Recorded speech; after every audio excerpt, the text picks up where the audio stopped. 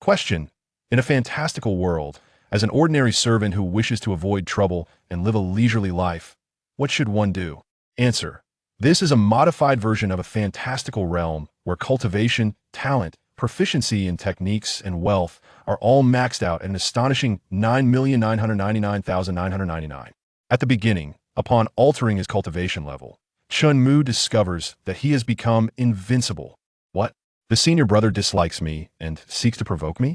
I shall simply reduce him to a cripple, stripping him of his powers and expelling him from the sect. What? The stunning senior sister who admires him wishes to confront me? I shall instantly modify her affection to 100. The senior brother turns pale. Junior sister, how could you?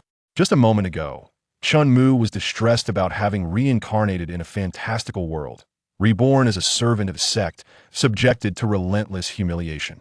Having worked himself to death in his past life, he yearns only for a laid-back existence in this one, sensing that this narrative is perilous. To his astonishment, the system he is bound to informs him that it has successfully cracked the entire Tsangshuan world. In essence, he has been reborn into a pirated version of a fantastical realm. This is akin to the concept of a cracked video game, is it not? Chen Mu, who enjoys playing pirated mini-games for amusement, has no interest in gradually completing tasks to grow stronger. He opts instead to modify his stats to 9,999,999 and relish in his invincibility. To confirm his thoughts, Chen Mu opens his personal attribute panel. Muttering to himself, he contemplates, if this truly is a pirated version, then I should be able to amend various aspects of my identity, correct? Name, Chen Mu modifiable. Age, 20 modifiable. Gender, male modifiable. Upon seeing the three words modifiable next to each entry, Chen Mu's eyes widen in astonishment. Is this real? I can even change my gender. How intriguing. He cannot help but jest. His gaze swiftly sweeps over to the cultivation section. In a world where martial prowess reigns supreme, it would be unwise not to grant himself maximum cultivation for survival, given that it is a pirated version. Inheriting the memories of his former self, he vividly recalls being a target of bullying within the Qingxian sect, a weakling whom anyone could trample upon, merely due to inferior talent and low power. Cultivation. Foundation establishment. First level modifiable. Note: cultivation levels range from low to high. Foundation establishment, illumination, fusion, heart movement, golden core, nascent soul, out of body, divine sense, integration, void, great ascension, and tribulation, with each major realm further divided into 9 levels.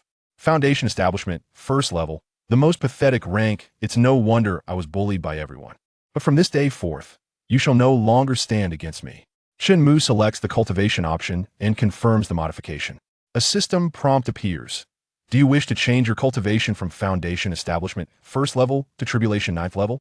Modify. Without hesitation. Modifying. Modification successful. In that moment, Chen Mu distinctly feels himself growing stronger as an endless stream of spiritual energy surges into his dantian, circulating through his meridians and filling his limbs. He is powerful. At this instant, he is exceedingly strong beyond comprehension. With a snap of his fingers, he effortlessly shatters a millennium-old tree, too large for 2 hands to embrace, leaving not even ashes behind. Is this the sensation of being maxed out? Chen Mu exclaims with exhilaration. I have yet to practice any techniques, and I'm already this formidable. If I were to cultivate powerful techniques, I fear no one would dare challenge me. With that, Chen Mu pivots, intending to head to the inner sect's treasure house to fetch some techniques for cultivation and enhance his strength. However, just as he turns, he is confronted by a few faces filled with disdain. Outer sect disciples Su Qingchong, Zhu Guangyuan, and Lin Sifan. These 3 rank among the top 100 on the outer sect disciple leaderboard. Having only entered the sect for less than 2 years, their rapid ascent is due to a simple reason: plundering the cultivation resources of others to strengthen themselves. The sect has always turned a blind eye to such matters. In an era where strength is paramount, how can one afford to be weak? Even if one were to lodge a complaint, no one would intervene. Instead, they would be mocked, told they lacked the strength to protect their own elixirs, and to hastily leave the mountain and cease wasting sect resources. Chen Mu's predecessor was a prime target for bullying by these 3. Not only did they plunder his meager cultivation resources, but they also frequently treated him as a beast of burden, ordering him about. If they were displeased, they'd knock him several meters away with a punch, entirely indifferent to his well-being. What a narrow path for old foes. Though they tormented his predecessor, Chen Mu inherited those memories and, with them, the accompanying hatred. In this pirated life, how could he allow himself to be discontented? This grudge must be avenged. Ah, is that not junior brother Chen? What a coincidence. Su Qingchang approaches, draping an arm over Chen Mu's shoulder, grinning insidiously. Tomorrow is the day the sect distributes cultivation resources. You know what to do, right? If you dare run away again and do not obediently hand over the elixirs, I will break one of your arms. He glares at Chen Mu, threatening him. Are you referring to this? Crack, crack, crack. As soon as Chen Mu's words fall, Su Qingchang remains oblivious, witnessing his own right arm, starting from the fingertips, disintegrate into a mist of blood under an invisible force. In an instant, his entire arm vanishes. Ah, my hand, my hand. He collapses to the ground, looking up at Chen Mu in fury. You bastard. What have you done to me? Chen Mu nonchalantly digs at his ear, dismissing him. I merely broke one of your arms. Why shout so loudly? It's quite bothersome. Merely broke one of my arms. Su Qingchang grits his teeth and turns to Zhu Guangyuan and Lin Sifan. Why are you still standing there? Break both his hands, both his feet. He seeks to repay him double, nay, quadruple, to ensure Chen Mu remembers the catastrophic consequences of opposing him. Oh, very well. Zhu Guangyan and Lin Sifan quickly regain their senses, agreeing to his command, channeling their spiritual energy as they rush toward Chen Mu, fists raised. Ants. Chen Mu's eyes glint with coldness as he waves his arm. Bang! Boom! As the two reach midway, they disintegrate into blood mist, vanishing into the distance, soon beyond sight or touch. Only too wide, ink-like stains remain on the ground. How is this possible? Su Qingchang is utterly terrified, his pupils quaking, his lips trembling uncontrollably, his voice quivering heavily. He cannot comprehend how Chen Mu, who was merely at Foundation Establishment, first level, a lowest level of strength, could annihilate Zhu Guangyuan and Lin Sifan, both at Foundation Establishment third level, in an instant. A genuine instant kill. Could this fellow have encountered a fortuitous event? With this thought, Su Qingchang grows fearful and submissive. He hurriedly adjusts his posture, kneeling before Chen Mu, bowing his head in supplication. Junior brother Chen, I was blind to your greatness. I beseech you to spare my life. In the future, I shall follow your lead, ready for your commands. Seeing Su Qingchang's humble demeanor as he kneels before him, Chen Mu's lips curl into a slight smile. This is far more exhilarating than playing a pirated game. 100-fold, 1,000-fold, 1,000,000-fold would scarcely suffice to describe it. It transcends mere reality, immersing him completely. Someone like you, an ant, is unworthy of allegiance to me. You.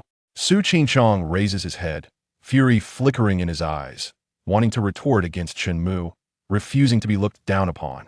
Bang! Boom! Alas, Chen Mu does not even grant him the opportunity to speak. The blood mist, carried by the wind, scatters across his face, still warm with residual heat. Chapter 2. Transforming Supreme Insights. From yellow to heavenly rank after vanquishing the 3 adversaries, Chen Mu felt an overwhelming sense of exhilaration within. The flicker of hatred that had lingered in his heart was extinguished. Resolute in his intention, he decided to proceed to the inner courtyard to seek out martial arts techniques. Upon recording them in his personal panel, he would elevate their mastery to its zenith. After all, in the Zhongxian continent, there exists a saying, cultivation is the bone, while techniques are the flesh. To attain formidable strength, both are indispensable. In this moment, Chen Mu benefited from his status as a mere servant, enabling him to enter the inner courtyard unnoticed amidst the throngs of disciples. Ordinarily, even outer courtyard disciples would find it exceedingly difficult to gain entry without permission. The inner and outer courtyards were akin to 2 disparate realms. However, as a servant, he was often tasked with menial duties.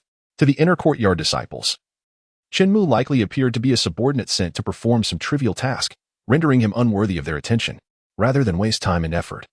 It was more prudent to focus on enhancing his strength before the upcoming distribution of cultivation resources. Thus, Chen Mu made his way to the treasure pavilion. Halt! The guard obstructed his path. Without a pass, no disciple, be it from the inner or outer courtyard, was permitted entry into the pavilion. All were treated equally. After all, this was a place of utmost importance to the sect. Chen Mu did not rush to respond. Instead, he examined the guard's personal attributes panel. Name, Zhang Guangchuan, modifiable. Gender, male, modifiable. Age, 28, modifiable. Alertness, 100, modifiable, modify. Would you like to change the alertness from 100 to 0? Modifying. Modification successful. Feigning a search through his garments, Chen Mu said, I seem to have forgotten my pass. Could you possibly make an exception? Fine. But this is a one-time concession. The guard lowered his spear and allowed passage. Chen Mu breezed into the treasure pavilion. Modification successful. To avoid complications, he altered his humble servant's garb to the elegant azure robes worn by inner disciples. Instantly, he transformed into a figure of grace and poise. Attracting the attention of numerous female disciples selecting techniques within the pavilion, their gazes lingering upon him.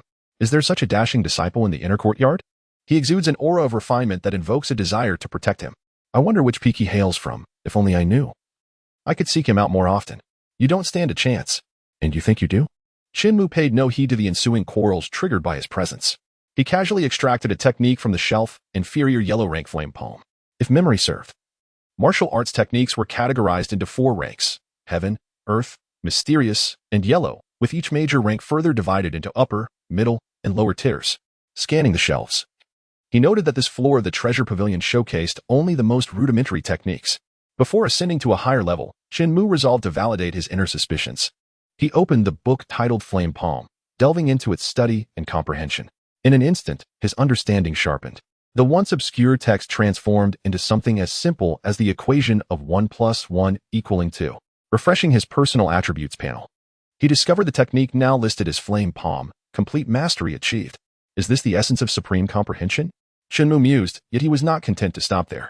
He selected Flame Palm and modified it. Would you like to change the inferior yellow rank to supreme heavenly rank? Modify. Modifying. Modification successful. Technique. Flame Palm, supreme heavenly rank. Joy surged within Chen Mu. The technique, once disregarded and deemed worthless, had now metamorphosed into the most coveted supreme technique. To declare this transformation would surely invite disbelief. Unrivaled. Truly, it was astonishingly unparalleled. Surveying the myriad of yellow rank techniques lining the shelves, tens of thousands, Chen Mu's mindset underwent a radical transformation. He no longer needed to ascend to the upper levels of the treasure pavilion. He could acquire the most elite techniques right here. Inferior yellow rank Ghost Shadow Technique. Modification successful. Inferior yellow rank Mountain Breaking Palm. Modification successful. Inferior yellow rank Clear Wind Sword Technique. Modification successful. With his supreme comprehension, Chen Mu mastered thousands of yellow rank techniques within half an hour, modifying them all to supreme heavenly rank. He felt himself drawing ever closer to invincibility. Leaving, he was reluctant to depart, resolved to grasp every technique on this floor. Tens of thousands, even over 100,000. However, as he reached for another technique, his hand collided with that of a female disciple. The woman recoiled in disgust, hastily retrieving a handkerchief to wipe her hand, her disdain unapologetic. Disgusting. Are you insane? Chen Mu refused to tolerate her rudeness, retorting sharply, What did you say? The woman, Zhao Yu, fumed with anger, unprepared for his defiance. Do you have any idea who I am? I couldn't care less. Chen Mu shot back. I am Zhao Yu, among the top 500 inner disciples, she declared. But Chen Mu was disinterested, taking the yellow rank technique and moving aside to comprehend it. Stop right there. Zhao Yu had never been so insulted. Swiftly stepping in front of Chen Mu, arms outstretched. That technique was mine first. Give it to me, she demanded imperiously. Just because you saw it first, it belongs to you? Chen Mu replied incredulously. Don't test my patience. With the gathering crowd, Zhao Yu felt her face flush with embarrassment. She was particularly sensitive to her image, having never encountered anyone as audacious as Chen Mu, who dared to disregard her. Little did she know, she had encountered a formidable foe today. I do enjoy a challenge. What can you do about it? You've gone too far. Zhao Yu resolved to teach Chen Mu a lesson today, grasping the hilt of her sword and drawing it forth, its cold gleam directed at him. I challenge you. Do you dare? If you lose, you'll hand over the technique and kneel before me in front of everyone to apologize. Then you may kneel right now. Chen Mu had encountered numerous self-proclaimed goddesses in his past life and had always steered clear. Today, he had no intention of indulging her. After all, this was a world where martial prowess reigned supreme. The one with the strongest fist held the power. You're outrageous. Come with me. I will make you regret your insolence. Zhao Yu's intent to kill had been ignited. Chen Mu felt the same. Chapter 3. Inner Courtyard Prodigy? One strike, instant kill. According to the sect's regulations, all disputes among disciples in the inner courtyard can be resolved here. Life and death depend solely on strength. There is still time to prostrate and plead for mercy. Once we ascend the life and death platform, even if I kill you, no one will hold it against me. Zhao Yu remarked with a sarcastic tone. Conversely, if I kill you, no one will blame me either, Chen Mu retorted. Huh. Zhao Yu snorted lightly, underestimating her opponent. She was the first to step onto the life and death platform, unsheathing her sword and pointing it at Chen Mu below, shouting, "Get up here and die." Chen Mu clasped his hands behind his back, his toes barely touching the ground, gracefully soaring onto the stage. By now, a crowd of no fewer than 100 disciples had gathered around the life and death platform. It was rare for someone to take the stage. The last occurrence was 7 days prior. Not every martial arts arena could be deemed a life and death platform. This particular arena had earned its title due to the numerous disciples who had perished upon it, establishing a tradition of resolving life and death grievances here for centuries. The stone surface of the platform, soaked in blood over the years, bore a hue distinctly different from other arenas, still reeking faintly of blood. Watch the sword. Zhao Yu seized the initiative, unleashing her sword with precision. As a disciple ranked among the top 500 in the inner courtyard, her speed and swordsmanship were impressive. Who is that boy? He appears unfamiliar. He must be a newly admitted inner courtyard disciple, but how dare he challenge Zhao Yu? Is he tired of living? What a farce. A mere outer courtyard servant, pretending to be an inner courtyard disciple, daring to provoke the inner courtyard's pride. Among the crowd, some recognized Chen Mu. He had anticipated this, yet remained unfazed. Zhao Yu's fury intensified upon learning that Chen Mu was merely an outer courtyard servant masquerading as an inner courtyard disciple. How dare this insignificant servant act so brazenly? If you seek death, I shall oblige. Zhao Yu unleashed her most prized low-grade mystic sword technique, the flowing shadow sword technique, preparing to pierce Chen Mu's heart. The sword radiated a cold light, leaving trails in the air. Before the onlookers could even voice their admiration, Chen Mu raised his hand, effortlessly pinching the blade between his index and middle fingers. What? Zhao Yu was stunned. Her flowing shadow sword technique had even garnered praise from the sect elders. How could it be thwarted by an outer courtyard servant? She refused to believe it. There must be a trick. Attempting to withdraw her sword, she discovered that, despite exerting all her strength, the blade remained motionless at Chen Mu's fingertips. With a slight increase in pressure, the blade shattered into hundreds of pieces. Chen Mu then casually struck out with a simple palm, not even channeling his spiritual energy, merely relying on the force of the wind to accelerate the shards toward Zhao Yu. Thud, thud, thud. Zhao Yu was knocked backward repeatedly, her white robe now stained with blood. Her face and body were riddled with wounds. With a cough, she spat out blood, her eyes filled with unwillingness. As her lips parted to utter something, the opportunity vanished. Her body fell back, crashing heavily onto the ground. Silence. The arena fell into a deathly hush. Those aware understood this was a martial arts arena, surrounded by hundreds of disciples. Those unaware might have mistaken it for a graveyard, so profound was the stillness. Hey, what just happened? Didn't you say he was an outer courtyard servant? How could you refer to him as an outer servant? Does that mean we inner courtyard disciples are even inferior to a servant? Who is this boy? Throughout the entire ordeal, he didn't even channel spiritual energy, and yet defeated the renowned Zhao Yu in an instant. Could he be a prodigy brought in at great expense from another sect by the elders or the sect leader? Indeed, it is a possibility. To possess such talent is a tremendous blessing for our Qingxian sect. In an instant, the crowd collectively turned their allegiance, praising this mysterious genius, Chen Mu. As for Zhao Yu, lying in a pool of blood, no one cared. If she were aware, she would be utterly infuriated. Is this how easily she fell? Chen Mu shook his head with a smile, feeling deeply disappointed. After witnessing Zhao Yu's earlier arrogance, he had genuinely believed she possessed extraordinary abilities. He had not anticipated that she would crumble without even utilizing a fraction of his strength. Inner courtyard pride? Merely a fade. Move aside. Everyone step back. At this moment, voices erupted from the crowd. Everyone turned to see the familiar figure of Brother Chu Yun, ranked among the top 100 in the inner courtyard. How did he arrive here? The news must have reached him late. Brother Chu Yun and sister Zhao Yu had become partners over a month ago. Now, witnessing Chen Mu standing over the defeated Zhao Yu, could Brother Chu Yun allow him to escape? Impossible. His beloved has been humiliated by another man. He must reclaim his honor. Rumor has it that Brother Chu Yun has recently broken through to the illumination realm. That boy is in for a world of trouble. I also heard that Brother Chu Yun's purple flame palm has reached the 5th level. What? The 5th level? That is a high-grade mystic technique. Upon hearing this, the crowd silently resigned to Chen Mu's inevitable demise. He might be strong, but against Brother Chu Yun, he was far from formidable. Zhao Yu, emerging from the throng. Brother Chu Yun's gaze locked onto Zhao Yu, who lay in a pool of blood, her lifeless eyes staring at him. Rage ignited within him.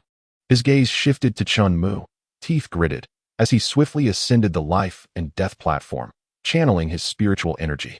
Purple flames erupted from his arms, an imposing aura radiating from his blood-red eyes. I will kill you. Chapter 4. Cheating with banned pills? Still, a swift defeat. Chu Yun's fist techniques and movements were perceived as lightning fast by the spectators below, nearly impossible to track. However, to Chen Mu, each of his moves seemed to slow down by hundreds, even thousands of times, appearing painfully sluggish. He sidestepped effortlessly. What? Chu Yun's eyes widened in disbelief. Before he could react, he was struck in the chest by Chen Mu's palm, sent flying back over 10 meters. Bang! The impact against the wall was thunderous, creating a deep dent and spiderweb-like cracks radiating outward.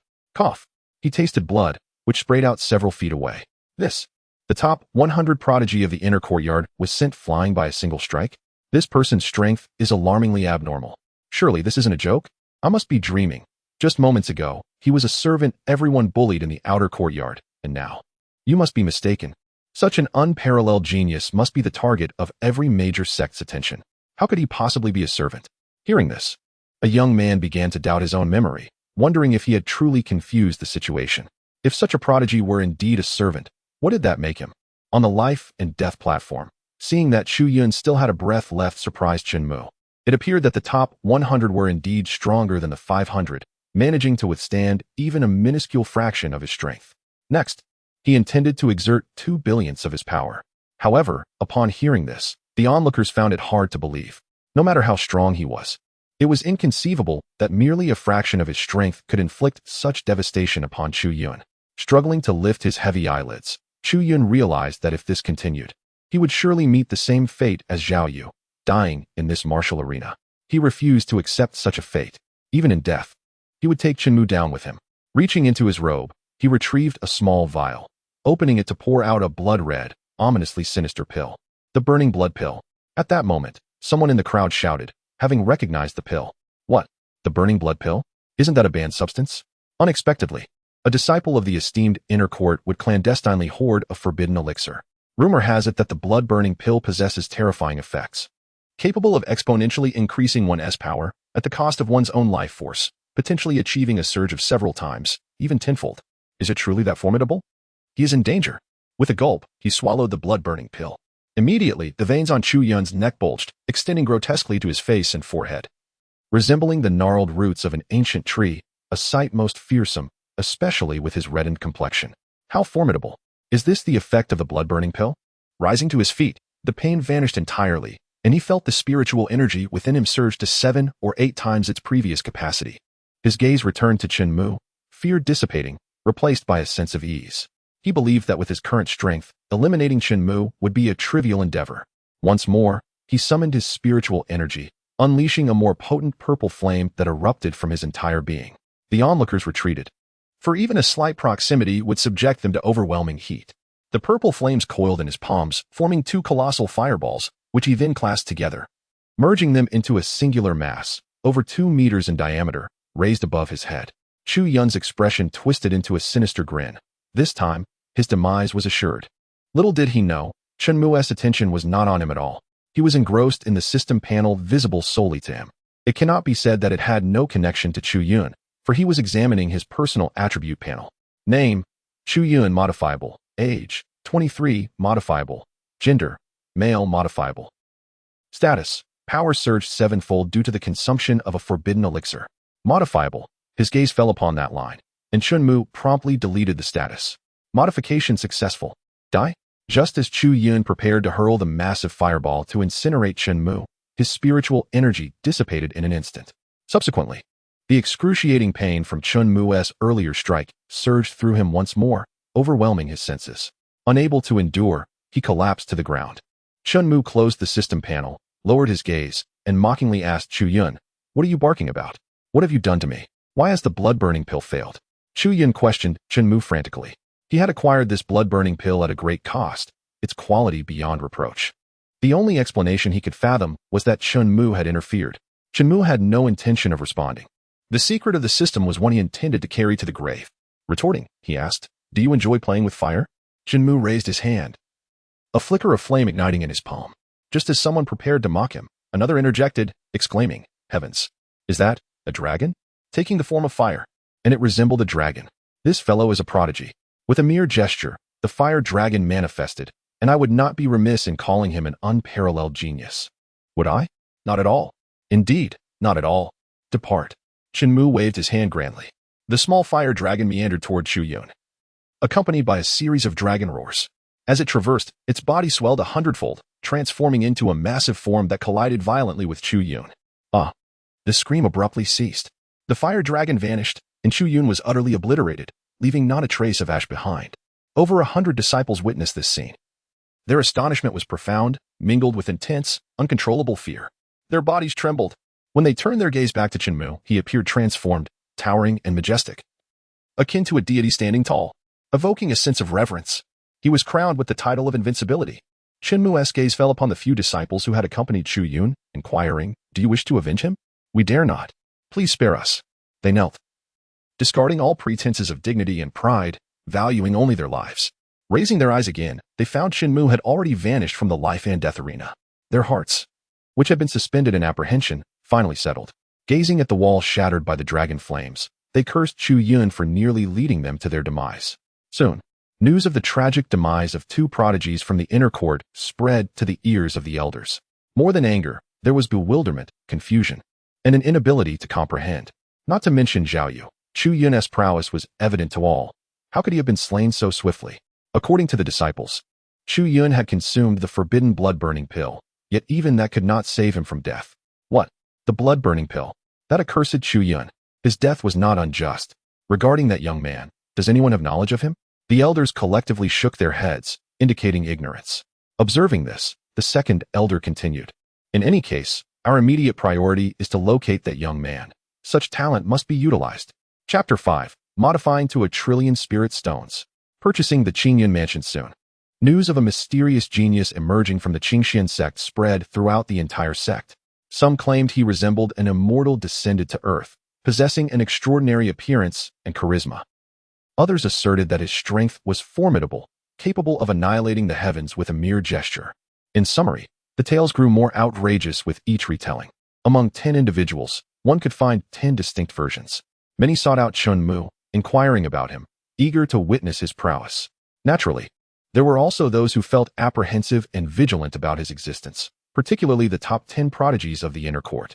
They feared that with the emergence of this mysterious individual, their own rankings would plummet, potentially dropping them out of the top 10. Although the distinction between 10th and 11th place was merely a letter apart, the reality was worlds apart. As for Chen Mu, he held no interest in rankings. For should he so desire, he could effortlessly ascend to the position of the sect's foremost disciple, even without the aid of the system. If memory served, the sect leader had only recently broken through to the Golden Core realm, a full 7 major realms below Chen Mu's tribulation stage. To put it bluntly, not only could he claim the title of the sect's strongest, even the position of sect leader was his for the taking. However, at present, Chen Mu was far more interested in securing a suitable residence for himself. He had grown weary of the thatched cottage that was cold in winter and hot in summer, leaking at every heavy rain. Stopping before a lavish mansion, he glanced at the imposing lock on the door, realizing that this place had neither been awarded by the sect nor sold off. In Qixin sect, to reside in such a luxurious mansion, one must either hold a high position or have rendered significant service to the sect to earn such a reward, or possess sufficient wealth. Wealth? He opened his personal attribute panel. In the Spirit Stone section, Spirit Stones, 0, that 0 was indeed quite glaring. Chen Mu immediately capitalized on the essence of the cracked version. Would you like to modify 0 to 9999999999999? He directly altered it to 1,000,000,000 spirit stones. Modifying. Modification successful. 1,000,000,000 spirit stones, effortlessly acquired. Brother, don't look. This place is beyond our means, a voice whispered in Chen Mu's ear. How do you know I cannot afford it? Chen Mu replied, turning to the elegantly dressed disciple, radiating opulence. Is it not apparent? The young man spread his arms wide, indicating his own appearance. Not at all. Chen Mu shook his head. You don't recognize me? The young man's brows furrowed, confirming thrice. Chen Mu still shook his head. Lu Xiaoyan of the Lu family in Tianfu City. The youth emphasized. To Chen Mu, a Tianfu native, the Lu family name was far more familiar than the name Lu Xiaoyan. The patriarch of the Lu family was the wealthiest man in Tianfu City, possessing unfathomable riches, reputed to be wealthier than nations. Even my family, so affluent, cannot afford this mansion. You don't seem to be a wealthy heir, and your cultivation is rather unremarkable. What could possibly grant you entry? However, ambition is commendable, Lu Xiaoyan consoled, encouraging him not to lose heart, for life is long. Chen Mu chose to disregard Lu Xiaoyan, ascending the steps to the grand entrance, seizing the lock with his fingers and crushing it to dust. You're insane. That lock is sealed. If you destroy it, you'll attract the guards. Be cautious of confinement and being expelled. Lu Xiaoyan had encountered bold individuals before, but had never seen anyone as audacious as Chen Mu. Moments later, a thunderous voice echoed from afar. Who dares to trespass upon the Qingyun mansion? Suddenly, a figure appeared behind Chen Mu, swiftly reaching out to grasp his shoulder. Bang! Boom! However, he was repelled several steps back by the overwhelming aura emanating from Chen Mu. Witnessing this scene, Lu Xiaoyan's eyes nearly bulged from their sockets. The guard was no less than half-step into the fusion realm. Yet Chen Mu had not even lifted a finger to force him back. How could this young man possess such terrifying strength? The embarrassment washed over Lu Xiaoyan as he recalled his earlier remark about Chen Mu's unimpressive cultivation. Do not misunderstand. I merely employed this method to draw you to me since I was unsure where to find you, Chen Mu explained upon turning around. Draw me to you? The guard asked, perplexed. I wish to purchase this estate. How many spirit stones are required? Chen Mu inquired directly, disliking any circumlocution. Purchase Qingyun Mansion. If he were to say that his military exploits had earned him this estate as a reward from the sect leader and elders, Lu Xiaoyan would find it more believable. Yet to buy Qingyun Mansion? The required spirit stones would still be an astronomical sum, even for the wealthy Lu family. 10 billion spirit stones, the guard replied, fully aware of his inferior cultivation compared to Chen Mu. 10 billion? Such a low price. After hearing Lu Xiaoyan's earlier comments, Chen Mu had expected it to be 100 billion, never anticipating it to be merely 10 billion. Compared to the trillion spirit stones he possessed, it was but a drop in the ocean. 10 billion.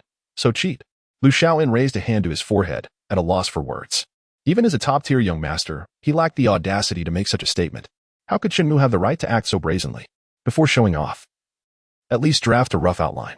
However, what followed nearly left Lu Xiaoyan agape. Chen Mu waved his hand, and a mountain of exquisite spirit stones materialized before him, shimmering brilliantly in the sunlight, almost blinding. Count them. If it's insufficient, feel free to come back and bring the land and property deeds as well. With that, Chen Mu pushed open the door and entered Qingyun Mansion. Bang! Hey! Lu Xiaoyan attempted to follow but was met with a closed door, leaving him feeling awkward. With arms crossed over his chest, he alternated between looking down and glancing up, deeply puzzled by the origins of this fellow. 10 billion spirit stones. How could it seem as easy as drinking water? Could it be that I am not as wealthy as I imagined? He began to question his own life. In comparison to Chen Mu's earlier display, he felt utterly insignificant. It seemed that regardless of whom he looked at, even those clad in the most ordinary attire appeared to possess immense wealth. Inside Qingyun Mansion, the estate truly lived up to its 10 billion spirit stone valuation. Even the rockery and pond were infused with spiritual energy. These koi must be on the verge of becoming spiritual beings. The architecture exuded an ancient charm, rendering descriptions of that straw hut as a pigsty somewhat flattering. Upon reaching the backyard, Chen Mu was even more astonished to discover a spring of unaging spiritual water within the bamboo grove. It became clear to him why everyone was so eager to reside here. Without further ado, he stripped off his clothes, eager to test the difference between this spiritually infused hot spring water and a regular hot spring. As the water enveloped his shoulders, Chen Mu felt as though he had entered paradise, experiencing complete relaxation from within. Just this spiritual spring alone was worth 10 billion spirit stones in his eyes. Time passed without notice. Ahem ahem. The estate guard approached, witnessing Chen Mu basking in the spring. He cleared his throat, placing a wooden tray beside him, which bore the land and property deeds of Qingyun Mansion, and prepared to leave. By the way, Chen Mu suddenly called out, halting the guard. What further instructions does the head of the family have? The guard paused, slightly bowing in inquiry. Chen Mu swallowed the words he was about to say and instead confirmed. You referred to me as the head of the family? He then learned from the guard, who introduced himself as Su Qingtian, that he was the exclusive guardian of Qingyun Mansion. Whoever resided in this estate would be served by him, akin to a steward. Upon hearing this, Chen Mu felt reassured. He had initially assumed that the 10 billion spirit stones merely bought him a residence. Evidently, daily affairs, including meals, would be managed by someone. After all, who would live in a mansion and still have to handle their own life? I am a bit hungry now. Who is in charge of the meals?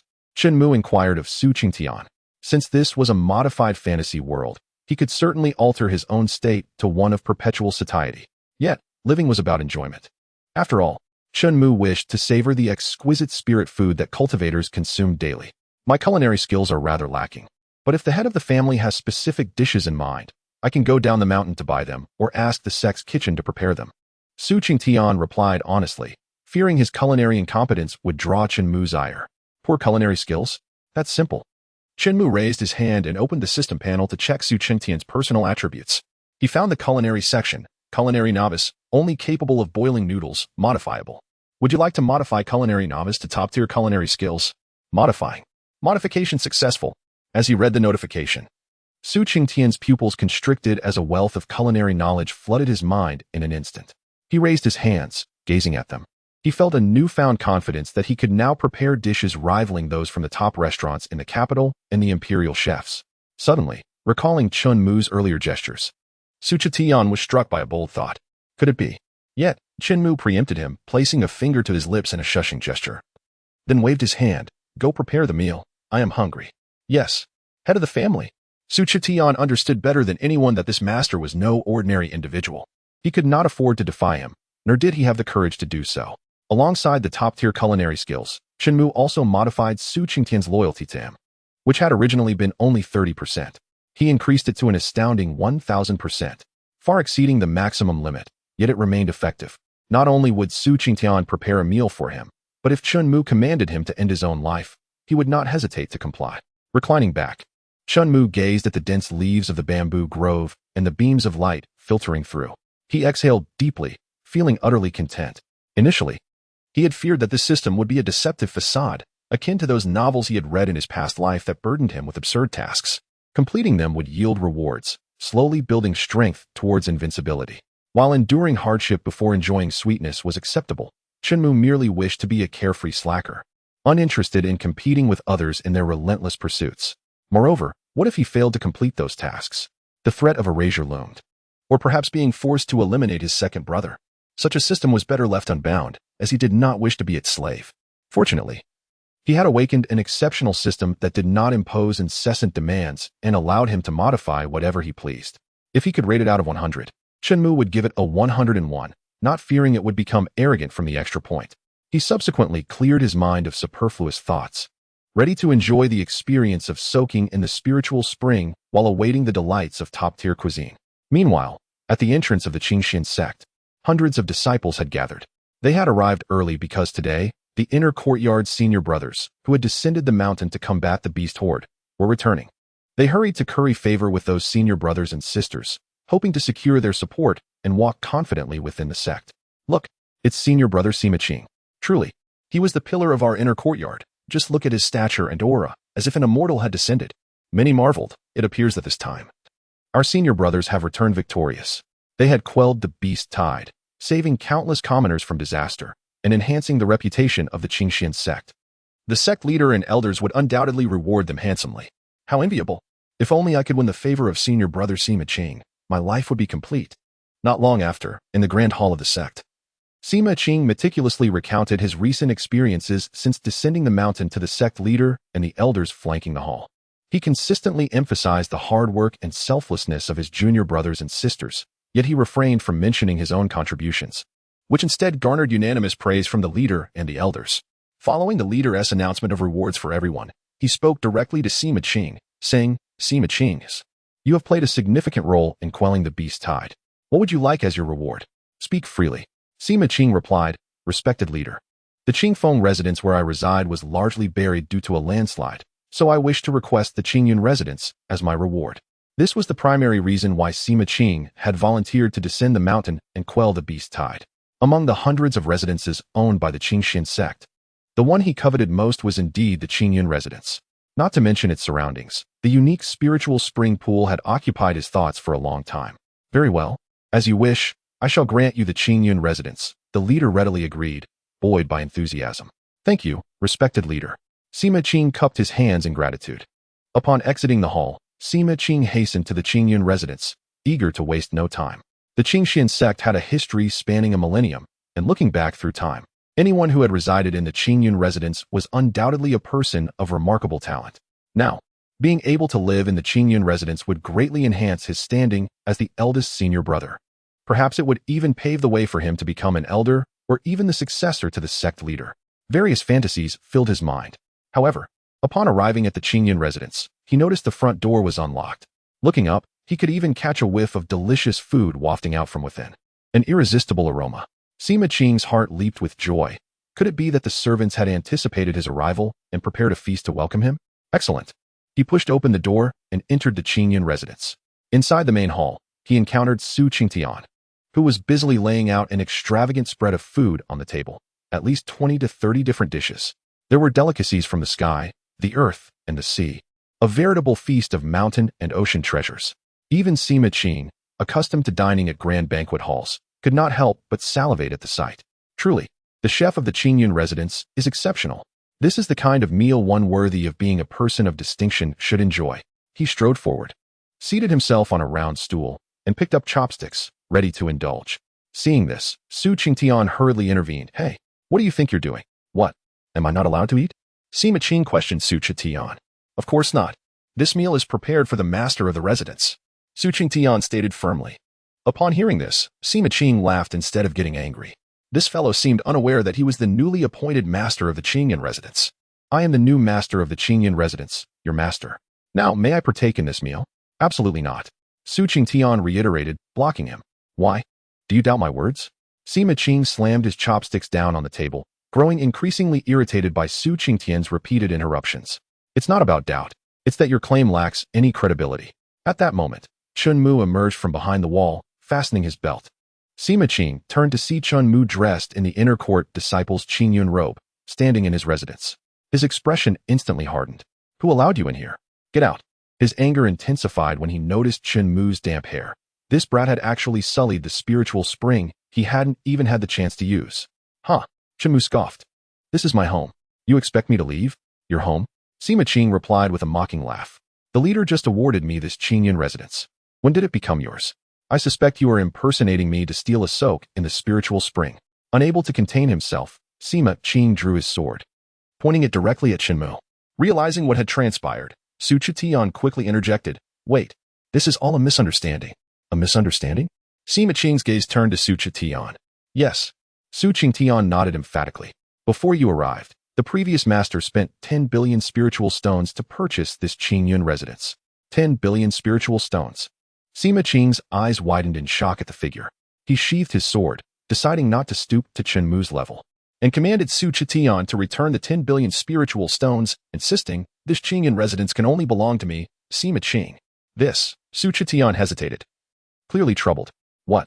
Are you defying the leader's orders? Sima Qing shouted. Enough. Chen Mu, losing his patience, swiftly appeared before Sima Qing. How fast? Sima Qing barely had time to react before Chen Mu seized him by the collar and tossed him out the door. Sima Qing stumbled to his feet, determined to re-enter and reclaim his dignity. How could the esteemed eldest senior brother be subjected to such humiliation? But just then, the door slammed shut with a resounding bang. Boom. Sima Qing was sent flying several meters away, landing in a heap. Damn it. He seethed with rage, vowing to take a few swings at Chen Mu today. To kill him? Sima Qing hesitated. After all, it was evident that someone capable of producing 10 billion spiritual stones was certainly not an ordinary character. Boom. Lost in thought, he was struck again by an invisible force, sending him flying and crashing into the wall of the opposite residence, leaving a large dent. Coughing up blood, Sima Qing stared incredulously at the Qingyun residence. A formation? By now, several disciples had gathered nearby, drawn by the commotion. What is happening? Isn't that our inner court's eldest senior brother? How did he end up like this? I heard them arguing over the Qingyun residence.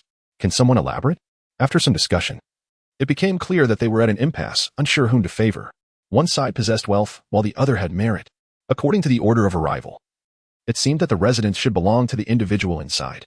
However, the sect leader had personally decreed it as a reward for the eldest senior brother. Refusing to yield would mean slapping the leader in the face.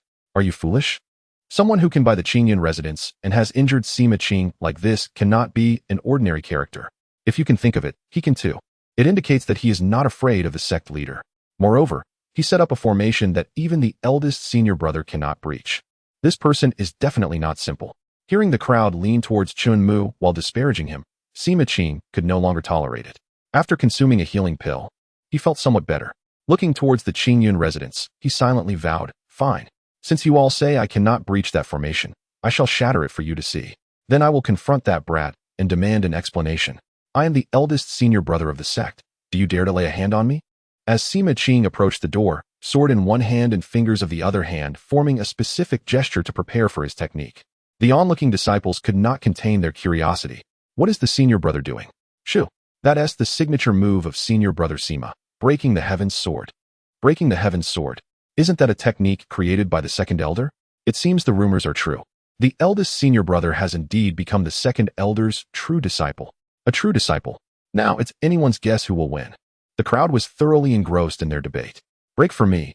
Sima Qing swiftly unleashed his sword. The breaking the heavens sword could rend the very sky. While he had yet to cultivate to that level, Sima Qing could not believe that he could not breach such a trivial formation. With his sword drawn like a dragon, its cold gleam piercing, the sound of the blade sang like a tiger's roar or a dragon's chant. What a domineering strike. As the crowd praised him, suddenly bang, boom. Dust and debris flew everywhere. When the dust settled, they could clearly see Sima Qing lying unconscious beneath the completely shattered stone wall. What? Why is the door unscathed? Yet the eldest senior brother has fainted. It appears that the figures within the chamber are far more formidable than we could have ever imagined. Hundreds. Thousands of times more so. Indeed, the formidable technique, the sword that breaks the heavens, not only failed to breach the formation but resulted in severe injury, rendering their power unfathomable. However, Chen Mu remained oblivious to this and disinterested, ravenously devouring the meal meticulously prepared by Su Qingtian, occasionally mumbling indistinct praises of its deliciousness. Your satisfaction is my honor. Su Qingtian beamed, relieved to see Chen Mu enjoying the meal so heartily, the weight of anxiety finally lifting from his heart. Casting a sidelong glance towards the entrance, he could sense the existence of the formation, as well as the tragic fate awaiting Situ Qing beneath its overwhelming power. Who would have thought that the esteemed senior brother of the inner courtyard, a paragon of the Qingxian sect, would fall unconscious without Chen Mu even lifting a finger, losing all combat capability? If not witnessed firsthand, who would dare to believe such a tale? Returning his gaze to Chen Mu, Su Qingtian meticulously searched his memory but found no recollection of this individual. Yet, he felt a contradiction. How could such a talent remain unknown to him? Curiosity piqued. He pondered the identity of this extraordinary figure. Could he possibly be an ancient master of the Qingxian sect, rejuvenated and returned to youth? In Chapter 8, the stunning fiancée of the senior brother, Su Qingtian reflected on the possibility that such a scenario might exist. Every sect harbors powerful figures who prefer to withdraw from worldly disputes, seeking solitude in the mountains to pursue higher realms of enlightenment. Yet, should the sect encounter peril, these individuals would undoubtedly rise to defend it, embodying the essence of the sect's foundation. The true identity of the patriarch might very well be that of a reclusive, enlightened master who has successfully achieved immortality and regained youth. Beyond this, Su Qingtian could conceive no more plausible explanation, and thus refrained from further inquiries. He understood better than anyone that there was only one thing he needed to know, to unconditionally follow Chen Mu and stand by his side. Meanwhile, within the residence of Lu Chanming, the second elder of the Qingxian sect, he severed the spiritual connection with Situ Qing with a flick of his finger. Wiping the beads of sweat from his brow, he exhaled heavily, relieved that the crisis had passed. However, the anger that replaced his concern was palpable. As the esteemed second elder of the Qingxian sect, how could he tolerate someone daring to disrespect him on his own territory by gravely injuring his cherished disciple? This matter would not end here, absolutely not. It wasn't that Lu Chanming held deep affection for this disciple. Rather, it was the multitude of onlookers that compelled him to uphold his dignity as a master and elder. To fail to reclaim his honor would only invite ridicule, as if he were a pushover to be easily humiliated. As Sita Qing awoke, his vision gradually sharpened. Upon recognizing Lu Chanming, he expressed his grievances. Master, that fellow was utterly unreasonable. I merely exchanged a few words with him, and he retaliated, leaving me gravely injured. You must stand up for me. Situ Qing positioned himself entirely as the victim, aiming to provoke Lu Chanming into action. While he had yet to determine the strength of his confrontation with Chen Mu, one thing was certain: that individual possessed treasures capable of overwhelming him. The formation barrier was likely conjured by that very treasure, making his defeat entirely reasonable. Rest assured, recover your strength, and once you are healed, I shall personally take you to seek justice, Lu Chanming assured him. Thank you, master. With these words, Sita Qing felt reassured, confident that he would regain his strength within a day. Just the thought of witnessing Chen Mu being trampled by his own master filled him with anticipation, causing his lips to curl into a smirk. He then closed his eyes, deciding to rest and await the morrow for his vengeance. At the Jing-I Peak in the Falling Water Manor, a young woman clad in azure sat in a pavilion, meditating in tranquility. Her hair cascaded like a waterfall over her shoulders, and her delicate face bore a rosy hue, her tender lips enticing admiration. A natural fragrance surrounded her, attracting butterflies, rendering the scene painterly in its beauty. Suddenly, voices from beyond the courtyard wall pierced the serene atmosphere. Who would have thought that even the senior brother could be gravely injured and unconscious? Upon hearing this, the young woman could no longer remain seated. She sprang to her feet and, light as a swallow, leapt over the wall, landing silently before two other women. Noticing her arrival, the two women promptly bowed their heads in greeting. Greetings, junior sister Ruoxue? What did you just say? The senior brother has been gravely injured and is unconscious? What transpired? Lu Ruoxue inquired, her voice betraying her anxiety. Junior sister Ruoxue, senior brother Situ was injured in a dispute over matters at the Qingyan Manor, leading to him being attacked by someone inside, resulting in serious injuries. He was just taken to the second elder's residence for treatment, one of the disciples explained. In the blink of an eye, Lu Ruoxue vanished into thin air. Where did junior sister Ruoxue go? One of the women asked. She must be off to seek revenge. Revenge? On whom? Of course, for senior brother Situ. Are you unaware? Junior sister Ruoxue has always admired senior brother Situ, and it is said they have even been betrothed. Thus it was. Lu Ruoxue had long held admiration for Situ Qing and aspired to him as her goal. Moreover, with their engagement, how could she remain idle while her fiancé was gravely injured? She was determined to discover who possessed the audacity to lay hands on her beloved.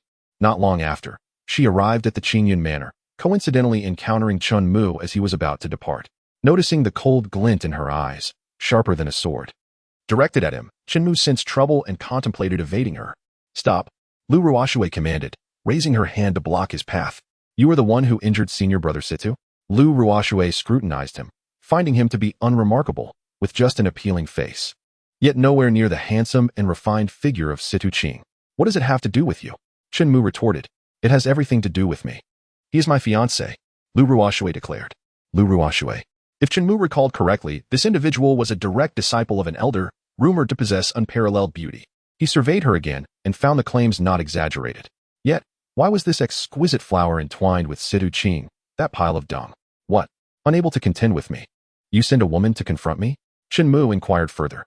Do not speak recklessly. This is my own decision and has nothing to do with him. Lu Ruoxue defended, unwilling to let Situ Qing be slandered. Chen Mu raised his hand, poised to strike Lu Ruoxue, but suddenly a flash of inspiration struck him. Locking eyes with her, Lu Ruoxue shivered, feeling as though a primordial beast was fixated upon her, an instinctual warning that this man was dangerous. Meanwhile, Chen Mu contemplated that once Situ Qing recovered, he would undoubtedly seek revenge against him. Reflecting on Situ Qing's previous arrogant demeanor only intensified his displeasure. Furthermore, with such a stunning fiancé, he unwaveringly loyal to him. Chen Mu's irritation deepened.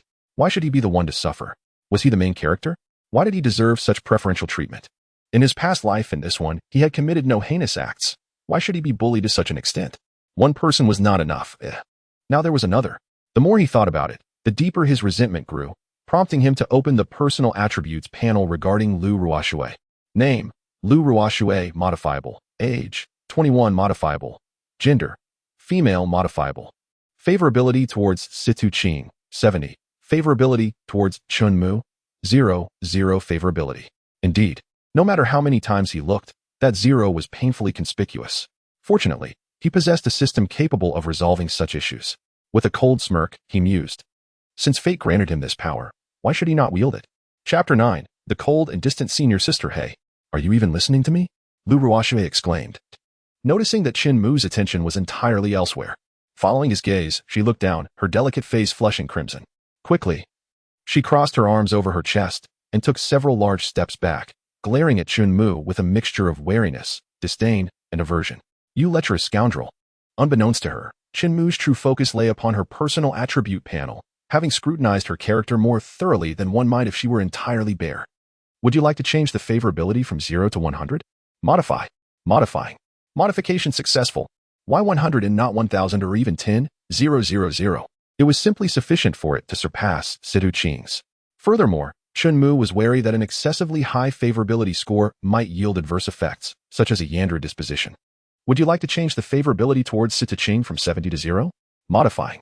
Modification successful. I want to discuss this with you. Lu Ruoshui began, but suddenly fell silent. Chen Mu could distinctly perceive the transformation in her gaze towards him. From sharp, cautious, and loathing, gradually softening into one filled with tender affection. What do you want from me? Chen Mu promptly inquired. I. Lu Ruoshui stammered, visibly nervous. Akin to a timid junior sister who had finally mustered the courage to confess her feelings to her senior brother yet found herself momentarily at a loss for words. Brimming with shyness. Fidgeting with her fingers, she hesitated. At Jinhua Peak, where flowers bloom in abundance, I wonder if you might be interested in. Gathering her courage, Lu Ruoshui sought to invite Chen Mu as a gesture of apology for her earlier rudeness. Not interested, Chen Mu interrupted, dismissing her half-finished sentence with a wave of his hand, leaving onlookers utterly astonished, nearly dropping their jaws in disbelief. Lu Ruoshui, the most beautiful senior sister of Qingxian sect, had, astonishingly, extended an invitation to a disciple she had never met before, which was already difficult for them to fathom. What was even more unexpected was Chen Mu's rejection, denying her the chance to complete her thought. Junior brother, the peach blossoms are truly exquisite. Just consider giving senior sister a chance to show you. I have several jars of a century-old peach blossom brew that my master has requested from me multiple times, which I have refused to part with. I would gladly offer them all to you. Enjoying the flowers while sipping wine would be delightful. Lu Ruoshui's relentless pursuit shattered the hearts of the surrounding disciples. Their dream goddess was, to their dismay, someone else's devoted admirer. What did this fellow possess to garner such attention? Not only them, but even Chen Mu was taken aback, never anticipating that a mere 100 favorability score would yield such powerful results. If it were increased to 1,000 or even 10,000, the implications were unfathomable. I've already said I'm not interested. Chen Mu shook Lu Ruoshui's hand off. She nearly stumbled in her surprise. As she watched him walk away, several junior brothers approached. Attempting to console her, Lu's senior sister, that fellow lacks vision. Do not take offense. We are willing to. A flash of cold light interrupted them, and they immediately halted, raising their hands in surrender, too intimidated to advance another step. A blade was poised at their throats, threatening to take their lives at a moment's notice. I will not allow you to speak ill of him. If there is a next time, do not blame me for being merciless. Lu Ruoshui's eyes gleamed with icy resolve. If looks could kill, the young man would have perished hundreds or even thousands of times over. Truly, he is a man worthy of my admiration, so domineering. As they observed Lu Ruoshui lost in her emotions, gazing wistfully at Chen Mu's departing figure, the disciples hastily retreated, fearful that a sudden surge of emotion might lead her to unsheath her sword against them. What a strange world this has become. Was this truly the once untouchable high flower that all admired from afar? Now, she seemed to be a lovesick fool, utterly smitten. What was this young man's background? What kind of enchantment had he cast upon Lu's senior sister? Speaking of which, wasn't it rumored that Lu's senior sister favored Sidu's senior brother? Moreover, they were even betrothed. What was she doing? Unclear, but it seemed that Situ Qing's green hat was destined to become a reality. Regarding Lu Ruoshui, Situ Qing had indeed heard whispers from his junior disciples. Ah, she is indeed the woman I favor, he boasted, unaware that he had only heard half the story, while the other half was rapidly spreading like wildfire. I envy senior brother for having such a fiancée. Indeed, unlike me, who cannot find a partner even with a lantern. Lu's senior sister is stunning, while Situ's senior brother is unparalleled in martial arts. They are truly a perfect match. Ha, you flatter me, Situ Qing replied, though inwardly he was elated. Yet, recalling the peculiar formation, he resolved to instruct several junior disciples to investigate, lest his beloved woman encounter trouble with Chen Mu. He was particularly concerned that Chen Mu might be swayed by her beauty, disregarding all propriety. If anything arises, notify me immediately. No matter the injury, I will rush over without hesitation. Situ Qing's woman is only to be bullied by him. No one else shall even think of it. Yes, rest assured, senior brother. With us around, we will ensure that sister-in-law remains safe. The disciples vowed earnestly before departing. However, upon arriving at the entrance of Qingyun Manor, they were left dumbfounded. They witnessed Su Qingtian attempting to prevent Lu Ruoshui from entering, diligently avoiding any physical contact. After all, she was the young lady adoring their master. Any misunderstanding could lead to complications, even if their master currently bore no interest in her. Initially, the disciples assumed that Su Qingtian was merely being overly protective, deliberately obstructing Lu Ruoshui from causing trouble for Chen Mu. However, Lu Ruoshui's next words nearly made them spit blood in disbelief. Please let me in. I do not seek anything extravagant. Even if I could wash his clothes, tidy up, or fetch him water for his feet, I would be utterly content. Who would seek out trouble by offering to wash clothes, clean, or fetch foot water for someone? If such a person existed, they would first do it for themselves. Miss Lu, I can handle those tasks. Su Chitian protested. Without Chen Mu's command, he dared not let Lu Ruoshui enter. I can even help him wash his back. Hey, don't even suggest you can. As a grown man, wouldn't you find that embarrassing? What about him? Lu Ruoshui pointed at Su Qingtian, cutting him off. Washing his back. The mere mention of those words left the disciples in a state of utter disarray. What on earth was happening? They exchanged bewildered glances, completely at a loss. Was it their approach that was wrong? Regardless, without the master's orders, you cannot go in, Su Qingtian firmly stated, his resolve unyielding. Why are you being like this? I do not wish to harm him. I merely want to care for him, to make him notice me. Why do you obstruct someone from pursuing their own happiness? Does your conscience not ache? Lu Ruoshui's eyes brimmed with tears, threatening to spill over. Upon witnessing her pitiable expression, Su Qingtian felt a tug at his heartstrings. He admired Chen Mu even more, realizing that such a breathtaking beauty was willing to humble herself, even offering to serve him as a maid. Moreover, she was the senior sister of Qingxian sect, a disciple personally taught by an elder, a top-tier talent. No, mere admiration was insufficient to describe Su Qingtian's feelings. It was reverence. Just as he momentarily lost focus, Lu Ruoshui seized the opportunity to slip into Qingyun manner. Hey, Miss Lu, you can't go in. Su Qingtian hurriedly pursued her. The remaining 3 disciples were left at a loss, uncertain of what to say or do. What should we do? Should we inform Sidhu's senior brother about this? Perhaps we should keep it a secret for now. He is currently recovering. If he learns that Lu's senior sister is acting this way, he will undoubtedly be furious.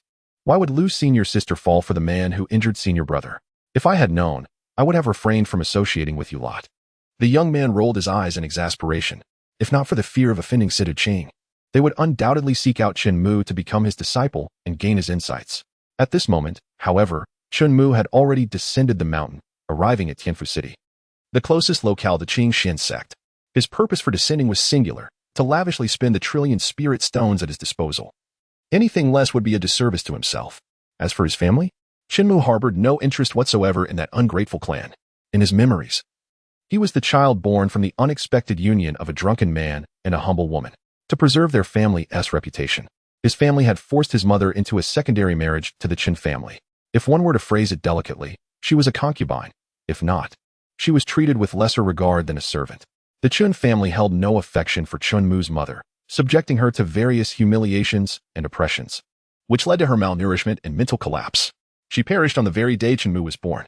Given that a child had already been born, the Chen family, for the sake of their own dignity, chose not to abandon him.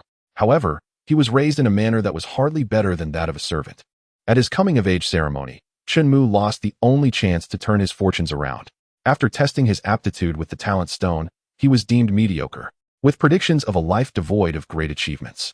Ultimately, he was cast off to Qingxian sect as a menial worker, fitting the mold of a typical tale of a wasteful youth rising to greatness. Regrettably, his previous incarnation lacked the fortitude to survive until the day of his ascendance. As for him, he possessed an indomitable spirit, rendering the notion of being a waste impossible. He began his journey at full capacity. Yet, he was willing to exact vengeance on those who had wronged him, hoping to alleviate the resentment festering within him. Upon reflection, he realized that nothing of worth had been left for him. Chen Mu shook his head with a bitter smile. Ah, is that not my pathetic younger brother? A voice interrupted. After years apart, where did you acquire such a ridiculous facade? The speaker, with an air of superiority, was none other than his half-brother, Chen Xingsheng, the favored elder son of the Chen family. The disparity in their treatment within the family was not merely a matter of degrees, it was a chasm. With Chen Xingsheng residing in heaven while Chen Mu languished in hell. With a swift motion, Chen Mu brushed aside the hand that Chen Xingsheng extended, then wiped the area where their skin had touched with the back of his hand. I have a minor obsession with cleanliness. Do not touch me. Hey, after years apart, you've grown quite bold, daring to challenge me. Chen Xingsheng retorted, attempting to shove Chen Mu aside once more. Crack, crack, crack. Chen Mu seized Chen Xingsheng's wrist, twisting it until it contorted painfully. Sharp bone fragments emerged from beneath the skin, oozing blood and causing excruciating pain. Ah, my hand. How dare you treat me this way? Chen Xingsheng yelped, collapsing to the ground in agony, casting a resentful gaze at Chen Mu. Young master, A nearby middle-aged man, who had just settled the bill, rushed down the steps, bewildered. "Young master, are you all right?" Slap. Chen Xingsheng vented his frustration by striking the man's face. "Do I look like I'm fine?" "Fu Bo, dispose of him." "No, kill him." "Him?" Chen Fu turned to Chen Mu, astonishment etched on his face. "Chen Mu?" Seeing him, an inferno of rage ignited within Chen Mu, influenced by memories of his previous life. He vividly recalled how this man had once plotted against his mother, even inflicting severe injuries upon young Chen Mu when he attempted to stop him. Afterwards, they had unjustly accused his mother of seducing him for money. And the Chen family believed it, imprisoning both mother and son in a dark room for 3 days and nights as punishment. "You vile creature, how dare you harm the eldest young master? I shall kill you." Chen Fu lunged at Chen Mu, his fingers poised like a tiger's claws. He knew that failing to eliminate Chen Mu would lead to dire consequences for himself when the patriarch learned of the incident. Thus, Chen Mu had to die. After all, he was merely a discarded dog of the Chen family. Killing him was of no consequence. "Good. Kill him." Chen Xingsheng's smile was twisted, but the next moment, his expression shifted to one of horror. Boom.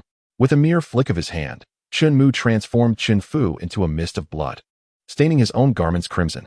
Silence.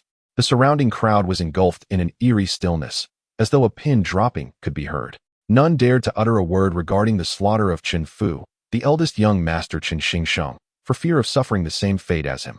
With a sigh of relief, Chen Mu felt a wave of satisfaction wash over him. The exhilaration of avenging his grievances was truly delightful. As he walked away, the crowd finally dared to breathe, their hearts racing as they recognized the identity of the man they had thought was nothing more than a menial worker sent to Qingxian's sect. They had believed him to be of mediocre talent. How could he possibly kill Chen Fu? Could it be that he is a strong cultivator of the foundation establishment stage? Oh my, he is barely over 20. How could he have achieved such a level? A prodigy. This is a tremendous loss for the Chen family. They realized they had misjudged him. They had let slip a talent of extraordinary caliber while focusing their efforts on nurturing Chen Xingsheng, who was nothing in comparison. Little did they know, their assumptions were gravely mistaken. The foundation establishment stage? Millions, tens of millions, even hundreds of millions of those cultivators would not equate to a fraction of Chen Mu's power. Meanwhile, news of Chen Mu's public execution of Chen Fu and Chen Xingsheng swiftly reached the Chen family through their informants in Tianfu City. What? Chen Tianyang, upon hearing of his beloved son Chen Xingsheng's murder at the hands of the family's wasted offspring, erupted in fury. Boom. In a fit of rage, he shattered the tea table beside him into splinters. Without waiting for the messenger to react, he appeared before him in an instant, his hand striking like thunder, swift and merciless. Grasping the man's collar, he effortlessly lifted him from the ground and questioned, "Is what you say indeed the truth, Chen Mu? That spineless wretch? How could he possibly kill someone with yellow tear talent? As the head of the family, I witnessed it with my own eyes." With a single palm, he turned Chen Fu into a mist of blood, and before the eyes of all in the marketplace, he crushed the young master's head beneath his foot. The man spoke, his voice trembling. Chen Tianyang hurled him aside, sending him sprawling 3 to 4 meters away, pacing back and forth in the grand hall, filled with rage. Despicable, despicable. That ungrateful son. It seemed that the boy had likely stumbled upon some fortuitous opportunity at the Qingxian sect, suddenly gaining strength, at least to the level of opening light. "Tianyang, now that Xingsheng is dead and you have no other sons, perhaps you should consider bringing Chen Mu back? Train him as your successor. Indeed, if he dies, who will inherit the position of head of the Chen family in the future?" The elders began to persuade Chen Tianyang to let go of his hatred and prioritize the greater good. "Never. He has killed my son. If I do not take his life, I swear I shall not live." Chen Tianyang waved his hand, silencing them, resolute in his decision, unyielding. Rather than allow such an ungrateful child to inherit the headship, Chen Tianyang would rather start anew under a different name. After all, he was still in his prime.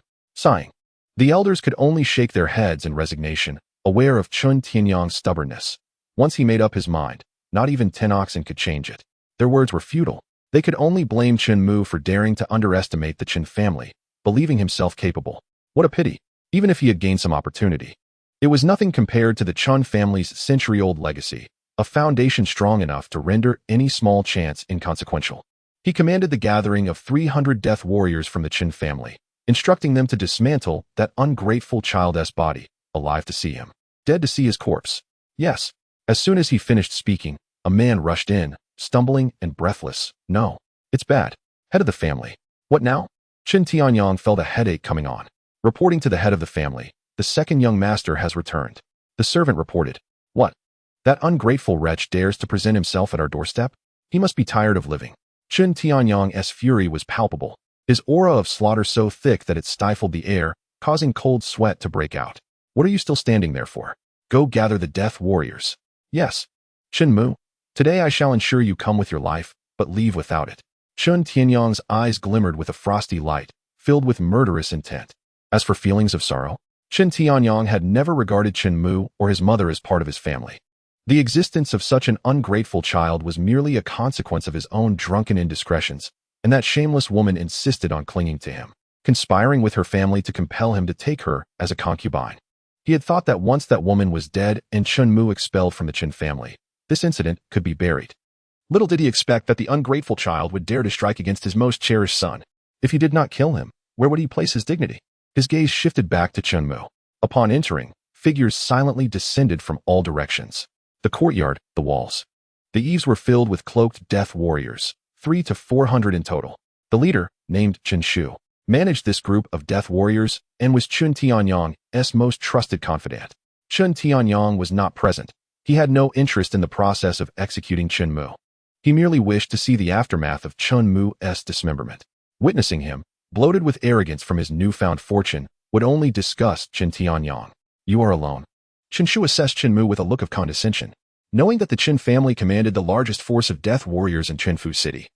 He found it absurd that Chen Mu dared to come alone, oblivious to his impending demise. Chen Mu paid no mind, directly selecting a total of 364 loyal death warriors from the Chen family.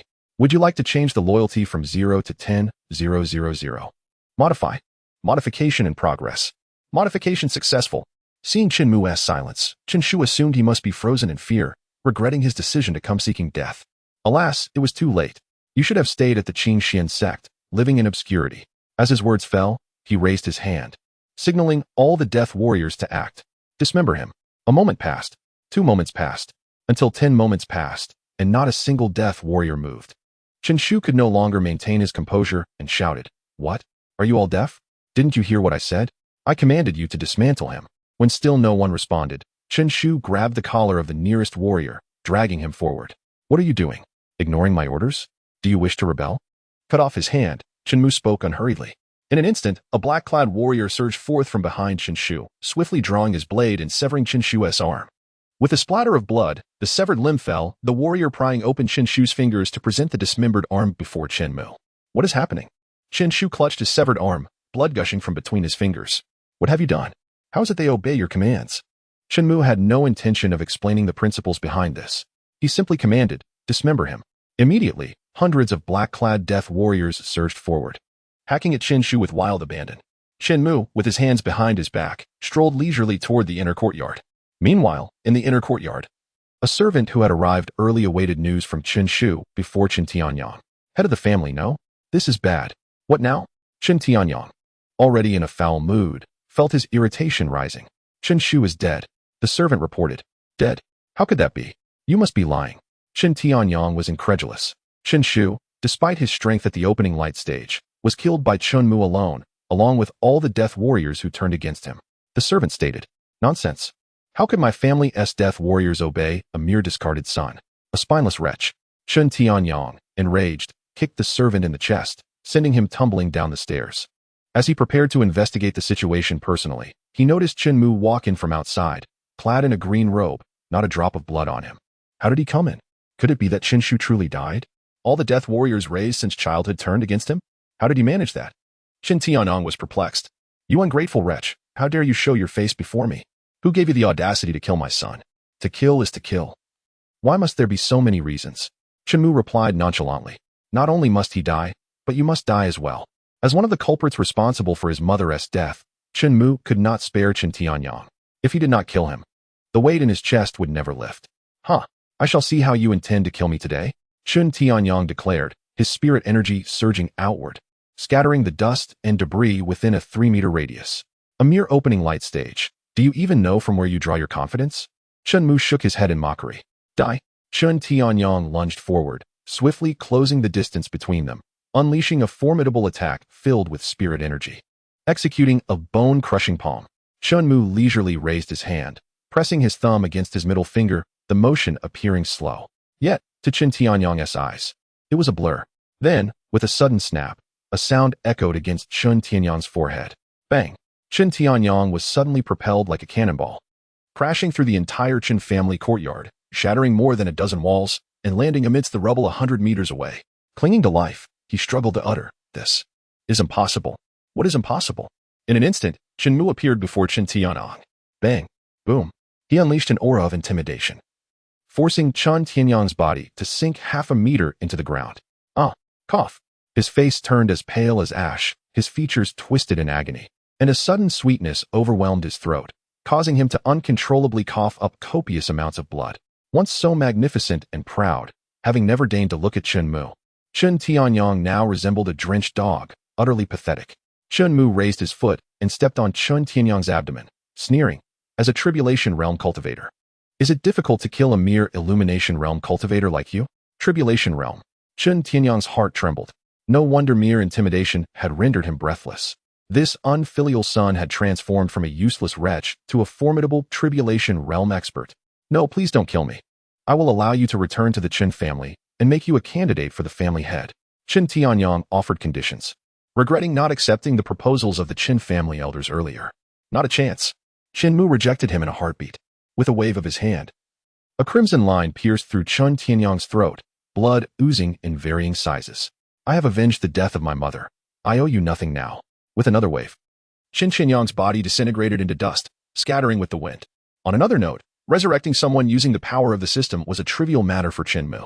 Finding the remains and altering a few words would suffice. However, there was no need for that. Although he inherited the memories and body of his past life, it did not mean he was obliged to accept the former family as his own. The deceased should rest in peace. What lay ahead was a life of unrestrained freedom for Chen Mu. Chapter 12. Altering Lifespan. Modifying Loyalty. Freedom of Spirit Stones. Seated in the family head's position, Chen Mu grasped the armrest of a well-worn wooden chair, polished over generations, with one hand supporting his chin while his starry eyes half closed.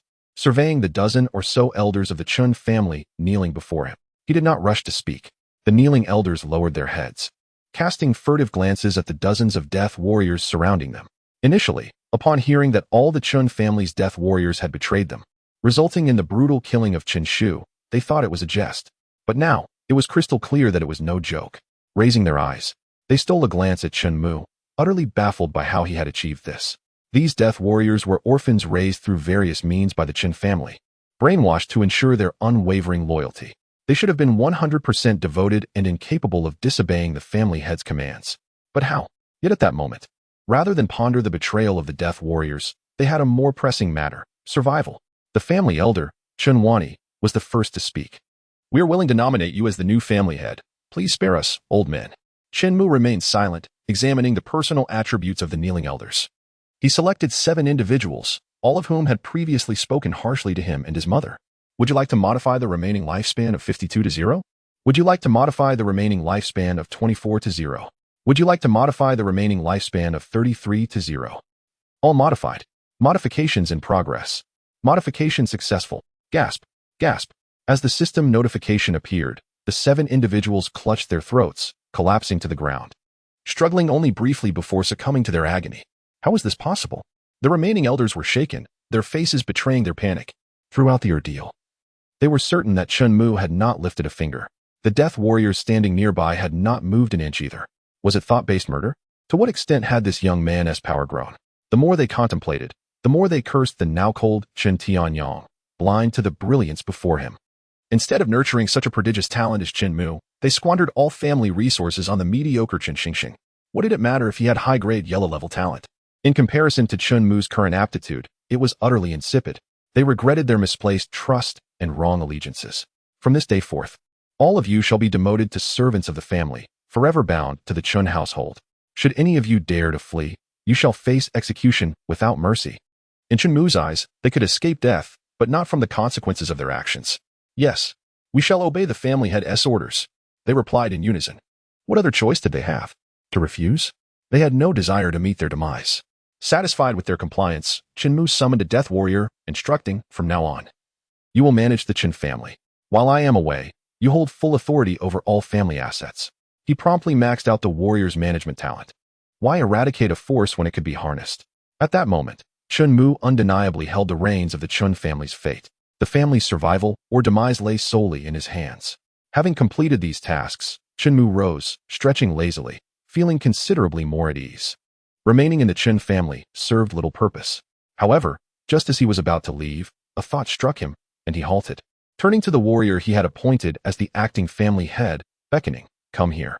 "Yes, master." The death warrior complied, approaching Chen Mu, feigning a casual gesture. Chen Mu opened the warrior's personal panel.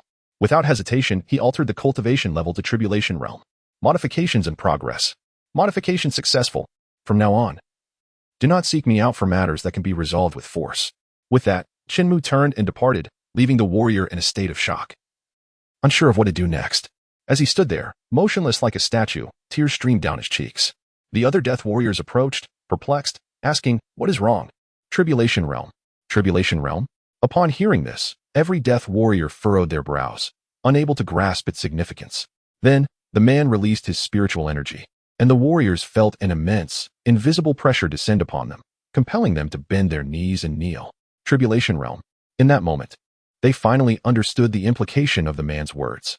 Coupled with Chen Mu's earlier actions and his parting remarks, their astonishment was palpable, etched across their faces. They had dealt with each other for many years, understanding one another deeply. They were intimately familiar with the new acting family head, Lin Wanquan, who should have only possessed the cultivation of a ninth-layer foundation builder. Yet now, due to sheer luck, he had been chosen by the master and granted tribulation realm strength. Truly, the master was extraordinary. The ability to casually bestow tribulation realm power upon others was remarkable. I believe the master must be a reincarnated celestial being. For the Chen family, this should have been a tremendous boon. It was a pity they were too blind to recognize the master's talents. Such a shame. To serve such a formidable being is an honor. Silence. Who dares to speak ill of the master? Lin Wanquan bellowed. Instantly, everyone fell silent, no longer daring to utter a word, displaying utmost obedience.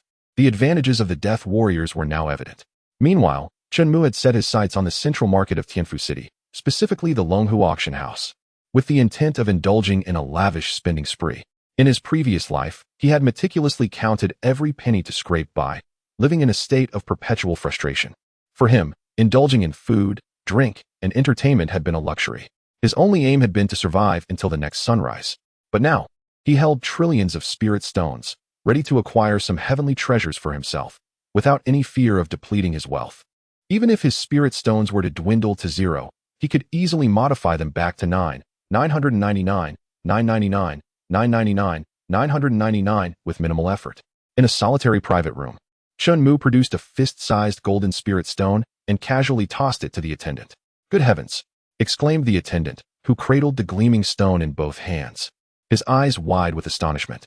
He hastily concealed it in his bosom, glancing furtively around to ensure no one had taken notice. Bowing and scraping, he led the way, exclaiming, "This way, please. Right this way." The attendant had encountered numerous extravagant patrons, but none had ever displayed such opulence as Chen Mu. It was utterly unprecedented.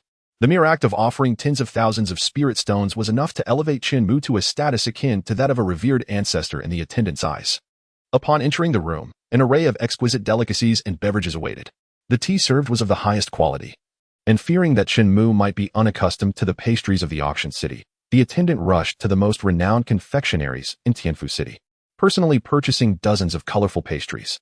Chen Mu was quite pleased with this level of service and tossed another superior spirit stone to the attendant. Bang, bang, bang. "Oh, thank you, sir. Thank you, sir," the attendant exclaimed, kneeling and bowing 3 times in gratitude. "All right, you may leave." Chen Mu waved his hand dismissively. "Of course, sir. Should you require anything, I will be right outside," the attendant replied, rising and retreating cautiously before closing the door behind him. As Chen Mu savored the exquisite pastries and sipped the finest tea, he awaited the commencement of the auction. However, at that moment, an unpleasant commotion arose outside the door. "Young master, you cannot enter. There are already people inside." The attendant's voice grew louder. Hearing this, the other party raised their voice in response. "Who do you think you are, daring to obstruct my path? I see you are tired of living. Step aside. I consulted a master today, and number 6 is my lucky number. I don't care who is inside. They must vacate." Amidst the boisterous and arrogant words, the name Chen Ziguan caught Chen Mu's attention. Indeed, there was such a person in the Chen family. And he was, in fact, Chen Mu's cousin. I command you to step aside. Do you hear me? My father is the third elder of the Chen family. Chen Ziguan's tone revealed his ignorance of the fact that his father had met a tragic end at home. With a forceful shove, he sent the attendant flying several meters, then kicked the door open with a heavy thud, striding in with several subordinates. At this moment, Chen Mu issued a warning. Take another step forward, and I shall sever the foot that touches the ground first. Unfazed by the threat, Chen Ziguan dismissed it as mere bravado, retorting, I doubt you possess the courage. In the next instant, his expression shifted dramatically, his features contorting in agony as he collapsed to the ground. Gazing in horror at his right leg, now lying half a meter away, he screamed, Ah, my leg, my leg. He could not fathom that Chen Mu would truly dare to sever his limb, and he had completely failed to perceive the speed of Chen Mu's movement, who appeared to be standing a considerable distance away. Seeing the situation escalate, his subordinates rushed forward, hastily feeding a healing pill to Chen Ziguan, and taking another pill. They crushed it into powder and sprinkled it over the severed limb to staunch the bleeding. You have such audacity. I am Chen Ziguan. My father is the third elder of the Chen family. Do you dare to lay hands on me? As Chen Ziguan cursed while being helped to his feet, he wiped the sweat from his brow. Noticing that Chen Mu was ignoring him, he turned to his subordinates, ordering, kill him. After a moment of hesitation, the subordinates advanced, and in an instant, blood sprayed across the room. Like Chen Ziguan before him, he fell into a pool of blood. Ugh. They quickly retrieved a healing pill and stuffed it into their mouths, attempting to staunch the bleeding. I shall repeat myself only once. Chen Mu glanced sideways, his aura radiating a sense of lethal intent that could not be concealed, as if a great demon loomed behind him, standing atop a mountain of corpses and a sea of blood. You are ruthless. We shall take our leave. Chen Ziguan understood the wisdom of recognizing the tides of fate. To deal with a madman who cared little for his own life, he knew he needed to return home and seek assistance. The remaining subordinate, uninjured, assisted the two in departing in haste. The attendant swiftly cleaned up the severed limbs and the blood on the ground to avoid disturbing Chen Mu's mood. Apologies for the disturbance, he murmured as he completed his task and exited. On the way back to the Chen family, Chen Ziguan fumed. How infuriating. That bastard dared to cripple me. I will ensure he has no place to rest in death. My father is the third elder of the Chen family. Who in Tianfu City would dare to slight me? Chen Ziguan. He is nothing. Just wait. If I do not kill you, I swear I shall not be a man. Young master, do you not think that fellow resembles someone? A subordinate suddenly spoke up. I care not who he resembles. Chen Ziguan instinctively retorted. But curiosity got the better of him. Who does he resemble? For years ago, the second young master Chen Mu was sent to Qingxian sect as a menial worker. The subordinate replied. Chen Mu. Chen Ziguan halted, striving to recall, as two figures, a large and a small, overlapped in his mind. It truly was that waste. How had he failed to recognize him earlier? Chen Ziguan was now certain that the one who had severed his leg was the Chen family's discarded son, Chen Mu. It appeared that Chen heir Xiao had encountered some fortuitous opportunity at Qingxian sect, resulting in a dramatic rise in strength.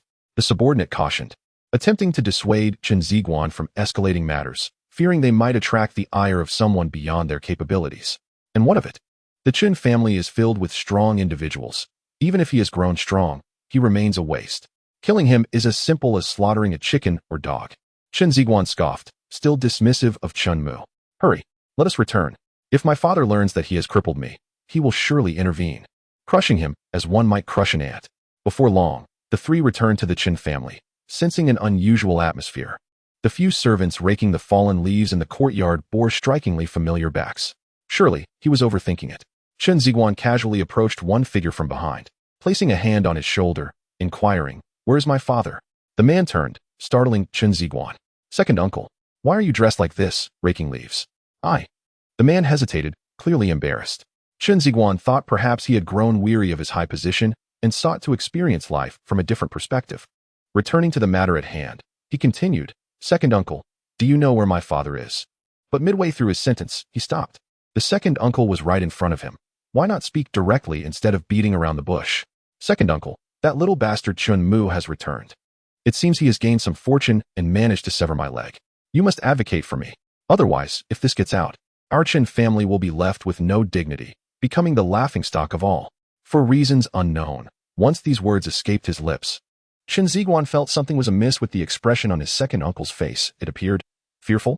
Shouldn't he be angry instead? He quickly dismissed the thought. rationalizing that the unflappable second uncle could not possibly fear that waste. However, the next moment, Chen Chuxing raised his hand and delivered a resounding slap across Chen Ziguan's face. Silence. Do not speak disrespectfully of the family head. Chen Ziguan clutched his face, utterly bewildered. He wanted to protest. Is your hearing so poor? When have I disrespected the family head? He had clearly referred to that waste. Chen Mu. Surely he could not have been mistaken for the family head? Second uncle. You must have misheard.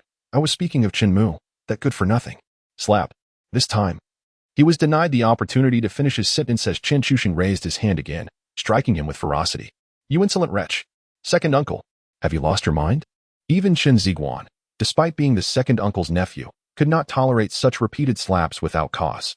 In terms of family status, he was nearly equal to his father. If you continue this way, I will certainly report you to my father, he declared, invoking his familial support as a warning. Your father? Chen Chuxing sneered coldly at his words. He is already dead. Dead? Impossible. Do not deceive me. Chen Ziguan felt utterly bewildered. What had happened to the Chen family today that made it so peculiar? As he surveyed his surroundings once more, his eyes widened in astonishment. Several prominent figures from the Chen family were unexpectedly clad in coarse linen garments, resembling mere servants. Shortly thereafter, a group of assassins emerged, their gaze fixed upon him, sending chills down Chen Ziguan's spine. Chapter 14. The Unveiling of Thousands of Functions. A tenfold rebate. He pondered the implications. The assassins of the Chen family typically did not intervene unless under significant circumstances. Could it be that his father had learned of the humiliation inflicted upon him by Chen Mu and had dispatched these assassins to exact vengeance at the Longhu auction house? Such a possibility was indeed plausible. This further solidified his conviction that Chen Chuxing was deliberately toying with him, invoking the notion of respect towards the family head, and alluding to his father's demise. In the midst of his musings, one of the assassins suddenly lunged forward.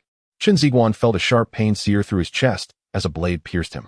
Looking down, he saw a cold, glimmering longsword. What are you doing? He gasped, attempting to push the assassin away, only to find himself sprawled on the ground. His hands came into contact with a sticky liquid, and upon turning his head, he was horrified to discover it was blood. Where did it come from? Raising his gaze, he witnessed the two subordinates who had accompanied him earlier, now felled by the assassins who had approached from behind, their bodies pierced by multiple blades before a final strike to their throats. Clutching his chest, he found he could not staunch the flow of blood, which stained the ground around him. Confounded, he looked towards Chen Chuxing. Uncle, what is happening? The Chen family has undergone a transformation. Now, Chen Mu reigns as the master of this domain. Chen Chuxing sighed. Chen Mu, the master? Recalling the peculiar remarks made by Chen Chuxing earlier, Chen Ziguan suddenly understood. No wonder Chen Chuxing had slapped him for cursing Chen Mu, forbidding any disrespect towards the family head. No wonder they donned humble attire and engaged in menial tasks they once scorned. It was all due to that wretch's glorious return, demanding the Chen family repay all debts. With a final gasp, Chen Ziguan succumbed to the onslaught of assassins, his body collapsing amidst a pool of crimson. His eyes forever unclosed, his life extinguished. As for his burial, boom. A flare of spiritual flame reduced him to ashes, leaving only a charred silhouette upon the stone pavement. Meanwhile, at the Longhu auction house, Chen Mu had nearly satiated his hunger with snacks, awaiting the commencement of the auction. Detected that the host will expend a substantial sum of money. Would you like to activate the system's inherent tenfold rebate function? A tenfold rebate? Does this imply that the more I spend, the more I gain? Chen Mu sought confirmation from the system. Indeed, host. For every spirit stone you spend, the system will return you 10,000 spirit stones. How fascinating. No wonder it was called the tenfold rebate function. A smile graced Chen Mu's face. Such an opportunity, once a distant dream, now lay within his grasp. By the way, system, what other innate functions do you possess? While the auctioneer continued to drone on, Chen Mu resolved to familiarize himself with the features of the binding system. The system did not respond directly, but instead displayed a window titled Cracking Functions. At the top was tenfold rebate, status, activated, hundredfold luck, status, deactivated, invincible instant kill, status, deactivated, guaranteed loot on kill, status, deactivated, endless wealth, status, deactivated, unlimited teleportation, status, deactivated, flight and earthly escape, status, deactivated, one-click charisma max, status, deactivated. The plethora of functions overwhelmed Chen Mu, testing his patience as he scrolled endlessly, encountering thousands of extraordinary features. No wonder it was termed a cracking system. Any single function could elevate one from mortal to divine, rivaling even the protagonist. Even the invincible instant kill feature would evoke envy in any main character. Yet, Chen Mu alone reaped the benefits of these thousands of functions. This system is truly extraordinary. Chen Mu marveled, unable to suppress his admiration. The system, however, remained silent, exuding a somewhat aloof demeanor, responding only to critical inquiries, devoid of casual conversation. Fortunately, he found this aspect agreeable. At last, the auctioneer wrapped up his preamble, presenting the first item for bid, a heart-protecting armor crafted by the Empire's finest artisans, capable of withstanding a lethal blow. The opening bid was set at 500,000 spirit stones. As soon as the auctioneer's words fell, voices erupted. 550,000. 600,000. 650,000. The competition was fierce. However, within a private VIP room on the second floor, silence reigned as its occupants relished the spectacle of ordinary folk vying for their lives. Just when they anticipated a bargain, they would interject, reminding everyone of the disparities in their worlds. In Box 3, a man named Su Jingyan, from one of the 4 prominent families of Tianfu City, relished the opportunity to display his wealth and superiority. As the price of the heart-protecting armor reached 1 million spirit stones, he boldly declared, 2 million. Doubling the price was sure to intimidate any challengers, he thought with a smug grin. The previously fervent bidding fell into a hush, and Su Jingyan reveled in his triumph, shivers of delight prickling his skin. 20 million. Chen Mu interjected. Startled, Su Jingyan shot up from his seat, scanning for the source of the audacious challenge. Who dared to outbid him tenfold? Clearly, this individual sat in the same VIP area. This was no jest. He had never encountered this person before. Was he an outsider? Sitting back down, Su Jingyan contemplated whether to engage in bidding. He had wealth, but that did not grant him the liberty to squander it recklessly. Spending 20 million on a piece of armor might lead to dire consequences upon his return. Su Jingyan surmised that Chen Mu must have incurred the wrath of some powerful entity, thus willing to exhaust his entire fortune for the armor. Why should he stoop to the level of a desperate man? 20 million once, 20 million twice, 20 million thrice. Congratulations to the guest in Box 6 for acquiring the heart-protecting armor. The auctioneer concluded swiftly, the hammer falling with certainty, confident that no one would dare contest the price. Even he, just recovering from shock, speculated whether Chen Mu's family possessed a mine, perhaps several. Little did he know, the reality was even more astonishing. What he spent would return tenfold. Tenfold rebate successful. Congratulations, host, on acquiring 200 billion spirit stones.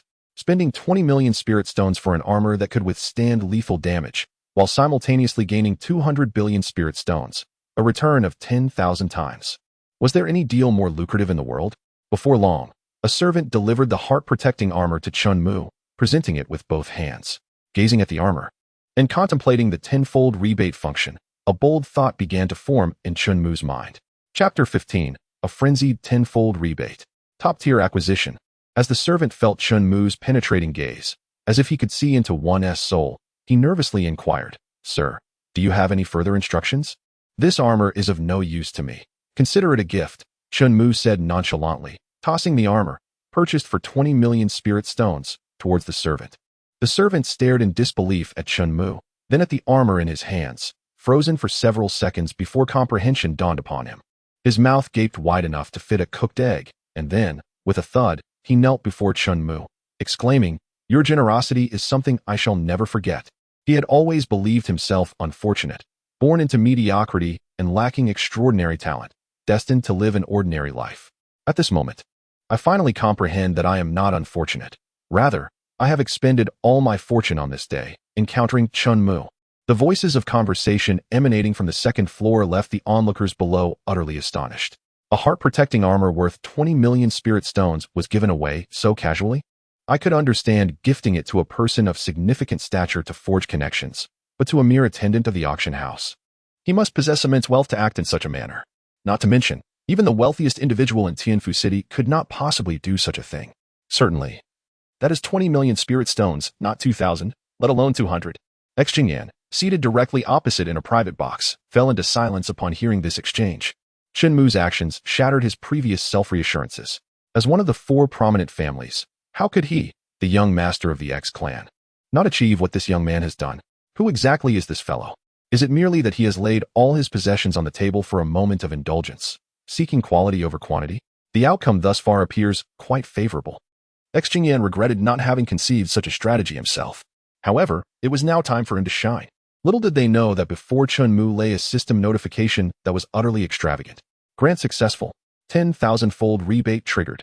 Congratulations, host, on acquiring a Heaven Tier Supreme Heart Protecting Armor 10,000.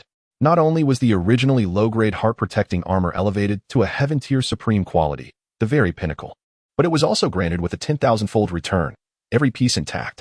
If those below were to discover this, they would be left agape, their jaws dropping in disbelief. Closing the system panel, Chen Mu, having tasted the sweetness of success, had no intention of stopping. The next auction item was a 5th-grade Dragon Flame Pill, with almost no impurities, ideal for practitioners of fire attribute techniques. The auctioneer opened a palm-sized treasure box to reveal a translucent pill, flames visibly dancing within, and began to eloquently describe it. He then announced the starting bid, 500,000 spirit stones. Hearing this, Xingyan immediately raised his hand, eager to outbid everyone with the most prestigious offer, intending to acquire this pill as a gift for his father, who practiced fire attribute techniques. 500 million. However, Chen Mu's voice rang out even louder and swifter, echoing throughout the auction house with thunderous clarity. 500 million? Did I hear that correctly? Indeed. It was 500 million. Could it be that he possessed a spirit stone mine? Not just one, but at least 10. As the crowd buzzed with excitement, Xingyan's face turned awkward, his confidence evaporating as he lowered his raised hand. The fleeting self-assurance of a wealthy young master was utterly crushed by Chen Mu's casual display of wealth. He could easily spend half a year's earnings of his entire family on a pill worth at most 8 million. This moment allowed Xingyan to clearly recognize the vast chasm of wealth between himself and Chen Mu. There was no comparison. One was in the heavens, the other in the depths, entirely in different realms. 500 million spirit stones once. 500 million spirit stones twice. Congratulations to the esteemed guest in Box 6 for acquiring the Dragon Flame Pill. Realizing no one dared to bid against him, the auctioneer omitted the second call and declared Chen Mu the winner of the pill. The crushing momentum continued. 10,000-fold rebate triggered. Congratulations, host, on acquiring 50 trillion spirit stones. Initially intending to squander 1 trillion spirit stones, he unexpectedly gained 50 trillion. I have no need for this pill. I bestow it upon you. Just as he had with the heart-protecting armor, Chen Mu tossed it to the attendant standing nearby, eager to maximize his 10,000-fold rebate. Grant successful. 10,000-fold rebate triggered. Congratulations, host, on acquiring a 9th-grade Superior Dragon Blood Pill 10,000. Once again, he ascended to the highest tier before receiving a 10,000-fold return. This system is truly beyond comprehension. The onlookers below, not only those on the first floor, but even those in the second-floor VIP boxes, accustomed to being referred to as extravagant spenders, were left speechless upon witnessing this scene. That was a pill worth 500 million spirit stones.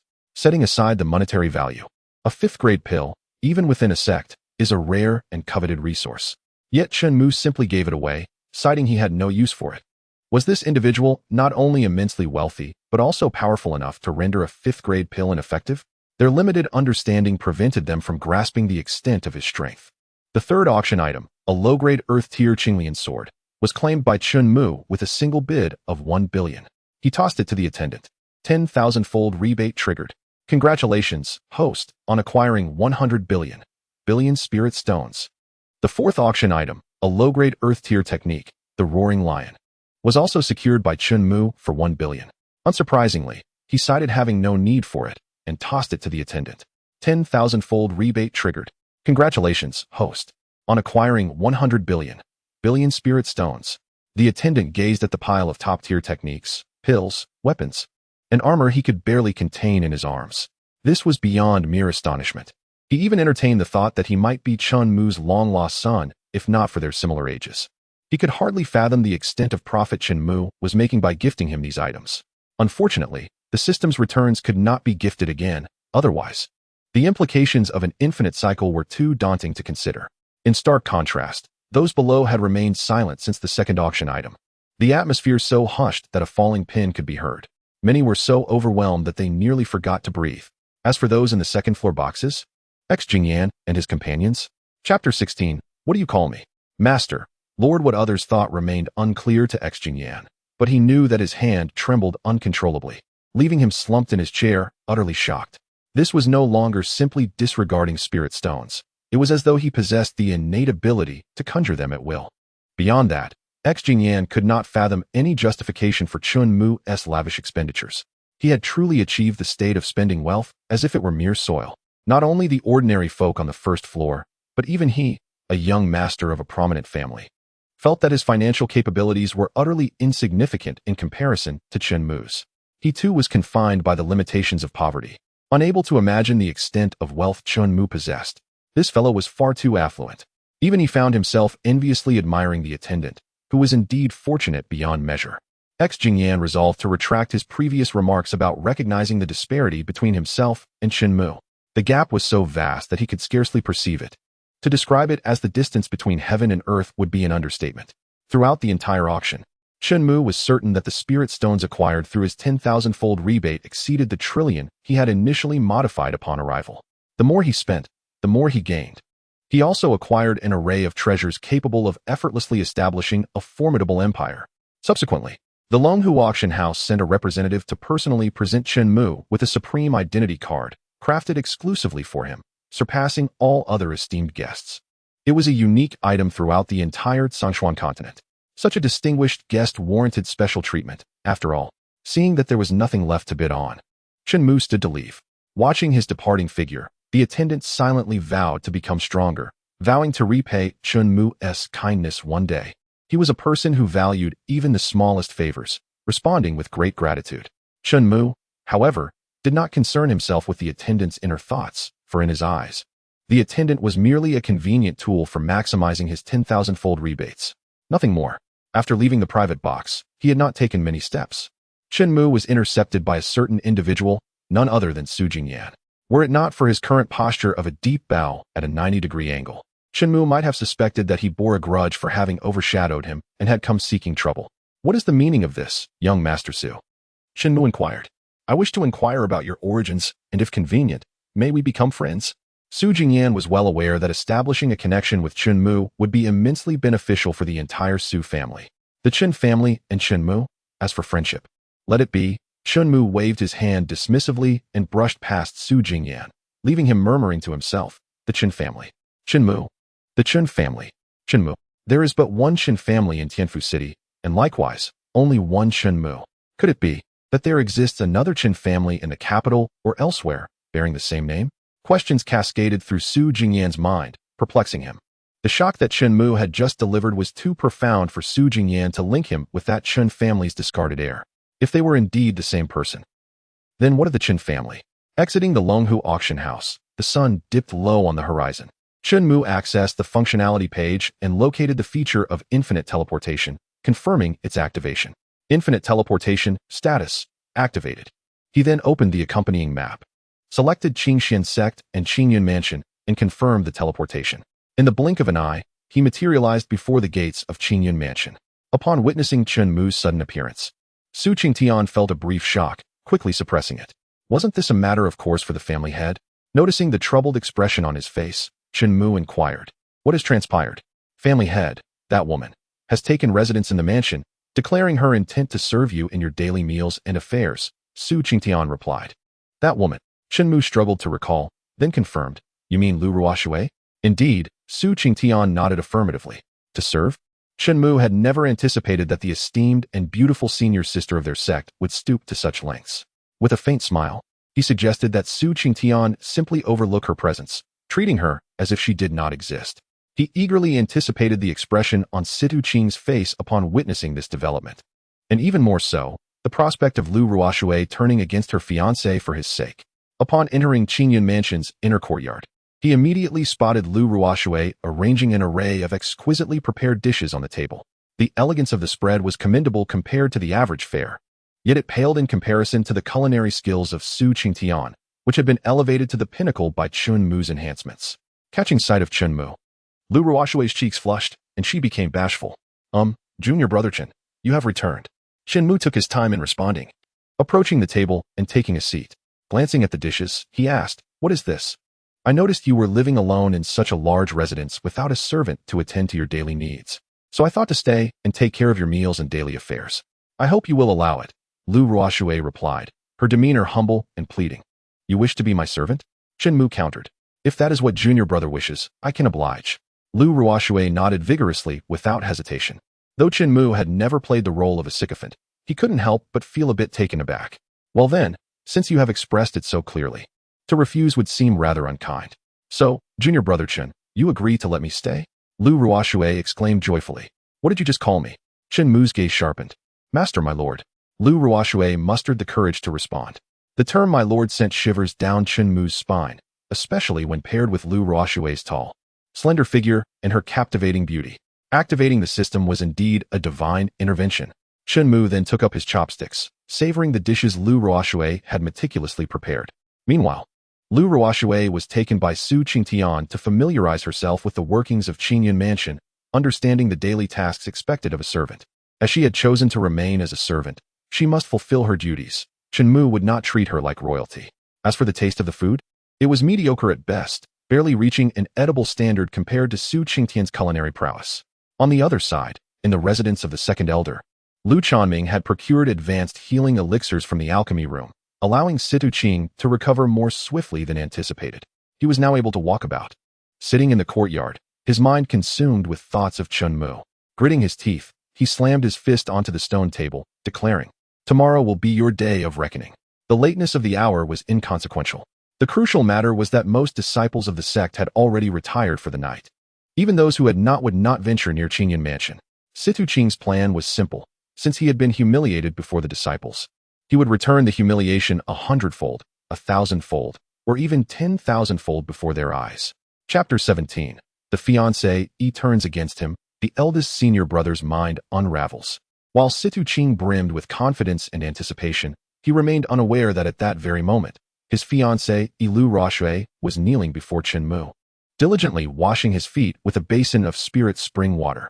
Setting aside other matters, Chen Mu found himself quite satisfied with her foot-washing skills. The gentleness and meticulousness she exhibited were remarkable. To those unaware, it might have seemed as though they were handling a precious ancient porcelain artifact, delicate and exquisite. In truth, she was cradling it as one would fear to drop, cherishing the moment. The key was that Lu Ruoxue, as an esteemed direct disciple of the elder, the sect's senior sister, wore an expression of honor and was deeply moved by her actions, leaving Chen Mu in awe of the terrifying nature of 100% favorability. As night fell, Chen Mu retired to his chambers. After much pleading, he finally agreed to allow Su Qingtian to find Lu Ruoxue a vacant room to stay in, not to mention the tears and pitiful demeanor she exhibited. The words about how distant the Jingyue Peak was and how it delayed her ability to attend to his needs had nearly worn out Chen Mu's patience. Setting aside Lu Ruoxue's ulterior motives, she performed her role as a servant exceptionally well in terms of attitude. Upon reaching the back room, Lu Ruoxue bid Su Qingtian goodnight and shut the door. Glancing left and right, she could hardly conceal her excitement, exclaiming, "Finally, I have settled in." Approaching the bedside, she removed her long boots and lay down, extending her arms as though embracing someone, clutching the neatly arranged quilt. Her long, shapely legs, partially exposed to the air, tightened around the quilt. If this continued for 100 years, 1,000 years, surely she could secure a place in his heart, right? Even if she could merely be remembered by Chen Mu, she would be content. Outside the door, Su Qingtian, out of caution, listened to Lu Ruoxue's soft murmurs and finally felt reassured enough to leave. He couldn't help but admire the family head's unprecedented charm. As such a stunning beauty willingly chose to serve and sacrifice for him, he respected her decision and thought that if he were a woman, he might have made the same choice. Since ancient times, beautiful women have always adored heroes. This truth remains immutable. In Su Qingtian's eyes, Chen Mu was the quintessential hero, unparalleled in his greatness. Before long, the dawn of the next day arrived. With the sun yet to rise, a loud knocking echoed at the gates of Qingyun Mansion. It was Situ Qing, brimming with pride, accompanied by his master and the second elder, Lu Chanming, come to exact revenge. Dropping the copper ring from the Qilin resonator, Situ Qing's lips curled into a triumphant smile. It was not difficult to imagine Chen Mu's expression upon seeing the arrival of Lu Chanming. The second elder of the sect, it would undoubtedly be one of dismay. Given his expectations, he would likely be so frightened that he would kneel and beg for mercy, weeping and acknowledging his mistakes. To reclaim the dignity he had lost the previous day, Situ Qing had deliberately instructed several trusted disciples to spread the word, attracting more onlookers to witness the event. A glance around confirmed that the response had been favorable. However, one thing has always puzzled Situ Qing. Why? After sharing his thoughts with a few junior brothers, did they respond with such expressions of discomfort? exchanging glances as if burdened by unspoken hardships. When pressed for answers, they merely shook their heads, insisting there was nothing amiss. It was strange, truly strange. Suddenly, the sound of the door creaking interrupted his thoughts, and Situ Ching shook his head to clear his mind, preparing himself to vehemently belittle Chen Mu. But when he caught sight of that unparalleled beauty through the crack of the door, the words he had prepared caught in his throat. He had never anticipated such a scenario. Why on earth was his fiancée present in the residence of his enemy? And at this very moment, no less. Especially with her slightly disheveled hair, it was impossible not to entertain unseemly thoughts. Yet, there was no trace of panic upon her face. Could it be that Ruo Shui remained here in Qingyun Mansion, battling that detestable fellow for an entire day and night? Had she just emerged victorious? Beyond this, Situ Qing could conceive no other reasonable explanation. If Lu Ruo Shui had indeed betrayed him, she could not possibly be so composed. Senior sister Ruo Shui, it truly is you. Yesterday, he had heard rumors that Ruo Shui had sought refuge, ingratiating herself with wealthy disciples of the sect. He had been incredulous, but now it seemed he had underestimated the situation. By the looks of it, the two had likely. Who was that fellow? How could a high and aloof flower like senior sister Ruo Shui deign to associate with him? Whatever his background, it was evident he possessed the means to purchase the entire Qingyun mansion for a staggering sum of 1 billion spirit stones. 1 billion? Enough. Silence. Hearing the murmurs behind him, Situ Qing could no longer contain his fury and bellowed, "If you dare to speak ill of the sect's elders again, I will have your heads." At his words, everyone fell silent, though inwardly they mocked Situ Qing for his desperation. Once the chatter ceased, and he found some peace, Situ Qing turned to face Lu Ruo Shui, furrowing his brow as he asked, "Ruo Shui, what brings you here?" To his dismay, she responded with an icy glare, as if to say, "Who permitted you to speak so familiarly? Are we that close?" Situ Qing was taken aback. Until now, Lu Ruo Shui had never shown such a frigid demeanor towards him. "Ruo Shui, what is wrong? Are you unwell? Did that fellow force you to do something against your will?" He suspected that Lu Ruo Shui must be ill, spouting nonsense. "Silence. Do not slander him." Lu Ruo Shui brandished her sword, her gaze sharper than ever. "And do not call me Ruo Shui. I do not want him to misunderstand our relationship." "What misunderstanding? You are my fiancé, my childhood friend. Have you forgotten all of this?" Today's Lu Ruo Shui felt utterly unfamiliar to Situ Qing, as if she had transformed into a different person. "Fiancé?" Lu Ruo Shui suddenly recalled something. "Had you not mentioned it, I might have forgotten. Tomorrow, I will have my father visit your Situ family to annul our engagement." "What? You want to break our engagement?" Situ Qing's eyes widened in disbelief. "What a ruckus early in the morning. Do you not allow anyone to sleep?" At that moment, Chen Mu approached from a distance, yawning and scratching his head. "You little brat, what have you done to my Ruo Shui?" Upon seeing the nefarious Chen Mu, Situ Qing immediately confronted him. Yet, with Lu Ruo Shui pointing her sword at him, he was hesitant to act, fearing he might inadvertently harm his fiancée. "Do not misunderstand. I have done nothing. She insisted on staying to serve me, to be my servant. You can ask her," Chen Mu clarified, unwilling to take the blame. "Stop your nonsense. You think you can have her as a servant? Who do you think you are?" Situ Qing retorted angrily. "Be silent." Chapter 18. A support? A thought to annihilate. Situ Qing had anticipated that these words might be uttered by Chen Mu, or perhaps by Su Qingtian, that sycophant, but he had never considered they would come from Lu Ruo Shui. Their gazes locked. In her eyes, one would recognize his status as her fiancé, while to an outsider, it might seem as if he were her father's murderer. "Ruo Shui, what is wrong with you?" Today's Lu Ruo Shui left Situ Qing feeling profoundly disoriented. Despite their acquaintance spanning over 20 years, Lu Ruo Shui's subsequent words struck him like a thunderbolt, leaving him reeling. "It is true. I did seek him out to stay and serve him in his daily life."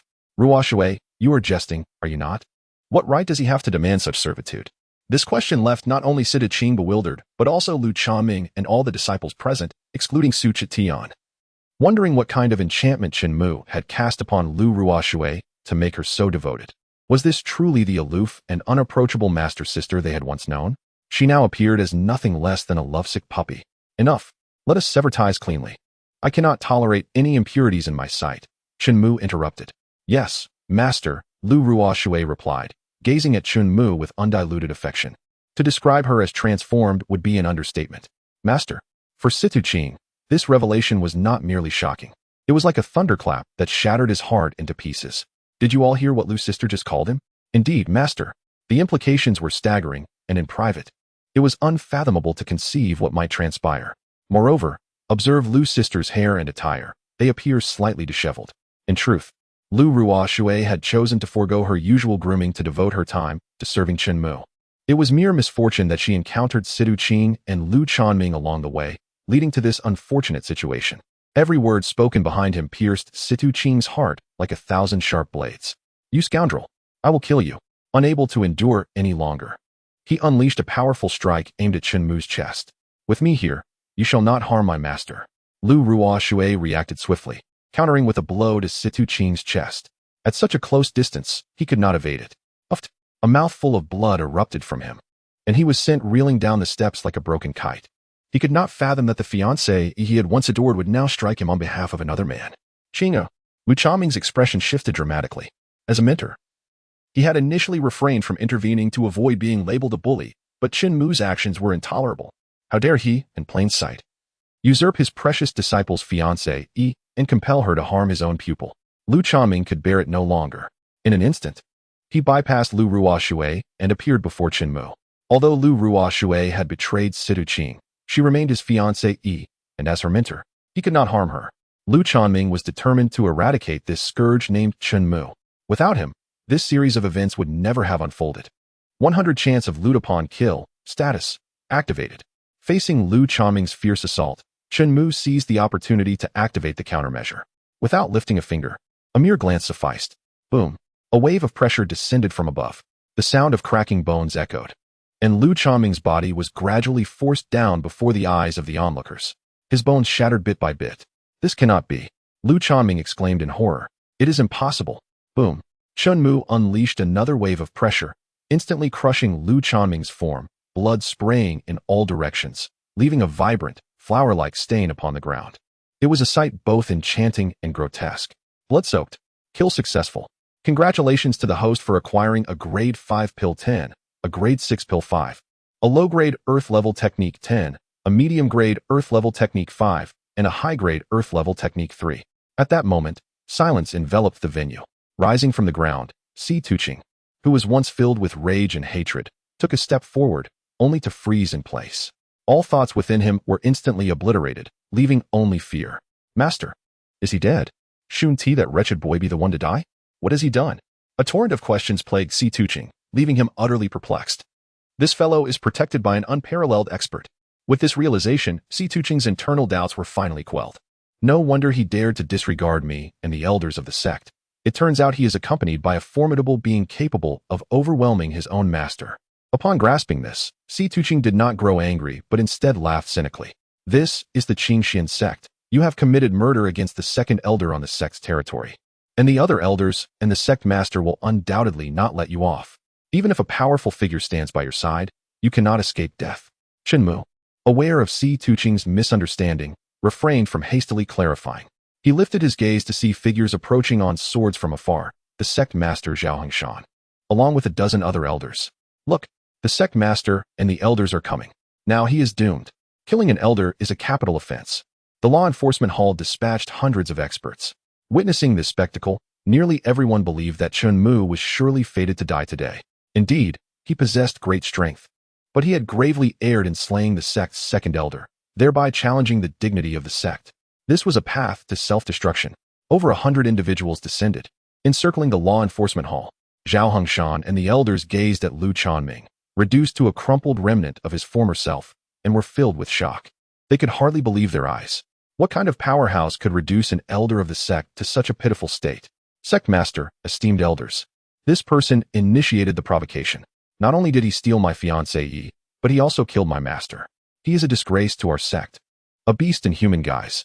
I implore you to seek justice for me." Situ Qing, seeing his allies arrive, quickly knelt on one knee, clasping his fists in a gesture of supplication, begging the mighty to take action against Chen Mu. In response, the elders and the hundreds of experts from the law enforcement hall turned their gazes towards sect master Zhao Hengshan. They could not overstep him. They had to wait for Zhao Hengshan to speak first. Zhao Hengshan glanced at the kneeling Situ Qing, then at the fiercely protective Lu Ruoshui, and finally at Su Qingtian, before finally focusing on Chen Mu. "It is you who killed Elder Lu?" he inquired. The sect master jested. A mere waste like him could not possibly possess such strength. It must have been his accompanying expert. Situ Qing sneered. Chen Mu had little interest in their exchanges. He opened his personal attribute panel, deciding to enhance his status.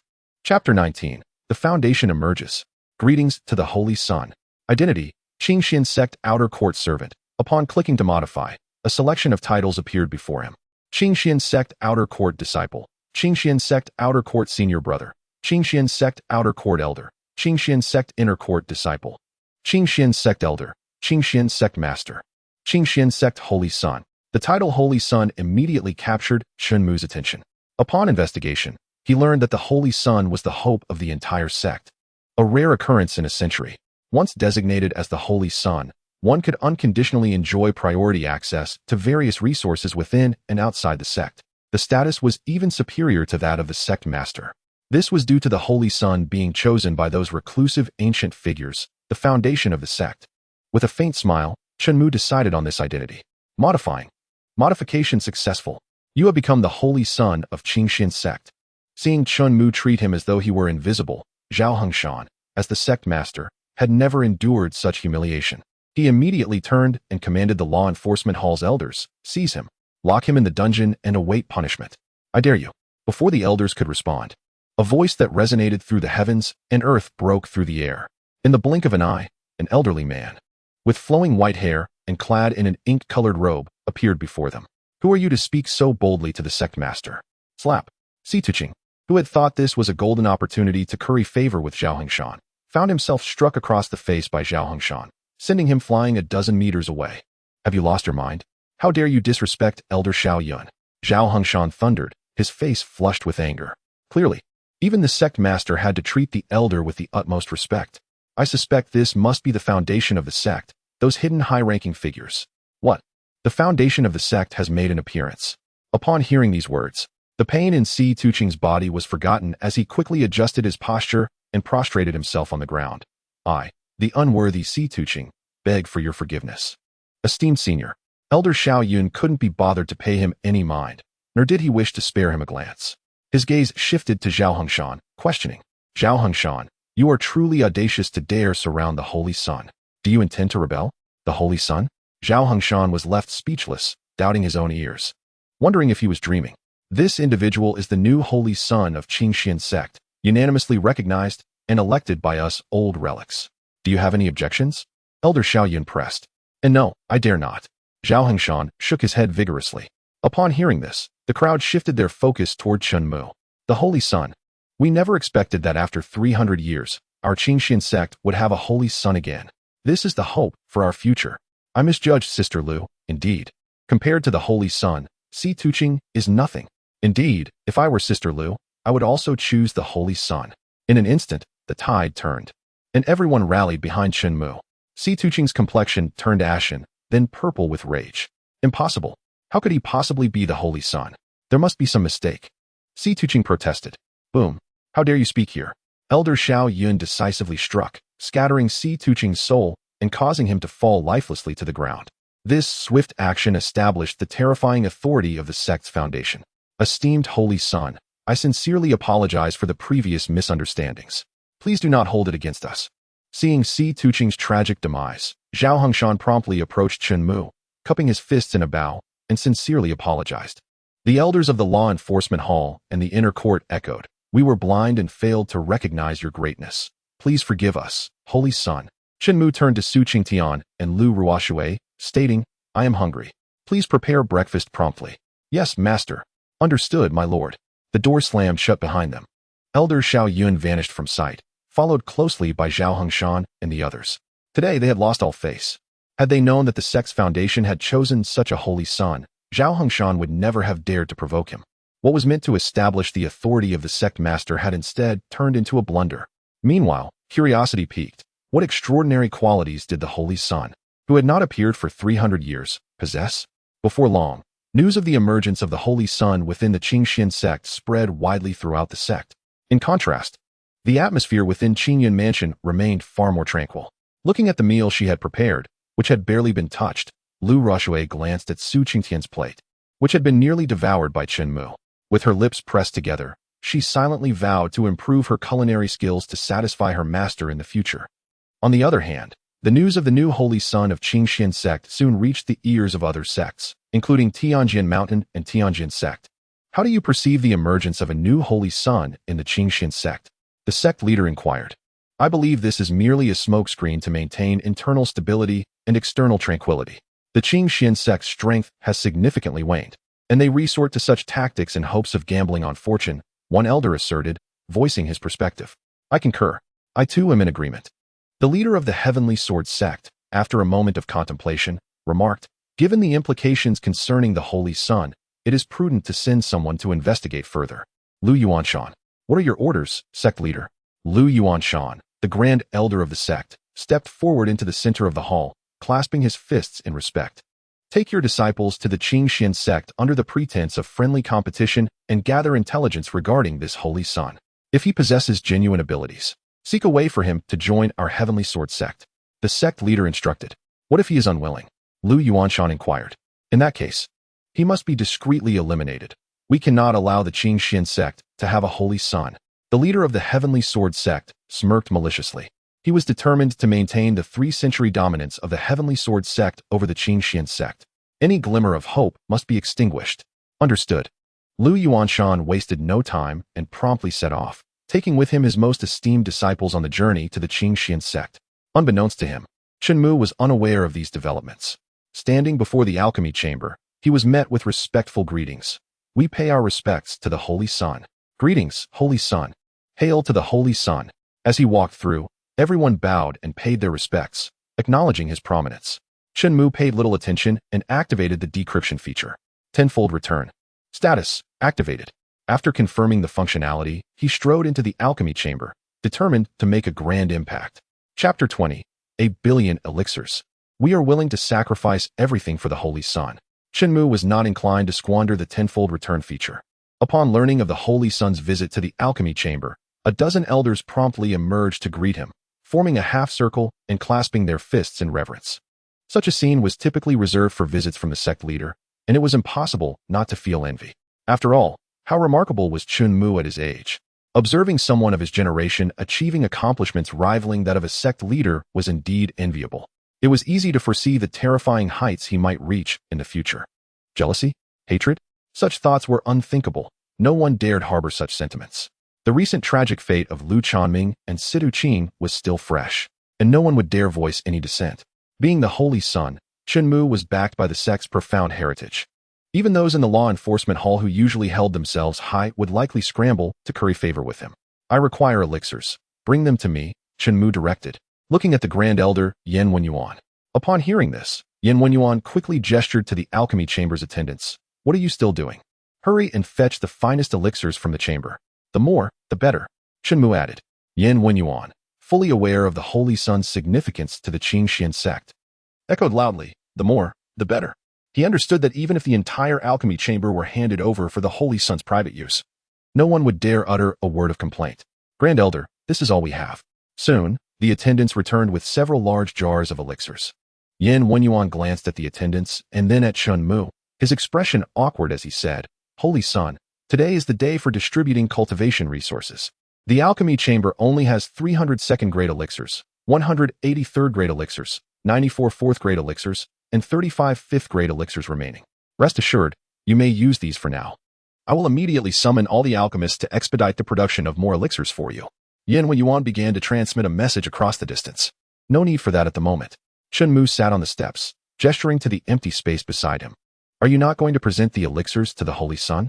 Yan Wenyuan understood and signaled to the attendants. Holy Sun. The attendants respectfully placed several precious gourds beside Chen Mu. Chen Mu picked up one of the gourds containing 300 second-grade elixirs and tossed it into the air. The gathered disciples looked up, bewildered by the sight of the gourd hovering above them. What could this mean? Boom. Crash. Chen Mu then lightly struck the gourd, shattering it, and 300 elixirs rained down like a torrential downpour. The disciples quickly grasped the intention of the Holy Sun and scrambled to collect the elixirs. Mine. This is mine. Hey, don't snatch. You scoundrel. I saw it first. Just because you saw it first means it's yours? Humph. If it weren't for the Holy Sun's presence, I would teach you a lesson. After gathering the elixirs, the crowd expressed their gratitude, calling out, Thank you, Holy Sun. Yet, Chen Mu's focus remained solely on the virtual system panel that only he could see. Granting second-grade Qi gathering elixir successful.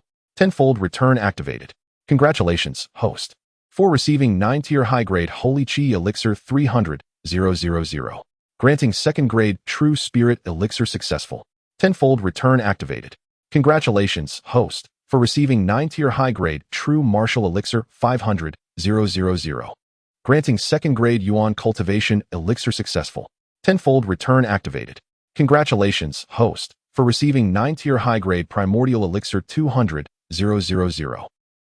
Distributing 300 2nd grade elixirs yielded Chen Mu a staggering 3 million 9-tier high-grade elixirs. Even if he drained the entire empire, they could not produce such an abundance. Bang, bang, bang. Subsequently, more gourds ascended into the air, exploding in succession. 3rd grade, 4th grade, 5th grade elixirs fell like a deluge. Thousands of disciples clashed, and more gathered from a distance to join in, granting 3rd grade Blazing Fire Elixir successful. Tenfold return activated. Congratulations, host, for receiving 9-tier high-grade Eternal Elixir 100, Meanwhile, Chen Mu silently reaped the rewards of the tenfold return. However, witnessing this scene, Yin Wenyuan and the other elders of the alchemy chamber could hardly maintain their composure. Their eyes twitched uncontrollably. Initially, they believed Chen Mu had disregarded the 2nd grade elixirs, hence distributing them. However, they never anticipated that he would give away all the 3rd grade, 4th grade, and 5th grade elixirs. This transcended mere generosity. Some began to suspect that the Holy Son had focused all his talents solely on cultivation, leaving other aspects lacking. Holy Son, if you do not require these elixirs, please allow us to reclaim them. Otherwise, we cannot bear the sect leader's wrath.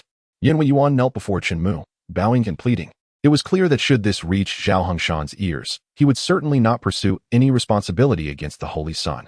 Thus, these old fellows naturally became scapegoats. Blame? Unbeknownst to them, Chen Mu retained one of each type of elixir. Every Qi Gathering Elixir, True Spirit Elixir, Yuan Cultivation Elixir.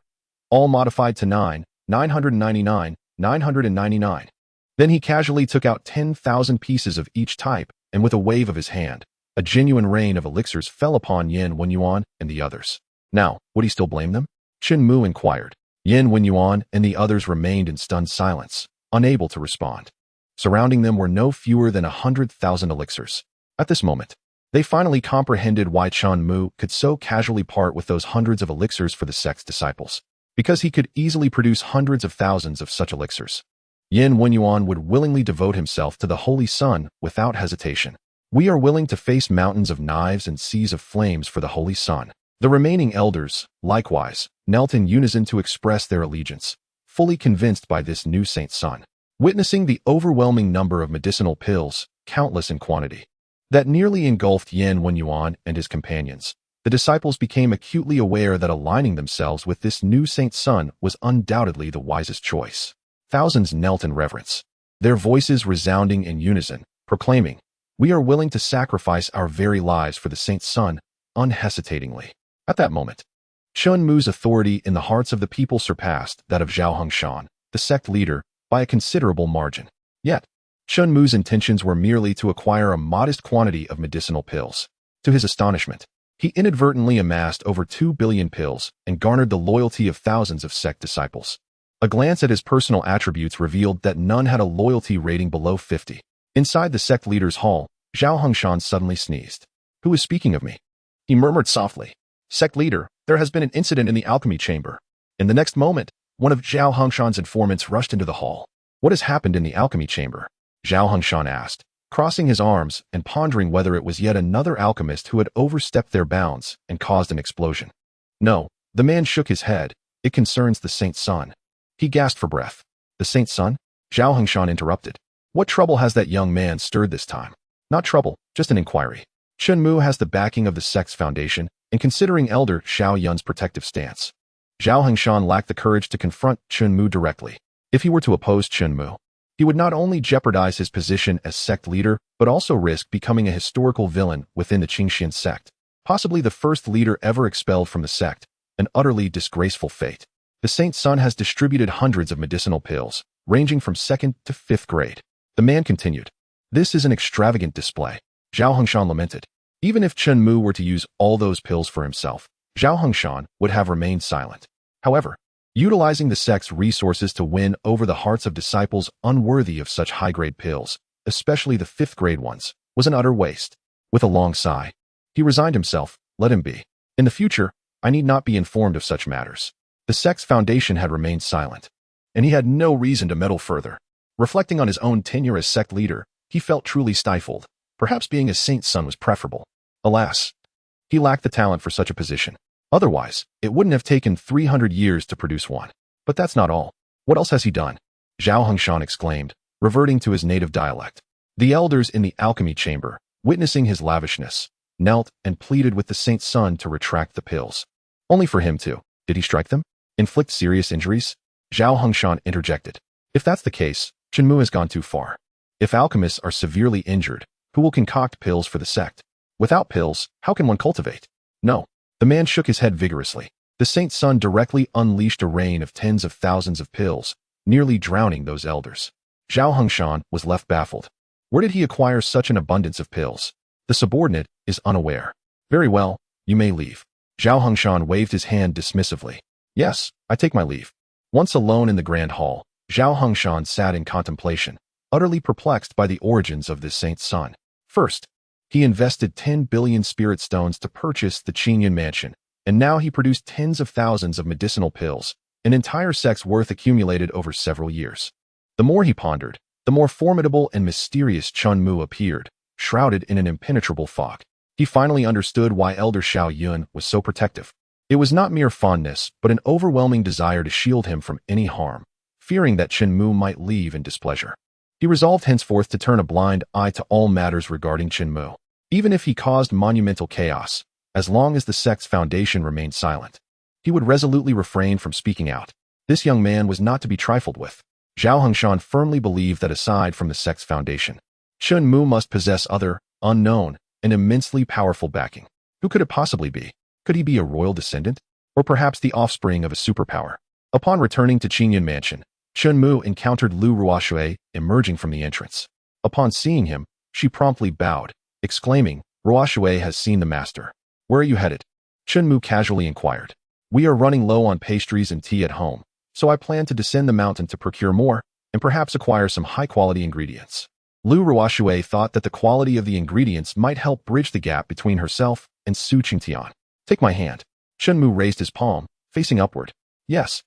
Lu Ruoshui complied without question, gently placing her delicate fingers into Chen Mu's palm, feeling an overwhelming sense of honor and happiness.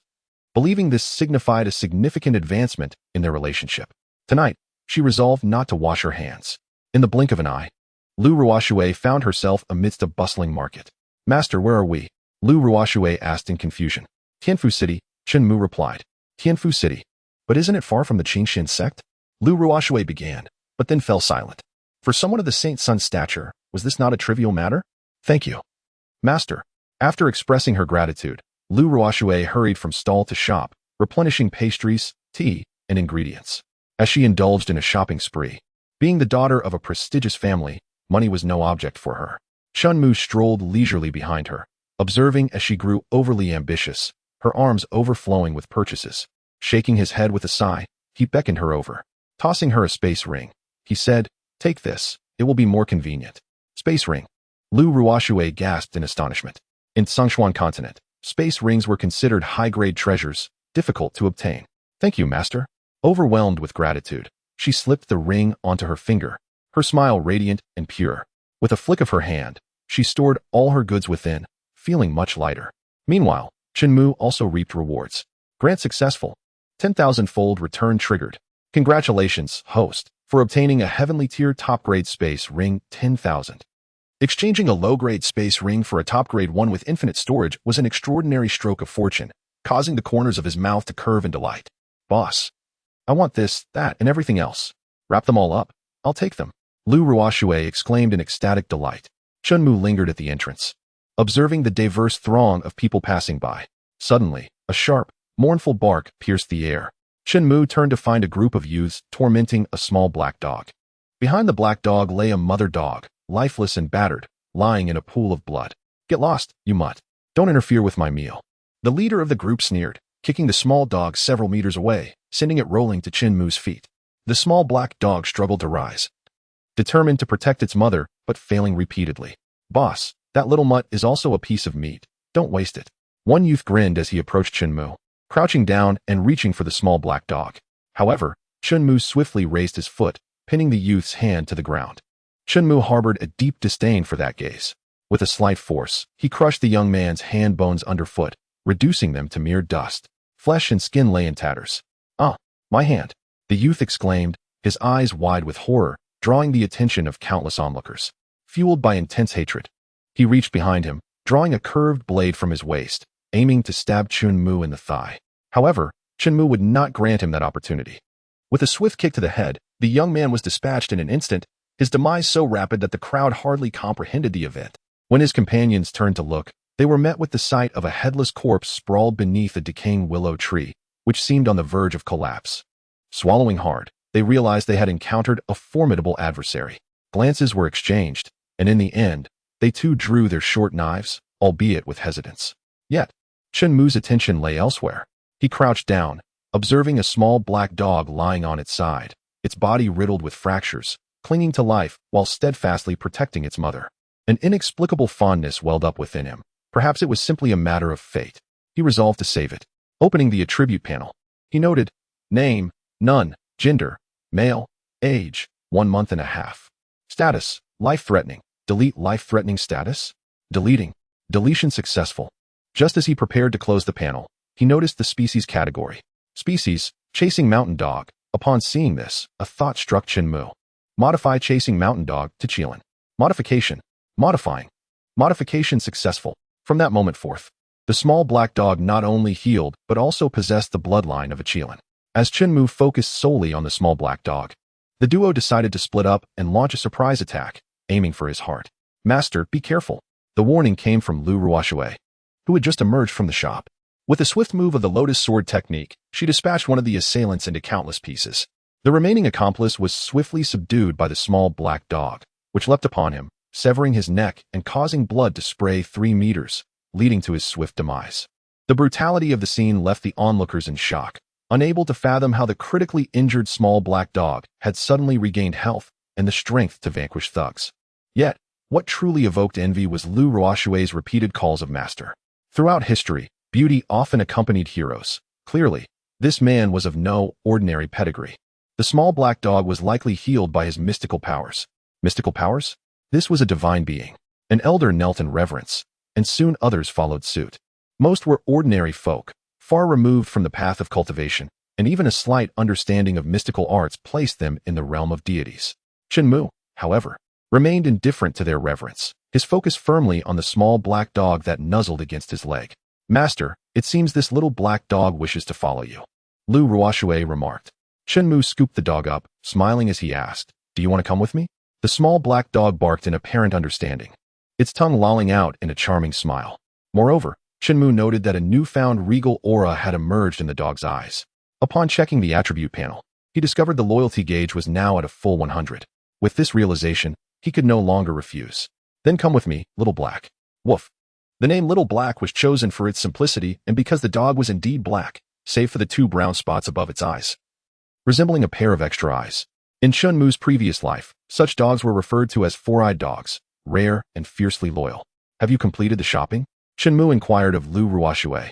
Just one last item, wine, she replied, recalling that after too much tea, one might crave a drink. Additionally, wine could serve culinary purposes, enhancing flavors and masking odors. Let us proceed then. Chen Mu noted that he had never enjoyed shopping with women in either life.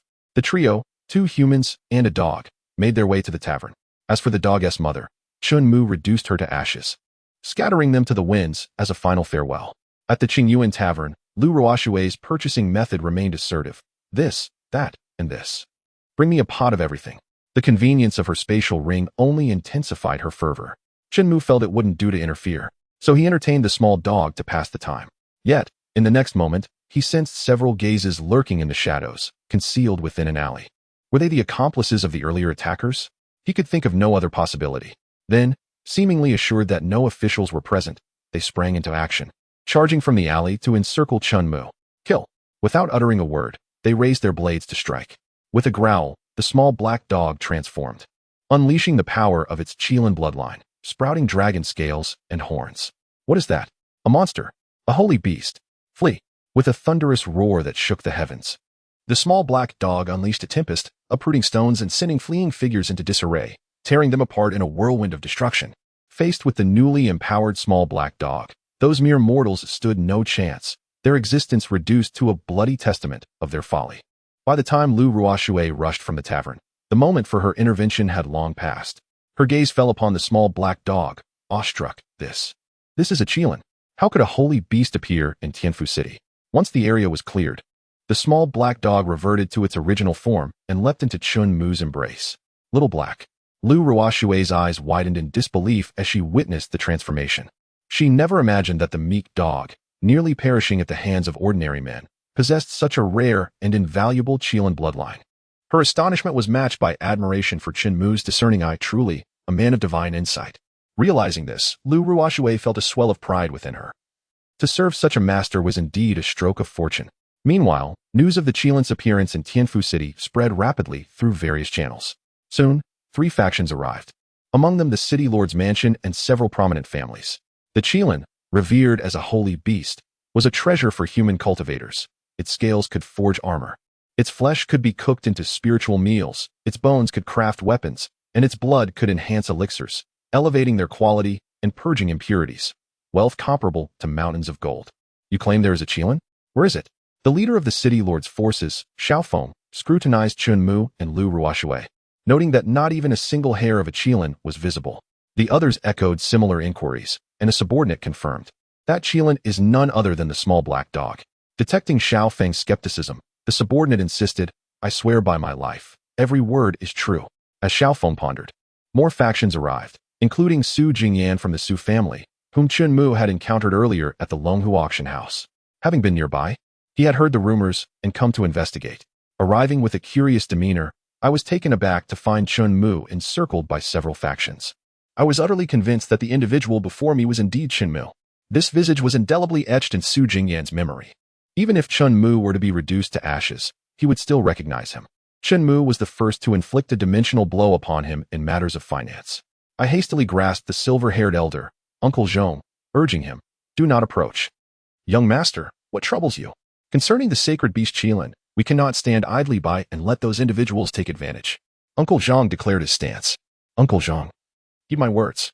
That person, regardless of their affiliations, or even you and I, is not someone we can provoke. Su Jingyan asserted with an air of authority. It was the first time Uncle Zhong witnessed such an expression on Su Jingyan's face. The young master, who typically viewed everyone with disdain, was actually afraid. After much hesitation, Uncle Zhong chose to trust Su Jingyan. He raised his hand, signaling the main force to halt their advance and disperse. However, he remained behind, wanting to observe the individual that instilled fear in his young master. This place is now under the jurisdiction of our city lord's manor.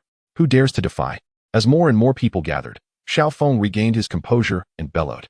His voice was so powerful that it could be heard several kilometers away. Do not retreat. Xiaofeng's cold gaze swept over the crowd. After weighing the pros and cons, the various factions dared not oppose the city lord's manor and began their retreat.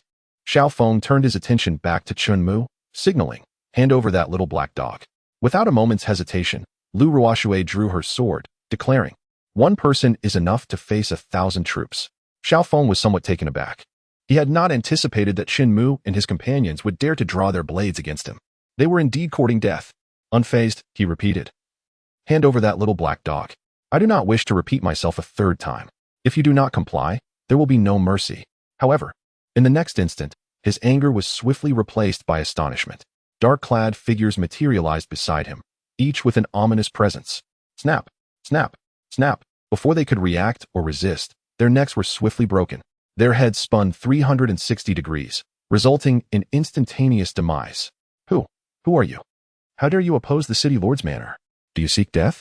Xiaofeng found himself at the mercy of 2 daggers pressed against his throat, isolated and helpless, trying to intimidate with bravado by invoking his backing.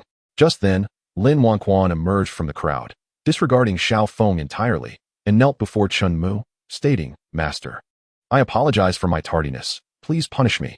No, your arrival is quite timely. Chen Mu shook his head, gesturing for Lin Wanquan to rise. Master, how shall we deal with this man?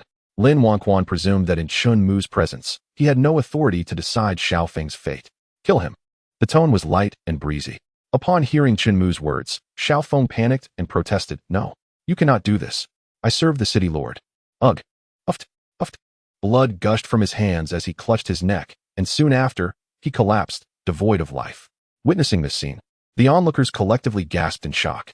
They had never imagined that someone would dare to unleash such slaughter upon the troops of the city lord's manor. This was a blatant disregard for both the city lord and the court. At this moment, Uncle Zhong finally comprehended the source of his young master's fear. The people of the city lord's manor had executed the kill without a hint of hesitation. Young master, this person. Uncle Zhong glanced at Su Jingyan. He calls himself Chen Mu, of the Chen family, Su Jingyan replied. Chen Mu? The discarded pawn of the Chen family who was cast away years ago. Uncle Zhong's eyes widened in surprise. Yet, even so, to kill someone from the city lord's manor seemed too reckless. Uncle Zhong had a foreboding sense that the Chen family was about to face severe repercussions. Master, he just said they came on the city lord's orders. Kill.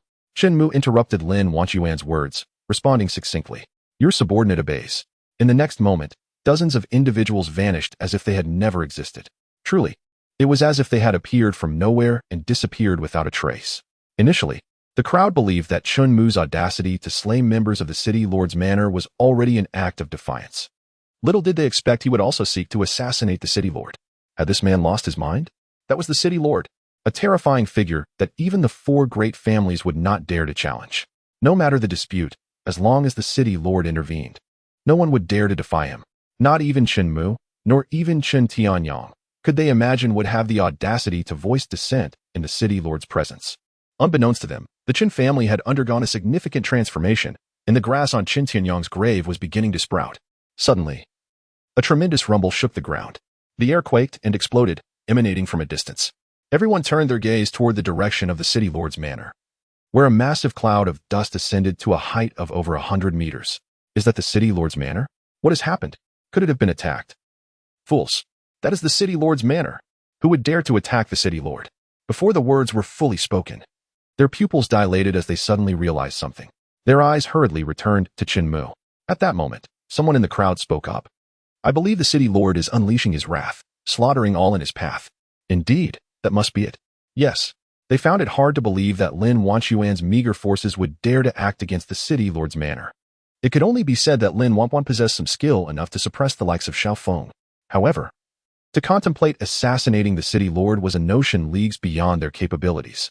Nonetheless, forcing the city lord into such a predicament was no small feat. They feared that many lives had already been forfeited. As they pondered this, a figure suddenly appeared out of thin air.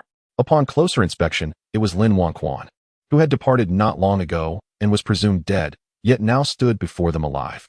It seemed he was holding something aloft, a head. Chapter 24. How strong must his subordinates be? Upon closer examination, they were struck with horror. A few timid souls, seeing blood still oozing from the severed neck, gasped in shock. With wide eyes, they stumbled backward. One unfortunate soul, not watching his step, fell to the ground, his lips trembling and his complexion pale as a ghost. He raised a trembling finger, stuttering, Is that not the city lord's head? Upon hearing the word city lord, the crowd's collective gaze shifted, their astonishment laid bare on their faces. Words failed them as fear rendered them speechless. The uproar had been so great that Lin Wanchuan's survival was initially regarded as a mere extension of life. After all, dozens had set out, yet only he returned. However, upon closer inspection, they realized that not only was he unscathed, but he also bore the head of the city lord. Master, I have executed your command and slain this man. Lin Wanchuan presented the head with both hands. Chen Mu waved his hand, causing the head to vanish without a trace. He then said, Thank you for your efforts. Not at all. Now that the matter was resolved, there was no need to linger. As Chen Mu raised his hand, Lu Ruoxue understood and quickly lifted her arm. Just as her fingertips were about to touch Chen Mu's palm, a furious voice erupted. You cowardly wretches. Do not flee. Turning to the source of the voice, they recognized it as Zhang Tianxiao, the foremost expert of the city lord's manor, a formidable general by the city lord's side. The city lord had previously relied on him to suppress many rebels. Earlier, when Lin Wanchuan killed the city lord, Zhang Tianxiao had been sequestered in his chamber, unable to intervene. Little did he expect that upon successfully breaking through his own realm and emerging from his room, he would find the city lord's head severed from his body. As he lifted his gaze, Zhang Tianxiao caught sight of Lin Wanchuan on the eaves, with the head of the city lord in his grasp. Without hesitation, he leaped into action, but was quickly left behind. Even he had to concede that Lin Wanquan's agility was impressive. Yet, in terms of strength, he was confident he would not be outmatched. Furthermore, Zhang Tianxiao had just broken through to the 8th layer of fusion and was brimming with confidence, eager to find someone to test his blade against. He believed Lin Wanquan would serve as an excellent sharpening stone, a splendid stepping stone indeed, to eliminate him and avenge the lord of the city, thus allowing oneself to ascend to the coveted position of city lord. Observant individuals noted a distinct change in Zhang Tianxiao's demeanor, and tentatively remarked that he seemed to have recently achieved a breakthrough. What? A breakthrough? I recall that Zhang had previously reached the 7th layer of fusion, which implies that he now possesses the strength of the 8th layer. The 8th layer of fusion. The outcome of this encounter is now truly uncertain. Indeed, each elevation in the fusion realm represents an entirely new world. Hearing the flattery, Zhang Tianxiao felt somewhat elated. Bold ruffians, daring to invade the city lord's mansion and attempt an assassination in broad daylight. Today, I, Zhang Tianxiao, shall administer justice upon you. This moment presents an excellent opportunity to win the hearts of the people, and Zhang Tianxiao was unwilling to let it slip away. He unleashed a technique known as the green ring poisonous hand. His arms and fingers turned a vivid green, an almost eerie hue, as he advanced toward Lin Wanquan. The poison he cultivated encompassed the venom of countless insects, its toxicity surpassing even the deadliest of poisons. A mere touch would allow the potent toxin to swiftly invade the body, coursing through the veins and infiltrating the internal organs. It was said that Zhang Tianxiao's deadly hands had claimed the lives of thousands. How terrifying! Why hasn't that person moved? Could it be that he is paralyzed with fear? The crowd fixated on Lin Wanquan, murmuring amongst themselves. Success! Zhang Tianxiao's face gleamed with delight. He believed Lin Wanquan was intimidated by his poisonous technique, deciding to grant him a swift death instead of prolonging his suffering. He would then effortlessly dispose of Chen Mu, that seemingly weak and inexperienced youth. As for Lu Ruoxue, such a stunning beauty would be better kept by his side as a personal attendant, indulging in nightly revelries. Boom. The roar of the raging wind drowned out the sounds of applause. The gale, mingled with a mist of blood, surged forth several meters, sending a shiver through exposed skin. Raising an arm, one could observe glistening red droplets of blood clinging to the bristling hairs. Prior to this event, everyone had anticipated a complete rout. Yet reality proved to be a crushing defeat, albeit with the roles reversed. Lin Wanquan not only overwhelmed the newly ascended Zhang Tianxiao, but with a single, brutal strike, reduced him to a cloud of blood and bone dust. Was this truly so effortless? However, rather than pondering Lin Wanquan's formidable strength, they were more intrigued by Chen Mu, the master who commanded such unwavering loyalty from this superlative powerhouse. What terrifying heights had he attained? With a sacred beast Qilin by his side, an unparalleled beauty at his beck and call, and subordinates of exceptional martial prowess. Could this indeed be the same Chen Mu, once deemed a disgrace for his lack of talent? Cast out and sold to the Qingxian sect, reduced to a lowly servant? Their preconceived notions of Chen Mu were utterly shattered, forcibly redefined. Is Lin Wanquan to be granted the identity of city lord? Affirmative. Modification in progress. Modification successful, with the city lord deceased and Zhang Tianxiao, the most promising successor, equally vanquished. The position of city lord lay vacant. It was only reasonable for Chen Mu to bestow upon Lin Wanquan a new identity. Unbeknownst to him, this would soon transpire, as someone would deliver the city lord's seal into his hands, proclaiming it to the populace. We bid farewell to the esteemed master. Lin Wanquan bowed, and in a blink, Chen Mu and Lu Ruoxue vanished. This further solidified the belief among all present that the once derided Chen family outcast had now transformed into a figure of monumental significance. Hastily, they returned to their respective clans, recounting their observations to their lords, ensuring that everyone understood that in Tianfu City, anyone could be trifled with, but the Chen family, particularly Chen Mu, was to be avoided at all costs. At the Qingxian sect, Qingyun Pavilion. Bang, bang, bang. No sooner had Chen Mu settled in than a knock echoed at the door. Su Qingtian went to answer it, engaging in brief conversation before closing the door again. He then approached Chen Mu, seated in the pavilion, and reported, "Master, someone from sect leader Zhao's side wishes to invite you to the sect leader's hall." The sect leader's hall? What do they want me for? Chen Mu mused. As the Holy Sun, backed by the resources of Xiao Yun and others, Zhao Hongshan would hardly dare to mistreat him, despite any personal grievances. Thus, the likelihood of a trap was exceedingly low. It appeared to concern Situ Qing. Su Qitian shared the information he had gathered. Situ Qing? It seems highly probable that the Situ family seeks to hold me accountable. Chen Mu chuckled, displaying no signs of panic, remaining composed. Those who reach such positions are invariably supported by powerful families that invest heavily in their development. Rapid advancement in cultivation demands both talent and financial resources. So, will you go? Su Qingtian inquired about Chen Mu's intentions. Why should I go? I did not kill him. It was Xiao Yun who found Situ Qing too bothersome and struck him down. To put it bluntly, the Situ family is not formidable enough to compel me to yield and seek them out. Indeed, Su Qingtian replied. He turned and headed toward the door to convey Chen Mu's sentiments to the messenger. The young man furrowed his brows in discontent, yet faced with the Holy Sun. He chose not to voice his objections. Understood. Please convey to the Holy Sun that I will relay his words faithfully to the sect leader. After speaking, the young man departed, hastening back to the sect leader's hall. In the presence of Zhao Hengshan and several members of the Situ family, he recounted Chen Mu's words verbatim. Zhao Hengshan's expression turned awkward. As you can see, the Holy Sun is unwilling to meet with you, and I am powerless to change that.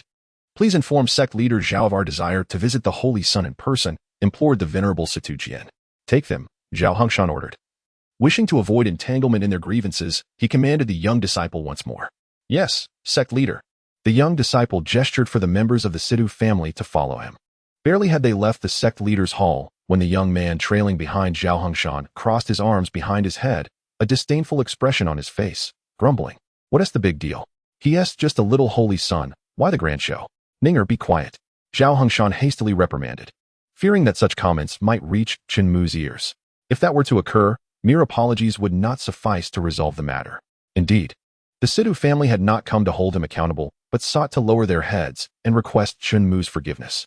Hoping to prevent any conflict between the Situ family and the Qingshan sect, the Situ family held a degree of influence in Qingshan City and had substantial connections. Yet they could not afford to offend a sect. As the Holy Sun, should the Situ family choose to oppose him, the consequences would be dire, and the Qingshan sect would not remain idle. From the demeanor displayed by Zhao Hengshan during previous interactions, it was evident how vital this Holy Sun, who had re-emerged after 3 centuries, was to the sect. Even the sect leader found himself at a loss when faced with him. Grandfather, our Situ family is vast and powerful, brimming with strong individuals. Why should we fear a mere Holy Sun? Besides, he is the one who killed my brother. Should we simply let this go? Situ Ning protested. If word gets out, how will others perceive our Situ family? They might think we are weaklings to be easily bullied. Situ Ning's resentment was palpable. I told you to be silent. Speak another word, and you shall regret it. The elder's anger was unmistakable, prompting Situ Ning to sulk in silence. He understood his grandfather's temperament well. Meanwhile, the young disciple merely listened, not wishing to involve himself in their disputes.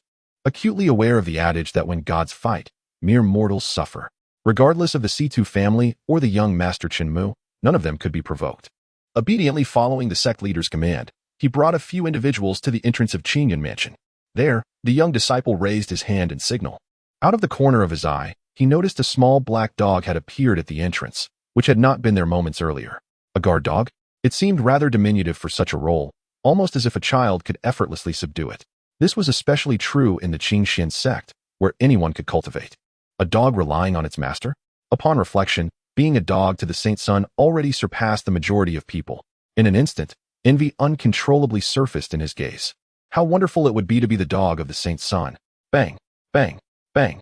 Situ Jian lifted his skirt, ascended the steps, grasped the door knocker, and struck it thrice. After the third knock, there was no response for a long while. Bang, bang, bang. Situ Jian, still patient, knocked 3 more times, only to be met with silence once again. Grandfather, I believe that fellow is deliberately ignoring us. Stand aside, I shall break the door down. Let him see that our Situ family is not to be trifled with. Unable to contain his frustration, Situ Ning summoned his spirit energy, erupting from within. Ninger, do not act recklessly. Situ Jian hurriedly intervened. He was not alone in this concern. Woof, woof, woof. The little black dog joined in the commotion. This was unfortunate. With his temper flaring, Situ Ning flushed with rage. Beast, what are you barking for? I cannot deal with that worthless Saint Sun, but I can certainly handle you.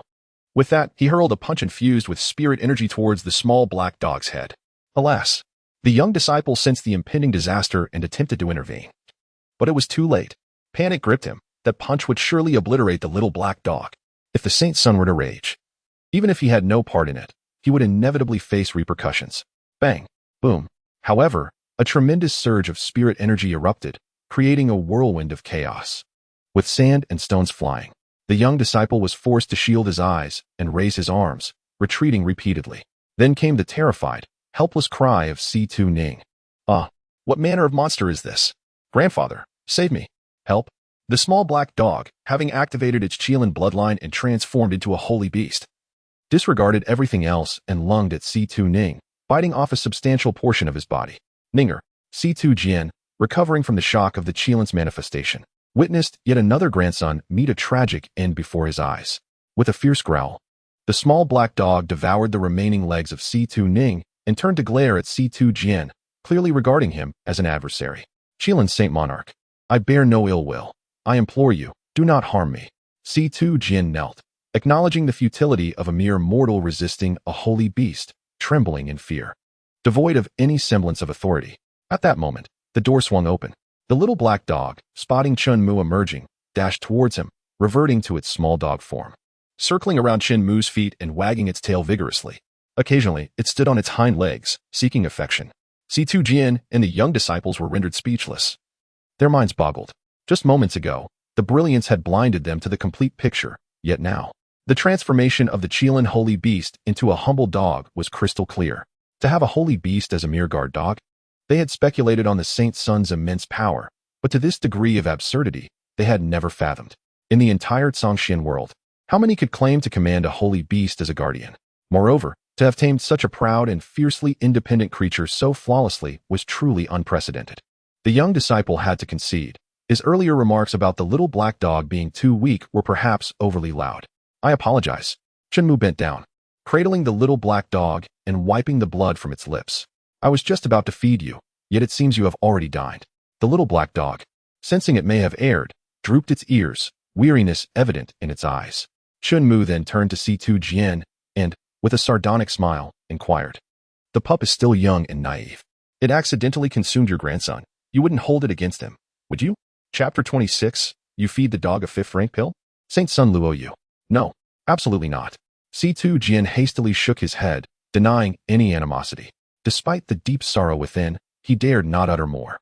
Instead, he realized, even more clearly due to C2 Ning's reckless actions, that this saint son of Qing Xian sect was not someone to be trifled with, neither by himself nor the entire C2 family. Any forced confrontation would likely lead to catastrophic consequences, an outcome C2 Ning desperately wished to avoid. In a word, endure. All mistakes are my grandson's fault. It is he who should not have provoked the Qilin Saint Monarch. C2 Jian knelt and bowed deeply in apology, his demeanor profoundly sincere. Those accompanying him were left astounded, unable to believe that this was the same figure reputed to wield immense power in their territory. In this moment, before Chen Mu and the little black dog in his arms, he was left with nothing but humility to the utmost degree. "Now, what brings you to my Qingyan mansion?" Chen Mu asked, stroking the dog. "I dare to approach on behalf of my grandson, C2 Qing, to apologize for offending the Saint's son," C2 Jian replied, lowering his head, not daring to meet Chen Mu's gaze. Chen Mu picked up the space ring that C2 Jian offered with both hands. Since the offering was made, why not accept it? He infused a strand of consciousness into it, and, upon inspection, exclaimed, there is quite a bounty here." The contents included at least 100 million spirit stones, several thousand pills, and numerous mystic and earth-grade treasures. "I humbly ask for your forgiveness regarding the actions of my two grandsons. If you find this insufficient, I am willing to sacrifice myself to atone." C2 Jian's thoughts were simple. Sacrificing himself to preserve the entire C2 family was a noble trait. "Stop. I have a cleanliness obsession. Do not splatter my clothes with blood." Chen Mu waved his hand dismissively. "Thank you for your generosity, Saint Sun. We shall forever remember your kindness." C2 Jian prostrated again, feeling immense gratitude towards Chen Mu, relief washing over him. Chen Mu paid them no further heed, crouching down to play with the dog. Seeing the little black dog exhibiting good behavior, he retrieved a handful of fifth-rank pills, at least 30 or so, from the space ring and tossed them to the dog. They scattered across the ground, and the little black dog devoured every last one, crunching delightfully. The sight left C2 Jian and the young disciples feeling conflicted. Feeding a dog such high-ranked pills? Am I truly lesser than a mere dog? No. Upon further reflection, the creature was a Qilin. How could I compare? What harm was there in the dog consuming a few fifth-rank pills?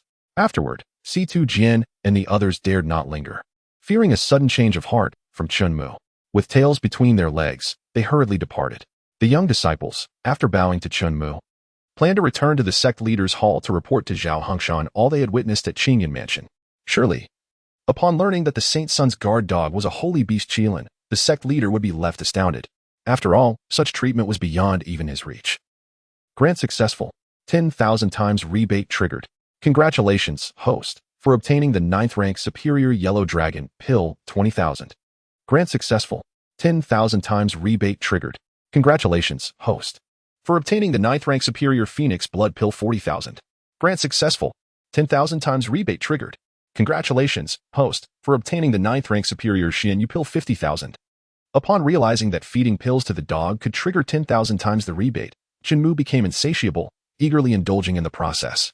Meanwhile, the little black dog, satisfied from its canine meal, transformed back into its Qilin form and continued to feast. Bone structure, bloodline, spirit energy, cultivation, and strength all surged wildly during this process. In the sect leader's hall, upon seeing the return of the young disciple, Zhao Hongshan casually inquired, "How did it go?" "Nothing untoward, I hope." Reporting to the sect leader, "The C2 family has received the Saint Sun's forgiveness and has departed the mountain." The young disciple replied with a respectful bow. "That is good, very good."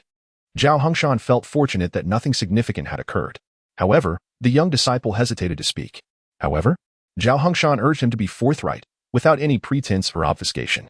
The grandson of Situ Jian, Situ Ning, was nothing but a reckless scion, showing not the slightest reverence towards our Qingxian sect's holy son, but rather speaking insolently.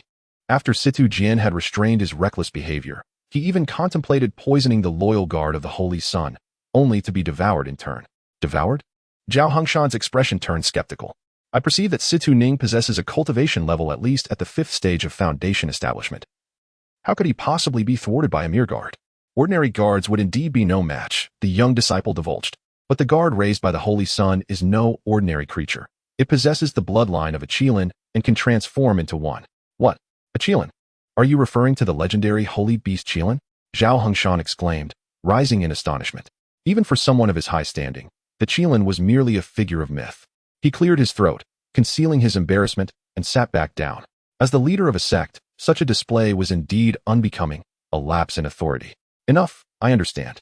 You may leave now." He gestured dismissively. Once the disciple departed, his countenance darkened. He had not anticipated that those old fellows possessed a Qilin, and had bestowed it upon that youth. What immense expectations could they possibly hold for him? Was this youth's talent truly so formidable? A myriad of questions plagued Zhao Hongshan, yet he found no means to validate them. The more he pondered, the more he felt like a feeble sect leader. "Oh, I was once hailed as a rare genius in the Qingxian sect, and now I find myself overshadowed and diminished." He sighed heavily. At that moment, in Thunderflame City, Lu Jia's patriarch, Lu Hanqing, received a marriage annulment letter sent by he from the Qingxian sect, penned by Lu Ruoxue herself. What could that girl be thinking? Why would she suddenly wish to annul the engagement with the Situ family? Lu Hanqing was utterly perplexed. Just as he was about to ponder further, the voice of the steward interrupted. "Patriarch, someone from the Situ family requests an audience." "Let him in," Lu Hanqing instructed. After a brief moment, he found himself even more bewildered upon receiving the marriage contract sent from the Situ family. What was the meaning of this? Why were both parties seeking to annul the marriage? Had there been a conflict? However, given the circumstances, if both sides wished to dissolve the engagement, it must be done. Lu Hanqing understood well the adage that a fruit pulled from the vine before it ripens is not sweet. He was a man of open-mindedness. Since both parties desired to annul, he would grant them their wish. Upon receiving the annulment letter penned by Lu Ruoxue, the Situ family began to boast that henceforth they would have no ties with Lu Ruoxue, fearing that Chen Mu might misunderstand. The entire Thunderflame City was abuzz with speculation. Everyone wondered why the fated couple would suddenly sever ties, adopting an attitude of wishful estrangement. Yet, one individual, upon hearing the news, could hardly contain his delight. This man was Luo Yu, the son of the city lord. "Ha ha ha. Splendid. The Lu family has proactively annulled the engagement with the Situ family. Now, Lu Ruoxue is mine. Youth master, I sense something amiss. It would be prudent to exercise caution," an elderly man beside him cautioned. "What do you know? It's undoubtedly Situ Qing, that good-for-nothing, who has regressed in strength and is unworthy of Ruoxue, hence the Lu family's decision to annul the engagement. And I am now one of the 10 holy sons of the Sacred Dragon sect. I can still regard her. It is their Lu family's great fortune to have me. Surely Ruoxue, upon learning of my current achievements, will be enamored and eager to marry into the Luo family, becoming my woman." History has shown that beautiful women love heroes. Only a hero like me is worthy of her. Luo Yu brimmed with confidence. Chapter 27. Burn the marriage contract. Do you even deserve it? Silence. I do not require your counsel on how to conduct my affairs. The elder in black attempted to interject, but was brusquely interrupted by Luo Yu, who commanded him to fetch paper and ink. The elder had no choice but to comply, bringing the materials to Luo Yu and preparing the ink. Once the ink was ready, Luo Yu swiftly inscribed 4 characters on the paper. Luo Yu proposes. He believed himself succinct in expression. Presently, as an inner disciple of the sacred dragon sect and one of the 10 holy sons, who in Thunderflame City could rival his name, if not for the fear that someone might misinterpret his intent as a declaration of war, he would not have even bothered to write propose. With utmost pride, he folded the paper, placed it in an envelope, and handed it to the elder in black.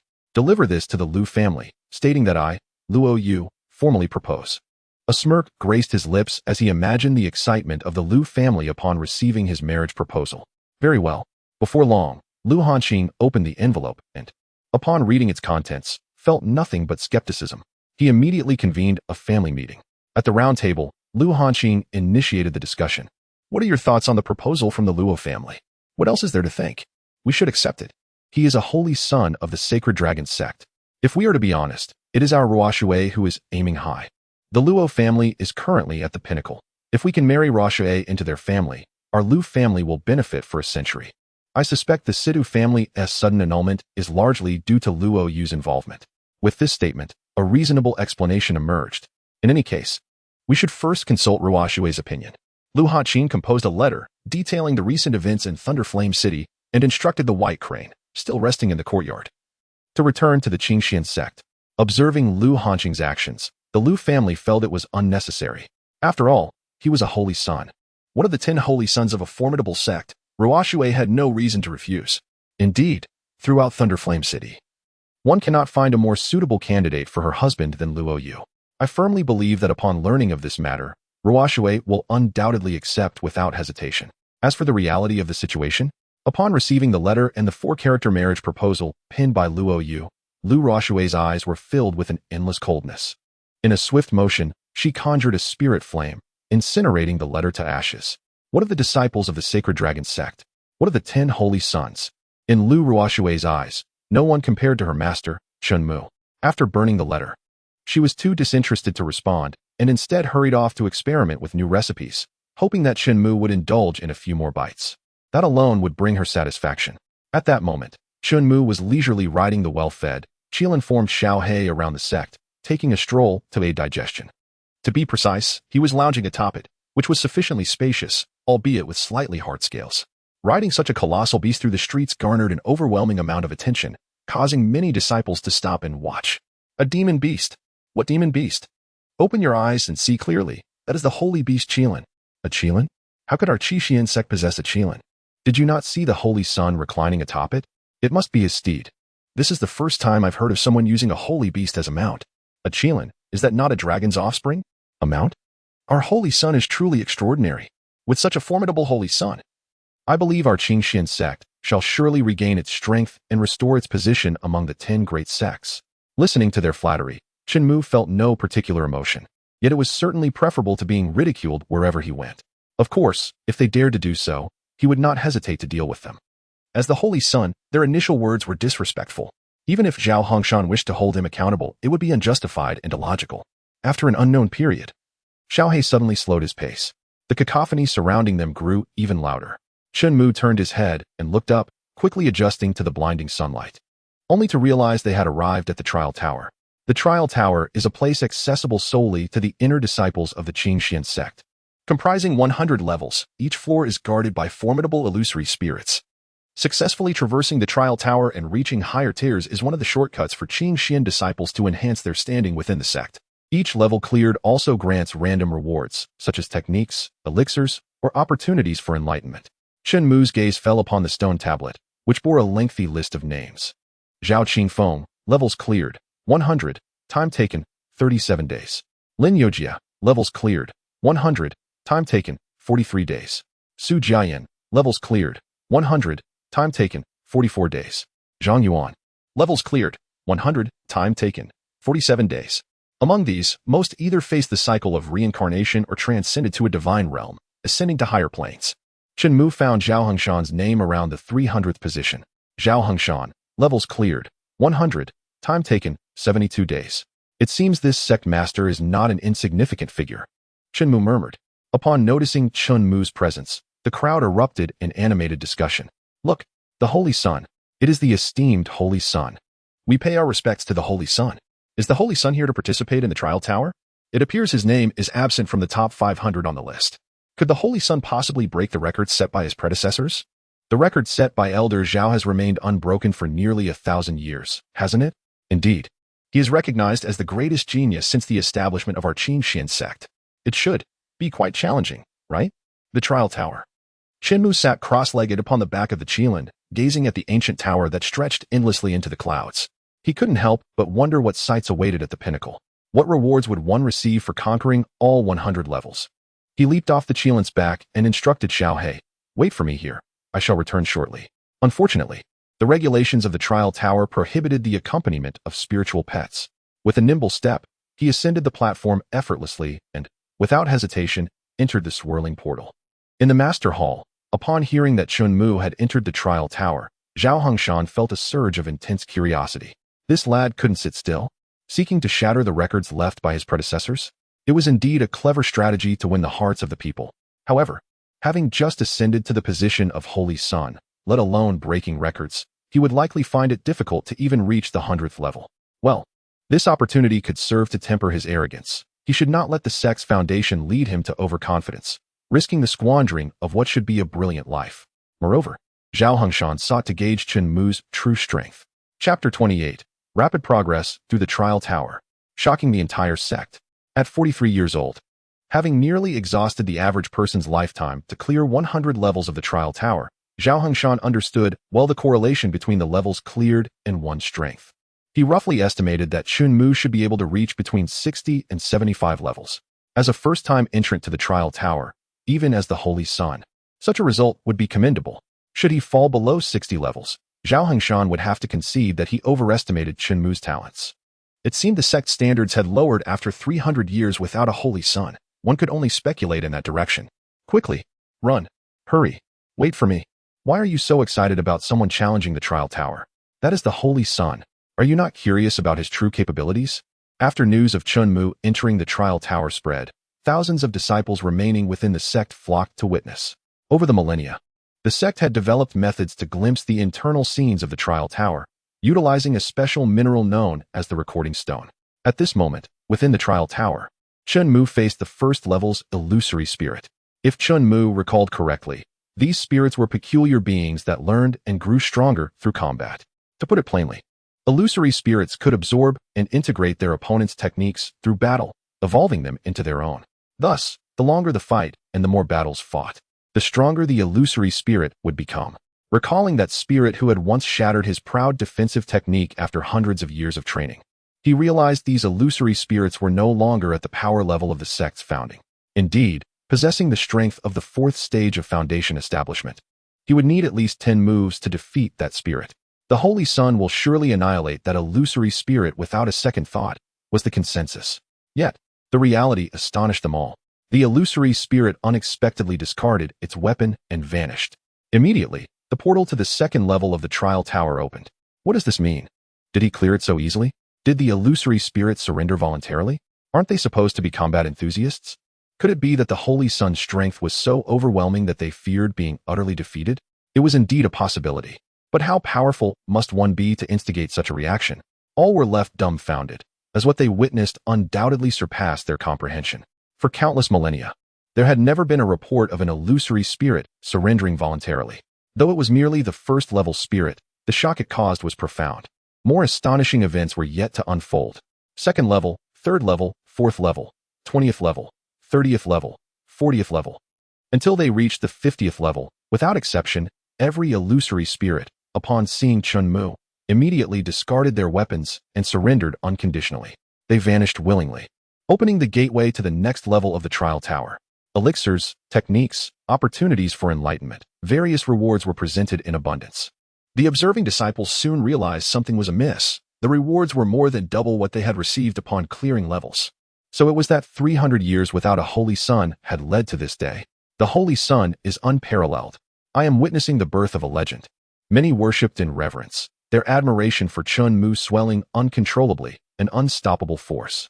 In the master hall, upon the return of his informants, Zhao Hongshan set down his scrolls, calmly inquiring, "Why have you returned so soon? Has he already failed and been expelled from the tower? Surely this time is insufficient to clear even 3 levels. If this holy sun is truly that disappointing, it would indicate severe exaggeration." Reporting to the sect master, "The holy sun has already surpassed 50 levels, a young disciple replied. "Oh, so he has surpassed 50. What did you say?" Zhao Hongshan rose abruptly, his pupils trembling as he asked, 50 levels? Are you certain it is not 5?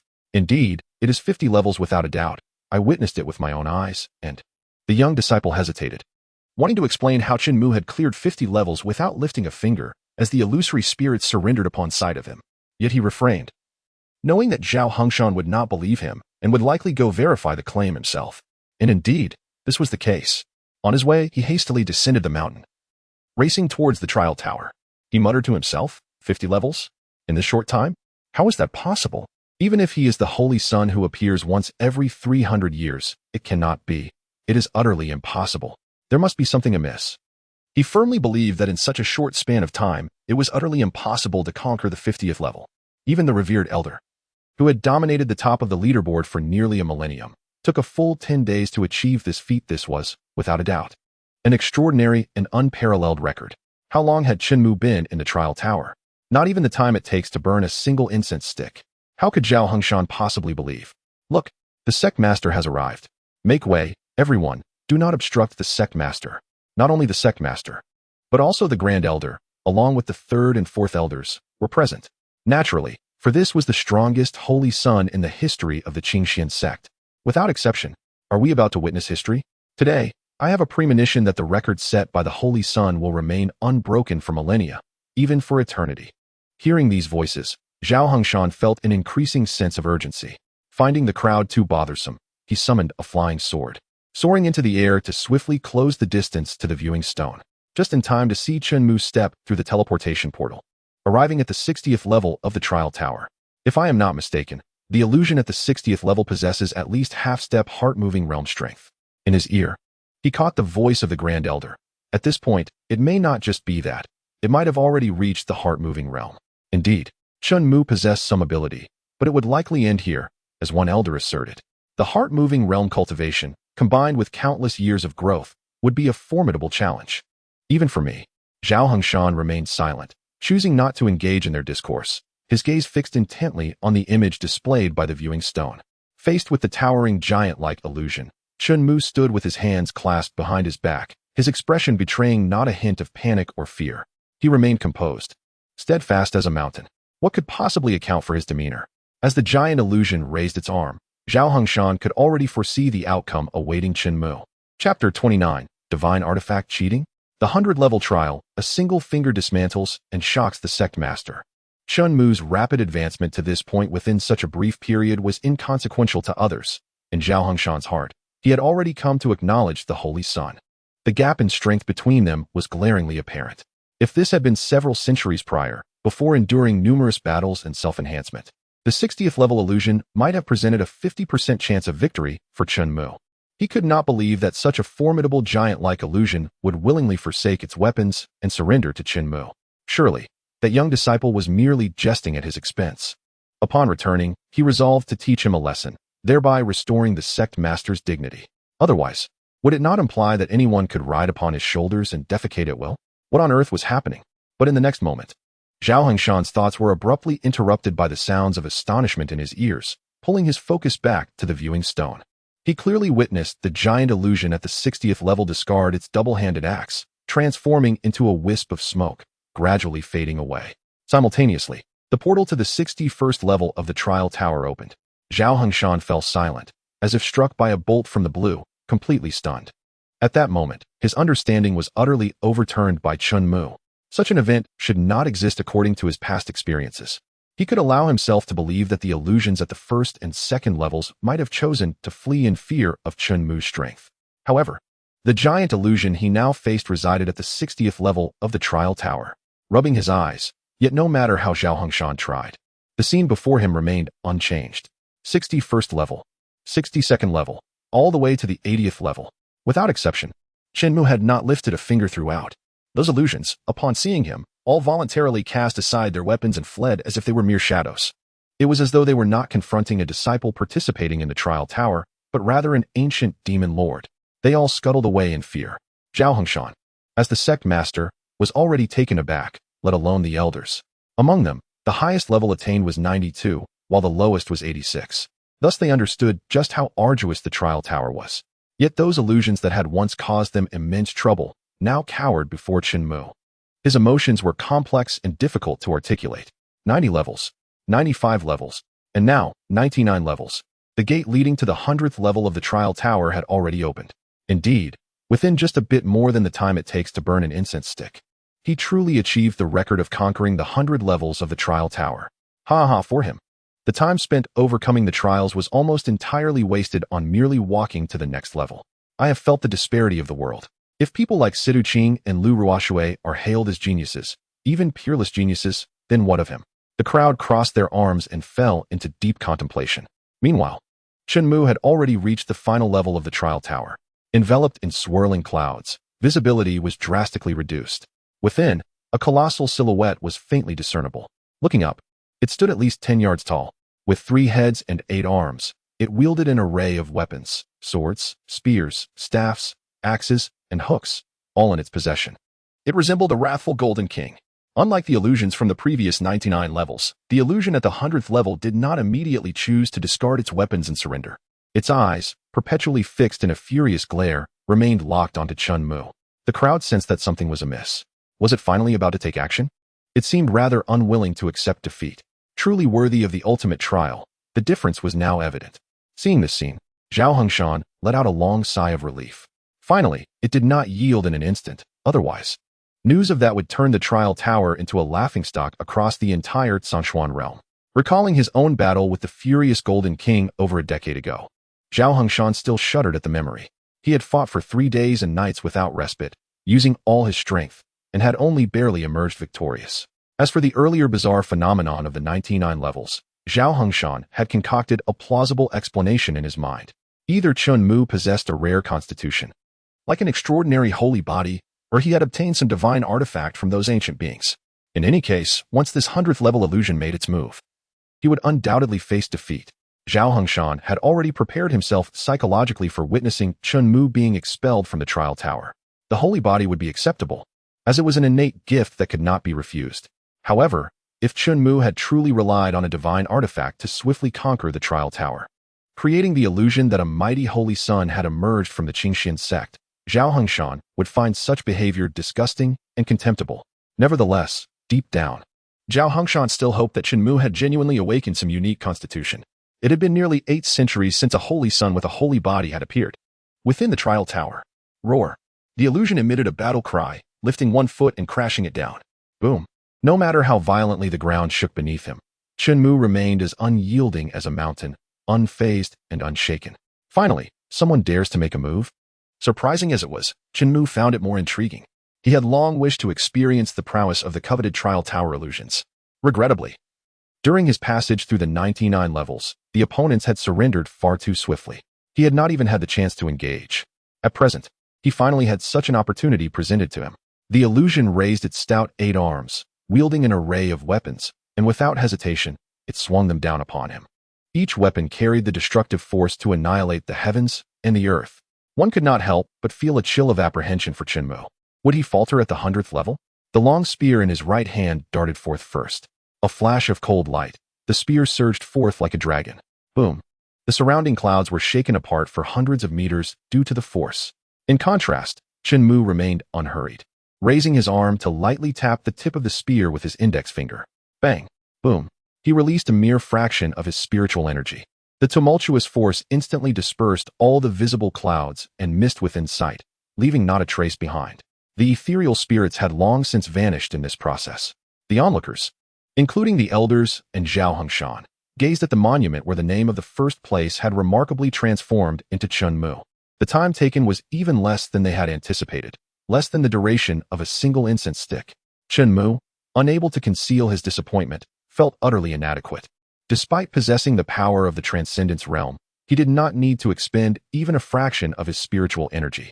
Just as he contemplated leaving the trial tower, a powerful and resonant elderly voice echoed throughout the tower and beyond.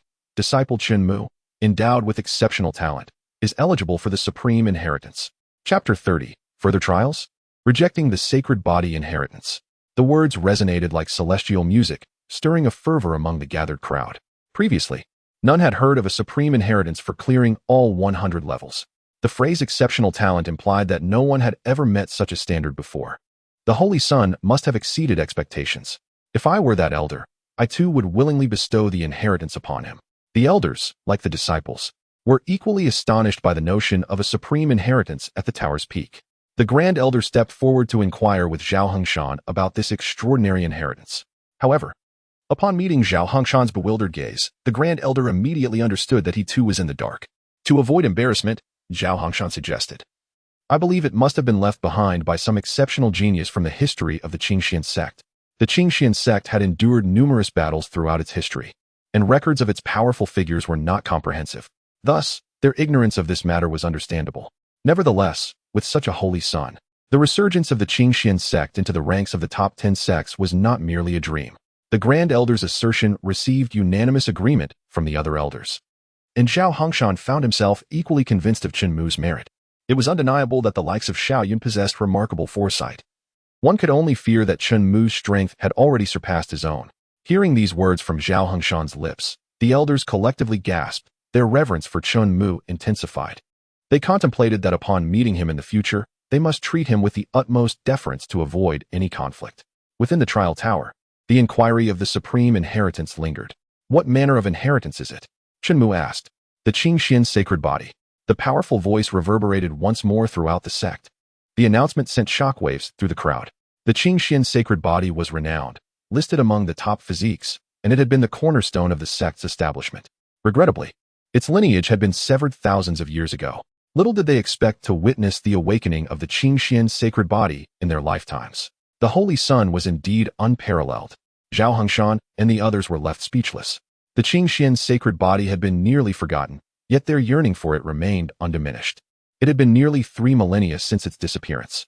Indeed, they never anticipated they would have the fortune to see the Qingxian sacred body manifest in their generation, especially within the Holy Son himself. This Holy Son would undoubtedly lead the Qingxian sect to unprecedented heights. They were utterly convinced of this.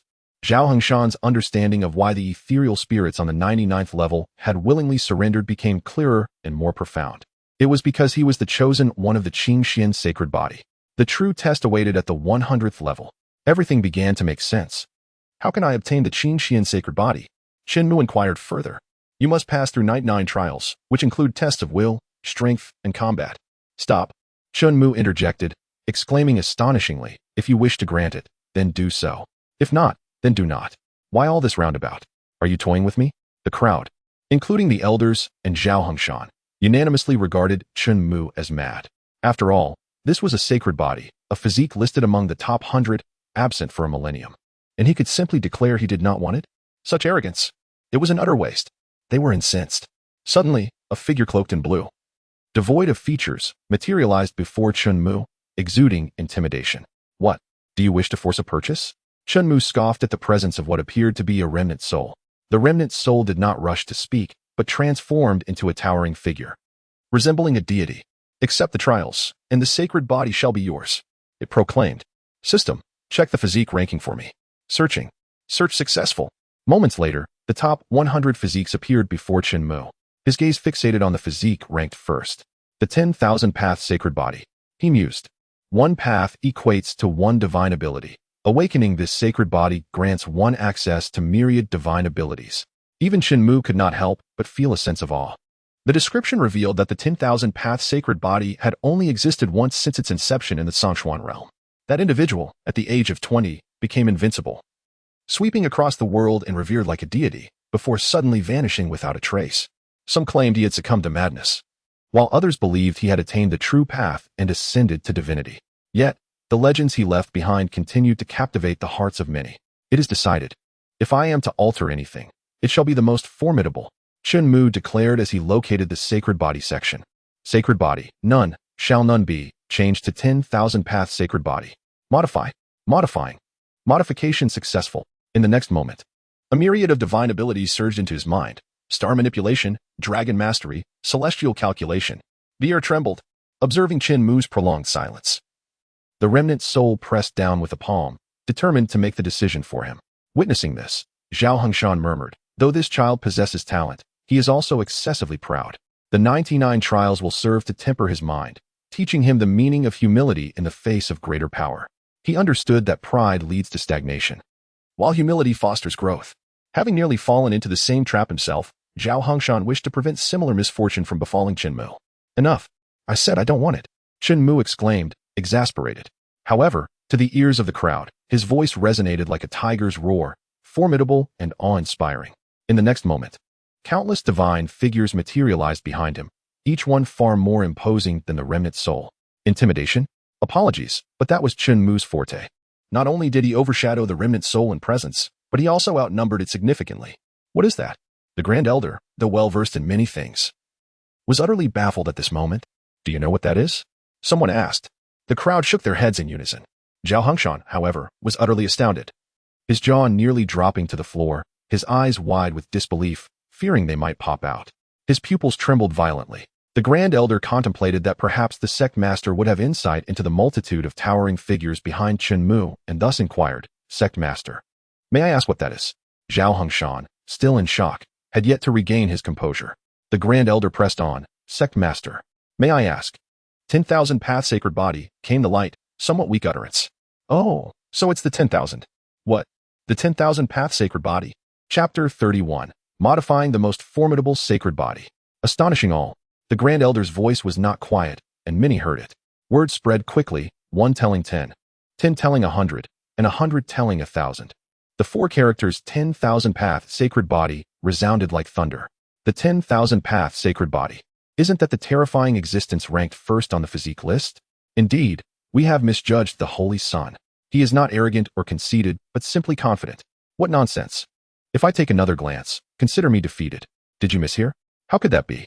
The Grand Elder spoke of the 10,000 path sacred body with his own mouth. In fact, at this moment, the Grand Elder also harbored doubts, questioning whether he had misheard.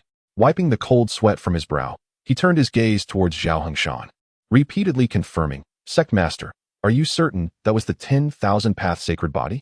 Indeed, Zhao Hongshan nodded. What I have learned about the 10,000 path sacred body aligns almost exactly with what you have just mentioned. He had to concede that he had spoken a bit too loudly earlier. To possess the 10,000 path sacred body is indeed a matter of immense pride. After all, it is the foremost sacred body of eternity. The Grand Elder and the other elders were taken aback within the trial tower. The 10,000 path sacred body.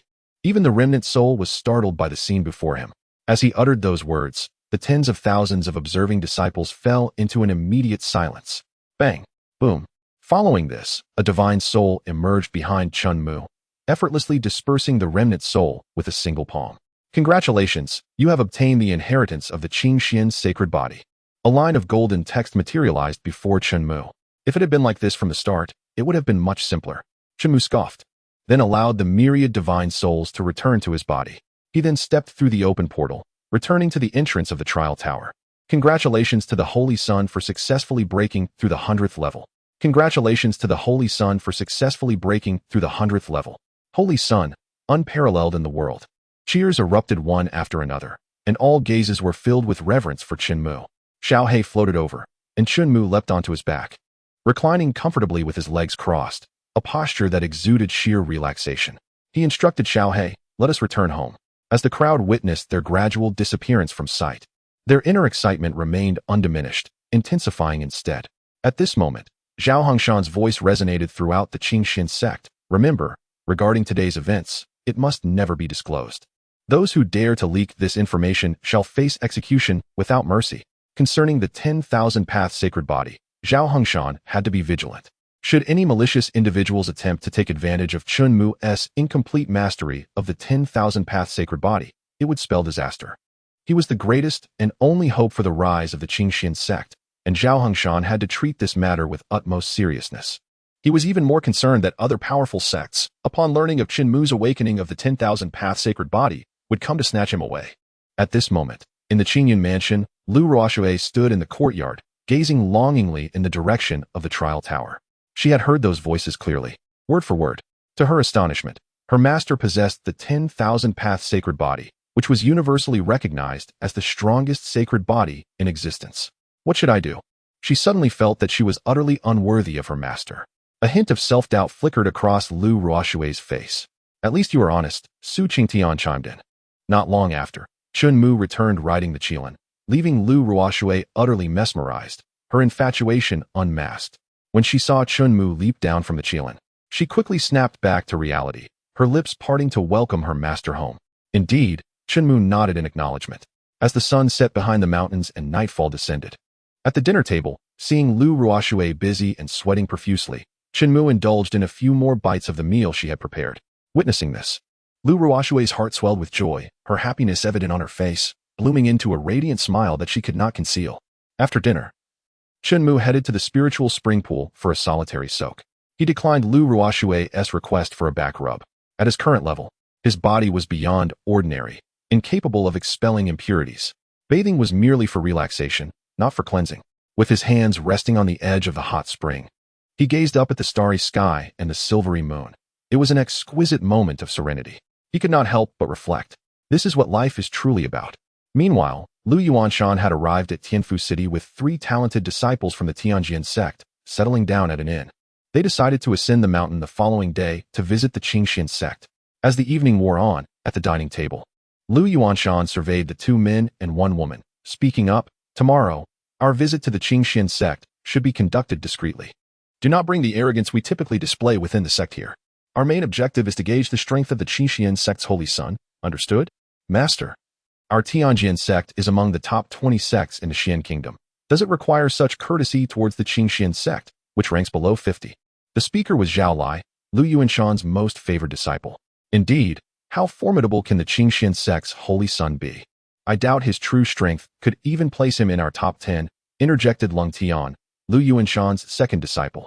The third disciple, Su Jiao, remained focused on her meal, not joining the conversation. Until we ascertain the full truth, we must not jump to conclusions. The holy son of the Qingxian sect, emerging once every 300 years, surely possesses his own merits, Lu Yuanshan cautioned, hoping his disciples would remain humble, lest they bring shame upon the entire Tianjin sect. All right, we will heed your words, master.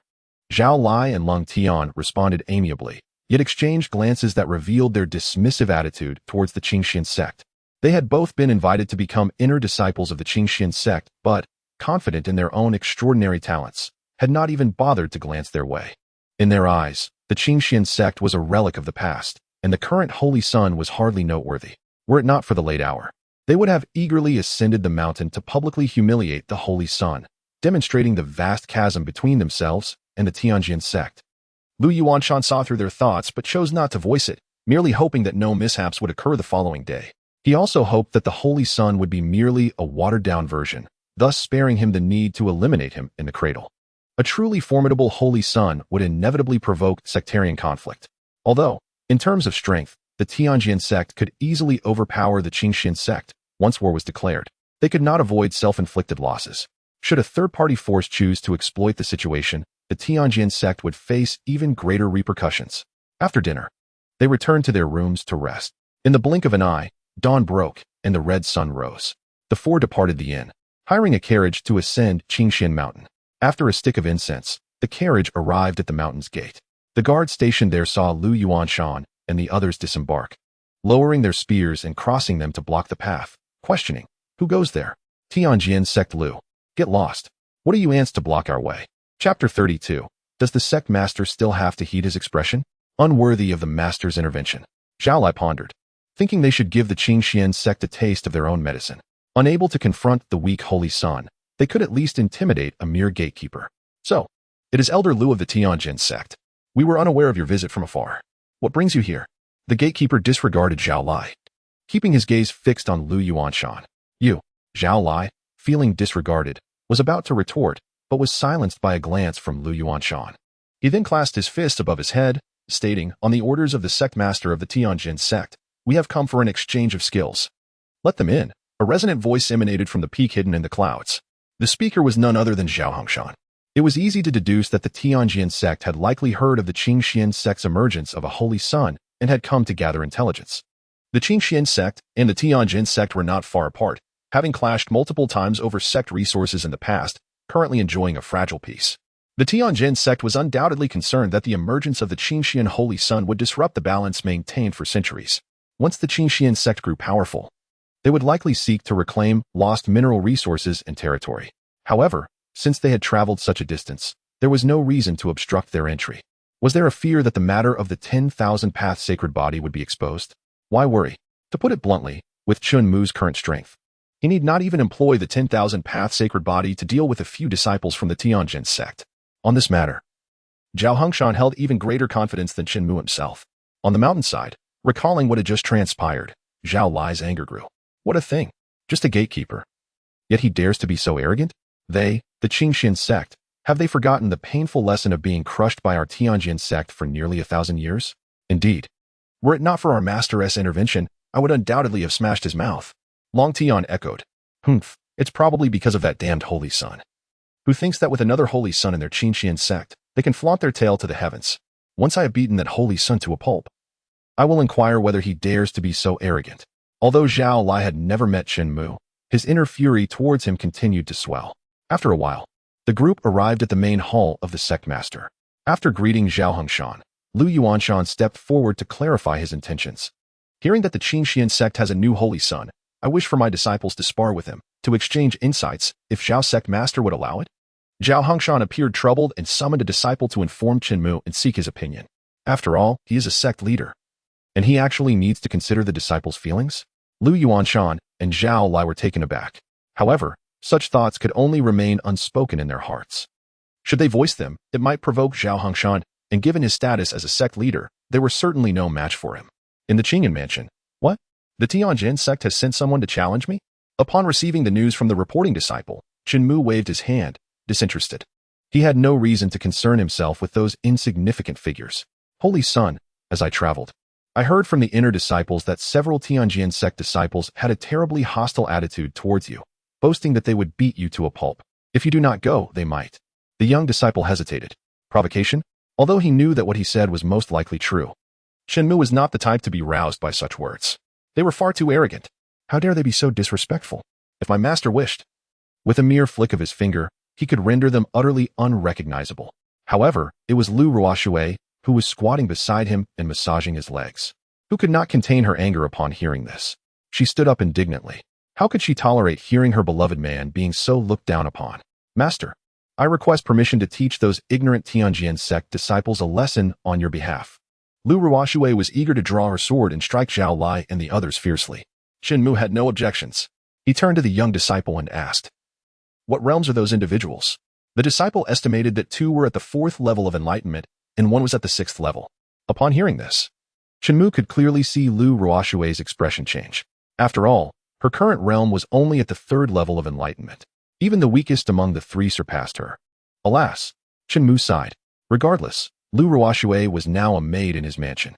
Since she was willing to stand up for him, how could he, as her master, remain inactive? He then opened her personal attribute panel and found the cultivation section. Cultivation, 3rd level of enlightenment. Would you like to change 3rd level of enlightenment to 1st level of golden core? Change. Modification in progress. Modification successful. Just as Lu Ruoshui was about to express her gratitude, she suddenly felt a surge of spiritual energy within her, amplifying to an unimaginable extent. Boom.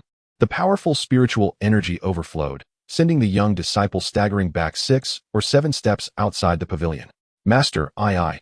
Lu Ruoshui looked at Chen Mu with excitement, fully aware that all of this was undoubtedly a gift from him. Go ahead. This cultivation should be sufficient for you. Chen Mu nodded. Thank you, master. Lu Ruoshui expressed her deep gratitude. Although the young disciple was somewhat bewildered, he understood one thing. Lu Ruoshui's sudden rise in cultivation was closely tied to Chen Mu. This holy sun was indeed terrifying, capable of causing someone's cultivation to increase dramatically. What realm is Lu Ruoshui in now? He could not see clearly, only knowing that she was exceptionally strong, exuding a pressure that rivaled that of sect master Zhao Hongshan. He could not help but think, no matter how powerful one was, It was impossible to elevate the strength of a third level of enlightenment cultivator to the golden core realm instantly, right? That would be absurd. It must have only raised her by a few minor realms. The sudden increase in power, the overlapping spiritual energy released all at once, must have created an illusion. Rest assured, Master, I will ensure that those scoundrels fully comprehend the severe consequences of underestimating you. Before leaving, Lu Ruoxue vowed. Yes, I look forward to it. Chen Mu replied. He thought it would be advantageous to cultivate a few more loyal subordinates, like Lu Ruoxue. Let them handle all the trivial matters. Back in the main hall of the sect, Zhao Lai, Lung Tian, and others were growing increasingly impatient. Their hatred for Chen Mu intensified, deciding to interrupt and break a few of his bones to serve as a punishment. Although it was a sparring session, it was normal to break a few bones, right? Soon, out of the corner of his eye, Zhao Lai noticed the young disciple returning, but curiously, he was accompanied by a woman. Why is there a woman? Isn't the Holy Sun male? Zhao Lai wondered. However, this woman was indeed stunning. Lung Tian revealed a lewd smile. Ruoxue, why are you here? Zhao Hengshan asked, puzzled. He had heard about Lu Ruoxue becoming Chen Mu's personal maid. These individuals are not worthy of Master's involvement. I shall fight in his stead. Chapter 33. Crushing. Complete domination. Offering no hope. Politeness. When they are so disrespectful to our master and show no regard for the powerful, Lu Ruoxue certainly would not be polite with them. Nonsense. Hurry up and come here. The speaker was Lu Yuchan, the peak master of the Pure Moon Peak and the fifth elder of the Qingxian sect, who was also Lu Ruoxue's true mentor. Although they shared the same surname, they had no familial ties. A true disciple of the sect running off to serve others as a maid had already brought great shame to her mentor. She had originally planned to go today to bring Lu Ruoxue back to the Pure Moon Peak, but the matter with the Tianjian sect had postponed that. She never expected Lu Ruoxue to run out at such a moment. Lu Yuchan felt that her lifetime of reputation was about to be utterly ruined by her most favored disciple. She could not comprehend how much charm Chen Mu had used to ensnare her. Disciple, please forgive my disobedience. My master has shown me great kindness, and I cannot choose to retreat at this moment. Lu Ruoxue's tone was resolute. Nonsense. Among the three of them, the lowest is at the fourth level of enlightenment. What can you, at the third level of enlightenment, use to compete? Lu Yuchan did not wish for Lu Ruoxue to be a fragile egg colliding with a rock. It was easy to predict the outcome. The third level of enlightenment? Upon hearing this, Lung Tian laughed. It is said that the senior sister of the Qingxian sect, Lu Ruoxue, is as beautiful as a celestial being and possesses formidable power. Today, seeing her in person, it is indeed true. However, I did not expect you to willingly degrade yourself to serve as a slave to a mere figurehead. How laughable. It is truly ridiculous. Even more ridiculous is that you, at the third level of enlightenment, dare to challenge us? What do you intend to challenge us with? If you are willing to bet with me, should you lose, you will serve as my slave, I might consider it. Serving me as a slave is certainly better than serving that fellow. Bang. Boom. Before he could finish his sentence, Lung Tian was sent flying 7 or 8 meters, crashing violently against a supporting pillar, which cracked with dozens of fissures. Lung Tian collapsed to the ground, unable to rise. Lu Ruoxue stood where he had once been, lowering her palm, and coldly declared, do the people of the Tianjian sect only know how to talk? Zhao Lai and Su Jiao, upon witnessing their comrade severely injured, prepared to draw their swords. Yet, halfway through, they heard Lung Tian's voice stopping them. There is no need for you to intervene. I will handle my own affairs. He looked up, propping himself up with his sword plunged into the ground, channeling energy to heal and alleviate his pain. I underestimated you, but next, within 3 sword strikes, I will surely defeat you. Face is a fragile thing, often lost in moments of vulnerability, yet it must be reclaimed, especially in the cold light of day. Otherwise, should word of this incident spread within the Tianjian sect, where could one hide from the shame? Upon hearing this, Zhao Lai and Su Jiao sheathed their swords, stepping back, still doubtful of Lu Ruoxue's capability to match Lung Tian. Their previous skirmish felt more like a surprise attack than a fair confrontation. Zhao Hengshan and Lu Yuanshan remained silent, choosing to let the younger generation resolve their own conflicts. Raising his right arm, Lung Tian bent his elbow, positioning his sword directly at Lu Ruoxue. In a heartbeat, he charged towards her, executing his most prized technique, the flowing shadow swordplay. A multitude of sword shadows filled the air, raining down upon Lu Ruoxue. Lung Tian was determined to secure victory with a single stroke, unwilling to reveal a second, for it would showcase his true strength. But to his utter astonishment, Lu Ruoxue effortlessly deflected his sword, sending it flying several meters away. As a swordsman, Losing one's weapon in such a manner was an unparalleled disgrace. Enraged, Lung Tian traced circles in the air with his hands, channeling his profound spiritual energy towards Lu Ruoshui, his eyes ablaze with murderous intent. Yet, with a casual flick of her sword, Lu Ruoshui severed his arms. My hands! My hands! He shrieked, retreating in terror, only to collapse, unconscious, on the ground. This turn of events was utterly unforeseen. Lu Ruoshui, despite her cultivation at the third level of enlightenment, had transcended her boundaries to defeat Ling Tian with overwhelming force, rendering him disabled. To a swordsman, losing one's hands was a fate more despairing than death itself. Seeking death, Zhao Lai bellowed, drawing his sword in tandem with Su Jiao, intent on retaliating by severing Lu Ruoshui's arms. They represented the Tianjin sect and could not afford to lose face. With a casual flourish, Lu Ruoshui unleashed 2 swift strokes of her sword, sending sword chi soaring towards Zhao Lai and Su Jiao.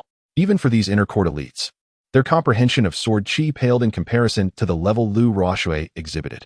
Zhao Hengshan and Lu Yuanshan were taken aback, as was Lu Yuchan, who believed she knew her disciple well. When did Ruoshui grasp such sword chi? How could she be so formidable? Lu Yuchan marveled. Moreover, did you not notice? Throughout the entire exchange, she did not even expend her spiritual energy, indicating her dominance over those 3. Dominance indeed. Lu Yuchan's eyes widened in astonishment. Despite Zhao Lai and Su Jiao's swift reactions, using their swords as shields, they were still sent flying, sustaining severe injuries. Blood seeped from Zhao Lai's wound, a painful reminder of their failure. Even I cannot best her, yet you wish to challenge my master. How naive, Lu Rishe remarked coldly. Furious, Zhao Lai struggled to rise, his broken sword barely supporting him, while Su Jiao lay incapacitated. Master, how can you allow us to be humiliated in such a manner? Zhao Lai implored Lu Yuanshan. Lu Yuanshan's expression was conflicted. You provoked her first and fell short in strength. How can I intervene? Realizing Lu Yuanshan would not assist, Zhao Lai unleashed his full spiritual energy, charging at Lu Ruoshui once more, wielding his broken sword. What of a broken sword? I can still kill, he declared, employing the renowned qi and swordplay of the Tianjin sect. The brilliance of his sword light shone like the sun. Yet, Lu Ruoshui effortlessly disarmed him, sending his broken sword flying. And with a swift slap, she sent him crashing several meters away, blood and shattered teeth spilling onto the ground. Lu Ruoshui understood the balance of power. A mere lesson was sufficient. To kill them could bring trouble to Chen Mu and the sect. Complete domination, she asserted, not allowing even a glimmer of hope. Her performance exceeded all expectations. Is this what you call the third level of enlightenment? Lu Yuchan questioned, fully aware that Lu Ruoshui had not possessed this level of strength previously. Could it be due to the Holy Sun? What has he done? Suddenly, Lu Yuchan's expression shifted as she noticed Zhao Lai's furtive movements. Ruoshui, be cautious, she warned. Chapter 34. He even has a maid of golden core level. Can he provoke her? Zhao Lai produced a small blowpipe from his sleeve, aiming it at Lu Ruoshui. With a swift puff, he released a poison needle. At such close range, even if one noticed, it would be difficult to intervene in time, for the needle was a treasure of the earth grade. As it shot forth, a visible purple gas enveloped the needle, coiling like a venomous serpent, its fangs glistening menacingly. This was undoubtedly city-destroying poison. Given Lu Ruoshui's current cultivation, it would be nearly impossible to withstand, leading to a tragic demise. Seeing Lu Yuchan still en route to intervene while the needle neared Lu Ruoshui, Zhao Lai grinned maliciously. You humiliated me before everyone. I shall repay you 100-fold, 1,000-fold, with your life. But in the next instant, Zhao Lai's smile faded. He watched in shock as Lu Ruoshui pinched the poison needle between her fingers, nearly touching her brow. Then, with a gentle exhale, she blew it away, obliterating it into nothingness. Zhao Lai's face shifted from pale to green to purple, resembling a liver in its ghastly hue. Impossible. How could this be? That was an Earth-grade treasure. You cheated. Someone has been aiding you from the shadows. Do you still have any shame, Qingxian sect? Zhao Lai screamed in despair. His dignity shattered. He had come to inflict pain upon the Holy Sun, yet now, even his maid outmatched him. How would he face the world if this got out? Cheating? Lu Ruoshui smiled lightly, then released her imposing aura. The presence of her overwhelming spiritual energy left everyone in awe, compelling even the strongest to summon their energy just to stand their ground. Golden core level. Zhao Lai was struck dumb. Zhao Hengshan, seated in the grand hall, was equally astonished, his fingers nearly crushing the armrest of his chair in disbelief. How could this be? As the sect master, he was merely at the golden core level. Yet Lu Ruoshui, a mere inner court disciple, stood on equal footing with him, perhaps even surpassing him? Now you understand why you ants are unworthy of my master's attention, Lu Ruoxue declared, her words cutting deep. Zhao Lai was left speechless, frozen in shock. With a flick of her fingers, Lu Ruoxue sent the poison needle back toward Zhao Lai, piercing through his brain, killing him instantly. Was it wrong to teach him a lesson? He sought to kill me first. Now, I have turned the tables. Elder Lu, do you believe I am in the wrong? She asked, turning to Lu Yuanshan. Not at all. You did well. Such scum deserve death. Lu Yuanshan replied, clasping his hands in gratitude. I must thank Miss Lu for ridding our Tianjian sect of this menace. Lu Ruoxue had indeed severed Lung Tian's hands, but in a world that revered strength. Particularly on another's territory, Lu Yuanshan, as an outsider, dared not speak further. He feared that continuing could lead to his own demise today. Seeing the situation, Su Jiao hastily dropped her broken sword, her fighting spirit extinguished, too fearful to challenge Lu Ruoxue again. After all, such a formidable opponent could send her to meet the king of hell with a mere thought. Contemplating the harsh words exchanged between Zhao Lai and Lung Tian during their journey, they nearly succumbed to laughter. Their adversaries' maidservants were of the gold core realm. How could they possibly dare to challenge them? To put it bluntly, the reality was even more brutal. They were not even deemed worthy to behold the true visage of their opponent. At this moment, Lu Yuchan finally emerged from her shock. Was she not aware of her own disciple's capabilities? Just days prior, she had been at the third level of enlightenment. How could she now stand on par with the sect master? Wait, could it be? Linking this to Lu Ruoxue's unusual act of allegiance, a bold idea burgeoned in Lu Yuchan's mind. Was it possible that the Holy Sun had bestowed upon her a method for rapid ascension? Or perhaps a treasured artifact? This line of thought finally illuminated Lu Yuchan as to why Lu Ruoxue had lowered herself to serve Chen Mu. It wasn't merely a narrowing of paths. It was an expansion so vast that it seemed boundless. Was this not a form of opportunity?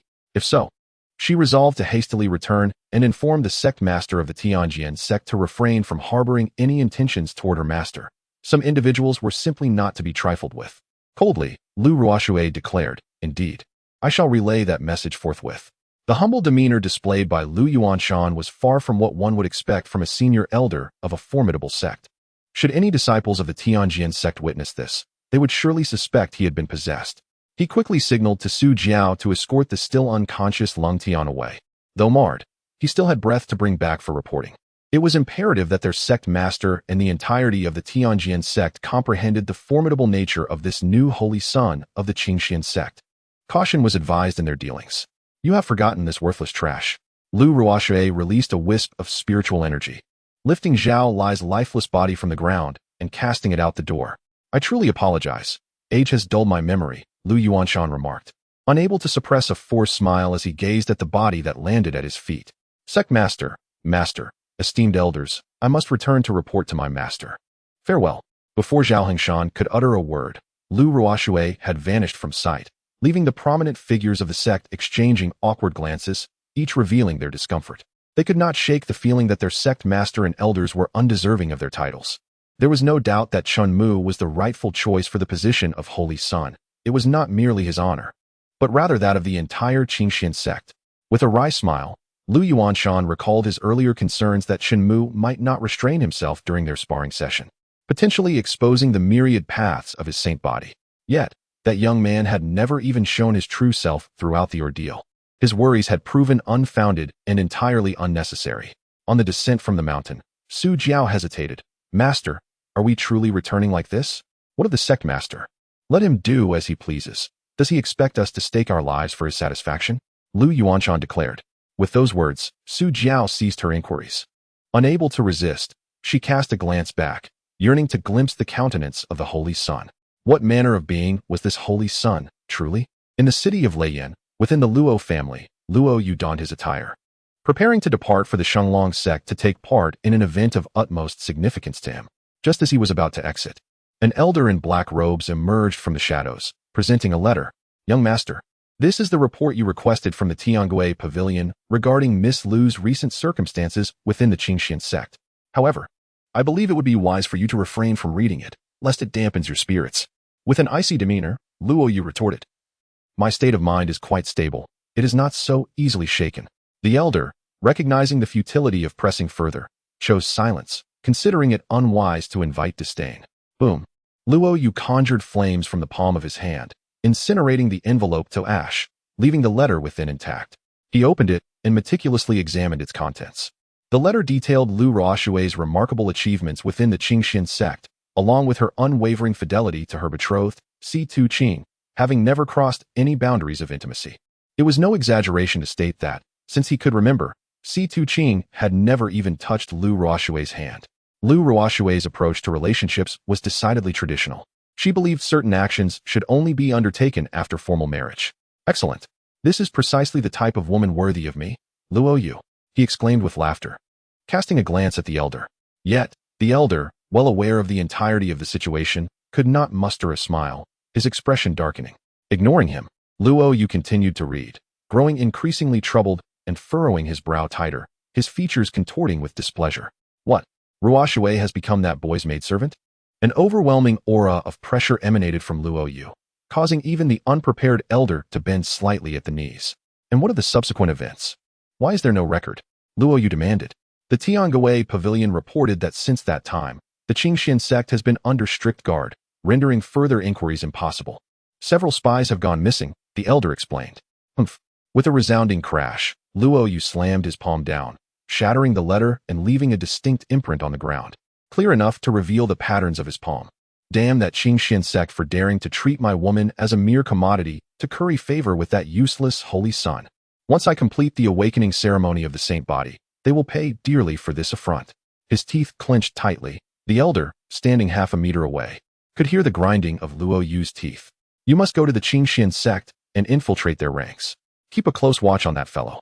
Should he dare to treat Ruoshui improperly, incapacitate him.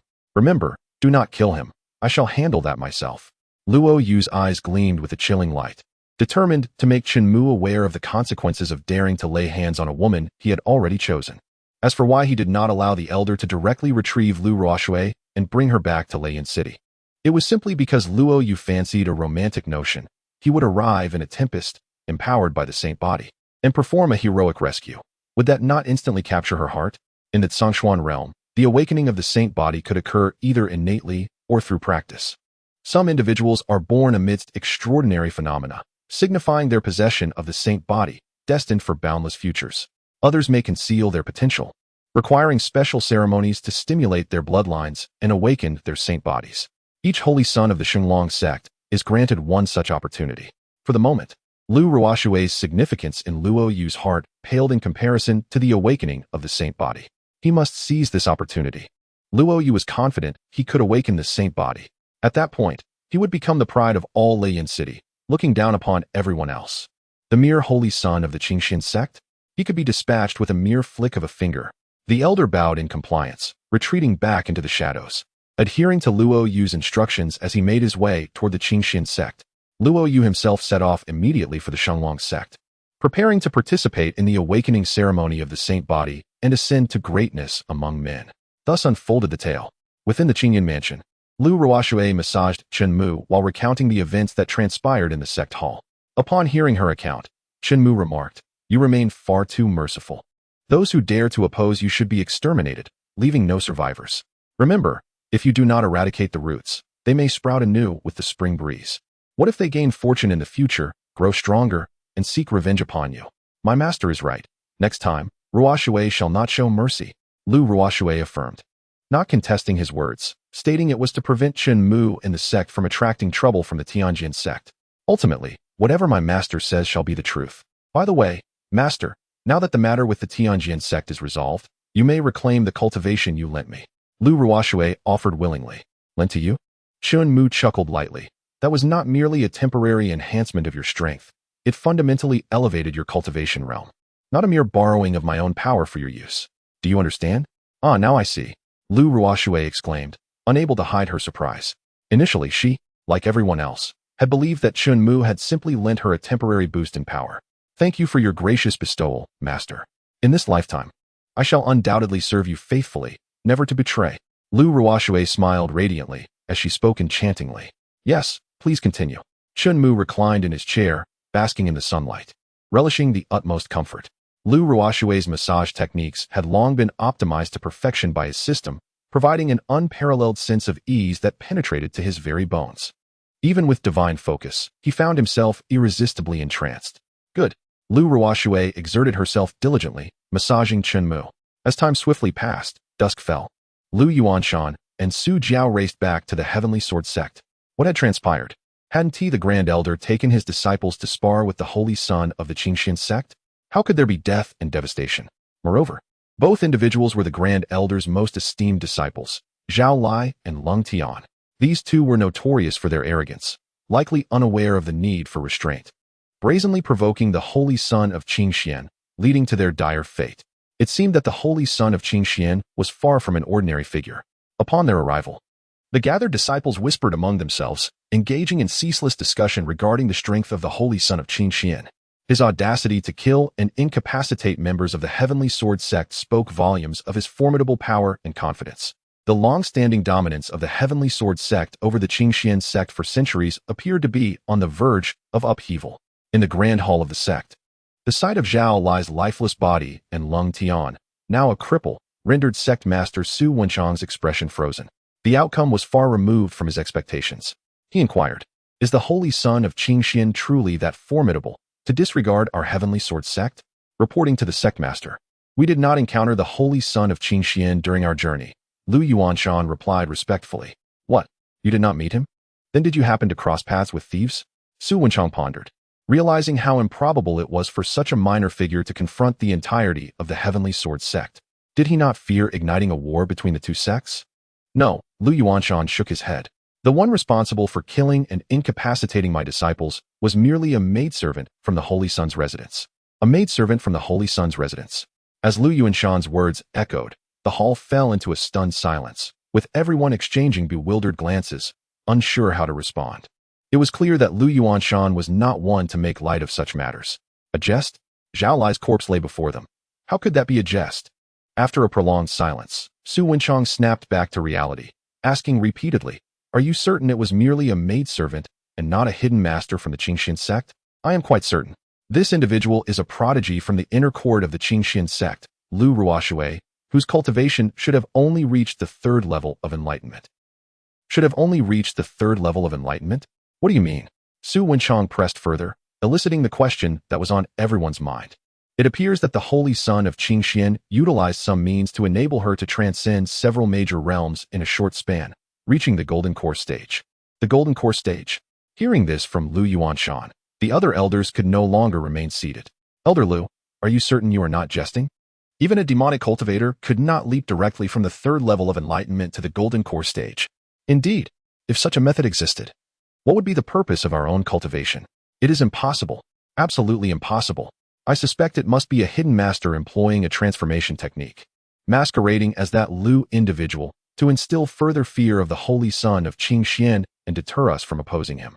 This assertion garnered considerable agreement, as the latter explanation seemed far more plausible than a sudden leap to the Golden Core stage. At this moment, the renowned combative elder of the Heavenly Sword sect, Lu Qingping, stood forth. Addressing Su Wenchang, he declared, "Sect Master, I request permission to lead an assault on the Qingxian sect. They must understand that to toy with us is to invite ruin upon themselves. Otherwise, we would only embolden those jesters to act with greater audacity. Unthinkable. Such actions are far too reckless. We currently lack understanding of the true nature of the Holy Son of Qingxian. Acting impulsively would only heighten the danger." Though recognizing the validity of Lu Qingping's concerns, Lu Yuanshan remained opposed to initiating a sect war against Qingxian. "Coward, they have already trampled upon us. Must we, who are stronger, learn to endure this humiliation?" Lu Qingping retorted defiantly. As the two exchanged heated words, Su Wenchang's stance wavered. Seizing the moment, Lu Qingping spread his arms, attempting to rally the other elders to his cause, insisting on a vote to determine the course of action. Lu Qingping held considerable sway among the elders, and he could already foresee the outcome. With a sigh, Su Wenchang ultimately acquiesced. "Very well, let us proceed with the vote. I support initiating a sect war, otherwise it will damage the morale of our Heavenly Sword sect." "I concur. I also support it." One by one, the elders rose, casting their votes on whether to confront the Qingxian sect. The conservatives who opposed the war remained seated, observing the overwhelming majority against them. Lu Qingping smiled triumphantly, sensing an opportunity to prove himself more suited for the sect master's position than Su Wenchang. With a heavy heart, Lu Yuanshan shook his head in dismay. feeling an unsettling premonition that this decision could lead the Heavenly Sword sect down an irreversible path to destruction. Seeing the decision made, Su Wenchang had no choice but to raise his hand, announcing, "Then, Elder Lu, you shall take full responsibility for this matter. Rest assured, Sect Master, I will not disappoint you. The entire Xian Kingdom will know of our Heavenly Sword sect's name. We shall gain fame through this battle." Lu Qingping pounded his chest confidently, vowing, "Look, something is amiss in the sky. What is that? The heavens are being pierced. A colossal finger is descending upon us." Outside the Grand Hall, panic-stricken voices erupted. A finger? The heavens being pierced? What nonsense was this? Before Su Wenchang and Lu Qingping could comprehend the situation, a disciple tumbled forth. Panic etched upon his face, kneeling and pointing skyward, shouting, "Sect Master, Elders, it's terrible. A gigantic golden finger has pierced the heavens and is descending." Lu Qingping dismissed him as a fool, incredulous that a mere finger could pierce the sky. Boom! A deafening roar reverberated above, and as they looked up, the roof of the sect's grand hall shattered into debris, flung skyward. Beams of wood and stone walls crumbled as easily as tofu upon contact. The golden finger, radiant and detailed, emerged before the crowd, aimed squarely at Lu Qingping, Su Wenchang, and the other prominent figures of the Heavenly Sword sect. "Quick! We must channel our energy to resist," Lu Qingping shouted. Over a dozen individuals raised their arms, drawing upon their spiritual energy, palms directed skyward, attempting to unite their strength against this unknown, cataclysmic finger. Bang! With a resounding crash, the finger descended, and Lu Yuanshan, seated nearby, felt as though the immense force bore down upon him without yielding. Their combined strength, no different than the wood and stone that crumbled at a touch, shattered upon impact. The entire Heavenly Sword mountain trembled under the weight. Countless disciples fell to the ground, paralyzed with fear. Some even lost control, fleeing like frightened mice. Such a spectacle was beyond their comprehension. They had never encountered anything like it. Not only had they not witnessed it, but even Lu Qingping and Su Wenchang were equally unprepared. The golden finger appeared swiftly, and just as quickly vanished, leaving behind a cascade of golden stardust. Lu Yuanshan collapsed to the ground, staring into the abyssal pit before him, rendered speechless. He attempted to extend his consciousness in search of Su Wenchang and Lu Qingping, but the air held no trace of their presence. Not a single bone fragment remains. "Ha ha!" Lu Yuanshan chuckled, a smile more grotesque than tears. Who could have anticipated that the esteemed leader of the Heavenly Sword sect, along with over a dozen elders, would be instantaneously annihilated? In the face of absolute power, they were utterly powerless. Who could be responsible for such devastation? Surely, it is evident. Mere moments after they declared their intent to wage war against the Qingxian sect, a colossal finger descended from the heavens, targeting those who had consented to the conflict. It is impossible not to associate this with the Qingxian saint. After all, the remaining elders are acutely aware of a singular truth. Prior to this moment, the Qingxian sect could never have possessed such might. If they had, they would not have languished under the oppression of the 10,000 sword sect for centuries. What manner of prodigious saint has the Qingxian sect unearthed? Chapter 37. The Stronghold of Power? Select all, delete cultivation Qingxian. Saint. Upon hearing Lu Yuanshan's words, a few trembled, rising from their seats. They focused their gazes on him, seeking confirmation. "Elder, are you suggesting that all of this is the doing of that Qingxian saint? Can you conceive of anyone else?" Lu Yuanshan retorted. Indeed, they had only just expressed their resolve when the immense finger struck, leaving them with no recourse but to draw such conclusions. Yes, the survivors are precisely those of us who did not nod in agreement. 3 centuries, and the Qingxian sect has awaited the arrival of such a monstrous saint. It is indeed worth it. Enough. Let us not deliberate further. Walls have ears. The metaphorical walls here separated them from countless mountains and rivers. Within the Qingyun mansion, Chen Mu listened to their discourse with great satisfaction. For one of his cultivation level, extending his consciousness from the Qingxian sect to the Heavenly Sword sect was a trivial endeavor. Effortless, indeed. Observing that they remained undeterred and sought further trouble, he saw no reason to spare their lives. A mere gesture would suffice. However, it seemed that the group had no intention of relenting. At that moment, beside the deep crater left by the colossal finger, several white-haired elders appeared. There were around 20 or 30 of them, all former powerhouses of the Heavenly Sword sect. Representing its hidden heritage, they had been in seclusion, yet the overwhelming pressure from the finger had compelled them to emerge prematurely to assess the situation. What do you think? At least half step into the spirit division realm. Do we stand a chance? Even without a chance, we must fight. They have dared to invade our very home. Retreat is not an option. Shall we wait until they defile our heads before we resist?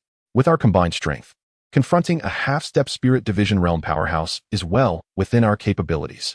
As the representatives of the sect's heritage prepared to seek revenge on the wielder of that immense finger, Lu Yuanshan was about to voice his concerns when one among them shot him a fierce, forbidding glare, clearly disallowing any words that might dampen their morale. As guardians of the sect's legacy, they were obligated to rise against the invaders. Lu Yuanshan, overwhelmed with resignation and lacking alternatives, declared, "Come, follow me to the Qingxian sect." One among them soared into the sky, riding the winds on a sword, rallying the others. He sensed a thread of spiritual energy emanating from the direction of the Qingxian sect. How audacious! Chen Mu opened the personal attributes of those 20 or 30 individuals, arranging them into a colossal electronic screen. Select all cultivation, delete with one click. Modifying. His gaze returned to the Heavenly Sword sect. Without a reasonable explanation, today would see the Qingxian sect awash in blood. Kill. Leave no remnants. Kill. In unison, they responded, ascending into the heavens, hands clasped behind their backs.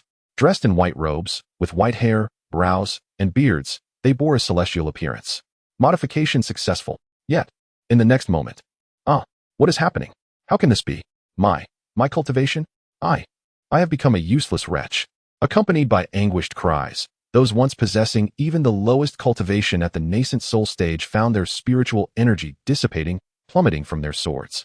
Regardless of how they attempted to channel or circulate their energy, it proved futile. They were horrified to discover that they had lost all their cultivation, reduced to mere ordinary beings. This was precisely the outcome Chen Mu had desired. The hard-earned cultivation accumulated over centuries had vanished, a fate far crueler than death itself. Lu Yuanshan and the elders were rendered speechless in shock. The first words to escape Lu Yuanshan's lips upon regaining his composure were, "I wish to warn you. But you never afforded me the opportunity." Lu Yuanshan, what on earth is happening? What do you know? Speak. Come now. Do not keep us in suspense. Everyone implored him. All I know is that the Qingxian saint seems to possess the ability to augment or diminish the cultivation of others, Lu Yuanshan speculated, unable to assert complete certainty. To augment or diminish the cultivation of others.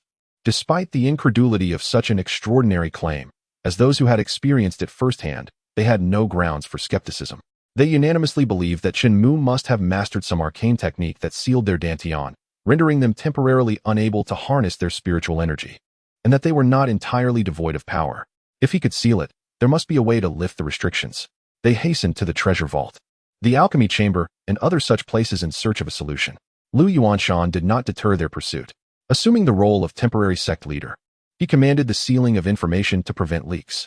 Now that the Heavenly Sword sect had lost its leader, with dozens of elders and foundational powerhouses rendered powerless, if word were to spread, it would undoubtedly invite a crisis of extermination. Thud. Lu Yuanshan knelt, leading the others in a gesture of gratitude for Chen Mu's mercy. He vowed to keep the people of the Heavenly Sword sect in check to avoid further troubles with the Qingxian sect. The more he reflected, the more he felt a chill of dread. Sweat drenched him front and back. Observing this, Chen Mu withdrew his consciousness and abandoned thoughts of extermination. After all, the potential troublemakers had already been dealt with accordingly. A waft of delicious food reached his nose. Chen Mu rose from his recliner, preparing to indulge in a feast of mountain delicacies. Night had long since fallen. Come, let us all sit together for a meal. It is uncomfortable for me to eat while you stand there staring at me. Chen Mu gestured. Yes, thank you, master. The two complied, sitting down and lifting their bowls and chopsticks. Indeed, your culinary skills have improved, Chen Mu remarked candidly. Lu Ruoxue lowered her head, chuckling to herself, feeling exhilarated at the thought that this praise might keep her awake with excitement that night. The feeling of being recognized by her master was simply delightful. She resolved to continue striving for more recognition from him. After finishing the meal and sipping the hot tea Lu Ruoxue had brought, she quickly moved behind him to massage his shoulders. Chen Mu let out a contented sigh. This life is blissful. As a reincarnator, one ought to live thus. Roll. Whoever wishes to roll, may roll. When faced with indecision, modification is indeed the answer. After relishing his tea, he set it down on the table. Chen Mu casually remarked, now that we are here, there is no need for concealment. Reveal yourself. The figure of the old man in black, believing he had perfected his concealment techniques, thought Chen Mu would be oblivious to his presence. Was he feigning ignorance? Calling out would not cost him much effort. I am speaking to you. You cannot hear me. Can you? Chen Mu swiftly closed the distance, his expression darkening as he made his move. The old man in black found his throat grasped, forcibly yanked from the shadows, his feet leaving the ground as he struggled in agony. Chapter 38. Modification. Luo Yu awakens. Failure of the sacred body at this moment. The old man in the black robe finally realized that the concealment techniques he had cultivated throughout his life had utterly failed against Chen Mu. Despite having navigated through the heavily guarded Qing Xian sect with ease, he could not comprehend the true identity of the saint's son. Chen Mu did not believe the old man had any right to question him. He raised his hand and lightly touched the old man's forehead with his fingertip. The old man's expression constantly shifted and contorted, as if his very soul was being forcibly extracted. He could sense something within him flowing outward along Chen Mu's fingertip. In an instant, Chen Mu gleaned all of the old man's memories, including the existence of a certain Luo Yu in Lei City, who had his eyes on Chen Mu's maid. How much do you know about Luo Yu? Chen Mu turned to inquire of Lu Ruoshui. He has close ties with our Lu family, was my childhood companion, but we are not well acquainted now. I heard he has recently been selected as an inner disciple of the Holy Dragon sect, one of the top 10 sections. Upon finishing her response, Lu Ruoshui seemed to remember something and asked, could it be that this person was sent by Luo Yu? Indeed, he learned from the Tianji pavilion that you have become my maid and, feeling disgruntled, sought to kill me. He sent this man to gather information and to prevent me from acting against you during his participation in the sacred body awakening ceremony. Upon hearing this from Chen Mu, the old man in the black robe felt a chill run down his spine. How could he know all this? Could it be that he could divine the secrets of heaven? What a troublesome matter. Lu Ruoshui instinctively replied, her cheeks flushing as she quickly shook her head and corrected herself. No, I meant that this fellow is utterly detestable. The phrase sacred body awakening ceremony echoed in Chen Mu's mind, prompting a thoughtful gesture as he raised his hand and swept it through the air. A swirling mass of fog expanded outward in a circular pattern, forming a mirror-like surface in the center, upon which images gradually became clear, towering to a height equal to that of a person. The sky-peering mirror. Lu Ruoshui had never seen such an artifact. But the old man in the black robe had heard of it. It was rumored to be a top-tier divination technique that had been lost for millennia. The Tianji Pavilion, renowned for collecting and selling intelligence, even offered a colossal bounty for anyone who could provide information about the sky-peering mirror, promising a reward of trillions of spirit stones. He was astonished that such an exceedingly rare treasure would appear in the hands of a sect's saint's son. This individual was undoubtedly extraordinary. No wonder the Qing Xian sect had chosen him as their saint's son and had bestowed upon him the renowned beauty of Lei City as his maid. He indeed possessed such qualifications. Turning his gaze to the sky-peering mirror, he saw that the image depicted the awakening platform of the Holy Dragon sect. At that moment, Luo Yu was seated at the center of a complex formation, surrounded by over 10 elders who stood at the periphery, protecting him, stimulating his bloodline, and awakening his sacred body. Luo Yu's brow was furrowed, sweat beading on his forehead, and his fingers clenched tightly, displaying a pained expression. Outside, spiritual energy surged and swirled around him, coiling about his body. Within the dark red spiritual energy, flashes of lightning could be faintly seen. Upon witnessing this, the protective elders displayed expressions of relief, seemingly believing that the thunder sacred body was awakening. Wonderful, though it was ranked at the tail end of the list. Its power should not be underestimated. Indeed, the former Thunder Emperor could annihilate hundreds of thousands with a mere fit of rage. Our Holy Dragon sect shall soon give birth to another top-tier powerhouse. The Thunder Sacred Body, ranked 98th on the physique list. Hearing the voices around him, Luo Yu's brow relaxed somewhat, and he could not suppress the smile creeping onto his lips. The Thunder Emperor? He would merely serve as a stepping stone on my path. I, Luo Yu, shall ultimately become the strongest person in this world, invincible and unparalleled. He could already foresee his brilliant future. My young master is about to awaken the Thunder Sacred Body. You cannot kill me. If you do, my young master will undoubtedly take vengeance. The old man in the black robe immediately resorted to this threat against Chen Mu, knowing that he had just secured his own survival. Boom, boom, boom. The scene in the mirror darkened as ominous clouds enveloped the sky, obscuring the moonlight until one could not see a finger's length ahead. Then, countless bolts of lightning flickered, splitting the air, their brilliance illuminating the surrounding area as if daylight had descended. Boom! A colossal bolt of lightning, resembling a pillar, struck Luo Yu directly, and he quickly absorbed it. As the lightning dissipated and the clouds cleared, under the moonlight, Luo Yu stood, his garments tattered, revealing skin marked with flickering lightning patterns. He clenched his fists, then opened his fingers to reveal a sphere of lightning energy, which he hurled forth. Bang! The unnamed mountain across from him was blasted into a half-moon-shaped crater. This is the Thunder Sacred Body. Luo Yu's smile radiated with delight. Astonished by the surge of power granted by the sacred body, it is worth noting that the strike he had just unleashed utilized less than 1/10 of his strength. If he were to unleash his full power, it was unimaginable. Congratulations to Saint Sun Luo on awakening the Thunder Sacred Body. The protective elders collectively cupped their fists in congratulations.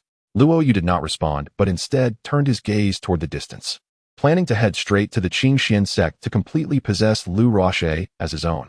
The Thunder Sacred Body? Witnessing all of this, Chen Mu chuckled softly. What is this boy laughing at? Has he been frightened into a stupor? The old man in the black robe felt a rising suspicion. Meanwhile, Chen Mu opened Luo Yu's system panel. Physique. Thunder Sacred Body. Awakening successful. Note. Physique ranked 98th on the list. Modifiable. Would you like to change Awakening successful to Awakening failed? Modify. Modifying. Modification successful. As the system completed its update, Luo Yu's voice of pain and confusion echoed from the sky-peering mirror. What is happening? Why? Why is my spiritual energy dispersing? Help me. I feel as though someone is trying to extract my soul. Luo Yu floated in midair, unable to control his body, as spiritual energy imbued with the power of thunder continuously stripped away from him, soaring toward the heavens. Each separation of the thunderous energy brought forth agony far worse than that of having one's skin flayed. Boom. The protective elders had never witnessed such a scene and attempted to approach, only to be blasted back several meters by the thunder. Get back. Quickly disperse. The sacred body awakening has failed, and chaos is ensuing. At this moment, an elder shouted. Hearing this, everyone retreated hastily, fearing that lingering too long would cost them their lives. Bang! When Luo Yu's body finally landed, all traces of his spiritual energy and sacred body had vanished. He appeared weak, on the brink of death, his eyes vacant, murmuring, No, you cannot treat me this way. How could this happen? The old man in the black robe felt even more despair than Luo Yu. His failure to awaken the sacred body meant that his own life was also forfeit at the Qingxian sect. How could a sacred body that had clearly awakened suddenly erupt in chaos and vanish? As he was halfway through his thoughts, the old man suddenly realized something. Could it be? His gaze snapped back to Chen Mu, eyes wide with shock. Chapter 39. Awakening the Thunder Sacred Body before one's eyes, leaving one stunned.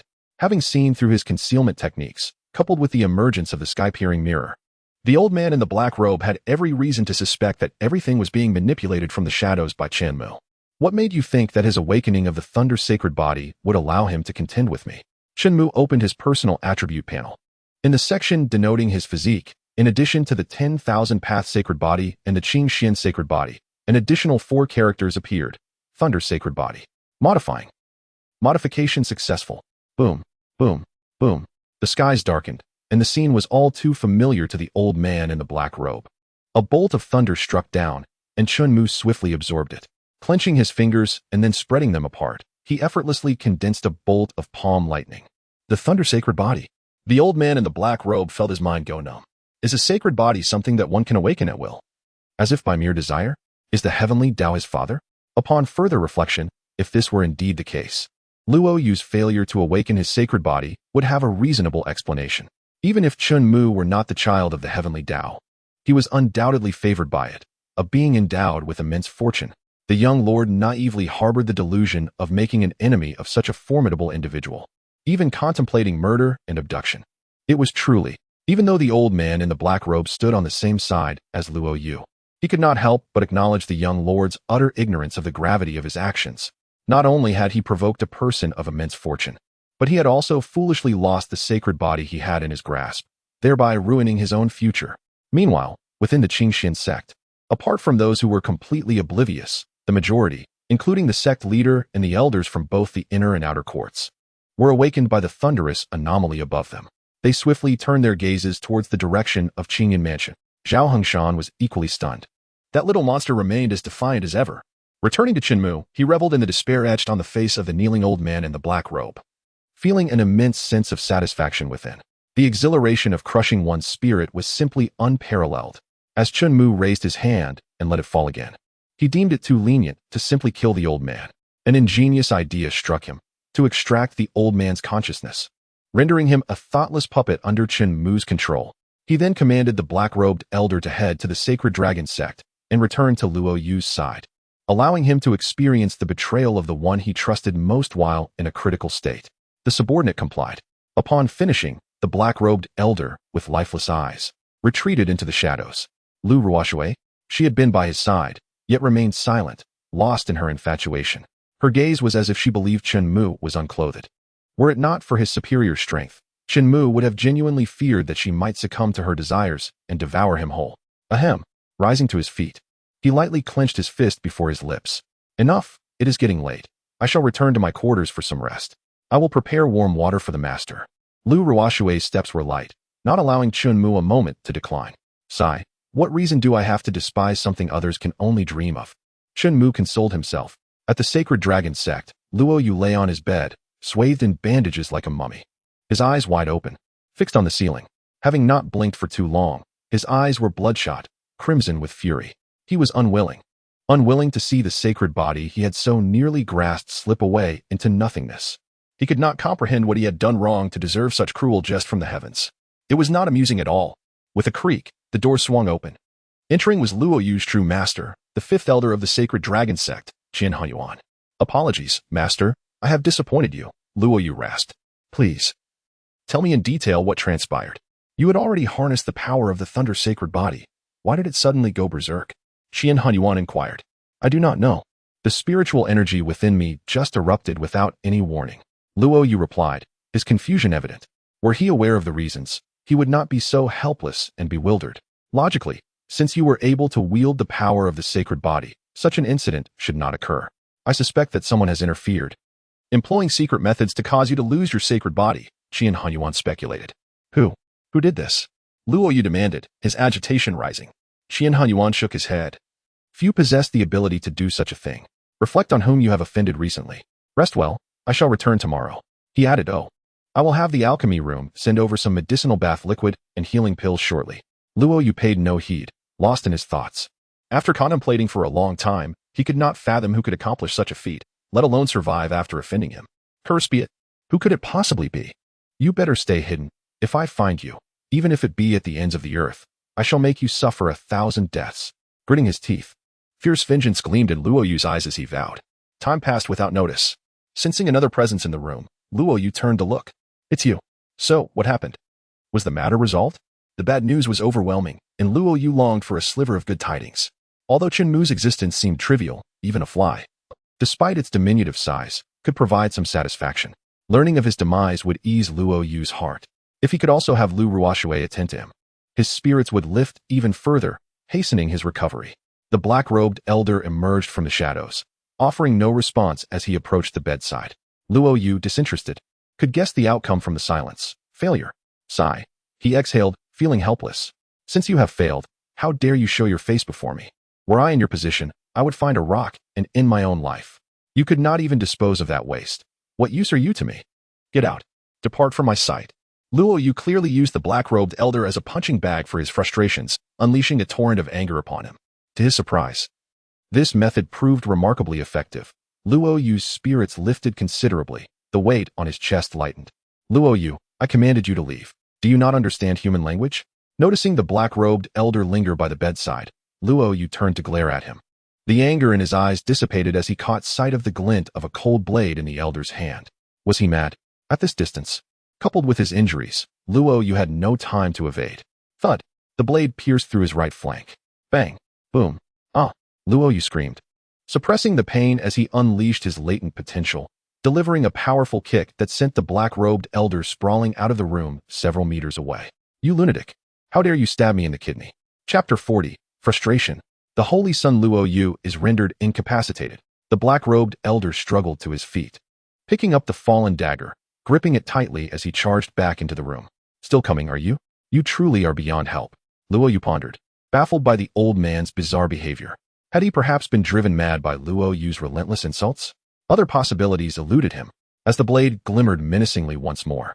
Luo Yu hastily seized the opportunity to sever the cords binding him, retrieving a small flying sword that hung around his neck. With a swift motion, he struck down the black-robed elder. The elder stood frozen, a diamond-shaped wound now adorning his brow, blood streaming forth. As he collapsed to the ground, Luo Yu finally felt a sense of relief. Yet, he could not help but lament the waste of his earth-tier protective treasure. Curse it! If not for my current state, I would never have been reduced to this. the very item Luo Yu had acquired at a high price from the auction house to safeguard his life. Holy son, are you all right? Just then, the alchemy room personnel arrived, placing a wooden tub containing medicinal bath liquid aside, rushing to Luo Yu's side with healing pills in hand. Upon swallowing the healing pills, the knife wound showed no signs of healing. Instead, the pain intensified. Ah, it hurts so much. Quickly, fetch my master. Luo Yu curled up on the bed, gripping his chest as cold sweat poured down his face, calling out to the others. Yes, I will go at once. Shortly after, Qian Hunyuan arrived on his flying sword. Glancing at the lifeless body of the black-robed elder at the entrance, his gaze shifted to the barely alive Luo Yu, who quickly approached, not daring to delay. Disciple, what happened to you?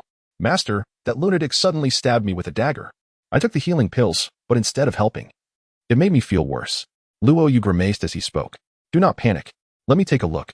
Qian Hunyuan instructed Luo Yu to lie down, tearing open his garments to reveal a festering wound on his right side. What a vicious poison. This is aimed at taking your life. Master, save me. I do not wish to die. Luo Yu had never felt such fear before. Do not worry. I shall purify the poison for you at once. Qian Hunyuan helped Luo Yu to his feet, sitting upright before swiftly taking to the bed, positioning himself cross-legged behind him, with both palms striking against Luo Yu's back. He channeled spiritual energy. In the blink of an eye, 2 hours had passed. Having expended most of his own spiritual energy, Qian Hunyuan finally succeeded in purging all the deadly poison from within Luo Yu. Thank you, Master, Luo Yu uttered weakly, his complexion devoid of color, lips cracked and pale, his speech barely audible. Noticing Qian Hunyuan's troubled expression, he anxiously inquired, Master, is something wrong with me? Qian Hunyuan hesitated, torn between revealing the truth and fearing it might shatter Luo Yu's hope for recovery. Please, just tell me. I can handle it. Luo Yu discerned his master's inner turmoil. Seeing his determination, Qian Hunyuan sighed deeply and finally spoke the harsh reality. Disciple, although I have eliminated the toxins, they have irreparably damaged your dantian and sullied your spiritual roots. You may find it impossible to cultivate and gather energy again. The weight of those words struck Luo Yu like a bolt from the blue. He stood frozen, lips parted, unable to utter a single word. After what felt like an eternity, he finally managed to ask, Master, are you saying that I have become a cripple? Qian Hunyuan refrained from giving a direct answer, advising Luo Yu to rest and not dwell on his predicament. Lying on the bed, Luo Yu's eyes fixated on the ceiling as if time had come to a standstill. First, he had lost the Thunder Saint body, and now he felt betrayed by someone he trusted most devastatingly. The dagger that had struck him was tainted with poison that had ruined his dantian and polluted his spiritual roots, rendering him a mere shell of his former self. Reflecting on his life, which had once flowed smoothly, he wondered why everything had turned upside down so abruptly.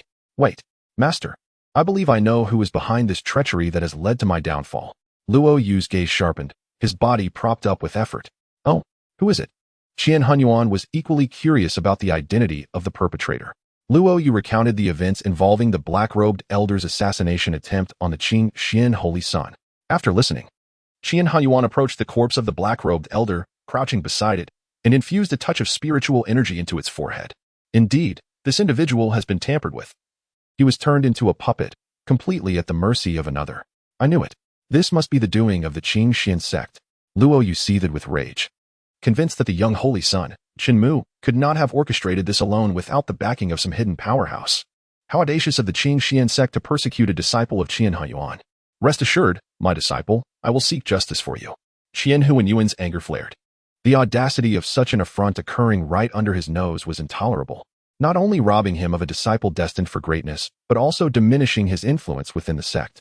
If he did not retaliate, others might perceive him as easy prey. While the other 10 major sects might have reasons to endure, a mere Qing Xian sect dared to cross him.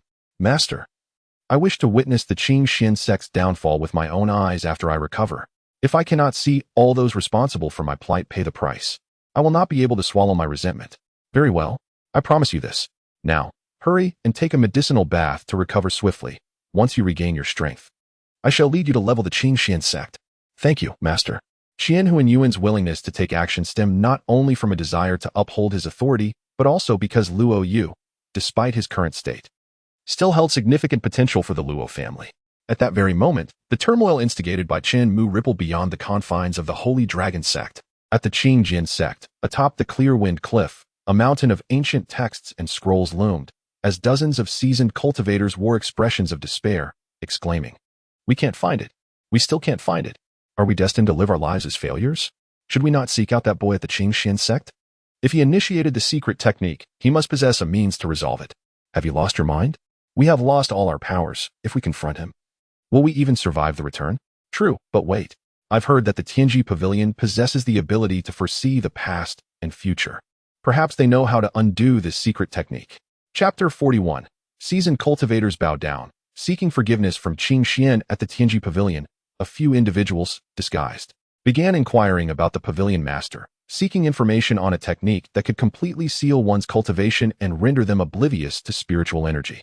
Upon hearing their inquiry, the pavilion master's once warm smile vanished, replaced with a rather unfriendly glare. "You wouldn't happen to be here just for amusement, would you? There are many other patrons waiting outside. If you have no further business, please leave." The elders exchanged glances, recognizing that the pavilion master was not in a joking mood, and reluctantly prepared to exit, not wanting to provoke any hostilities. If a confrontation arose, it would be unthinkable, as even their combined strength would not match the young attendant at the door, who was merely at the second level of foundation establishment. The chasm between ordinary individuals and true cultivators could not be overstated. "A bunch of oddities," the pavilion master muttered under his breath before shouting, "Next." As the three emerged from the Tianji Pavilion, the others waiting outside quickly surrounded them, inquiring, "What did they say? Is there a solution?" The three shook their heads in bitter resignation. The atmosphere grew increasingly oppressive. After a lengthy silence, someone hesitantly suggested, "Shall we go to the Qingxian sect and plead for forgiveness? How absurd. For us, who have lived for centuries, to seek forgiveness from a mere youth? What would others think of us? What would they think? I only know that this matter can be concealed for a time, but not forever. If our enemies discover our current plight, what does it matter how they perceive us?" Faced with this argument, the agitated seasoned cultivators fell silent, their faces flushed with anger, yet unable to retort. Over the centuries, they had made countless enemies. Let us gather all that we can offer and present it as a token of sincerity. Perhaps he will restore our cultivation. A highly influential elder spoke up. Agreed. The others replied, left with no alternative plan. They lamented that it would have been better to remain hidden than to emerge and seek trouble. Reflecting on the past century, they had never felt such humiliation. It was infuriating. As the dawn broke on the following day, the disciples of the Qingxian sect found themselves in turmoil, unable to find peace. The seasoned cultivators of the Qingxian sect had arrived en masse at the Qingxian sect. Had it not been for the knowledge that within lay a peerless holy son gifted with multiple sacred bodies, they would not have remained so composed. Finally, they understood why mortals so eagerly sought the favor of the powerful. The feeling of having such support was undeniably exhilarating. All the foundational cultivators from the Qingxian sect are here. They seem so ordinary, indistinguishable from mortals. They must be concealing their true might, lest they frighten us. As the whispers circulated among the crowd, the seasoned cultivators bit their lips, afraid to speak, sweat dripping down their brows. For among them, even a single individual could effortlessly annihilate them. Their only source of hope rested in the figure leading the group, Lu Yuanshan, now the sect leader of the Qingxian sect. The collective emergence of foundational cultivators at the Qingxian sect promised nothing but ill fortune. They were undoubtedly there to avenge their fallen disciples at the hands of the Holy Son. Upon hearing such words, an elder hastily shook his head and gestured, "Young brother, one may indulge in food indiscriminately, but one must not speak carelessly. We have merely come to extend our congratulations to the Qingxian sect on the awakening of the Holy Son after 3 centuries. His smile was strained, and it was evident that he was putting on a facade. Soon, news of the arrival of several esteemed figures from the Tianjin sect reached the sect master and the various elders. As for why the Qingxian sect's own powerful beings had not taken action, they were all engrossed in secluded cultivation, and besides, these dozens of individuals exuded no spiritual energy. If one did not pay particular attention, they would go unnoticed. What threat could they possibly pose? Sacrificing precious cultivation time for such trivialities was hardly worth it. In stark contrast, Zhao Hongshan and the elders had arrived early at the main hall, each one of them brimming with anxiety. The collective emergence of powerful figures from the Tianjin sect naturally raised suspicions that they were there to avenge Zhao Lai and Long Tian. Indeed, how could those ancient beings possibly come merely to congratulate us? Should we consult Elder Xiao Yun and the others? Listening to the murmurs below, Zhao Hongshan feigned calmness, forcing a smile as he gestured for silence, deciding to observe the situation further. Shortly thereafter, Lu Yuanshan and his entourage arrived. "I apologize for not extending a proper welcome to Elder Lu and such esteemed seniors," Zhao Hengshan said, mirroring the sentiments of his disciples, who believed the lack of spiritual energy was due to the intentional concealment of their auras. Elder Zhao, you are too polite. We have come to congratulate the Qingxian sect on the emergence of the Holy Sun, Lu Yuanshan declared. No sooner had he spoken than a multitude of treasures were presented, various elixirs, lost martial arts manuals, and even inferior-grade heavenly weapons. It was a dazzling array, enough to leave onlookers gaping in awe. Was such extravagance truly necessary? To state it plainly, these offerings could easily establish a new sect. Zhao Hengshan was convinced that the information regarding Chen Mu's possession of the 10,000 Dao sacred body had not leaked. If it had, surely the Tianjin sect would not be the only ones to arrive. Sect Master Zhao, we come bearing sincerity. Might we have the honor of meeting the Holy Sun? They implored, eager to witness his grandeur.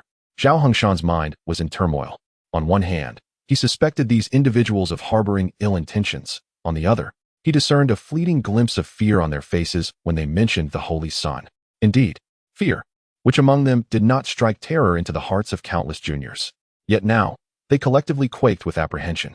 How peculiar. Everything felt utterly bizarre. To be frank, it ultimately depends on his wishes. Though I am the sect master, if he does not wish to meet you, I cannot compel him. Zhao Hengshan conservatively replied. After all, he could not afford to offend either side. Let me send someone to inquire if he is willing to see you, Zhao Hengshan proposed. Thank you, Sect Master Zhao, they responded. Zhao Hengshan was somewhat taken aback by how agreeable this group was today. It was highly unusual. He gestured to a disciple standing nearby, instructing him to fetch the Holy Sun from Qingyun Manor. No need for such trouble. I happen to be nearby walking my dog. Chen Mu's voice resonated from outside. Walking a dog? Paying no mind to such trivialities, Lu Yuanshan and the others turned in excitement upon hearing Chen Mu's voice, only to be rendered speechless as they beheld the magnificent, golden-scaled mythical beast, the Qilin, towering over them, exuding an aura of authority, with Chen Mu at its side holding its leash. They could hardly believe that this was merely a casual stroll with a dog. Chapter 42. Better to stand and die than kneel and live? Fulfill your wishes. Having lived for centuries, they had only heard tales of the Qilin. This was their first encounter. It was even more imposing than they had imagined, a true embodiment of power.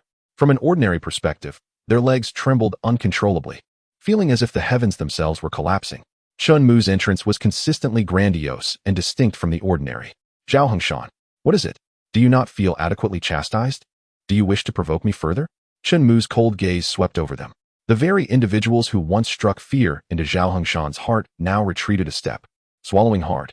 This scene reverberated with shock among Zhao Hengshan and the elders, elevating their astonishment to unprecedented heights.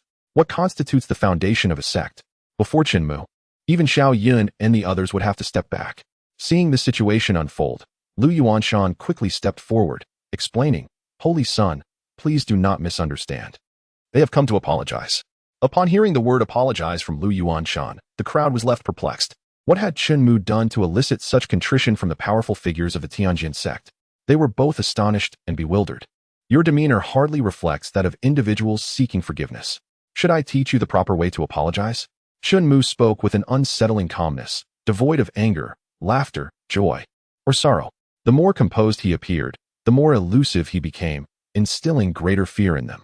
Lu Yuanshan recognized that these powerful beings were too proud to lower themselves. So he took the initiative to kneel before Chen Mu, bowing his head in supplication for forgiveness. With his lead, one by one, they followed suit, bending knees that had remained unyielding for centuries. Onlookers from the inner courtyard, drawn by the commotion, began to question whether they were dreaming. Indeed, even Zhao Hengshan and the other elders blinked in disbelief, rubbing their eyes, convinced they were hallucinating.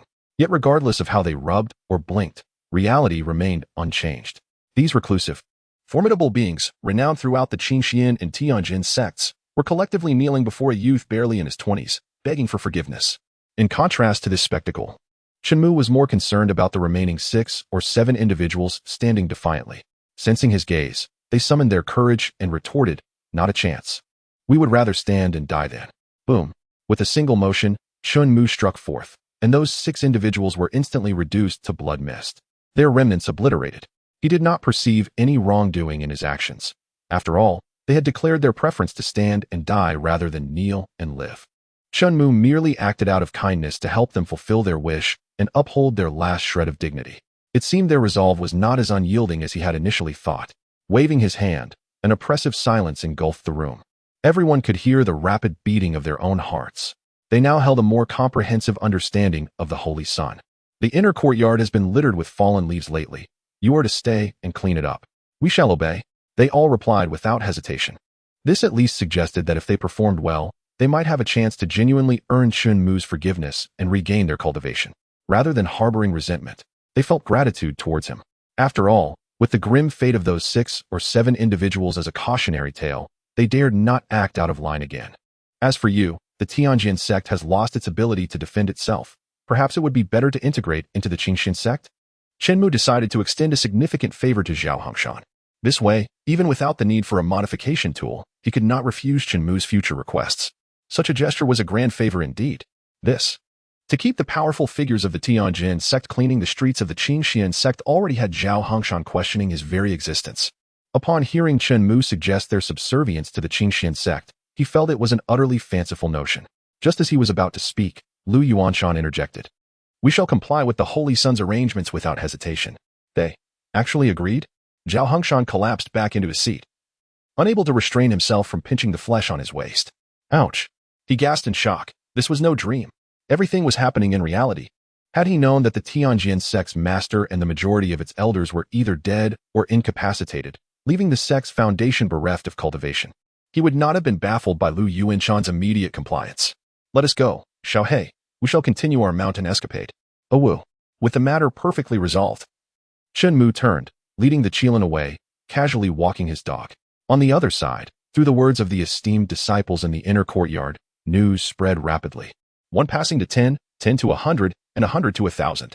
Soon, the entire Qingxian sect was aware that the formidable powers of the Heavenly Sword sect had knelt down in submission, and those who refused were turned into mist by a mere slap from the air. The Heavenly Sword sect had agreed to submit to the Qingxian sect, leaving everyone astounded. My goodness, that is the Heavenly Sword sect, far superior to us, actually surrendering. Not to mention, those individuals were once extraordinary talents in their own right. Ruling over the skies, now they willingly kneel before the Holy Sun to survive. Life is more important than dignity. Once life is lost, what worth is there in dignity? I believe they have widened their path by aligning with our Qingxian sect and clinging to the Holy Sun's leg. What could be better? My word. They are indeed on the 3rd tier. The Holy Sun is invincible. The Holy Sun, both handsome and powerful. How I wish to bear his children. Sister Lu can only be a maid beside him. You? It would be better to go home and wash up for sleep. They discussed their matters while Chen Mu wandered his own path. It must be said, after the little black Qilin transformed, its stamina was remarkable, running circles around several peaks without breaking a sweat. Fortunately, Chen Mu possessed top-tier agility, otherwise, he would not have kept pace with its rhythm. Where is this? Chen Mu suddenly realized he had been led to some eerie place by the little black creature. Subsequently, the little black Qilin stopped at a small mound and began to dig with its sharp claws. Sand and stones flew, mingled with some wood shavings.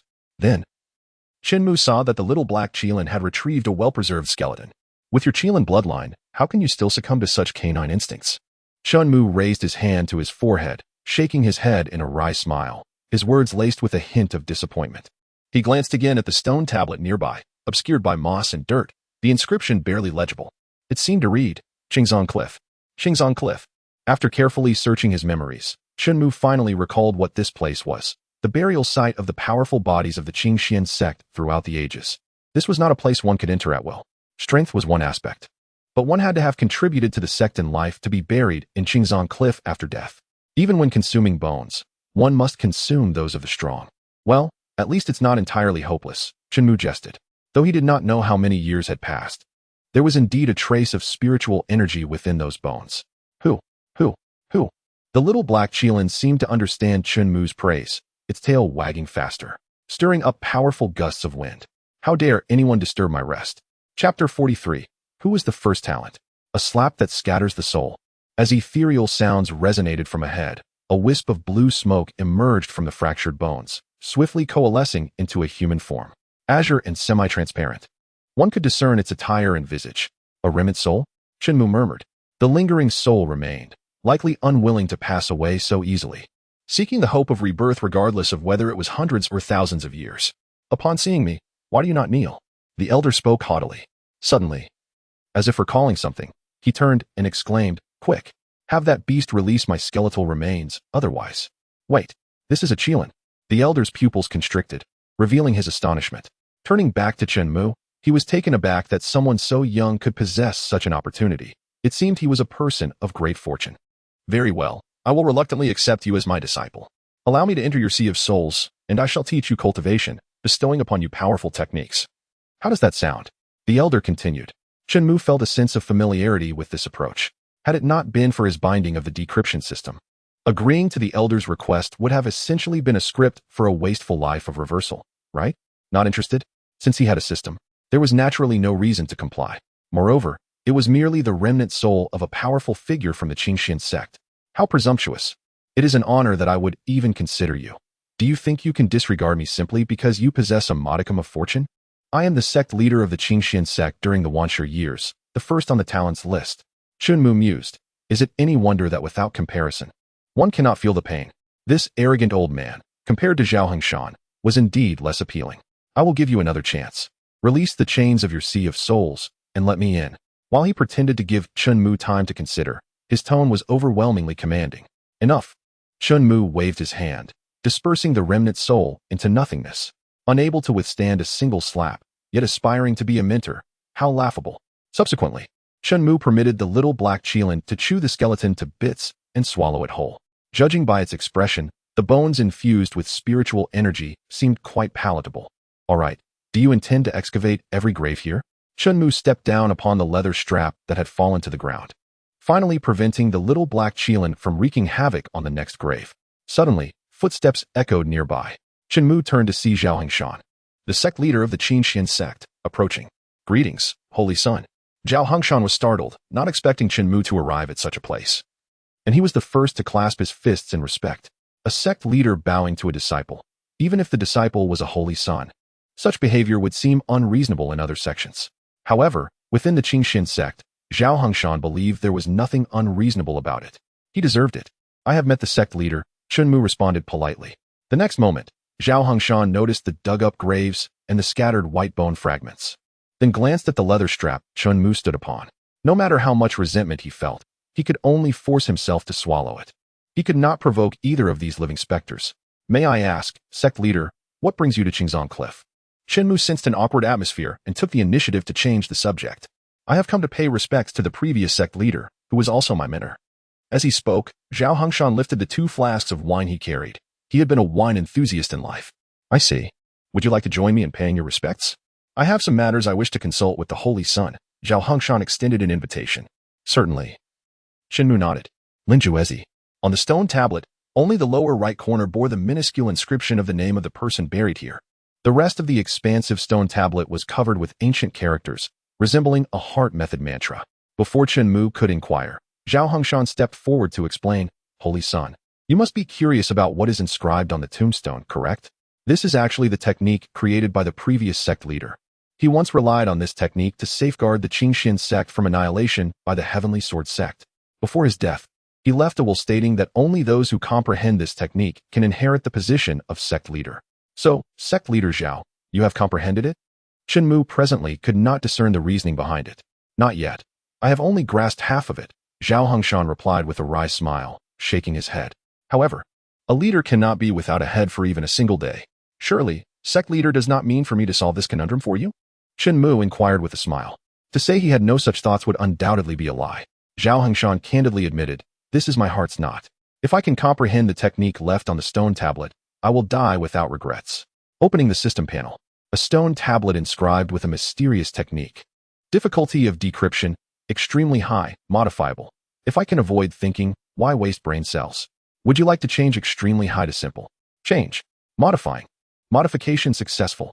Chen Mu waved his hand, allowing Zhao Hengshan to take another look. Zhao Hengshan's eyes revealed doubt, but when he looked at the stone tablet again, the conundrum that had troubled him for decades was suddenly resolved. This Holy Son is indeed formidable. I am in awe. Zhao Hengshan said with utmost respect. If there is ever a need for my assistance, Holy Son, feel free to ask, and I shall not decline. He was not merely offering empty pleasantries.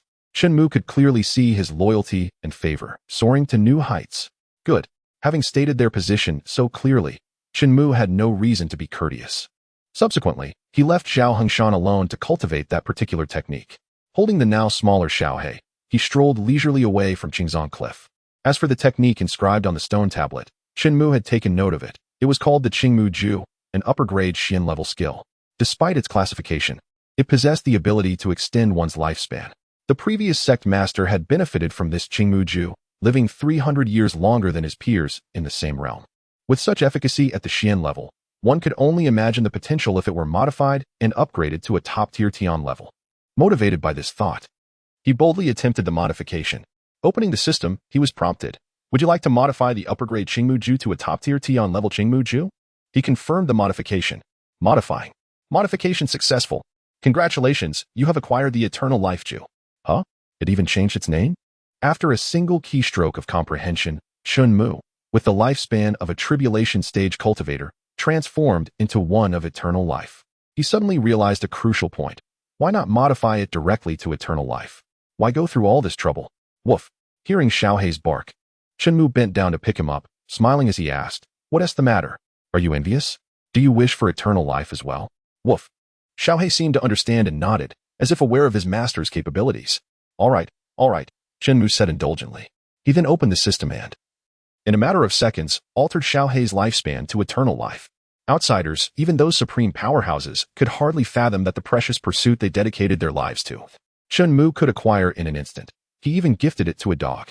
Chapter 44. The Arrival of the Holy Dragon Sect. Lu Ruoxue draws her sword. Unbeknownst to them, had they realized this, they would surely lament that life was not as good as that of a dog. Meanwhile, the formidable disciples from the Heavenly Sword Sect donned coarse linen garments, wielding bamboo brooms, and began sweeping the fallen leaves from the streets, drawing countless onlookers. Heavens! Is that truly the formidable power of the Heavenly Sword Sect? I've seen that person in books. 300 years ago, he single-handedly vanquished hundreds of mountain bandits. He was the top swordsmanship genius of the Heavenly Sword Sect for a decade. Look at that person, who shocked the Xian kingdom with a single water-splitting sword technique. Even the Empire once sent envoys to recruit him. My goodness, so many prominent figures sweeping the streets of our Qingxian sect. Upon hearing the surrounding discussions, everyone buried their heads, too embarrassed to look up, their ears flushing with shame.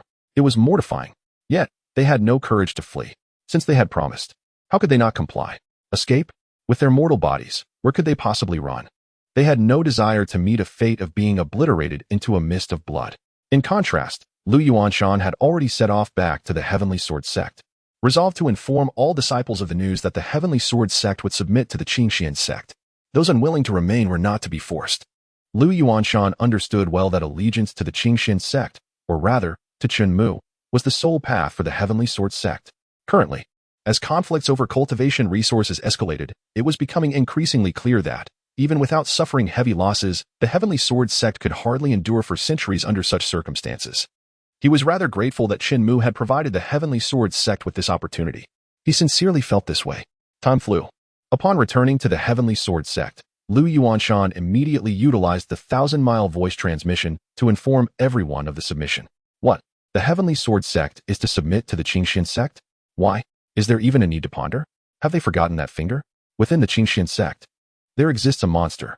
Our Heavenly Sword Sect has already lost. Could it possibly be that Qingxian Holy Sun, a mere Holy Sun, could wield such influence? It must be some profound powerhouse who has attained enlightenment. Opinions diverged regarding this matter. Upon receiving detailed reports, Lu Yuanshan discovered that the actual number of disciples intending to leave was far less than anticipated. After all, a large tree provides ample shade for them. The merger of the two sects might offer more cultivation resources. If they did not benefit, leaving could be considered later. Thereafter, Lu Yuanshan decided to take the top 100 prodigies of the inner court to the Qingxian sect first. It was impossible to force all disciples from the Heavenly Sword Sect into the Qingxian sect at once. A gradual process was necessary. This group of 100 prodigies was already sufficient to signify their stance. From this day forth, the Heavenly Sword Sect would essentially be regarded as a branch of the Qingxian sect. As the sun set, the horizon blazed with orange-red hues, painting a picturesque scene with the clouds. The 100 prodigies of the Heavenly Sword Sect, led by Lu Yuanshan, arrived at the Qingxian sect. The disciples of the Qingxian sect did not intentionally make things difficult or ridicule these newcomers. After all, they would all be one family in the future. There was no need for unnecessary animosity. Uncertain if they would have the chance to meet the Qingxian Holy Sun, who had slain Brother Zhao Lai. Who told you Brother Zhao Lai was killed by the Qingxian Holy Sun? Who else could it be? Just a maid from the Holy Sun's residence? Upon hearing this, the prodigy ranked 78th gasped in disbelief. Clear the way. Everyone step aside. A loud voice suddenly boomed from behind the group. The disciples of the Heavenly Sword sect, already displeased, turned to see who was so arrogant, only to gulp down their words in shock. Wasn't he that the attire of the Holy Dragon sect? One of the top 10 sects, the Holy Dragon sect? Why were they here? You ask me? Who should I ask? Surely, the Holy Dragon sect isn't submitting to the Qingxian sect, is it? Dream on. That's the Holy Dragon sect. Do you think it's our Heavenly Sword sect? That statement felt rather peculiar. They immediately retreated to the sides, showing no less respect for the powerful. Seeing their cooperation, the dozen or so disciples from the Holy Dragon sect grew even more arrogant, practically looking down on the heavens. One couldn't help but worry they might strain their necks from looking up so high. Everyone was curious as to why the seemingly unrelated Holy Dragon sect had come to the Qingxian sect. Just as they pondered, a disciple from the Holy Dragon sect suddenly stepped forward, grabbing one person by the collar and pulling him from the group. With an authoritative tone, he bellowed, "Go tell your sect master that we, the Holy Dragon sect, have specifically come to see your Qingxian Holy Sun. Tell him to hurry and come meet us. Move swiftly. If we are kept waiting, you will bear the consequences." After saying this, he roughly pushed the young disciple backward. Just as he was about to fall, a hand reached out from behind, steadying him and preventing his tumble. "Are you all right?" a woman asked with concern. The young disciple turned to see Lu Ruoshui, clasping his fists in gratitude as he shook his head. "Thank you, Sister Lu, I'm fine. Look, it's Sister Lu." Sister Lu? The gazes of the disciples from the Heavenly Sword sect and Holy Dragon sect converged on Lu Ruoshui. She was stunningly beautiful, exuding an aura that seemed unattainable. The disciples of the Heavenly Sword sect found it hard to imagine that such a haughty beauty would willingly serve as a maid. "You are Lu Ruoshui?" "Indeed. Seeing is believing. You are truly a vision of beauty. My name is Zhao Wuho, a disciple from the inner court of the Holy Dragon sect. I wonder, Miss Lu, if you would be interested in a deeper exchange?" He emphasized certain words, causing many girls present to blush. A lecher. Lu Ruoshui had no intention of being polite. Drawing her sword, she declared, "You wish to spar?" He may have been handsome, but his sword play was quite the opposite. "If you're willing to ask nicely, I might teach you." Zhao Wuho scoffed. The prodigies of the Qingxian sect inner court are nothing extraordinary. Raising his hand, he intended to catch Lu Ruoshui's sword with just 2 fingers, without even using spiritual energy. Whoosh! His fingers fell to the ground. Zhao Wuho looked down, his smile freezing before he realized that Lu Ruoshui's sword had pierced through his left chest, the cut clean and precise. The speed was so astonishing that blood only began to flow afterward. With a sudden spurt of blood, Zhao Wuho's eyes widened in disbelief. "No, this is impossible." He still attempted to channel his energy, aiming to injure Lu Ruoshui. In a flash, Lu Ruoshui unsheathed her silver sword, untouched by blood. She would not grant Zhao Wuho that opportunity. Faced with an overwhelming realm of power, every move Zhao Wuho made was within her expectations. Remembering Chen Mu's lesson from before, Lu Ruoshui vowed not to leave any survivors for those who dared disrespect her master. She completely eliminated the possibility of leaving roots for regrowth. The cold gleam was blinding. One strike severed Zhao Wuho's head. It rolled several meters away, his eyes and mouth wide open in shock, dying in disbelief. Zhao Wuho could never have imagined that after a domineering life, he would meet such a humiliating end, slain by someone he had looked down upon, pierced through the heart. Chapter 45, Revision. Heavenly Fire Sacred Body. This outcome was unforeseen by anyone present. When you claimed he could kill senior brother Zhao Lai, I was somewhat skeptical, but now, I believe. Why would such a powerful individual serve as a maid? Could it be that the Holy Sun is stronger than her? Isn't that a redundant statement? If the Holy Sun's strength is inferior to that of a female prodigy, how could he still be called a Holy Sun? Perhaps, at this moment, the Holy Sun is merely talented. He might surpass Miss Lu in the future.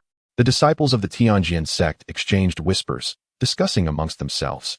Upon witnessing their own being decapitated by Lu Ruoshui, the disciples of the Shenglong sect swiftly mobilized, forming an organized encirclement. "What do you intend to do? Are you trying to overwhelm us with numbers? Did you consult us first? This is Qingxian sect, not your Shenglong sect." As the Shenglong sect prepared to take advantage of their numbers against Lu Ruoshui, the surrounding disciples of Qingxian sect were displeased and stepped forward. How could they stand by and watch their goddess, their senior sister, be bullied by outsiders? Since a life had already been taken, how much worse could it get? "Silence. You have no right to speak here." A furious roar resonated. The crowd turned to see the source of the voice, their words dying on their lips as they swallowed them back down, realizing that the speaker was beyond their station to provoke. He stood enveloped in a massive blaze, his clothing and hair untouched by the flames. Yet, anyone who dared to venture too close would feel an overwhelming heat, more intense than the sun. As the Qingxian sect disciples were about to inquire, the Shenlong sect disciples could no longer contain their boastfulness. Our senior brother Chu Tianming is among the top 10 of Shenlong sect, a prodigy endowed with the heavenly fire sacred body. Do you dare to offend us, you mere fish? How audacious you must be to stand against our Shenlong sect. Kneel and apologize. Even as disciples from one of the top 10 sects, they did not hesitate to showcase their petty arrogance at that moment. The disciples of Qingxian sect fell silent. This was a prodigy with a sacred body from one of the top 10 sects. They truly could not afford to provoke him. To demand that the disciples of Qingxian sect kneel, they might not possess that qualification. Boom. Lu Ruoshui unleashed her spiritual energy, crashing towards the disciples of Shenlong sect like a raging tide. They stared in disbelief, realizing this was the might of the Golden Core realm. How could this be? How could a mere inner courtyard disciple possess Golden Core strength? I heard the sect master of Qingxian sect is only at the Golden Core level. This must be an illusion she conjured. Do not be deceived. With a flourish, the sword carried spiritual energy, its blade visibly slicing through the air. In a single stroke, she decapitated all the disciples of Shenlong sect, except for Chu Tianming. Thud, thud, thud. The dull thuds echoed as headless corpses fell one after another. The scene was gruesome and surreal. As for Chu Tianming, protected by his sacred body and possessing the cultivation of the 6th level of fusion, along with a heart-guarding mirror, he barely retained his life. Golden Core. She truly is a Golden Core powerhouse. If a maid possesses Golden Core strength, what level must her master, the Holy Son of Qingxian, be? It is unclear. Even if their cultivation levels were equal, it would still be terrifying. Joining Qingxian sect was undoubtedly a wise decision. The disciples of Tianjian sect grew increasingly eager to witness Chen Mu, the Holy Son, in person. Kneel and apologize to my master and all disciples of Qingxian sect for your disrespectful actions, or shall I strike again? Lu Ruoshui pointed her sword at Chu Tianming, demanding, do not get ahead of yourself. Killing me will not be so simple. Chu Tianming retrieved a small jade vial from his bosom. With a pop, he removed the cork and tilted his head back, pouring the blood-red liquid into his mouth. Instantly, his spiritual energy surged, flames erupting around him, rising several meters high, igniting a true sea of fire. It is said that Shenlong sect was once the site of an ancient dragon tomb, where vast amounts of dragon blood essence were stored underground. They refined this essence into dragon blood elixirs, capable of exponentially boosting one's cultivation in a short time. No wonder it is called Shenlong sect. The might he now exuded was nearly on par with Miss Lu. With the sacred body enhancing him, they were evenly matched. Chu Tianming's black hair turned white, his bloodline becoming a deep crimson, the patterns clearly visible through his pale skin, as if he were possessed by fire. Yet unlike being consumed by madness, his mind remained unaffected. If you are willing to kneel and beg for mercy, I might spare you and leave you with a complete corpse. At this moment, for Chu Tianming, it was a matter of life and death. They had originally come, under the orders of Qian Hunyuan, to investigate the Holy Son of Qingxian. Little did they expect the disciples of Qingxian sect to be so uncooperative, killing over a dozen inner courtyard disciples of Shenlong sect. How could they not retaliate tenfold or 100-fold? What face would Shenlong sect have left?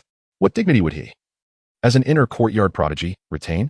Even with the dragon blood elixir and the support of his sacred body, Chu Tianming felt no fear as Lu Ruoshui approached. Sword in hand, ice and fire clashed in a dazzling display, their colors vibrant. The ice and fire continuously collided, transforming into vapor. The waves of fire surged down, only to be cleaved apart by Lu Ruoshui's sword. Both sides were indeed evenly matched. All of this was seen clearly by Chen Mu, who was leisurely observing in the Qingyan mansion through the heaven-peering mirror. Dragon blood, combined with a sacred body? Intriguing. Only you possess a sacred body. That seems rather unfair. He opened Lu Ruoshui's personal attribute panel. If memory serves, it is called the Heavenly Fire Sacred Body, right? Modifying. Modification successful. Die. Chu Tianming unleashed a palm strike, sending forth a massive flame palm over Tianzhong high, attempting to settle the battle in one blow and kill Lu Ruoshui. Just then, Lu Ruoshui suddenly felt a wave of heat surge within her, from her internal organs, through the meridians, flowing to her limbs. Boom! A colossal flame shot up to the heavens, igniting the visible sky. The fire palm cast by Chu Tianming was directly absorbed. An anomaly. Another anomaly. This time, it was set off by Lu Ruoshui. Could it be that she is awakening her sacred body as well? Can a sacred body awaken so unexpectedly? It cannot be that the Holy Sun is behind this. Others may not believe it, but as disciples of Qingxian sect, they understood that such occurrences were not impossible for their Holy Sun. Looking at Chu Tianming again, he suddenly swung his arm, his expression breaking apart, shouting, "No. This is impossible. Heavenly Fire's sacred body. How could you awaken the same sacred body as mine? No coincidence could be this extreme. Witchcraft. It must be witchcraft. You demoness. I shall carry out heavenly justice. I will kill you." Unable to accept reality, Chu Tianming opened his arms, preparing to summon his trump card. The heavenly fire descending upon the world, incinerating all things. The next moment, he realized that the spiritual energy and flames he had unleashed were entirely devoured by Lu Ruoshui, forcibly siphoned away. Above her head, it coalesced into a fireball, radiant and searing, comparable to the sun. Chapter 46. The Saint Sun steps in, slaying Qian Hunyuan. In that instant, Chu Tianming had no choice but to relinquish his pride and lower his hands. He understood that he was finished, completely finished. The fireball, descending at Lu Ruoshui's command, was about to crash onto Chu Tianming, threatening to engulf him entirely, incinerating him to the point of leaving no trace behind. "Stop! Do not harm my disciple." Unexpectedly, a figure rushed in like a hero, striking Chu Tianming's chest with a palm. Bang! Boom! Chu Tianming was sent flying like a kite with its string cut, tumbling through the air for several meters before landing on the ground.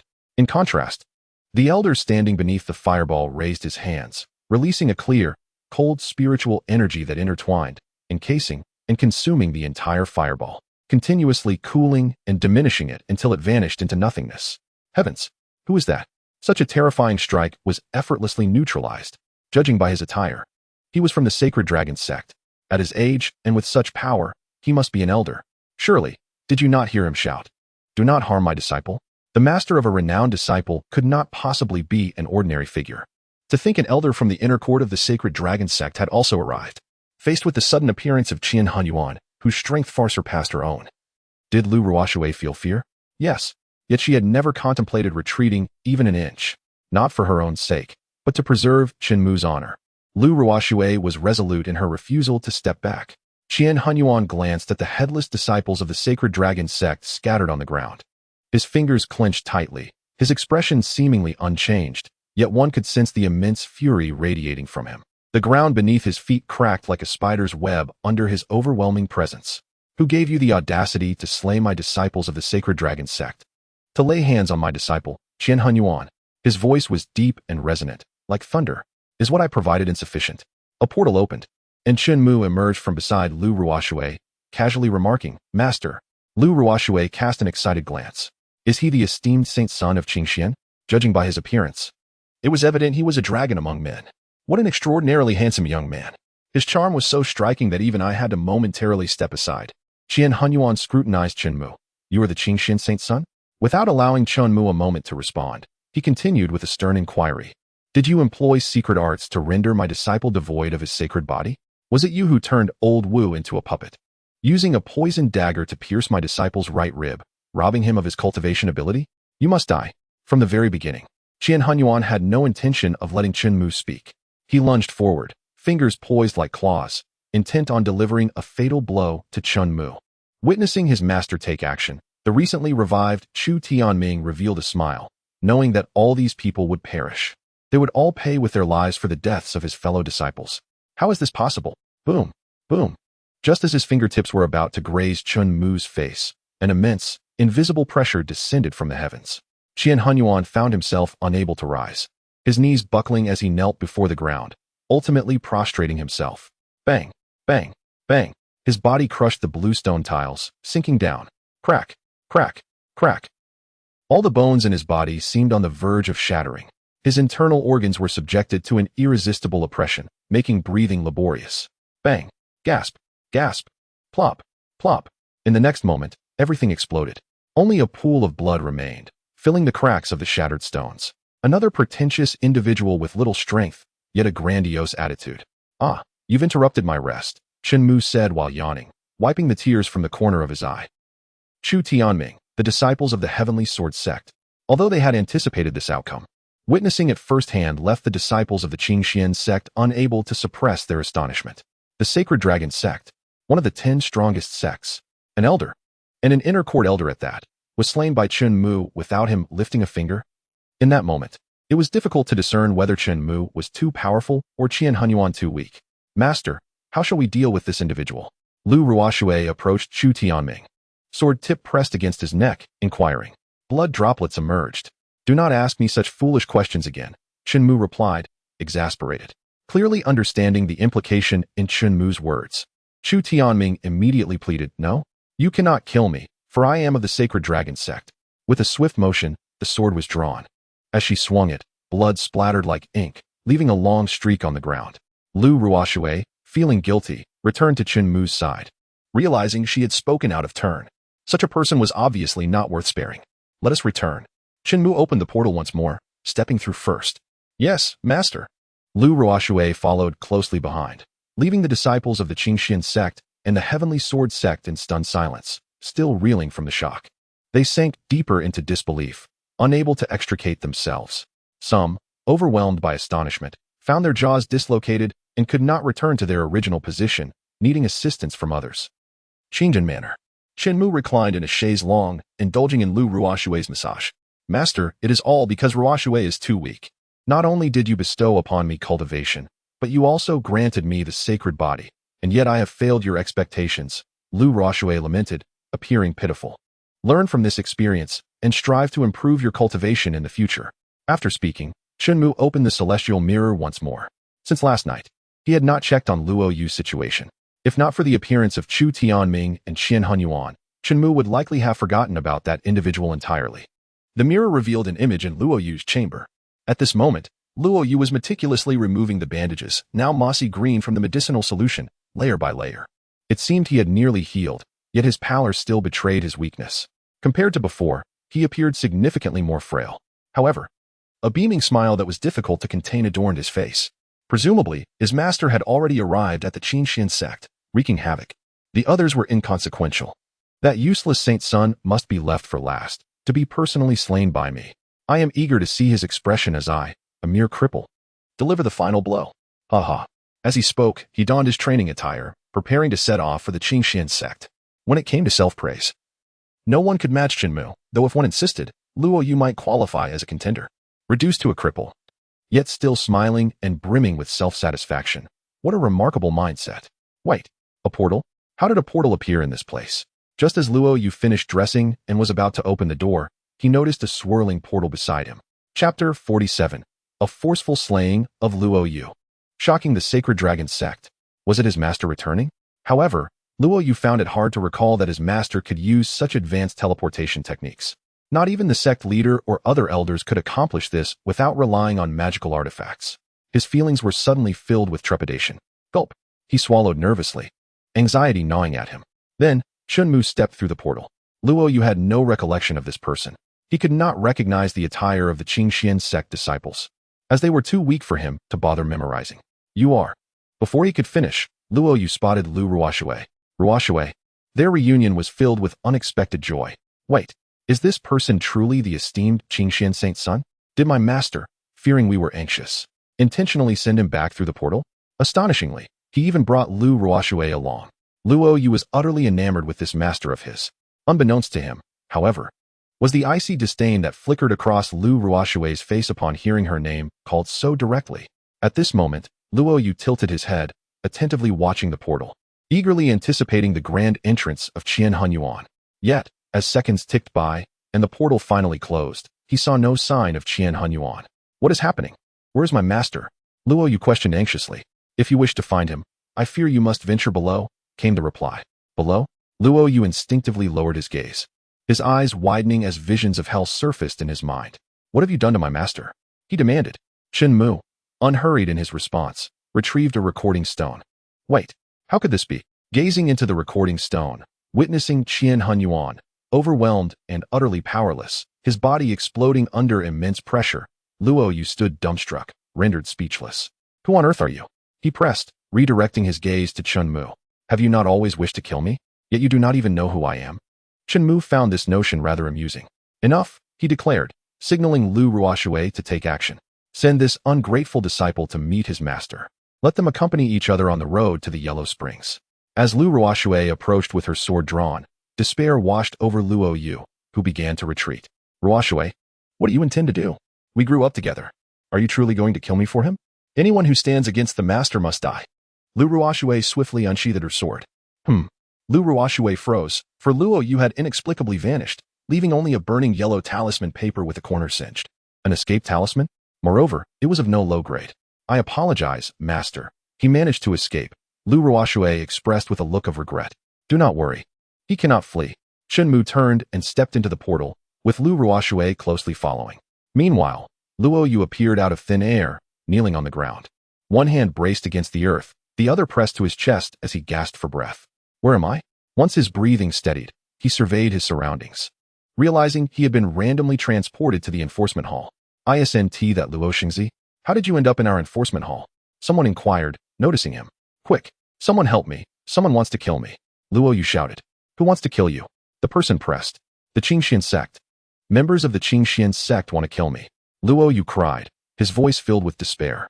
The Qingxian sect, the enforcement elder, after listening, merely smiled faintly, believing Luo Yu was jesting.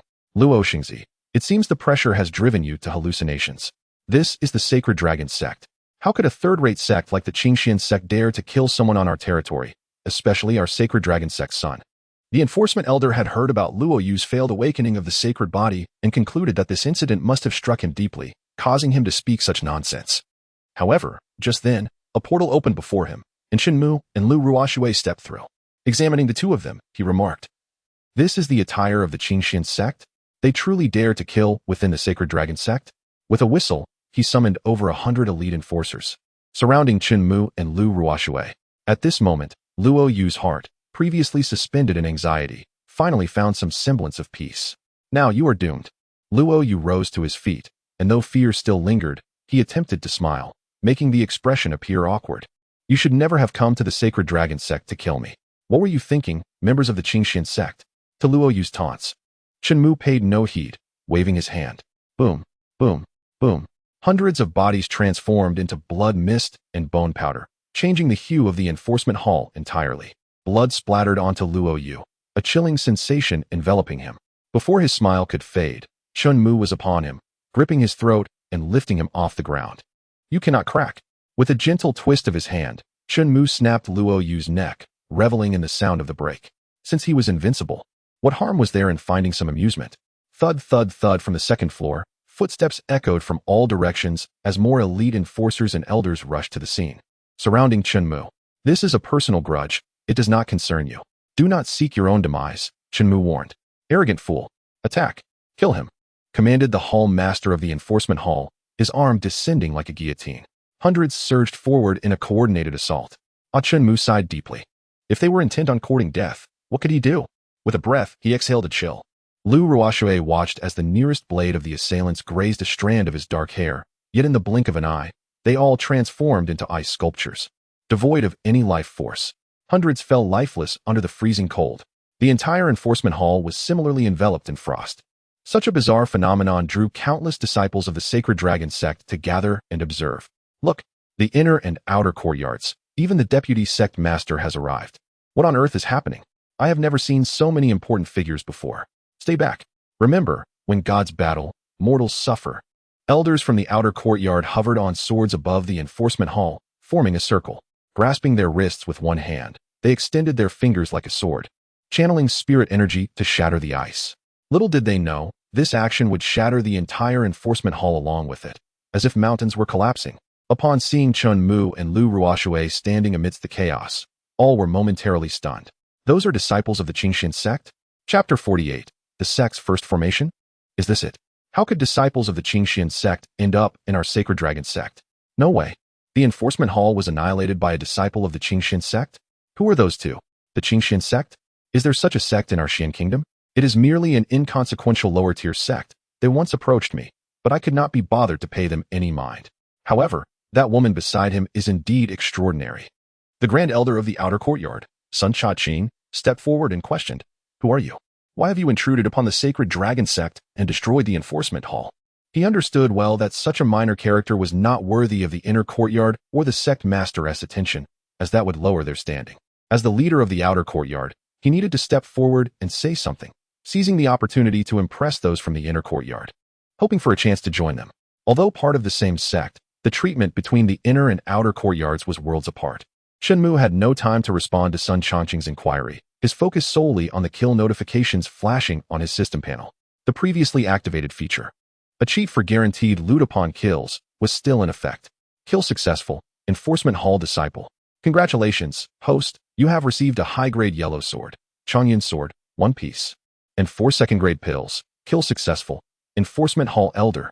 Congratulations, host, you have received a high-grade Xian armor, Gui Bei Jia, 1 piece, and a low-grade earth helmet. Hu Tu Jin, 1 piece. Kill successful. Enforcement Hall Master. Congratulations, host, you have received a low-grade heavenly blade, Li Hindao, 1 piece, and a high-grade earth sword, Fen Hanjian, 1 piece. The spoils were considerable. The various pills alone amounted to over 10,000.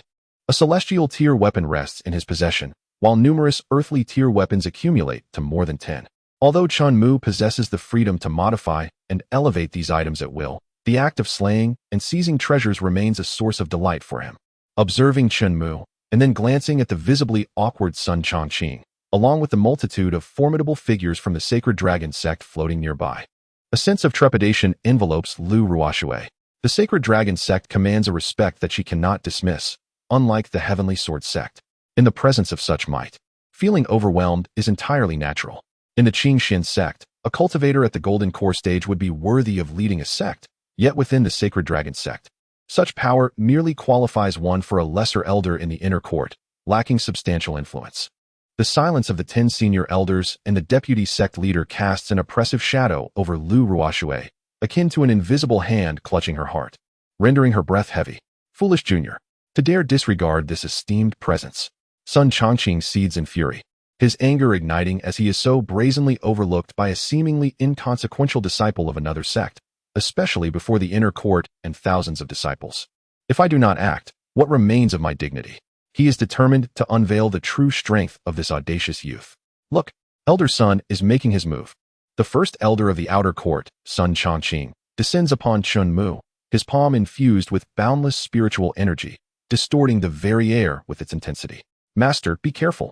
Lu Ruoshui notices Chen Mu's gaze fixed elsewhere, oblivious to the impending threat as Sun Changqing approaches swiftly.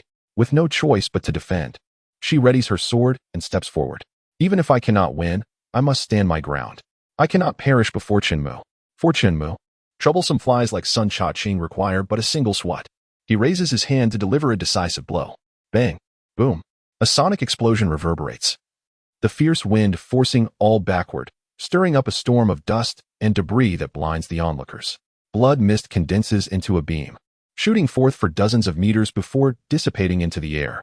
Lu Ruoshui and the disciples of the Sacred Dragon sect witness in disbelief. Has Elder Sun been vanquished in an instant? No physical contact. Yet a Golden Core elder has been struck down from afar. Surely, this cannot be real. I must be hallucinating. That was our outer court's pinnacle representative. The pride of countless outer court disciples crumbles in an instant. Quick, form a formation. Let us confront this brat together. The outer court elders, shaken from their stupor, fly above Chen Mu, encircling him. In unison, they raise their palms to the heavens, channeling spiritual energy toward the center, manifesting as a colossal, radiant 7-colored tower, exuding an air of sanctity. Behold, the first binding formation of our Sacred Dragon sect, the 7-colored prison tower. Is this truly the legendary tower? How awe-inspiring.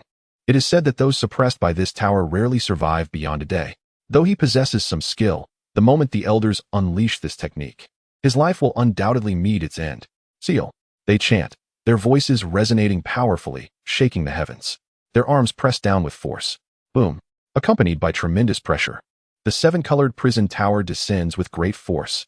Disciples beneath the 5th stage of foundation establishment find their knees buckling involuntarily, many succumbing to the oppressive might. Seal. Faced with such a grand spectacle, Chen Mu sneers, finding it tedious. As the base of the tower approaches, filling his vision, Lu Ruoshui instinctively closes her eyes, raising her arms defensively. This cannot be happening. Surprised gasps emerge from above. Upon reopening her eyes, Lu Ruoshui discovers the 7-colored prison tower, mere inches away. continually collapsing into shimmering stardust, scattering into the air. It appears an invisible barrier protects Chen Mu, rendering the tower's power ineffective and causing it to self-destruct. The seven-colored prison tower has failed to achieve its intended effect. How is this possible? How did he manage this? I swear, I have not blinked since this began. So I am certain he did not even lift a finger. Is the Qingxian sect truly as weak as they claim? Surely, they cannot be just a mediocre sect. Many disciples of the sacred dragon sect transition from confidence to despair, grappling with disbelief. Again, the outer court elders refuse to concede, determined to summon the seven-colored prison tower once more to subdue Chen Mu and Lu Ruoshui. Is this never-ending? Chen Mu raises his hand, releasing a fine strand of blood-red spiritual energy that darts forth like an arrow, swiftly piercing the hearts of the outer court elders. Chapter 49. Kill. Kill. Kill. Unleash the sword god body. Bang. Bang. Bang. All witnesses observe as the outer court elders plummet from great heights, devoid of any signs of struggle. The sound of bones shattering echoes nearby. One brave soul approaches, cautiously checking for signs of life, only to confirm without a doubt that they are dead. Can it be true that he just executed all the outer court elders in a single strike? Weren't you watching this unfold? Can there be any doubt? Indeed. I now question whether my eyes deceive me. How can someone of our age possess such monstrous power? It is a clear acknowledgement that they have overestimated the strength of the outer court elders while underestimating Chen Mu's capabilities. He is far more formidable than they ever imagined. As the winds shift in Chen Mu's favor, the inner court elders find themselves restless. Every moment he remains alive brings further disgrace upon the sacred dragon sect. They must act swiftly to eradicate him. Seeing their lack of understanding, Chen Mu slightly lifts his leg and stomps down. Boom. A pillar of thunder erupts skyward, piercing the heavens and creating a vast opening in the clouds. Dark clouds gather ominously, shrouding the sun and reducing visibility drastically. Countless bolts of lightning flicker within, resembling dragons dancing in the sky. This is the Thunder Saint body. One elder recognizes the phenomenon. A mere Thunder Saint body, ranked the lowest, should be easily subdued by their collective strength. Boom, boom, boom. Before the words are fully spoken, a golden lightning bolt, half a meter thick, descends from the heavens, striking down upon him, coursing through his body and connecting to the ground.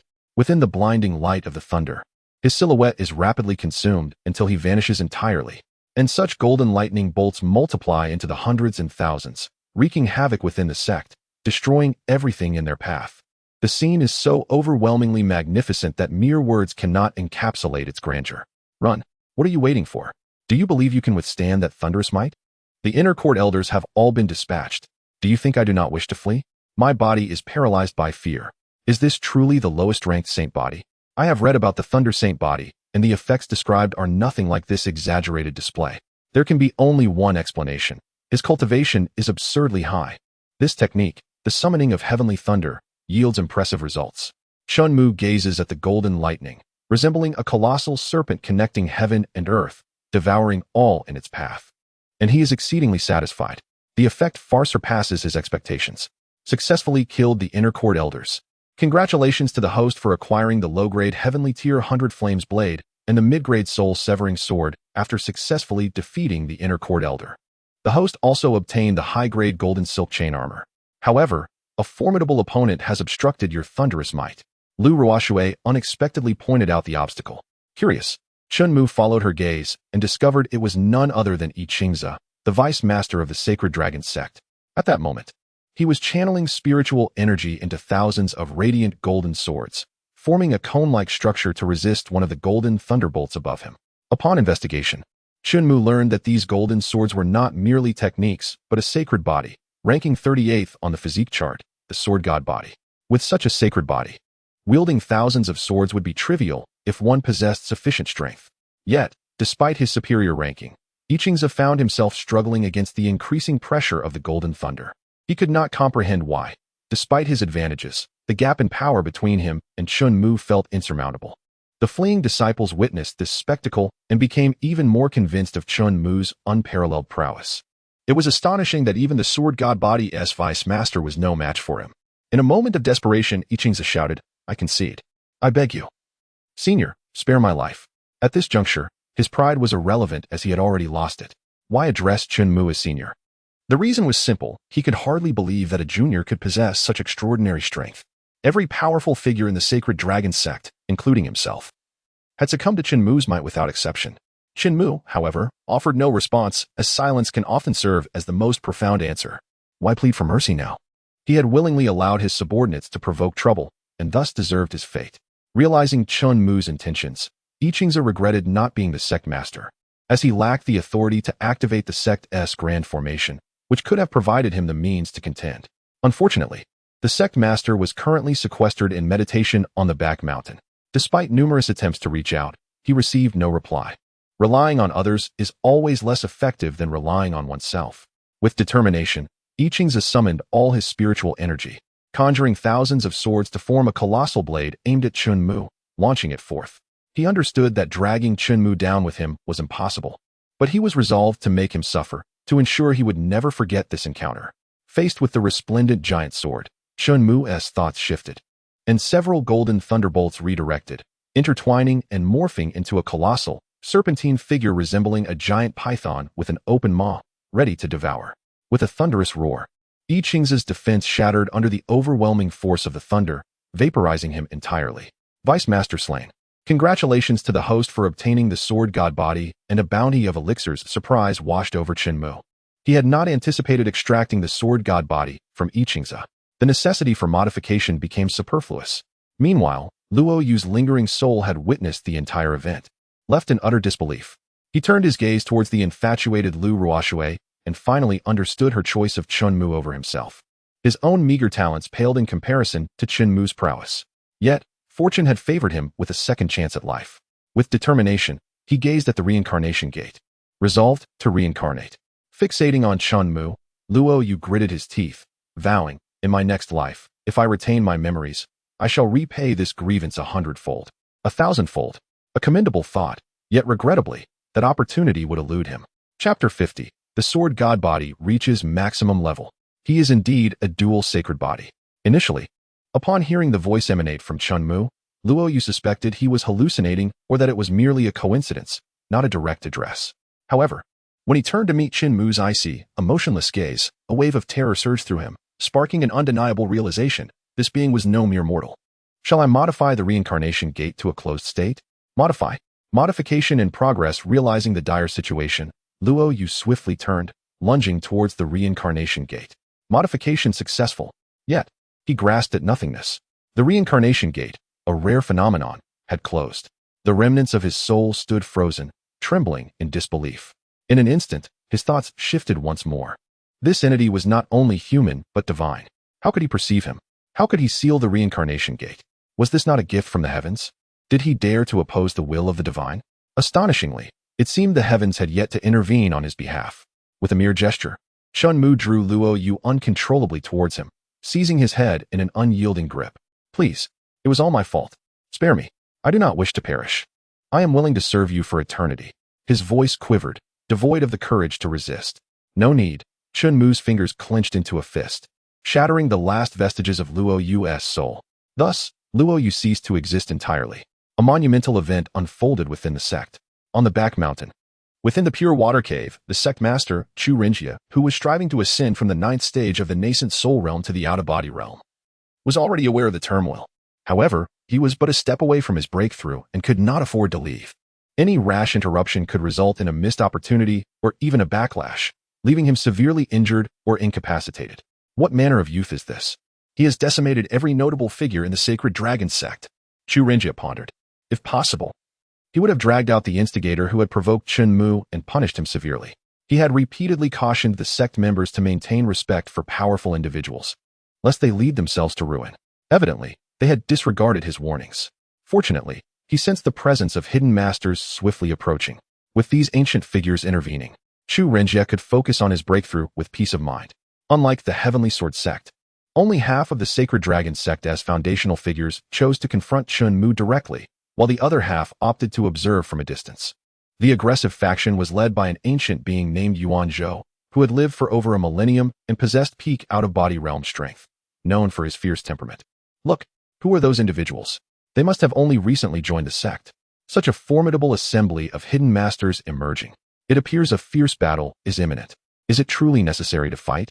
Can we not negotiate peace? The sect has already suffered so much damage. It is indeed a daunting predicament. He has slain numerous individuals within the Sacred Dragon sect, many of whom were elders, and even included the deputy sect master. If he remains alive, the news of this massacre will undoubtedly spread, leaving our sect in a precarious position among other sections. However, opinions are sharply divided. Upon reaching the skies above, Yuan Zhou signaled for everyone to unite and thwart the terrifying, omnipresent golden thunder. Unyielding in spirit, Chen Mu sensed the adversary's reluctance to relent. With a mere thought, hundreds upon thousands of golden lightning bolts coalesced into a colossal golden dragon, unleashing a deafening roar that resonated for miles. The beasts of the wild were thrown into chaos, scattering in all directions. Although the thunderous manifestation merely took the form of a dragon, it commanded respect and fear. Realizing the gravity of the situation, Yuan Zhou recognized his underestimation of the opponent. He shouted urgently for the activation of the sect's grand formation. The formation was not solely the prerogative of the sect master. They too held sufficient authority in this regard. The earth trembled beneath the sacred dragon mountain as countless fissures spread like a spider's web, pulsating with life. From these cracks, a visible crimson aura surged forth, dragon blood essence. In a remarkably brief span, this essence coalesced, transforming into a towering blood dragon. The dual dragon roars shook the heavens and the earth as they clashed at an altitude of 10,000 meters. The first dragon exhaled a tremendous column of thunder that pierced through the darkness, illuminating the land with sacred light. In retaliation, the second dragon unleashed a tempest of blood mist, saturating the entire sacred dragon mountain in a gruesome shroud. Amidst the thunderous cacophony, the air was filled with an oppressive silence, rendering other sounds inaudible. Chen Mu, recognizing the value of dragon blood, resolved to conclude the battle swiftly to prevent Yuan Zhou and his compatriots from squandering more of the buried dragon blood essence. With a swift motion, he ascended into the sky, the lightning and blood mist parting before him. With his sword god body fully activated, he raised his hand, tracing slow circles in the air. With each circle drawn, 1,000 divine swords manifested in the heavens, their chorus resonating throughout the battlefield as they spiraled larger and larger, ultimately merging into an awe-inspiring colossal sword. He was, astonishingly, a dual holy body, thunderbolt holy body and sword god body. Such an unparalleled genius was a rarity in the world. How could the Sacred Dragon sect have offended someone so fearsome? Who was he? Had they lost their senses? I had never witnessed such extravagance. He truly broadened my horizons. Yuan Zhou and his companions shared this sentiment. Having lived for a millennium, it was their first exposure to the notion that someone could awaken two holy bodies. No wonder he dared to disregard the Sacred Dragon sect. He possessed both the audacity and the power. What shall we do, Brother Yuan? Someone inquired. Perhaps we should abandon this conflict and negotiate with him? I fear that if this continues, it will not end well. Others harbored thoughts of retreat. Do you wish to become the laughingstock of the entire Zhongshuan realm? Yuan Zhou's eyes blazed with fury as he bellowed. He then composed himself, assuring the others, "Do not fret. We have the protection of the dragon blood formation and need not fear him. Do you not believe in the power of the true dragon? Do you not trust in the protection of the blood dragon god?" The crowd fell silent. On Chen Mu's side, he raised his gaze to see the colossal sword nearing completion, and with a sweeping motion of his arm, he prepared for the next phase of the battle. Chapter 51. Your hidden cards? They now belong to me. The sound of the sword echoed like a roar, reverberating across the realms. The visible space itself distorted and warped as the enormous sword descended towards Yuan Zhou. "May the blood dragon god protect our sacred dragon sect," he cried out, despite the fear gnawing at his heart. Yet he could only feign calmness, choosing to place his faith in the blood dragon god. The Lord of the Dragon Gods would surely protect them. However, the colossal sword pierced the gaping maw of the blood dragon, shattering its head and subsequently its body. The deity they revered, the blood dragon god, stood powerless against Chen Mu's overwhelming might. The golden thunder dragon seized this opportunity to pursue and further consume the remnants. Heavens! The protective blood dragon had fallen. The sword god body proved terrifying beyond measure. It appeared the deputy sect master had barely tapped into a fraction of its power. It must be noted, however, that while the holy body is formidable, it must be wielded by the right individual.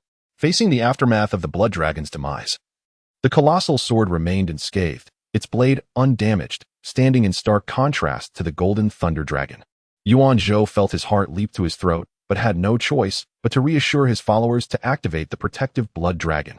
They could not simply await their demise. Fleeing was out of the question. They could only steel themselves for the confrontation, even resorting to secret techniques. What is happening?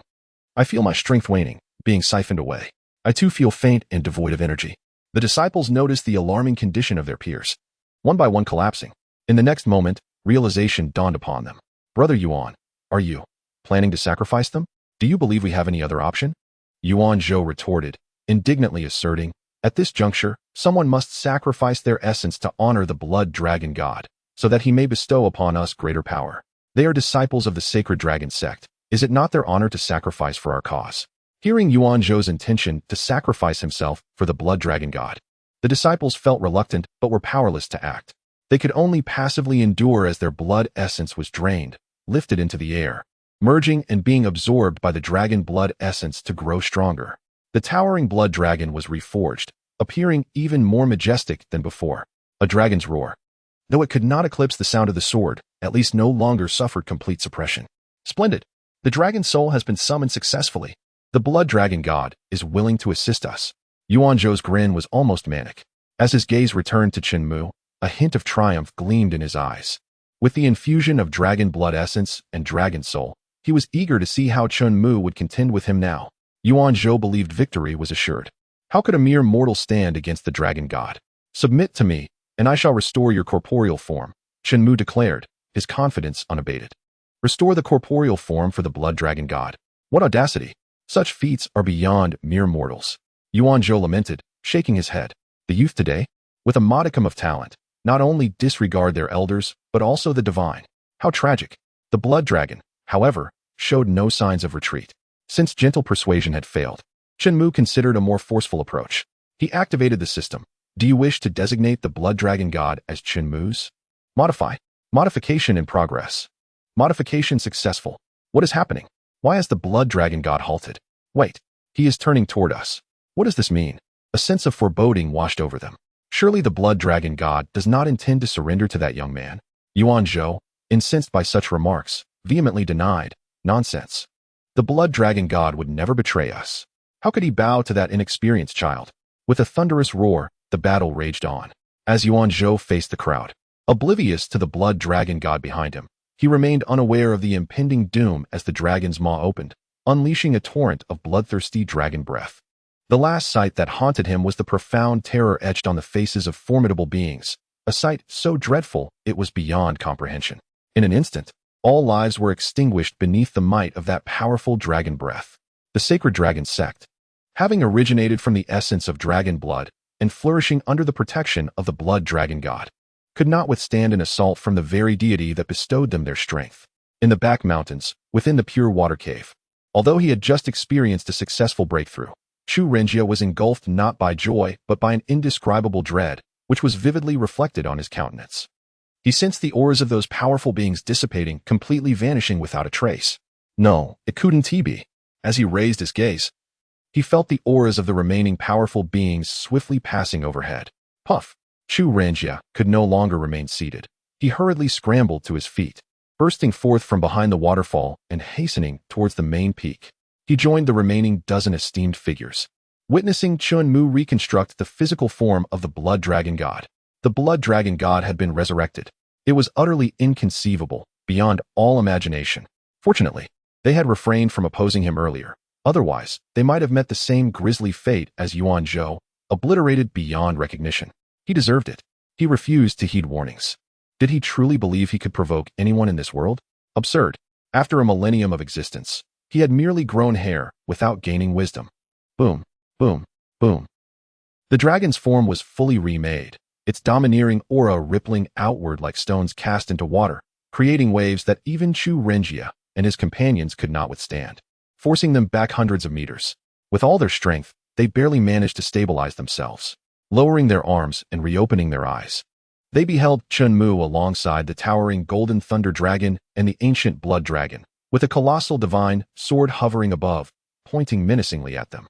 Terrified, they hastily bent their knees, kneeling in midair, too frightened to raise their heads, pleading, "We beseech the Divine One for forgiveness. We harbor no ill intentions."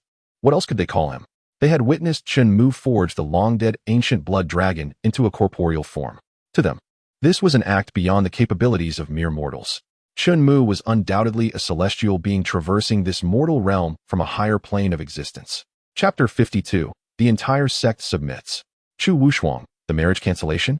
Subsequently, a powerful figure voluntarily offered a dragon blood crystal, a treasure forged over billions of years. With hands raised high and kneeling before Chen Mu, this venerable being bore the weight of expectations beyond his years, presenting the dragon blood crystal.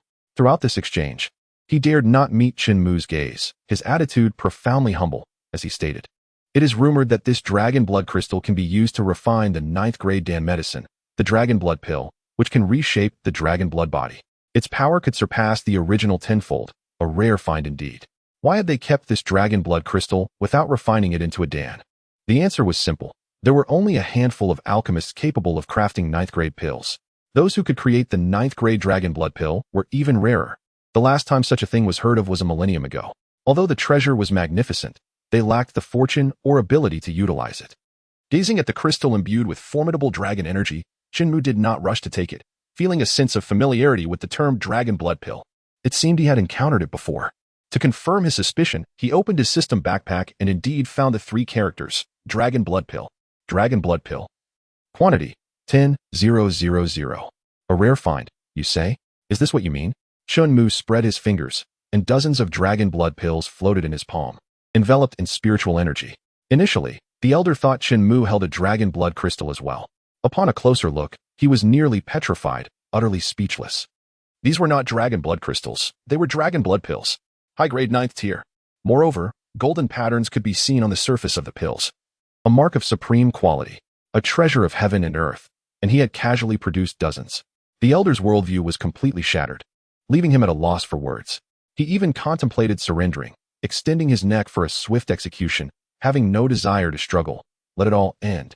Then, Chen Mu casually tossed a dragon blood pill into his mouth, swallowing it like a sweet, whereupon it dissolved instantly. A frown appeared as he distinctly felt the overwhelming potency of the dragon blood pill. It was formidable. It was reshaping his muscles and blood from within. To describe it as a complete rebirth would be no exaggeration. His strength surged at least 100-fold beyond the original foundation, far exceeding the elder's earlier claim of a 10-fold increase. Chen Mu mused that this was likely due to his multiple sacred bodies and tribulation realm cultivation. To what extent had he become powerful? To put it plainly, with a mere thought, he could obliterate the entire sacred dragon sect, erasing all existence, flattening the sacred dragon mountain. Boom. The elder was caught unawares, flung hundreds of meters away by the aura emanating from Chen Mu. The others stood in stunned silence, unable to express their rage or speak. It took a considerable time before they regained their composure, seeing Lu Ruoxue staring intently at the dragon blood pill in her hand. Chen Mu, with an abundance of the pills, tossed her one. Even if the quantity reached 0, he could instantly adjust it to 99, 999, 999. Thank you, master. Lu Ruoxue exclaimed joyously. With this dragon blood pill, she too could reshape her dragon blood body, enhancing her strength to alleviate Chen Mu's burdens. At that moment, her thoughts were solely focused on becoming stronger for him. Witnessing this scene, the esteemed figures and Chu Renjia felt a tumult of emotions. Even they, who held 9th-grade pills in such high regard, could not afford to casually bestow them upon others. Moreover, the dragon blood pill was considered a legendary elixir. Their awe for Chen Mu grew exponentially, further solidifying their belief in his celestial identity. I, Chu Renjia of the Sacred Dragon Sect, pledge my loyalty to the immortal sovereign. Along with all disciples, we beseech the immortal sovereign to spare the innocent and grant us a path to survival, Chu Renjia implored. This was his only thought to survive. The hundreds of thousands of disciples of the Sacred Dragon Sect should not perish due to the actions of a few rogues. We are willing to serve the immortal sovereign with utmost dedication until our last breath. The declaration echoed, resonating throughout the assembly, with the sect leader kneeling. What reason did the others have to remain standing? They were already disinclined to oppose Chen Mu and certainly possessed no courage to do so, especially with the examples set by Yuan Zhou and others. Hearing this, Chen Mu did not hastily respond. His gaze swept across the esteemed figures. Those who met his piercing eyes trembled involuntarily. They hurriedly knelt in unison, declaring, "We too are willing to serve the immortal sovereign with utmost dedication until our last breath." Gaining an entire sect without effort, Chen Mu considered it a fruitful endeavor. Initially, he had simply intended to eliminate Luo Yu. The portal opened. Observing Chen Mu and Lu Ruoxue stepping in one after the other, the portal then closed. The hearts of the crowd, once gripped by an invisible hand, finally returned to their normal rhythm. After the overwhelming sense of crisis, their bodies softened, collapsing to the ground, drenched in cold sweat. This day would forever be etched in their memories. As for Chen Mu's identity as a member of the Qingxian sect, that thought had long been cast aside. Primarily, they did not believe that the Qingxian sect could possess a powerhouse like Chen Mu. It was more likely a case of similar attire. If the Qingxian sect truly had such a formidable figure, how could they remain so inconspicuous? The title of the foremost sect in the Xian kingdom would undoubtedly belong to them. Even if they did not claim it, none would dare to do so. To dare would mean death. In the aftermath, Chu Renjie began leading the entire sect in restoration efforts. Leisure? They dared not be idle. After all, the current Sacred Dragon sect was no longer Chu Renjie alone. He was merely an interim steward, fearful that poor management could jeopardize his own life. As hours slipped by, within the grand hall of the sect, "Father, what has transpired? How has the sect fallen into such disarray?" Chu Wushuang, the daughter of Chu Renjie, has just returned from her training in the mountains, only to witness the Sacred Dragon sect in this devastated state. She presumed it was a declaration of war from other formidable sections. Chu Renjie, with one hand on his forehead and the other dismissively gesturing, expressed his reluctance to discuss the matter further. He then inquired, "What brings you to seek me?" "My sole focus is on cultivation, and I have no interest in matters of romance. Regarding the marriage contract you previously mentioned with the Chun family of Tianfu City, I wish to." She paused, her gaze suddenly resolute. "I wish to annul the engagement." Chu Wushuang had only recently discovered her betrothal to another. Thus, she had ventured down the mountain to earn merit, hoping to leverage that as a basis for her request to withdraw from the engagement. "As you wish," Chu Renjie replied nonchalantly. The engagement had been a unilateral decision made by the late patriarch. Upon reaching maturity, Chu Wushuang was to wed the most distinguished heir of the Chen family. Now that the patriarch was no longer with them, Chu Renjie chose to honor his daughter's wishes. If she desired to annul the engagement, so be it. Though he could not fathom why the patriarch had arranged such a match, it was evident that, in terms of status, they were unworthy of the Chu family. No one could truly match his daughter, renowned as a genius in the art of the spear. "Thank you, Father," Chu Wushuang said, turning to leave. She was resolute and would not delay. She set off immediately for Tianfu City to annul her engagement with the Chen family. Chapter 53, The Forging of the Golden-Scaled Dragon Armor. Beast tied on the road. Within the carriage, an elderly servant remarked, "Miss, allow me to handle the annulment. There is no need for you to undertake this task personally. It will only impede your cultivation." The elder had offered to return the marriage certificate to the Chen family, but Chu Wushuang had declined. She explained, "After all, it is I who am breaking the contract. If I do not go myself, it may lead others to believe that the Chu family lacks decorum, tarnishing our reputation." "Your reasoning is sound," the elder conceded, deciding to respect Chu Wushuang's wishes. Meanwhile, Chen Mu, upon returning to Qingxian sect and Qingyun mansion, sought to experiment with the dragon blood pills to explore his inner thoughts. He began by modifying a modest quantity of dragon blood pills, consuming them one by one as if they were mere candies, continuously refining and absorbing the elixirs. Having already consumed over 100, he observed that Lu Ruoxue had only managed to refine less than 1% of a single pill's efficacy. Her expression strained. Soon, Chen Mu's consumption surpassed 200 pills, then 300, 400, 500. When the count reached 1,000, Chen Mu distinctly sensed a peculiar sensation coursing through his body. It felt as though something was attempting to break free from beneath his skin. Rolling up his sleeves, he discovered that he had sprouted vibrant golden dragon scales. These scales were among the hardest substances known, impervious even to heavenly-grade weapons. Furthermore, Chen Mu could will their existence or disappearance at will. Having grown fewer than 50 scales from 1,000 pills, he looked at the remaining stock of over 900 million dragon blood pills with a faint smile. He quickened his pace, consuming them in handfuls. With his enhanced physique and the power granted by the dragon blood pills, the notion of succumbing to madness seemed ludicrous. Even the most formidable of inner demons would bow before him. 2,000 dragon blood pills. 3,000. 4,000. Before long, Lu Ruoxue finally refined 30% of the efficacy from her dragon blood pills.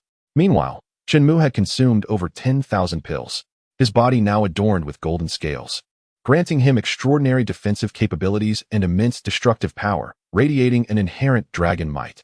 As passers-by approached Qingyun Mansion, they could not help but rub their arms, experiencing goosebumps and an involuntary chill, sensing an ancient malevolence lurking nearby. Why does it feel as though the oppressive aura within Qingyun Mansion has intensified? Not just intensified, it has increased 100-fold. If one were to draw closer, their legs would tremble uncontrollably. Could it be that the Holy Sun has attained enlightenment in some profound technique? That is certainly a possibility. Truly, He is deserving of the title Holy Son.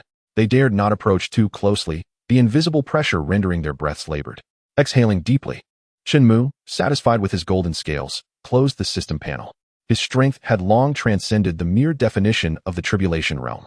If one were to compare, an ordinary person's tribulation realm would be at the first level, while he, having undergone the baptism of countless dragon blood pills, had already ascended to level 999. While lost in thought, he noticed Lu Ruoshui's increasingly pale complexion. Her lips had turned a shade of purple, fitting the image of someone on the verge of succumbing to madness. Could her rapid rise in power be attracting inner demons? Chen Mu speculated, unsure. Indeed, as he suspected, Lu Ruoshui found herself ensnared within a quagmire of her darkest fears, besieged by countless manifestations of her inner turmoil, whispering insidious temptations in her ears. With eyes tightly shut, she endeavored to ignore them, fully aware that she must overcome this hurdle to transcend her current limitations and reach a higher state of being. What is happening? Who is pulling at me? Hearing the struggling voice of her darker self, Lu Ruoshui slowly opened her eyes to behold a glimmer of light before her. A large hand grasped her shadowy self, forcibly pulling her towards the radiant door. As her vision focused, she found Chen Mu standing before her, clutching a swirling mass of darkness. With a mere flex of his fingers, he shattered it to pieces. Is this truly the inner demon? It seems rather feeble, Chen Mu remarked, a hint of disbelief in his tone. However, it was Lu Ruoshui who felt truly speechless. The inner demon that had tormented her so fiercely was effortlessly dismantled by Chen Mu. This realization only intensified her resolve not to disappoint his expectations. Refocusing on the remaining dragon blood pills, seeing her expression return to normal, Chen Mu made his way to the back courtyard, heading towards the spiritual spring pool. Once there, he shed his garments and stepped into the water. With a snap of his fingers, a mini blood dragon emerged from the void, frolicking in the pool. The essence of dragon blood swiftly permeated the spring, transforming it into a vibrant crimson hue, elevating it to a dragon blood spiritual spring, vastly enhancing its efficacy. Oh, how delightful. Chen Mu raised his arms, leaning back, his expression one of pure bliss. The sacred dragon sect possessed a similar spring. Yet such a high-purity dragon blood spring would astonish even the founding patriarch if he were aware of it. The blood essence continued to rise, staining the sky above Qingyun Mansion a deep crimson. The phenomenon expanded, covering the entire Qingxian sect in a matter of half an hour. Such an extraordinary sight could not escape Zhao Hongshan's attention. What is dragon qi? How could there be dragon qi in Qingxian sect? Where did it come from? He directed his gaze towards the area where the dragon qi was most concentrated, landing on Qingyun Mansion. Indeed, he sighed, a bitter smile forming. Such immense dragon qi would likely incite a beast tide. Zhao Hongshan had heard tales of this before. The sacred dragon sect, known for its dragon blood, frequently faced invasions from beasts, for to them, dragon blood was a rare treasure for enhancing their prowess. Master, this is bad. Our disciples have reported a massive gathering of beasts from all directions, converging upon Qingxian sect. With a slap to his face, Zhao Hongshan lamented, just as I feared. Dispatch orders to swiftly gather all disciples and fortify our defenses against the impending beast tide. Yes. As soon as the disciple departed, Zhao Hongshan descended the mountain, determined to venture to Qingyun Mansion and ascertain whether Chen Mu had encountered any troubles. The extraordinary phenomena that had unfolded, culminating in the beast tide, could not possibly be trivial. It must be a matter of great significance. Upon arriving at Qingyun Mansion, Zhao Hongshan intended to enter unceremoniously, but, considering it was Chen Mu's residence, he took a step back and grasped the copper ring held by the lion's mouth, knocking on the door. Shortly thereafter, Su Qingtian opened a small crack in the door to peer out. Recognizing Zhao Hongshan, he lowered his guard and fully opened the door, inquiring, Patriarch Zhao, what brings you to Qingyun Mansion?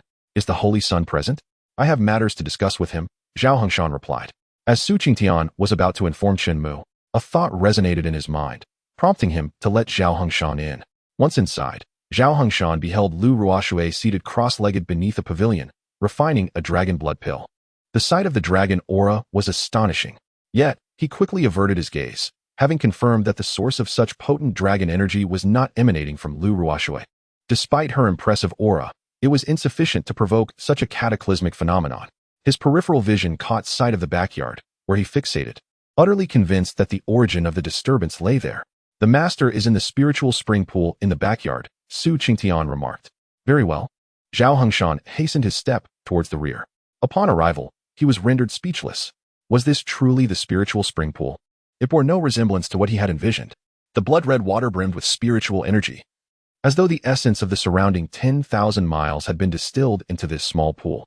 Upon closer inspection, he discerned a blood dragon swimming in circles. After the Qilin, was there now a divine dragon? For reasons unknown, Zhao Hongshan felt less astonished than he anticipated. Perhaps he had grown numb to the revelations Chen Mu had unveiled. He had contemplated countless scenarios that could have led to such a phenomenon. Yet he never imagined it was merely a bath. He had witnessed various bathing methods involving petals, elixirs, and medicinal herbs. But never had he seen a divine dragon submerge itself. Truly, it was befitting of him.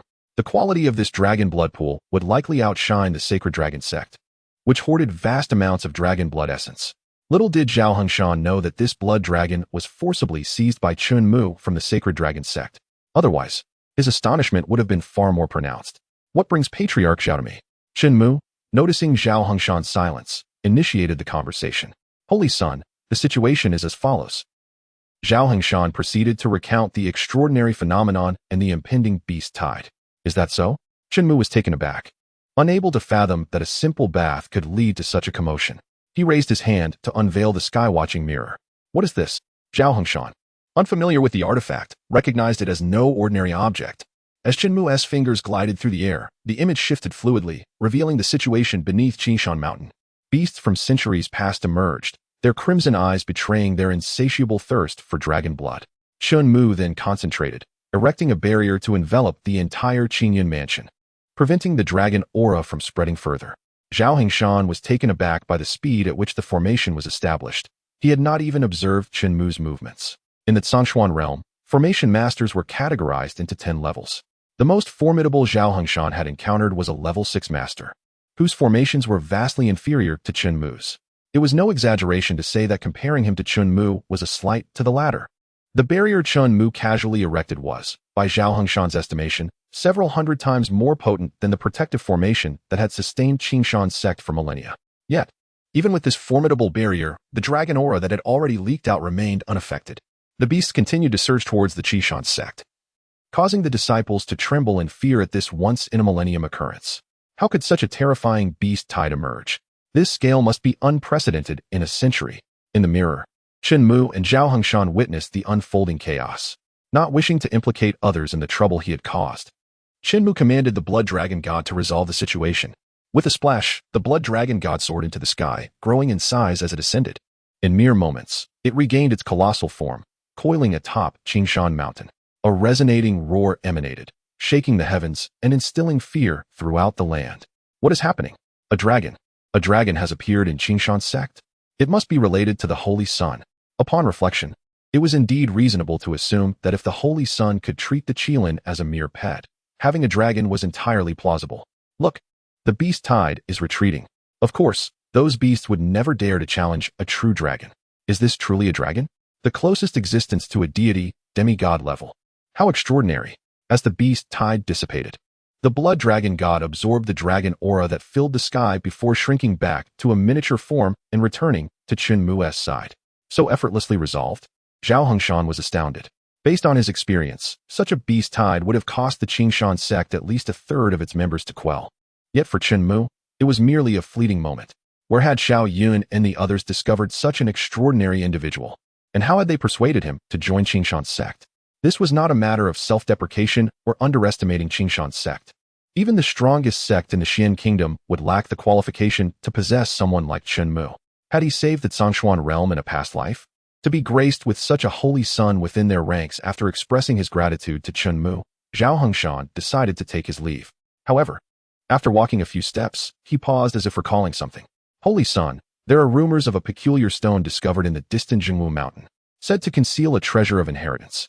He believed Chen Mu might find this matter intriguing, considering that such strength could not solely stem from extraordinary talent, but also from diligence and seizing every opportunity. Very well, I appreciate the information, Patriarch Zhao, Chen Mu acknowledged. Once Zhao Hongshan departed from view, Chen Mu rose, emerging from the water, with his garments adorning him as if by magic. Inheritance treasures, you say? That piques my interest.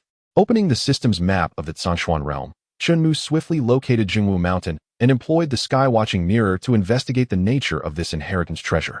Perhaps it could be modified and enhanced. He realized he had developed a slight obsession with collecting treasures. The very word treasure held an irresistible allure. Around the massive black stone, a gathering of no fewer than 100 individuals had formed, among them Chu Wushuang, whose striking appearance drew the gaze of onlookers. She swiftly approached the black stone. Name: Inheritance Stone. Reward: Supreme Spear Intent. Inheritor: None. Miss: An elder. Noticing Chu Wushuang staring at the 3 to 4 meter high black stone in silence, tentatively called out. It seemed their journey to Tianfu City would need to be postponed. Snapping back to reality, Chu Wushuang replied, Postponed? Are you implying that you are interested in the inheritance within this black stone? Indeed, she confirmed with a nod. Candidly explaining in a voice that only the two could hear, the black stone contains a legacy of spear intent, precisely what I need. Regardless of whether it is a knife, a sword, or a spear, once one is cultivated to a certain level, there exists a chance to give birth to the essence of the sword, spear, or knife, significantly enhancing one's strength.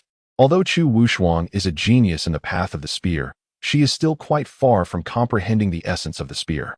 Unexpectedly, on the path of rejecting her engagement, she stumbled upon an opportunity to acquire a legacy of spear essence. Glancing around at the gathered crowd, Chu Wushuang noted that her cultivation level was the highest among them, and as she specialized in spear techniques, her chances of obtaining the spear essence were undoubtedly greater than others. It would be a pity not to attempt it. Rest assured, young lady. I shall protect you while you comprehend it, an elder responded. Thank you for your assistance, Chu Wushuang replied as she moved towards the black stone. Her striking beauty, coupled with her tall stature, quickly drew the attention of many, yet none dared to harbor any inappropriate thoughts, as they recognized her attire belonged to the Holy Dragon sect. Some even exclaimed, Oh my, isn't that Chu Wushuang, the daughter of the Holy Dragon sect's leader, acclaimed as the foremost spear genius? It was said that her understanding of the spear surpassed that of many veterans in the spear realm. With her presence, the chances of others acquiring this legacy seemed bleak. Indeed, legacies are often monopolized by geniuses, leaving ordinary individuals with nothing but longing glances. Sighs of resignation filled the air as the crowd parted ways for Chu Wushuang, which was incredibly convenient for her, saving her much trouble. She was determined to obtain this spear legacy, and the crowd shared the same sentiment. After all, who among them could be more fitting for this legacy? If it were left to them, they too would choose to pass it on to someone like Chu Wushuang, for only then could it continue to flourish. Taking a deep breath, Chu Wushuang pressed her fingers against the black stone, channeling her consciousness to connect and comprehend. As her beautiful autumn-like eyes closed, they suddenly flew open in disbelief. Why is this happening? The legacy had already been seized by someone else. Look, characters are appearing on the black stone. Truly, the genius of the Holy Dragon sect had swiftly gained recognition for the legacy. Wait, shouldn't it display 3 characters? Why are there only 2? Perhaps the third character hasn't revealed itself yet? Upon hearing this, Chu Wushuang quickly stepped back and raised her gaze. 2 golden characters shimmered on the black stone. Chen Mu. Chu Wushuang read the 2 characters, scanning the crowd for anyone who matched the name, yet found no one fitting. When did this happen? How did he manage this? A flurry of questions plagued her mind, leaving her utterly perplexed. Chen Mu? Does anyone know him? Never heard of him, came the responses. He must be someone of considerable stature to have seized the legacy right under Chu Wushuang's nose. Strength speaks for itself. It cannot be deemed theft. It merely indicates that Chu Wushuang is outmatched. Just as those words fell, the person who spoke felt the piercing gaze of Chu Wushuang upon them. Startled, he hurriedly slipped into the crowd, disappearing from view. Returning to her carriage, Chu Wushuang's mind churned with frustration. Her fists clenched tightly. Chen Mu, is it? Very well, I shall remember you. She reasoned that if he could take this legacy, it meant he was also a practitioner of the spear path. There would come a day when she would seek him out for guidance, to see if he truly possessed such formidable strength. In truth, for Chen Mu, acquiring this spear essence was a simple feat, as he was far from the scene. He merely modified the entry from heir, none, to heir, Chen Mu. A single click, and the legacy was his. The spear essence was now firmly etched in his mind. All that remained was to acquire a suitable spear. He opened a portal and ventured to the treasure house of the Qingxian sect. This portal was one of the many features provided by the system, allowing instant transportation without restrictions on distance or frequency. As long as Chen Mu desired it, he could arrive anywhere in the blink of an eye. Greetings, Holy Sun. Welcome, Holy Sun. Salutations, Holy Sun. As Chen Mu emerged from the portal, the disciples currently selecting weapons in the treasure house all greeted him enthusiastically. The manager hurried over, panting, I apologize for not welcoming you earlier. How may I assist you? Holy Sun, I require a spear, Chen Mu stated plainly. A spear, you say? Right this way, please, the manager replied, leading him to the topmost level, where the highest grade weapons were stored. The lower levels contained ordinary treasures primarily for external and lower-ranking disciples. As they ascended the stairs, the manager realized Chen Mu had not followed. Seeing him approach a wall adorned with over 10 long spears, the manager quickly warned, "Holy Son, those are merely yellow-grade weapons. Unsuitable for you. There are better options on the 6th floor." However, Chen Mu remained unfazed, casually selecting a yellow-grade spear named Breaking Cloud. He then modified its grade from yellow to heavenly top tier. Modification in progress. Modification successful. The once yellow-grade spear instantly transformed into the heavenly top-tier Holy Dragon Spear.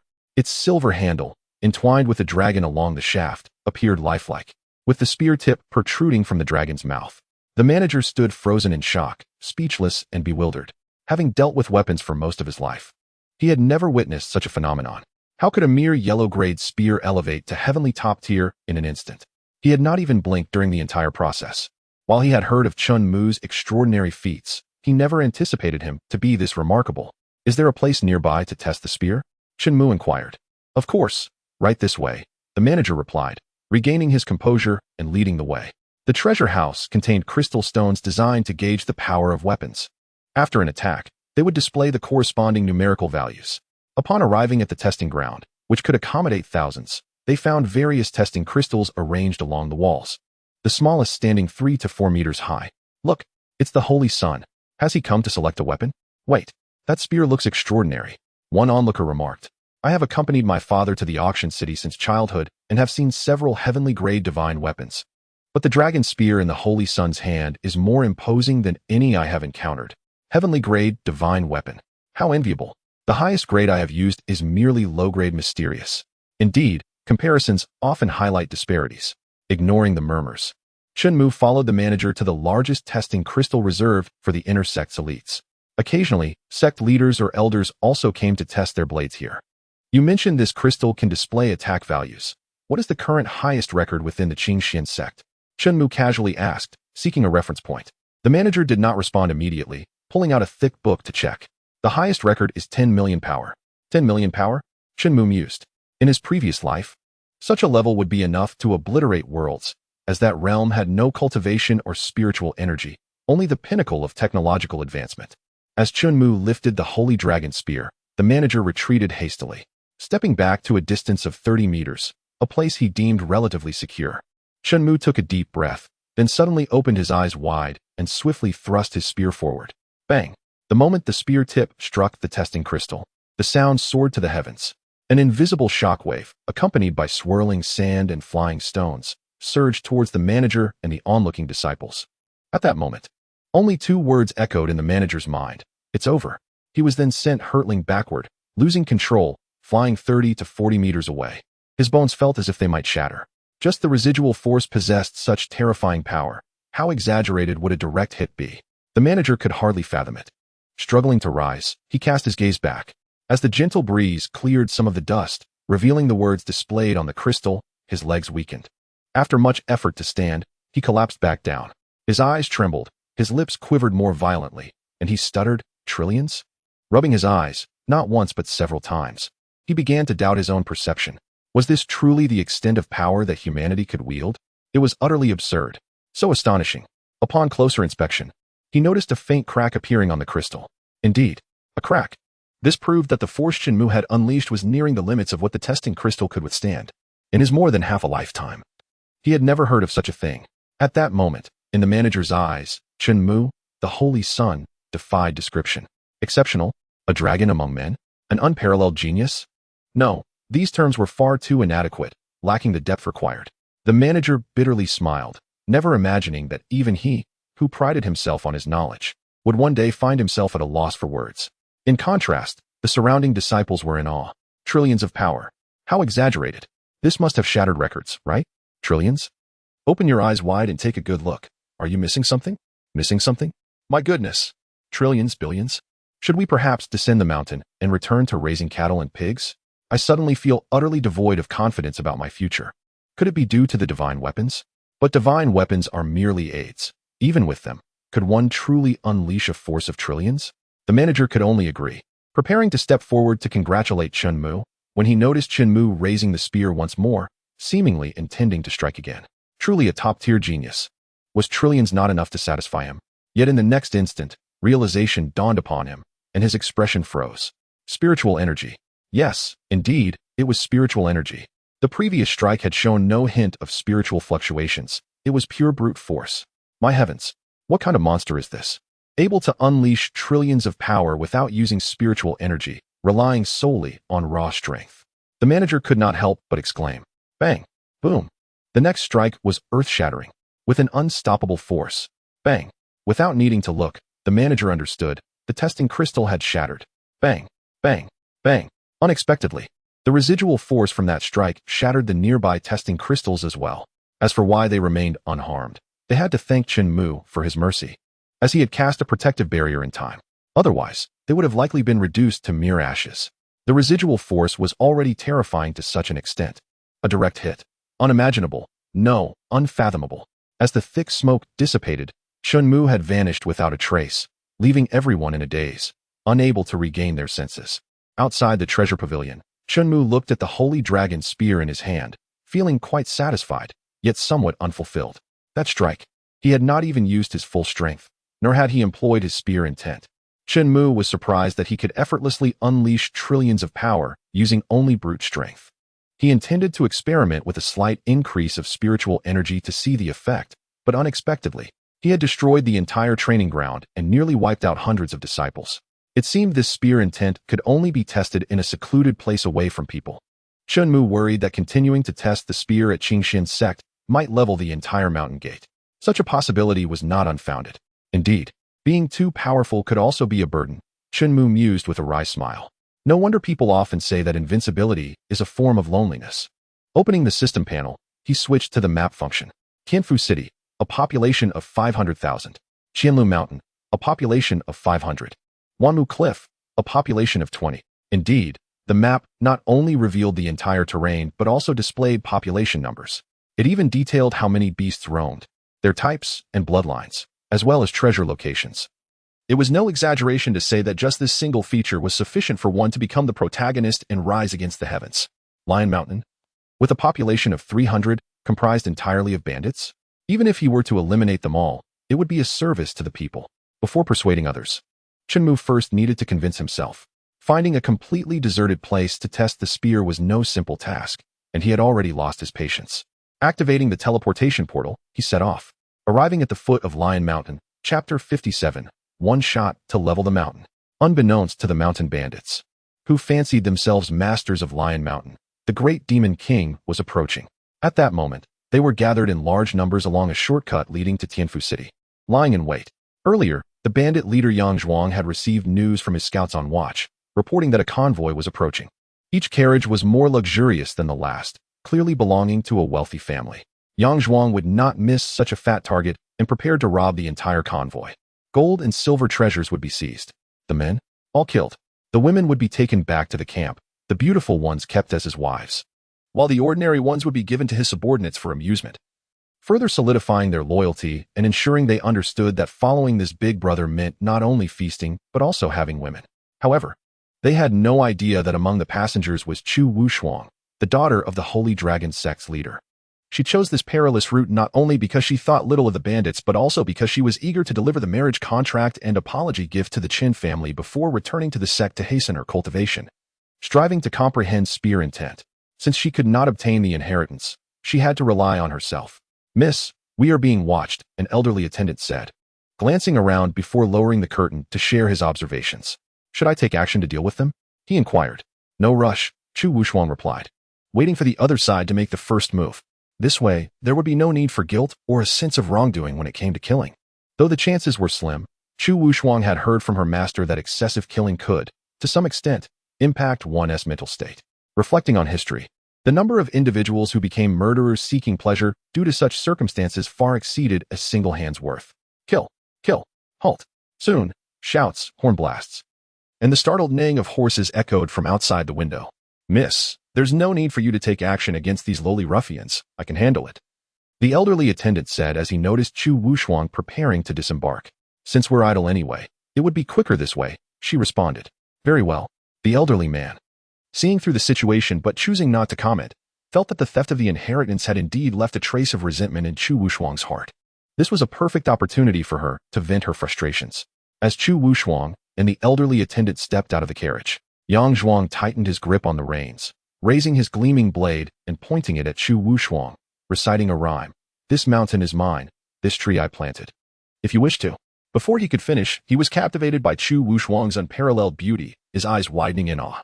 Even unable to control himself, he drooled slightly and unabashedly declared, "Beautiful, truly too beautiful. She deserves to be my wife." In response, Chu Wushuang could only remain speechless.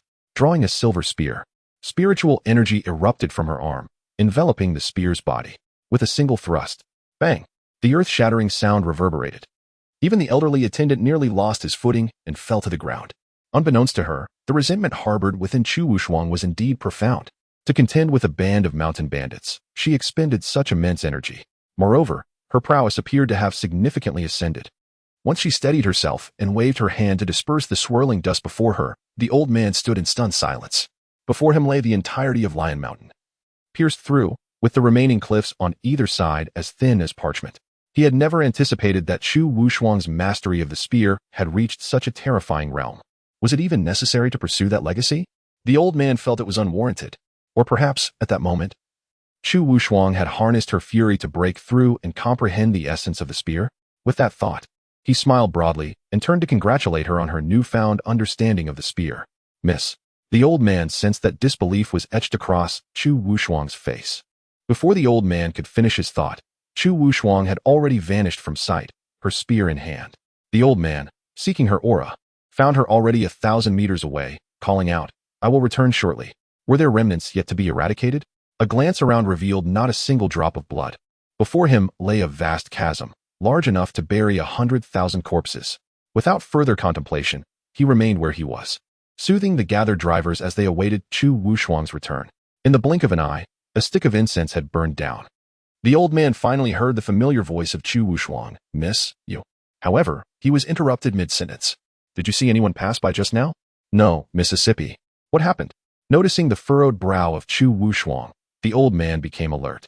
Could it be that among the mountain bandits there was a hidden expert? Someone had struck before she could unleash her spear, and they, too, wielded a spear. She could sense an overwhelming essence of the spear emanating from that individual.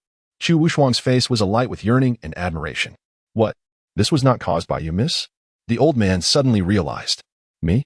Chu Wushuang shook her head with a wry smile. "You overestimate me. I lack such power, not even a billionth of it." "A billionth?" The old man was rendered speechless. The foremost prodigy of the sacred dragon sect's spear arts could not even reach a billionth of that mysterious figure's prowess. More importantly, the old man could clearly sense that Chu Wushuang was not jesting. She was utterly sincere. "I am certain that individual is an unparalleled master in the realm of spear arts, perhaps the greatest in millennia. If I could be their disciple and receive their guidance, my understanding of spear arts would undoubtedly reach new heights." The more Chu Wushuang spoke, the more exhilarated she became. To describe the mysterious spear master who had effortlessly pierced through Lion Mountain as an object of admiration was a gross understatement. It should be reverence and awe. Her eyes sparkled with starlight. Alas, it was most regrettable that she had arrived a moment too late. Had she been swifter, she might have encountered that venerable figure. Such a pity. Chu Wushuang lamented deeply, regretting not having sought them out immediately. Furthermore, she resolved that after severing her engagement with the Chen family, she would remain behind. Remain? The old man confirmed, seeking clarity. "Yes, absolutely." Chu Wushuang nodded emphatically. "I intend to stay in Tianfu City until I find that master and implore them to take me as a disciple to teach me the spear arts." Who would have thought that such a small Tianfu city harbored such a formidable and terrifying spear master? I must find him at all costs. Chu Wushuang was even prepared to stay in Tianfu City for a lifetime. Her excitement was palpable. Chapter 58, Modifying to Full-Level Spear Intent. "He is my fiancé?" The old man chose not to voice any further opinions, for there was but one reason. Chu Wushuang's actions were driven by her desire to grow stronger.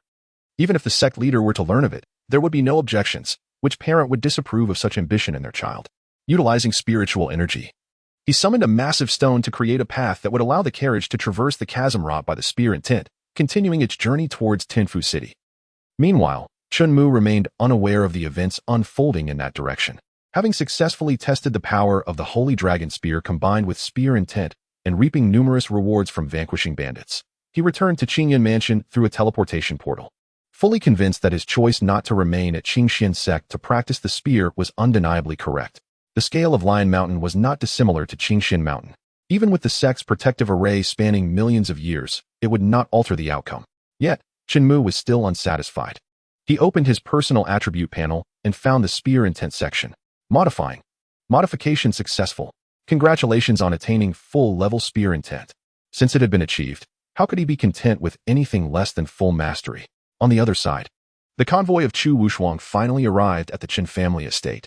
After notifying the gate guards, the news swiftly reached the ears of Lin Wanwan, the commander of the Chen family's assassins and the acting head of the family. The sacred dragon sect, the Chu family? As someone raised and trained as an assassin by the Chen family from a young age, Lin Wanquan had heard whispers of the ties between the Chu and Chen families. He signaled for them to enter and simultaneously relayed this information to Chen Mu, who was far away at Qingxian sect. The sacred dragon sect, the Chu family? Chen Mu mused with curiosity. What brings them to Tianfu City? An apology? He was unaware of the engagement between the two families. Raising his hand, he activated the sky viewing mirror. The image that appeared showed Tianfu City, specifically the Chen family courtyard. Within the courtyard, Chu Wushuang walked ahead alongside an elderly man, followed by a long line of individuals, four to a group, carrying large redwood boxes filled with various treasures, medicinal pills, and weapons. It seemed they truly came to offer reparations. The sacred dragon sect is far more fearful than I had anticipated, Chen Mu murmured. Unbeknownst to me, Miss Chu has graced us with her presence. What brings you here? Lin Wanquan asked directly. To report to the elder, Wushuang has come to sever the engagement. Chu Wushuang could distinctly feel that the individual before her was a formidable presence, and her heart brimmed with respect, unwavering in its intensity. Despite the lack of any released spiritual energy or imposing demeanor, the announcement of the engagement's dissolution caused Lin Wanquan to spring to his feet. His sudden display of power snapping the ropes binding the wooden crates, which fell heavily to the ground. Boom! Chu Wushuang felt an overwhelming force descend upon her, pressing down on her knees uncontrollably.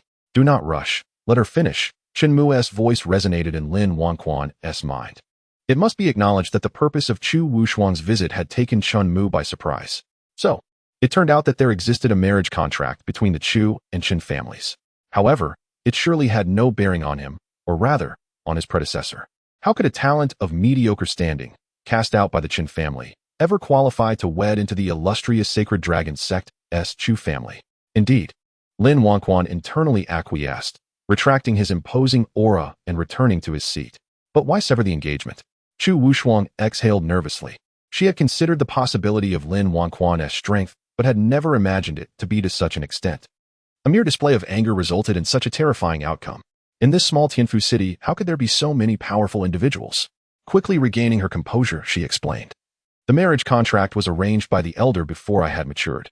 Now, I am wholly focused on my cultivation and have no intentions of marrying or starting a family, as it would only hinder Chen Xingxing, Master Chen. I implore you to understand. Regarding the engagement, Chu Wushuang possessed some knowledge. She had learned that among the Chen family's younger generation, the most outstanding individual was indeed Chen Xingxing. Yet, his strength was hardly noteworthy, not even comparable to an outer disciple of the sacred dragon sect.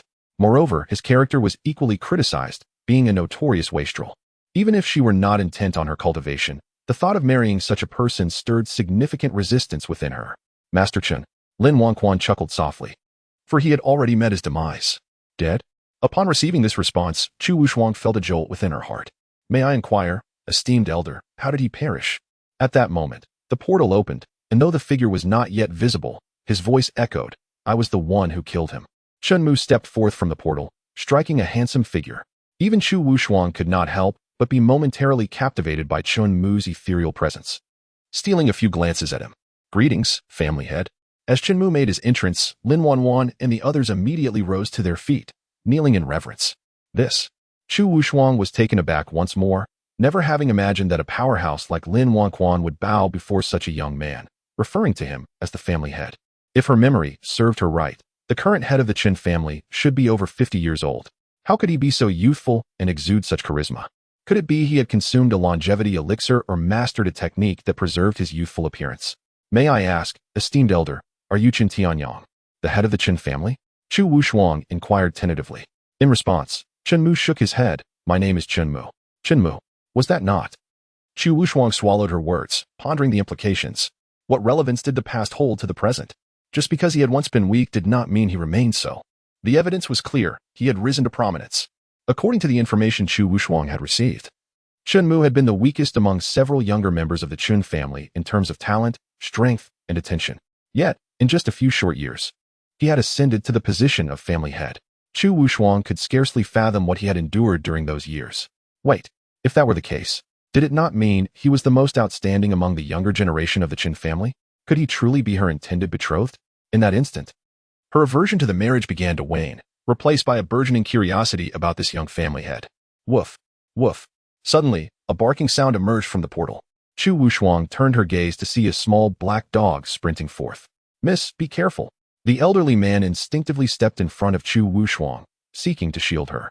Sensing the hostility radiating from the elder, the small black dog immediately activated its Qilin bloodline and transformed into a fierce Qilin.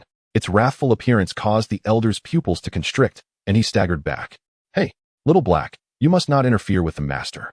Then, a voice called out, and Lu Ruoshui rushed forth from the portal. Ruoshui. Upon recognizing the newcomer, Chu Wuxuang's expression shifted to one of surprise. Chapter 59, A Finger as a Gun. Shocked Chu Wuxuang. As a gifted disciple of a sect, encountering others was quite commonplace. The relationship between Chu Wuxuang and Lu Ruoshui was one of mutual respect forged through battle. One wielded a sword while the other preferred a spear. It had been nearly 6 months since their last meeting, and she had never expected to see Lu Ruoshui here, let alone in such a manner. If she had not misheard earlier, Lu Ruoshui had referred to Chen Mu as master. Surely, she must have misheard. For a woman of her caliber would never willingly call someone master. The intrigue surrounding Lu Ruoshui evidently eclipsed the fierce little Qilin beside her. Enough, little black. They are not enemies. Chen Mu raised his hand, gently patting the Qilin's cheek. Only then did the creature retract its fierce demeanor, extending its tongue in an attempt to lick Chen Mu. Quick as a flash, Chen Mu evaded the onslaught. Given the size of that tongue and the transparent barbs akin to a curved blade, a mere mortal would surely lose a layer of skin. Chen Mu's physical defenses were undoubtedly formidable, but the saliva could drench him entirely. The small black dog seemed to grasp this, feeling no disappointment, and transformed back into its canine form, leaping into Chen Mu's embrace, licking his chin with fervor. The elder stood in stupefied silence, astonished to witness a Qilin, a mythical beast thought lost for countless years, display such loyalty to a mere human. Master, I apologize for not keeping an eye on it, Lu Ruoshui said, having failed to notice Chu Wuxuang's presence as she hurried to Chen Mu and bowed in apology. It is nothing, Chen Mu replied, stroking the dog's head, urging Lu Ruoshui not to worry. Chu Wuxuang, however, could hardly believe her ears. If she had been able to question her hearing moments ago, there was no mistaking Lu Ruoshui's expression of adoration and reverence now. She had genuinely devoted herself to this man, her loyalty bordering on absolute. What had this man done to earn such devotion? Chu Wuxuang's gaze returned to Chen Mu, brimming with curiosity. Moreover, the name Chen Mu suddenly triggered a memory of the 2 characters she had seen inscribed on the inheritance stone. Was it merely a coincidence of names? Or was this man truly the one who had taken the inheritance? Wuxuang, what brings you here? As Chu Wuxuang pondered, she was jolted from her reverie by Lu Ruoshui's surprised voice. Before Chu Wuxuang could respond, Lu Ruoshui recalled the earlier incident involving the disciples of the sacred dragon sect causing trouble in Xingxian. Could it be that Wuxuang has come to confront the master about that matter? Realizing this, Lu Ruoshui quickly added, Wuxuang, you must not blame the master for that incident. It was the disciples of the sacred dragon sect who provoked him first, and it was only then that our family had acted. She hoped to persuade Chu Wuxuang to refrain from antagonizing Chen Mu. Sacred dragon sect? Provocation? Chu Wuxuang responded with confusion. Chen Mu, recognizing Lu Ruoshui's misunderstanding, stepped forward to clarify. She is not here for that matter. Not for that matter? Then, she is here concerning the annulment of the marriage with the Chen family, Chen Mu continued. Annulment? Whose marriage? Lu Ruoshui exclaimed, astonished. It wouldn't be yours, would it, master? According to the agreement left by the elder, she was to wed the most outstanding descendant of the Chen family. Chu Wuxuang then spoke, revealing the contents of the marriage contract, the most outstanding descendant of the Chen family. Lu Ruoshui pondered for a moment before her eyes widened in realization. That would be the master. Wuxuang, you intend to annul your engagement with the master? She found it almost inconceivable. To have a marriage contract with someone as exceptional as him was a dream beyond her wildest imaginings. Chu Wuxuang's actions seemed, To her, incredibly ungrateful. Meanwhile, Chu Wushuang felt a sense of being regarded as a fool by Lu Ruoshui. Lu Ruoshui hesitated, wanting to persuade Chu Wushuang, but ultimately deciding against it. Realizing that if she did not annul the engagement, she would have no chance herself. She resolutely sealed her lips. Is it too much to be a little discerning for the sake of one's beloved? I agree to the annulment. At that moment, Chen Mu spoke up. He found a favorable first impression of Chu Wushuang, since she did not wish to be bound by the engagement and desired to devote herself to her cultivation. He saw no reason to impose restrictions upon her. Moreover, the engagement was not originally his to claim. He was merely acting on behalf of Chen Xingxing to dissolve it. Had Chu Wushuang approached him with the customary drama of annulling the engagement, laden with humiliation and threats of a 3-year wait, Chen Mu would have undoubtedly reacted with either swift retribution or eternal servitude, crushing her pride into dust. Upon hearing this, Chu Wushuang said nothing further. She retrieved the marriage contract and approached Chen Mu, presenting it with both hands. Thank you, family head, for your understanding. You're welcome. Chen Mu accepted the marriage contract and, in a flash, incinerated it. By the way, I have another matter I wish to inquire of the family head, if I may.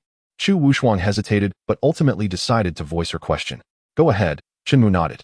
Did the family head visit Zhengwu Mountain earlier to acquire a legacy of spear intent? I saw your name inscribed on that inheritance stone. Perhaps it was merely a coincidence? Chu Wushuang sought to clarify her confusion.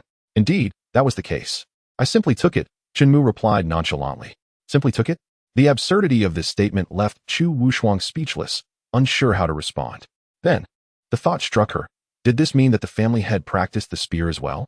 In the Zhangxian realm, sword practitioners were predominant, while spear practitioners ranked far lower, making them exceedingly rare. Encountering a spear practitioner who had also obtained a legacy of spear intent was a rare opportunity, and Chu Wushuang was eager to engage in a friendly duel, simultaneously observing. One cannot help but wonder what qualities Chen Mu possesses that could captivate someone as extraordinary as his friend Lu Ruoshui. I have a modicum of skill in various areas, and Chen Mu believes this response to be sufficiently modest. I happen to practice spear techniques as well. Might I have the honor of sparring with you? Master Chen. Upon hearing this, Lu Ruoshui could not suppress her sarcasm, remarking on Chen Mu's recurring flaw. Initially, Lu Ruoshui had allied with Chu Wushuang because of the latter's proactive suggestion to engage in a spar. Of course, only those whom she holds in high regard receive such an invitation, and they are few and far between. I think that may not be necessary. Chen Mu could discern Chu Wushuang's capabilities and her command of spear techniques. Sparring? It was not only devoid of suspense, but also utterly pointless. Observing Chu Wushuang's unwillingness to relent, Chen Mu took the initiative, raising his hand, fingers aligned like the tip of a spear, arms straight as if it were the shaft itself. With a swift motion, a tempest arose, directed at a venerable tree in the courtyard, its trunk so broad that it could not be encompassed by both arms. A resounding crash echoed, countless green leaves cascading down as a gaping hole appeared in the tree, completely penetrating it. The courtyard wall behind the tree became visible. Chapter 60. Crossing the Tribulation Realm. Refreshing perceptions. Little did she anticipate that Chen Mu's mastery of the spear had reached such heights that he could seamlessly blend the essence of the spear into his very fingertips, releasing it without reliance on an actual weapon. The power remained undiminished. Chu Wushuang possessed a profound understanding of her own strength. She recognized that even her most formidable strike would pale in comparison to Chen Mu's casual gesture. It was no wonder he had deemed it unnecessary. Initially, upon hearing this from Chen Mu, she perceived him as arrogant and dismissive of her prowess. After all, she was also a distinguished talent within her sect yet. It became evident that there was indeed no need. The disparity in strength between them was monumental. This reality was undeniable, even if Chu Wushuang was reluctant to accept it. With a bittersweet smile, she conceded, I suppose you are right. Who would have thought that Master Chen's expertise in spear techniques was so formidable? Surely, he must have a master of unparalleled strength behind him. Chu Wushuang subtly probed, eager to learn about the illustrious figure guiding Chen Mu. It stands to reason that the mentor imparting spear knowledge to Chen Mu could very well be the legendary figure capable of delivering that earth-shattering blow. Why not Chen Mu himself? It was simply that, despite her admiration for his extraordinary strength, she believed he was still far from achieving such a realm at his age. In her fixed perception, only an ancient master, having lived for millennia, could accomplish such feats. Just casually practicing, without any formal mentorship, Chen Mu responded candidly. Casually practicing. Chu Wushuang hesitated, sensing Lu Ruoshui's disbelief in her master's words, prompting her to interject, Wushuang, my master is incredibly powerful. He speaks the truth. He truly has no mentor. And no one is worthy of that role. As she spoke, Lu Ruoxue could not help but feel a swell of pride. As for further matters, until she received Chen Mu's permission, Lu Ruoxue felt it prudent to remain discreet, avoiding any overstep. In that case, Wu Shuang, I shall not intrude further. Chu Wu Shuang resolved to depart. What else could she do? If he was unwilling to share, she could not force him to speak. Compelling him to disclose such matters would require her to possess equal strength. Self-awareness is paramount. Nevertheless, she at least grasped one truth. Lu Ruoxue was likely enchanted by Chen Mu's formidable prowess. After all, in the entire Xian kingdom, Chu Wushuang believed that there were but a handful of individuals who could attain the level of mastery Chen Mu exhibited at such a young age. Not to mention, he had the unparalleled fortune of subduing the sacred beast Qilin as his spirit companion. As history has shown, beauty is often drawn to heroes. Chu Wushuang did not fault Lu Ruoxue for her admiration. As she turned, a figure suddenly materialized before her, silent and enigmatic. Chu Wushuang had not sensed when he had arrived. He appeared as a wandering sage, adorned with a Taoist hairstyle, unkempt beard, and flowing robes. Even from several meters away, one could discern a faint, unpleasant odor. Could this be the formidable mentor she had been seeking? Chu Wushuang scrutinized the wandering sage before glancing back at Chen Mu. Her lips parted, ready to speak. But the sage interjected, fixing his gaze intently on Chen Mu, asking, "Did you bring down that tree?" Chu Wushuang shook her head. "Did you?" The wandering sage's attention shifted back to Chen Mu. "What is it to you?" Chen Mu harbored a suspicion that this old man bore ill intentions. With a glint of malice lurking in his eyes, he appeared to be a sinister and cunning individual. "I am the wandering sage, Song Haizi. I sensed a formidable power and came in search of a disciple to pass my teachings on to." The sage introduced himself. Song Haizi. Upon hearing this name, expressions of astonishment crossed the faces of Chu Wushuang, the elder, and Lu Ruoxue. "Do you know him?" Chen Mu inquired of Lu Ruoxue. She replied that Song Haizi ranked among the top 50 strongest in the Xian kingdom, famed for his mastery of the silver spear, an unstoppable force. The number of powerful individuals who had fallen to his spear was not in the thousands, but rather close to 1,000. After all, the Earth ranking is a widely recognized power chart within the Xian kingdom, and those who make the list are all formidable figures. With the existence of the Earth ranking, there naturally exists a heavenly ranking as well. The Earth ranking represents practical combat strength, while the heavenly ranking denotes cultivation levels. Song Haizi's place in the Earth ranking was within the top 50, while his heavenly ranking was beyond the 100 mark. Now I understand. After learning of Song Haizi's identity from Lu Ruoxue, Chen Mu remained unconvinced. He began to examine the sage's personal profile, quickly realizing why he was seeking him. It turned out that Song Haizi's time was drawing near, and he had been searching for a suitable vessel to possess. Chen Mu was deemed the most suitable shell, possessing considerable talent and capable of withstanding all of Song Haizi's cultivation, indeed, a rare find. Faced with such an opportunity, Song Haizi was determined not to let it slip away. "Wu Shuang, I am wholly dedicated to mastering spear techniques. I implore you, Elder Song, to accept me as your disciple. I shall strive diligently and never bring shame upon you."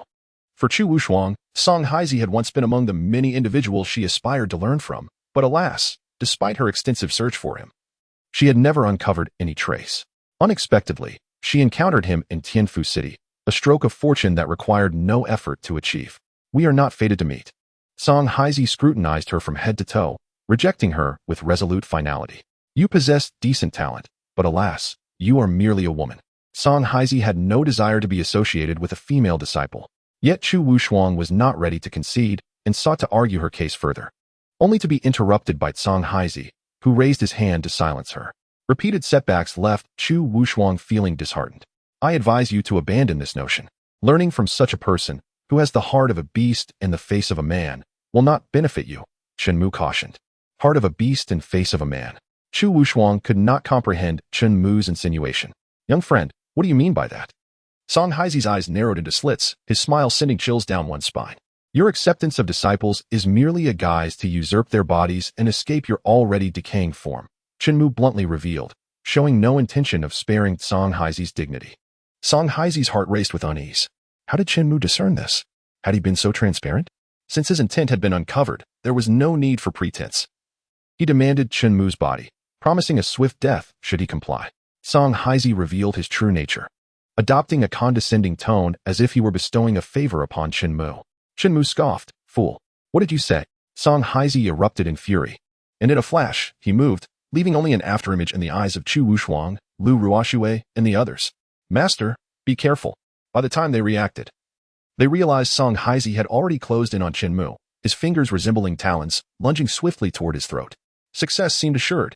The corners of Song Haizi's lips curled upwards. Yet, in the next moment, a figure stepped in front of Chen Mu. It was none other than Lin Wangquan. Song Haizi's hand struck Lin Wangquan, but he withdrew too late, accompanied by a sickening crack, resulting in a direct fracture. Song Haizi's words trailed off. His wrinkled face turned pale, his eyes wide like copper bells, engulfed by an overwhelming fear that swept through his body and soul, transcending the tribulation realm. How could such a formidable being exist in this place? It must be an illusion, Song Haizi shouted in disbelief, yet his retreat revealed his true thoughts, the terror on his face growing ever more intense. Chu Wushuang exchanged glances with the elder, both equally astonished. They were well aware of Lin Wanquan's considerable strength. But this was beyond comprehension. Was it not a jest? Tianfu City, a small locale in the Xian Kingdom, hardly known to a tenth of the populace, somehow harbored a tribulation realm master. Moreover, absurdly, this master referred to Chen Mu as Lord. Just moments before, he had been her fiancé. And to claim he felt no regret would be a lie. The elder, who had watched Chu Wushuang grow up, was now filled with remorse. Why had he not stopped her? Securing a husband protected by a tribulation realm expert could have brought immense fortune to the Shenglong sect, elevating it to the pinnacle of the entire Xian kingdom. No, the entire Song Xian realm. Little did he know that mere moments ago, Chen Mu had unleashed a massacre within the Shenglong sect, slaughtering nearly 100 elder-level figures, compelling the sect master and other strong individuals to submit in order to survive. Lin Wangquan raised his hand and inhaled deeply. No, don't. Song Haizi's body involuntarily lurched forward, his face gripped tightly by Lin Wanquan's hand. Terror seeped into his very bones. He could feel his vitality, cultivation, and soul being siphoned away by Lin Wangquan. Yet, Song Haizi could do nothing. With great difficulty, he turned his gaze to Chen Mu, whose earlier arrogance had vanished, replaced by utter humility as he pleaded, "Please, don't kill me. I apologize. I am guilty." Seeing Song Haizi about to utter another word that might offend Chen Mu, Lin Wangquan tightened his grip. Crack, crack, crack. The sound echoed as he crushed Song Haizi's facial bones with ease, rendering them irreparable. Song Haizi met his end. Rebirth? Not an option. His 3 souls and 7 spirits were drained by Lin Wanquan's enlightened methods, converted into his own cultivation. Witnessing this scene, Chu Wushuang felt a turmoil of emotions. Uncertain of what to say, the invincible master she longed to learn from was utterly powerless before Chen Mu's servant, having shown no ability to resist from start to finish. Even as she witnessed it, doubts crept in, questioning whether her eyes deceived her. Her gaze flitted between Chen Mu and Lin Wangquan, perplexed as to why a figure like Lin Wangquan would pledge allegiance to Chen Mu, serving as a mere servant. Was it merely a facade? Perhaps he had some undisclosed reason for concealing his true self? This possibility lingered in her mind. Lin Wangquan discarded Song Haizi's lifeless body and removed the spatial ring he wore, kneeling before Chen Mu with both hands presented. Chen Mu accepted the ring without hesitation. After all, everything he possessed was granted by him. This left Chu Wushuang even more bewildered. Now that his identity was exposed, why continue the charade? As a tribulation realm expert, wouldn't he bending the knee to present plundered treasures diminish his stature? The contradiction gnawed at her insides, tangled in confusion. This old man, who prided himself on being a wandering sage of a righteous sect, had secretly hoarded such nefarious arts. Chen Mu infused his consciousness into the spatial ring, discovering it brimming with treasures related to possession and reincarnation techniques, along with various cultivation methods. It seemed that Song Haizi had roamed the Song Xian realm for years to gather these items. His approach may have been flawed, having chosen the wrong target. Soon, a blood-red orb resembling an eye, intertwined with golden threads, caught Chen Mu's attention. Utilizing the system to discern its details, he learned it was the blood demon orb, capable of nurturing a blood demon as a servant. Such creatures possessed terrifying strength, loyal to their master for life, merciless in battle. At a mere command, they would pursue their enemies relentlessly. Item name, Blood Demon Orb. Nurturing status, 98. Chen Mu speculated that Song Haizi might have considered using the Blood Demon as a target for possession if he could not find another. Although it was not human, this form had considerable utility due to the Blood Demon's cultivation speed being 2 to 3 times that of ordinary individuals, surpassing many human geniuses. Would you like to modify 98 to 100? Modify. Modification in progress. Modification successful. Why would one refuse such a powerful henchman offered on a silver platter? Chen Mu extracted the blood demon orb and crushed it, unleashing a crimson aura that coalesced and formed a long-horned, crimson blood demon before their eyes. That was the blood demon. Chu Wushuang recognized it instantly. Roar! The blood demon spread its arms and howled at the sky. As it prepared to attack Chen Mu, Lin Wangquan reacted swiftly, exerting his might to suppress it. Roar! Despite its strength, the blood demon could only kneel before a tribulation realm expert, seething with rage yet powerless. Master, this blood demon contains too much of that man's aura. It may not acknowledge you as its master. Perhaps it would be best to eliminate it? Lin Wangquan inquired about Chen Mu's thoughts. Not yet. Chen Mu raised his hand, signaling Lin Wangquan to maintain the suppression. Seeing Chen Mu's unwavering resolve, Chu Wushuang grew concerned, fearing he might entrap himself in a perilous situation. The blood demon was not easily controllable. Mishandling it could cost him his life. Yet, unbeknownst to her, Chen Mu possessed a system capable of unraveling such challenges, wielding the highest authority in this realm. Could altering the blood demon's loyalty be difficult? Not at all. It was a simple task. Modification in progress. Modification successful. Release him. Chen Mu glanced at Lin Wangquan. Yes. As Lin Wangquan observed the blood demon calming down, he withdrew his overwhelming pressure. The blood demon rose and rushed towards Chen Mu once more. Beast! You dare! Lin Wangquan began, but was halted by Chen Mu's raised hand. Just as Lin Wangquan was about to say more, the blood demon knelt before Chen Mu with a thud, repeatedly bowing its head against the ground, the sound echoing as it crushed the stones beneath, creating a large indentation. It was evident to any discerning eye that this blood demon was humbly apologizing for its earlier insolence, its demeanor sincere and submissive. The hostility in its gaze had vanished, replaced with clarity. Uncle Fu, didn't you say blood demons are loyal to only one master throughout their lives? Why is he? Chu Wushuang turned to Su Fu, confusion evident in her eyes. Perhaps it is due to their lack of previous encounters with Tribulation Realm experts? Su Fu offered a half-hearted smile, finding the explanation equally tenuous. Chu Wushuang was left speechless. As for Chen Mu, he allowed the blood demon to continue bowing, knowing that its tough exterior meant it could endure such treatment for days without sustaining any injury. He is currently engrossed in studying the evolutionary paths of the blood demon. The system panel clearly displays two distinct evolutionary routes belonging to the blood demon, one leading to the 16-winged supreme blood demon and the other to the blood demon lord. Each path possesses its own advantages. The 16-winged supreme blood demon boasts unmatched personal strength, while the blood demon lord excels in the ability to transform and summon the souls of the deceased as blood demon servants, thereby assembling an infinite army of blood demons. The question arises, which path should he choose? With a resounding slap against his forehead, Chen Mu felt a wave of self-reproach wash over him. Only children make choices. A true man desires them all. Modifications initiated. 16-winged supreme blood demon lord. Modifying. Modification successful. Boom. Blood energy surged into the heavens, staining the vast sky crimson. The entire world seemed to plunge into a hellish abyss, enveloped in deep red hues. Even the sun resembled a blood moon, glaring and bright, yet daunting to behold. Chu Wushuang and Su Fu slowly raised their heads, their movements sluggish due to the shock. Before them loomed a towering blood demon, capable of effortlessly annihilating the entire Tianfu city with a mere gesture. The sight of the magnificent 16-winged blood demon left them speechless. As fierce winds howled and clouds parted, the image of the 16 wings spread wide was indelibly etched into their minds, a haunting memory. Was the ancient deity of slaughtering countless beings merely a figment of their imagination? Indeed, it appeared so. Chen Mu assessed the situation. Previously, Lin Wangquan, with his Tribulation Realm prowess, could easily crush the blood demon. However, in the face of the 16-winged supreme blood demon lord, he anticipated a lopsided defeat. It was no exaggeration. Simultaneously, the emergence of the towering 16-winged supreme blood demon lord, along with the extraordinary phenomena that spanned miles, sent ordinary people fleeing in terror, locking themselves indoors in fear of an impending apocalypse. Within the vicinity, countless sects trembled in awe, gazing upward at the blood demon, grappling with the inexplicable return of a being thought to belong to ancient times. At the Qingxian sect, before the main hall, Zhao Hingshan pondered. Could it possibly be? Aside from Chen Mu, he could not fathom anyone else capable of such a feat, especially considering that this young man never adhered to conventional logic. His actions and thought processes defied all experience-based predictions. Returning his gaze to the Chun family estate, Chu Wushuang, having regained her composure, began to worry. What troubled her?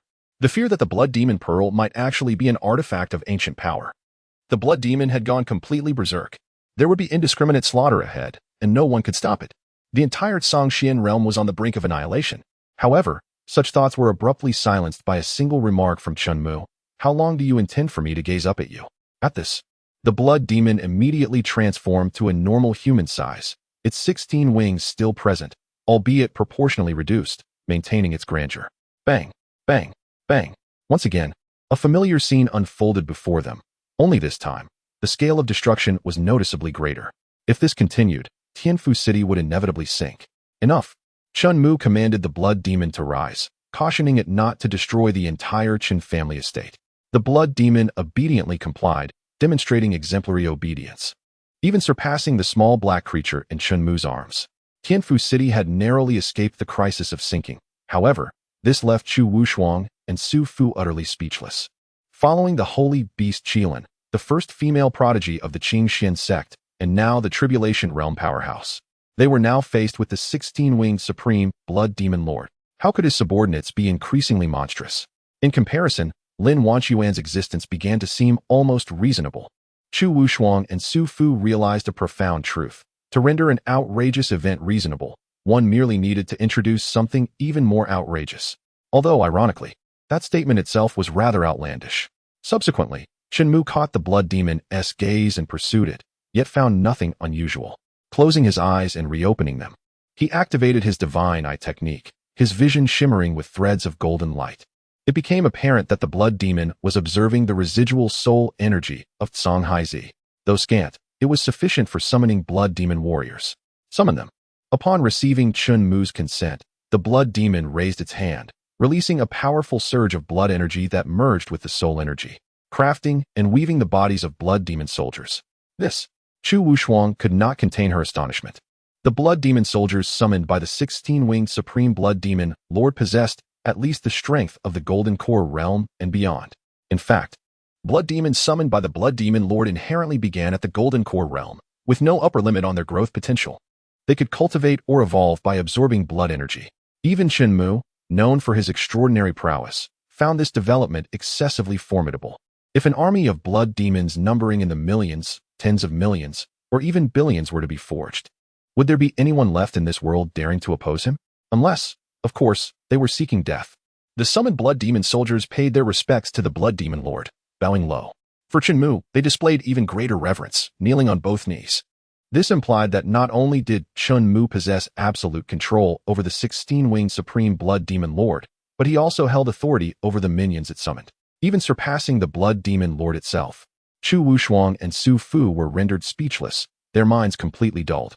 The shocks they had experienced over the years paled in comparison to this brief moment. They quietly departed, their minds overwhelmed with too many questions, leaving them in a state of confusion. They needed to find a place to recuperate and gather their thoughts. Chen Mu did not attempt to retain them. Instead, his mind was preoccupied with how to enhance the blood demon lord's ability to summon minions. The next moment, he looked skyward. Was an opportunity not presenting itself? Chapter 63. The Tribulation, the Elder's Shoulder Massage. An unprecedented display of power in midair, a flying vessel pierced through the clouds, racing towards the Chen family estate. Through the divine eye technique, Chen Mu discerned that there were over 30 individuals aboard the vessel. Among them, the highest cultivation level approached the half-step divine realm, while the lowest was at the first level of the nascent soul realm. To the average person and ordinary practitioners, they were undoubtedly significant figures, entities not to be trifled with. However, to Chen Mu, they were mere ants, easily dispatched without lifting a finger. Yet, what intrigued him even more was the sensation he detected emanating from these individuals, akin to that of the blood demon. Almost identical, albeit in terms of quality. The former did not possess the qualifications to even carry the latter's shoes. Utilizing the system, he began to examine the details of this group. Soon, the mystery unraveled. The words blood demon sect elucidated the situation. The individuals numbered among the elite of the blood demon sect's inner court. To understand the connection between the blood demon sect and the blood demon, Chen Mu gleaned from the system that the blood demon sect originated from the corpse of the blood demon ancestor. During a time of chaos, when powerful beings were rampant and engaged in mutual slaughter, the blood demon ancestor fell victim to a multitude of forces, ultimately perishing at the base of the Yuta mountain. His colossal form fused with the mountain, giving rise to the blood demon pool and the demon bone peak. In the ensuing centuries, some sought refuge at Yudu Mountain, attaining enlightenment through the blood demon art, utilizing the ancestors' blood to practice secret techniques. They refined the blood demon pearl from the ancestors' bones, nurturing and cultivating blood corpses. Indeed, they were blood corpses, not blood demons.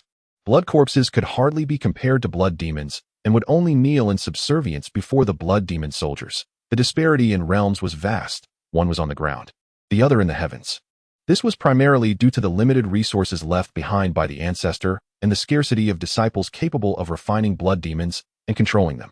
Thus, they resorted to refining blood corpses as a compromise. Within the blood demon sect, those capable of refining low-tier blood demons from the blood demon pearl were regarded as prodigies. Revered by thousands, the fundamental reason these individuals arrived aboard the flying vessel was unmistakable to Chen Mu. The overwhelming blood energy released by the supreme blood demon instilled in them a flicker of hope for the resurgence of the blood demon sect. After all, in comparison, the blood demon ancestor, from whom they derived their fortunes, could at best be regarded as a mere elite soldier when juxtaposed against the supreme blood demon, enhanced and modified by Chen Mu. When considering the evolutionary lineage of the blood demon ancestor certainly occupies the foremost position. This implies that the 16-winged supreme blood demon represents the complete form of the blood demon ancestor, who still has 3 significant realms to traverse before attaining this state.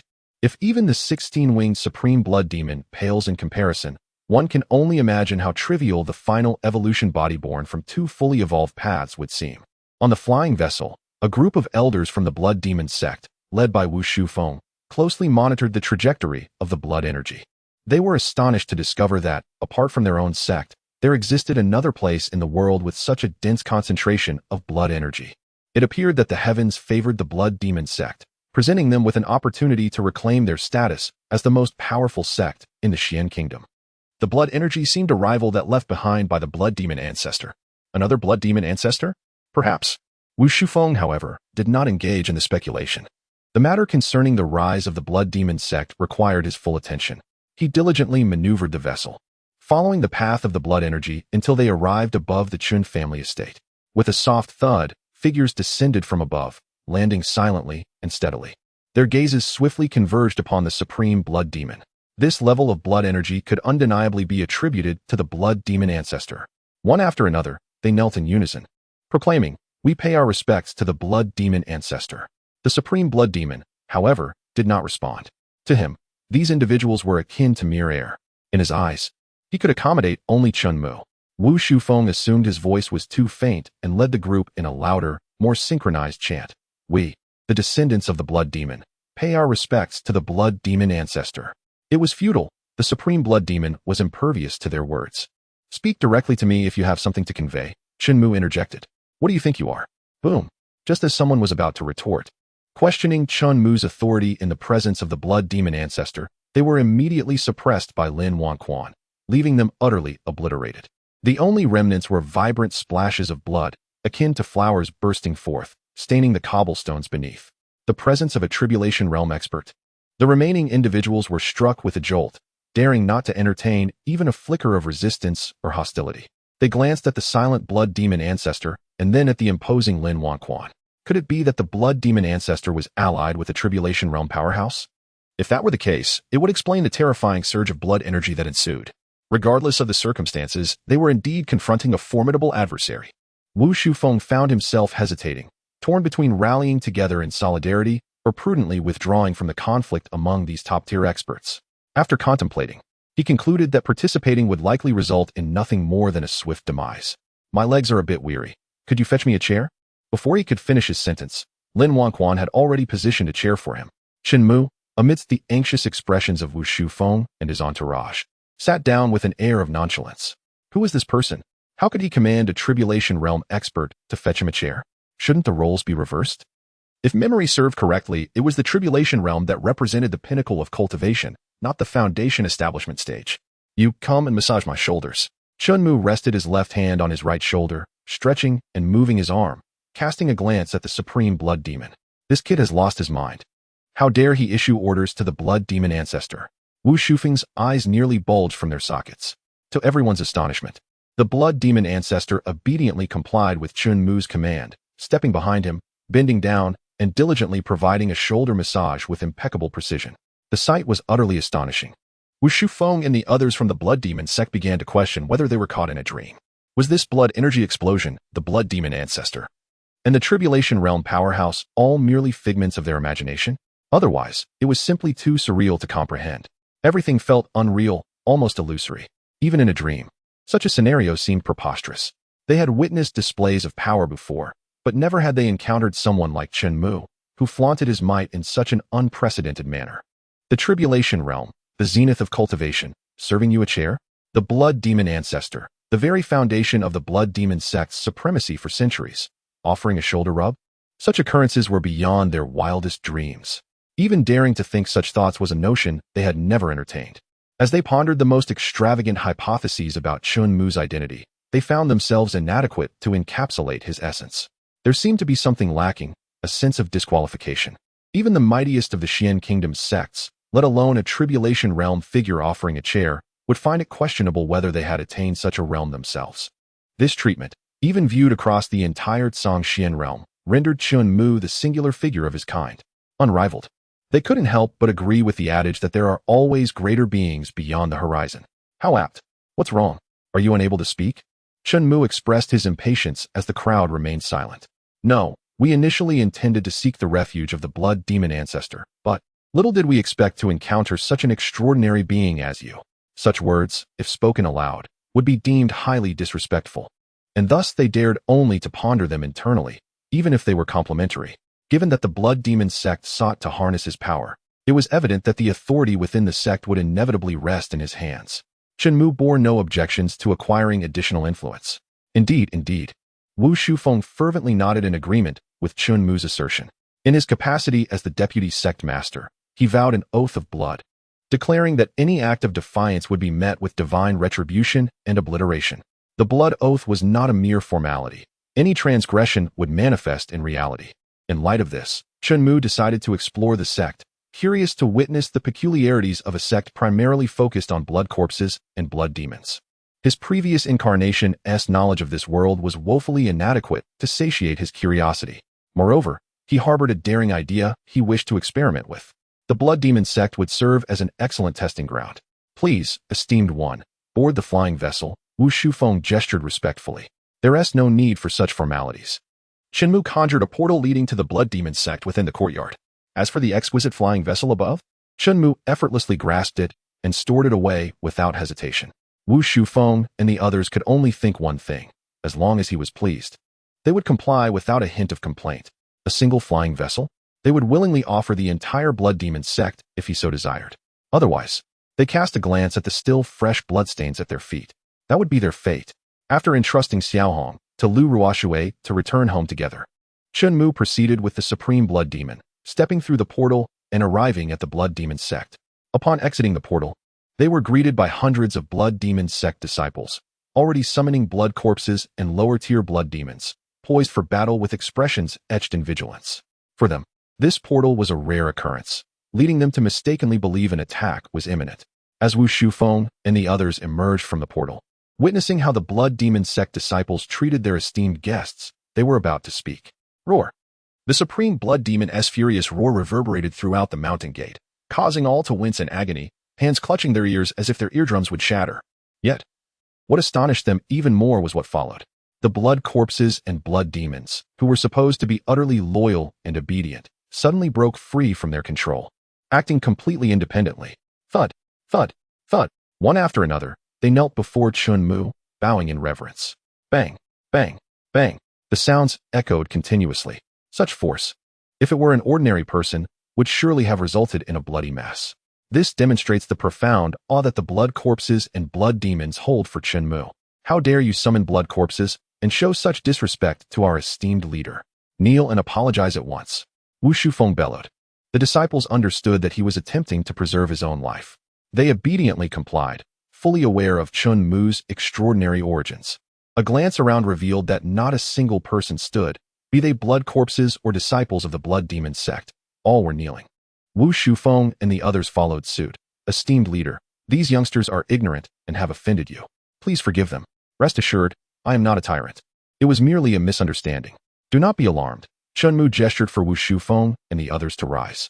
In that moment, the disciples became even more convinced that Chen Mu was no ordinary being. To instill such fear and reverence in Wu Shufeng, the vice sect leader, was truly remarkable.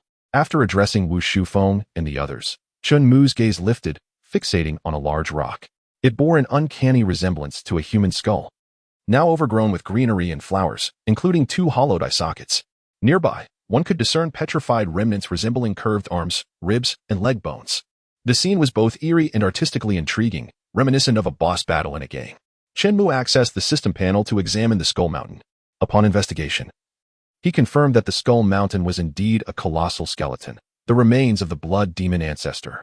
After millions of years of utilization and consumption, the remaining blood energy resources were now scant.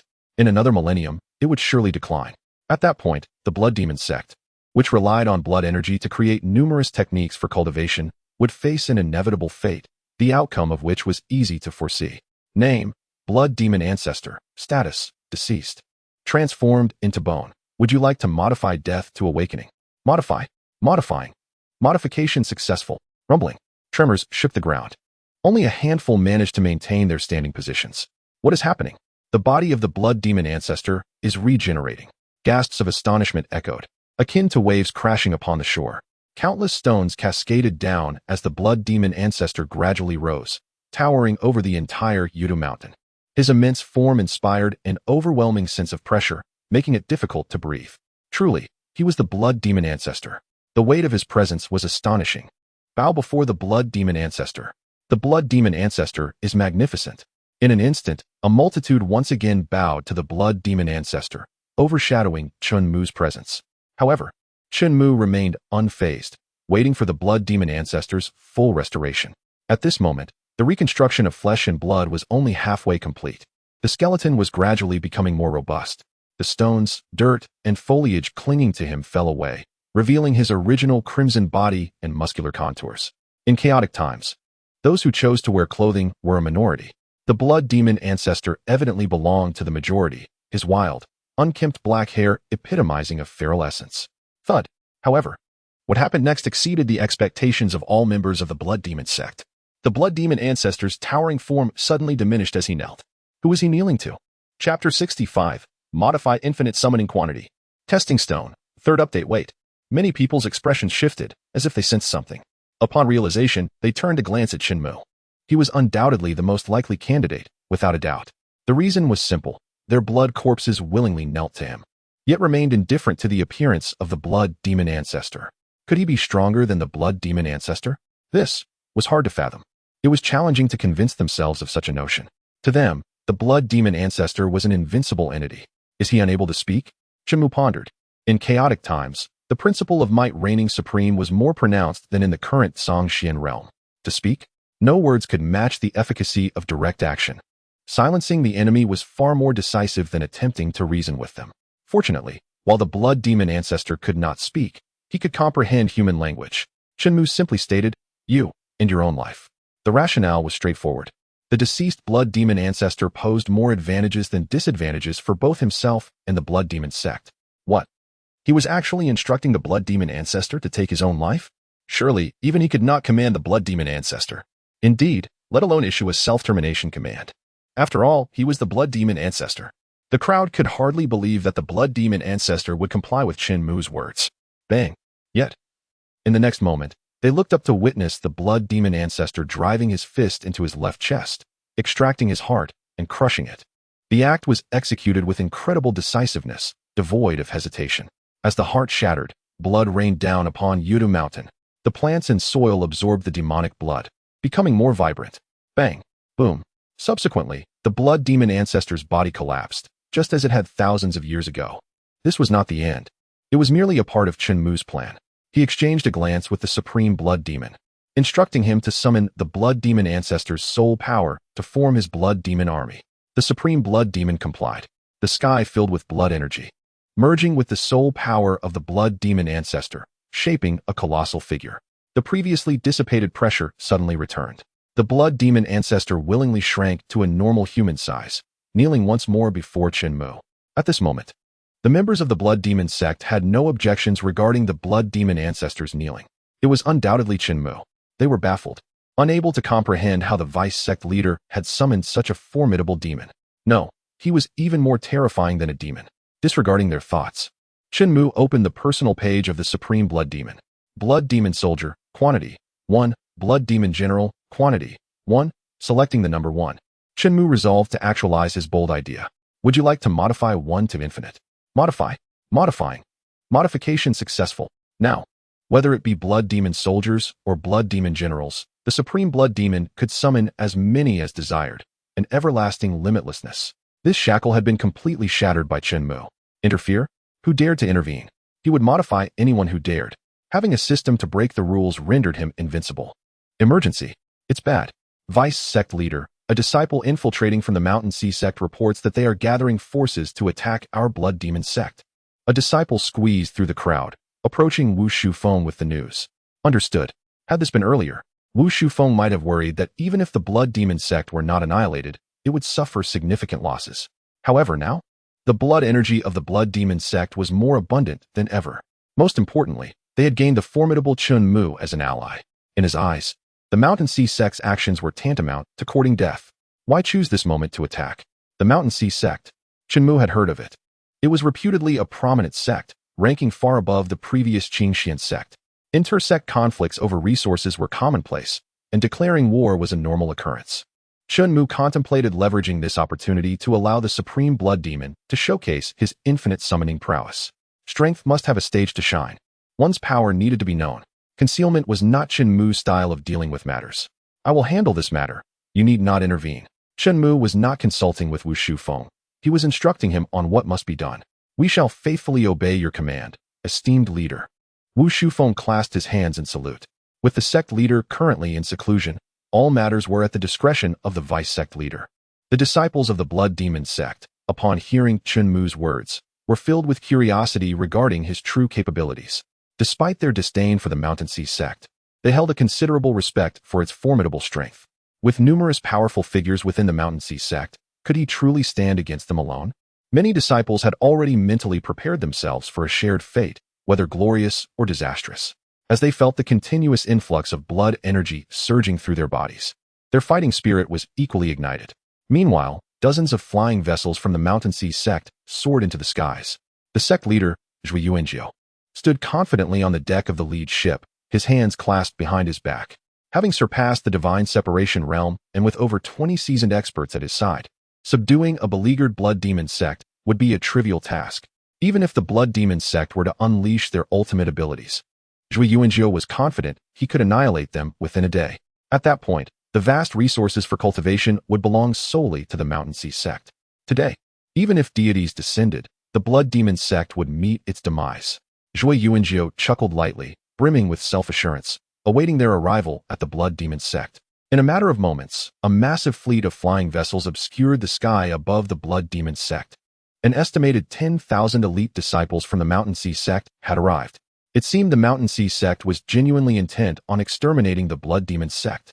Wu Shufeng gritted his teeth, declaring, Zhui Yuanjiu, out of respect for our past acquaintance, I offer you a chance for self-redemption. Perhaps I might consider sparing the lives of your disciples. Zhui Yuanjiu leapt onto the foremost ship, looking down imperiously. You must be dreaming. Wu Shufeng retorted, Zhui Yuanjiu. I advise you to descend immediately, bow to our master, and apologize to preserve your life. Master? Zhui Yuanjiu followed Wu Shufeng's gaze, landing his eyes on Chen Mu. A derisive smirk crossed his lips, conveying a multitude of disdain. Indeed, your Blood Demon sect has fallen to utter degradation. The disciples of the Mountain Sea sect received their orders. Leave not a single disciple of the Blood Demon sect alive. Zhui Yuanjiu's voice rang through the air. Kill, kill, kill. A chorus of 10,000 voices responded. Zhui Yuanjiu was eager to witness how the Blood Demon sect, with its mere handful of disciples, would dare to resist him. It is your moment to take the stage. Do not disappoint me, Chen Mu said calmly to the Supreme Blood Demon. In his eyes, this was merely an opportunity to gather experience in summoning blood demons, a stepping stone for his ambitions. The Supreme Blood Demon stepped forward, confronting Zhui Yuanjiu and his legion of Mountain Sea sect disciples. With a thunderous stomp, the stone bricks beneath him shattered, sending debris and dust flying. As the onlookers briefly paused, they quickly followed the Supreme Blood Demon into the skies. With arms outstretched, he unleashed a deafening roar, expressing his wrath and dissatisfaction. Yet, Zhui Yuanjiu dismissed the supreme blood demon as nothing more than a loud beast, failing to regard him seriously. After all, he had slain blood demons before. However, Zhui Yuanjiu's expression changed dramatically as he witnessed the scene before him twist and contort in chaos. A colossal wave of sonic power erupted like a tornado, effortlessly shredding the flying vessels into mere remnants. The protective formation? Crash. It shattered in an instant. Everyone, evade. Zhui Yuanjiu soared upward on his sword, calling out frantically.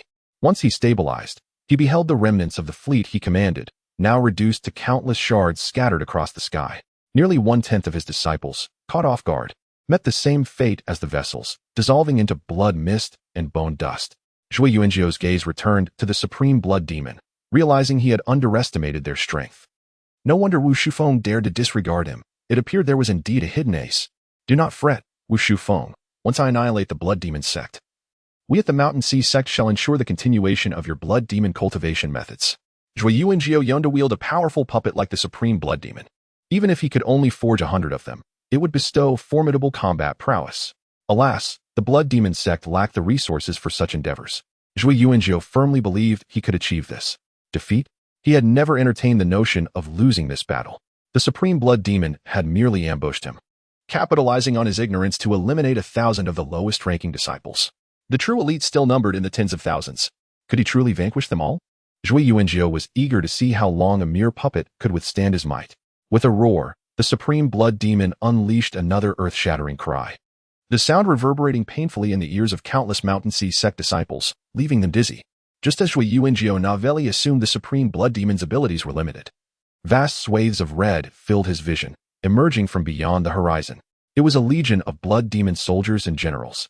The sheer number of them had swiftly eclipsed Zhui Yuanjiu's previously boastful advantage. How could this be? Even Zhui Yuanjiu, who had just a moment ago considered victory assured, faltered. The most terrifying realization struck him. The speed at which the blood demons multiplied was not only unimpeded by their increasing numbers, but, astonishingly, was accelerating. More and more were appearing. Zhui Yuanjiu scanned the ground, noticing that neither Chen Mu, nor Wu Shufeng, nor any of the blood demon sect disciples exhibited any signs of spiritual fluctuation. Where were these crimson monstrosities emerging from? Could it be? A chilling thought crept into Zhui Yuanjiu's mind. His gaze snapped back to the supreme blood demon, his brows furrowing deeply. Could it be that all of this is his summoning? Was this the true trump card of the blood demon sect? Behind him, the disciples were in disarray. What should we do? He just obliterated our fleet, claiming the lives of over 1,000 disciples. Now, this number is nearing 100,000. Don't even think about becoming a coward, whispered another. If the sect leader hears you, we will all be doomed. Are we to fight them head on? Are you serious? We couldn't defeat one. How could we possibly contend with 100,000? Listening to the defeated murmurs of his disciples, Zhui Yuanjiu realized that such an approach was unsustainable. He attempted to rally their spirits, shouting, "Do not panic. You are all elite disciples of the Mountain Sea sect, exceptional among thousands. They are merely puppets driven by numbers, lacking quality. What is there to fear? We shall emerge victorious.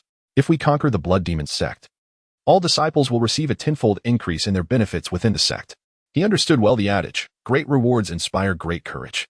Upon hearing this, the disciples were instantly invigorated, raising their arms in fervent enthusiasm, chanting, "We will surely win. We will surely win." Hearing these declarations, Zhui Yuanjiu's previously restless heart found calm once more. It was time to sound the horn of counterattack. But then, his mind went blank. The scene before him petrified him, shaking him to his core. He beheld the blood demon soldiers and generals, their blood energy soaring, all transforming into towering muscle-bound giants, resembling demonic gods. Boom. Especially the supreme blood demon, who, upon fully manifesting with 16 wings unfurled, created an overwhelming spectacle that left him at a loss for words. It was as though he had plummeted into an abyss, his heart freezing in terror.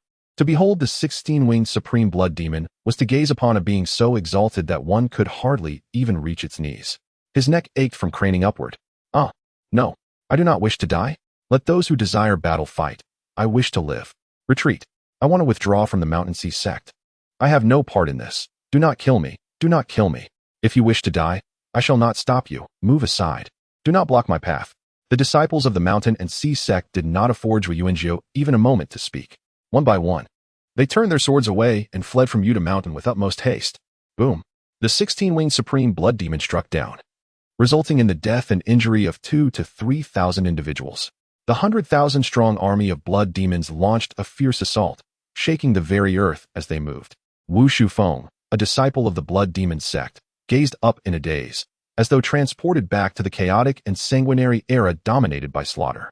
In that instant, they comprehended the reason behind their venerable blood demon ancestors' unwavering obedience to Chen Mu's commands, choosing to end his own life without hesitation. The rationale was simple. The seemingly invincible blood demon ancestor could summon a multitude of beings in the blink of an eye. Even more astonishing was the palpable sense that this was far from his limit. Even such a celestial demon had to dutifully heed Chen Mu's orders. As for the blood demon ancestor, to put it bluntly, what right did he have to resist? As for Wu Shufeng, he had always believed he possessed a deep understanding of the blood demon lineage. Yet, the brutal scenes unfolding before him, the merciless slaughter of the mountain and sea sect's disciples, led to an epiphany. The blood demon ancestor was perhaps merely an inconspicuous figure within the vast blood demon family. Yet, it was through this unremarkable individual that the blood demon sect had thrived for countless millennia, standing resilient against the tides of time. His eyes filled with reverence and trepidation as he covertly turned towards Chen Mu's silhouette, yearning to discern the visage concealed beneath that youthful exterior. The true blood demon ancestor? The essence of the blood demon? Chapter 67. Unlocking thousands of summoning templates. Meanwhile, the carnage wrought by the blood demon army continued unabated. A single strike could flatten an unnamed mountain, effortlessly shattering it like a mere clump of dough. That colossal hand, though seemingly moving slowly, was, in fact, unfathomably swift. Any slight contact would cause one's body to explode under the unbearable pressure, scattering bones as white as jade. Whoosh, whoosh, whoosh. Countless blood tendrils erupted from the blood demon, raining down like a deluge of arrows. In comparison to the blood demon's massive form, these appeared as mere lines. Yet for the human race, they represented an undeniable annihilation. Faced with such overwhelming destruction, even those who had perfected the mountain and sea sect's techniques would find escape impossible. Bang, bang, bang. The tendrils struck the ground in an arc, pulverizing everything into dust, burying corpses deep beneath the earth. Witnessing this cataclysmic one-sided massacre, the members of the blood demon sect felt an overwhelming sense of relief that they were not born in that chaotic era. Otherwise, they would likely have been no more than fodder. In stark contrast, the disciples of the mountain and sea sect could only feel despair, an endless, chilling despair. No, don't kill me. I beg you. Spare me. I don't want to die. I truly don't want to die. I was forced into this. I never intended to be your enemy. Please show mercy and let me live. The earlier cries for bloodshed, the fervent proclamations to elevate their sect's standing, had long been cast aside, forgotten in selective amnesia. There was no trace of fighting spirit. Only desperate pleas emerged, a flurry of words spilling from their mouths regardless of reason. Faced with this utterly hopeless situation, the sect leader Zhui Yuanjiu had also long given up on fighting. Realizing it was a futile endeavor, he understood that begging for mercy was pointless. Thus, he contemplated uniting all the powerful figures present from the mountain and sea sect to devise a means of survival and escape. However, as he turned, he clearly witnessed the towering figure of the 16-winged demon god, whose massive hands swept down, capturing over 20 powerful figures firmly within its grasp. As the fingers tightened, Zhui Yuanjiu could only imagine the scene unfolding. Flee, quickly flee, don't look back. This mantra echoed relentlessly in his mind. He gulped down countless pills, employing various techniques to escape over 100 kilometers in an instant. But, alas, relief was nowhere to be found, for he saw the blood columns, blooming like chrysanthemums, exploding all around him, ensnaring him from every angle. Even a fly would find no escape. Hundreds of blood columns converged upon him, crashing, merging, deforming, then returning to a spherical shape before retracting and withdrawing. Successfully killed a mountain and sea sect elder. Congratulations to the host for obtaining a high-grade, earth-level feathered blade. High-grade 5th tier pills 2, low-grade 5th tier pills 10. Successfully killed a mountain and sea sect elder. Congratulations to the host for obtaining 3 earth-level escape talismans. Small jade sword 5, medium-grade 5th tier pills 8. Successfully killed the sect leader of the mountain and sea sect. Congratulations to the host for obtaining a low-grade heavenly-level songlong sword. Heavenly spirit fruit 2. The rewards for slaying tens of thousands of mountain and sea sect disciples were all successfully claimed by Chen Mu. The system notifications flashed before him at a dizzying pace, rendering the details nearly indecipherable. Indeed, there was something profoundly satisfying about remaining an observer while reaping the benefits. After eliminating everyone from the mountain and sea sect, all the blood demons returned to their miniature world. The supreme blood demon reverted to human size and approached Chen Mu to report. Well done, Chen Mu praised without reservation. The supreme blood demon, unable to speak, felt a swell of pride and fulfillment. Those 4 simple words were far more gratifying than the achievement of slaying countless foes. Have over 10,000 disciples of the mountain and sea sect truly perished? Indeed, they are gone. The responder confirmed after repeated reassurances, nodding solemnly. But that was over 10,000 elite disciples of the mountain and sea sect. Could it be that it was all a ruse? How could it be false? If they were, then the sect leader and those elders certainly wouldn't have been. The blood demon ancestor, he is our true blood demon ancestor. In my view, we have misjudged. The one lying in the mountains is likely just a servant from billions of years ago. I concur. The blood demon ancestor belongs to him alone. Hush. Do you think you mere outer disciples can speak of the blood demon ancestor? Silence. Hearing himself hailed as the blood demon ancestor, Chen Mu merely smiled faintly. He refrained from speaking, instead implanting commands into the supreme blood demon's mind, instructing him to absorb the soul energy of those thousands, thereby expanding the types of blood demons he could summon. The supreme blood demon nodded, raising his hand as countless streams of blood energy erupted from his palm. Descending like a torrential downpour, merge and absorb the soul energy. Thousands of blood demon soldiers were effortlessly acquired.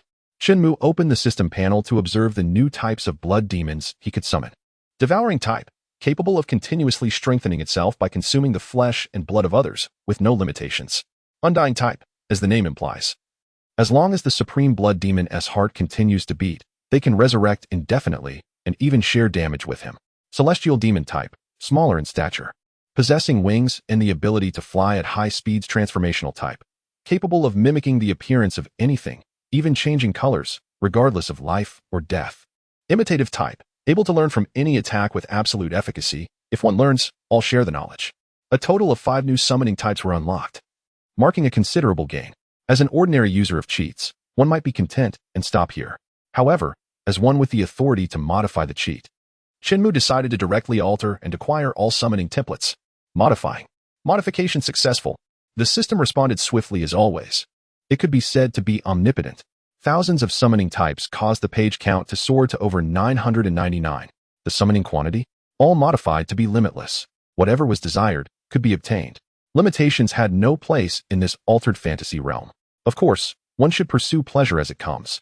Chen Mu is now quite curious about the myriad forms of blood demons that could be summoned. Meanwhile, at the blood demon cliff on the back mountain, a powerful water column shot up several dozen meters as a flesh-colored figure erupted from the blood demon pool.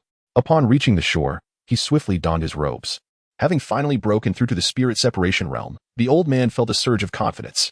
Even if the mountain sea sect sought war, he would not fear a confrontation. This individual was none other than Zhao Futuo, the leader of the blood demon sect.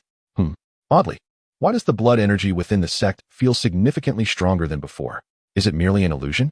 What is this overwhelming sense of pressure? Chapter 68. The Blood Demon Sect Leader. Have I become a mere ornament after my seclusion? Why are all the bones of the ancestor so prominently exposed? They appear remarkably fresh. If one were unaware, they might assume the ancestor had just recently perished. Could it be that the ancestor sensed the current plight of the blood demon sect and intends to lend us assistance? With this thought, he promptly adjusted his posture, lifted his garment to reveal his white pant legs, knelt upon the ground, and bowed his head to the earth, expressing, "Thank you for your protection, ancestor." He struck the ground thrice before the eerie, pale skull to demonstrate the sincerity of his gratitude. Rising once more, he suddenly discovered that, above the blood-red sky, stood numerous blood demons radiating formidable energy. These demons, in various forms, included many that even Zhao Futuo, as the sect leader, had never encountered, only a glimpse of their icy exterior. Yet, even that was enough to leave him astounded. Heavens, is that not the roaring blood demon, lost to legend a millennium ago? Wait, that is the berserk blood demon, hailed as the most formidable warrior, the beloved demon of the 9th sect leader, Tianma. It truly exists, not merely inscribed in ancient texts. Stunned gasps erupted from Zhao Futuo. He could not fathom why so many ancient-level blood demons had suddenly emerged in the blood demon sect. After all, these were beings he had never heard of, existing only in folklore or ancient writings. Aside from attributing it to the ancient era, he could conceive no other explanation. Each of these demons, if singled out, could easily overpower him, who had just broken through to the spirit separation realm with boundless confidence. Not to mention, there were thousands of them. What on earth is happening? Zhao Futua's gaze returned to the Bone Mountain. Ancestor, is this blessing perhaps a bit too weighty? I feel I am unworthy to bear it. Meanwhile, within the Mountain Sea sect, several elders were deliberating on how to welcome the triumphant Zhui Yuanji and his companions. They proposed holding a celebration banquet the following morning. Would that be acceptable? Morning? You overestimate the Blood Demon sect. They will surely be annihilated by the sect leader before the moon rises. Shall we move it to the evening? As they were discussing, an urgent commotion erupted outside. Elders. No. Something dreadful has occurred. What has happened? The fifth elder, not connecting this incident with the outgoing Zhui Yuanji and his companions, presumed it was an internal matter. The sect leader and the thousands of disciples engaged in battle, as well as the life tablets of those powerful individuals, all shattered. The young disciple reported truthfully. What? The three elders' expressions turned ashen. They could not dismiss the gravity of such news as a jest. Without hesitation, they rushed to the life pavilion to verify the status of Zhui Yuanji and the others' life tablets. Why has this happened? Shattered, all shattered. Could it be that there is an issue with the life tablets? Surely, that must be the case. There is no way the mere Blood Demon sect could wipe out the elite of the Mountain Sea sect. The fifth elder immediately commanded, bring forth all remaining flying vessels. I shall personally inspect the Blood Demon sect. He needed to ascertain the true circumstances. They had already gathered comprehensive intelligence on the Blood Demon sect through their infiltrated core members. That meager strength could never rival the Mountain Sea sect. According to their pre-battle assessments, they would not last a day.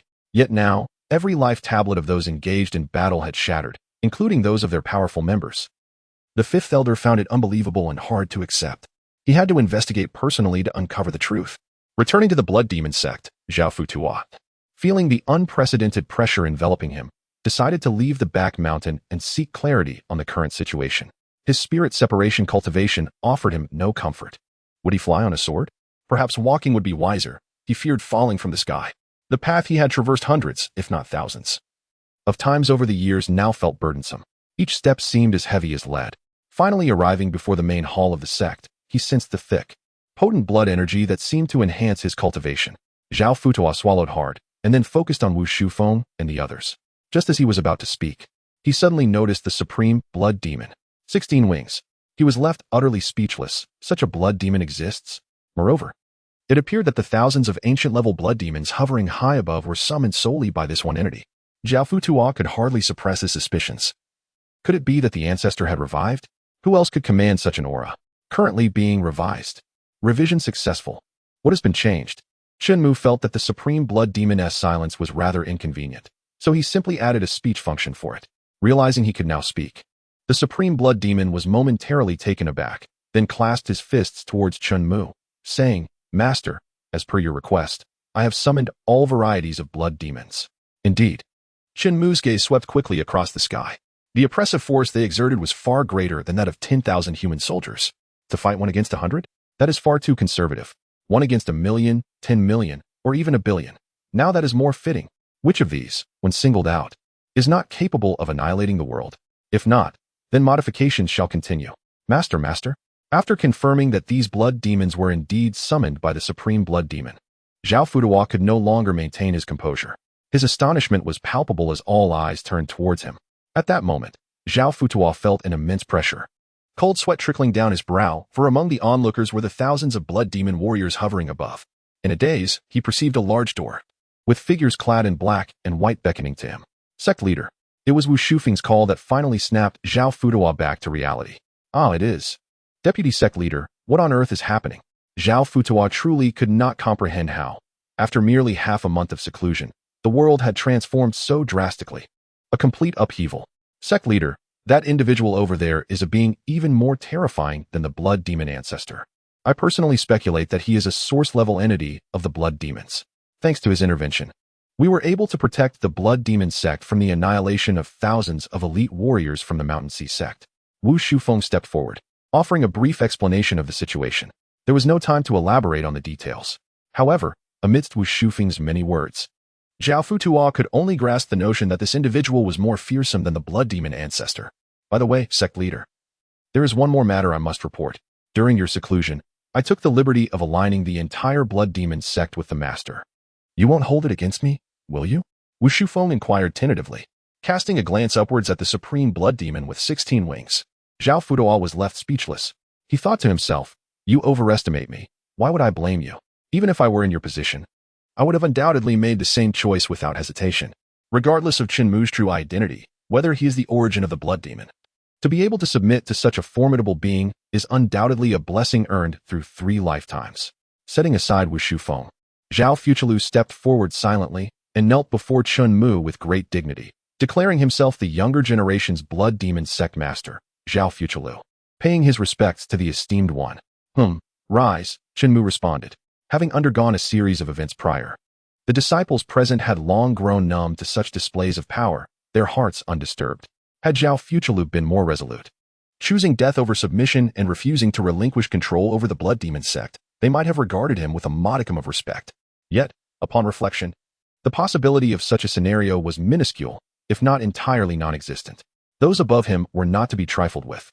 Uttering a single word of defiance could lead to instant annihilation. Then, from the crowd, someone shouted, "Look, another flying boat is approaching." Judging by the insignia, it was undoubtedly from the Shanghai sect. Did they dare come to their doom? On the flying boat, Elder Wu gazed at the sky stained crimson with the presence of countless blood demons, his heart trembling with trepidation. Lowering his gaze, he beheld colossal handprints, as well as numerous wreckages of flying boats. The blood demon sect possessed such depth. Even the elders and disciples who had previously clamored for the destruction of the blood demon sect and dismissed them as mere trash now fell silent. "Eliminate them," Chen Mu commanded, unwilling to expend excessive energy on trivial matters. "Kill." The supreme blood demon raised his head and issued the order. A giant blood demon stepped forth, obeying the command, and opened its gaping maw, capable of devouring the entire Yudu mountain. Boom! An immense pillar of blood erupted from above the heads of the blood demon sect disciples, obliterating the flying boat and its occupants in an instant, leaving no trace behind. Zhao Futuo felt a wave of relief wash over him, grateful that he had not succumbed to the allure of power and had chosen to submit in time. Otherwise, he feared he would have been erased from existence. It was no wonder Wu Shufeng remarked that this individual was even more terrifying than the blood demon ancestor.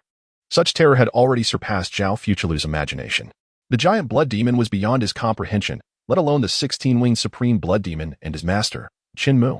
Zhao Futuo had once believed that upon reaching the spirit-severing realm, he would be entitled to regard himself as a formidable being. Now, it seemed that the spirit-severing realm was merely the threshold. This world was far grander than he had ever envisioned. After settling the matter, Chen Mu, accompanied by the supreme blood demon, stepped through the portal and returned to the Qingxian sect, Qingyan Prefecture. Witnessing this, the members of the blood demon sect shouted in unison, "Farewell, ancestor." At that moment, Chen Mu had already replaced the blood demon ancestor in their hearts, becoming a true figure of ancestral stature. Subsequently, Zhao Futuo planned to personally lead thousands of disciples to the Shanghai sect, determined to conquer it once and for all. He could not disappoint the ancestors' expectations and aimed to elevate the blood demon sect to an even greater pinnacle. First, he would set a modest goal of becoming one of the top 10 sects, wary that ambition might lead to overreaching. "Master, you have returned." Upon the appearance of the portal, Lu Ruoshui and Su Qingtan were the first to greet him. Standing at the entrance, they could clearly hear the respectful tone of the blood demon sect disciples towards Chen Mu. The title ancestor was not something just anyone could bear, especially not from a powerful sect like the blood demon sect, truly worthy of being called master. Lu Ruoshui and Su Qingtian shared the same thought. Chen Mu entered the pavilion, took a seat, and raised his hand to pat his right shoulder. Lu Ruoshui promptly stepped forward, beaming, "Master, let me massage your shoulder." It could be said that this girl was exceptionally considerate. The aloof image of the senior sister, who was once untouchable, had vanished without a trace. For Chen Mu, having a beautiful and pleasant maid by his side was quite agreeable, balancing the ominous aura of the supreme blood demon with the masculine energy of Su Qingtian and the others. "By the way, Master," Lu Ruoshui suddenly recalled something while massaging his shoulders. "What is it?" Chen Mu urged her to speak directly. "While you were away, the sect master came by and asked me to inform you that the royal dynasty has sent word. They will be sending someone soon to meet you. The holy son of Qingxian." Lu Ruoshui relayed the message verbatim. Chen Mu chuckled. "They probably want to see if I am worthy of being courted by them, right? Who do they think they are to court you? They are more suited to serve you." Lu Ruoshui sincerely believed this, without a hint of flattery. "I love to hear such words." Opening his system backpack, he randomly selected a celestial grade supreme sword and tossed it to Lu Ruoshui, saying, "A gift for you." Such a sword. He had 999 more. A celestial great supreme sword? Lu Ruoshui held the sword with both hands, her beautiful eyes widening in disbelief. Coming to her senses, she immediately knelt and expressed her gratitude. "Thank you, master, for your generous gift. Rise, continue the massage." "Yes. Wait, where's my rebate?" Chen Mu wondered aloud when suddenly recalling that the system had mentioned that items obtained through the 10,000-fold rebate could not continue to generate rebate rewards. He chuckled to himself. "System, can I modify you?" Silence from the system was taken as consent. "Delete the conditions for the 10,000-fold rebate. Modifying. Modification successful." "Well, system, you are serious?" Chen Mu had merely been joking, but he was taken aback by the system's audacity to comply with his request. If it could be this bold, why not aim even higher? A 10,000-fold rebate was far too modest to satisfy Chen Mu's current ambitions.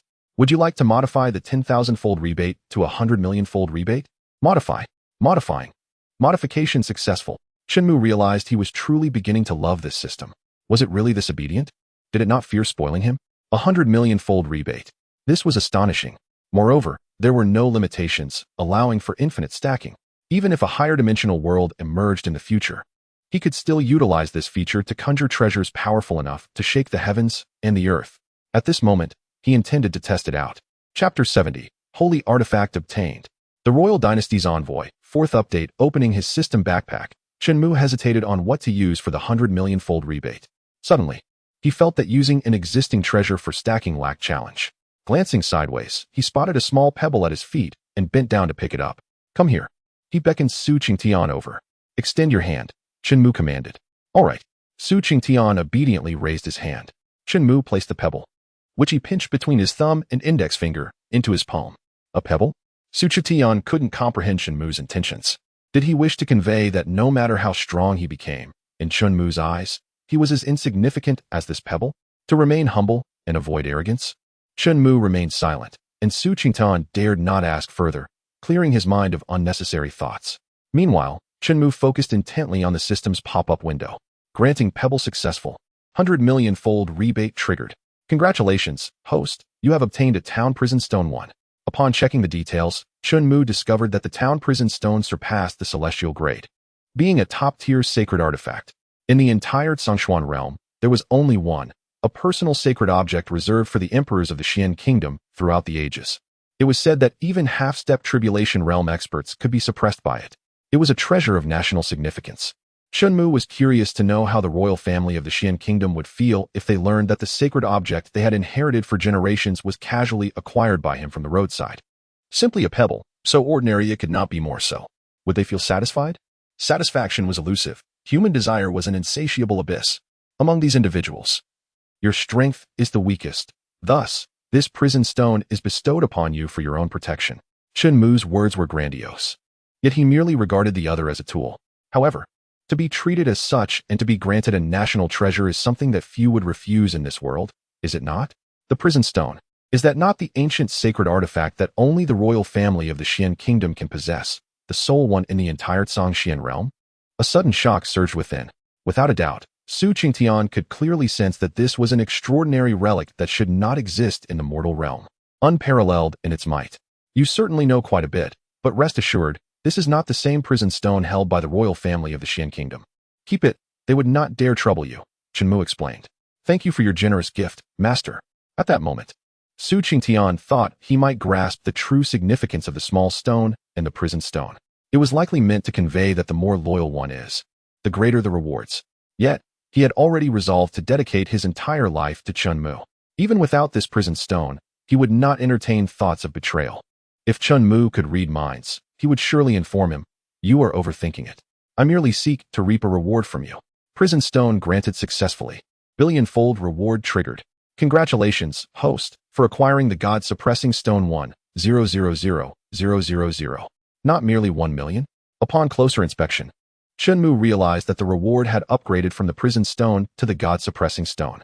An astounding 1,000,000 pieces.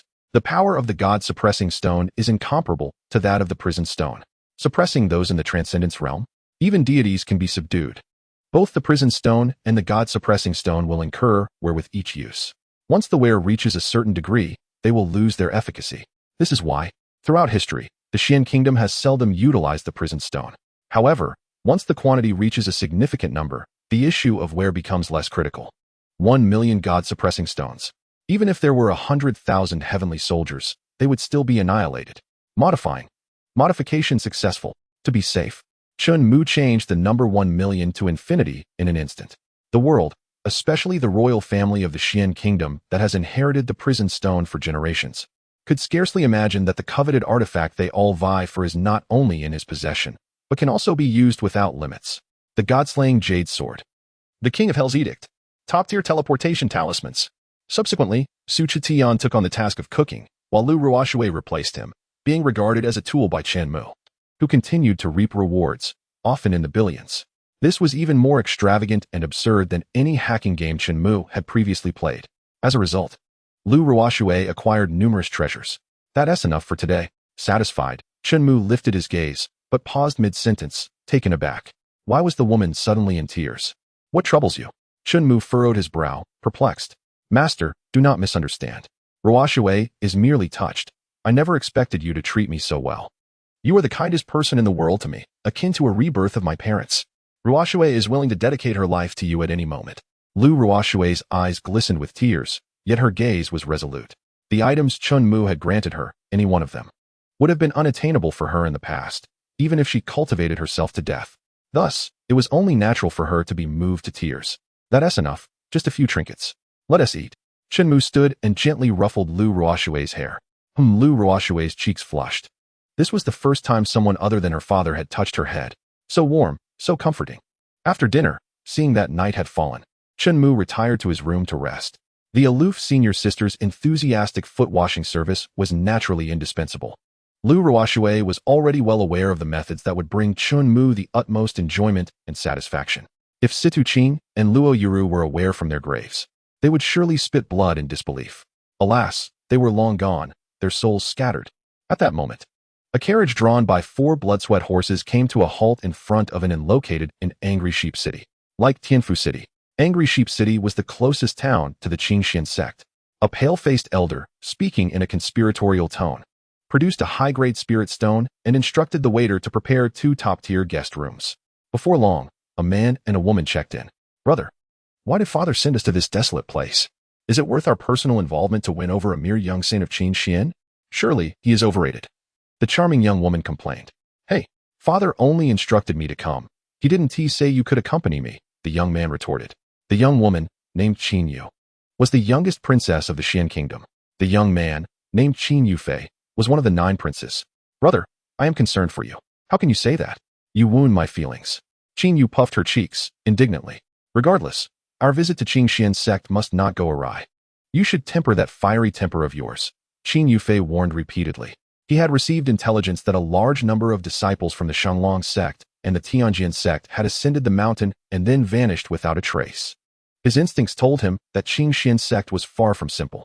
He worried that Qin Yu's carefree and reckless demeanor would lead her into peril. Oh, Qin Yu agreed verbally, but did not take Qin Yufei seriously in her heart.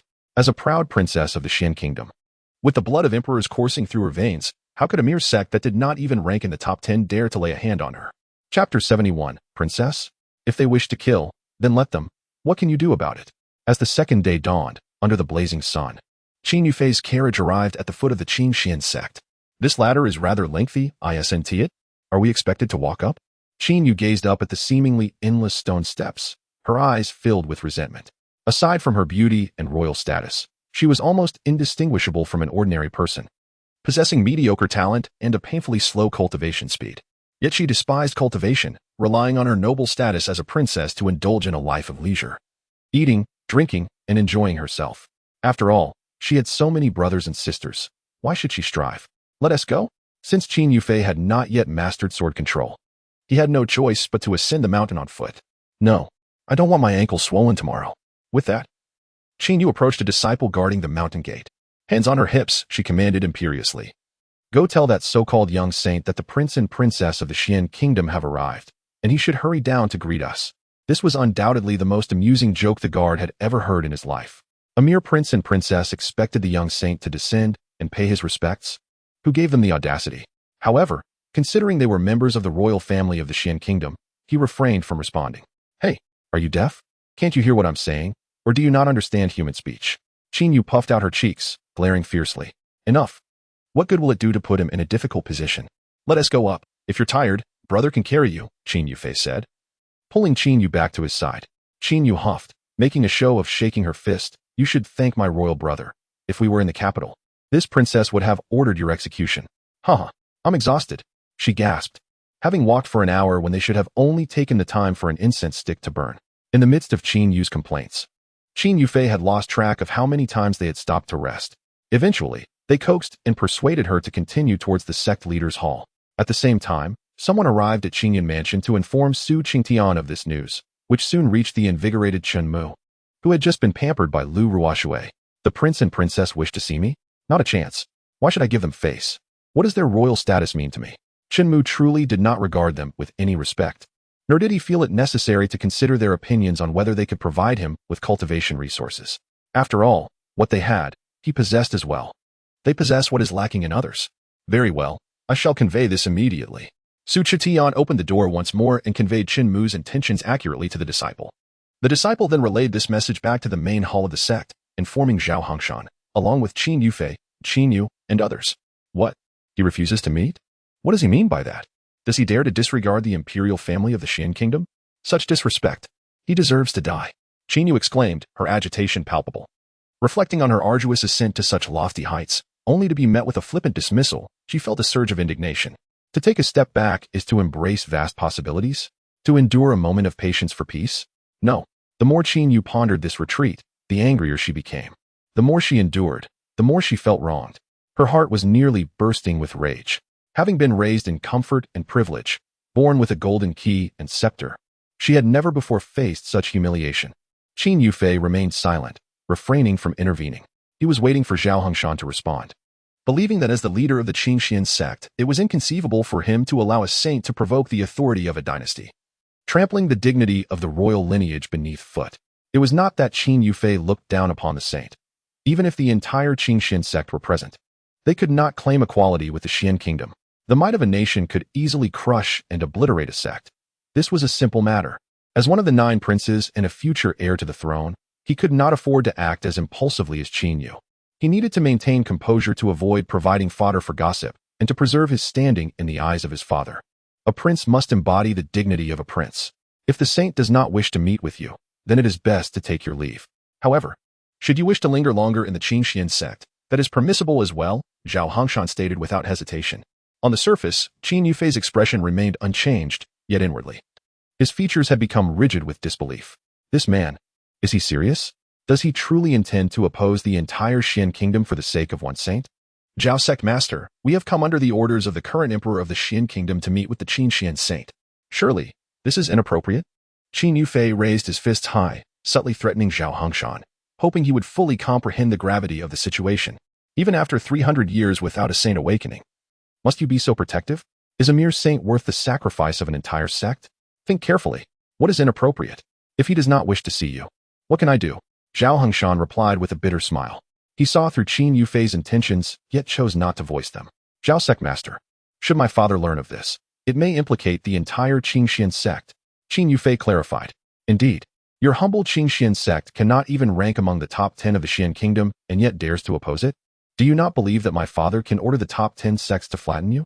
Qin Yu's tone was tenfold more arrogant as she pointed an accusing finger at Zhao Hongshan. No matter. If the Xian kingdom wishes for war, we shall gladly oblige. Zhao Hongshan was unfazed. He had no qualms about shifting his allegiance to a different monarch. Chen Mu's current stature in his eyes could not be encapsulated by the mere title of Qingxian saint. To serve him as a lord felt more fitting.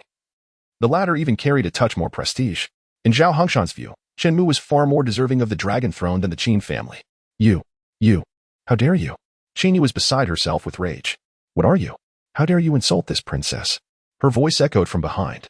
Insult? Qin Yu spun around, her face flushed with anger upon recognizing the speaker. Who do you think you are to dare speak to this princess in such a manner? Do you believe this princess will? Chen Mu raised his hand from a distance, and an unseen force instantly contorted Qin Yu's form, causing her to explode in a shower of blood. The crimson spray splattered across Qin Yufei's side, soaking his garments and leaving a chilling warmth against his skin. Yet it offered no comfort. Qin Yufei understood that with Qin Yu's temperament, trouble was inevitable, but he had never envisioned such a gruesome outcome. All that remained was a crumpled, tattered visage. You wretched fool, do you know who she is? She is a princess of the Xian kingdom. Are you not afraid of being annihilated along with your entire clan? Qin Yufei seethed, more than feeling sorrow for his half-sister. He was incensed that a peer had the audacity to trample upon the pride of a prince. How dare he? The pent-up fury within him erupted at that moment. A princess? So what if she is? Killing her is trivial. What will you do about it? The Xian kingdom? Is it truly that formidable? Chapter 72. He is actually at the transcendent stage. Kill the emperor. Despair. A princess? Killing her is trivial? The Xian kingdom? Is it truly that formidable? At these words, Qin Yufei gritted his teeth, his fingers digging into his palms so fiercely that blood seeped between them, dripping onto the crimson carpet, scarcely visible. Since he could remember, no one had ever humiliated the prince of the Xian kingdom to such a degree. This wretch was utterly detestable. Who are you? He demanded. In the great hall, Zhao Hengshan spoke on Chen Mu's behalf. He is the Qingxian saint you wish to meet. He is the Qingxian saint? Zhao sect master. He has killed my royal sister. Everyone present witnessed it. Do you not plan to take action? Are you truly willing to stand against the entire Xian kingdom for the sake of such a saint? To completely position yourselves in opposition to the Xian kingdom? Qin Yufei began to pressurize Zhao Hengshan and the elders, seeking to compel them to act. Previously, you might have shielded this individual. Now that he has slain my sister, surely you cannot protect him any longer?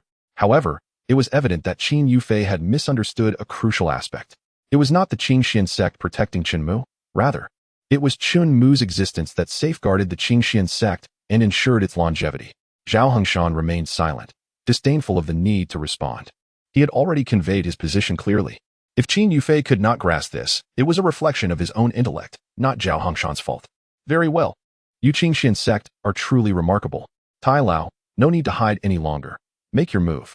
As soon as Qin Yufei finished speaking, a black-robed elder appeared beside him, removing his hood to reveal a mane of white hair. Eighth Prince. Tai Lao had just opened his mouth when Qin Yufei interrupted him furiously. What are you still prattling on about? Move now. Slay the one who has killed my royal sister. To him, further discussion was a waste of breath.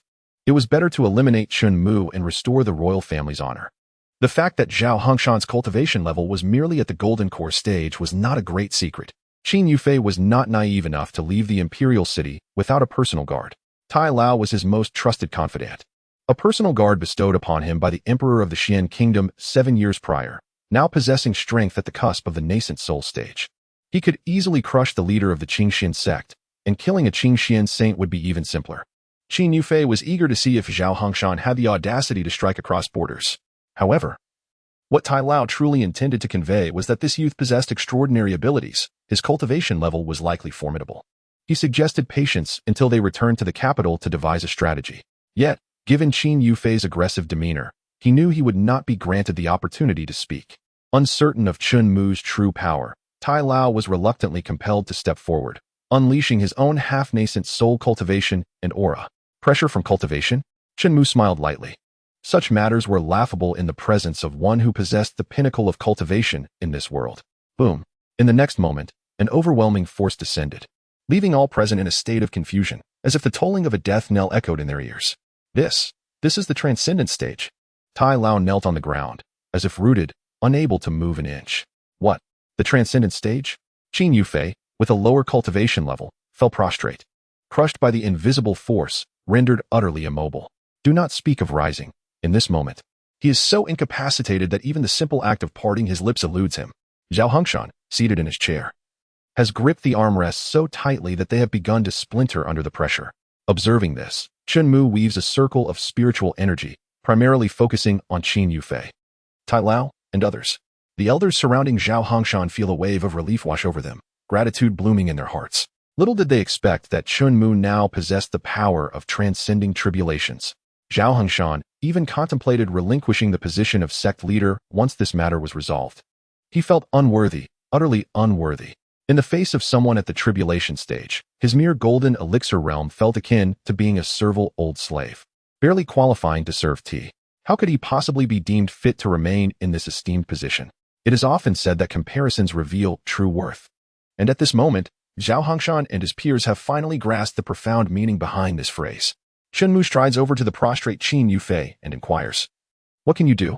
Qin Yufei is consumed by self-loathing, detesting his own weakness, bereft of the strength even to retort. He understands that if Chen Mu had the audacity to slay Qin Yu, he would undoubtedly not hesitate to do the same to him. Yet, he believes that should news of his demise reach the Xian kingdom, his father would not stand idly by. In such a case, his father would surely rally an army, accompanied by the sacred artifact, to obliterate the Qin Xian sect. The dignity of the royal bloodline must not be tarnished. To Qin Yufei, Chen Mu's evident strength, coupled with his refusal to pledge allegiance to the royal family, signifies a narrow path ahead. The thoughts that torment him are surely within Chen Mu's reckoning as well. To eliminate this potential threat, he resolves to act preemptively. He opens the system panel to examine the map of the Zhongxian realm, locating the capital and the Xian Kingdom Palace before activating the Skyview mirror. The mirror's reflection reveals none other than Qin Yufei's father, the current emperor of the Xian Kingdom, Qin Shu, amusing himself with a throng of concubines in the inner palace. Blindfolded and with a lascivious expression, he exudes none of the dignity one would expect of an emperor. He rummages through his system backpack, retrieving a piece of the stone, prison-suppressing stone. Qin Yufei immediately recognizes it as the exclusive treasure of the Xian royal family. Why would it be in his possession? No. Upon closer inspection, he notes that the stone, resembling a small mountain, bears distinct differences from the stone of his memory. It is much more refined. It must be a counterfeit. A mere stone could never rival the sacred artifact. He reassures himself. Just then, he watches as Chen Mu hurls the stone towards the Skyview mirror. Instantly, a divine mountain materializes above the palace. Qin Shu quickly learns of this through his guards and rushes out, initially perplexed as to how his sacred artifact has ascended into the heavens. After a moment of investigation, he is astounded to discover that there are indeed two stones in existence. Though uncertain of who would dare to strike against him, Qin Shu promptly invokes the stone to retaliate. Witnessing this scene, Qin Yufei envisions the outcome, a subtle smile gracing his lips. He is confident that after witnessing the power of the stone, Chen Mu will undoubtedly kneel before him in supplication. Given Chen Mu's formidable strength, Qin Yufei contemplates extending clemency, allowing him to join his ranks. This would undoubtedly bolster his chances against the other 8 princes in the contest for the throne. Boom, boom, boom. As the stone and the stone, God-suppressing stone, collide, the air is violently compressed, creating a cacophony that reverberates throughout the capital. Bang! In the next instant, the two mountains collide. However, the scene Qin Yufei had envisioned does not unfold. His perceived genuine artifact is swiftly shattered into fragments by the stone. Like an egg against a rock, it crumbles upon contact. Chapter 73. Establishing a new empress for amusement, 9th Prince, Late Night Boom. The outcome is obvious. The residence known as the Red Sleeve Hall is crushed seamlessly into the ground by the stone. Father, has he truly perished? The sacred artifact, has it shattered so easily? Qin Yufei's expression is blank, as if he cannot comprehend the reality before him. This was an eventuality he had never anticipated. Meanwhile, the stone returns to the size of a palm, rippling like water as it returns to Chen Mu's grasp. Is the Xian kingdom truly that formidable? Chen Mu's gaze returns to Qin Yufei, his voice laden with intent. Qin Yufei is at a loss for how to respond. He wishes to plead for mercy, yet words elude him. Perhaps the most despairing circumstance in this world is to find oneself in such a predicament. Chen Mu lifts his finger and draws a simple circle in the air. In an instant, the heads of Qin Yufei, Tai Lao, and others roll to the ground, their lives extinguished. Gulp. Witnessing this, Zhao Hengshan cannot help but swallow hard. He is relieved that he had firmly allied himself with Chen Mu rather than the Xian royal family, whom he regards as no better than ants. Who among you here is interested in the throne of the Xian kingdom? Chen Mu queries. Silence fills the air. They believe Chen Mu jesting. Little do they know, should they desire, he can indeed elevate any one of them to the throne. Why not take it for yourself? Seize power? Spend your days mired in political affairs. That is not the life Chen Mu seeks. He prefers to wield influence over those in power. Master, I wish to try. Lu Ruoxue, standing by the portal, boldly speaks up.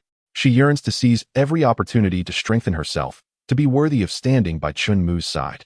The distance between them can only grow if this continues. Very well. Chen Mu readily assents. Elevating Lu Ruoxue to the throne of the Xian kingdom certainly simplifies matters, even streamlining the process of adjusting loyalty levels. The two step into the portal, which has been redirected to the capital, the palace of the Xian kingdom. Left behind, Zhao Hengshan and the others exchange bewildered glances, confusion etched across their faces. Is he truly serious? In the Xian kingdom palace, news of the destruction of the stone and the tragic demise of the emperor and his dozens of concubines spreads rapidly throughout the royal family. rather than seeking vengeance. Several princes gather with their armies outside the Great Hall to uncover the truth behind these events. Brother, father has just died. And you arrive here with 10,000 imperial guards. What are your intentions? How dare you accuse me? I had no idea you had secretly taken control of the Jinui. Brothers, the late emperor favored me above all others. It is only logical that he would leave while naming me as emperor. I advise you all to sheath your weapons and submit. I may still show leniency given our past brotherhood. Enough of your nonsense.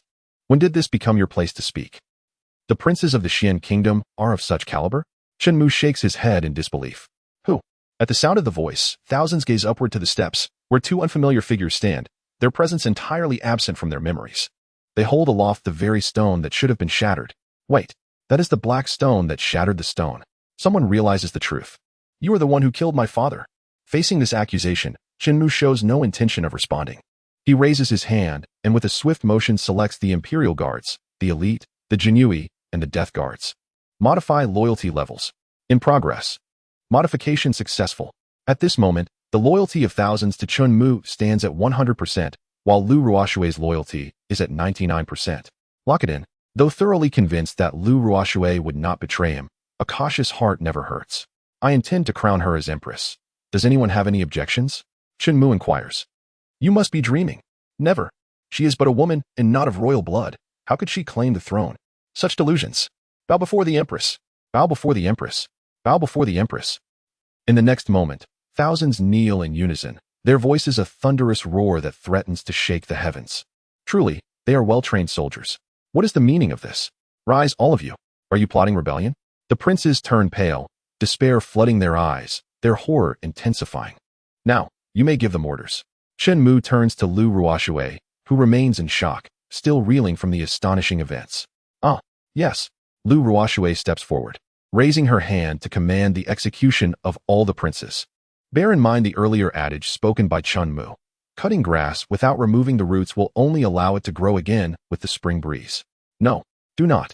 You cannot treat me this way. I am the crown prince. I am the crown prince. You wretched curs dare to rebel against me. Ungrateful wretches. Amidst the cacophony of insults, several princes met their fate by a flurry of blades, arrows, and daggers. Those who were stabbed, slain, or reduced to mere pulp. In such a state, the prospect of survival seemed bleak, indeed. Subsequently, Chen Mu entrusted the stone that could bring an end to a dynasty into the hands of Lu Ruoshui, smiling as he reassured her, "Fear not, with this divine stone. None shall dare to oppose you." Meanwhile, he fully acknowledged Lu Ruoshui's capabilities in governance, contemplating the notion of establishing a female emperor. Intrigued to witness how far she could elevate the Xian kingdom. "Thank you, my lord," Lu Ruoshui exclaimed as she knelt, tears cascading down her cheeks like blossoming flowers. "Do not disappoint me," Chen Mu declared, waving his hand as he strode away. "I shall not let you down, my lord," Lu Ruoshui vowed, determined to transform the Xian kingdom into the foremost dynasty in the Zhongxian realm. Strangely, since a moment ago, her mind had been flooded with brilliant ideas for governance and reform, as if she were tapping into an innate wisdom. It was a truly wondrous sensation. Surely, it must be her lord's guardianship aiding her. "Your Majesty, when do you plan to hold the coronation ceremony?" Several commanders knelt, inquiring at the foot of the steps. Now. Meanwhile, Chen Mu pondered the situation. The Qingxian sect? The Qingyan mansion? He refrained from utilizing the portal to return. Why? Because the bodies of the princes in the Great Hall were still missing one. There were 9 princes in total. One had perished at the Qingxian sect. And subtracting the 7 corpses before the hall left one unaccounted for. Through the system, Chen Mu learned that the name of the missing prince was Qinwuk, the youngest among them. Years ago, he had been punished to 50 years of confinement for drunkenly teasing the current empress, languishing in the cold palace. Unseen by the light of day, teasing the empress, confined for 50 years. The more Chen Mu considered, the more familiar the script seemed. As if he had encountered it before. Chapter 74, The Fate of the Son of Destiny, The Conspiracy of Possession. In the southern part of the palace. Within the eternal night-cold palace, the 9th prince, Qinwuk, suddenly opened his eyes, his spirit energy bursting forth, filling every corner of the cold palace. Excellent. At such a young age, he had already broken through to the heart movement realm. He must be a dragon among men. Given time. Achieving the golden core and nascent soul stages would be mere trifles. When the time comes, whether it be avenging your mother or punishing those who conspired against you, they shall all be beneath your feet. Listening to the voice of the elder reverberating in his mind, Qinwuk smiled faintly. Grateful that the elder had taken him as a disciple, Had it not been for the elder unshackling his spiritual roots, he would still be viewed as a useless waste in the eyes of others. The elder chuckled heartily. It cannot be said that way. We mutually uplift one another. Had you not awakened me with your vitality and nourished my soul, I might have long since turned to dust. 3 years prior, due to his exceptional talents, Chen Mu had garnered the emperor's favor, thus attracting considerable jealousy. On that fateful day, he was unsuspecting when the empress led him to the imperial garden, where their conversation was pleasant until she suddenly disrobed, revealing her jade shoulder. Accusing him of being unfilial and violating ethics, she cried out. Just then, the emperor arrived. Chen Mu found himself at a loss for words, and as a result, his powers were stripped, and he was relegated to the cold palace for eternity.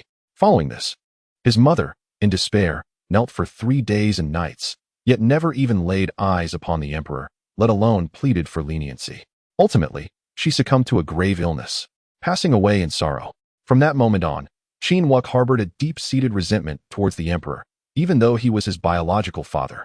Fortunately, the heavens did not abandon him. By chance, he discovered a powerful soul imprisoned in an abandoned well in the cold palace's rear courtyard. With half a year of nurturing using his vitality, he awakened it, subsequently becoming a disciple, restoring his spiritual roots, and diligently practicing for 2.5 years. Under the guidance of the elder, who provided countless formidable techniques, Chen Mu finally reached the heart movement realm, believing it absolutely justifiable to call himself a genius. After all, among the 9 princes, aside from himself, even the one with the highest cultivation, the crown prince, had barely broken through to the fusion realm. Determined, Chen Mu resolved to continue his silent cultivation until he was strong enough to crush his rivals, to avenge the emperor, to seize the imperial throne, to live the life he had always yearned for, wielding power over the world, indulging in the embrace of beauties. Wretched woman, since you have wronged me, I shall ensure you fulfill your wish of servitude for a lifetime once I achieve the great way. Oh, by the way, master, just now when I broke through, I sensed a tremendous surge of spiritual energy. What could it be? Chen Mu inquired. It must be someone causing trouble within the palace. Suppressed by your father with the town prison stone, the elder replied, having been wholly focused on protecting Chen Mu and not paying close attention. The town prison stone? That item truly poses a dilemma. With it present, it will be difficult to kill that wretched emperor. Chen Mu gritted his teeth. Fear not. As long as you diligently cultivate the techniques I have imparted to you to perfection, even if he possesses sacred artifacts, you shall easily claim his head. Yes, master. Rest assured, I will strive to cultivate diligently and will not disappoint you. Chen Mu promised. Continue your practice. The elder's voice trailed off suddenly. Master. What is it?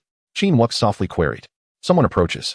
Their aura is formidable. Be cautious, the elder emphasized gravely. Then, with a creak, the door swung open, revealing Chen Mu, whose gaze fell directly upon Chen Mu, seated cross-legged on the floor. Little did the emperor suspect that the son he deemed a waste would possess such great fortune. Not only obtaining a legacy, but also reconstructing his spiritual roots, cultivating at a pace faster than before his fall. Chen Mu had thoroughly discerned Chen Mu's capabilities, without exaggeration. He was the individual who understood Chen Mu better than anyone else in the world, even more than Chen Mu understood himself. Rising to his feet, Chen Mu scoffed. It seems someone is rather eager for my demise. Unable to avoid exposure, he thought to himself, Master, it appears we must change our training location. However, before that, grant me some time to deal with this intruder and test my strength. The elder acquiesced. Indeed, your strength is rising rapidly. It will not remain hidden for long. It is wiser to find a different place to cultivate. Since you know I am not a waste, yet dare to come to kill me. Who has given you the courage? A tempest erupted. With his master's consent, Chen Mu instantaneously appeared before Chen Mu, his expression feral, fingers poised like claws, striking towards Chen Mu's face. He would not show mercy to those who stood against him. They must be eliminated swiftly. Slap. Bang. Bang. Bang. Before Chen Mu could react, he was sent flying like a leaf in a storm, crashing into the wall several dozen meters away. Collapsing to the ground, his body felt as though it were falling apart. Only then did his ferocious expression freeze in shock. A vivid palm print could be seen on his face, swelling gradually. The lines of the palm clearly visible. How could Chen Mu have imagined that, despite his current mastery of the heart movement realm, he would be struck down without even realizing it? You seek death. Chen Mu unleashed all his spiritual energy, enveloping his arms with a force akin to a roaring tiger. Charging once more at Chen Mu. Slap. Yet the result was reminiscent of a returning swallow. Is this the so-called son of destiny, blessed with great fortune? Chen Mu shook his head in bemusement. He had completely lost interest in Chen Mu. Master, why? Why is this happening? Why am I so weak? Chen Mu asked in disbelief.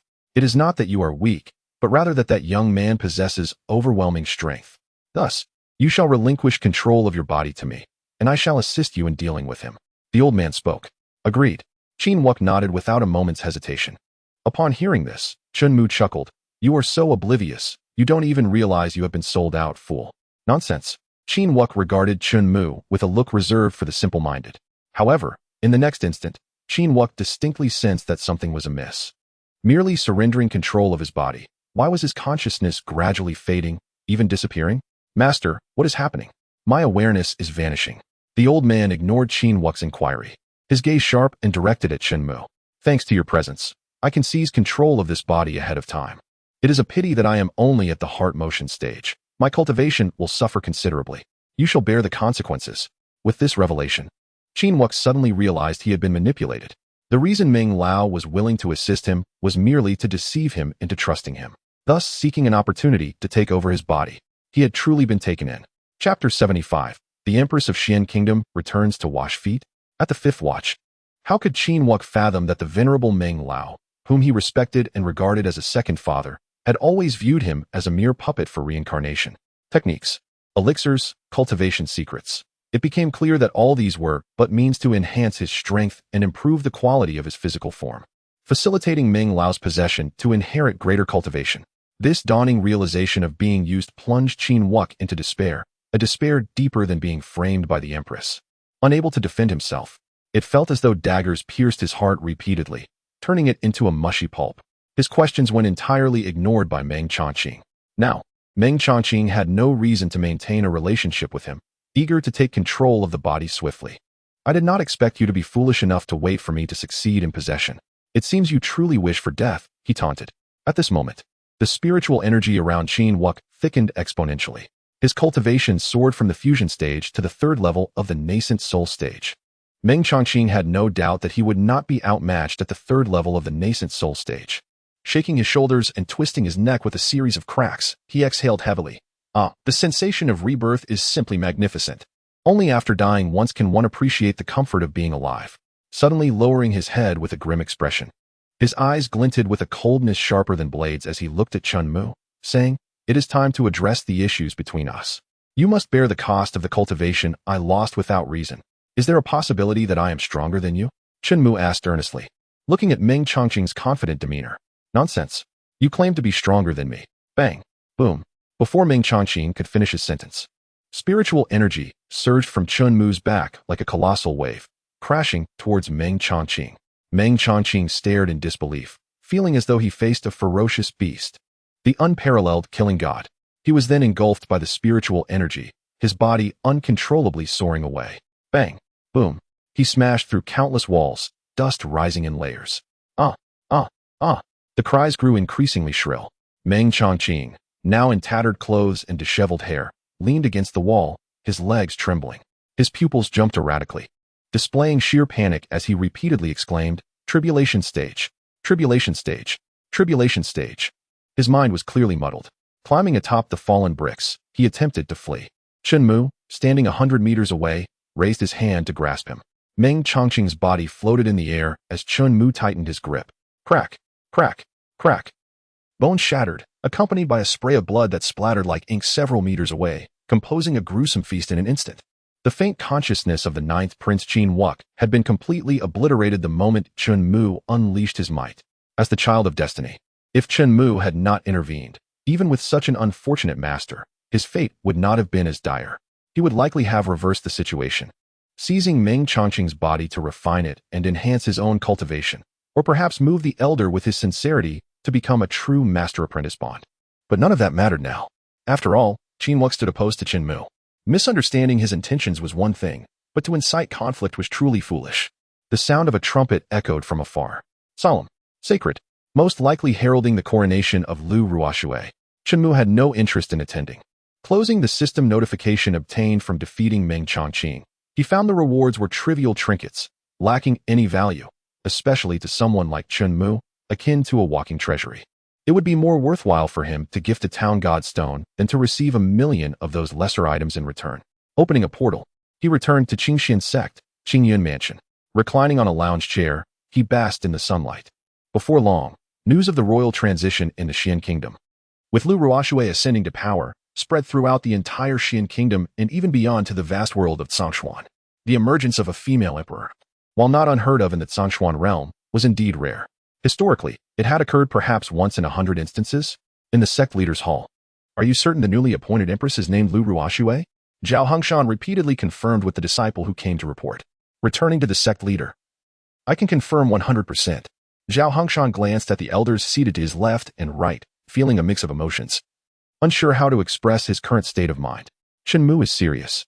He truly allowed a female disciple from Qingxian sect, his personal maid, to ascend to the throne of the Xian kingdom. If Zhao Hongshan's memory served him correctly, it had been nearly 500 years since the Xian kingdom last had a female emperor. What merit or capability did Qingxian sect possess? Observing Zhao Hongshan's troubled expression, the elders could empathize with him. Yet, the ones with the most complicated feelings were likely the Lu family of Leiyan City. Upon seeing luxurious carriages adorned with 5-clawed golden dragons stop at their door, bearing imperial edicts to summon them to the palace, Lu Hanqing was left dumbfounded.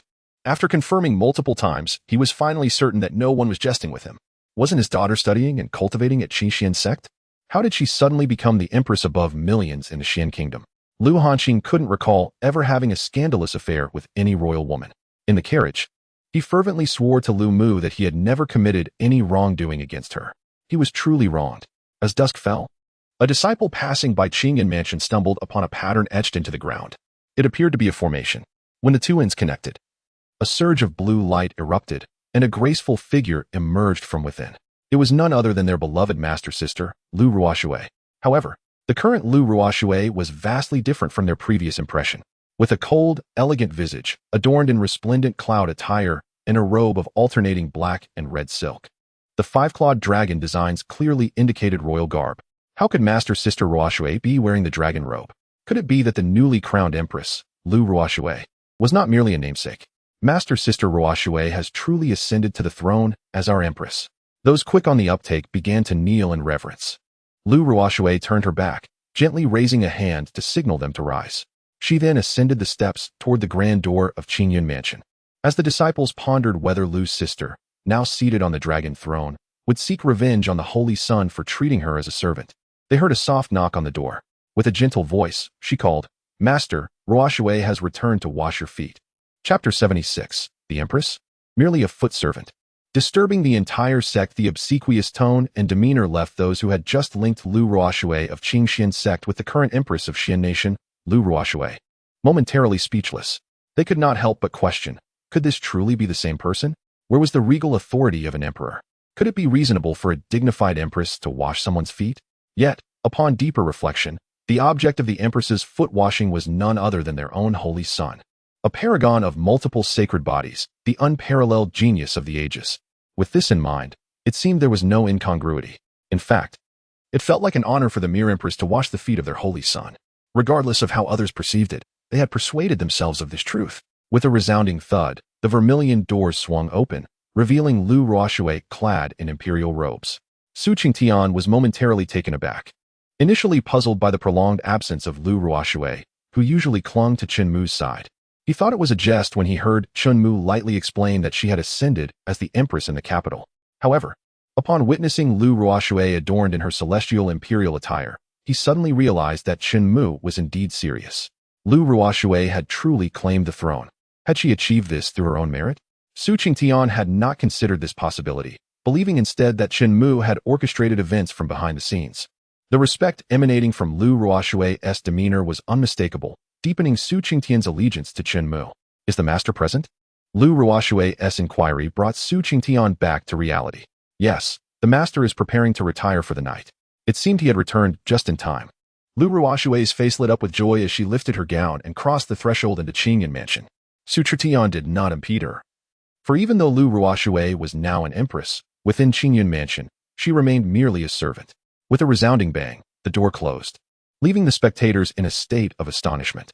Truly, their holy son had such a remarkable servant, an empress among the maids. Do you think the one who opened the door might also be a formidable figure, though we are unaware? Certainly. How could there be simple characters beside the holy son? After all, Even the gatekeeper was a sacred beast, a Qilin. As they spoke, their gazes shifted to the small black creature lying at the entrance. Noticeably larger and no longer appearing foolishly cute, but rather exuding an aura of majesty. Unperturbed, the small black creature rested with its eyes closed, seemingly indifferent.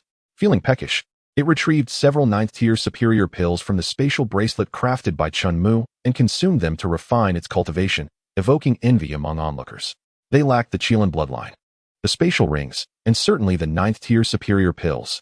In that moment, countless disciples of Qingxian sect regarded the prospect of becoming Chen Mu's loyal companion as a worthy ambition. Some even contemplated procuring a roasted chicken to curry favor with this esteemed canine. Meanwhile, within Qingyun Mansion, Lu Ruoshui held a wooden basin. Having drawn a bowl of blood-red spiritual spring water from the back courtyard, preparing to wash Chen Mu's feet. She had even requested the blood dragon spirit, nurtured by Chen Mu, to contribute a drop of dragon blood essence to the basin, ensuring greater efficacy. Observing Lu Ruoshui, who had completely transformed, as she meticulously removed her long boots and white socks, placing them into the basin, Chen Mu felt a sense of satisfaction. To have an empress wash his feet was a privilege that surely made him the foremost individual in the entire Zhongshuan realm. Frankly, he had not anticipated that Lu Ruoshui would go to such lengths to return before his slumber. Her loyalty was astonishing. Without uttering a word, Lu Ruoshui delicately attended to each of Chen Mu's toes, leaving no crevice unattended. Her snow-white fingers caressed the tops and soles of his feet, infusing them with strands of spiritual energy, evoking an exquisite sensation. The sight of Lu Ruoshui in her resplendent attire, adorned with golden ornaments, swaying gently, added to the allure. On the other hand, upon hearing from the disciples that Lu Ruoshui had returned and entered Qingyun Mansion, Zhao Hengshan and his entourage found themselves in a quandary. As the esteemed empress of Xian Nation, was it not discourteous of them not to pay their respects? Yet, she was also a disciple of Qingxian sect. As elders, should they visit a junior in homage? The tension was palpable. Lu Yuchan, Lu Ruoshui's true mentor, was in turmoil. Just moments ago, the diligent pupil who sought her guidance had unexpectedly become a personal attendant to another, and now, she had inexplicably ascended to empress. This stark contrast was difficult for Lu Yuchan to accept, leading her to question whether she had lost her way in cultivation. Was everything before her merely an illusion? A quick pinch of her waist confirmed the reality, painfully so. Despite acknowledging the truth, Lu Yuchan was uncertain whether to feel joy or sorrow. She sensed an increasing distance between herself and Lu Ruoshui, her disciple. Regardless of the past, the present dictated that as the empress, they, as citizens of Xian Nation, must pay their respects. Otherwise, it would reflect poorly on Qingxian sect's understanding of propriety. Ultimately, all disputes were resolved when Zhao Hengshan expressed his opinion. The group took to the skies on their swords, heading towards Qingyun Mansion. In no time, they arrived. Knock, knock, knock. Zhao Hengshan rapped on the door. After a brief moment of surprise at the unexpected visit, Su Qing'an deduced that they were likely here to see the newly crowned empress. Without further inquiry, he stepped aside to allow them entry, preemptively informing them that the master and Her Majesty the Empress were in the back courtyard. Thank you, Zhao Hengshan acknowledged, leading his entourage forward, while reminding them to maintain their composure, emphasizing that no mistake should occur in the presence of the two. Understood, they replied in unison. This was an unspoken understanding. One was the reigning empress, and the other possessed the power to easily overturn an entire dynasty. Offending either was utterly unacceptable. Upon arriving at the back courtyard, they were met with the sight of the wooden door swinging open. The master, Lu Ruoshui, has taken her leave. Please rest well. At that moment, they beheld Lu Ruoshui, robed in imperial garments, exiting Chen Mu's quarters while carrying a basin, laughing and chatting. Wait, is that a foot basin? Chapter 77. Does my master envy me? Perhaps we should all be servants? Is that a foot basin? Zhao Hengshan couldn't help but turn to the elder beside him for confirmation. I believe it must be, the elder replied, his thoughts clouded by disbelief. The empress of one of the four great nations of Xian was, without a doubt, serving the foot basin of their sect's holy son. Had they not witnessed it with their own eyes, who would have believed such a scenario? Could it be that he was mistaken? Perhaps it was not a foot basin, but a treasure basin? Master, esteemed elders, and mentors. Once the door was closed, Lu Ruoshui turned to see Zhao Hengshan and his entourage, puzzled by their sudden collective visit. Had they come to pay homage to the master? She seemed to have momentarily forgotten her identity as the empress. Ruoshui, Zhao Hengshan began, but was interrupted by Lu Ruoshui. My apologies, master. May we speak after I dispose of this washing water? Of course, please proceed. Zhao Hengshan managed a strained smile, gesturing for her to continue. Internally astonished, it truly was a foot basin. Zhao Hongshan turned his gaze towards Lu Yuchan, feeling the need to say something. Junior sister Lu, you have an exceptional disciple. The sect leader chuckled. I fear I no longer have the standing to consider myself her mentor. Lu Yuchan smiled wryly. No one contested this, for among them, no one could match Lu Ruoxue in cultivation. Having spent so much time by Chen Mu's side, she must have acquired numerous treasures. Collectively, they might not stand a chance against her. The more he pondered, the more he felt that his life had been a failure. Master, esteemed elders, may I inquire the purpose of your summons? Lu Ruoxue asked. Zhao Hongshan clasped his fists and knelt, leading the others in bowing. Zhao Hongshan, sect leader of Qingxian sect, pays homage to the empress. Lu Yuchan of Qingxian sect pays homage to the empress. Zhao Weiyan of Qingxian sect pays homage to your majesty. Lu Ruoxue, taken aback by the sight of everyone kneeling, stammered, Ah? Sect leader, esteemed elders, and my mentor, what is the meaning of this? She attempted to help Zhao Hongshan up, but he resolutely remained on the ground. With no other option, Lu Ruoxue waved her hand. Please rise. Please rise. Thank you, your majesty. Upon hearing this, Zhao Hongshan and the others finally dared to stand. Realizing that they had come specifically to pay their respects, Lu Ruoxue understood that no words would persuade them otherwise. It was better to let things unfold naturally. After the formalities, Zhao Hongshan and the others did not linger long. Since Chen Mu was already resting, it would be inappropriate to disturb him. This left Lu Ruoxue and Lu Yuchan, the two sitting in the pavilion, the atmosphere palpably awkward. Master, Lu Ruoxue began. But Lu Yuchan immediately interjected. Your Majesty, you flatter me. Please, Master, do not say that. Once a teacher, always a father figure. Regardless of the present or the future, you will forever be my mentor. Lu Ruoxue was not one to forget her roots. Without Lu Yuchan's protection and affection, she would not have reached this stage. Ruoxue. Lu Yuchan was touched, then sighed heavily, feeling a sense of relief. She had not anticipated that just days ago, Lu Ruoxue was still fretting over breakthroughs. And now she had surged in cultivation and seized great power. This is all thanks to the gifts of power and cultivation from my master. Without him, I am nothing. Lu Ruoxue candidly acknowledged. They conversed extensively afterward, with Lu Yuchan learning much about Chen Mu that she had not witnessed firsthand, such as the submission of the Holy Dragon sect, and even the Blood Demon sect. What? She gasped in shock. You mean the Blood Demon sect, and even the Holy Dragon sect have submitted to him? Indeed, refusal leads to death. Lu Ruoxue nodded, her expression serious. At this, Lu Yuchan no longer doubted. The Holy Dragon sect, one of the 10 strongest sects, had been swept aside, and the legendary Blood Demon ancestor had been revived at a whim. One word from him had caused the ancestor to self-destruct, restoring the sect's vigor. These tales seemed implausible, yet they bore the hallmark of his capability. Unable to contain herself, Lu Yuchan remarked, I never imagined the esteemed master of the Pure Moon Peak would feel envious of your maidservant status. Upon hearing this, Lu Ruoxue excitedly replied, If master wishes, I can request my master to make you his maidservant as well, so we may serve him together. Ah, this. Lu Yuchan had not anticipated feeling hesitant. Forcing a smile, she replied, I think it's best to pass. He surely prefers young women like you. I have already grown old. Master, you are being overly modest. You are recognized among our disciples as the most beautiful in the Qingxian sect. In terms of beauty, Lu Ruoxue sincerely believed Lu Yuchan resembled a celestial being, especially her ethereal grace, which was unmatched. I think it's best to pass. It is getting late, and you should rest. I too must return to rest. Lu Yuchan gently shook her head and stood. Very well. Seeing her resolve, Lu Ruoxue did not press further. The two departed from Qingyan Mansion. As the array was recarved, Lu Ruoxue was teleported back to the capital, the royal palace.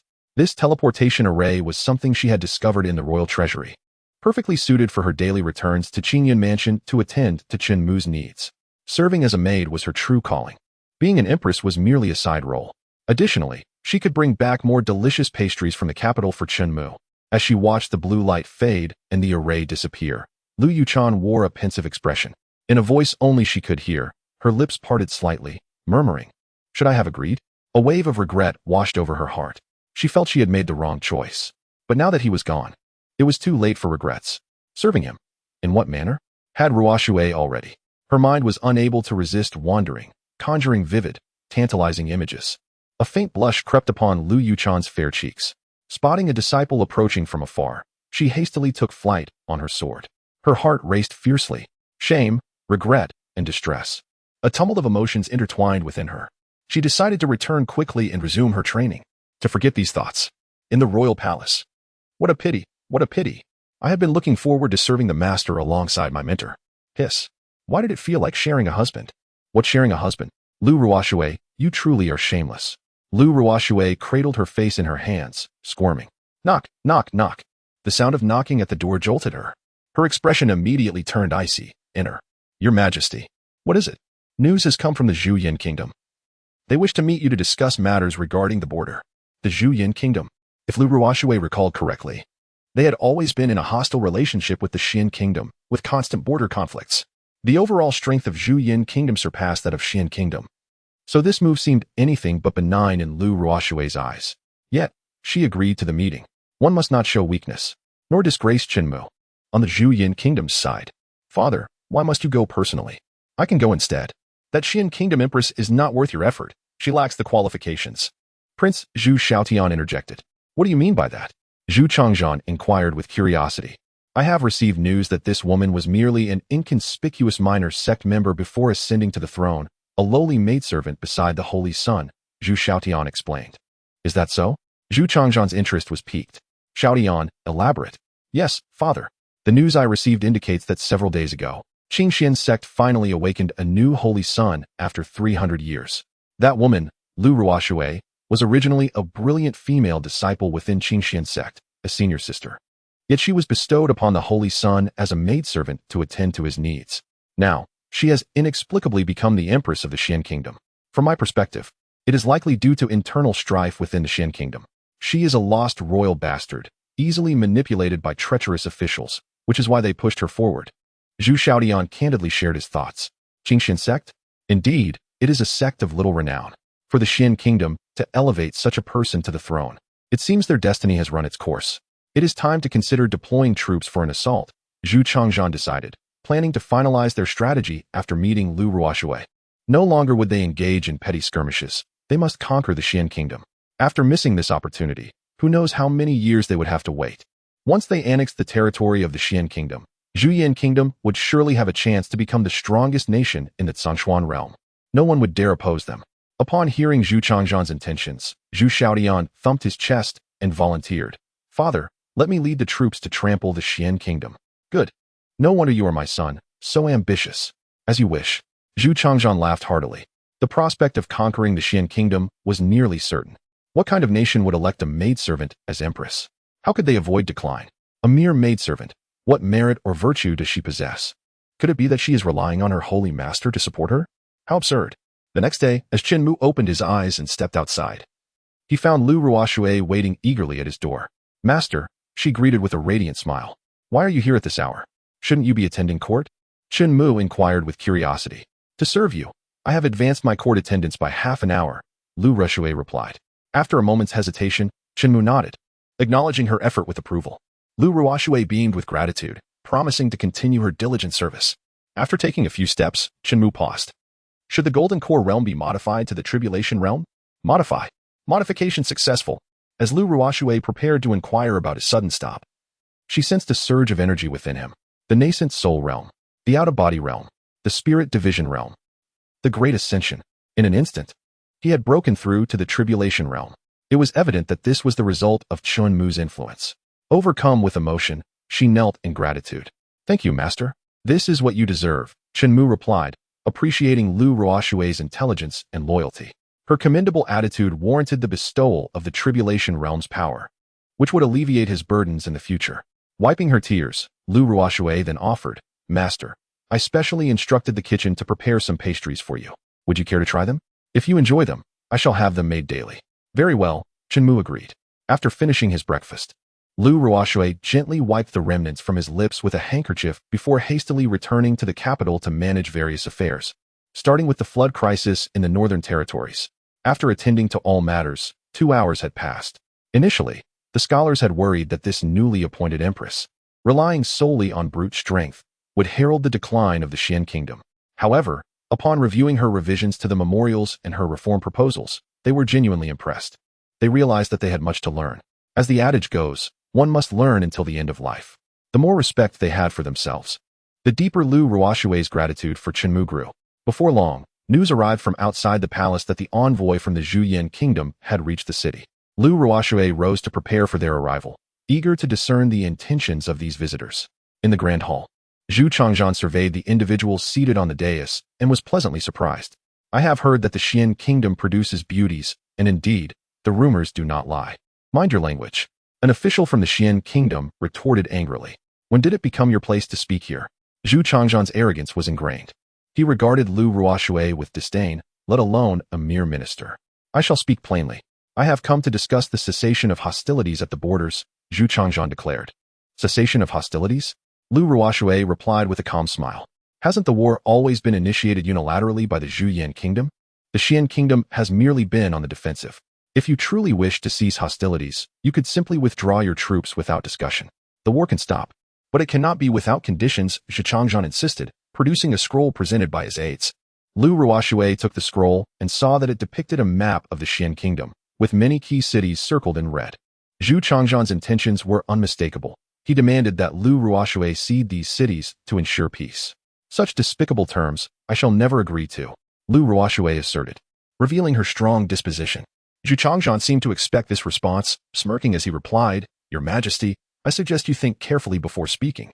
My Zhuyan kingdom has 1,000,000 cavalry positioned less than 1,000 paces from your northern gate, ready to advance at any moment. Hearing this, the scholars and generals exchanged glances, all feeling the weight of the situation. Should war erupt, even if the Xian kingdom were to prevail, it would be a Pyrrhic victory. If the other two kingdoms chose to strike during this turmoil, the Xian kingdom would undoubtedly face annihilation. This was a fate they desperately wished to avoid. Though ceding territory was shameful, it was preferable to the loss of the kingdom itself. They turned their gazes toward Lu Ruoxue, eager to see her decision. May I interpret this as a threat? Lu Ruoxue inquired, her demeanor unruffled. That would be one way to understand it, Zhu Changzhan openly admitted, stepping forward with several companions who exuded powerful energy. What? Lu Ruoxue realized that 4 of them were formidable warriors, either at the cusp of the integration realm or already within it. The oppressive force was overwhelming, leaving many gasping for breath. Is this the strength of the Zhuyan kingdom? They pondered, feeling a mix of astonishment and trepidation. Chapter 79. With a snap, the integration realm is decimated. The Empress begins to flourish. Upon witnessing those 4 warriors, Lu Ruoxue couldn't help but reflect on her master's foresight. Master? Thought the young eunuch nearby, astonished. Who could possibly have the right to be called master by the Empress? Lu Ruoxue then rose and descended the steps, and as she approached, Zhu Changzhan felt a surge of confidence, even delighting in the prospect that she might kneel before him, pleading for mercy and fewer territorial concessions. However, before he could revel in his thoughts, a sharp surge of energy sliced past him, ruffling his hair, freezing his smile in place. Suddenly, he felt a liquid splatter against his back, soaking him. The integration realm? Is it truly so trivial? Lu Ruoxue's expression was frigid. Zhu Changzhan slowly turned, only to see 2 of his half-step integration warriors cleaved in 2 by that very energy, their blood and innards spilling onto the ground. Even a seasoned warrior like Zhu Changzhan felt a wave of nausea at the sight. The ministers and generals felt their loyalty to Lu Ruoxue swell, astonished that an integration realm expert could be so effortlessly dispatched before her. Lu Ruoxue, without hesitation, raised Zhu Changzhan's severed arm and pointed it at him. Ah, my hand, my hand. Zhu Changzhan recoiled, stumbling backward until he fell, blood gushing from his severed limb. Your Majesty. The remaining 2 warriors at the integration realm rushed to shield Zhu Changzhan. Do you think you can stop me? Lu Ruoxue's energy surged forth, like a flood breaching its dam, rendering the 2 warriors feeling small and powerless. This is the tribulation realm. They gasped. At the mention of the tribulation realm, a wave of astonishment swept through the assembly. The ministers had not anticipated that Lu Ruoxue possessed not only formidable political acumen but also unparalleled martial prowess. The generals were equally taken aback, realizing her capabilities surpassed their wildest imaginations. Among those present, the commanders of the Imperial Guard were acutely aware that Lu Ruoxue's ascension to her position was entirely due to Chen Mu. Initially perceived as merely a decorative figure, Lu Ruoxue's actions compelled them to reassess her capabilities. Simultaneously, a sense of dread regarding Chen Mu's true strength began to take root within them. They had personally witnessed Lu Ruoxue address him as master. The servants were already in the tribulation realm, and as for the master, it was beyond imagination. Thud, thud. We pledge our loyalty to the Xian kingdom. We implore your Majesty to show mercy, and spare our lives. Two formidable beings in the integration realm, kneeling before Lu Ruoshui, bowed their heads in supplication. You. While Zhu Changzhan could empathize with their fear of opposing someone of the tribulation realm, he felt an overwhelming sense of despair. No need, came her icy response, swift and merciless. With a mere wave of her hand, their heads fell, blood splattering across Zhu Changzhan. His heart raced. She effortlessly dispatched two integration realm warriors with a mere gesture. Surely, this was no jest. As Lu Ruoshui continued to approach, Zhu Changzhan could hear the ominous tolling of his own heartbeat. Parched and desperate, he exclaimed, "No, you cannot kill me. If I perish, the million-strong army of Zhu Yan will surely trample." Bang! The head rolled away. Zhu Changzhan, who had spent his life on the battlefield, could hardly fathom such a conclusion. What? Noticing the peculiar expressions on the faces of those around him, Lu Ruoshui turned to see a blood demon emerging from her shadow. The demon raised its hand, absorbing the life force of Zhu Changzhan and his comrades before retreating back into the realm of shadows. My master has always been concerned for my safety, Lu Ruoshui reflected, her expression revealing both admiration and gratitude. Master? Surely I misheard. You must have misunderstood. How could the Empress be anyone's master? What kind of power would that require? Indeed, it must be a misunderstanding. Come forth, interrupted a voice. Your servant is here. Lu Ruoshui glanced at the corpses of Zhu Changzhan and his men, issuing her command. Hang their heads at the north gate to serve as a warning. Grant them half a day. If they do not withdraw, I shall personally lead the charge. Yes, faced with such an imposing empress, the military leaders dared not defy her. All of this was closely observed by Chen Mu through the celestial mirror from Qingyun Manor, where he leisurely indulged in pastries and fruits, regarding it as mere entertainment. This girl is increasingly taking on the demeanor of a sovereign. What say you? He inquired of Su Chitian, who stood nearby. Indeed, as you have said, I foresee that Miss Lu will leave a significant mark in the annals of history, Su Chitian affirmed. Little does that foolish emperor know that such a formidable empress is merely a foot servant by his master's side. Meanwhile, in Tianfu City, Chu Wushuang had spent a fortune to acquire an estate and was fervently practicing her spear techniques in the courtyard. Just then, Su Fu entered with a food box from the tavern. Feeling hungry, Chu Wushuang embedded the spear's tip into the ground and approached the stone table to sit. Uncle Fu, what delicious foods have you brought? She asked eagerly. Your favorites, drunken chicken, pear blossom cake, exquisite tofu. Su Fu replied, revealing the contents of the box. Wow, so sumptuous. Chu Wushuang swallowed hard, utterly tempted. Just as she prepared to eat, Su Fu suddenly interrupted. By the way, miss, news from the capital indicates that the Xian kingdom has changed rulers. A new emperor has ascended. Oh, Chu Wushuang was indifferent. The emperor of the Xian kingdom held no relevance for her. They were worlds apart. The emperor was a woman. A female emperor? Now that is intriguing. Nonetheless, her thoughts remained fixed on the bountiful feast before her. Her name is Lu Ruoshui. Chu Wushuang's hand froze mid-action, and Chapter 80 unfolds with the exclamation, Do you wish to be an emperor? I think it's likely just a coincidence of names, Chu Wushuang remarked, regaining her composure. The senior sister of Qing Xian sect, then her former fiancé's personal maid, and now the empress of the Xian kingdom. The leap was quite. When I first heard the news, I felt the same, but it seems there is more to it, Su Fu continued, sharing his findings. In Leiyan City, households are celebrating in droves. Rumor has it the Lu family was summoned to the capital and entered the palace yesterday. Uncle Fu, do you think all this could be related to him? Chu Wushuang inquired, seeking Su Fu's perspective. In my view, it's highly probable that he possesses such capabilities. Su Fu seemed to have long considered this matter, but even with numerous tribulation realm experts by his side, the entire royal family of the Xian kingdom must have tribulation realm support as well, right? Besides, who does not aspire to be an emperor? Now that the kingdom has been seized, why would he not claim the throne for himself? Chu Wushuang found it perplexing. Perhaps he is simply indifferent to fame and fortune. Su Fu speculated, though he was not entirely certain, having only met Chen Mu once. Indifference to fame and fortune is not inherently wrong, but that is imperial power. How many covet such a lofty position? Enough, Uncle Fu, let us not dwell on this. Sit and eat. I must continue my spear practice after this. Chu Wushuang concluded the topic, unwilling to give the impression that she regretted her broken engagement. She, Chu Wushuang, never regretted her past decisions, for she knew that there was no remedy for regret in this world.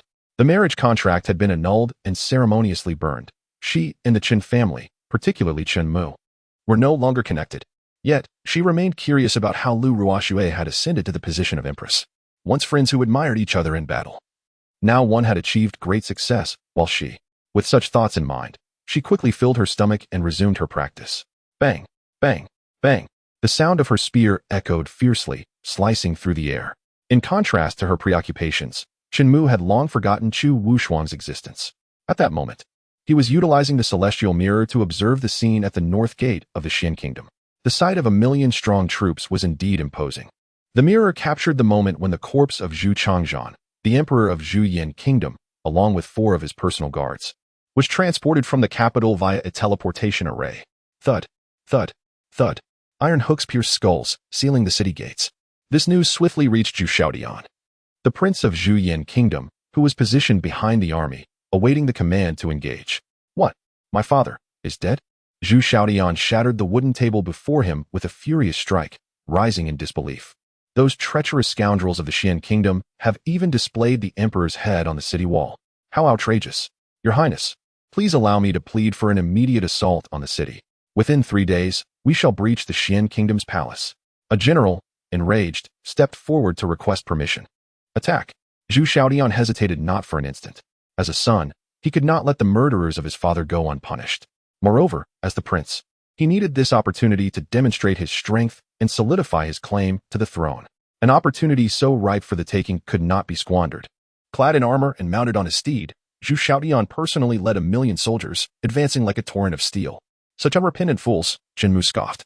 Observing through the celestial mirror, as Zhu Xiaodian rallied his lion-hearted troops toward the north gate, he raised his hand, pressing his thumb against his middle finger, releasing a thread of spiritual energy through the celestial mirror, reaching the north gate of the Xian kingdom from 1,000 miles away. Silent. It was akin to an invisible scythe. Trouble is brewing. Quickly, alert the capital. The army of Zhu Yan is encroaching, shouted the guards at the city gate. Yet, from the corner of his eye, one guard noticed a striking crimson hue, blindingly apparent. Turning to look, he realized that a vast army had been cleaved in two. Countless bodies lay strewn across the ground, a river of blood flowing freely. A river of blood flows in the truest sense, staining everything in sight a deep crimson. The carnage is horrifying and blinding. Upon closer inspection, one can discern the battle steeds and armored warriors, all uniformly severed at the waist. The remaining hundreds of thousands stand frozen, paralyzed by fear. Is this a case of a headless dragon? That is irrelevant. The primary reason is sheer terror. Half of the army has inexplicably perished, leaving them clueless as to why they should not be terrified. No need for reports. The army of Zhu Yan has retreated. The guards quickly responded, shouting to the side.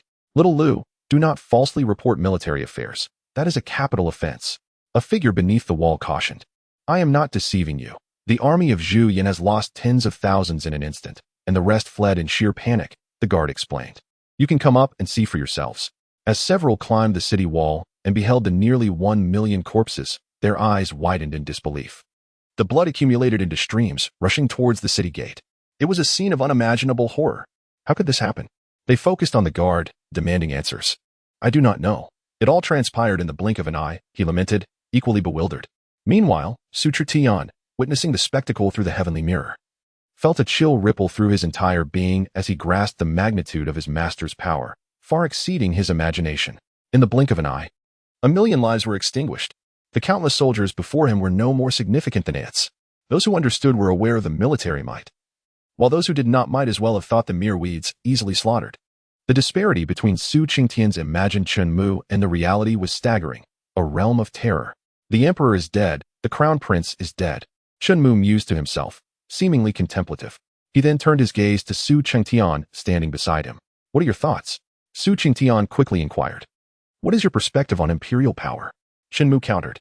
Su Qingtian pondered for a moment before shaking his head. It is too distant for me, and I do not know how to respond. Let me rephrase.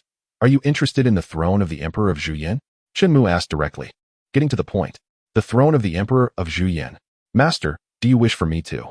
Su Qingtian swallowed hard, his body tensed. The supreme imperial power, long yearned for by countless individuals, now lay before him. Indeed, I do have such an intention. Rather than being an emperor, I prefer to be a hands-off manager. Chen Mu even contemplated replacing the emperors of the other two nations with his own people. In this way, the entirety of the Zhangxian realm would rest firmly in his hands. After grasping Chen Mu's intentions, Su Qingtian nodded heavily in agreement. Since Chen Mu had spoken so plainly, he was willing to shoulder this burden, not just for himself, but also for Chen Mu's goal of being a hands-off manager. Although he possessed a certain degree of lethargy in his nature, the thought of grasping imperial power had previously been beyond his wildest dreams. Relax. I will arrange everything for you. First, he presented Su Qingtian with a comprehensive gift pack for governance. To put it bluntly, even a newly awakened beast could manage a nation with this package. Next, he opened a portal, targeting the capital of Zhuyan.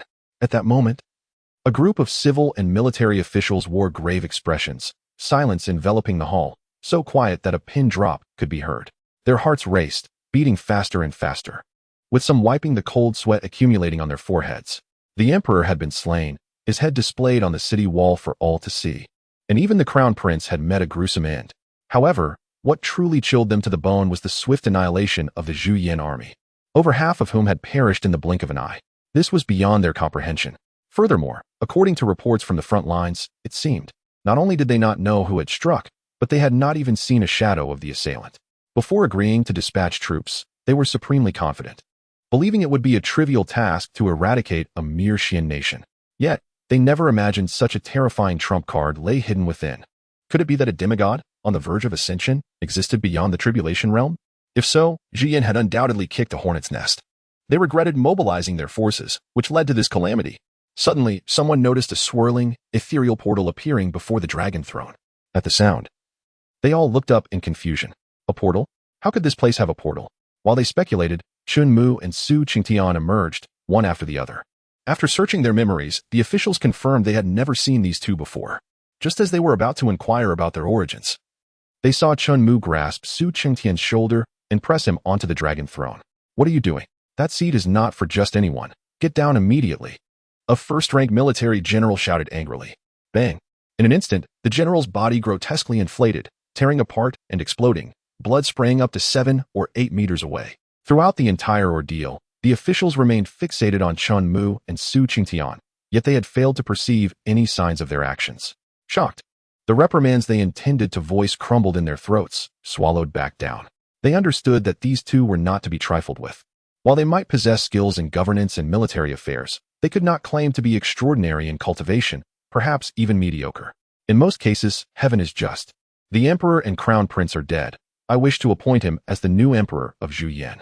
If anyone has objections, step forward, Chen Mu stated, patting Su Qingtian's shoulder and getting straight to the point. Appoint him as the new emperor of Zhuyan? Who is he? By what right? Of course, such thoughts remained unvoiced, for they feared that speaking out would lead to a gruesome demise. They lacked the courage to step forward. Even if they did, their legs felt as if they were not their own, completely unresponsive. They could retreat, but not advance a single step. A mere thought of descent conjured visions of death, vivid and blood-red. The oppressive atmosphere was palpable, since there are no objections. Suddenly, a voice interrupted, accompanied by several figures who burst onto the scene. Elder Qian, Elder Wu, even Elder Jiang is here. The last time they had seen them was at the enthronement ceremony. Given their formidable presence, it seemed Elder Qian had indeed broken through to the Tribulation Realm. 3 Tribulation Realm experts. Heaven bless Zhuyan. The appearance of the 3 elders instilled newfound confidence in the crowd, smiles replacing their earlier dread. After checking with the system, Chen Mu confirmed that indeed, all 3 were Tribulation Realm cultivators. One had just broken through, while the other 2 had reached the 2nd tier of the Tribulation Realm. The rightful heir to the throne of Zhu Yin is not for a mere child to discuss. You do not have that qualification. Elder Qian, newly strengthened, sought to test his prowess and was eager to find a sparring partner. Chen Mu had no qualms about providing him that opportunity, summoning the supreme blood demon. Boom. A dense, overwhelming aura of blood engulfed the entire palace, submerging everyone within. This is the blood demon? Elder Wu recognized. Huh. Such a lowly summoning technique dares to oppose us? What a delusion. Elder Wu, Elder Jiang, you need not intervene. I shall handle this. Elder Qian lunged forward, preparing a move to vanquish the supreme blood demon. Channeling his spiritual energy, he unleashed a celestial-grade technique, the heaven-splitting palm. A colossal golden hand emerged, carving a trench in the ground, stretching 30 to 40 yards wide. Yet, before it could even graze the supreme blood demon, it shattered and disintegrated instantly. Impressive, Elder Qian remarked dismissively, poised to engage in close combat to breach its defenses. The demonic hand of the celestial fiend. His arms swelled to several times their size, muscles and veins bulging, resembling a monstrous hand as it lunged at the supreme blood demon. However, in the next moment, Elder Chen abruptly sensed something amiss. He could no longer feel his arms or legs. A sudden thud echoed as his lifeless body crashed to the ground. All that remained capable of movement was his head, and as he glanced downward, he discovered his arms and hands had been severed cleanly, vanished without a trace.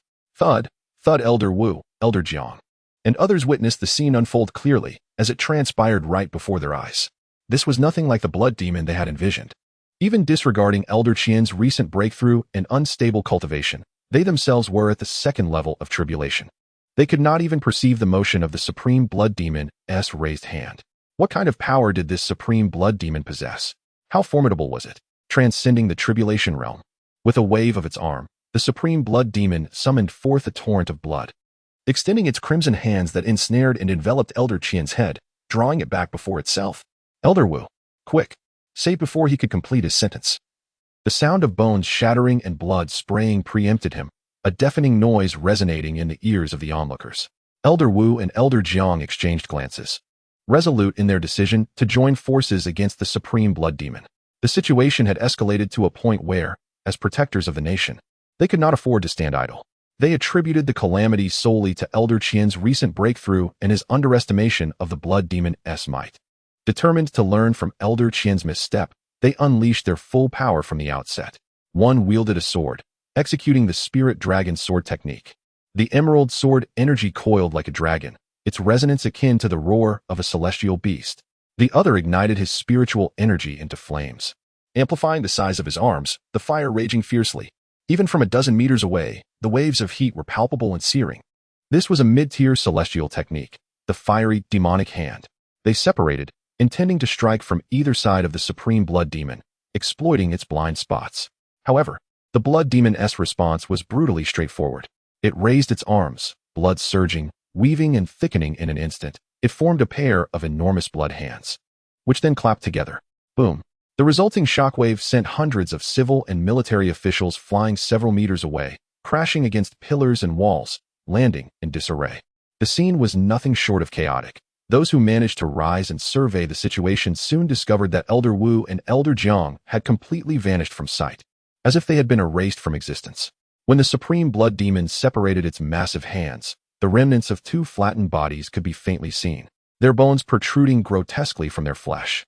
Though barely recognizable, the details still hinted that these bodies were being devoured and assimilated by the blood hands indeed. They were Elder Wu and Elder Jiang. How could this be possible? Elder Qian had just experienced a breakthrough, which could be attributed to his instability. But these were two formidable protectors at the second level of tribulation. The summoned blood demon possessed the strength to crush and slaughter even those at the tribulation level. What of its true power? The crowd fell silent, their gazes fixating on Chen Mu. The once naive child now stood as a veritable deity. In their eyes, tribulation-level warriors were incomprehensibly powerful, yet Chen Mu did not even lift a finger. He merely summoned the blood demon to wreak havoc as if it were mere play. If this was not divinity, what was it? Should they select the individual closest to godhood among them, they would undoubtedly cast their votes for Chen Mu. What do you think of this blood demon? Chen Mu inquired of Su Chitian. Unparalleled strength was the most perfect description Su could conjure in that moment. I offer you 100,000, no, 1,000,000 of such blood demons. Do you believe you can suppress the entire Zhuyan kingdom? Upon reflection, 100,000 seemed insufficient, as he could summon them indefinitely. Why not increase it to 1,000,000? This would mitigate any potential negatives to zero. Absolutely. Su Qingtian nodded emphatically. Excellent. Chen Mu commanded the supreme blood demon to begin summoning. Immediately, countless blood demons emerged from the chaotic realm, spilling forth through the portal. Filling every inch of space, the civil and military officials beheld this spectacle, realizing they remained within the palace. Those unaware might have thought they had descended into the depths of hell, surrounded by malevolent spirits. As they turned to flee, terror seized them as they discovered the area outside the hall was similarly flooded with ferocious blood demons. They crowded so densely that even a needle could scarcely find its way through. 1,000,000 blood demons. Indeed, 1,000,000 blood demons. Initially, they had thought Chen Mu was jesting. One was already overwhelmingly powerful. Could 1,000,000 truly not be a mere joke? They could finally ascertain that Chen Mu was no fool. With 1,000,000 blood demons at his command, not just the Zhuyan kingdom, but any among them could confidently conquer the entire Zhongshan realm. After all, not everyone could treat tribulation-level warriors as mere playthings. Chen Mu undoubtedly qualified as the foremost individual in Songxian. They will remain hidden in your shadows, and you may summon them at will, commanding them as you wish. Chen Mu explained. Try it. All right. Su Chitian, still in a daze, obediently followed Chen Mu's guidance. He commanded the million blood demons to return to the Shadow Realm. In the blink of an eye, the once crowded scene transformed into emptiness. The million blood demons had vanished without a trace. Following this, Su Chitian attempted to summon them several more times, each successful according to his desires. Was he concerned about Su Chitian betraying him? Setting aside the matter of loyalty, Su indeed possessed control over the fixed number of blood demons, albeit only at the most basic level. Higher authority rested in the hands of the supreme blood demon, with the ultimate control belonging to Chen Mu. Should Su Qingtian ever harbor such intentions, the million blood demons would swiftly erase his existence without Chen Mu lifting a finger. In Chen Mu's lexicon, betrayal was utterly intolerable. Open the portal. Just as he lifted his foot, it fell again. Casting a glance at the crowd below, Chen Mu recalled, you have yet to provide your answer. We are willing to pledge loyalty to the immortal. For eternity, we shall never betray. The Chancellor, standing beneath one, was the first to kneel and declare his loyalty. We are willing to pledge loyalty to the immortal. For eternity, we shall never betray. We are willing to pledge loyalty to the immortal. For eternity, we shall never betray. Witnessing the Chancellor of a nation submit, those with lesser ranks had no grounds for resistance. All the civil and military officials bowed in submission. They were not yielding to Su Qingtian, but rather to the figure behind him, Chen Mu. An immortal? Chen Mu found no disdain for this appellation. It sounded quite pleasing to the ear. As for their submission being directed at him rather than Chen Mu, Su Qingtian bore no resentment. Indeed, this was precisely what he desired to see. Farewell, my master. As Chen Mu stepped toward the portal, Su Qingtian immediately rose to bid him farewell. Once the portal closed, although Chen Mu had departed, the impact he left behind in the hearts of the onlookers remained undiminished. Especially upon hearing Su Chitian refer to Chen Mu as master, their astonishment multiplied. The coveted imperial throne, which all desired, had been so casually bestowed upon his servant. Such audacity made Chen Mu the foremost figure across the land. If they were to know, this is not the first time Chen Mu has engaged in such affairs, and they would undoubtedly be left utterly astounded. Subsequently, led by the Prime Minister, the Kingdom of Zhuyin hastily organized the grand ceremony for the ascension of the new emperor. Within just 2 days, both the Xian Kingdom and the Zhuyin Kingdom, two major empires of the Songxian realm, had successively replaced their emperors. Once this news spread, it caused a tremendous uproar throughout the entire Songxian realm. Chapter 83. Still calling him the Holy Son? The Divine Son, the Son of Heaven's Will. In the capital of the Xian Kingdom, within the Grand Hall, those present listened intently as the prince recounted the vivid scenes that had unfolded in the northern borders. Lu Ruoshui listened with great seriousness. After all, it concerned her master. How could she not be captivated? Regrettably, the details were lacking. Lu Ruoshui could only lament why she could not have personally witnessed that sacred and awe-inspiring spectacle. It must have been immensely shocking. According to reports from the northern borders, the number of soldiers who perished in Zhuyin Kingdom exceeded 600,000, among whom was discovered the body of the crown prince, Zhu Shaodian.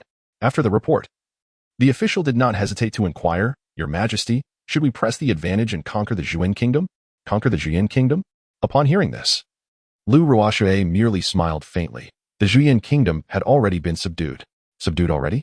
The crowd exchanged bewildered glances, unable to comprehend Lu Ruoshui's words. In truth, long before Su Qingtian formally ascended to the throne, Lu Ruoshui had learned through distant communication of Chen Mu's orders. There was no need to attack the Zhuyin Kingdom. The Emperor of Zhuyin had already been replaced by Su Qingtian, who, like Lu Ruoshui, was a servant of the Qingyan mansion.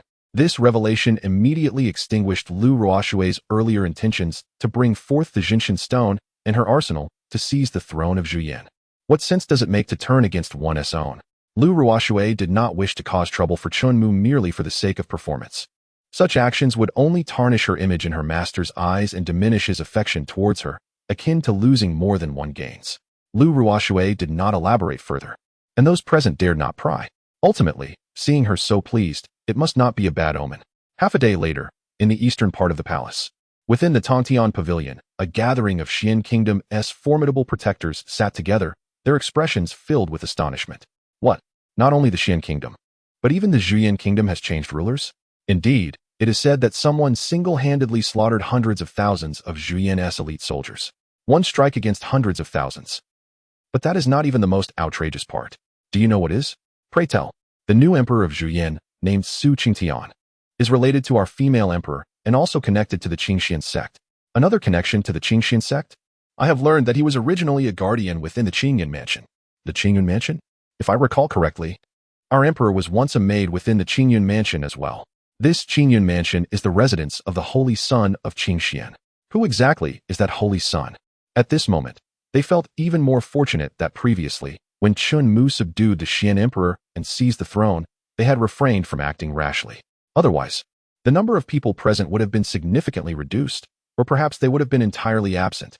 Although they were the protectors of the Xian kingdom, they were not foolish enough to challenge an opponent they knew they could not defeat, especially when the path ahead was fraught with peril.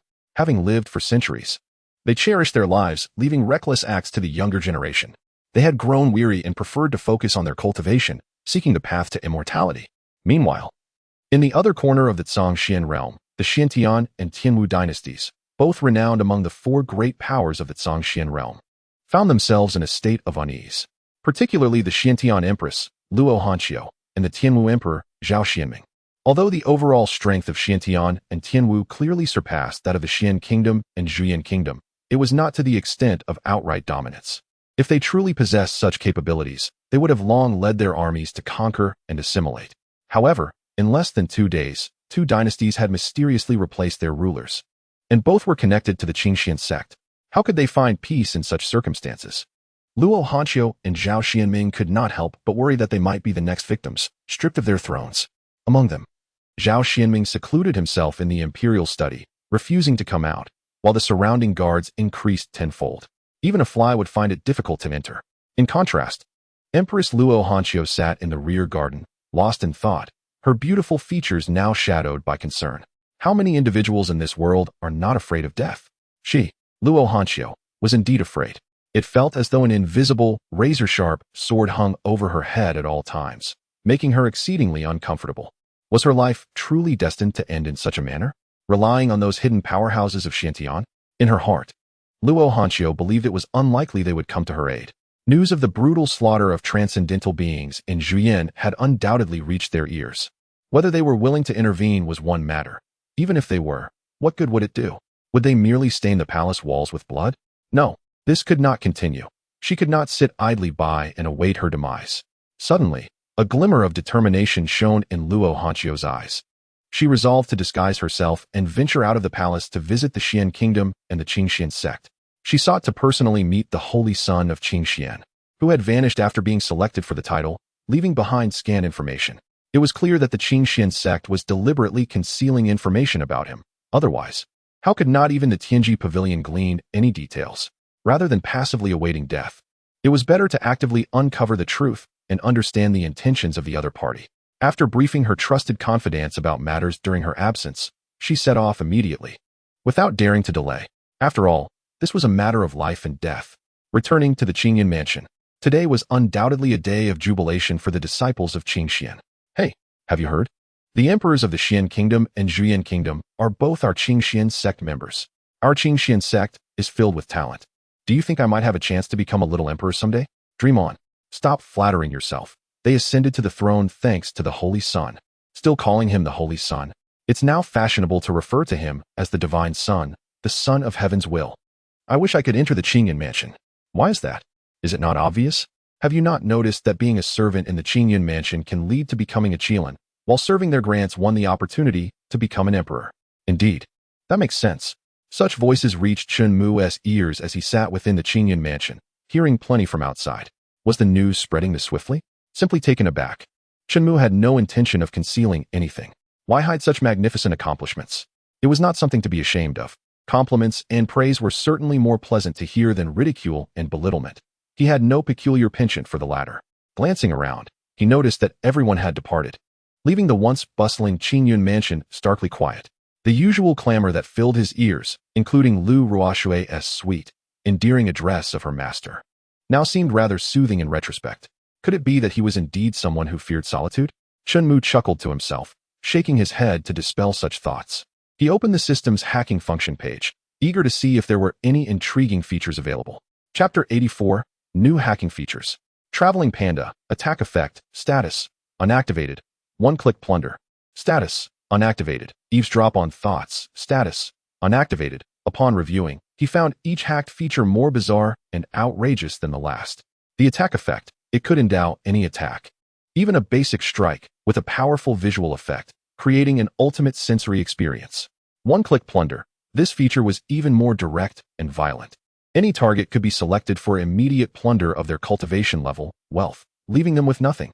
Eavesdrop on thoughts. One could actively listen to others' thoughts or passively overhear them. Each of these features, if taken individually, could serve as a protagonist's golden finger.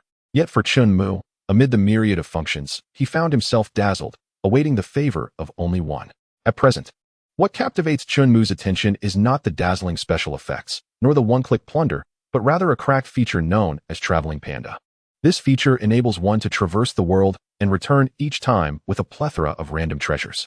Intriguing indeed. Would you like to activate the Traveling Panda crack feature? Activate. Activation successful. Traveling Panda, status, activated. Immediately before Chen Mu, a plump, rotund, black and white creature materialized, deeply etched in his memory as a mythical beast. This adorable little creature, akin to a national treasure in his previous life, was said to be the exclusive mount of Qiyu from ancient times, known as the iron-eating beast. Observing the chubby panda seated on the ground, barely taller than himself, Chen Mu suddenly felt a twinge of concern. Would this little one be bullied while searching for treasures on his behalf? After all, this is a world filled with fantastical creatures.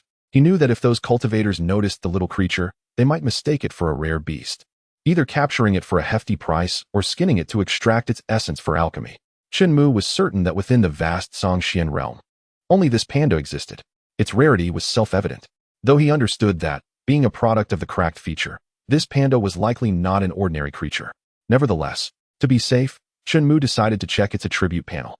To his astonishment, the little one possessed strength comparable to that of a harmonization realm cultivator. Truly remarkable for an ancient divine beast. Would you like to modify harmonization realm to tribulation realm? While astonished, Chen Mu did not wish for this little creature to face any danger while out in the world. Even a mere 0.01 chance of it being harmed must be eradicated at the outset. After all, having long dreamed of owning such a pet in his previous life, he was determined to cherish this hard-won reality. Modifying. Modification successful. The little one displayed a remarkably nonchalant demeanor regarding its enhanced strength, its silly and adorable antics prompting Chen Mu to rub his forehead in concern. Despite its current peak cultivation level in this world, just as Chen Mu prepared to instruct the panda to embark on a treasure-hunting journey, a system prompt appeared. Would you like to name the panda? Name it. For someone who struggles with naming, this task was 100 times more daunting than defeating several Tribulation Realm cultivators. If those ancient beings, who spent centuries breaking through to the Tribulation Realm, knew of Chen Mu's dilemma, they would undoubtedly be left speechless. Unable to fight back, they could only sulk in silence. All right, let us call you Iron-Eating Beast, Chen Mu thought, finding the name rather fitting. Naming in progress. Iron-Eating Beast named successfully. Would you like to send the Iron-Eating Beast out for travel? Yes. Dispatch successful. As the system confirmed, the panda lowered its body, paws on the ground, and waddled towards the door. Lifting a paw, it pushed the door open with a hum. Upon hearing the noise, a small black dog sleeping at the entrance perked up its ears, opened its eyes, and immediately stood up. Curiosity propelling it closer to the panda struggling to cross the threshold. Woof woof. The dog barked twice. The panda glanced up, releasing an aura that immediately silenced the little dog. It wasn't fear that prompted the black dog's silence. It sensed a familiar essence emanating from the panda, considering it a potential playmate. However, for the panda, the dog was merely an obstacle to its travel. Watching this unfold, Chen Mu chuckled. This little fellow may not be large, but it certainly has a big attitude. While the current size of the iron-eating beast was several times larger than the little black dog, it was still far from the scale of those monstrous beasts. Not to mention the legendary colossal creatures of tens of thousands of years. Once the panda crawled out the door, the little black dog jumped inside, whining pitifully as it approached Chen Mu, squatting with drooping ears. Chen Mu gently stroked its head to comfort it. Simultaneously, he activated the sky-peering mirror, which automatically followed the panda's movements. Soon, the panda encountered a disciple of the Qingxian sect. What is that? A beast? They wondered, having never seen one like it before. It looks rather harmless. Wow, so adorable. Is it someone's spirit pet? I want to pet it. It's so fluffy. I advise you to exercise caution. That is a divine beast from the Qingyan manor. One warned. I even saw it roar. And that little black dog with Karen blood fled in terror. So strong. Upon hearing that the panda hailed from Qingyan Manor, the disciples immediately abandoned any thoughts of approaching, hastily retreating. To them, anything associated with Qingyan Manor was untouchable.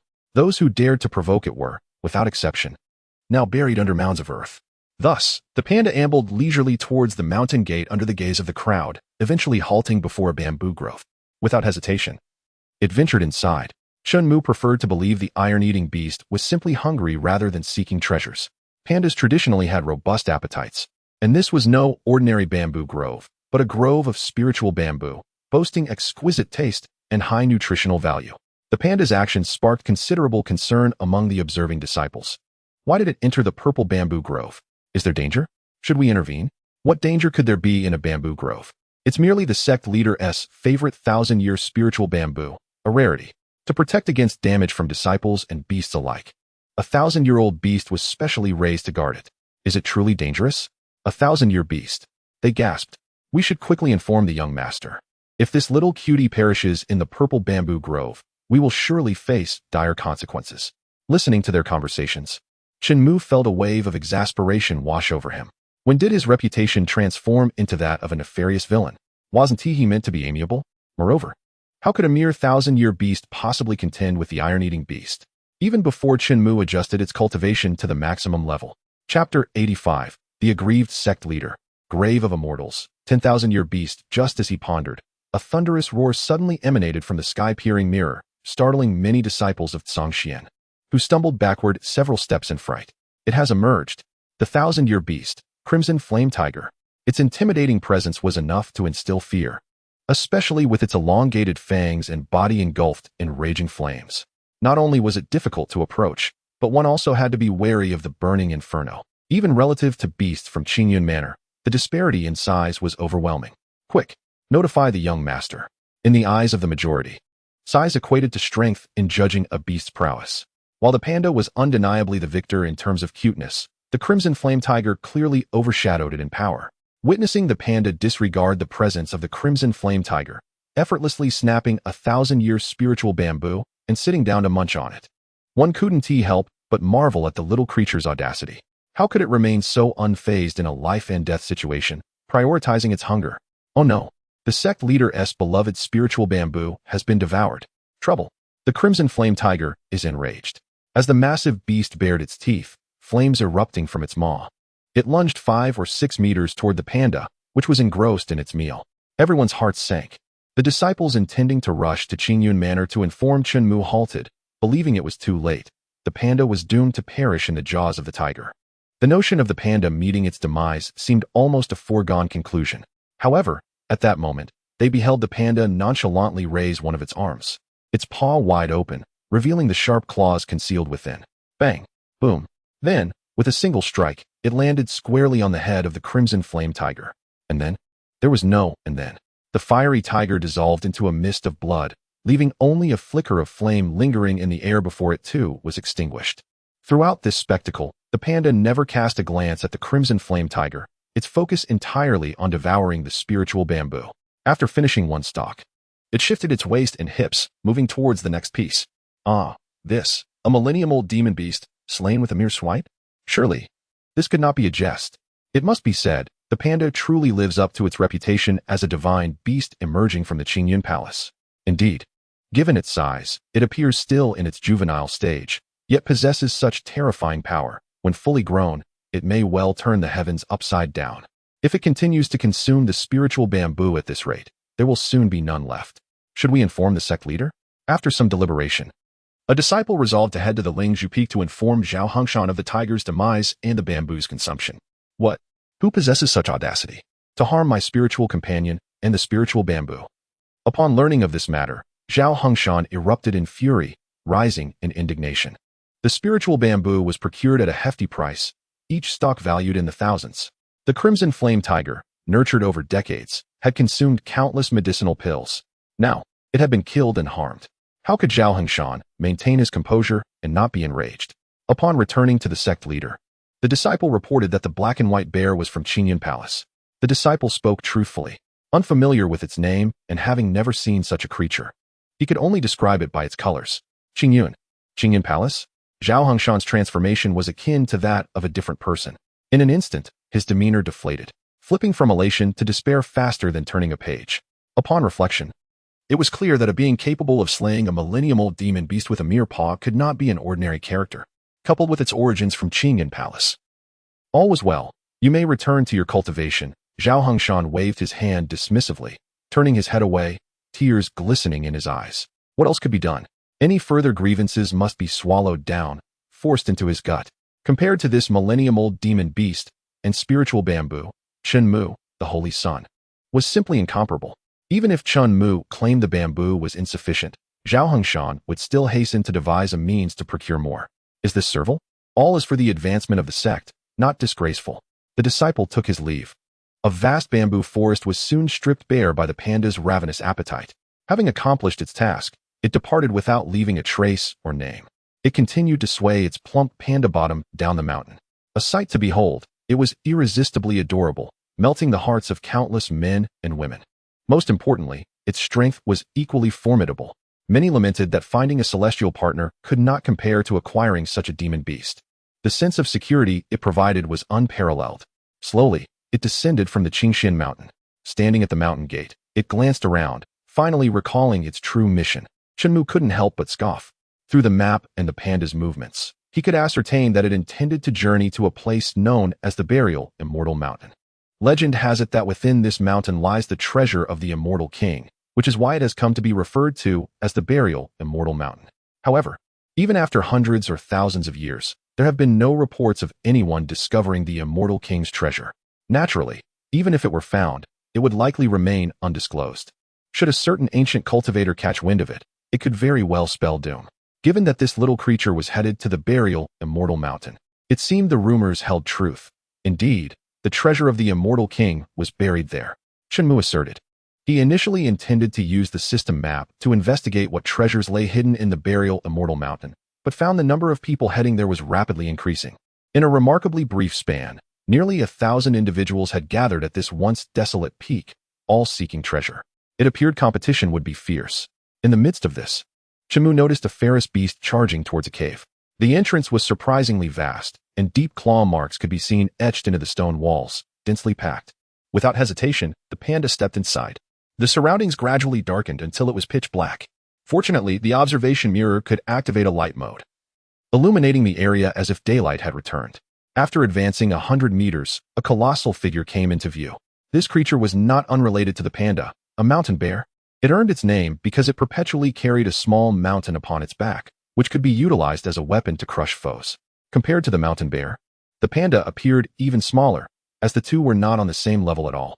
Demon beast name, mountain bear. Cultivation, 10,000 years, 90,000 years. Techniques, shattering bite, powerful palm strike, mountain crushing. A demon beast with nearly 100,000 years of cultivation? Unlike humans, demon beasts are judged by their age. The greater the age, the stronger the power. Roar. Upon raising its eyelids and sensing the panda's presence, the mountain bear stood upright. Its towering form was even more imposing. Its roar echoed like thunder, resonating throughout the burial Immortal Mountain. Chapter 86, Gluttonous Fiend, Devouring Evolution. This roar could be felt even at the cave's entrance, the air thrumming with energy. Boom. A fierce wind struck against their faces, as if an unseen hand was slapping them. At that moment, 400 to 500 people had gathered at the cave entrance. Who would have imagined that such a cave would be hidden deep within the mountains? It seemed to have been buried for ages, only recently exposed due to a landslide. No wonder it had gone unnoticed for so long. Do not be complacent. According to those who ventured inside, there resides a demon beast of 100,000 years. 100,000 years. Does that not mean we are in grave danger? Obviously. If it weren't dangerous, would there be such a bounty, drawing so many here? Who? The leader, Sun Mingqiang, inhaled deeply and raised his sword, declaring, "Enough. Stop the chatter. Everyone follow me into the cave, eliminate that beast, and retrieve the Immortal King's treasure." The crowd responded in unison. Bang. Boom. As they advanced several dozen meters, sounds of fierce conflict and tremors from the mountains echoed around them. It seemed a battle was unfolding ahead. Not good. It appears someone has beaten us to it. Hurry. Sun Mingqiang dashed forward, and hundreds followed suit. The cave was remarkably spacious. Even with so many moving together, it felt far from cramped. On the contrary, it flowed smoothly. Bang. Boom. They finally reached their destination, only to see a shadow plummeting from above. Fortunately, Sun Mingqing and his companions reacted swiftly, dodging just in time. Those who were slow, they were crushed into pulp, their bodies bursting, blood spraying like pillars. What an exaggerated size. This was the first time I have witnessed such a colossal black bear. The mountain bear, it is said to be ferocious and immensely powerful. By the looks of its size, it is undoubtedly 100,000 years old.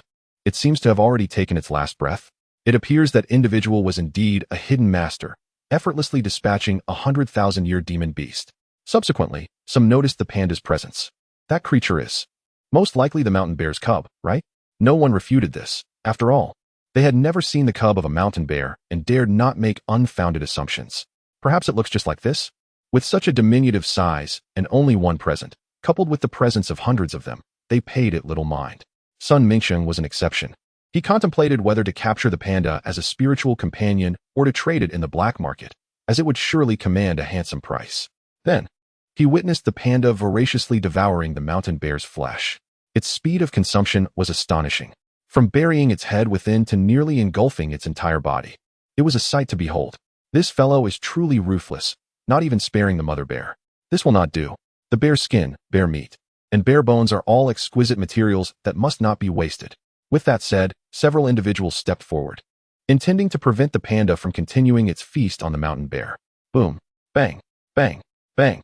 The outcome was that all 5 or 6 of them were violently thrown back by an invisible force, crashing against the stone wall with such ferocity that they died on the spot. Their bones and internal organs were utterly shattered. The sheer power of this attack was something none had anticipated. Even those of the lowest cultivation level, standing at the 5th stage of the Enlightenment realm, met such a ridiculous end. It would be embarrassing to speak of it.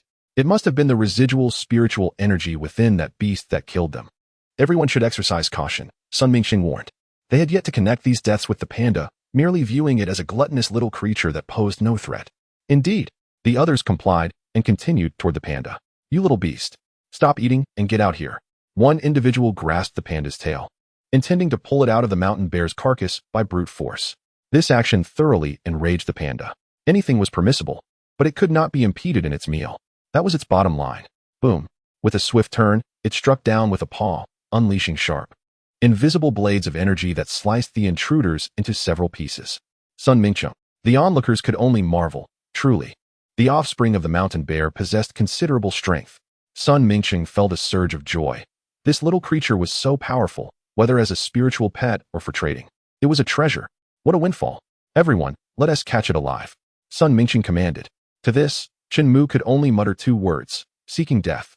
After activating the ability to eavesdrop on thoughts, he absorbed every word of Sun Mingqiang's ambitions, including the desire to tame the iron-eating beast and even trade it in the black market. One could only admire his courage and grand aspirations. Such creativity was wasted not being pinned down. After being interrupted multiple times during its meal, the panda could no longer endure. It raised its paw. Beneath its seemingly foolish demeanor lay a lethal intent. Boom. With a powerful strike, it unleashed a force like an avalanche, a tempest that swept through, transforming hundreds into a bloody storm in an instant, shaking the remaining 2 or 3 dozen individuals, including Sun Mingqiang. Compared to the others, his fate was far more tragic, bordering on death. What does half-dead mean? One shoulder and half his torso were vaporized under the panda's might. Broken ribs and the raw surface of flesh were visible. Lying on the ground, blood gushing, he cried out for help.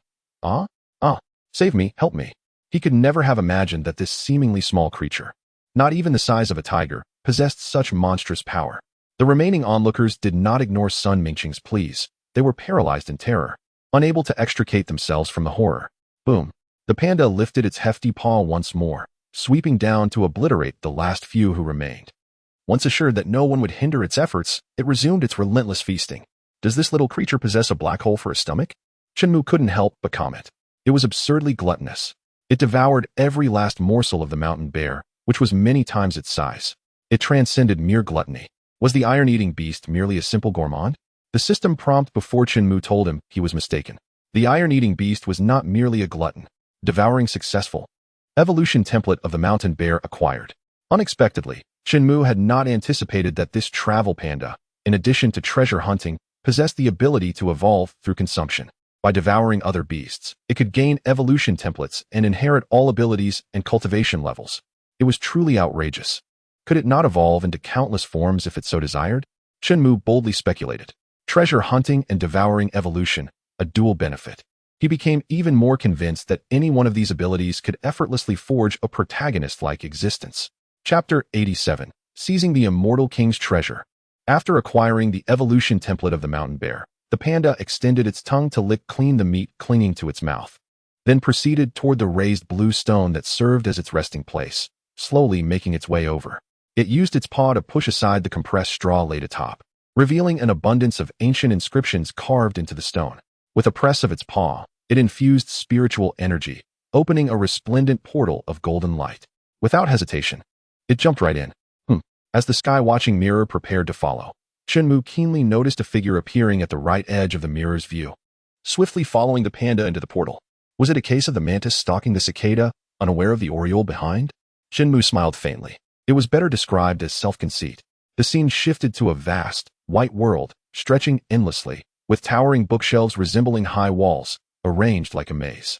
One half was filled with various martial arts manuals, while the other housed treasures, weapons, and a dazzling array of elixirs sealed within jade vials. There stood an elderly man in a white robe, soaring up the bookshelves, his expression twisted into a deranged smile, resembling a sinister grin. His gaze fell upon a mountain of spiritual stones in the maze's center, towering far above the shelves, untouched and complete. The overwhelming spiritual energy made even this nearly 1,000-year-old man tremble in awe. Wonderful. I never expected the legendary Immortal King's treasure to truly exist. And I, Li Daoyi, have found it. With these treasures, I, Li Daoyi, shall have the hope of opening the door to ascension and becoming a deity. Li Daoyi exclaimed in ecstatic disbelief. Such a smile could only be described as maniacal. The ambition of ascending to immortality was tantalizingly close. How could one not be thrilled? He believed that when it came to the mantis stalking the cicada, no one in the world could compete with him. Whoosh! Yet, in the next moment, a powerful gust of wind swept through, causing Li Daoyi to witness the distance to ascension stretch further away. The bookshelves were being drawn in, as if by a black hole, vast quantities being consumed within. The culprit was none other than the iron-eating beast, the travel panda. This technique was known as the treasure-devouring technique, capable of absorbing all treasures into a small realm of its own. Once this realm was filled with treasures, the panda would embark on its journey home. As the master, Chen Mu had thoughtfully modified the destination of the treasure-devouring technique to link with the system's backpack. Thus, the panda would not need to make a long journey back to deliver treasures to him. It could focus solely on travel and treasure hunting. For the system backpack had infinite capacity. No matter how much it devoured, it would fit within. For reasons unknown, Chen Mu felt somewhat akin to those unscrupulous capitalists from his past life, fixated solely on profit. Silence, beast. Those treasures are mine. Li Daoyi finally snapped back to reality. His fury ignited as he surged forth, brimming with vast spiritual energy, aiming to stop the panda from consuming the treasures that could aid his ascension. Bang! Yet, midway through his flight, he unexpectedly collided with an imperceptible barrier, crashing to the ground. Shaking his head to regain clarity, he quickly surveyed his surroundings, only to find the expected martial arts manuals, elixirs, and treasures were all gone, completely vanished. All that remained was an endless expanse of white, and that accursed panda. Shifting his gaze away from Li Daoyi's flushed, furious visage, Chen Mu opened the system backpack. The Immortal King's treasures were all neatly contained within. Among them, there were 10 celestial-grade weapons, 100 celestial-grade martial arts manuals, setting aside the system's cracking abilities. This was a truly bountiful haul. In the face of such an Immortal King's treasure, it was hard to imagine anyone in the Zhangxian realm could resist the allure. This collection undoubtedly had the potential to establish a new top 10 sect. However, the subsequent scene made Chen Mu realize that this coveted treasure of the Immortal King, which everyone yearned for and pursued fervently, might not be as simple as he had imagined. Finding it did not guarantee possession, at least not for cultivators without external systems. Damn it, what is happening? Li Daoyi intended to activate his cultivation technique to slay the panda and seize the treasure. Yet, at that moment, the very fabric of space began to collapse. Cracks tore through the sky, infinitely fracturing. In the blink of an eye, it transformed into a hellish realm. A sea of crimson, towering stone statues, as massive as mountains, stood in a circle, enclosing Li Daoyi and the panda within. What is this? Li Daoi's eyes widened as he could distinctly sense that among these statues lay an incomparably potent spiritual energy, far surpassing his own. Ha. Then, instead of anger, he laughed, realizing that he had mistakenly considered himself the clever bird, while the true clever bird hid here. Not only Li Daoi, but Chen Mu also quickly deduced why. After countless millennia, no one had been able to claim the treasure of the immortal king. It turned out that from the very beginning, it had been a trap, lured into a snare, ensnaring them like turtles in a jar, extracting spiritual energy to nourish the colossal stone statues made of bone powder, all to hasten the resurrection of their physical forms. Judging by the completion of this scheme, it was likely that many had perished within. Chen Mu couldn't help but reflect on the truth. Indeed, a general success is built upon the corpses of countless others. The strong climb atop the remains of many. These 18 statues, though only remnants of souls, were once formidable beings of the tribulation realm, mere steps away from transcending to divinity. Thus, this wisp of lingering soul contained extraordinary power. Furthermore, in terms of quantity, there existed a definitive advantage. It seemed wise to modify that little creature's cultivation to the tribulation realm after all. No sooner had he thought this than Chen Mu noticed Li Daoi making a move. A wave of exasperation washed over him. Was he resorting to picking on the weak because he couldn't defeat the strong? Unfortunately, the Iron Eater was far sturdier than Li Daoi had anticipated. Once again, he was repelled. Struggling to rise, Li Daoi sat on the ground, his face filled with horror. This is the tribulation realm. How is this possible? You little beast, you possess the strength of the tribulation realm. Seeing the panda turn its body towards him, Li Daoi frantically retreated, using his hands and feet to push himself away. The dread of death loomed large, enveloping him completely. Suddenly halting. As if he had made a resolute decision, he refused to meet a humiliating end. Thus, he cried out, "Esteemed seniors, I am willing to offer my life force in exchange for you to slay this little beast." Life is sustained by a single breath, and the panda had thwarted his plans time and again. Unless it was eliminated, he could never swallow this grievance, even if he descended to hell or ventured into the underworld. Buzz. At that moment, one of the stone statues emitted a beam of golden light, piercing into Li Daoi's chest, beginning to siphon his life force. Li Daoi's visage and body swiftly transformed, becoming as emaciated as a withered tree. His once full cheeks now appeared gaunt and skeletal. Boom. In contrast, the statue, having absorbed sufficient life force, began to fracture. Chunks of stone peeling away. A figure emerged from within. With skin as pure as jade, hair flowing to his waist, and naked, he was a man. His eyes gleamed with golden light, exuding an air of divine authority. Chapter 88. Is he the master of this little monster? All bow before him. Is this the power of an ancient being? So formidable. Li Daoi lay prostrate on the ground, his eyes filled with reverence. He had encountered many strong individuals, yet none had inspired such awe in him as this man, who was even more beautiful than a woman. His gaze turned towards the panda, and Li Daoi managed to force out a sinister smile. "You little beast, this time you are undoubtedly doomed." His voice was weak, as he had little life force remaining. To sustain himself for even an hour would be a feat nonetheless. Li Daoi felt gratitude towards the white-haired man, at least before his demise. He would witness the panda's tragic end. As the saying goes, one must pick the ripe fruit. Prior to this moment, Li Daoi had never imagined that his once invincible life would conclude in such a tragic and ridiculous manner. A torrent of resentment welled up within him, demanding release. The white-haired man, too powerful, Li Daoi lacked the courage to confront him. Thus, he could only vent his frustrations upon the panda, attributing all blame to it. In this moment, even the panda's very breath felt like a wrong against Li Daoi. He knew everything. He just refused to acknowledge it. He made his move, observing as the white-haired man slowly raised his pure, flawless arm. With slender, jade-like fingers, he formed a profound seal. Whoosh! Bathed in boundless divine radiance, the runes surged, descending like a heavenly collapse. So powerful.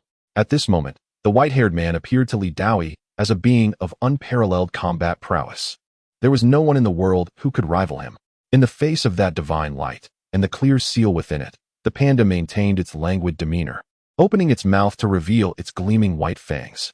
Compressing spiritual energy, it continuously coiled before it, gathering into a spherical form. Boom. In an instant, it transformed into a black cylindrical beam of light, clashing head-on with the seal in midair. One black, one white. The contrast was stark. The explosion of spiritual energy was immense, causing violent ripples in space, propelling Li Daoi backward, tumbling several meters away, his bones cracking. Boom! The panda continued to amplify its release of spiritual energy. The balance was swiftly shattered. The seal crumbled, and the spiritual energy dissipated in an instant. Before the white-haired man could mount a defense, he was engulfed by the massive, dark spiritual pillar. The panda closed its mouth, the pillar gradually shrinking until it vanished completely. Yet the presence of the white-haired man remained elusive. One strike. Instant kill? Li Daoi's jaw dropped in sheer astonishment, dislocating as he struggled to close it. An ancient being. How could he possibly be slain in a single blow? If this word spread, no one would believe it, even with his own eyes witnessing it. He found it hard to accept. Doubts crept in regarding whether his life force had been drained, leading to hallucinations. How could such a little beast possess such formidable strength? Perhaps, unbeknownst to him, he had already entered the trial of the immortal king's treasure? Would this count as passing or failing? Li Daoi mumbled, drool dripping from the corner of his mouth. At that moment, he noticed a portal had opened nearby. Could it be the descent of the immortal king? Just as he was about to turn his gaze, he sensed something pressing down from above. Then, as his body fell, his face was forcefully rubbed against the ground. It hurt, but in a twist of fate, with a crack, his dislocated jaw forcibly returned to its rightful place. Hey, shut your mouth. Seeing the panda relentless and about to open its gaping maw again, intending to gather spiritual energy to destroy the remaining 17 statues, Chen Mu immediately intervened. The primary reason he had activated the portal was for those 17 statues. To be precise, it was for the remnants of the ancient being's souls contained within them. Raising his hand, a greenish hue emanated from his fingertip, resembling spiritual energy, yet distinctly different. It was life force, which he divided into 17 streams, pouring them into the 17 statues. For Li Daoi, life force was a luxury, but for the immortal Chen Mu, it was an inexhaustible resource. Boom, boom, boom. As the colossal statues shattered and began to collapse, Chen Mu clenched his fist, ceasing the release of life force.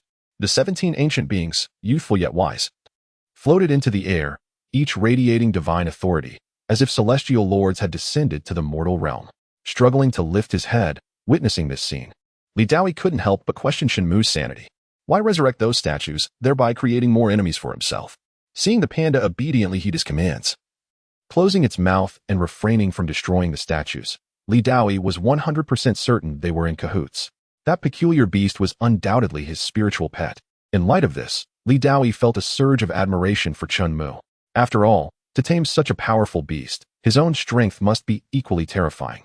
For beyond what he could fathom, observing the youthful visage before him, Li Daoi boldly speculated that Chen Mu either possessed mastery over the art of rejuvenation or was an ancient being who had usurped this body.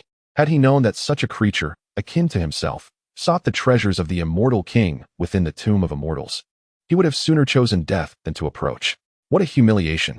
Nevertheless, this did not deter Li Daoi from believing that Chen Mu had made a grievous mistake. Setting aside whether the strength of each statue's inhabitant was indeed uniform, how could one man and one beast contend against 17 ancient powerhouses? In Li Daoi's eyes, Chen Mu had grown too complacent in his tranquil existence, desiring a thrill, and was foolishly courting disaster. Those 17 ancient beings, united, would undoubtedly obliterate him and the panda, leaving naught but ashes in their wake.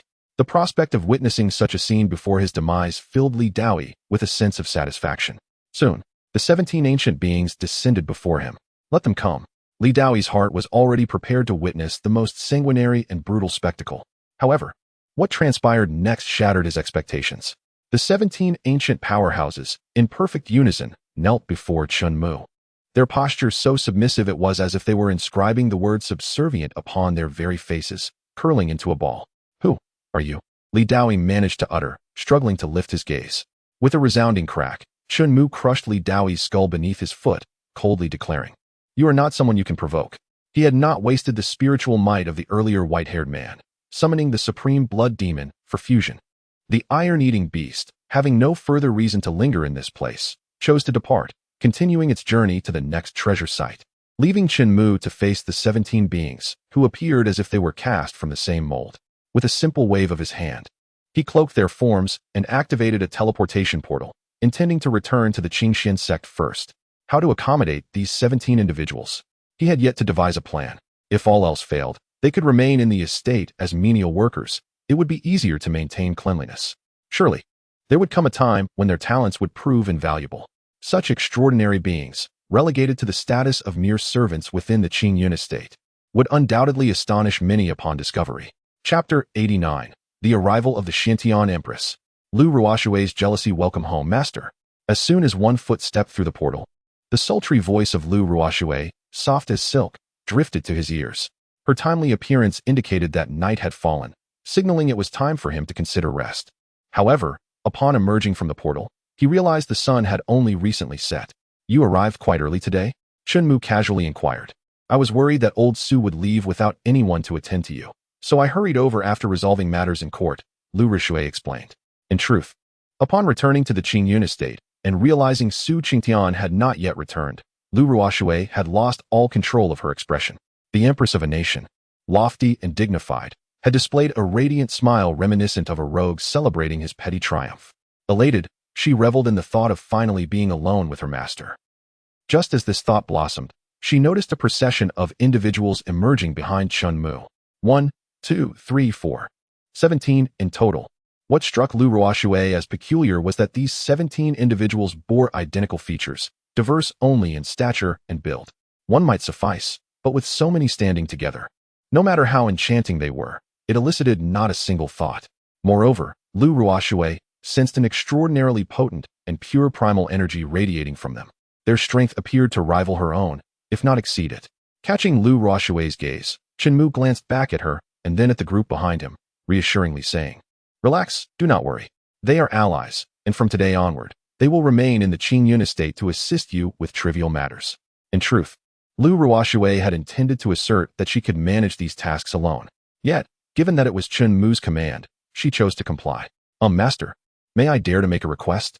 Lu Ruoxue fidgeted, interlacing her fingers and rubbing her knees, embodying a bashful demeanor. "Oh, what request? Speak, I am curious."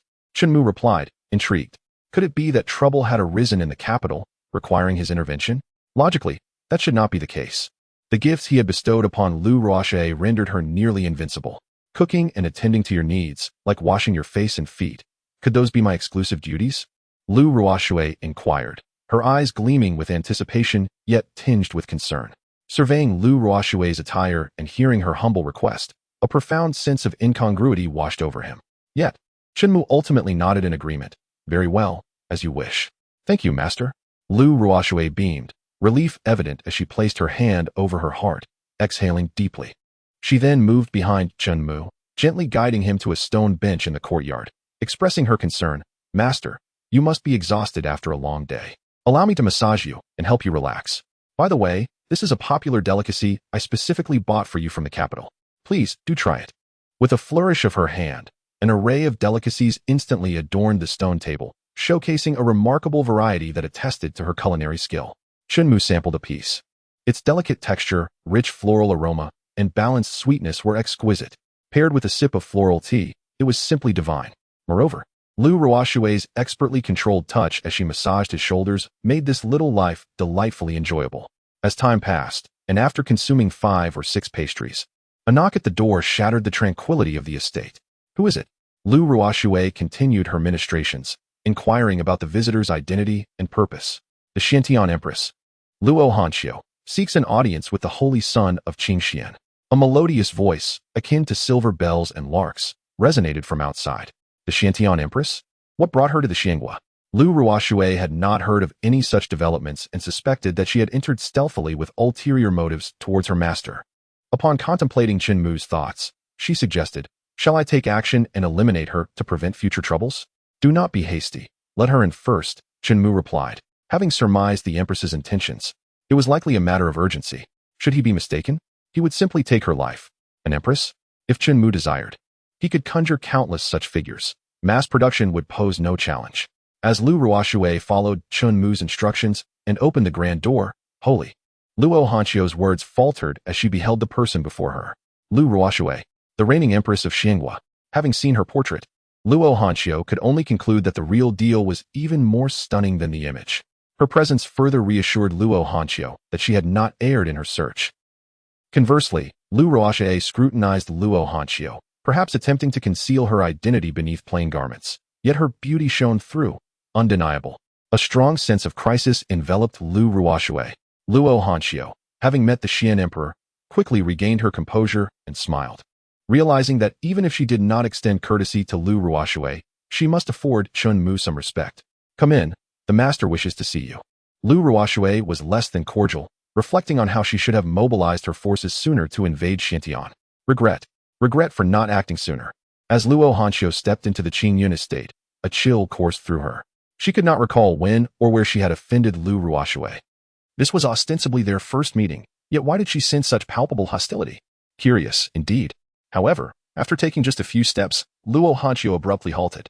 Upon fully entering the Qingyun estate, she felt as though she were under the scrutinizing gaze of a malevolent deity. Not just one, but several. The sensation was overwhelmingly intense. Luo Hanqiu's gaze shifted from Lu Ruoshui to Chen Mu, sensing the weight of his presence. In an instant, the gaze of those 17 individuals captivated her. While she had heard of twins, triplets, and even septuplets, she had never encountered a group of 17. Each possessed flowing white hair, resembling celestial beings, exuding an ethereal grace that transcended the mundane. Soon after, Luo Hanqiu realized that the source of her unease stemmed from the myriad golden threads of their divine eyes. Locking eyes with them felt akin to teetering on the edge of an abyss, a descent into an inescapable void. As she continued to plummet deeper, she sensed an otherworldly, pure, and terrifyingly vast spiritual energy emanating from the 17, akin to that which she had never before experienced. Who were these extraordinary beings? Suddenly, a memory surfaced from the old man's centennial birthday celebration, stirring a recollection of a similar, albeit diminutive, experience. On that day, the venerable elder had already attained the 8th level of tribulation cultivation. What, then, could be said of these individuals? A chilling thought crept into her mind, evoking both awe and trepidation. What further unsettled Luo Hanqiu was the realization that these immensely powerful 17 remained silently on the periphery, voiceless. The true protagonist, without a doubt, was the young man seated on a stone bench, savoring delicacies and tea, appearing akin to herself. Chapter 90. The Sect Master. 2 Empresses, all under your roof? This individual was undoubtedly the renowned Qingxian saint, who had recently stirred the winds and waves in the Zhongshuan realm through sheer force of will. Disregarding Lu Ruoshui's fiercely aggressive gaze, Luo Hanqiu stepped forward to Chen Mu, cupping her fists and bowing slightly, stating, Luo Hanqiu pays her respects to the Qingxian saint. May I inquire why the Xuanyi Empress has traveled such a distance and deliberately disguised herself to seek me at the Qingxian sect? Chen Mu feigned ignorance, fully aware of the truth behind her words. They say that the eyes are the windows to the soul, and through Luo Hanqiu's starry gaze, he discerned much, including her palpable fear of him. She was not adept at concealing it. I have heard in the court that the new emperors of the Xian kingdom and the Zhuyan kingdom are servants of the saint's residence. I have long been curious and thus came to confirm the truth. To my astonishment, the rumors indeed hold true.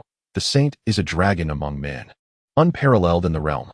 With that, she cupped her fists again, expressing her admiration. There is no need for such meaningless words, Chen Mu interjected, gesturing for Luo Hanqiu to get to the point, urging her not to waste their time. Meanwhile, Lu Ruoshui silently approached Chen Mu from behind, continuing to press his shoulders and knead his back. Observing Lu Ruoshui's obedient demeanor, Luo Hanqiu's lips pursed, her gaze intensifying with determination. Kneeling before him, she resolutely declared her willingness to submit to the saint and requested his acceptance. This woman, upon hearing her declaration, Lu Ruoshui halted her movements, her reaction far more intense than Chen Mu's. However, Chen Mu had anticipated such a response and was not taken aback. The mere replacement of the emperor of the Xian kingdom would suffice, but the simultaneous change in the Zhuyan kingdom was enough to provoke speculation. Was it not human nature to fear for one's life and seek self-preservation? An ancient adage states, a wise bird selects its perch, a worthy minister chooses his lord. Luo Hanqiu's willingness to pledge allegiance saved him the trouble, and Chen Mu welcomed the opportunity. Very well, I consent, Chen Mu replied. Thank you, saint. At this, Luo Hanqiu lowered her head to the ground, marking her first act of kneeling before another. This was her first bow of submission. Having mastered the 4 books and 5 classics by the age of 5, excelling in military strategy by 8, and leading troops into battle by 12, she had ascended to the throne at 17. Her journey had been nothing short of illustrious. Yet, before such overwhelming power, Luo Hanqiu chose to lower her noble brow, not merely out of fear of death, but out of a recognition of the futility of resistance, unwilling to sacrifice more innocent lives. The precedents set by the Xian kingdom and Zhuyan kingdom lay unignorable before her. Witnessing Luo Hanqiu's successful submission, Lu Ruoshui felt a tumult of emotions. On one hand, even an empress ruling a formidable force like the Xian kingdom had to submit before her master, which brought her satisfaction. After all, it was a reaffirmation of her master's formidable prowess. Yet on the other hand, Luo Hanqiu, like herself, was a woman of striking beauty. And now she found herself facing a formidable rival, leaving her troubled and distressed. Master, are you fatigued? Allow me to prepare water for your feet. Noticing Chen Mu yawning as he stood, Lu Ruoxue quickly snapped back to her senses, eager to ensure that Luo Hanqiu did not seize the opportunity. Yes, do so. Chen Mu nodded. Lu Ruoxue immediately picked up a wooden basin and headed toward the spirit spring in the backyard. Luo Hanqiu pondered. Was this truly the demeanor expected of a nation's empress? Rather, it resembled that of a maidservant. And then she realized, was she not merely a maidservant of the Qingyun residence? Subsequently, Luo Hanqiu sensed Chen Mu's gaze directed at her. Caught off guard, she fell silent and approached Chen Mu's back, awkwardly attempting to massage his shoulders. Beyond that, she could not fathom what else she might offer. A bitter smile crossed her lips. If the elder statesmen of the court were to witness this scene, their jaws would surely drop in disbelief. After all, she had always been perceived as aloof, domineering, and decisive in their eyes. Grumbling? Not a trace of it dared to surface. Luo Hanqiu was striving to convince herself to adapt to this new reality. Soon after, Lu Ruoxue returned with the foot-washing water, squatting before Chen Mu to assist him in removing his long boots. At that moment, the two empresses of the Zhongshuan realm were concurrently present in Chen Mu's residence, one attending to his shoulders, while the other prepared to wash his feet. Knock, knock, knock. At that precise moment, the door was knocked upon once more. I shall answer it, Luo Hanqiu volunteered. Upon opening the door, she found the sky had darkened, and initially mistook the woman at the door for Lu Ruoxue. As she prepared to greet her, the moonlight revealed that the visitor was not Lu Ruoxue, but another striking beauty, with bright eyes and a radiant smile. Her countenance enchanting enough to captivate any heart. This fellow truly knows how to indulge, Zhao Hengshan thought, feeling a pang of envy. Yet, there was an inexplicable familiarity about her, as if he had seen her before. Even clad in simple garb, she exuded an aura of undeniable strength.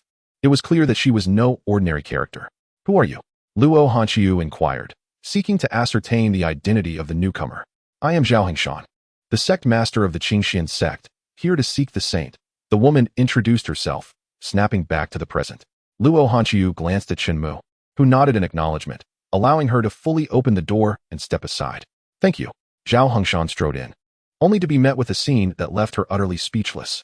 The five-clawed golden dragon emblem contrasted starkly with the image of Lu Ruoxue's current activities, presenting two entirely different scenarios. To have an empress wash his feet. Surely, this could only happen to him. As she marveled, she noticed Luo Hanqiu swiftly pass by, returning to Chen Mu's side to continue the shoulder massage. Zhao Hengshan could hardly believe that at her age, she would find herself envious of another. Two stunning beauties, both of whom were captivating beyond compare. Suddenly, Zhao Hengshan's gaze fixated on Luo Hanqiu's face. Was it desire that sparked within him? Not quite. Rather, he finally recalled why this visage seemed familiar. He had seen it before. The Xuanyi Empress, Luo Hanqiu, the ruthless figure heralded as the Empress of the Ages.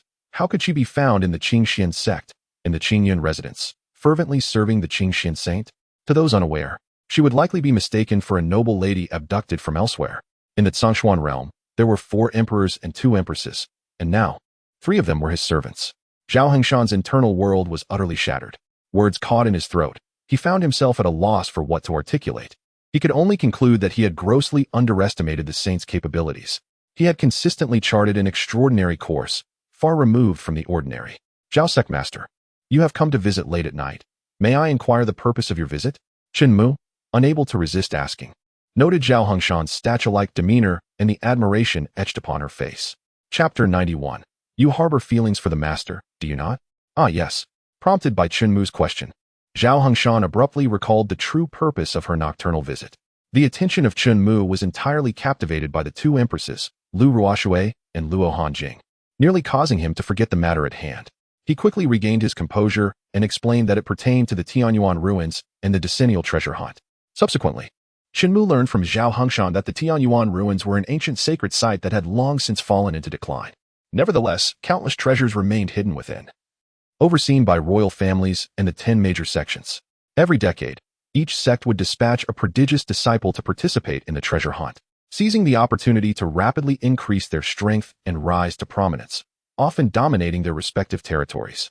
However, despite his lack of need for such treasures, Chen Mu was undoubtedly the strongest disciple of the Qingxian sect in this generation, perhaps even the strongest in its millennia-long history, a true saintly figure, unmatched by any. Zhao Hingshan understood the necessity of respecting him to avoid potential repercussions should Chen Mu ever seek to hold him accountable. In simpler terms, while Chen Mu could choose not to attend, Zhao Hingshan was obliged to ensure he was duly informed. The Tianyuan ruins, indeed? Very well, I am aware. Chen Mu pondered whether to explore this ancient site, with treasures being secondary to his primary curiosity about the sacred land that existed only in legends for the average person. After all, it only opened once every 10 years, with only 100 sects out of millions able to be selected, a fierce competition that could leave many battered and broken. Truly embodying the phrase, one general's success is built on the ruins of countless bones. Then I shall not disturb the saint. Zhao Hingshan said upon receiving Chen Mu's response, and he took his leave. Should the master express interest in the Tianyuan ruins, I can arrange for immediate passage. Lu Ruoxue was aware of the treasure hunt, but felt it unnecessary to voice it. The treasures within the Tianyuan ruins likely paled in comparison to even a fraction of what her master possessed. No need, it is merely 3 days. It will not be long, Chen Mu replied, shaking his head.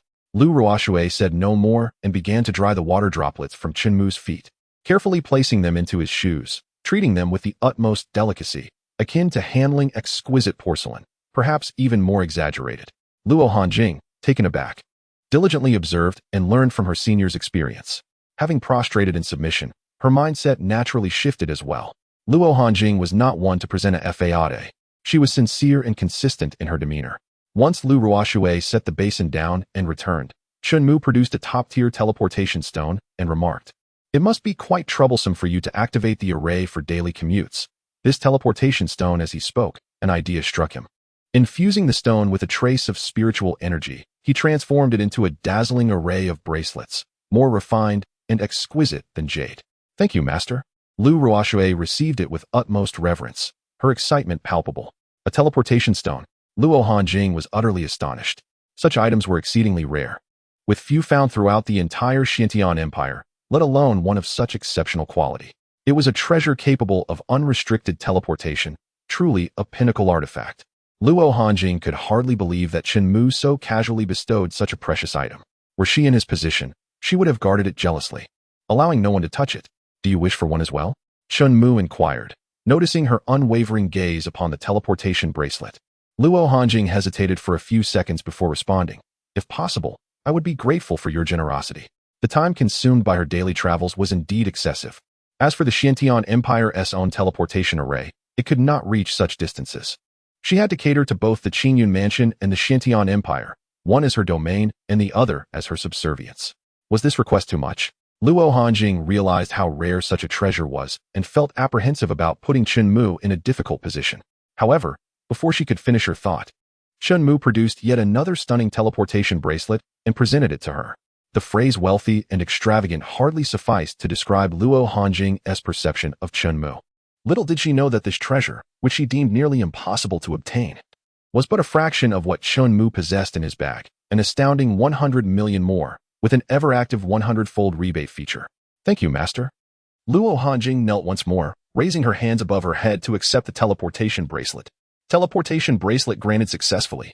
100-fold rebate activated. Congratulations, host. For acquiring teleportation bracelet 100 million.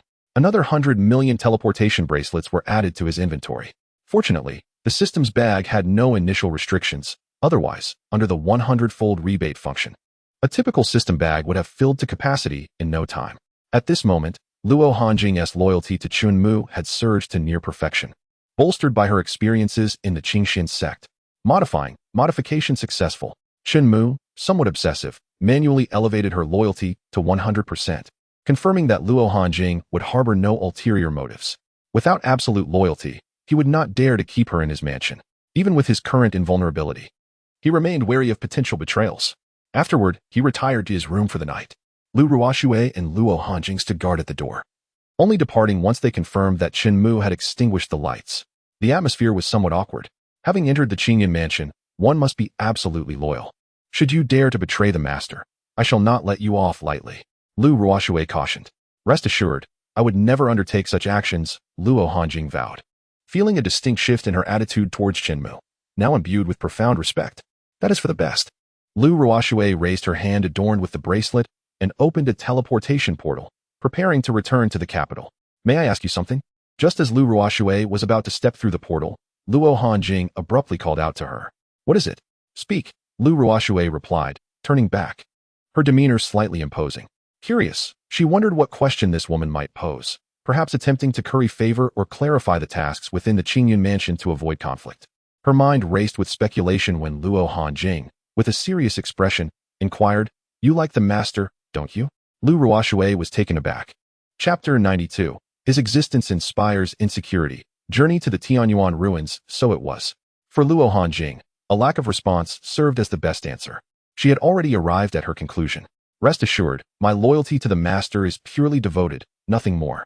As soon as the words left her lips, Luo Hanjing disregarded Lu Ruoshui's reply, her raven hair flowing as she stepped into the teleportation portal. Lu Ruoshui remained rooted in place, stunned for a long while. Slowly, she bent down, cradling her slightly flushed cheeks with both hands, whispering shyly, Is it so obvious? Thanks to Luo Hanjing's remarks, her previously anxious heart now felt considerably steadier. Lu Ruoshui sensed that her counterpart was being genuine. With this understanding, she resolved to treat her with kindness from now on. As they were both members of the Qingyun mansion, serving a common master. Determined, she stepped into the teleportation portal as well, completing her transformation from an infatuated girl to a cold empress in the blink of an eye, exuding an immensely powerful aura. Your Majesty, the Empress. The maids and inner guards in the study room broke into a cold sweat upon seeing her, hastily kneeling in reverence. Her vulnerable side was only visible to Chen Mu. Meanwhile, Zhao Hongshan rode his flying sword, still on his way back to the sect master's peak, lost in thought and appearing somewhat dazed. Passing by the Jinghua peak, he was spotted by Lu Yuchan, Lu Ruoshui's true master, who was practicing diligently in the courtyard. Why are you still outside so late, Zhao Shixiao? You seem quite distracted. Lu Yuchan, filled with concern for his safety, released her grip on the sword hilt.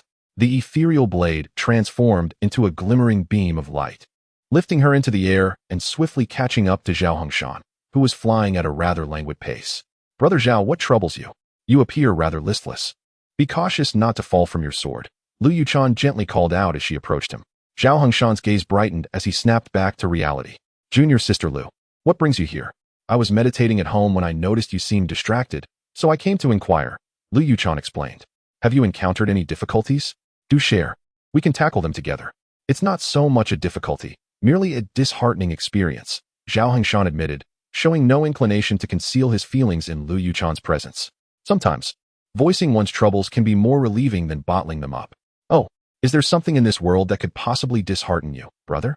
Lu Yuchan began to question, suspecting he was jesting.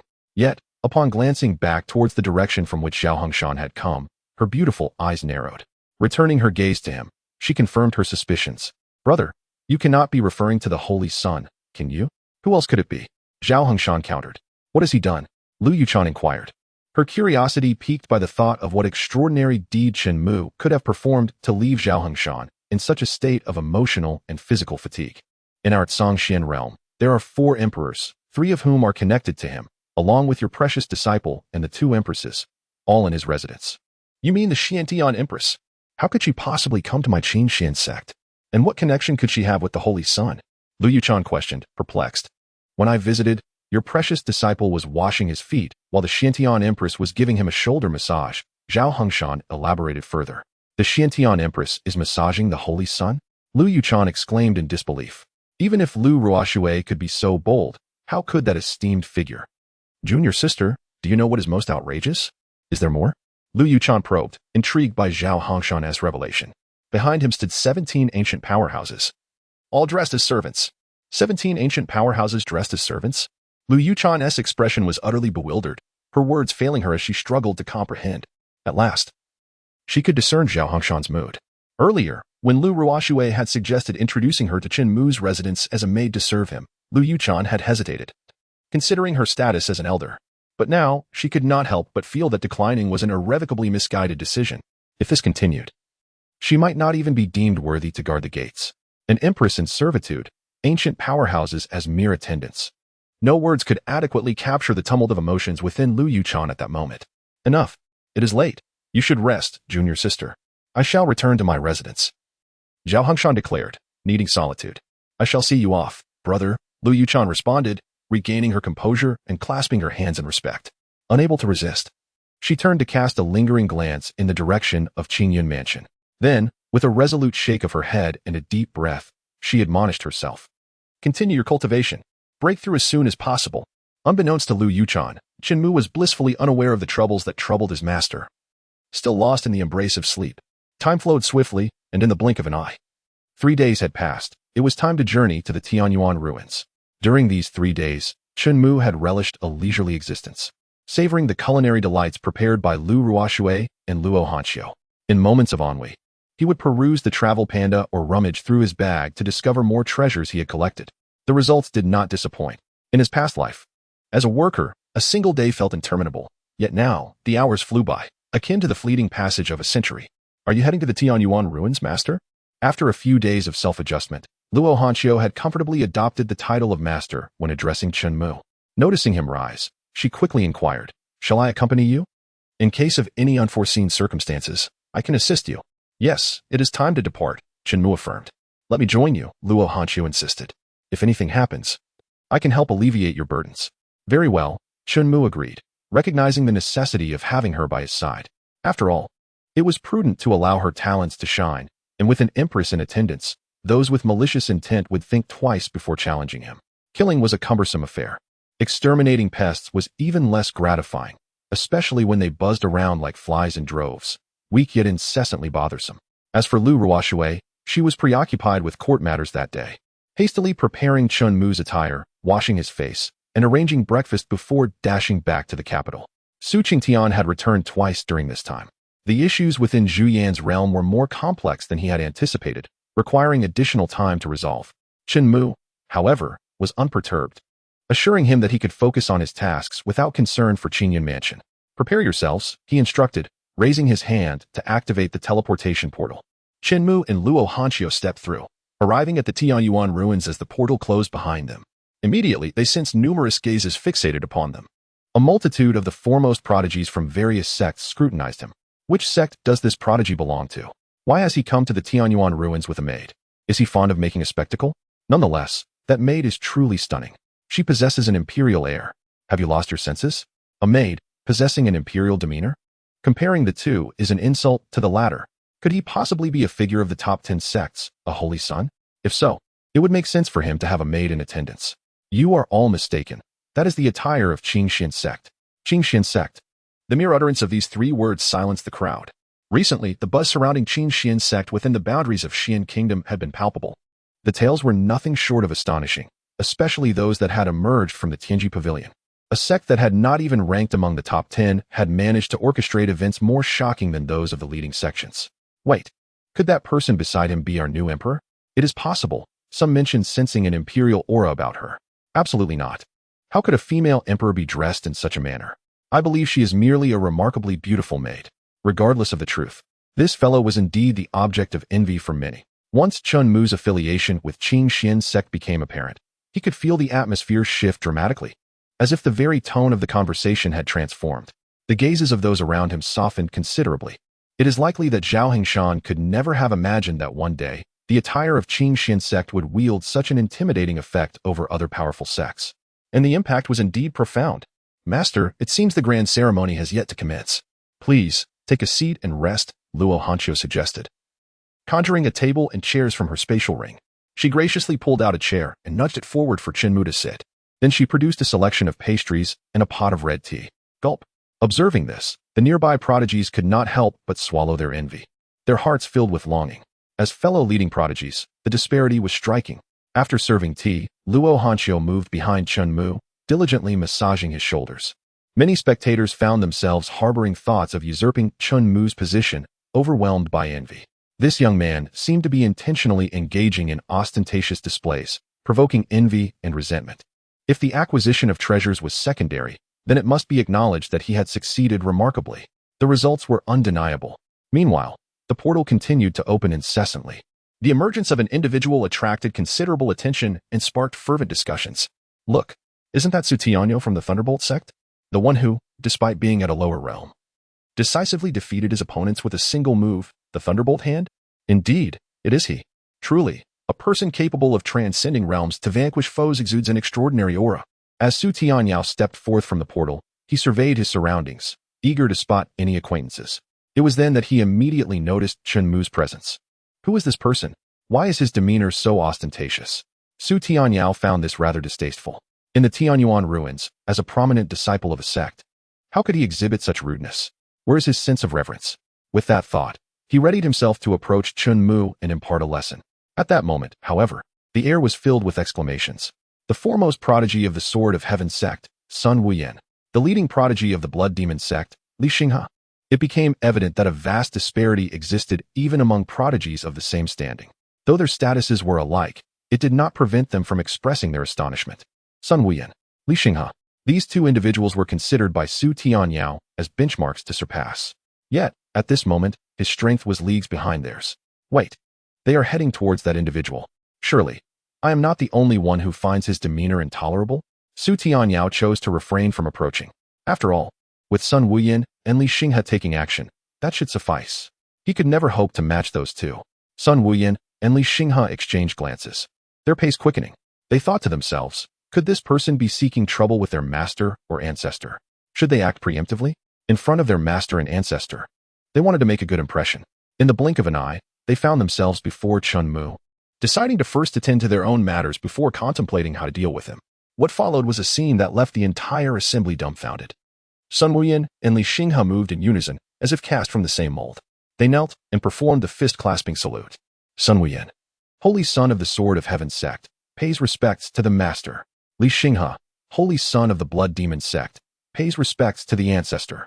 The crowd turned to one another, eyes wide with disbelief, their expressions mirroring a mix of confusion and astonishment. What did they just call him? The Holy Son of the Sword of Heaven referred to him as Master? The Holy Son of the Blood Demon sect called him Ancestor. Wait. Are we sure there is no mistake here? Is he not the Holy Son of the Azure Profound sect? How could one individual possibly hold three such prestigious titles? It is utterly absurd.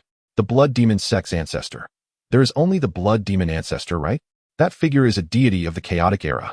Does the Blood Demon sect have a second ancestor? How could he possibly be compared to the Blood Demon ancestor? In an instant, gasps of shock and disbelief echoed throughout the crowd. Each prodigy, each holy son, began to question their own existence.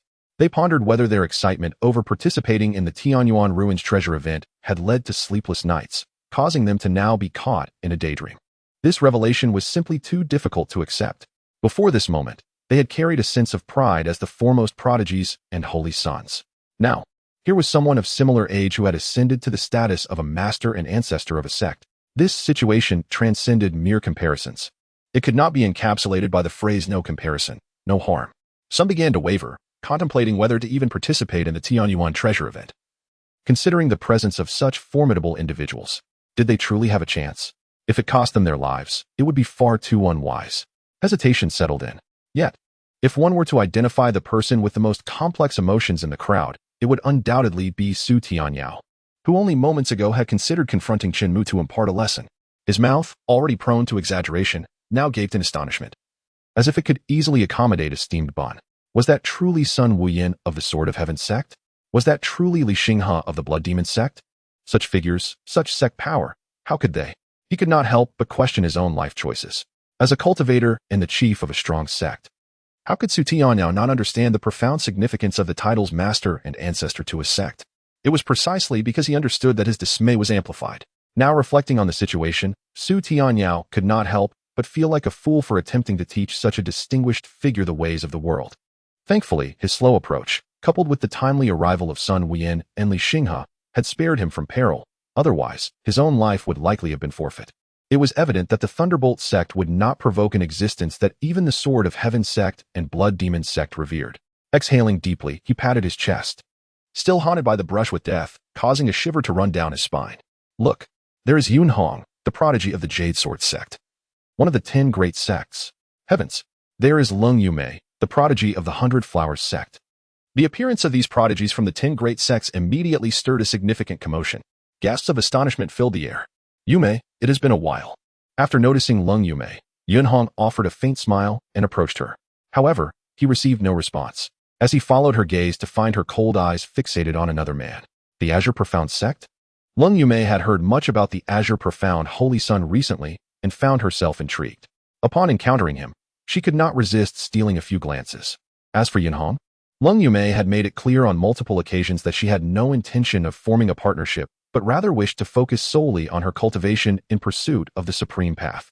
After expressing this sentiment a couple of times, she had learned to treat him as if he were heir. Yet, despite this, Yunhong's infatuation persisted. It seemed the rumors were true. The Jade Sword Holy Son had indeed fallen for the 100 Flowers Holy Daughter. Personally, I believe they make a splendid match. However, it was evident that the 100 Flowers Holy Daughter was far more interested in the Azure Profound Holy Son. The Azure Profound Holy Son? Yunhong had overheard this term in conversation within the sect, but he paid little heed to it, considering it a waste of time, given the inferiority of such a low-tier sect. Yet, he never anticipated that a mere holy son from a trash sect would usurp the attention that rightfully belonged to him. A transgression he could not forgive. Just as he was about to step forward to demonstrate his superiority over Chen Mu, another wave of astonishment erupted. Someone else had emerged. That is, Liang Yifan, the holy son of the Sacred Dragon sect, one of the top 10 sects. Liang Yifan. Upon hearing this name, Yunhong's fingers instinctively clenched. This was the individual who had humiliated him in front of others on more than one occasion. The most recent instance was during the sect competition 6 months ago, where Liang Yifan had defeated him with fewer than 10 moves, leaving him half dead and sending him flying off the stage. This had transformed Yunhong into a laughingstock among the two sects, with even voices within the Jade Sword sect questioning his worthiness as a holy son. He had brought shame upon the Jade Sword sect. Yunhong dreamed of defeating Liang Yifan, yet fate seemed to conspire against him. Was he heading towards the Azure Profound Holy Son? Could it be that there was enmity between them? Realizing this, Yunhong smirked, planning to use this to his advantage. Liang Yifan, you shall become my pawn. Yunhong had mastered the art of mental victory. As Liang Yifan approached, how could Chen Mu not recognize him? Initially, he thought someone was simply envious of his tranquility and sought to intimidate him. Yet, upon recognizing Liang Yifan's Sacred Dragon sect attire, he promptly dismissed that notion. Thud. Everything unfolded just as he had anticipated. In the presence of the crowd, Liang Yifan performed a deep bow, declaring, I, Liang Yifan, the holy son of the Sacred Dragon sect, pay my respects to the esteemed one. Rise, came the reply. Chen Mu considered that the two holy sons of the Heavenly Sword and Blood Demon sect could intimidate others, while Liang Yifan had the power to awe the top 10 sects. Surely, no one would dare to seek trouble with him now? A glance around revealed expressions of disbelief on faces, as if they had encountered a ghost. Am I dreaming?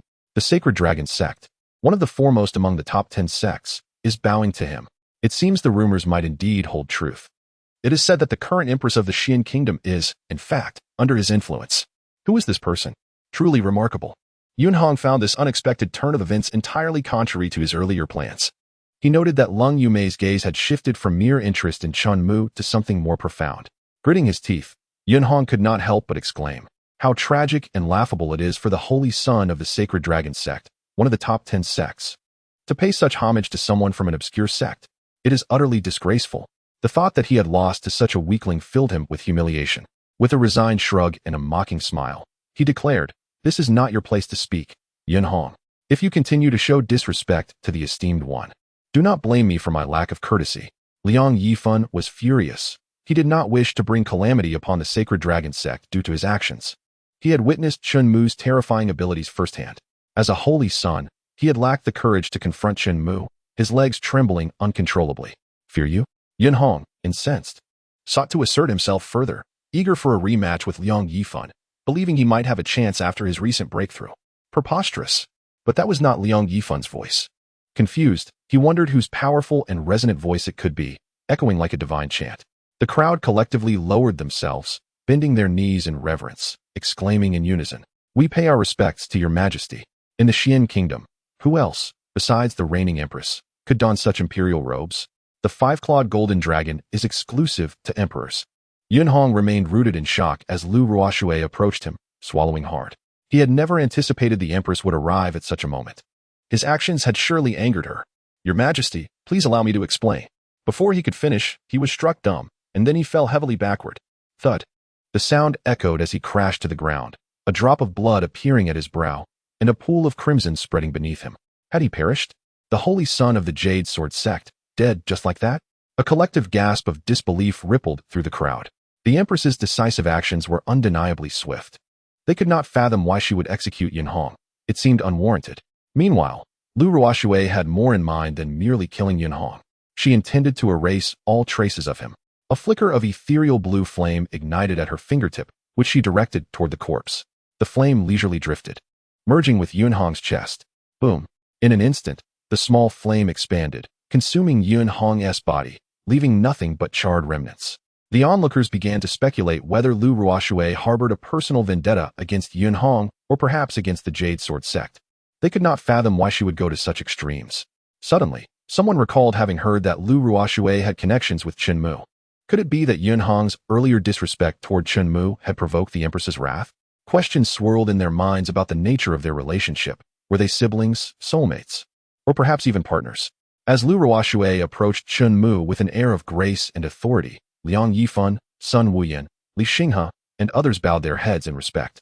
Unable to meet her gaze, Ruoshui pays her respects to her master. I apologize for my tardiness, allowing such petty individuals to bother you. Please, punish me.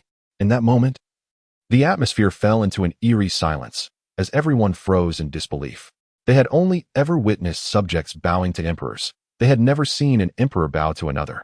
The preceding events, combined with this scene, led the crowd to label Chen Mu as someone absolutely untouchable.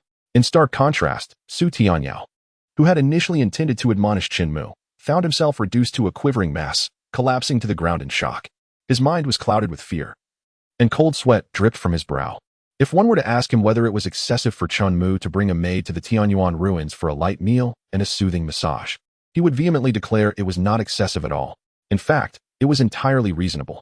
Who in the world could claim greater entitlement to such indulgences than he?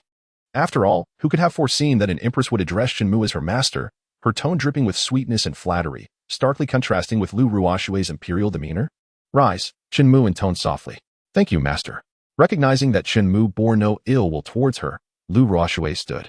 Gradually, more prodigies began to arrive, including those from the other top 10 sections. Upon their arrival, they sensed something was amiss, the atmosphere thick with unease. Now that everyone is present, I hereby declare the Tianyuan treasure hunt officially commences. Lu Ruoshui succinctly fulfilled her duties. At this moment, one newcomer could not contain his curiosity and inquired of another. Where are the disciples of the Jade Sword sect? Have they encountered some misfortune? They are here, came the response, accompanied by a gesture indicating a darkened area at their feet. Beneath their feet lay a charred form. Is this the holy son of the Jade Sword sect? What transpired in my absence? The newcomer pondered, astonished that someone had dared to kill the holy son. Before he could voice his questions, he noticed others stepping into the golden portal leading to the Tianyuan ruins. With no choice but to suppress his curiosity, he followed suit, not wishing to delay matters further. Meanwhile, Chen Mu was the last to take action. From Lu Ruoshui, he learned that the so-called Tianyuan treasure hunt required passage through 3 trials: the trial of the heart, the ascending ladder, and the divine bell. It was far simpler than he had anticipated. He had expected a brutal clash among the holy sons of the top 100 sects, resembling a scene from a hellish battlefield. Upon entering the portal, he found himself before a bamboo grove, where others had already ventured. Once inside, the grove seemed alive, swiftly obscuring their figures. Using his divine sight, Chen Mu discerned that each bamboo stalk contained a spark of consciousness, possessing thought. Anyone who entered the grove would be influenced by its formations, conjuring illusions, commonly referred to as heart demons. Though it appeared they were battling their heart demons, they were, in fact, being lashed by the ethereal bamboos. These bamboos were of a far superior quality than those cultivated by Zhao Hengshan of the Qingxian sect. Unfortunately, the travel panda is not here. Otherwise, it would be impossible for it to leave within 10 days or half a month. Master, do you need me to clear the way for you? Lu Ruoshui inquired. No need, Chen Mu replied, clasping his hands behind his back as he strode toward the bamboo forest. Those disciples of exceptional talent, who had yet to enter, awaited this moment with bated breath. They had never witnessed Chen Mu in action and were eager to discern the extent of his prowess. Did he possess a staggering background that compelled the Empress to submit? Or was he endowed with unparalleled strength? They yearned to uncover the truth. The bamboo forest trial was shrouded in rumors, and even golden core cultivators could not guarantee a 100 success rate, as the strength of the heart demon often scaled with one's own power. A moment's lapse in concentration could lead to grievous injuries or elimination. Could this Qingxian Saint Sun pass the trial? On another note, 3 individuals had already been expelled from the bamboo forest, battered and bruised, announcing their failure. These 3 were renowned among this generation's exceptional disciples. Witnessing this scene, everyone involuntarily swallowed hard, sweating for Chen Mu and themselves. The quest for treasures in the Tianyuan was far from their initial expectations. As for the heart demon, Chen Mu was not overly concerned. He was rather curious about the formidable heart demon this trial bamboo forest might conjure. Surely he could withstand 3 strikes, and if possible, he did not wish for the challenge to conclude too early. It seemed quite intriguing. Before long, he arrived at the bamboo grove, where countless spiritual bamboos parted to create a path. He entered. He had entered. Wait, something felt amiss. Did anyone else sense that the spiritual bamboos were not merely parting to allow him entry, but rather welcoming him with a degree of reverence? Their bending forms resembled bows. Chapter 96. He is too powerful. Countless talents bow in submission. It should be improbable, right? These were spiritual bamboos of millennia or more. And in a trial ground, it was inconceivable for them to simply yield a path. I concur. This is a sacred place where no one can disrupt the laws. Not even the top 10 sects or dynasties. The notion of backdoor privileges is non-existent. Could it be that his strength was simply too formidable? Yet, no matter how powerful, it could not alter the laws of the sacred ground. Even in decline, it remained a sacred place. The dissenting voices were few, and most chose to acquiesce. Despite the shock Chen Mu's existence brought, they still did not believe his might could be sufficient to alter the laws of the sacred ground. However, as time passed, they gradually realized the truth, starkly contrasted with their preconceived notions. Wherever Chen Mu walked, the spiritual bamboos would hastily retreat, fearing that a moment's delay might result in grave mistakes. The path they opened was so accommodating that not only he, but even 100 others could traverse it with ease. What does this imply? Could it be that the Tianyuan relic acknowledged our existence and intended to grant passage without further trials, deeming them a waste of time? This possibility was not without merit. I shall give it a try. A bald disciple from the Nandu sect stepped forward, not waiting for others to speak, and in an instant, dashed toward the path that only Chen Mu had been deemed worthy of. With hopes of securing a higher chance at treasures, he took the initiative. Bang! Boom! In a flash, his figure was sent flying back like an arrow loosed from a bow.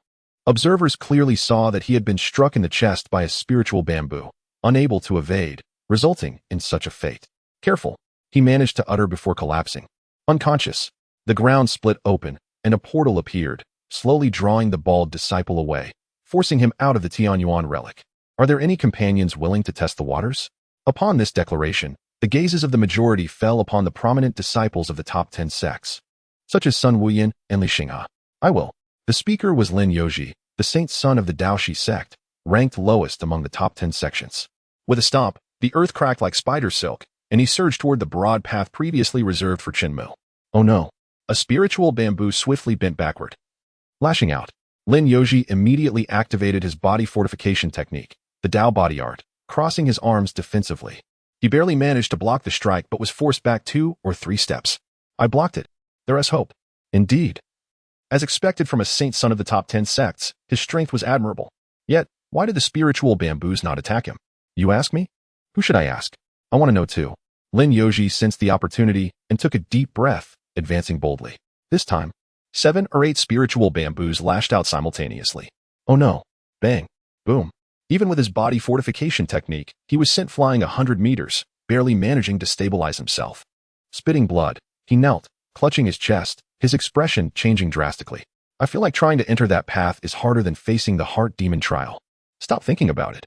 Even those from the top 10 sects cannot enter. How could we possibly hope to? It seemed that path was a privilege reserved solely for him. The crowd had to accept this reality. If even the sacred ground proactively altered its laws for him, how powerful could he be? A child of destiny? A child of the heavenly path? Or perhaps he had some connection with this Tianyuan relic. Unlikely. The Tianyuan sacred ground had long since lost its offspring. Otherwise, how could they allow us outsiders to covet treasures? While they conversed, Chen Mu effortlessly reached the exit of the bamboo forest. The moment he stepped out, the bamboo forest swiftly converged, and the path vanished in the blink of an eye. It could only be said that it did not meet Chen Mu's expectations. He had hoped to witness what his heart demon would resemble. Yet, on the other hand, he had to admit that these spiritual bamboos had not survived for millennia in vain. They had learned to value their lives. If they dared to obstruct Chen Mu and conjure a heart demon, the least they would face would be a devastating outcome, uprooted entirely with scarcely a few left. They acted for the continued prosperity of the Tianyuan relic, and Chen Mu understood their motives. He proceeded to the next challenge, the ascending ladder. Arriving at the foot of the mountain, he looked up. The stone steps appeared endless, resembling an infinite ascent. No wonder it was called the ascending ladder. He lifted his foot and stepped onto the first step. A nearly imperceptible pressure descended upon him. Oh, this is interesting. Chen Mu quickly grasped that with each step he ascended, the pressure would double. The further he climbed, the more terrifying the weight became. If the bamboo forest tested the cultivator's mind, this trial assessed their physical body and bones. Yet, this pressure felt no more than a gentle breeze against Chen Mu's face. The ascent felt no different from a typical mountain climb. Soon, others began to arrive behind him. More than a third had been eliminated, leaving only over 60, including Lu Ruoxue and Luo Hanxiu. Remarkably, Luo Hanxiu, a close attendant, had traversed the bamboo forest faster than many of the Saint Sons. This revelation stirred considerable waves among the onlookers. Sun Wuyan, Li Xinghe, and Liang Yifan grew even more apprehensive and respectful toward Chen Mu. His strength was indeed beyond their comprehension. Let us ascend faster. If this continues, we won't even be able to see him, someone urged, redirecting the group's focus from Luo Hanxiu back to the task at hand. Everyone began to ascend. Initially, it was manageable, but after 2 or 3 dozen steps, they could feel their legs growing as heavy as lead. Boom, boom, boom. The pressure atop his head was immensely formidable. Moreover, with each step taken, it seemed to multiply. Supporting himself with his hands on his knees, he struggled to lift his gaze. How could he be so effortless? Who could say? Perhaps it was divine favor from the sacred land. Just as the thought escaped his lips, he observed Luo Hanxiu pass by with an impassive expression, equally untroubled. Here he was, the pride of his sect, and not even his maid could compare to him. In that moment, not only did his physical burden intensify, but the psychological strain surged as well. It was utterly disheartening. This was not how one should play the game. Initially, he felt fortunate to participate in this treasure hunt in the Tianyuan ruins, convinced it was a blessing from the heavens. However, at this moment, the mindset of most participants underwent a dramatic transformation. They began to fret that not only would they fail to acquire any treasures or inheritances, but that even their previously accumulated pride would be utterly crushed, leading them into a state of despondency, returning to mediocrity. Cultivation? What nonsense. Lacking talent and prospects. It would be better to return home to farm. Chapter 97. The semi-emperor sounds 5 times. He directly acquires goods, regaining his focus. He raised his eyes only to discover Chen Mu had long since vanished into the mist, his figure lost to sight. They were at least 1,000 steps apart. Speaking of which, what exactly was the third trial atop the mountain? It was said to be the Daotsong Bell, a treasure passed down from ancient times, originating from the Tianyuan sacred land. The Daotsong Bell sounded impressive, but how was it to be used? Something needed to be said to distract from the pain. According to legend, striking the Daotsong Bell would grant 1 treasures and inheritances, and each strike could be repeated for further rewards. Could it really be so generous? Just how many treasures lay hidden within that great bell? Generous? Those in the know couldn't help but scoff at this notion. Do you have any idea how many times the Daotsong Bell has been struck in the past millennia? Even the semi-emperor Yang Huaiming, at his peak, managed to strike it only 5 times. What? Semi-emperor Yang Huaiming? He was a legendary figure, a paragon at the half-step emperor level, undefeated for a millennium. And he only struck it 5 times? Unbelievable. Whether you believe it or not, the youth was too weary to elaborate. He did not think his master would deceive him with such a fabrication. This revelation undoubtedly elevated the Daotsong Bell's significance in the minds of the crowd. Even striking it once seemed a monumental task. After all, even the semi-emperor had only achieved 5 strikes. If he could manage just 1, perhaps it would alter his fate and elevate him to the pinnacle of power. But first, he had to pass the second trial of the heavenly ladder. Having climbed over 100 steps, the pressure weighed heavily upon everyone, rendering them incapable of uttering a word. All their spirit and strength were devoted to the ascent, leaving no room for other thoughts. No, I cannot accept this. Is this where it ends? Cursed be this fate. I could surely continue. Behind him, the sounds of others failing and plummeting echoed. The portals swiftly opened, sending the fallen back to where they had come from. In the blink of an eye, more than half had been eliminated, leaving only a little over 30 remaining. Boom.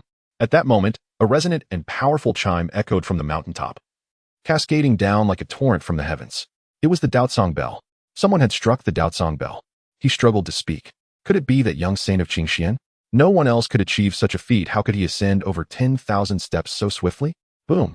Just as the crowd was grappling with this mystery, the Daotsong Bell was struck again. The second chime. How could it be so quick? This was simply extraordinary. He was nearing the level of a semi-emperor. Was it possible that, like the heavenly ladder, the difficulty of striking the Daotsong Bell increased with each successive strike? Such a notion was not without merit. Before the thought could fully form, boom, the third toll of the Daotsong Bell resonated. carrying an invisible force that swept through the air. The third strike. Could he be attempting to surpass the record set by the semi-emperor? This was beyond outrageous. Utterly unfathomable. Are you sure that Qin Xian sect is merely a minor sect? A minor sect could not possibly produce such an overwhelming and powerful saint. Perhaps Qin Xian sect simply eschews the pursuit of such superficial fame that would truly be the highest realm of existence. Boom. In the midst of speaking, the third toll of the Daozong bell echoed throughout the land, stretching for miles. The fourth strike. Just one more, and he would attain semi-emperor strength. Even if he lacked the power of a semi-emperor, given his age, his future accomplishments would undoubtedly surpass that of his predecessors, perhaps even ascending to the level of an emperor. It had been millennia since an emperor had emerged in the Zhongshuan realm. Even if he could not secure the Tianyuan inheritance this time, it was imperative to cultivate good relations with him. One could not afford to offend him. Boom. The fifth strike. Semi-emperor strength. Was the Daozong bell truly so difficult to ring? I have only taken 2 steps, and he has already struck 5 times. Is it possible that your strength is simply too weak? Listening to the tolls of the Daozong bell, Sun Wuyan, Li Xinghe, and Liang Yifan each pondered. Yet they shared a singular sentiment. Profound admiration for Chen Mu filled their hearts. At this moment, they were less concerned with reaching the summit and more eager to witness Chen Mu shatter history. Meanwhile, Lu Ruoshui and Luo Hanxiu desired it even more. They moved faster than the others. 5 strikes of the Daozong bell. This might be the limit of a semi-emperor. Yet, they believed more fervently than anyone that this could not possibly be their master's limit. This was merely the beginning. They needed to hasten their pace to avoid missing the breathtaking moment. As they both vanished into the mist, the once cocky talents and saints, accustomed to being lauded, felt a tumult of emotions. Lu Ruoshui was somewhat excusable, given her noble status as the Empress of Xian Kingdom. But Luo Hanxiu was merely an ordinary saint's maid. Why was she so extraordinarily gifted? They longed to implore her to spare them some dignity. They sensed that after this journey, hearing anyone call them a genius would feel utterly different, almost like a cruel mockery. Boom, boom. What was worse? The toll of the Daozong bell continued to resound, deafeningly. 10 strikes, 15 strikes, 20 strikes. They had long surpassed the known standards of a semi-emperor by an unfathomable margin. At this rate, the concern would not be whether he could strike the Daozong bell, but whether, after ringing it, there would be any treasures or inheritances left for them. If this pace continued, would he not clear out all the treasures and inheritances? The trials were meant to be challenging, and he was acutely aware of this, having truly felt the difficulty. Yet, Chen Mu, was he not merely here to gather goods? Could this be a form of acquisition? For them, time stretched painfully as they trudged forward. Every minute and second felt like an eternity. They had grown numb and immune to the incessant toll of the Daozong bell, which had not ceased for more than 3 breaths. They were no longer concerned with counting how many times it had rung. They were far more focused on the widening gap between themselves and the other disciples. The foremost positions were predominantly occupied by the top 10 sections.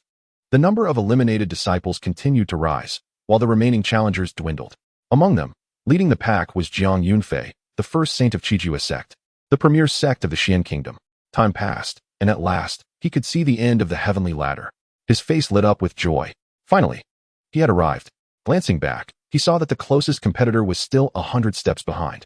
Though he had not surpassed Chen Mu, he would be the second to strike the Daozong bell. Such news would also bring honor to himself and his sect. Why could he not be the first? It was not his lack of effort. He merely had to blame his opponent for being overwhelmingly powerful, far beyond his imagination. Dawn was just within reach.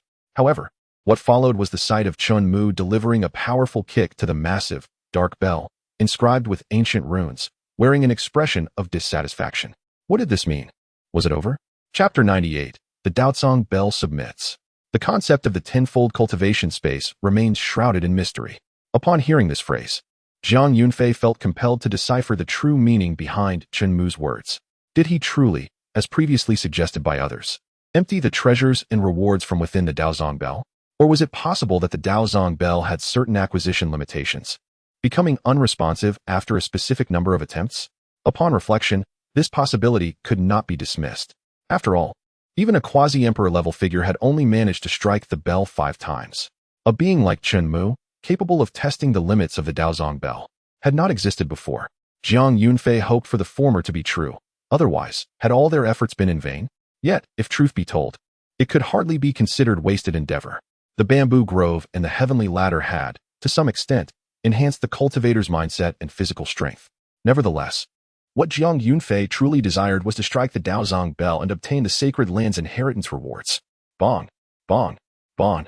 Chen Mu, oblivious to Jiang Yunfei's presence, continued to kick the Daozong bell repeatedly. Meanwhile, the number of individuals reaching the mountain's summit steadily increased. Observing Chen Mu's nonchalant kicks against the bell, Jiang Yunfei felt a tumult of emotions. The awe-inspiring spectacle he had envisioned had not materialized. Ah, you arrived just in time. Chen Mu finally noticed Jiang Yunfei and Liang Yifan. He gestured for Liang Yifan to come over and attempt to strike the Daozong bell for the inheritance rewards. Yes, Liang Yifan accepted the command. Jiang Yunfei, still in a daze, saw that others had already ventured far and chose not to voice his thoughts. It was best to let Liang Yifan test the waters and validate his speculations. Taking a deep breath, Liang Yifan approached the Daozong bell, assuming a horse stance. Positioning his palms downward and channeling energy into his dantian, he then concentrated all his spiritual energy into the palm of his hand and struck out. However, the Daozong bell merely trembled slightly, making no sound. Is it truly this difficult? Liang Yifan, a talented individual, found that his utmost effort only produced a faint quiver from the bell. In contrast, the Qingxian Saint Sun had not even utilized spiritual energy, yet the bell had resonated continuously. Just how powerful was he? It was utterly astonishing. It appeared that they had all misjudged. His strength was indeed formidable enough to compel the rules of the heavenly origin remnant land to shift in his favor. To alter the laws of a sacred land requires an unimaginable level of power. Everyone was left without an answer, as their insufficient strength limited their comprehension and imagination. Master, please allow me to try once more, Liang Yifan implored, his eyes brimming with determination. Chen Mu nodded in agreement. Liang Yifan once again summoned his spiritual energy while activating the Earth-grade high-tier technique he had cultivated, the indestructible Jade Cauldron. In an instant, spiritual energy transformed into a verdant large cauldron, which Liang Yifan held aloft with both hands. With a forceful downward thrust, he brought the immense cauldron crashing down upon the Daozong bell. This strike represented the culmination of Liang Yifan's strength. If it failed to resonate, he would have no choice but to concede. Bong. Fortunately, the outcome was satisfactory. However, while the Daozong bell did resonate under the weight of the cauldron, the magnitude of the sound was far inferior to Chen Mu's casual kick, which had reverberated across the heavens. In mere moments, silence ensued, rendering Liang Yifan's effort trivial in comparison to Chen Mu's thunderous strike. It was unexpected that Liang Yifan's full-force attack could barely produce a single sound from the bell. It seemed that striking the Daozong bell was far more challenging than they had anticipated. This Qingxian Saint Sun was indeed a formidable opponent, a true genius among geniuses. Indeed, it was overwhelmingly impressive. To think that he, once regarded as the first prodigy in a century by the entire sect, was now overshadowed by another. Gasp. Huh. The focus shifted back to Liang Yifan, who was now utterly exhausted, panting heavily. Bong. The bell showed no further reaction. As he spoke, Chen Mu delivered another kick to the Daozong bell, allowing everyone present to truly experience the saying, without comparison, there is no harm, and to understand the notion that there are always greater beings beyond their own. Through Chen Mu's actions, it became evident that the treasures and inheritances within the Daozong bell had indeed been completely claimed by him. Were there grievances? None dared to voice any. What right did they have to complain when they were outmatched? After all, Chen Mu was not obligated to wait for their arrival or reserve opportunities for them to strike the Daozong bell. As elite disciples, they were acutely aware of the law of the jungle that governed the mystical world. Stop. If you kick it again, it will shatter. I am willing to submit to you. Just as everyone was preparing to leave the heavenly origin remnant land, an unfamiliar voice echoed, a sound they had never encountered before, emanating from beside Chen Mu. It originated from the Daozong bell itself. The bell could speak? Perhaps it had awakened its spirit. Considering its existence for so many years, it was not surprising that it might develop intelligence. If it had indeed gained consciousness and was a relic from ancient times, the Daozong bell must be a remarkable artifact in its own right. Spirit of the bell? Chen Mu was taken aback, his foot returning to the ground. What are you waiting for? He urged the Daozong bell. Understood, master. The bell's spirit, recognizing the moment, shrank to 1/100th of its size, transforming into a palm-sized entity, easily grasped with a fist. It flew into Chen Mu's hand, demonstrating what it meant to take and receive simultaneously. Lu Ruoxue and Luo Hanqiu stood nearby, their hearts tumultuous, struggling to find peace. What was meant to last for a millennium, or even 10,000 years, had been entirely claimed by Chen Mu in less than half a day. Even the vessel for preserving the inheritance conceded under pressure. Truly, he was deserving of the title of master. Grasping the Daozong bell, Chen Mu utilized the system to examine this artifact in detail, discovering that beyond storing inheritance items, it could also serve as a defensive artifact, amplifying its power 1,000-fold or even 10,000-fold to suppress enemies. Furthermore, it could open a dedicated cultivation space, wherein the speed of cultivation would be 10 times that of the outside world. An independent cultivation space? For Chen Mu, this was an unexpected boon. A 10-fold cultivation speed was an irresistible prospect for any practitioner, regardless of their level of attainment. The higher the cultivation, the greater the benefits.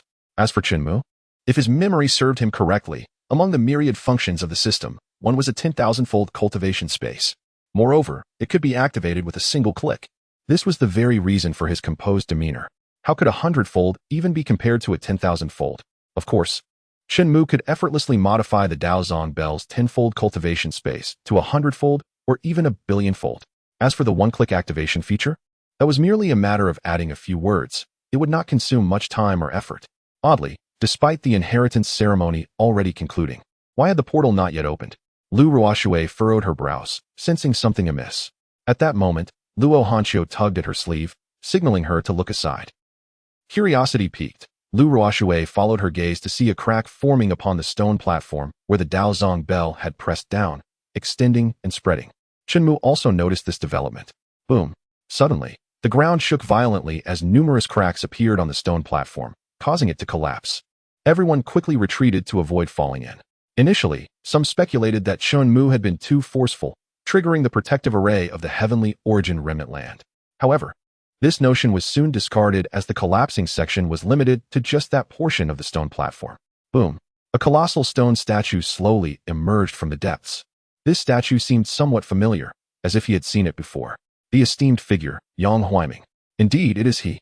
Rumors suggest that he once served as the heir to the heavenly origin sacred land, and to think that a statue of him could be concealed within this mountain. Chen Mu gazed intently at the statue, lost in thought. It bore a striking resemblance to the 18 colossal statues within the Celestial King's treasure in the burial of a mortal's mountain. Crafted from the powdered bones of powerful beings or ancient beasts, mixed with exquisite spirit stones, these statues were designed to preserve the lingering souls for eternity. Activating his divine sight, Chen Mu's pupils shifted dramatically. He indeed perceived a wisp of a lingering soul within the statue before him. Without a doubt, it belonged to the esteemed Yang Huaiming. What would unfold next was likely predictable for Chen Mu, as he had witnessed numerous similar scenarios in his past life. To his astonishment, aside from the inheritance within the Dao Bell and the bell itself, there was an additional legacy. He envied the holy son of Qingxian. To inherit from the esteemed Yang Huaiming was a dream beyond imagination. From this day forth, the name Qingxian sect would resonate throughout the entire Zhongshuan realm. Although he had not obtained the inheritance, witnessing the birth of a new legend was not without merit. Clearly, others had similarly deduced the forthcoming events, convinced that Chen Mu would receive the grand gift prepared by the esteemed Yang Huaiming.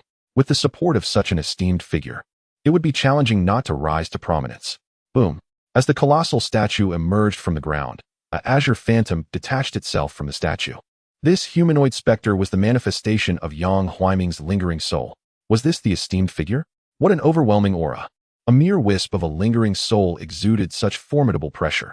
It was unfathomable to consider how terrifying he must have been at his peak. The last esteemed figure of the Zhongshuan realm was indeed no jest. Curiosity stirred within him about the extraordinary gift he would prepare for the holy son of Qingxian. It must be exceptional. Perhaps he would bestow upon him all the cultivation he had once possessed within that lingering soul. How terrifying would that be? The cultivation of an esteemed figure could elevate one's levels significantly. Envy welled up within him to the point of drooling. The crowd buzzed with speculation. Yang Huaiming's gaze swiftly fell upon Chen Mu, locking onto him. At such a young age, he had struck the Dao Bell over 800 times. Moreover, he had compelled the Dao Bell to submit for the sake of self-preservation. What manner of being was this little monster? Fortunately, this thought remained unvoiced within Yang Huaiming. Otherwise, if Jiang Yunfei and Liang Yifan were to discover that Chen Mu was not only a formidable presence in their eyes, but also in the eyes of the esteemed figure, they would undoubtedly be left speechless, struggling to recover. Regaining his composure, Yang Huaiming prepared to assess Chen Mu's aptitude, roots, and cultivation. His eyes gleamed with a golden light. Boom. However, merely casting a cursory glance, he was almost obliterated. He staggered back several steps. Such a reaction could only occur when a less powerful individual attempted to peer into the cultivation of a superior being. This transgression would inevitably invite backlash. How could it be that as an esteemed figure, his cultivation was not superior? Yang Huaiming was astonished, his mind in turmoil. He had initially considered whether to take Chen Mu as a disciple, to enter his sea of souls and impart cultivation knowledge, thereby compensating for his own past regrets of failing to comprehend the Tao and ascend to become an emperor. However, it now seemed he was unqualified to be his teacher. In Yang Huaiming's eyes, Chen Mu was a prodigious talent destined to become an emperor, a rarity across the ages. Your aptitude, cultivation, and roots surpass mine. I have nothing to teach you, Yang Huaiming candidly admitted. Upon hearing this, the atmosphere grew thick with an eerie silence, as if a pin drop could be heard. All eyes shifted from Yang Huaiming to Chen Mu. His aptitude, cultivation, and roots were beyond the reach of even the esteemed Yang Huaiming, a natural emperor. Chen Mu was momentarily taken aback, then smiled faintly, acknowledging Yang Huaiming's discernment and self-awareness. The anticipated scene did not unfold. Chen Mu had to concede that Yang Huaiming's ascension to the esteemed status was not without merit. Hearing him speak so candidly, the crowd should have been astonished. Instead, they felt an eerie calm. Even Yang Huaiming admitted his inferiority. Was there anything amiss with Chen Mu speaking to him with the tone of a powerful being? Nothing amiss. It was entirely reasonable. However, since he had emerged, there was no reason to let him return to slumber. Chen Mu decisively opened Yang Huaiming's personal panel, making bold modifications.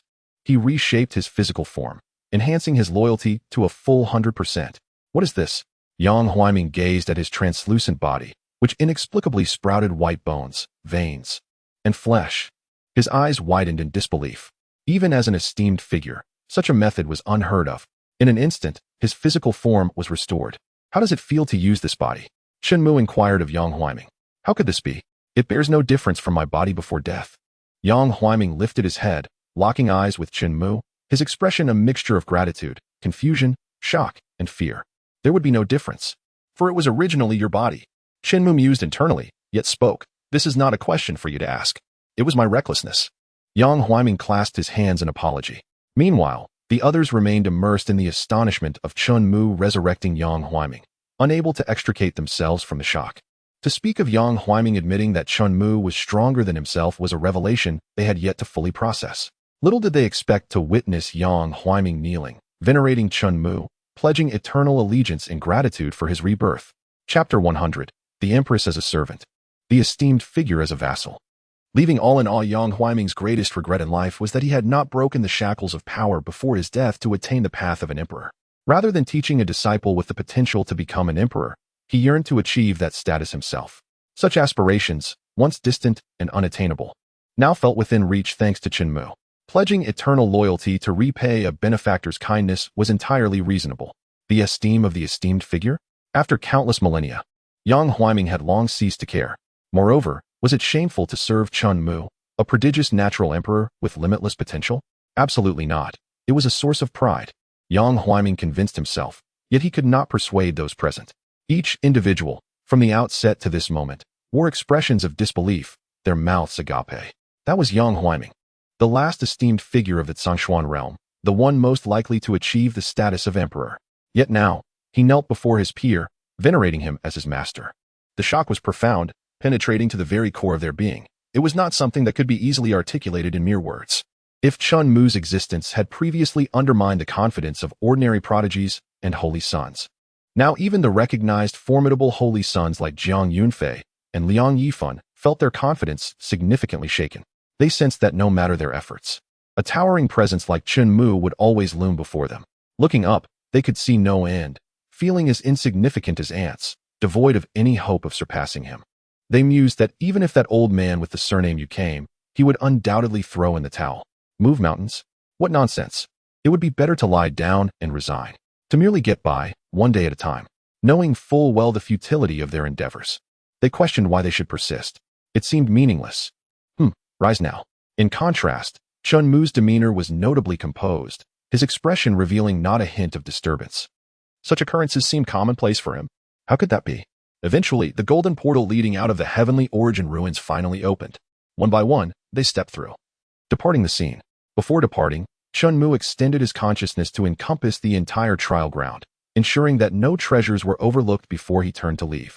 However, Upon returning to the starting point, he immediately sensed an unsettling atmosphere. Though deliberately cleared and buried, bloodstains still marred the ground, evidence of a recent conflict. Chen Mu closed his eyes and spread his awareness over a radius of 100 miles. The hiding figures among the trees and rocks became clearly visible. The eliminated disciples of various sects, having left the Tianyuan ruins early, were either bound or held at sword point, too frightened to act. Master, Lu Ruoxue and Yang Huaiming spoke almost in unison, clearly having detected the presence of those individuals. Chen Mu raised his hand to interrupt their words and continued. Since you are here, why not reveal yourselves? If Chen Mu's instincts were correct, their intentions likely revolved around the sacred land's inheritance. There were quite a number of them, over 100, with the weakest among them at the 8th level of the Enlightenment stage.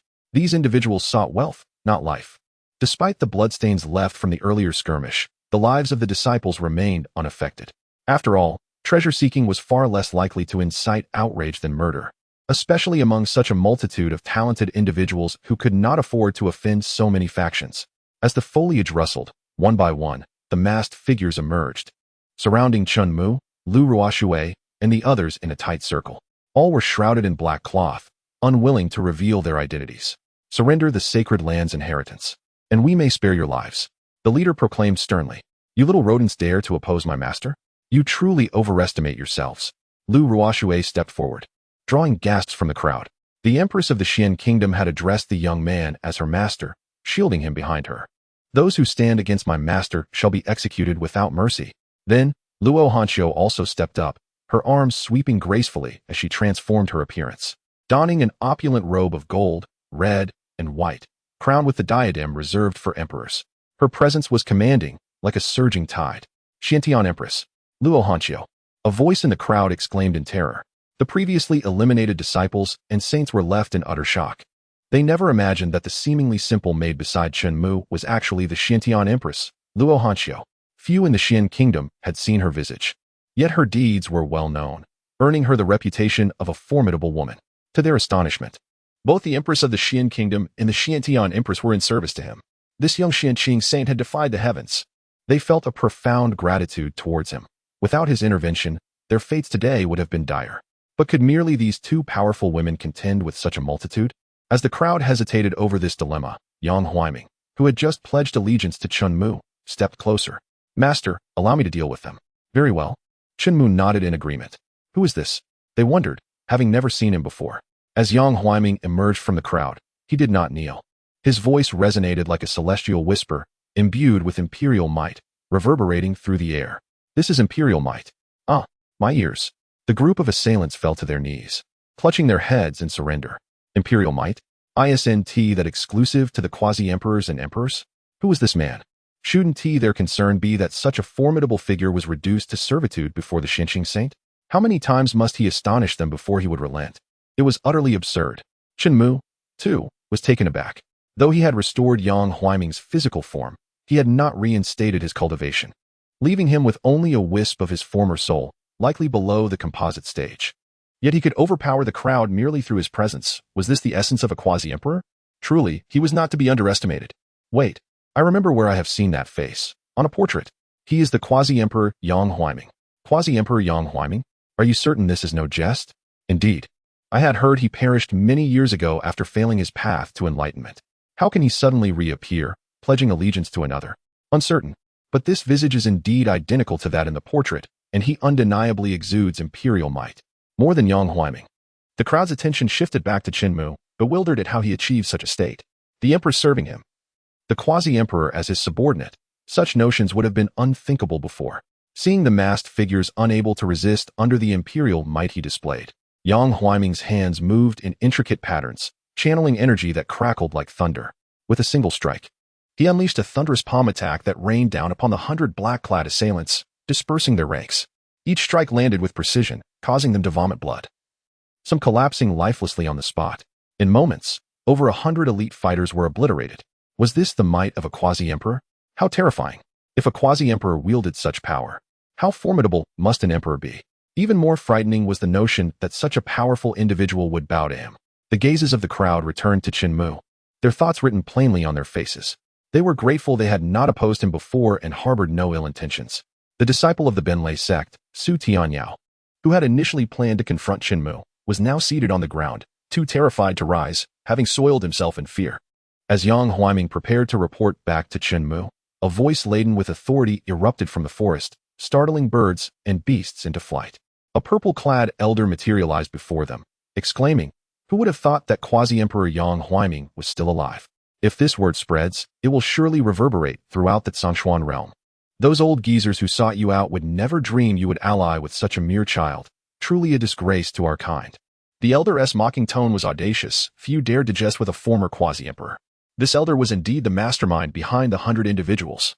He had intended to have them seize the sacred land's inheritance for him, but unexpectedly, Yang Huaiming had emerged as a formidable obstacle.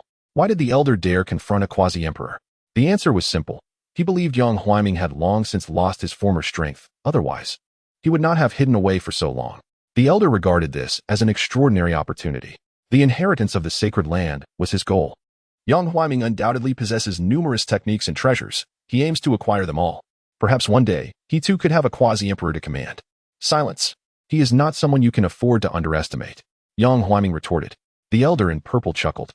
A Quasi-Emperor whose cultivation does not even reach the Void Realm is hardly worthy of such arrogance before me. The Void Realm? No. It appears he is still a step away, merely a half step into the void. Even so, such power cannot be dismissed lightly. Then let us test it. Upon realizing that the opponent's strength far surpassed that of his own remnant Quasi-Emperor soul, Yang Huaiming did not intend to retreat. Chen Mu, upon this revelation, spread his fingers and retrieved the Tao, a treasure he had recently acquired. With the presence of the elder in purple, it was the perfect opportunity to gauge the might of the Tao. Boom! The sound of the bell reverberated down from above, its force overwhelming. All eyes turned upwards, filled with confusion. How could such a massive bell suddenly appear? Was it a treasure of the elder in purple or of Yang Huaiming? Impossible. How can this be? This is an ancient artifact, the Tao. As confusion reigned, the sound of the elder in purple kneeling in disbelief echoed nearby. The air around him twisted violently as the Tao unleashed its oppressive aura, rendering him immobile. What began as a single knee on the ground soon became two, as he struggled to channel his spiritual energy in defense. Turning his distorted visage towards Chen Mu, he exclaimed, "You, how did you come to master the Tao? How can it possibly heed your command?" The elder was utterly perplexed. What? That ancient artifact, subservient to the young saint of Qingxian? The Tao? If memory serves. It was the third trial of the Tianyuan. How could it be in your possession? Why else? The master struck the bell hundreds of times, and with no treasures to offer, it surrendered itself, Liang Yifan explained to the gathering. Impossible. Absolutely impossible. The elder's roar preempted all others. He could not fathom that the Tao, having been struck at most 5 times, could be commanded by a mere child. No one responded, not in agreement, but rather out of pity. The truth lay stark before him, yet he refused to accept it, deceiving himself. He knew everything, yet remained in denial. Meanwhile, Chen Mu pressed his finger downward. Boom! The colossal Tao descended like a mountain, completely enveloping the elder in purple. A piercing scream echoed, then silence fell. Moments later, the Tao shrank to the size of a palm and returned to Chen Mu's hand, leaving behind a pool of blood and signs of explosion. Half step into the void, to be defeated so effortlessly? Is it the ancient artifact's might, or his own overwhelming prowess? Surely, it is his strength, otherwise. How could he command an ancient artifact like the Tao? The Empress of the Xian Kingdom, the Xiantian Empress, and now a quasi-emperor with the ancient artifact Tao. Should we not consider pledging our allegiance to him? Do you think you are worthy? One remarked. I certainly am not. The phrase "you are not worthy" sounded harsh and jarring on the ears. Yet, when the words were on the tip of their tongues, the anger that surged within was extinguished by a cold reality. Upon reflection, the truth rang clear. They were neither emperors nor quasi-emperors. And it was perhaps best to remain humble, accepting their place as mere prodigies or saints. Before this moment, who could have imagined that the title of prodigy saint would one day seem so ordinary? The brilliance displayed by Chen Mu was simply too dazzling. Nonetheless, they bowed deeply, hands clasped in gratitude, declaring in unison, "We are eternally grateful for the life-saving grace of the Qingxian saint. Should there ever be a need, we shall heed your call, no matter the cost." Regardless of whether he deemed them worthy, the formalities must be observed. Chen Mu acknowledged them with a nod. As he turned, Lu Ruoxue swiftly activated her teleportation bracelet, opening a portal for him to step through first. They followed closely behind, returning to the Qingyan manor. Upon exiting the portal, Yang Huaiming felt a chill run down his spine. An invisible aura of slaughter enveloped him. Not just one, but many. To his astonishment, this murderous energy emanated from the servants and workers in the courtyard, who were diligently clearing leaves, trimming trees, and uprooting weeds. 17 individuals, each possessing strength that matched his own, not merely in the present, but at the pinnacle of his quasi-emperor prowess. At last, the doubts that plagued Yang Huaiming's mind were resolved. It was no wonder that a national empress would be so devoted to him. Under his command, formidable warriors were abundant. Yang Huaiming felt an overwhelming relief that Chen Mu had not existed during his prime. Otherwise, he would have never had the chance to become a quasi-emperor. He understood well the vast chasm of strength that separated him from Chen Mu. Truly, he was a born emperor. In the entire Zhongshuan realm, among countless human beings, only one could ascend to the rank of emperor. Yang Huaiming surrendered to this reality, recognizing that this was Chen Mu's era. His only role was to remain by his side and fulfill the duties of a loyal servant without overthinking his position. You too, come here. Chen Mu seated himself upon a stone bench and beckoned with his hand. Yes, master. Yang Huaiming and Luo Hanqiu promptly approached, inquiring, what commands do you have for us? Master, your abilities are too weak. Should you encounter another arrogant adversary like today, it would be a disgrace to me. Thus, accept this cultivation. Modification in progress. Modification successful. Chen Mu deliberately stated this, to make them aware that this perfected crossing of tribulations was a gift from him, making it clear that he could bestow such power and reclaim it at will. This is the perfected crossing of tribulations. Yang Huaiming and Luo Hanqiu felt their internal strength surge dramatically, astonished. At that moment, dark storm clouds began to gather overhead, and thunder rolled, illuminating the world with blinding brilliance. With a casual wave, Chen Mu dispersed the impending tribulation clouds, leaving Yang Huaiming and Luo Hanqiu gazing in awe at the azure sky.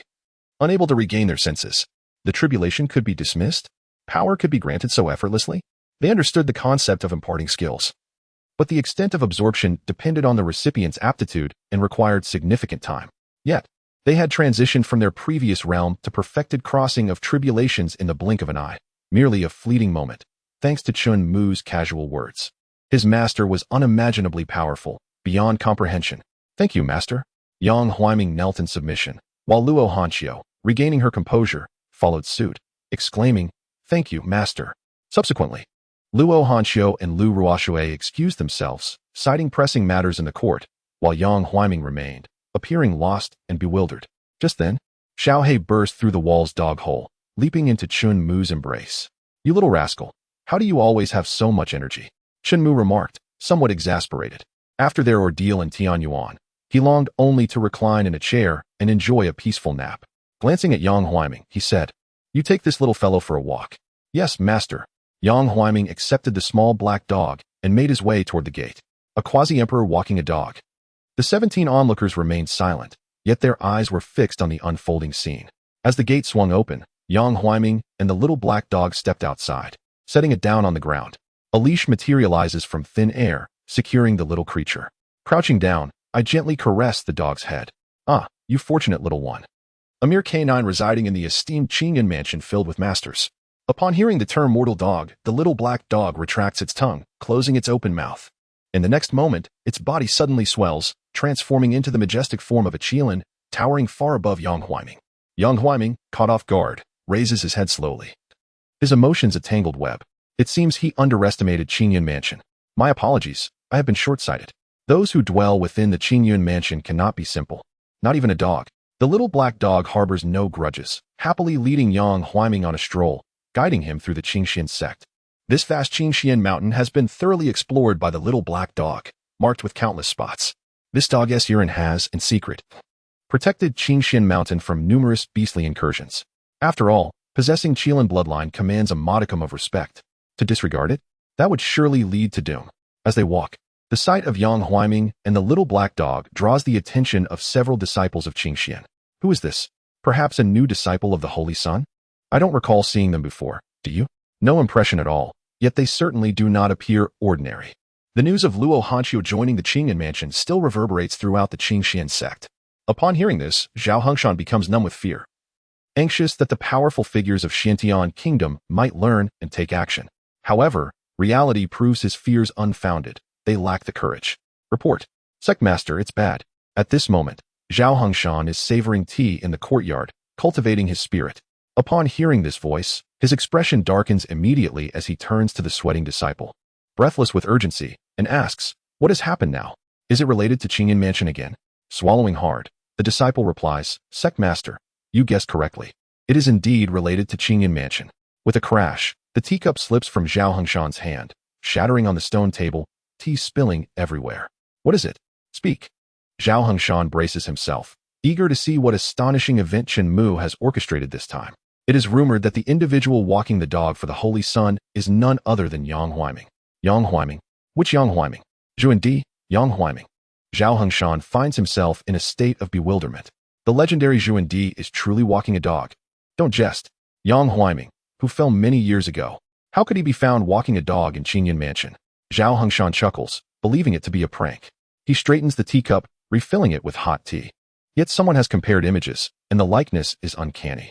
Moreover, given his origin from Qingyan Mansion, the possibility of him being Zhuan Di Yang Huaiming is not insignificant. The young disciple shares his speculation. The weight of the name Qingyan Mansion within Qingxian sect has drastically changed, now heavy enough to crush. It surpasses the significance of the term sacred land. Hearing this, Zhao Hongshan falls into a contemplative silence. These 2 points indeed warrant suspicion. Just as he ponders, he suddenly notices someone flying overhead on a sword. Yet mere speculation remains. After all, it is quite absurd for a Zhuan Di to walk a dog. Does he not care for his reputation? That is Elder Xiao Yun and Elder Jiaofu. How has that ancient being emerged from seclusion? Zhao Hongshan had thought he might never witness Elder Jiaofu in his lifetime. Elder Jiaofu, along with Xiao Yun, is a formidable pillar of Qingxian sect, with Jiaofu's strength several times that of Xiao Yun. The last time Zhao Hongshan saw Elder Jiaofu was during his childhood, a figure he idolized and aspired to emulate. Is something amiss in the sect? Aside from that, he cannot fathom what could compel Elder Jiaofu to emerge from seclusion, prompting him to hastily set aside his teacup and pursue them on his sword. "Hey, Zhao sect." The young disciple barely has time to speak as the two, one on a sword, swiftly vanish from view. He had intended to inquire if the appearance of the two esteemed figures was related to Yang Huaiming, but alas, he missed his chance. Silently, he begins to clean up the spilled tea. Meanwhile, Zhao Hongshan has caught up with Xiao Yun and Jiaofu. "Senior brother Xiao, Elder Jiao, please wait." Zhao Hongshan calls out. Given his strength, catching up to them is no easy feat. If this continues, he will surely be left behind. "Is that not Sect Master Zhao? You called us. What is the matter?" Xiaoyan slows down and inquires. "I wish to ask where you and Elder Jiao are headed. Is there trouble in the sect?" Zhao Hongshan states his intention and poses a counter-question. Elder Jiao sensed a trace of imperial might during his meditation. "We are heading to confirm its source," Xiaoyan explains. "Imperial might." Zhao Hongshan swallows hard, forcing a bitter smile. "I would like to accompany you." He initially contemplated questioning whether Elder Jiaofu had misperceived, but upon reflection, he deemed such a statement too offensive and swallowed it back. "Very well." Elder Jiaofu nods in agreement. Since Elder Jiao has consented, Xiao Yun cannot object. The three set forth together. "There." Xiao Yun points. "Wait, is that a Qilin?" Noticing the surprise on the faces of Xiao Yun and Elder Jiaofu, Zhao Hongshan interjects, clearly having anticipated this. "That is the guard dog raised by the Holy Sun." "Guard dog?" Xiao Yun and Elder Jiaofu exchange glances, suspecting Zhao Hongshan might be jesting, yet lacking evidence to prove otherwise. Elder Jiaofu had heard tales of this extraordinary Holy Son of Qingxian, but never imagined he would possess such a remarkable creature as a gatekeeper. A sacred beast Qilin. "And you keep it as a guard?" Soon, the group lands before the little black dog, blocking the path of both man and beast. "Please halt." Xiaoyan raises his hand. Just as he is about to explain their purpose, Elder Jiaofu's excited voice rings out, "Elder Yang. It truly is you. Elder Yang." Elder Jiaofu rushes forward, tears brimming in his eyes. Seeing this old fellow, overwhelmed with tears and snot, Yang Huaiming is momentarily taken aback. "Who are you?" "Elder Yang. It is I, Xiaofu. The little beggar, do you not remember? You once guided me and taught me the Luiyue heart method." Elder Jiaofu exclaims, gesturing animatedly. "Oh, it is you." Yang Huaiming is equally astonished, never expecting to encounter Elder Jiaofu in such a setting. During his travels through Tianfu City, he had chanced upon a beggar, recognizing his integrity and potential, thus imparting the Luiyue heart method to him. It is precisely due to this cultivation that Elder Jiaofu's strength has surged, allowing him to join Qingxian sect and become a powerful figure in the present day. For Elder Jiaofu, Yang Huaiming is akin to a rebirth, a benefactor. "Indeed, it is I. I have long wished to see you again and express my gratitude in person." Elder Jiaofu kneels, bowing deeply. "Thank you for granting me a new lease on life. Without you, I, Jiaofu, could never have reached this day. Elder Jiao Fu, showing such respect to him. Who exactly is this person? Zhao Hengshan stands frozen. Yang Huaiming assists Elder Jiao Fu to his feet. Ah, we are fated. I merely bestowed upon you the heart method. Your achievements are chiefly due to your own diligence, not solely my merit. Elder Yang speaks true. Xiao Fu shall certainly remember this and strive to cultivate even harder, ensuring I do not disappoint you. In this moment, Elder Jiao Fu has shed all his former arrogance and shrewdness, resembling a naive and innocent child instead. Zhao Hengshan begins to doubt his own senses. Is this truly the demeanor of the venerable Elder Jiao Fu? That wrinkled face. How peculiar. Noticing the odd expressions on Zhao Hengshan's face, Elder Jiao Fu wipes his tears, clenches his fists before his lips, and clears his throat. Ahem. Allow me to introduce. This is Yang Huaiming, Elder Yang, my mentor in cultivation. You may not be familiar with the name Yang Huaiming, but he is the last Zhuan Di of the Zhongshuan realm, once the closest being to an emperor. Elder Jiao Fu's tone and expression brim with pride. Those who know him realize he is presenting Yang Huaiming. Those unaware might think he is boasting of himself. Zhuan Di, Yang Huaiming. Is he truly the Zhuan Di Yang Huaiming? Greetings, Elder Yang. Upon discovering the true identity of Yang Huaiming, Xiao Yun immediately understood and bowed in respect. Zhao Hengshan followed suit, introducing himself as a junior, Zhao Hengshan, and paying his respects to Elder Yang. There is no need for such formalities. If we speak of relationships, you are both my superiors and thus do not need to bow so deeply, Yang Huaiming said, extending his hand to assist the two. Elder Yang, what do you mean by that? Jiao Fu inquired, confusion evident on his face, while only Zhao Hengshan's lips twitched. Unable to fathom the expression Jiao Fu would wear upon understanding why Yang Huaiming was present. In a vague manner, Yang Huaiming replied, well, I wonder if Elder Yang might have the time to visit my residence for a warm cup of tea? Jiao Fu proposed, eager to converse with Yang Huaiming about his experiences over the years. Unfortunately, I cannot at this moment, Yang Huaiming replied, shaking his head. Why not? Jiao Fu asked, a hint of disappointment in his voice. I still have to walk the dog for my master, Yang Huaiming answered. The notion of Yang Huaiming uttering the word master was incredulous and indeed felt out of place, given that he once represented the pinnacle of power in the Zhongshuan realm, a figure revered by many who aspired to surpass him. Countless admirers dreamt of attracting his attention. Yet now, he found himself in servitude, performing menial tasks like walking a dog. It was bewildering to learn that the master he served was none other than the saint of his own sect. It was no wonder Yang Huaiming claimed that.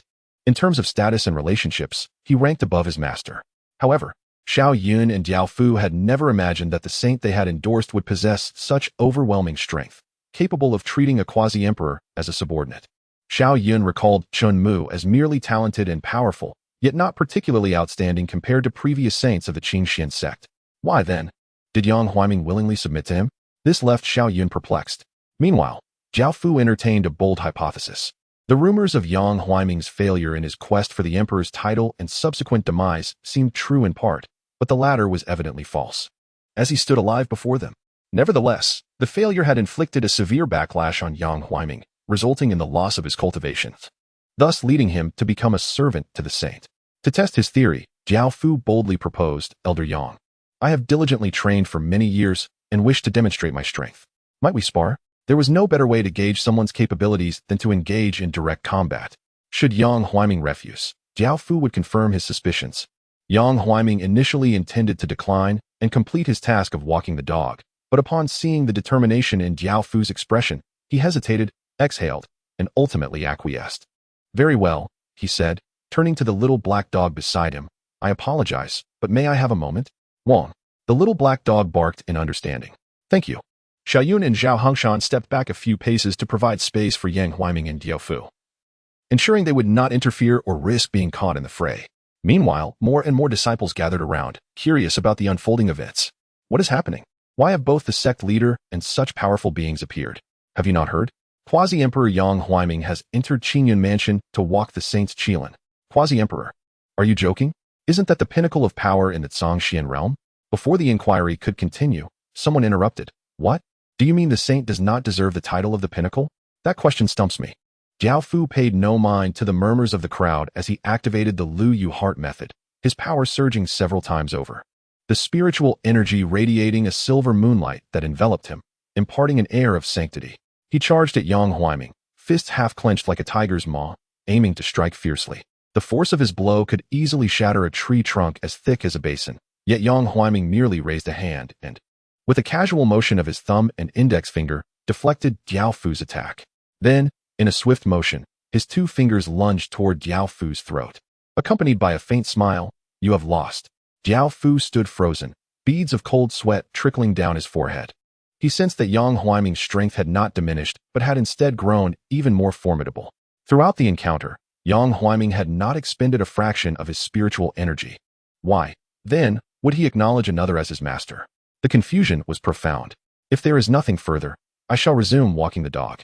We may converse another time," Yang Huaiming said, waving his hand as he resumed his leisurely stroll with the little black dog. Observing Xiao Yun and Diao Fu's petrified expressions, Zhao Hengshan raised a hand to his forehead, rendered speechless. It was not merely their silence. It was the realization that this was the expected trajectory of events. Taking a deep breath, as if surfacing from water, Diao Fu exclaimed, "Elder Yang?" Only to realize that Yang Huaiming had long since vanished from sight. "Elder Yang has already departed," Zhao Hengshan explained. "Who exactly is that saint from the Qingxian sect?" Diao Fu hurriedly approached Zhao Hengshan, who raised his hands defensively. Leaning back slightly, his face flushed with embarrassment.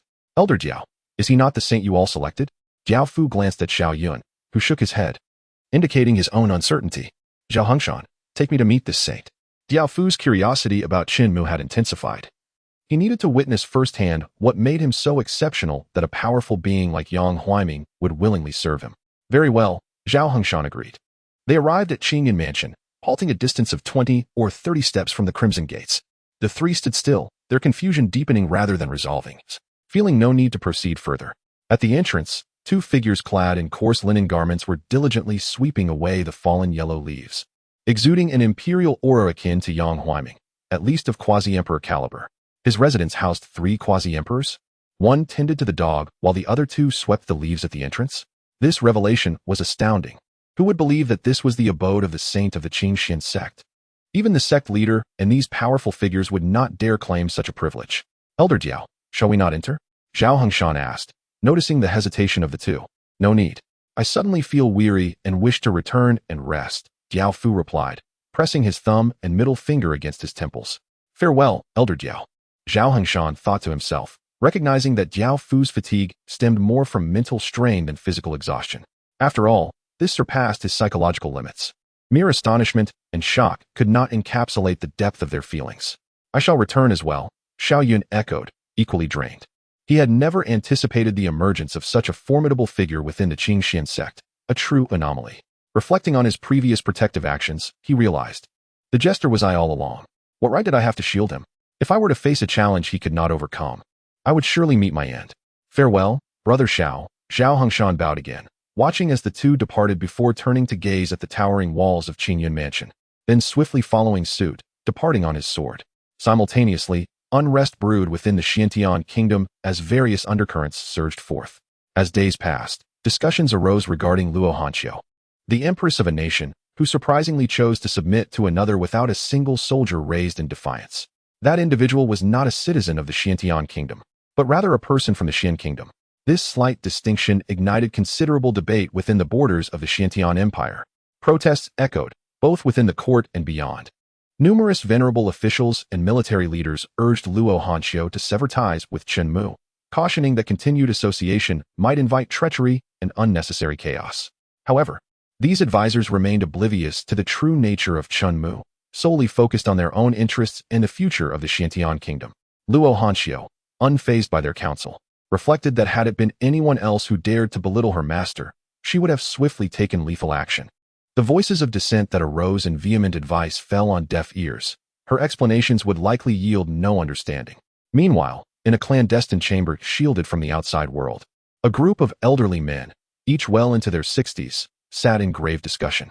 They expressed their discontent that Luo Hanqiu seemed to disregard the dignity of the Xiantian kingdom, allowing others to tread upon it. They speculated that if the late emperor were to witness this, he would not let her off lightly. Concerns of public discontent loomed large, and one suggested it might be an opportune moment to establish a new emperor. "You mean to install a new sovereign?" someone queried. Noting that Luo Hanqiu had contributed significantly to the kingdom and many loyal officials supported her, making her ousting a formidable challenge. "With our backing and a touch of force, who would dare oppose us?" I have a suitable candidate, another interjected. Are you suggesting the third prince? Indeed. The third prince, in terms of talent, is on par with her, recognized as the rightful heir. Yet, for reasons unknown, the late emperors will favored Luo Hanxiu. We could fabricate a false decree and present the true testament to summon the third prince from the palace. Their ambitions began to surface. They believed controlling the third prince would be far easier than subduing Luo Hanxiu. Failing to seize this moment could mean waiting many more years. They commenced their detailed scheming. Unbeknownst to them, Luo Hanxiu returned to Qingxian Mountain, to the Qingyan Manor. Chen Mu, meanwhile, delved into the exploration of new features within his system. He activated the 10,000-fold cultivation space and initiated an automatic training mode. 10,000-fold cultivation space, status, activated. The process was straightforward. He needed only to wait. As the longer he waited, the greater the rewards. When the time came, he would simply collect the accrued experience. Suddenly, he realized, is this a sign-in system? Chen Mu had not anticipated that what was deemed a mainstream narrative device in his previous life would manifest as merely one of many features within his current system. Activating feature. Activation successful. Infinite sign-in system. Status. Activated. With no restrictions on sign-ins, repeating in the same location would gradually diminish rewards. While changing locations would reset the reward level. The quality of the sign-in location would determine the rarity of the rewards. Chen Mu murmured the specifics of this infinite sign-in feature and prepared for his inaugural sign-in. Would you like to sign in at the front yard of Qingyan Manor? Commence. Signing in. Sign-in successful. Congratulations, host. You have received a Spirit Energy Surge card 100. The Spirit Energy Surge card, upon use. It could amplify the purity of spirit energy within a designated area tenfold. A single card yields tenfold, 100 cards 1,000-fold. He selected all and proceeded to use them. Using Spirit Energy Surge card. Use successful. In that instant, the spirit energy concentration throughout the Qingxian sect and Qingxian Mountain surged 1,000-fold. The entire sect trembled. What is happening? Why has my cultivation speed accelerated so dramatically? The spirit energy felt rich and pure. I can feel it flowing into my body, so willingly. This sensation is exhilarating. The spirit energy surrounding him had increased exponentially, perhaps even beyond 1,000-fold. Look, above Qingyan Manor, a pillar of light. There, the spirit energy is most concentrated. Divine favor. This is a blessing from the Holy Sun. Kneel and worship. At this proclamation, the practitioners, abandoning their cultivation, adjusted their stances to kneel in reverence. Under the 1,000-fold spirit energy, even those of mediocre talent could aspire to transcendence, let alone those with considerable cultivation aptitude. Chen Mu had elevated their potential, akin to a rebirth. The gifted disciples from the Heavenly Sword sect felt a deep sense of gratitude for the merger with Qingxian sect, considering themselves fortunate. Zhao Hongshan stood on the sect master peak, hands clasped behind him, gazing at the radiant column of light, hesitating to voice his thoughts. Lu Ruoshui's master, Lu Yuchan, briefly lost herself in gratitude towards Chen Mu before returning her focus to cultivation, sensing a breakthrough was imminent. The 1,000-fold increase in spirit energy was indeed formidable. Just a single breath seemed to enhance her cultivation significantly. Chen Mu was thoroughly pleased with this outcome. Would you like to sign in at the front yard of Qingyan Manor? Sign in successful. Afterward, Chen Mu relentlessly depleted the sign-in rewards at the front yard until no further rewards could be claimed, accumulating over 100 spirit energy surge cards. Gazing at the bounty within his system's inventory, he felt a surge of excitement, eager to explore more locations for sign-ins. His first thought was the rear courtyard. The Blood Dragon Spirit Spring, far superior and more unique than the front yard. According to the system's description of the infinite sign-in feature, the rewards should be even more exceptional, especially since it nourished the upgraded Blood Dragon Spirit. Chen Mu was eager to discover the extraordinary rewards awaiting him. Without delay, he set off to the rear courtyard, where he beheld the vibrant Crimson Spirit Spring and the shadow of the Blood Dragon beneath the surface. Chen Mu initiated another round of sign-in. Would you like to sign in at the Blood Dragon Spirit Spring? Chapter 106. Sign in for the 9 Dragons Supreme Palanquin. Annihilation Demon Dragon. As the words fell, Chen Mu suddenly noticed a tremendous and overwhelming force descending from above. The powerful beings, imbued with ancient bloodlines, halted their actions. Fear etched on their faces as they looked up. There, high above, a black, abyss-like portal was rapidly opening, revealing countless stars, vast and infinite, evoking a sense of boundless yearning.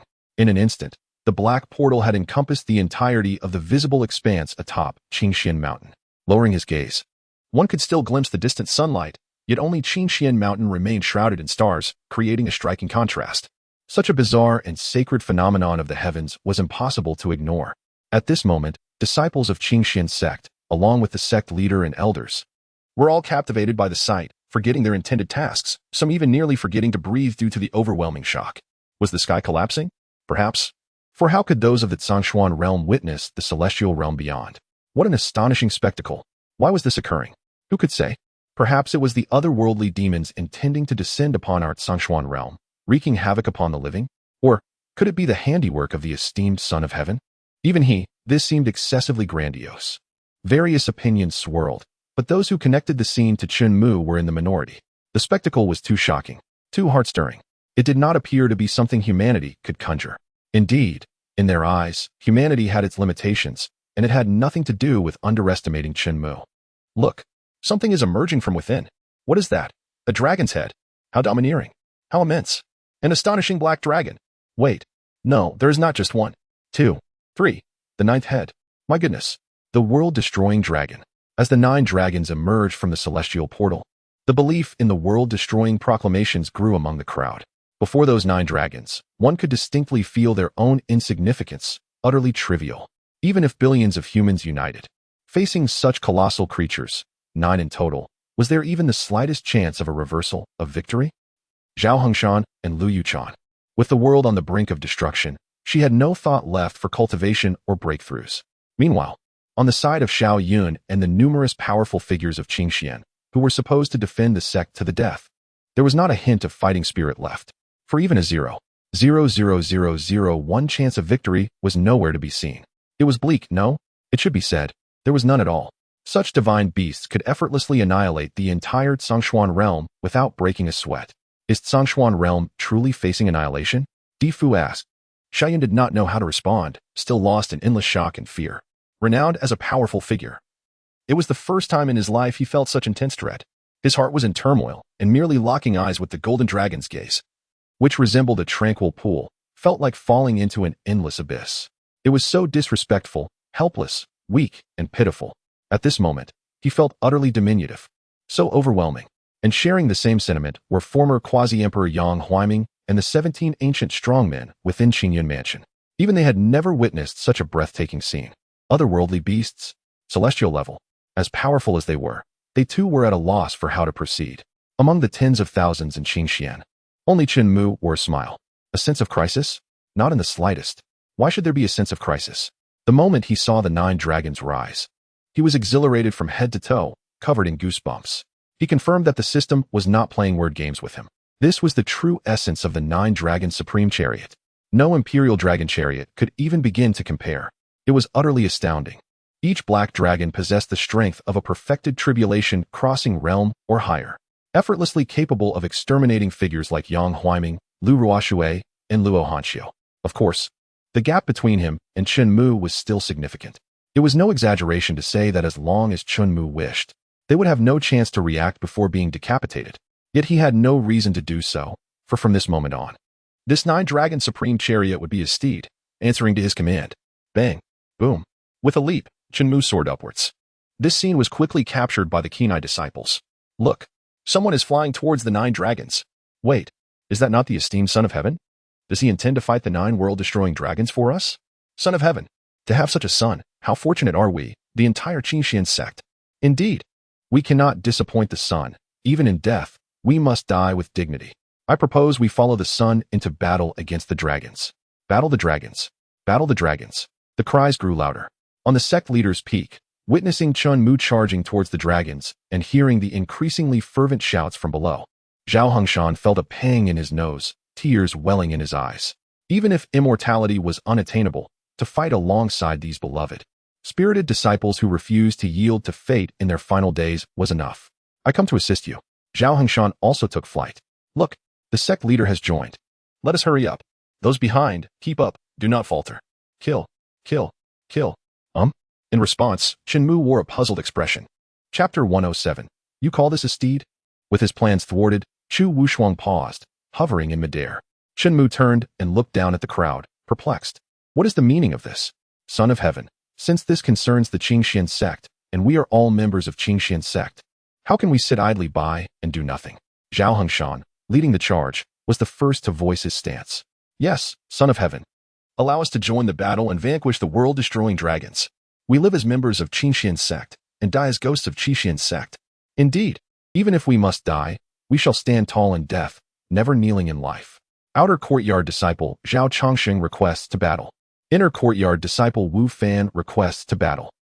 The voices of those requesting to fight rose and fell, resounding across the land.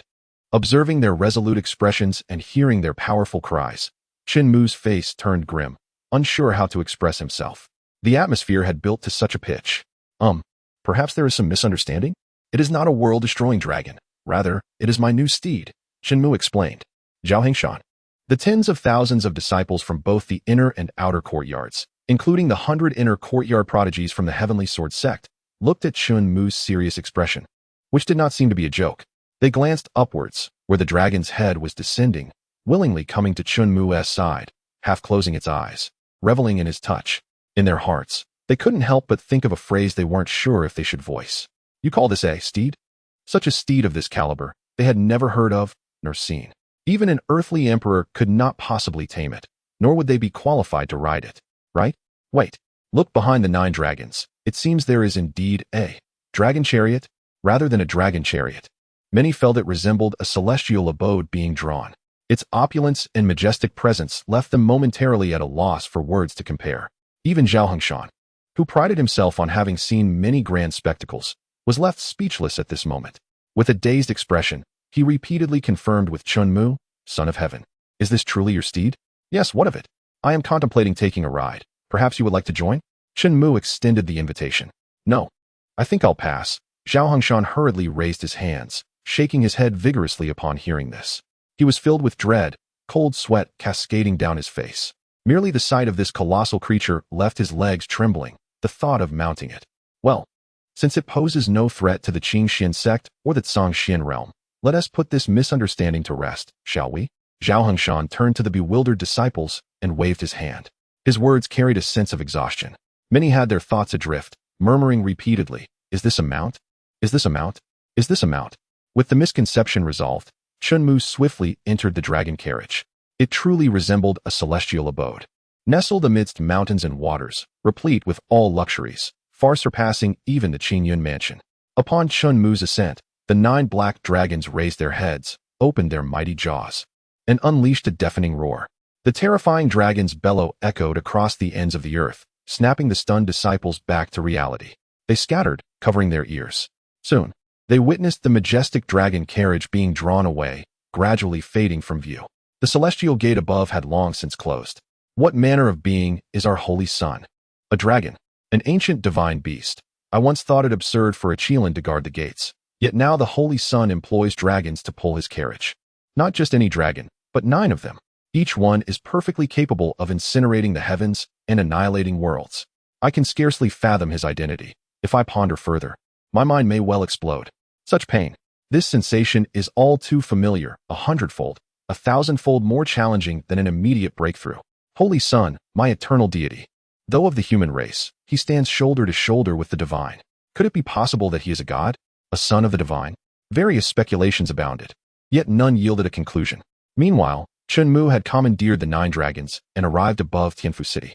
Despite its massive size, controlling the carriage was effortless. With a mere thought, it would veer eastward, never west, direct it north, never south, obedient as could be. Would the appearance of the 9 dragons' supreme carriage frighten the city's inhabitants? That was their concern, not Chen Mu's. Why should he hide his treasures and seek their approval? Such an idea was utterly ludicrous. Below, 1,000,000 citizens gazed up in awe, fixated on the colossal 9 dragons' supreme carriage. So astounded they were that words escaped them. Some stood petrified, others collapsed to the ground. Merely witnessing it felt like having their hearts gripped by an invisible hand. Meanwhile, within the Chu manor, Chu Wushuang was striving to comprehend the essence of spear intent when she noticed the sky suddenly darkening. Looking up, her mind went blank. What was that? Dragons? 9 dragons pulling a celestial abode? Who could possibly command such a spectacle? Could it be the venerable elder who shattered mountains with his spear intent? Chu Wushuang's beautiful eyes widened in astonishment.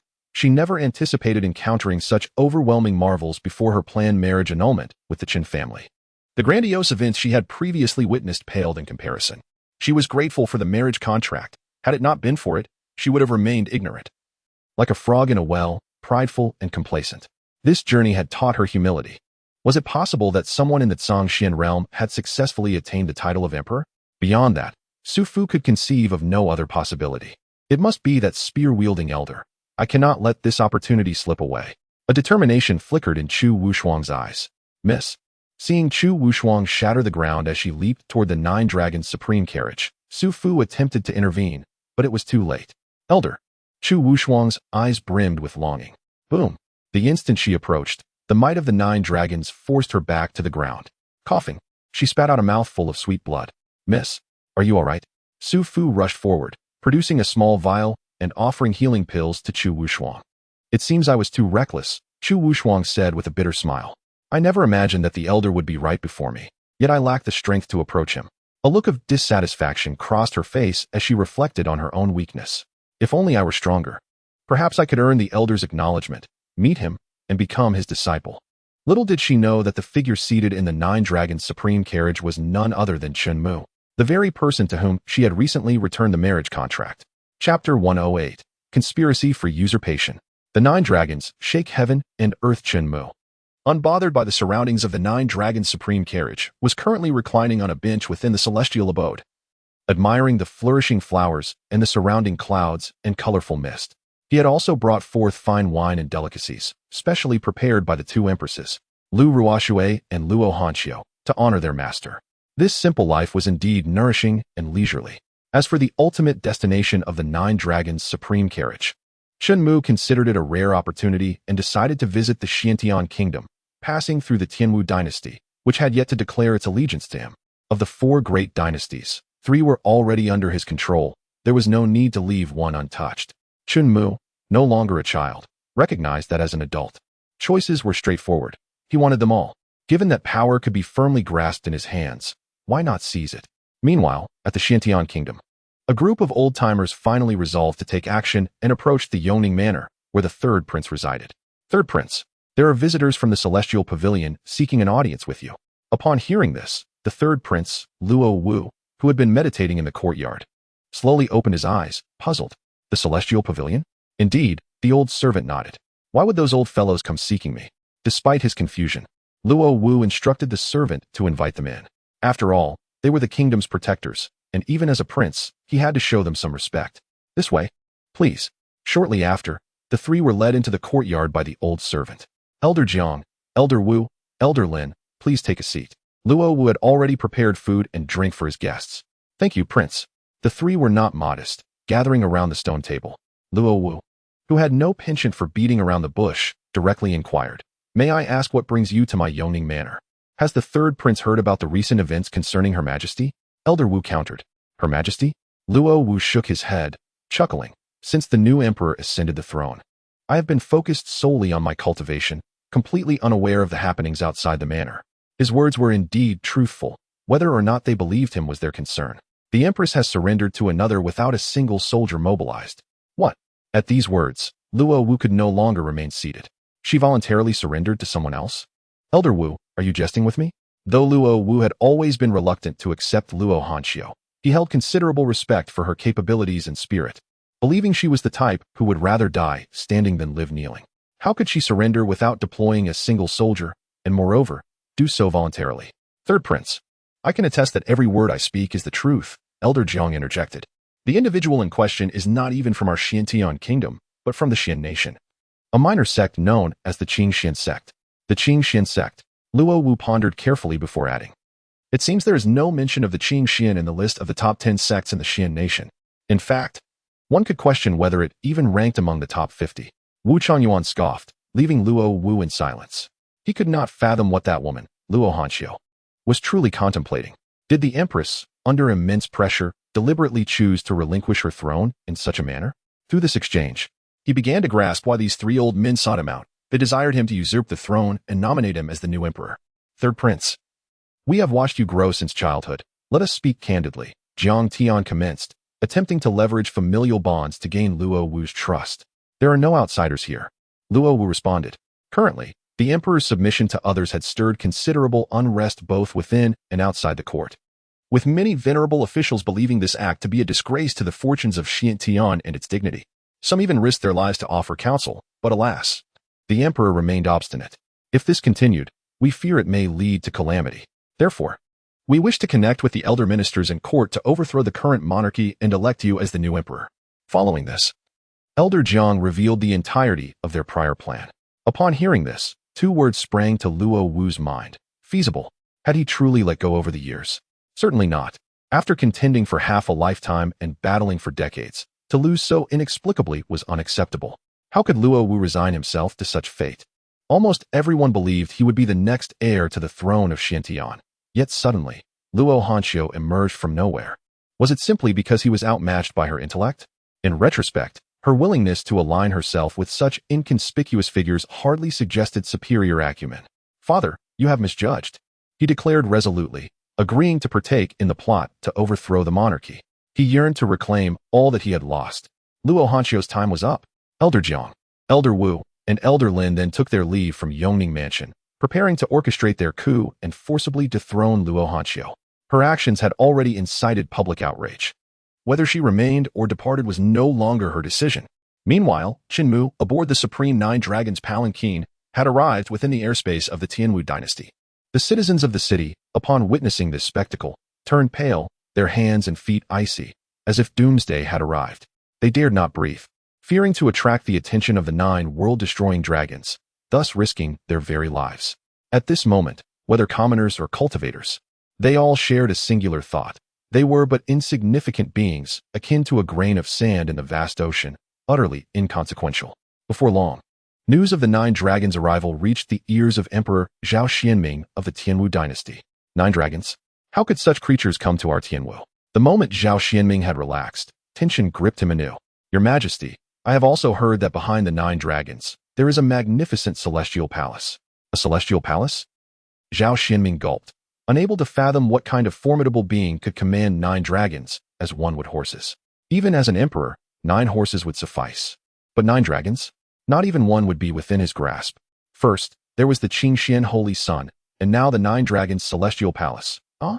Zhao Xianming cast aside his crown, frantically tousling his hair into a chaotic mess. Your Majesty? The elderly eunuch hesitated to approach, fearing that even the slightest misstep might provoke the dragon's ire. Quick, prepare a grand sacrificial ceremony for the heavens. The more extravagant, the better. It must be of the highest standard. I shall personally pay homage to the celestial beings. Once Zhao Xianming regained his composure, he issued his commands immediately. Chapter 109. Paying homage to the celestial being.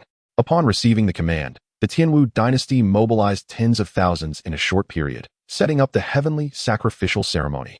However, this time, they were not offering sacrifices to the heavens, but to the celestial beings who soared above the 9 heavens, riding upon dragons. In the past, they might have doubted the existence of the heavens, but now, with a living deity before them, disbelief was no longer an option. As they worked, the atmosphere was charged with urgency. No one dared to slack off, driven by reverence.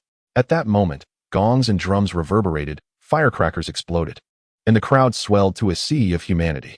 The throng of worshippers, drawn by the spectacle, quickly swelled to over 1 million.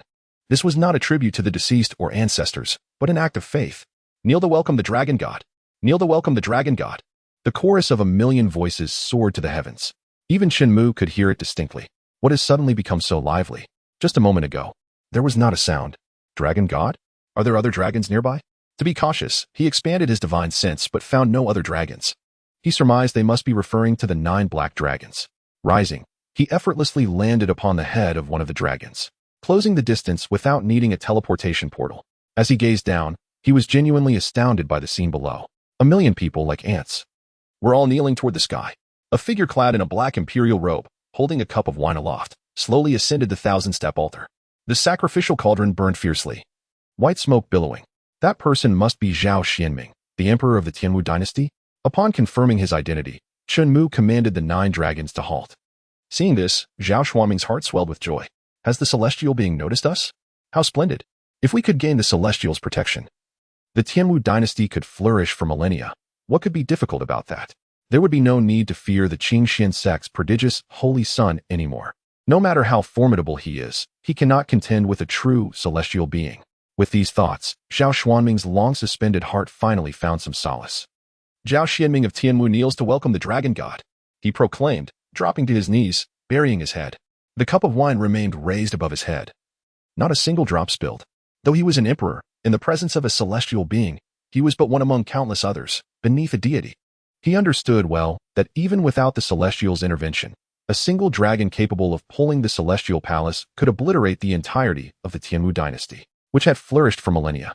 Look, one of the dragons is coming toward us. Heavens, how enormous, how terrifying. Has the dragon god noticed us? Splendid. We beseech the dragon god for protection. We implore the dragon god for protection. Wait, look closely. There seems to be someone standing atop that dragon's head. Indeed, could it be a celestial being? Hearing this, Zhao Xianming's heart raced to new heights of anxiety. What if the celestial being looked down upon him? Looked down upon the entire Tianmu dynasty? What if they deemed the sacrificial ceremony a disturbance and sought to annihilate the Tianmu dynasty? Should he resist or submit to death? Thoughts spiraled in his mind until, in the next moment, the goblet he held was taken from him. Zhao Xianming quickly looked up to see a figure standing atop the descending dragon's head, drinking from the bronze goblet with a commanding presence, exuding an unmatched celestial grace. How youthful the celestial being appeared. Zhao Xianming was left utterly entranced. This aura was something he could never hope to possess. Once Chen Mu finished his drink, Zhao Xianming hastily retrieved the empty goblet, his voice trembling as he exclaimed, I pay homage to the celestial being. I pay homage to the celestial being. I pay homage to the celestial being. Behind him, both civil and military officials, as well as common folk, echoed in unison, kneeling in reverence. The scene was indeed monumental, with throngs of people continuously arriving from afar. In this vicinity, the crowd had densely packed to the point where even a needle could scarcely find space to fit. Are you Zhao Xianming? Chen Mu's gaze fell upon the kneeling figure before him. Replying to the celestial being, I am Zhao Xianming. Upon hearing this, Zhao Xuanming's heart surged with exhilaration. Never had he imagined that he would capture the attention of a celestial being. Could it be that the celestial had come specifically to bless him and the entire Tianmu dynasty? How fortunate he was. Uncertain of the celestial being's purpose for visiting the Tianmu dynasty, Zhao Xianming earnestly offered his assistance, proclaiming, if there is any way I, Zhao Xianming, can be of service to you, do not hesitate to ask. I will brave the steepest mountains and the fiercest fires without reservation. Without reservation? Chen Mu reiterated, seeking confirmation. Without reservation, Zhao Xianming fervently affirmed, nodding emphatically without a moment's hesitation. Then, would you be willing to relinquish your royal power? Chen Mu inquired once more. This time, Zhao Xuanming's response was not as immediate. Celestial beings are not supposed to regard wealth and power as anything of significance, are they? What? You are unwilling? Chen Mu's tone turned cold. Zhao Xianming felt an overwhelming pressure descend upon him, bending his knees and arms further, his breathing quickening. Despite sensing no spiritual energy, a single utterance sufficed to evoke such dread. This was indeed the might of a celestial being. How terrifying. I am willing. I shall yield my royal power. I beseech you, great celestial being, spare my life. Faced with such absolute dominance and the ominous gaze of the 9 dragons overhead, Zhao Xianming could fathom no grounds for refusal. He fully capitulated. Swiftly, he summoned someone to fetch the imperial seal, presenting it with both hands. Great celestial being, please accept this. In response, the civil and military officials dared not voice any dissent. With the Tianmu emperor having yielded, what could they, as subjects, possibly do? Rather, serving the celestial being aligned more closely with their aspirations. Chen Mu picked up the imperial seal with one hand, a satisfied smile gracing his face. Now, the 4 great dynasties of the Tsangxian realm, Xian Kingdom, Zhuyin Kingdom, Xian Tian, and Tianmu dynasty, were firmly within his grasp. Oh, I have one more matter to report to you, great celestial being, Zhao Xianming suddenly remembered as he prepared to leave. Oh, what is it? Chen Mu casually inquired. Recently, within the territory of the Xian Kingdom, at Qingxian Mountain, the Qingxian sect has produced a monster that has overrun all 3 other great dynasties of the Tsangxian realm, leaving only our Tianmu dynasty untouched. I fear he will inevitably turn his sights on us, so I implore the great celestial being to take precautions. Zhao Xianming bowed respectfully. Oh, is that so? Chen Mu feigned ignorance, maintaining his composure while inwardly laughing. Zhao Xianming clearly had no inkling that he was speaking of the very same person before him. Furthermore, the Xian Tian Empress had not even dispatched a single soldier but had willingly aligned herself with him from afar. This individual was certainly no ordinary character, and the celestial being should be vigilant. Chapter 110. I am that monster. The martial emperor stunned. What is the name of that person? Chen Mu asked again, eager to tease Zhao Xianming further. If memory serves me correctly, his surname is Chen, and his given name is Mu. Chen Mu, Zhao Xianming replied. Chen Mu? That does sound like a fine name. Chen Mu chuckled. Does the great celestial being find interest in him? Perhaps you intend to take him as your disciple and bestow upon him great fortune? Upon such thoughts, Zhao Xianming regretted his earlier stance. While he bore no significant animosity towards Chen Mu, his presence had often made him the subject of ridicule. The dignified Tianwu emperor had become a cowardly turtle. Naturally, this stirred some resentment within him. Now, learning of the celestial being's potential interest in granting Chen Mu great fortune, Zhao Xianming could hardly suppress his feelings of discontent. I have yet to introduce myself. My surname is Chun, and my name is Mu. At these words, Zhao Xianming felt as if struck by lightning. He could hardly believe that the celestial being he was kneeling before was the very same monster he had just described. Was the heavens truly playing a jest upon him? Wait, perhaps it is merely a case of sharing the same name. This thought provided a reasonable explanation for why the celestial being praised the monster's name. Considering it to be a stroke of fortune for him, Zhao Xianming seized the opportunity to elevate Chen Mu's status. Same name? Chen Mu chuckled, shaking his head. It is not merely a shared name. I am he, and he is I. I hail from Qingxian Mountain, the Qingxian sect crack. Another bolt of realization struck Zhao Xianming, leaving him utterly bewildered. The celestial being was that monster, and the monster was the celestial being. His mind nearly short-circuited. Prior to this, Zhao Xianming had posed a question to his officials, inquiring if they wished to follow the example of the Xian Tian Empress Luo Hanqiu and proactively align themselves to avert conflict and protect the common folk. At that time, the majority had resolutely declared they would rather die than retreat, insisting that the nation could perish but its dignity must remain intact. However, were Zhao Xianming to pose the same question now, they would undoubtedly provide an entirely different response. It was not a matter of lacking courage. It was simply that the enemy was overwhelmingly formidable, beyond imagination.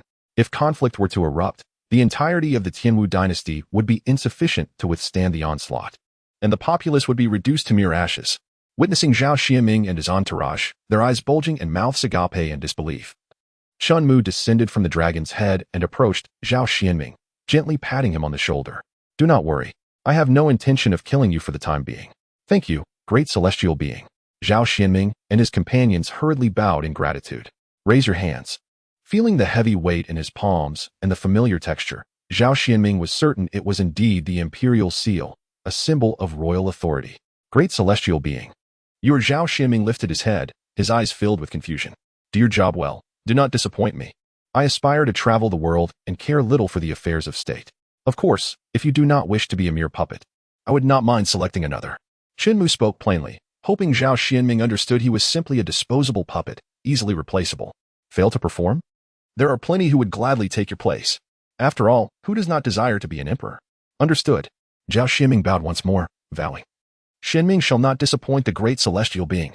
The reason Chen Mu continued to select him was simple. On one hand, Zhao Xianming possessed notable governance skills among the emperors of the Tianwu kingdom, regardless of his martial prowess. On the other hand, after the series of events, his loyalty had unequivocally reached 100% without Chen Mu needing to intervene. The identity of the great celestial being was simply too advantageous.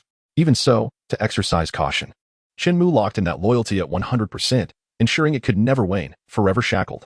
As the saying goes, caution is the mother of safety. After completing the necessary arrangements, Chen Mu leaped onto the dragon's head. The black dragon lifted its long form, returning to its original position. Farewell, great celestial being. Farewell, great celestial being. Farewell, great celestial being. Led by Zhao Xianming, millions of voices echoed in unison. Once the 9 dragons had drawn the celestial abode into the distance, Zhao Xianming raised a hand to his forehead and promptly fainted. Your Majesty. The imperial physician stepped forward to assess the situation and assured the crowd that the emperor had merely been startled and would recover after a brief rest. Upon hearing the physician's words, the officials exchanged knowing glances. They could hardly blame Zhao Xianming, for they too had been holding on by a thread. Today, they had experienced firsthand the truth of beneath the celestial being. All things are as straw dogs. The celestial being was indeed terrifying. Meanwhile, news of the 9 dragons' celestial abode was rapidly spreading throughout the entire Zhongxian realm. The front of the Tianji pavilion was already overflowing with people inquiring about the celestial abode or the Qingxian sect. However, despite their formidable intelligence network, the Tianji Pavilion was still at a loss regarding the Nine Dragons' celestial abode, having neither heard nor seen anything about it. They simply did not know how to respond. It was not that they were unwilling to profit, but rather that it was utterly unattainable. As for investigating the Qingxian sect in the Qingxian Holy Sun, let alone the time and effort invested, hundreds of their intelligence operatives had entered Qingxian Mountain and none had returned alive. Training such operatives was no easy feat. And ultimately, the Tianji Pavilion had no choice but to announce a suspension of all intelligence gathering related to the Qingxian sect to avoid provoking trouble. From the emergence of the Nine Dragons' immortal mansion, it is evident that this course of action is indeed justified. That Qingxian Saint Sun must not be provoked. One simply cannot afford to do so. The Xintian dynasty, originating from the Qingxian sect, is it? Upon hearing this news, Luo Hanqiu's first thought was of her master. Apart from him, she could not conceive of anyone else in this world worthy of such a divine beast steed. Do they possess the capability to contain such power? Clearly, they lack that qualification. By the way, Your Majesty, there are reports that someone from the Heavenly Man Pavilion has gone to Yoning Prefecture today. A trusted aide has conveyed additional information. The Heavenly Man Pavilion? Yoning Prefecture? Luo Hanqiu let out a cold smile. Those old fellows can no longer remain idle, can they? What did they say? I am unaware. As they set up a barrier to avoid alarming the snake in the grass. My people did not investigate further. Very well, I understand. You may leave. Luo Hanqiu waved her hand. Yes. The woman turned and exited the imperial study, leaving Luo Hanqiu alone. She set down her brush, closed the memorial, and gazed at the flickering candlelight with a scornful smile. This world is no longer solely mine. To take it, you likely lack the qualifications. Chapter 111. The Military Coup. The obscure Chen Mu. Not long after, a series of knocks resounded at the door of the imperial study. Your Majesty, trouble arises. A coup is occurring in the Great Hall. Wu Changyuan, Jiang Tian, and Lin Shu are demanding to expose your crimes alongside the third prince. The voice from outside belonged to the earlier woman. They can hardly wait, can they? How eager they are. In response, Luo Hanqiu smiled rather than fumed. Shortly, the door swung open, and Luo Hanqiu changed from her heavy imperial robes into a set of training attire. She, Luo Hanqiu, feared no battle. The cultivation bestowed upon her by her master was her greatest source of confidence. Luo Hanqiu surmised how those individuals would employ various tactics to coerce her into relinquishing the throne, thereby allowing the third prince, Luo Wu, to ascend. However, they likely never anticipated that she had already achieved the pinnacle of tribulation crossing. A faint smile graced her lips. She was curious to witness their expressions upon learning of her complete mastery. Who truly wields power over whom? Who will ultimately emerge victorious? Gazing at the moon, her eyes sparkled with clarity and determination as she murmured, Master, rest assured, Hanqiu shall never bring shame upon your name. As long as I, Luo Hanqiu, exist, no one shall seize from my grasp what rightfully belongs to you. The confidant standing nearby listened to Luo Hanqiu's resolute vow, her emotions in turmoil. Her perception of Luo Hanqiu had undergone a profound transformation. The Luo Hanqiu she had known was supposed to be imperious and disdainful, never revealing such vulnerability. Completely captivated. Why such certainty? It was simply because she had glimpsed a similar expression on her own face in the bronze mirror of the imperial study. Unable to suppress her curiosity, she mused, what kind of prowess does that person possess to enchant the emperor to this extent? Shaking her head to clear her mind of superfluous thoughts, the woman clasped her fists and inquired, Your Majesty, shall I contact the army? There is no need. Luo Hanqiu raised her hand in refusal. If one person can resolve the matter, why resort to such ostentation, wasting time and effort? Indeed, the woman felt an involuntary admiration rising within her. Even in this dire situation, there was not a trace of panic upon Luo Hanqiu's face. She remained composed. The woman was curious about the leverage Luo Hanqiu possessed to confront the coup and those three formidable protectors of the nation alone. Racking her brain, she could not fathom the answer. Nevertheless, she chose to trust in Luo Hanqiu, even if her strength could not match her opponent's. Luo Hanqiu's intellect was undoubtedly beyond their reach. As a personal guard and confidant, she believed she had a thorough understanding of the Empress's capabilities.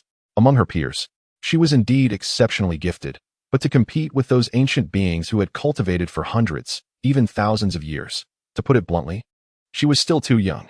If only Luo Hanqiu had the luxury of time to cultivate, she was certain she would surpass them.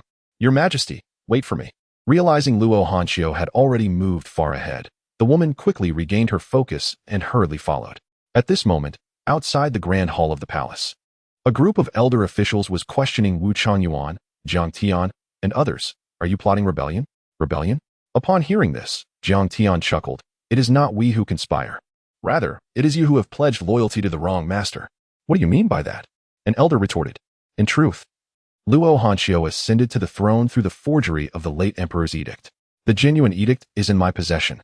As he spoke, he cast a glance at the third prince, Luo Wu, who stood nearby, chest out, hands behind his back, exuding an imposing presence. According to the late emperor's edict, the rightful heir should indeed be the third prince, Jiang Tian declared loudly. Forgery of the edict? How can that be? Indeed. While the third prince was the most viable candidate initially, I truly cannot believe the emperor would engage in such treachery. Why should we trust you? The assembly was not immediately convinced by Jiang Tian's claims. Rather, they began to question, what grounds do you have to assert that the emperor's edict is a forgery? How will you prove that your edict is genuine? In response, Jiang Tian first smiled. Then his expression suddenly shifted. He unleashed a palm strike, providing no time for anyone to respond or evade. The person who had asked the question was instantly reduced to a mist of blood before the eyes of the crowd.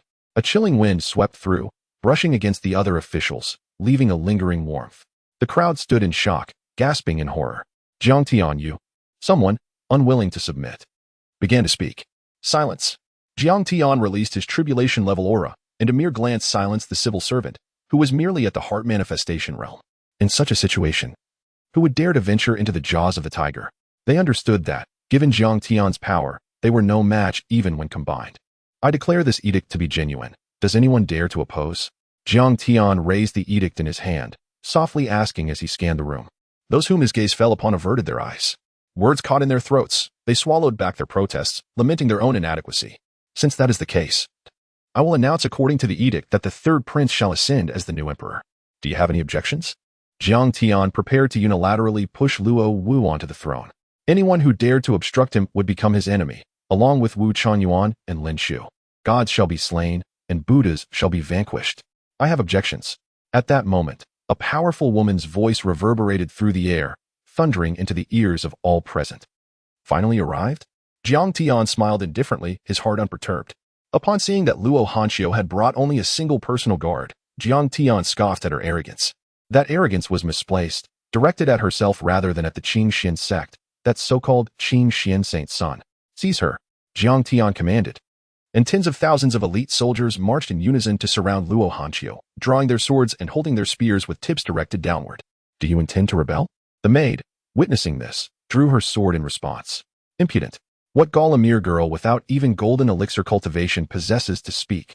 Jiang Tian raised his hand again, prepared to take the maid's life. Boom. An invisible, toxic palm struck from within the crowd, aimed at her.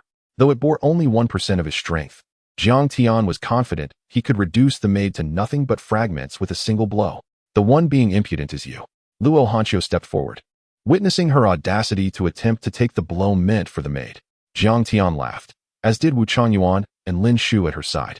They could not comprehend where Luo Hanqiu derived the courage to stand forth and face this strike, knowing she was far inferior to that maid. Could it be that it was the inconspicuous Qing Xian Saint Sun? Haraha. Chapter 112. Continuous slaughter of tribulation-level beings. The arrival of the 9 dragons. Cold laughter echoed. Today, Luo Hanqiu was destined to perish, saving them a great deal of trouble. Jiang Tian turned his head to glance at Wu Chuanyuan and Lin Shu, both of whom, in unison, stroked their beards and chuckled. However, in the next moment, an overwhelming chill, sharp and bone-piercing, surged forth from the front, akin to a turbulent wave crashing upon them. The trio quickly turned to behold an enormous ice lotus blooming before their eyes, towering 100 meters high and enveloping the entire grand hall. As the ice lotus faded, they lowered their arms, their pupils constricting in astonishment. The world around them had undergone a cataclysmic transformation. Everything was frozen in a tableau of frost. The colossal ice lotus was in full bloom, and at its base, what appeared to be roots were, in fact, composed of thousands of imperial guards. Jiang Tian was taken aback, astonished that such power had been concealed. Witnessing this scene, Luo Wu felt a pang of anguish deeper than anyone else. He finally comprehended why the late emperor had chosen Luo Hanqiu over himself.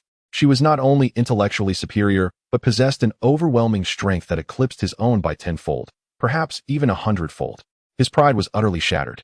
Subsequently, an insatiable jealousy and resentment towards Luo Hanqiu blossomed within him. Why must there be a Zhuge Liang when there is a Zhuge Jin? Without Luo Hanqiu, his life would have been resplendent. As long as she lived, as long as she remained, no one would ever acknowledge his existence. Yet, in that moment, Luo Wu consoled himself, believing that no matter how formidable Luo Hanqiu might be, she could never rival Jiang Tian. She had come alone today, and her demise was inevitable. He patted his chest, calming himself, steadily regaining composure. I have not concealed anything. It is merely your lack of insight. Standing atop the ice lotus, Luo Hanqiu gazed down at Jiang Tian with disdain. Seeking death, Jiang Tian realized that, at this juncture, he had no choice but to personally confront and eliminate Luo Hanqiu. With a powerful stomp, the stone floor shattered into numerous fragments. Jiang Tian surged forth, his aura fierce, as he launched himself toward Luo Hanqiu, determined to obliterate her with the might of his strike. Ants! Luo Hanqiu casually raised her hand. Bang! Boom! In an instant, she swatted Jiang Tian back to the ground like a mere fly, sending him crashing down amidst billowing smoke. Although both parties were at the tribulation stage, at this level, even a slight disparity in realms could spell the difference between heaven and earth. Not to mention, Jiang Tian was stuck at the first level of tribulation for nearly 2 centuries, while Luo Hanqiu, blessed by Chen Mu, had attained the pinnacle of the tribulation stage. She could aspire to become a great emperor with ease. Killing Jiang Tian was as simple as flipping her hand. Wu Changyuan, Lin Shu, and Luo Wu stood in shock, staring at the billowing dust that Jiang Tian had been forced to create, unable to believe that Jiang Tian, a being of tribulation strength, had been repelled by a single strike from Luo Hanqiu. Wu Changyuan then raised his hand, summoning a fierce wind. Whoosh! As the dust dispersed, his pupils widened in disbelief. Jiang Tian had vanished. To be precise, his body had exploded into a spray of blood, leaving no trace behind. Jiang Tian had actually been killed by her with a single blow? The fact that Luo Hanqiu could repel Jiang Tian was already beyond Wu Changyuan's imagination. Who would have thought she possessed the ability to slay him in an instant? No matter how careless Jiang Tian might have been, he was still a being of the tribulation stage. How could this be? She is at the tribulation stage? Luo Wu, terrified, fell to the ground, retreating without an escape. His complexion pale and lips turning purple. Nonsense, a being of tribulation. Wu Changyuan refused to believe that the cultivation he had attained over a millennium could be surpassed by someone as young as Luo Hanqiu, who was scarcely in her 20s. She must have employed some artifact. I shall see how many more treasures you possess. Wu Changyuan's actions mirrored Jiang Tian's from moments ago as he leaped forward, intending to ascend the ice lotus and eliminate Luo Hanqiu. The situation had reached a critical juncture. There was no retreat. Today, either he would perish or Luo Hanqiu would. Bang! Boom! As the smoke cleared, another crater formed on the ground, oozing thick blood into the earth. Another instant kill. Lin Shu's heart raced with shock. Luo Wu's expression resembled that of a ghost. He felt a warmth in his trousers, as if something was escaping. How could this girl possess the strength of the tribulation stage? Lin Shu pondered in confusion. Due to Jiang Tian's demise, he had been acutely observant, noting every motion of Luo Hanqiu, yet he detected no signs of her utilizing any artifacts. With mere finesse, she had dispatched 2 powerful protectors of the nation. Even Lin Shu himself could not achieve such a feat. Are you not coming? Luo Hanqiu scrutinized Lin Shu. The imperial edict is a falsehood. I am willing to continue serving your majesty. Lin Shu, unwilling to walk a path of no return, clasped his hands and bowed. Hearing those words escape his lips left Luo Wu dumbfounded. He realized he had become a pawn. Now, no one could safeguard him. Luo Hanqiu would not spare him either. Regret washed over him as he finally understood why his father had bestowed the Yongning Palace upon him before his death. He was indeed unfit for power and the throne. No more. For someone who had already harbored treachery against him, Luo Hanqiu would not grant him a second chance. Your Majesty, no matter what. My father-in-law is one of the candidates for the emperor. Do you truly wish to kill me? He would surely not stand idly by. Lin Shu invoked his connections. I will kill you. He cannot stop me. With that, Luo Hanqiu prepared to strike. Oh, is your Majesty so confident? However, before she could act, a figure suddenly appeared from nowhere, blocking Lin Shu's path. It was none other than Lin Shu's father-in-law, Zhao Qingtian, rumored to possess the strength of the completed tribulation stage. He was a relic of nearly 5,000 years. A living fossil. For Zhao Qingtian, it had never mattered who ascended to the throne. It was merely youthful folly. And as an elder, he had no need to intervene. Yet now, Luo Hanqiu sought to eliminate the last of his kin in this world. And Zhao Qingtian would not remain passive. Your Majesty, why not grant this old minister a favor and let this matter rest? This statement seemed to offer Luo Hanxiu a choice, yet it sounded more like a command on how she must proceed. No way. Luo Hanxiu's rejection was resolute. Those who covet my master's throne must die. My master? Zhao Qingtian was taken aback. How could Luo Hanxiu, as an empress, acknowledge another as her master? There was no precedent for this. Even having lived for 5,000 years, he had never heard of such a thing. Your Majesty, the late emperor bestowed kindness upon me. I do not wish to harm you, so please reconsider. This was Zhao Qingtian's final ultimatum. Deep down, he hoped Luo Hanxiu would not provoke the wrath of this ancient being. However, Luo Wu, seated nearby, had other thoughts. As long as Luo Hanxiu continued her reckless path and provoked this living fossil, not only could he survive, but he could also ascend to the throne. There was no point in further discussion. Attack! Luo Hanxiu channeled her spiritual energy, the chill pervading the air. Even from miles away, the temperature plummeted. Quickly, stoke the flames. Since your Majesty insists on a path of no return, then do not blame this old minister. Zhao Qingtian prepared to act. Boom! An immense force, like a waterfall, surged into him. He turned to gaze at the distant sky, his eyes widening in shock. What is that? Chapter 113. Candidate for Emperor? Of utilitarian value? Absurd. There are 9 dragons? Lin Shu followed Zhao Qingtian's gaze, turning to see the spectacle, utterly awestruck. He could not help but feel an impulse to kneel in reverence. Could it be that the Zhongxian realm has birthed another emperor? Lin Shu could not suppress his thoughts in that direction. Apart from an emperor, he could scarcely imagine anyone worthy of such an extravagant display. The 9-dragon immortal pavilion. Even Zhao Qingtian instinctively swallowed hard. As one of the few who comprehended the significance of the title emperor, he did not believe that merely any emperor would be worthy of riding in the 9-dragon immortal pavilion. Reflecting on the entire history of the Zhongxian realm, even the most formidable among the emperors would likely find themselves outmatched by a 100-foot black dragon. Let alone, there were 9 such black dragons. An emperor would arrive, yet still feel a sense of reverence. Pondering this, he could not fathom when such a terrifying figure had emerged in the Zhongxian realm. Who could it be? Zhao Qingtian was aware that he had befriended numerous formidable individuals. However, as he rifled through his memories, he could not identify anyone fitting the bill. Yet, upon seeing the majestic 9-dragon's supreme palanquin, Luo Hanxiu was certain that it belonged to her master, despite having heard of it before. Witnessing the 9-dragon's immortal mansion in person sent shivers down her spine. A master is indeed a master, and in all the world, only he could accomplish such feats. Unparalleled. Your Majesty, our personal grievances are trivial. Perhaps we should focus on how to resolve the immediate predicament, whether it be friend or foe, remains uncertain. Zhao Qingtian urged Luo Hanxiu, hoping she would temporarily set aside her vendetta to confront the external threat together. However, Luo Hanxiu offered no response. Her eyes fixated in a trance upon the 9-dragon's supreme palanquin. Sigh. Zhao Qingtian sighed, refraining from further commentary. After all, she was merely a junior who had lived for a little over 20 years, unaccustomed to the tempest of life, and it was only natural for her to be rendered speechless by such a spectacle. Zhao Qingtian understood this well. Had he been transported back several millennia, he would have been just as awestruck. After a moment of inner turmoil, Zhao Qingtian decided to temper his aura and adopt a conciliatory approach. After all, fighting was futile. Was there any other option but to foster goodwill? He endeavored to conjure a smile, striving to appear more amiable. However, for one who had not smiled in over a millennium, this was no simple task, even more challenging than cultivation itself. Suddenly, the 9 dragons appeared overhead, and an unprecedented sense of oppression enveloped the air. Zhao Qingtian and Lin Shu felt it acutely, while Luo Wu, the 3rd prince of the Xintian dynasty, found his legs weak as if they were made of cotton, unable to support his body. Then, everyone beheld a black dragon among the 9, lowering its mighty head. Upon its crown stood a young man. Zhao Qingtian and Lin Shu were taken aback. How could he be so youthful? Surely he must possess the art of rejuvenation.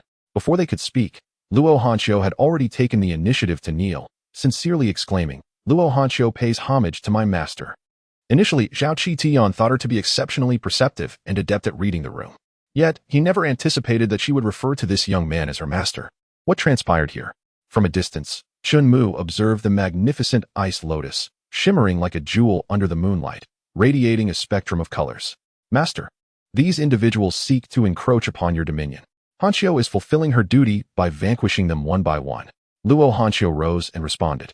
His dominion. At this moment, everyone realized that Luo Hanxiu's inclination to acknowledge this young man as her master was not mere whimsy, He was the one she had previously pledged her fealty to.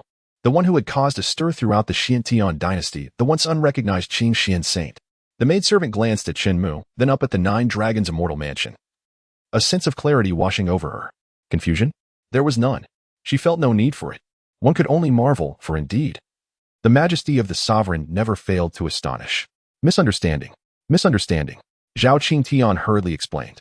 Bang, bang, bang. With a single swing, Chen Mu sent him flying 100 meters, crashing through countless palace walls. Witnessing this scene, Lin Shu was petrified. His pride, his background. The invincible figure he admired, an ancient relic, had been cast aside by this junior with a mere slap, without even a physical confrontation. Chen Mu, with an air of disdain, coldly remarked, "When did this place allow you to speak?" Realizing the gravity of the situation, Lin Shu immediately fell to his knees, taking Zhao Qingtian's lesson to heart. He remained silent, his intentions clear. He sought mercy and was willing to serve, pleading for Chen Mu to spare his life. Chen Mu's hand descended. Whoosh! Lin Shu's blood drenched Luo Wu's front, leaving no trace of color behind. Trembling violently. Sure. Zhao Qingtian rushed back, witnessing Chen Mu's lethal strike, his heart aching. Yet, he dared not confront Chen Mu, suppressing his sorrow, and spoke, "Immortal. I am one of the candidates for the Emperor's ascendance. Rather than kill me, it would be more beneficial to retain my services." Candidate for Emperor? Chen Mu chuckled lightly, retorting, "Such individuals are plentiful. Why would I need you?" Zhao Qingtian was at a loss for words. To speak the truth would only provoke Chen Mu's ire. How could one effortlessly acquire candidates for emperor? The entirety of the Zhongxian realm likely could not muster even a full set of hands. Zhao Qingtian held steadfast confidence in his worth to Chen Mu. "What? You don't believe me? Think I jest?" Before Zhao Qingtian could respond, Chen Mu beckoned the loyal maidservant, who had been unwavering in her loyalty, to Luo Hanxiu. "You, come here." Yes. The maidservant, without hesitation, approached with graceful steps. "What is your current cultivation level?" Chen Mu inquired. In response to the immortal, "I am at half-step golden core." The maidservant replied truthfully. "Half-step golden core? Some talent, but insufficient to alleviate your master's burdens," Chen Mu remarked. And the maidservant did not contest this. The recent rebellion had made her acutely aware of her insignificance. "Do you wish to grow stronger?" Chen Mu asked. Upon hearing this, the maidservant's eyes lit up with excitement, and she knelt, beseeching, "I implore the immortal for guidance." Guidance is too much trouble. Chen Mu decisively opened the system panel. Name, Sun Yener, modifiable. Gender, female, modifiable. Swiftly skimming through, he located the cultivation section. Modifying. Modification successful. Chapter 114. One key tribulation completion. Renowned throughout the Xiantian dynasty. What is happening? A surge of power, an unending flow of spiritual energy, was coursing into her body. Sun Yener raised her arms, gazing at herself. She had never felt her form so alien as at this moment. Zhao Qingtian stood by, utterly astounded, witnessing Sun Yener's cultivation skyrocketing. This was not a mere incremental rise, but a significant leap in realms. Nascent soul, out-of-body stage, spirit-severing stage, great ascension stage, tribulation stage, perfect fulfillment? How could this be? At this moment, Zhao Qingtian felt as though he had wasted 5 millennia of existence. A half-step golden core had, in mere moments, transcended to the tribulation stage, achieving a level of perfection he could never hope to attain within his lifetime. And all of this was due to that young man. "Your Majesty, I have broken through to the tribulation stage, and have achieved perfection." Sun Yener excitedly turned to Luo Hanxiu. "Do not forget to thank your master." Luo Hanxiu smiled and gestured. She felt no jealousy, rather, she perceived Chen Mu's assistance as beneficial. Sun Yener was her trusted aide, and now that she wielded the power of the tribulation stage, she could handle many matters and mitigate numerous troubles. "Thank you, immortal, for bestowing me with this cultivation." Though she could not comprehend the intricacies, it did not hinder Sun Yener from feeling immense gratitude towards Chen Mu, regarding him as a second parent. In her heart, she vowed to diligently assist Luo Hanxiu in governing the Xiantian dynasty, not to squander Chen Mu's grace. "All right, rise." Boom. As dark clouds of tribulation began to gather in the sky once more, Chen Mu turned to the black dragon with a glance. Boom. One of the black dragons reacted swiftly, opening its maw wide, unleashing a colossal pillar of fire that pierced the night sky, igniting the entire expanse of clouds visible to the naked eye. The dense tribulation clouds were torn apart, revealing a vast chasm within them. The sky ablaze with orange and red hues, gradually dissipating. Throughout it all, not a single bolt of heavenly lightning had the chance to descend. Observing Chen Mu's mastery over the tribulation, one could not help but reflect on their own arduous experiences in facing such trials. After enduring the tribulation, it takes several months to recuperate, feeling as lifeless as a discarded dog.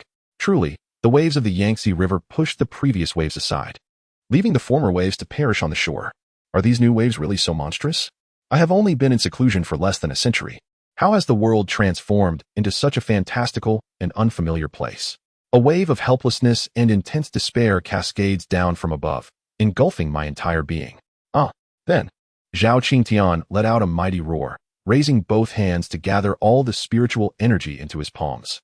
He then unleashed it with all his might upon his forehead, seeking self-termination, thinking that it would be better to end his life by his own hand than to die at the hands of Chen Mu, preserving some dignity. The final act of defiance. Chen Mu, with a heart as cold as steel, did not forget to unleash a torrent of spiritual flames, akin to thousands of carnivorous insects, instantly reducing Zhao Qingtian's body to ash, leaving not a trace behind. The only evidence of his existence was the charred black silhouette scorched onto the ground. After Zhao Qingtian's demise, only Luo Wu remained, curled up in a corner. Dazed and vulnerable, utterly pitiful. Self-termination? He glanced at his hands, unable to summon the courage. He wanted to live. Sister, bang. Luo Wu attempted to appeal to their sibling bond, thinking perhaps Luo Hanqiu might spare him a chance at life. Yet, Luo Hanqiu did not grant him the opportunity to speak, for with a single thought, she obliterated his head. Her primary concern was that his existence might obstruct Chen Mu's view and disturb his peace. Any factor that could potentially displease her master had to be eradicated at the earliest opportunity, nipped in the bud, in the Tianren Pavilion. Good heavens! How is this possible? Not only Jiang Tian, Luo Chuanyuan, and Lin Shu, but even the ancient relic Zhao Qingtian has been slain, with the life tablets shattered to such an extent. How could they still be alive? Fortunately, we did not venture out to conspire with Jiang Tian and the others. Otherwise, we would likely have already returned to the underworld. Initially, I thought that little girl Luo Hanqiu was acting out of impulse, but unexpectedly, she truly encountered a great opportunity. Indeed, with such a person protecting her, we old-timers may no longer have a place in this world. Well, it is fortunate to be alive. Agreed, indeed. The others chose to feel content. As the old saying goes, contentment brings happiness. In comparison to the fate of Luo Chuanyuan and Zhao Qingtian, they felt they were exceedingly fortunate. As a cautionary tale, they dared not entertain thoughts of usurping the throne any longer. Just as Luo Hanqiu previously stated, this realm has long since undergone a transformation. The Luo family has become history. If they cannot even usurp Luo Hanqiu, how could they contend with the mysterious young man behind her, who commands 9 divine dragons? To be human is to possess self-awareness. Temporarily retracting the 9 dragons' immortal mansion into the starry world, it was just in time for lunch. Chen Mu accepted Luo Hanqiu's proposal to dine in the palace. Upon learning that Chen Mu was willing to stay, Luo Hanqiu was overjoyed. She promptly instructed her maid, Sun Yin'er, to summon all the renowned chefs from the capital to the palace, each to prepare their signature dish for Chen Mu. Such dutiful and considerate servants filled Chen Mu with gratitude. As this news spread, no one dared to decline. Renowned culinary establishments like Jinxiang Pavilion, Haiwang Tower, and Shi Pin rushed to gather their finest chefs to present their skills for such a significant figure, considering it an unparalleled honor. This would serve as a topic of conversation for years to come. On another front, word of the celestial being who descended from the heavens and eliminated the tribulation rebels had already spread throughout the city, leading these individuals to develop a newfound respect for the emperor's master. I knew it. How could the wise and mighty empress act recklessly? Since she is willing to serve him, there must be a reason behind it. Now, recalling those 9 black dragons sends shivers down my spine. With such a divine protector, we of the Xintian have been blessed. Eternal prosperity. The empress is wise. I shall forever remain loyal to the empress. Those traitors believed that their strength granted them the audacity to oppose a celestial being, utterly foolish, insulting the very essence of our nation. From this moment on, we of the Xintian have but one true pillar of national strength, and that is none other than the celestial being. Others lack the qualification. Chen Mu need do nothing, yet he has already won the hearts of the masses. Moreover, with the tales of the 9 dragons' immortal mansion and the slaying of the rebels spreading like wildfire, his name and influence are rapidly ascending, renowned throughout the Xintian dynasty. Returning to the palace, in the grand hall. Come, my master. At this moment, Chen Mu sat upon the dragon throne, a symbol of supreme power. Beside him, the empress. Luo Hanqiu knelt, taking grapes from the fruit platter held by Sun Yin'er, peeling them, and feeding them to Chen Mu, entirely disregarding the thoughts of the civil and military officials below. What thoughts could they have? They dared not harbor any. With both hands and feet, they supported Luo Hanqiu's decision to serve as a servant. This person indeed possesses the qualifications and strength, perhaps even surpassing all expectations. Chen Mu glanced left and right, then looked up. I must say, this grand hall is quite imposing. Hiss. Wait. If one could sign in at such a place, the rewards must be substantial. Chapter 115. The Immortal Mansion Key. A display of celestial grace. With that thought, he activated the system panel visible only to himself, navigating to the sign-in function page. Signing in. Sign in successful. Congratulations, host. You have obtained Immortal Mansion Key 1. The Immortal Mansion Key? The literal interpretation is not beyond my comprehension. I fear, however, that the system's intended meaning may diverge from my understanding. Upon reviewing the details of the Immortal Mansion Key, I discovered that it allows for the opening of an immortal relic at any time and place. This immortal relic is somewhat akin to the Tianyuan ruins I previously visited. Yet there are significant differences in essence. One is celestial, while the other is a sanctuary of the human race, separated by several realms. In other words, anything casually retrieved from within could enable an ordinary person to rise against the heavens and become an unparalleled powerhouse. However, if it were possible, I would much prefer the system to reward me with finished products. Must I truly go through the trouble of exploring? Moreover, to obtain the ultimate treasure from a decayed sanctuary of the human race, one must undergo numerous trials. The trials within the celestial relic are bound to be even more stringent and formidable. I truly do not wish to expend such energy. Signing in. Opening successful. Congratulations, host. You have obtained Immortal Mansion Key 1. Later, after several more sign-ins, Chen Mu acquired a total of 11 Immortal Mansion Keys, having completely exhausted the potential of this sign-in point. This exceptional reward, which would astonish anyone who beheld it, left Chen Mu feeling quite disheartened. He had hoped for the possibility of obtaining other rewards, only to find it was all the same item in the end. Why the sigh, my master? Is there something troubling you? Although Hanqiu was weak, she wished to alleviate her master's worries. As she spoke, Luo Hanqiu fed Chen Mu another peeled green grape. I have a key that can open the immortal mansion. Please retrieve the treasures within. Chen Mu selected the last of the 11 keys and handed it to Luo Hanqiu. The later acquired immortal mansion keys allow for access to lesser-grade mansions, making the difficulty progressively lower. Despite Chen Mu's lack of interest in treasure hunting, he still wished to glimpse the wonders and treasures within the immortal relic. Since Luo Hanqiu was willing to help alleviate his burdens, he naturally would not refuse. Yes. Luo Hanqiu took the immortal mansion key, nodding in agreement without a moment's hesitation.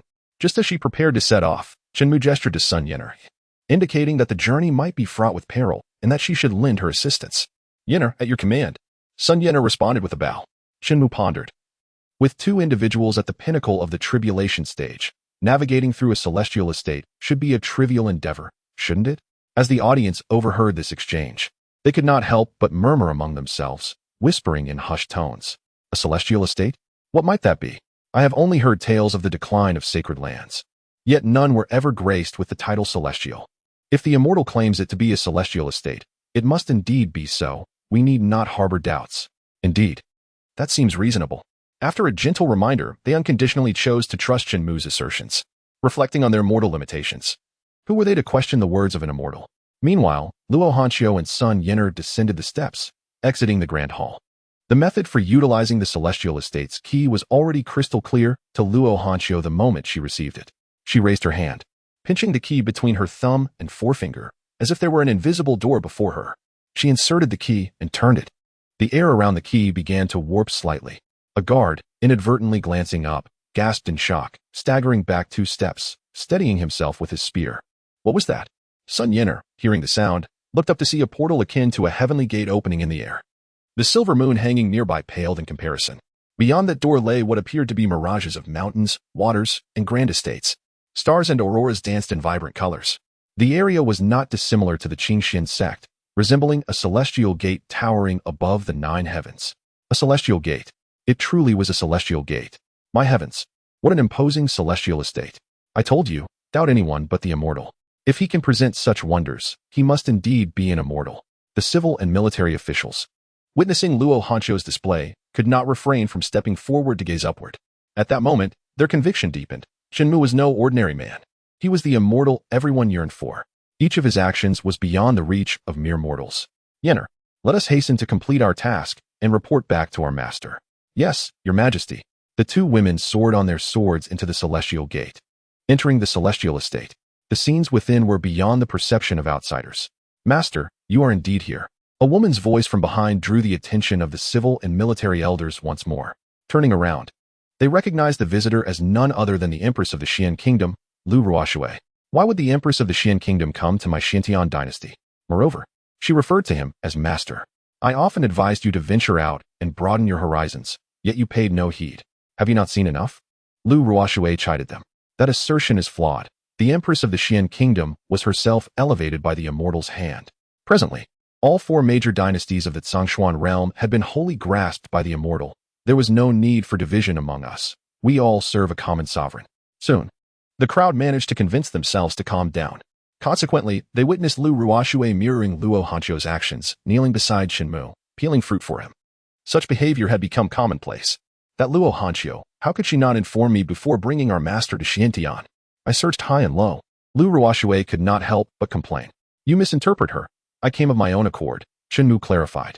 Ah, then there is no issue. Master, go wherever you wish. Lu Ruoshui's rapid change of demeanor astonished the 100 onlookers below. It was truly a testament to the immortal's prowess. The two empresses of the nations were so thoroughly obedient to him. Such feats, could any mortal achieve them? If there were, these individuals would indeed wish to witness such a marvel. Without comparison, there is no harm?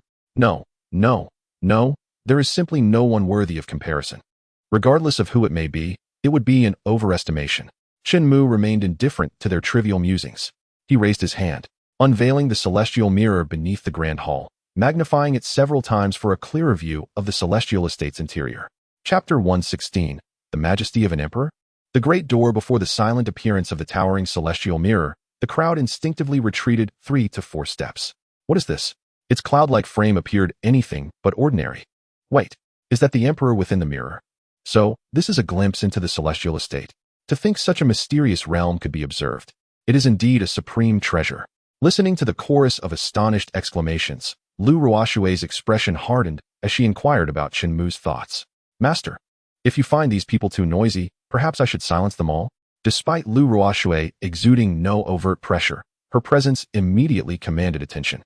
The crowd fell silent, fearing they might disturb Chen Mu. Observing this, Chen Mu chose not to respond to Lu Ruoshui. These individuals still held value in stabilizing the Xiantian dynasty. His eyes returned to the celestial mirror, where Luo Hanqiu and Sun Yin'er were engaged in a fierce battle with the guardian spirit at the gate. In this supposedly low-tier celestial estate, even the gatekeeper possessed full tribulation stage strength. Chen Mu was quite taken aback. If even the lowest rank displayed such prowess, what might be the power of the celestial key obtained first? It could undoubtedly dominate the entire Zhongshuan realm. The lowest tier celestial estate, a gatekeeper of full tribulation strength.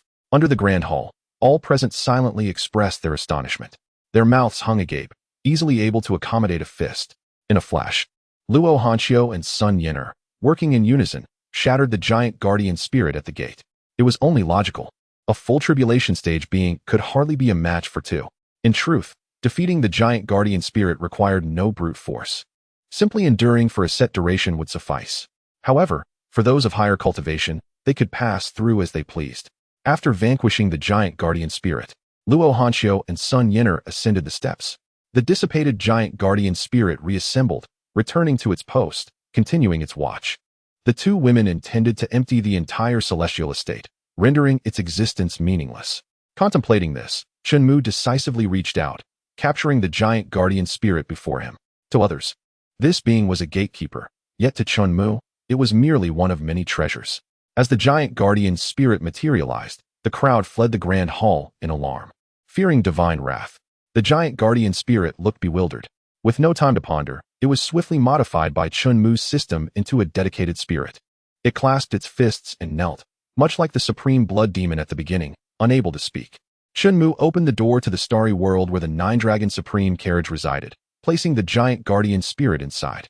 Since it was merely a gatekeeper, and the Nine-Dragon celestial estate lacked one, it would serve this purpose well. Chen Mu made his decision. All gathered at the entrance wore expressions of astonishment, their faces molded from the same astonished template. Who would have imagined that the being they revered as divine would merely regard the giant guardian spirit as a gatekeeper? No, Even the gatekeeper must possess full tribulation stage strength to qualify. From another perspective, their shock deepened. If merely guarding the door required such formidable power, how formidable must he himself be? Is there truly anyone in this world capable of provoking his intervention? Even in the presence of an emperor, would they not be subdued in a single move? The focus shifted back to Luo Hanqiu and Sun Yener. They first arrived at the alchemy chamber, encountering yet another guardian spirit with full tribulation strength. Tall and robed, wielding a 3-foot sword, each strike was sharp and precise. Even Luo Hanqiu and Sun Yener, should they let their guard down, risk injury? This sword spirit guardian was clearly stronger than the giant guardian, and the two women's advantages were not fully realized. The sword became a multitude, forcing Luo Hanqiu and Sun Yener to retreat step by step. The sword spirit guardian is quite intriguing. Who could have anticipated that the more formidable it appeared, the more exhilarated Chen Mu became? Such a powerful guardian, truly deserving of its status as a celestial abode. Indeed, its strength exceeds even the standards of the Zhongxian realm, reaching the level of a quasi-emperor, capable of attaining the path of the great emperor. I had believed I possessed a comprehensive understanding of this world, yet it seems that my knowledge merely scratches the surface. I wonder if even the elite from the entire Heavenly Man Pavilion could contend with this sword spirit guardian?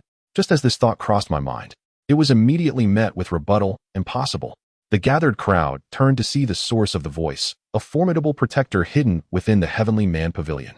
That sword spirit guardian possesses the aura of an emperor, far beyond our capabilities to match. When even the powerful figures of the Heavenly Man Pavilion express such sentiments, how can one argue otherwise? No, while both the emperor and that attendant are indeed strong, defeating it would be an arduous task. An elder shook his head with a sigh. At that moment, as the sword spirit guardian transformed a myriad of swords into one, aiming at Sun Yener, the distance was but a breath away, and yet, the sword and the guardian disintegrated entirely. The test of time had arrived. Sun Yener and Luo Hanqiu exchanged glances, still shaken. This celestial ruin was evidently not as simple as they had imagined. The second guardian already demonstrated such overwhelming strength.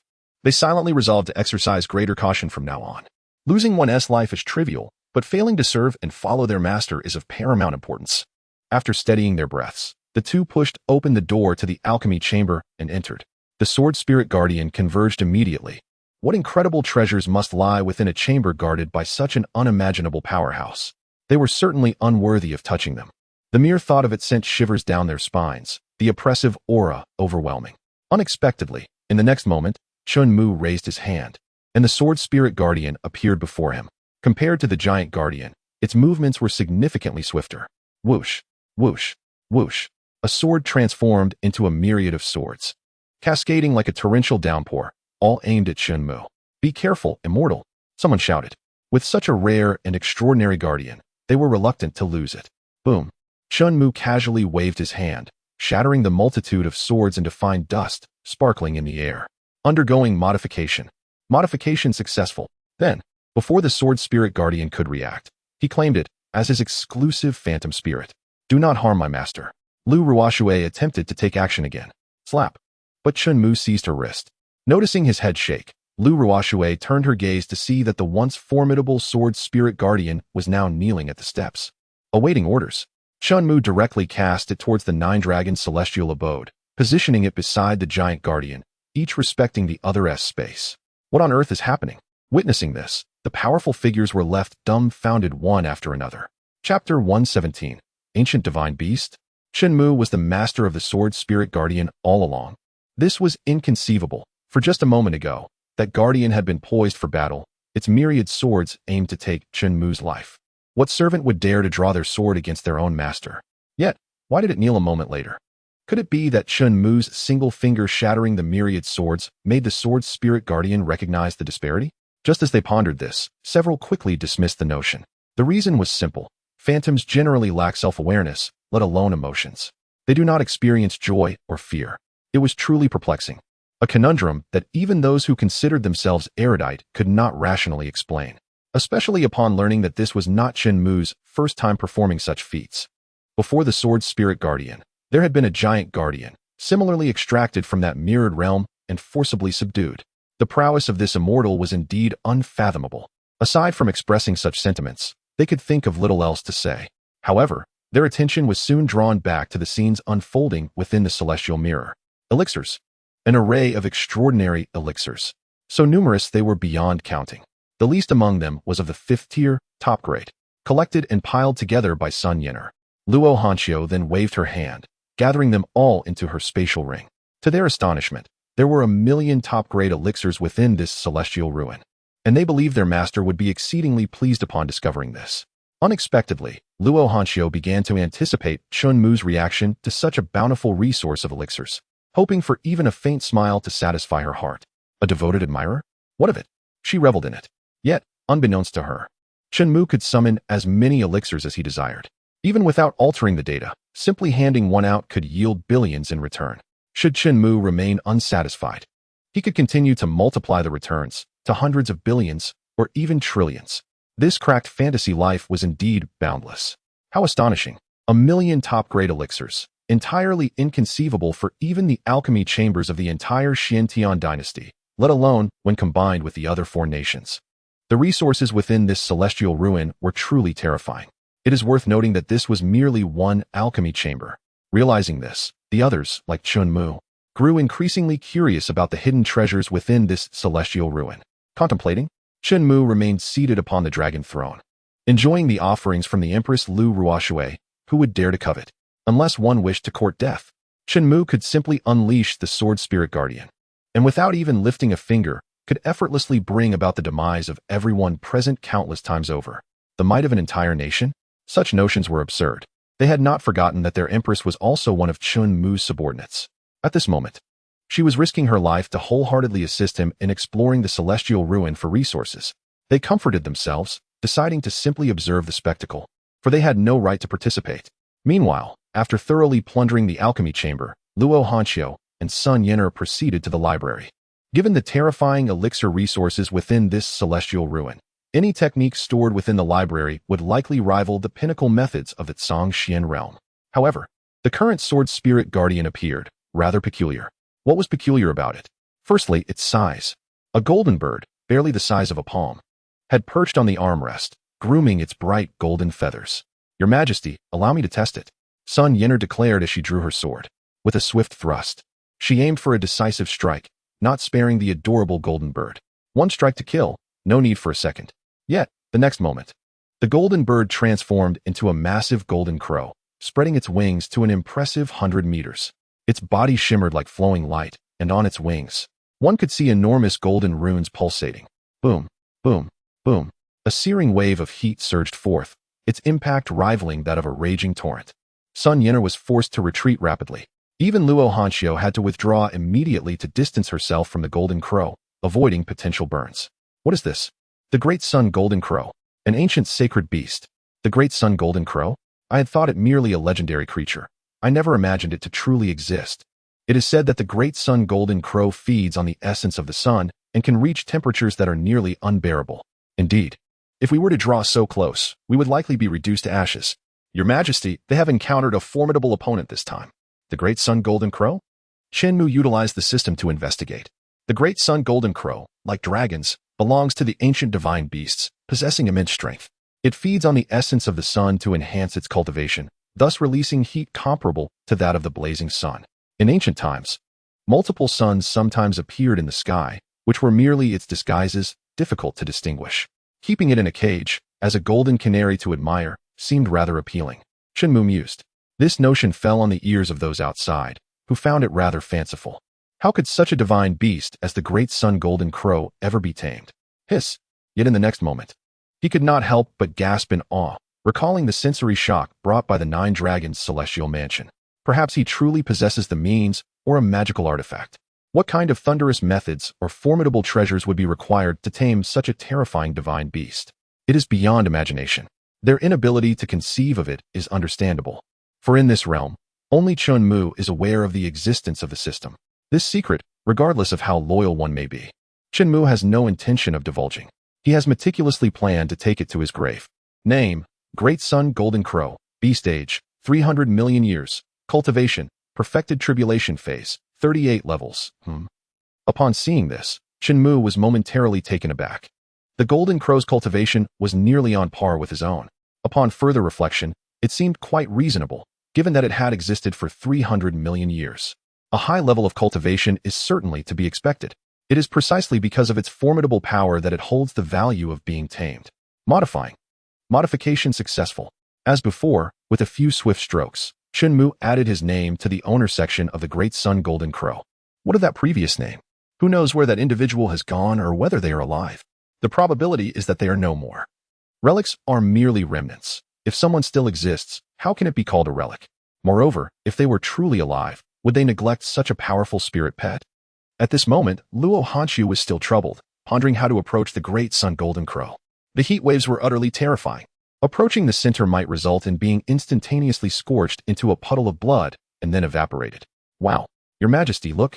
At that moment, prompted by Sun Yener, Luo Hanqiu noticed a portal opening beside the Great Sun Golden Crow. Simultaneously, the heat waves began to recede. Chapter 118. New Function.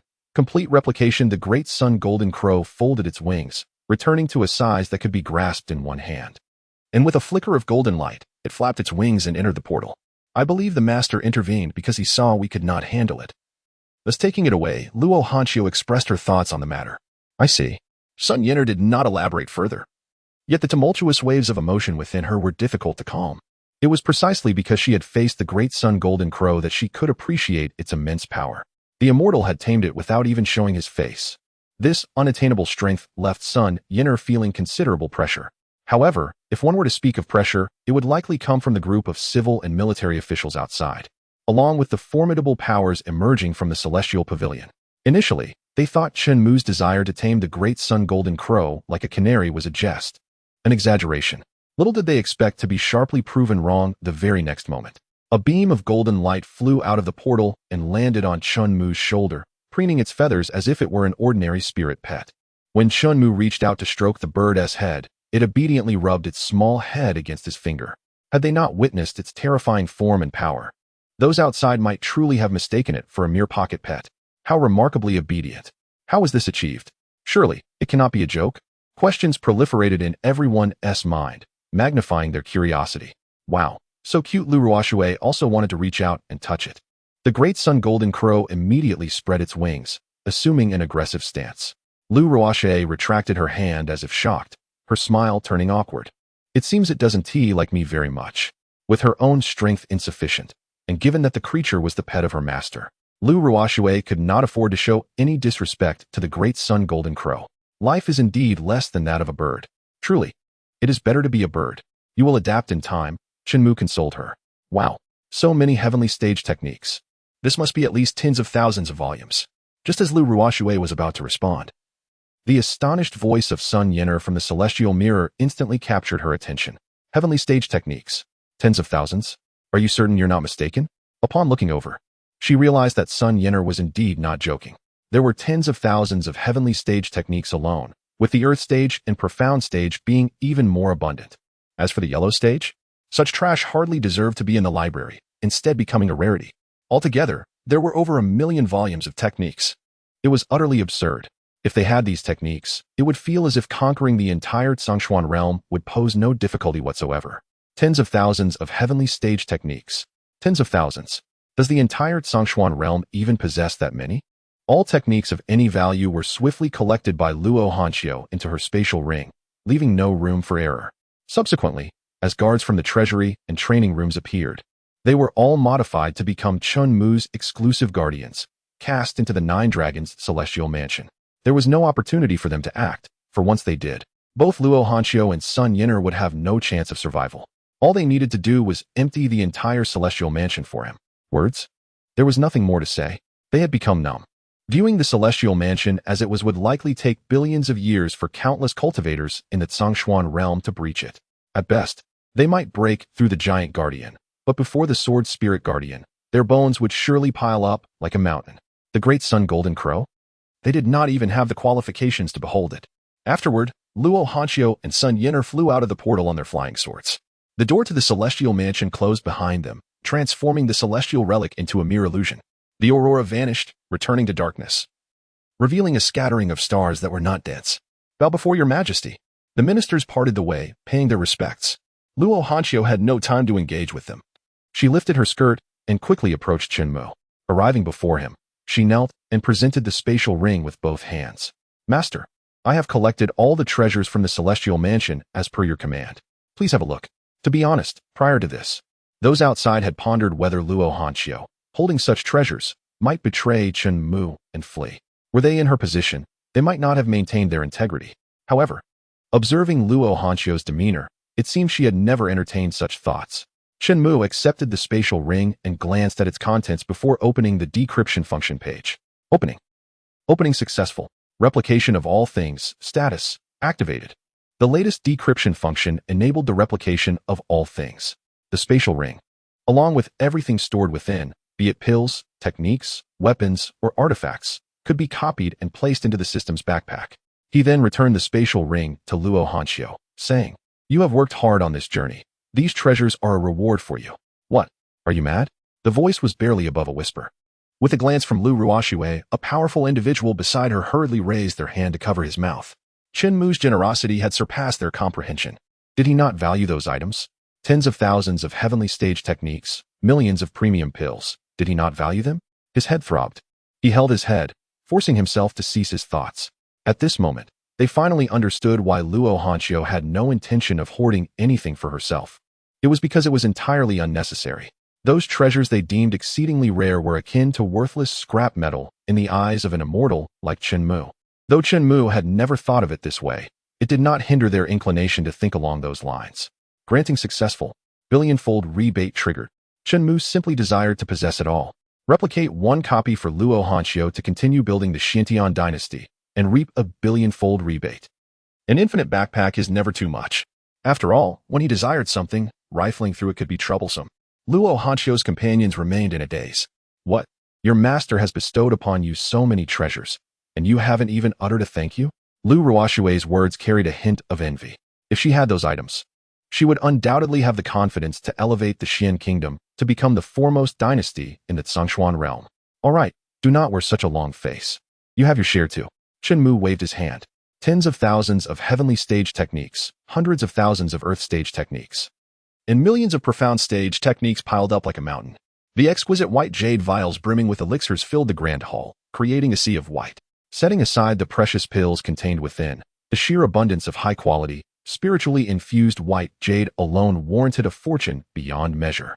Above, various divine weapons floated, dazzling the onlookers. They yearned for Chen Mu to proclaim, "Enough with the grim faces, you too shall partake." They were acutely aware that such thoughts were mere fantasies. Yet, dreaming is not a crime, is it? At that moment, even Lu Ruoxue was momentarily taken aback. Chapter 119. The approaching sovereign, Su Guha, to seize opportunity? She never anticipated that Chen Mu would prepare such a grand gift for her as well.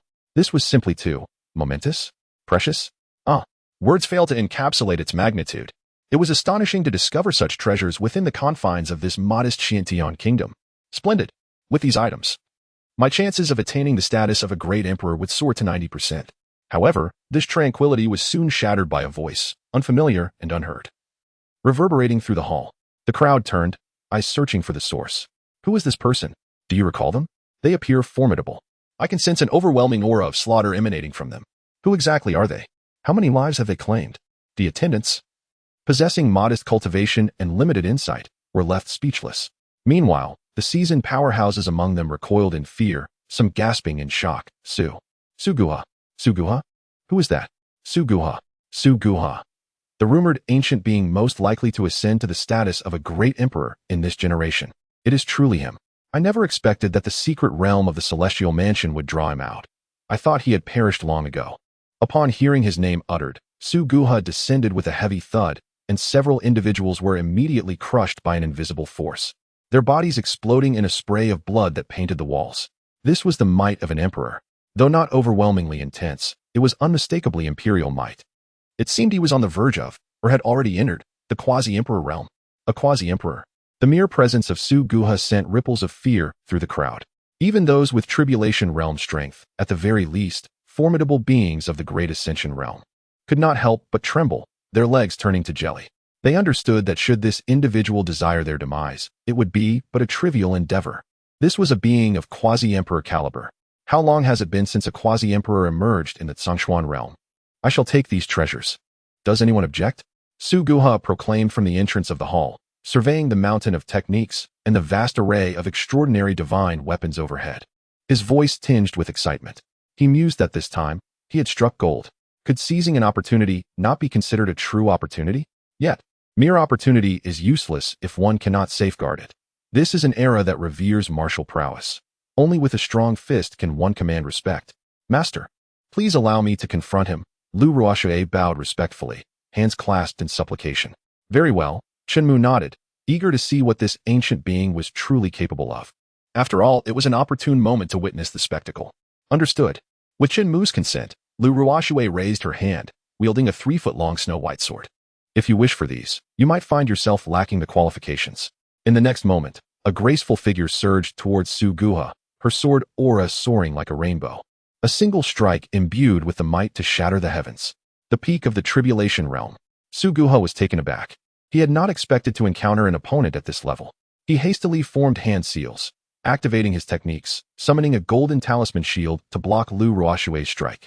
Yet, he was still forced back over 100 meters, landing on the grand plaza beneath the hall. This was Lu Ruoxue's true intention. She did not believe that a single strike could vanquish Su Guha. Rather, she aimed to distance the battlefield to protect others. Most importantly, she feared that the aftermath of the battle would disturb her master, Chen Mu. Master, do you require my assistance? Luo Hanqiu inquired regarding Chen Mu's wishes. Not necessary. She can handle it, Chen Mu replied, feeling a pang of hunger. Please prepare the meal promptly. Understood. Luo Hanqiu signaled to Sun Yin'er, who vanished in an instant. On the Grand Plaza, Luo Hanqiu and Su Guha continued their fierce confrontation, the outcome too swift for the naked eye to discern. Only those of Tribulation Realm strength could barely perceive the astonishing might of each strike, which could cause the ground to sink several meters. If they were any closer, they could not guarantee they would not be injured by the residual force. Unexpectedly, the strength of the Empress of the Xian Kingdom was so formidable. Casting a sidelong glance at Chen Mu, who remained seated upon the throne, awaiting his meal, one could only wonder how many such extraordinary beings existed. It was unfathomable indeed. Previously, the Empress of the Xian Kingdom was merely seen as an inner courtyard prodigy, yet now she wielded the power to govern the kingdom, mastering the tribulation realm to perfection. Among the human race, fates could differ greatly. You possess some strength, girl. Since that is the case, I shall play with you seriously. Boom. Su Guha hovered in the air, fingers interlocked in a martial stance, vibrant purple spiritual energy igniting like flames. He then spread his arms wide, the flames swirling around him, growing ever more furious. Bang, bang, bang. As Su Guha descended rapidly, he targeted Lu Ruoxue with his palms, unleashing a torrent of massive purple hands that rained down upon her. Truly, this was the might of a quasi-emperor. Each strike carrying the lethal force capable of dispatching a tribulation realm master. Could she truly withstand such an onslaught? The dust was too thick to see. After dozens of strikes, Su Guha seemed to confirm that Lu Ruoxue could not possibly survive under such relentless assault, and chose to halt his ferocity. Boom. Yet in the next instant, a sharp crescent-shaped sword aura sliced through the air, hurtling toward him. With a thunderous explosion, Su Guha countered with a larger purple flame palm. Break for me. As the sword aura clashed with the purple flame palm, spiritual energy surged, rippling outwards for hundreds of meters. The two forces were evenly matched, neither willing to yield. At that moment, Su Guha noticed palace maids entering the hall, each bearing exquisite dishes of delicacies, setting a wooden table for Chen Mu and laying out a feast of sumptuous ingredients. This boy dares to eat during such a critical moment? Su Guha felt an unprecedented insult. Chen Mu was unfazed. Su Guha's thoughts bore no weight on him. He had not yet sunk to the level of considering Su Guha's feelings. Eagerly eyeing the banquet before him, he raised his hand, but was preempted by Luo Hanqiu, who swiftly took chopsticks, lifting a piece of stir-fried meat to his mouth. Here, master, allow me to feed you. In response, Chen Mu could only express his appreciation. How thoughtful. Luo Hanqiu, you dare engage in such behavior while I fight an enemy? You sneaked away. You shameless wretch. Lu Ruoxue exclaimed, her voice filled with indignation. Luo Hanqiu paid her no mind, thinking to herself that Lu Ruoxue was merely attempting to impress their master. Was it her fault? As Lu Ruoxue watched Luo Hanqiu ignore her, continuing to feed Chen Mu with affectionate care, her chest heaved with emotion. Su Guha, Chapter 120 Strength? Merely the tip of the iceberg for my master, the hidden cards. Su Guha, as the foremost figure beneath the current great emperor of the Zhongshuan realm, stood merely a step away from quasi-emperor status. To find himself evenly matched in a contest with a junior, and to witness that junior's distraction with petty squabbles, was a triviality. It was akin to a farce. What was most infuriating was that the individual seated upon the dragon throne perceived himself as a mere side dish.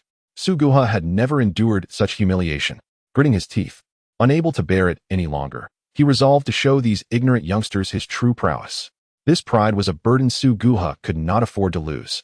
He no longer wished to squander time in futile conflict with Lu Ruoshui. Crossing his arms over his chest, he hunched his body before suddenly straightening. From his back, black wings erupted, expanding several meters, shedding numerous dark feathers like falling snow. In addition to the two main wings, there were two auxiliary wings, totaling 4. His arms turned jet black, sprouting fine feathers, and his fingers transformed into sharp, elongated claws. His facial features remained largely unchanged, with his eyes and brows retaining their original hues. Waist-length white hair swayed in the wind. To his astonishment, Chen Mu discerned the presence of demonic blood within this old fellow's body. A demon cultivator? No wonder his cultivation speed is so rapid. Upon learning this, Luo Hanxiu inquired with a smile, "Do you need assistance?" "Not necessary." Lu Ruoshui immediately regretted his words. It should have been an opportune moment to distract Luo Hanxiu from Chen Mu's side. However, once spoken, words are like spilled water, impossible to retract. Prepare to perish. Suguha raised his arms high, conjuring a more terrifying giant purple flame hand above his head. This colossal hand could raise half the imperial palace to the ground. In response, Lu Ruoshui calmly remarked, "It's not about how fierce or loud one roars. That does not determine strength." With his right hand holding the sword upright before him, Luo Hanxiu's left thumb and index finger came together, with spiritual energy swirling at his fingertips as he swept it upward from the sword hilt. Instantly, the god-slaying sword gleamed brilliantly, rivaling the sun and moon. Luo Hanxiu released the sword, which hovered in midair. Larger, even larger, a colossal sword materialized before long. Even when facing the giant purple flame hand, it showed no signs of retreat, even appearing more domineering. A peerless divine weapon of the heavenly tier. Suguha's eyes widened in shock. At this juncture, there was no room for retreat. He pressed his arms down and commanded, "Suppress." Consequently, the giant purple flame hand tore through the clouds from the ninth heaven, igniting the air in a fiery explosion, surrounding them with a ring of crimson flames as it descended. Is this the might of a quasi-emperor? What a terrifying strike. With this blow, I fear the entire palace will be leveled. Are we doomed? In stark contrast to the panic of the ministers and powerful figures, Lu Ruoshui's face revealed no trace of disturbance, her heart as tranquil as still water. "Go." She lifted her right arm, pointing upwards. The god-slaying sword similarly ignited a ring of eerie flames and shot toward the giant purple flame hand with overwhelming force. Boom!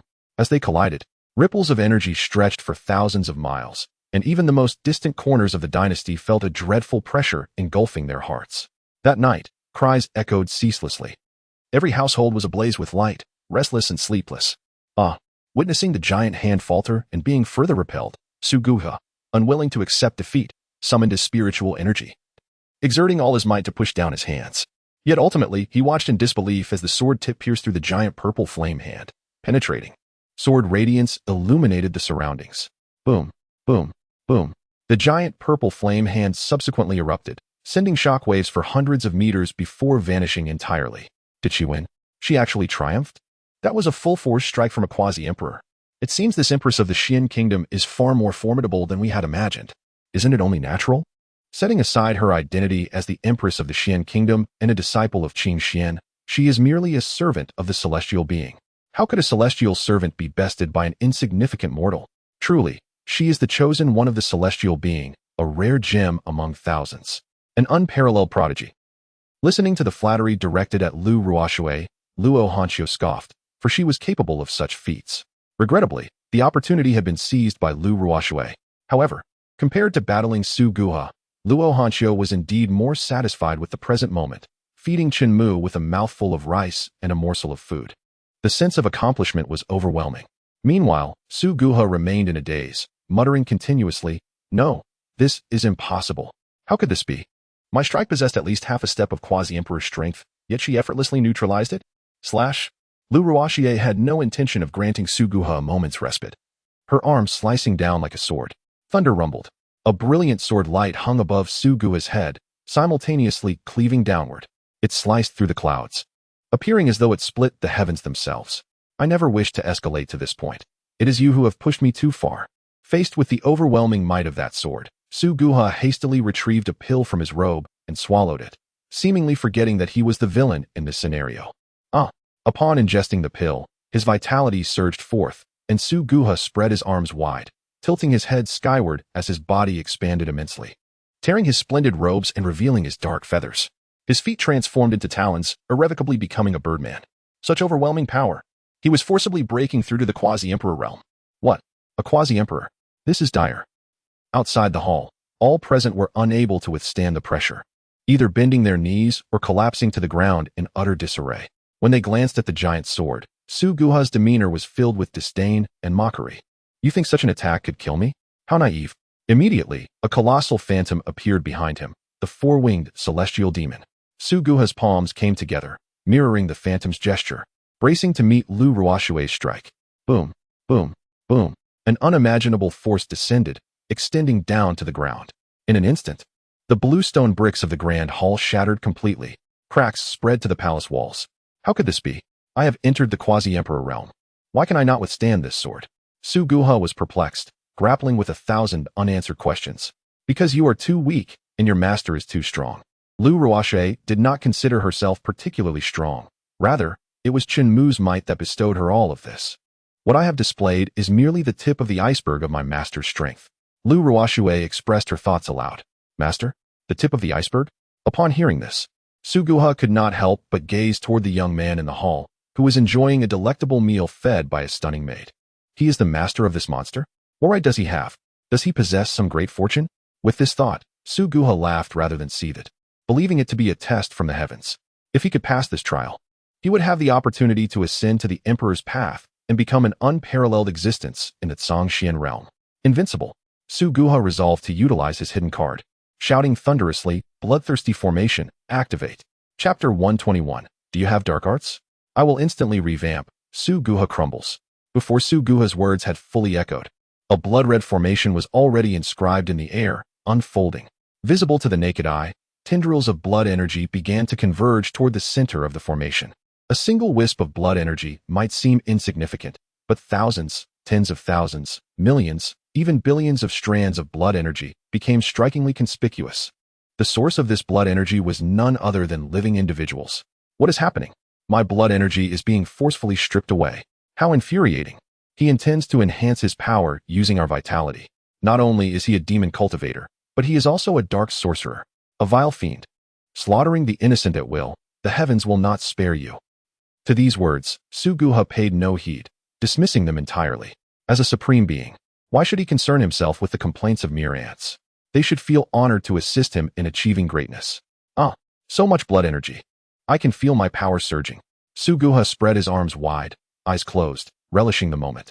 Countless strands of blood energy and vitality flowed into him through the transformation of the bloodthirsty formation. His bones grew stronger. Flesh. Every limb, every organ, every meridian benefited. Meanwhile, the celestial demon continued to contend with the giant sword. While it could not destroy the god-slaying sword, it ensured that Su Guha could absorb the blood energy without harm or obstruction. His gaze fell upon Lu Ruoshue, a smug smile adorning his face. Little girl, grant me a bit more time, and I shall reduce you to ashes. Master, Luo Hanchio feared that the city's citizens would lose their lives as a result. Do not worry, for I am here, Chen Mu said with a faint smile. Upon hearing these words, Luo Hanchio's heart, which had been tightly wounded with anxiety, suddenly found solace. She unconditionally trusted Chen Mu. Opening the system panel, she saw. Name, Bloodthirsty Array, modifiable. Function, absorbs the blood essence and vitality of others, converting it into one's own spiritual power. The more absorbed, the stronger the enhancement. Note, absorption range can be increased with strength, modifiable. Status, activated, modifiable. Chen Mu initially contemplated disabling the Bloodthirsty Array using the decryption system. However, upon further reflection, he felt it would be too advantageous for that old rascal, Su Guha. After all, he had indeed siphoned off quite a bit of blood essence. For cultivators, it was manageable, but for those without spiritual roots and understanding of cultivation, that thin strand of blood essence could represent years, even decades, of life. Absorb, release. With this thought, a cunning idea emerged in Chen Mu's mind, and he quickly set it into action. Modifying. Modification successful. After the modification, the details of the bloodthirsty array displayed. Name, bloodthirsty array, modifiable. Function, once activated, the absorbed blood essence and vitality will be returned in double until depleted, benefiting humanity. Note, release range can be increased with strength, modifiable. Status, activated and cannot be deactivated, modifiable. Meanwhile, upon hearing Su Guha's arrogant words and witnessing his wicked sorcery harming innocent people, Lu Ruoxue felt a surge of anger and decided to summon the divine stone. But the next moment, she noticed Su Guha's expression change dramatically, panic and fear written all over his face as he shouted, "Why? How can this be? The blood essence. It is flowing back. Damn it. Come back. Come back." Su Guha was bewildered. What had gone awry with the bloodthirsty array? The formation appeared normal, without any issues. Yet the blood essence and vitality he had painstakingly siphoned were about to be returned in full. Su Guha attempted to deactivate the bloodthirsty array to mitigate his losses, only to discover that he had long since lost control over it and could not shut it down. Furthermore, his own blood essence was being forcibly extracted and scattered everywhere. In households unseen by him, children smiled, and the frail elderly regained their vitality. Countless citizens expressed their gratitude to this unseen, benevolent figure. But Su Guha had no desire to be this bodhisattva. Damn it! Shut it down! Shut it down! Su Guha was on the verge of tears. What was once his trump card was now pushing him towards the brink of death. The celestial demon collapsed. The celestial demon transformed due to insufficient spiritual energy, its form rapidly diminishing. Flash! Lu Ruoxue seized the moment, her sword descending. The air exploded with a thunderous sound, akin to a clap of thunder. I refuse to accept this. I refuse. Su Guha's figure vanished beneath the overwhelming sword light, his voice abruptly silenced. The sword of divine slaying returned to Lu Ruoxue's hand, leaving behind a deep gash that cleaved through the entire plaza, reaching depths of over 10 meters. How could a quasi-emperor be slain by a single sword strike? It was indeed peculiar how the formation suddenly returned the blood essence to them, and even doubled it. Yes, after decades of stagnation, I now sense signs of a breakthrough. Inexplicable, truly inexplicable. Perhaps it was due to his inadequate cultivation, some flaw in the process? The ministers pondered in confusion. Yet, Lu Ruoxue and Luo Hanxiu understood better than anyone that the sudden malfunction of the bloodthirsty array was undoubtedly the handiwork of their master. Master, you are truly formidable. Thank you for safeguarding the safety of the common people. Luo Hanxiu expressed her gratitude. This small matter is of no concern, Chen Mu replied, for to him, it was merely a trivial effort. Primarily, he found Su Guha's arrogance intolerable and sought a bit of amusement. Since Su Guha had delivered the entertainment right to his doorstep, it would be impolite not to seize it. Ruoxue, intercept that blood-red orb, Chen Mu suddenly commanded. Yes, Lu Ruoxue realized that amidst the smoke, a blood-red orb was flying out. What was this orb? Lu Ruoxue could not discern its nature, but as long as it was Chen Mu's command, she would follow unconditionally. She stepped into the air, sword in hand, approaching the orb that trembled in the air, although it was no larger than the palm of her hand. Each strike contained immense, unyielding force.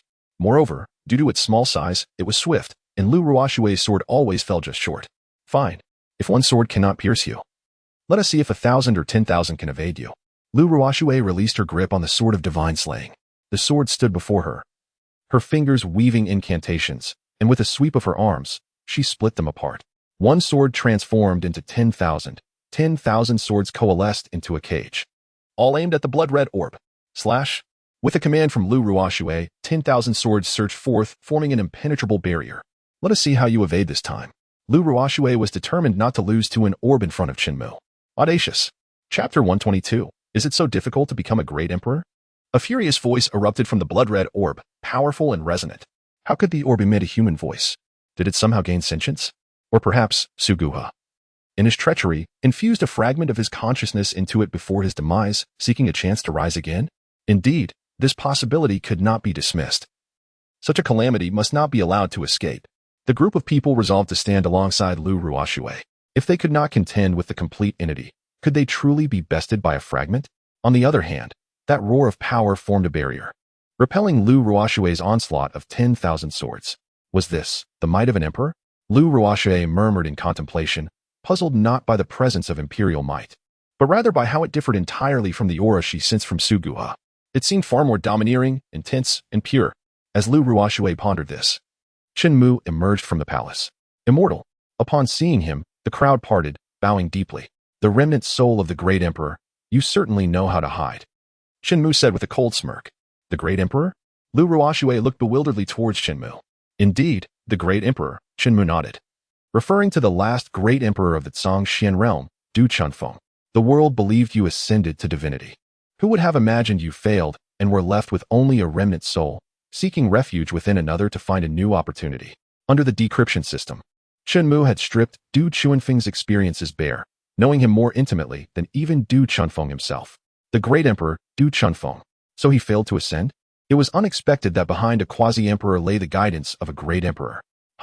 What good could he possibly be to have such a disciple? Now that you know it is I, why not sheath your sword and make way for me? Du Chunfeng commanded. Lu Ruoxue remained unmoved. Unless Chen Mu spoke, she would never lower her sword, vowing to never let Du Chunfeng escape. Seeing Lu Ruoxue disregard his words, Du Chunfeng's fury ignited, and the orb shattered, revealing a humanoid shadow. Do not mistake this old man for an easy target. It was Du Chunfeng's visage, the last great emperor of the Zhongxian realm. Having failed to ascend, he was left with merely a remnant soul, yet he could still unleash such a terrifying aura? What nonsense! Otherwise, why does everyone desire to become a great emperor? The might of an emperor far surpassed that of a quasi-emperor. Those who had earlier clamored to stand with Lu Ruoxue now found their resolve evaporating under the pressure of the imperial might. They dared not oppose the great emperor, for even a mere remnant soul could crush them like ants. The 10,000 divine slaying swords were all repelled, dissipating into shadows. Only the main body returned to Lu Ruoxue's grasp. You seek death. Lu Ruoxue advanced with her sword, closing in on Du Chunfeng, unleashing a formidable sword intent with a thrust. This is sword intent. It is astonishing to realize that Miss Lu's mastery in the realm of swordsmanship has reached such a remarkable level. What a terrifying sword intent. Its power could easily cleave through mountains and rivers. This girl has actually cultivated sword intent, and it appears her realm is quite advanced. Chen Mu was somewhat taken aback. This was the first time he witnessed Lu Ruoxue wielding sword intent. Unlike gun intent, sword intent is more challenging to cultivate due to the myriad of styles and techniques. Thus, achieving such purity in sword intent is exceptionally difficult. From this, Chen Mu could infer that despite possessing immense power and standing at the pinnacle of authority, Lu Ruoxue never lost sight of her goal to cultivate and enhance her strength, truly commendable. Merely a trivial skill, Du Chunfeng disregarded the sword intent, waving his arm to unleash a strand of sword intent. Clearly, his prowess in swordsmanship far surpassed that of Lu Ruoxue. He could even wield sword intent without a sword, achieving a state of unity between man and sword. Coupled with his imperial might, Lu Ruoxue's sword intent stood no chance. Chen Mu flicked his fingertips, and the sound of the gun echoed like a dragon. A white silhouette of a long spear materialized out of thin air, effortlessly shattering that strand of sword intent. Gun intent. Du Chunfeng looked at Chen Mu in shock. He never expected that someone could cultivate gun intent to such an extraordinary level. As he pondered this, he thought, if he could seize this young man and rebuild his own supremacy, surpass it, what difficulty would that pose? While sword intent is hard to comprehend, its cultivation speed and subsequent challenges are far inferior to gun intent. To have an immortal capable of achieving unity with his gun intent is a rarity encountered once in a millennium. Unity of man and gun. The strength of the immortal deserves our reverence. Ignoring the voices around him, Chen Mu clearly observed Du Chunfeng strike Lu Ruoxue back, advancing towards himself. Kid, I will make you assist me in reclaiming my supremacy. Surrender obediently. Du Chunfeng bellowed, attempting to intimidate Chen Mu with his imperial might, seeking to confuse his mind. Meanwhile, he planned to forcibly seize Chen Mu's body and shatter his soul. Master, be careful. Luo Hanjun immediately intended to rush over to protect Chen Mu.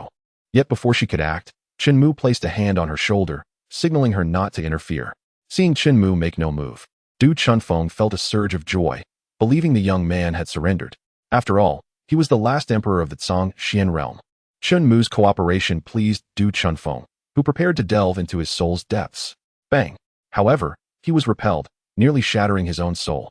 How could this happen? Du Chunfeng had sensed no fluctuations of spiritual energy or protective formations around Chen Mu. Curse it! I will seize you today, he declared, but was abruptly cut off. Raising his hands, his movements and expression sluggish, he stammered incredulously, my cultivation? My imperial might? Gone. All gone. What on earth is happening? Hearing Du Chunfeng's words and witnessing the despair on his face, the onlookers exchanged bewildered glances. Soon after, Du Du Chunfeng frantically questioned Chen Mu. You are the one who took my imperial might. You are the one who ruined my cultivation? Who are you really? Though he did not comprehend how Chen Mu accomplished this, he could think of no one else capable of such a feat. Coupled with the earlier chaos of the bloodthirsty formation, all suspicion fell upon Chen Mu. Took your imperial might? Chen Mu replied with a faint smile. What are you laughing at? Du Chunfeng glared. What use would I have for such a thing? Chen Mu countered. Everyone aspires to become an emperor. Do you not understand why? Only with imperial might can one qualify to ascend to the rank of emperor. Du Chunfeng regarded Chen Mu as a fool. How could anyone ask such a foolish question? Becoming an emperor? Is that something one can achieve so easily? Difficult? Chen Mu inquired again. Becoming an emperor? Is that something one can achieve casually? Difficult? Upon hearing this from Chen Mu, Du Chunfeng was left speechless, gazing at him with the eyes of someone observing a simpleton. Believing this young man utterly misunderstood the significance of the term emperor. Utterly ignorant, Chen Mu paid no heed to Du Chunfeng. Since the entire Zhongxian realm could only birth one emperor, and that emperor is the most revered and acknowledged strongest existence, there can be no other. With his version of the system, it would be unreasonable for him not to become an emperor. After all, the atmosphere had reached such a crescendo. To refrain would surely brand him a fool. He opened his personal attribute panel. In the life history section, he added a new line. Successfully ascended to the rank of emperor. Confirm modification? Yes. Modifying. Modification successful. In an instant, the heavens and the earth transformed. The stars in the sky shone solely for Chen Mu. Countless starlights twinkled, converging into a beam that fell upon him. What is this? The power of myriad stars. He seeks to ascend as the Star Emperor. Star Emperor. The power of the stars. Does it not stretch infinitely? No. How could this be possible? Du Chunfeng collapsed to the ground, resembling a scorned wife. He initially thought Chen Mu had lost his mind to utter such arrogant words. Yet he never expected that if Chen Mu wished, he could indeed ascend to become an emperor with ease. Could it be that becoming an emperor is truly not difficult? How could that be? If it were not difficult, what would become of Du Chunfeng's countless years of effort? A joke? Look, something is amiss in the sky. Why has the cloud turned blood red? Thunder tribulation? I have never witnessed such a thunder tribulation before. The annihilation thunder tribulation. According to records, it is the most fearsome of all tribulations, without equal. Merely observing it sends chills down my spine. Such overwhelming thunderous might would obliterate even the slightest contact for those in the tribulation stage. It is truly daunting. This sensation is even more unsettling than a sword suspended above one's head. Du Chunfeng, who initially intended to thwart Chen Mu's ascension to emperor, now smiled upon witnessing this scene. He was eager to see how Chen Mu would withstand this world-destroying annihilation thunder tribulation. Without needing to intervene, he would be his own undoing. The crimson clouds gathered ominously, looming with overwhelming force. The lightning within, both white and red, was thick like colossal dragons, albeit with a rather chaotic appearance, interspersed with densely packed lightning patterns, each as thick as a man's waist. If this were to descend, aside from Chen Mu, it is likely that a significant portion of the capital's populace would perish. Even Lu Ruoxue and Luo Hanjun would not escape the merciless rule of many bones lie beneath the throne. The entire realm was engulfed in a blood-red hue, including the once silver moon hanging in the sky, which had now transformed into a blood moon. Name: Annihilation Thunder Tribulation. Modifiable. Power: unknown. Modifiable. The power is unknown. Does it grow stronger in the face of might? Modifying. Modification successful. Boom. In the next moment, a colossal column of thunder descended from the heavens, directed at Chen Mu, accompanied by a whirlwind that churned the sky. Kid, this time you are undoubtedly doomed. Du Chunfeng thought to himself, his face adorned with uncontainable joy. He still held a glimmer of hope of reclaiming his imperial might. Perhaps after Chen Mu's demise, the imperial might would return to him, as it was originally his. Yet, the longer he gazed, the faster Du Chunfeng's smile faded. Chen Mu stood amidst the annihilation thunder tribulation, yet he remained unscathed. Not only was he unharmed, but even his garments bore no signs of damage. Why is this? Du Chunfeng was utterly perplexed. When he ascended to emperor, the power of the tribulation he faced was far less than this current scene. However, after enduring all this, describing it as having peeled away 100 layers of skin from Du Chunfeng and stripped him of his bones 100 times would not be an exaggeration. Countless times. His life hung by a thread. And it was only through the rare treasures and elixirs of this world that he successfully transcended the tribulation and achieved the status of a great emperor. The resources expended on elixirs and treasures amounted to a value comparable to that of an entire nation. This was due to Du Chunfeng's coercive tactics against multiple countries. Had they not assisted him in his ascension, he would undoubtedly annihilate their entire clans upon his success. Who would dare to defy him? Thus, Du Chuanfeng's success in attaining the title of Great Emperor was partly due to his undeniable prowess, but also because he wielded the collective strength of the entire Zhongxian realm to elevate himself. Yet now, faced with the formidable Lei Wei, which was tenfold stronger than he had been at that time, Chen Mu stood there as if unperturbed. Du Chuanfeng was left speechless. This thunder tribulation seemed to strike him directly, leaving him scorched both inside and out. The first bolt of lightning vanished, and the crimson clouds did not disperse. Without the blinding brilliance, the onlookers finally beheld Chen Mu, standing calmly and unharmed. Truly, the immortal was worthy of the title. This kind of thunder tribulation could not harm him. Not a single hair was damaged. This body must be forged from mystical iron. Mystical iron? Even with the world-slicing lightning, mystical iron would be reduced to debris. His physical strength was exceedingly monstrous. I fear that my full-force strike would feel no different than a mere tickle against him. A tickle? You might be slightly overestimating yourself. Boom. Soon, the second bolt of the world-slicing thunder tribulation descended. The third, the fourth, the fifth. How many more? Chen Mu initially thought that the tribulation would at most come 5 or 6 times, yet over 20 bolts had already struck, and it showed no signs of ending. Although he had modified the power of the world-slicing thunder tribulation to 0, rendering him impervious to any sensation. The flickering lightning was indeed blinding. Upon hearing this, Du Chuanfeng believed that Chen Mu was finally reaching his limit, feeling as though he had grown old and muddled. How could he forget that the power of the tribulation only intensified as it progressed? The initial bolts, perhaps Chen Mu could withstand, but the later ones were uncertain. Strike him, reduce him to ashes. Such a person does not deserve to attain the path, let alone become a great emperor. The great emperor of the Zhongxian realm could only be Du Chuanfeng. He repeated this mantra in his heart, praying for the heavens to extinguish Chen Mu's existence. However, before he could revel in his thoughts for even a few seconds, boom, Chen Mu raised his hand and summoned a tempestuous gale, dispersing the utterly harmless thunder tribulation and the crimson clouds. Everyone witnessed clearly as the world-slicing thunder tribulation was shredded by the whirlwind. The crimson clouds were torn asunder. Is this truly the world-slicing thunder tribulation? Absolutely. Then why could he? Because he is strong. Faced with this simple forward explanation, the crowd found themselves unable to refute it. Beyond that, they could not conceive of any other rationale. Indeed, apart from his strength, what else could it be? Du Chuanfeng, Chapter 124, Star Emperor. A spectacle that shocks the world. The crimson clouds dissipated, revealing the moonlight? No, not the moon. The onlookers gazed upwards to see countless twinkling stars, the cosmic Milky Way. The starlight shone exceptionally bright that night. Such a celestial phenomenon could be witnessed not only within the imperial palace, but throughout the entire Zhongxian realm, whether in the Xian-Tian dynasty, the Tianwu dynasty, or the Xian kingdom, Zhuyan kingdom. They all lifted their gazes. On Qingxian mountain, at the peak of the sect, Sectmaster Zhao Hengfeng and Lu Ruoshui's master, the head of the Jingyue peak, Lu Yuchan, sat facing each other, celebrating with a drink. She had just made a significant breakthrough in her cultivation. Just as she raised her cup, she sensed a massive wave of energy fluctuations. Looking up, the clouds vanished, allowing a direct view of the universe. Senior brother, what is this? Lu Yuchan asked, perplexed, seeking Zhao Hengshan's insight. Such a grand celestial phenomenon, coupled with imperial might, if I am not mistaken. Someone in our Zhongxian realm has successfully transcended to become a great emperor. Zhao Hengshan articulated his interpretation. What? A great emperor has emerged? Lu Yuchan's beautiful eyes rippled with astonishment.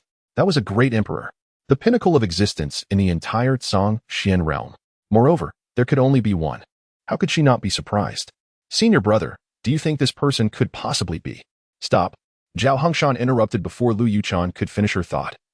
Raising his hand, I called you here today to celebrate your breakthrough. We shall not discuss anything else. All right. Lu Yuchan observed that Zhao Hengshan was under considerable pressure. Unspoken truths lingered in their cups. She too felt that given Chen Mu's age, no matter how monstrous his talent, it was premature to talk of him achieving the title of Great Emperor. He must be some hidden old monster, an unparalleled expert, right?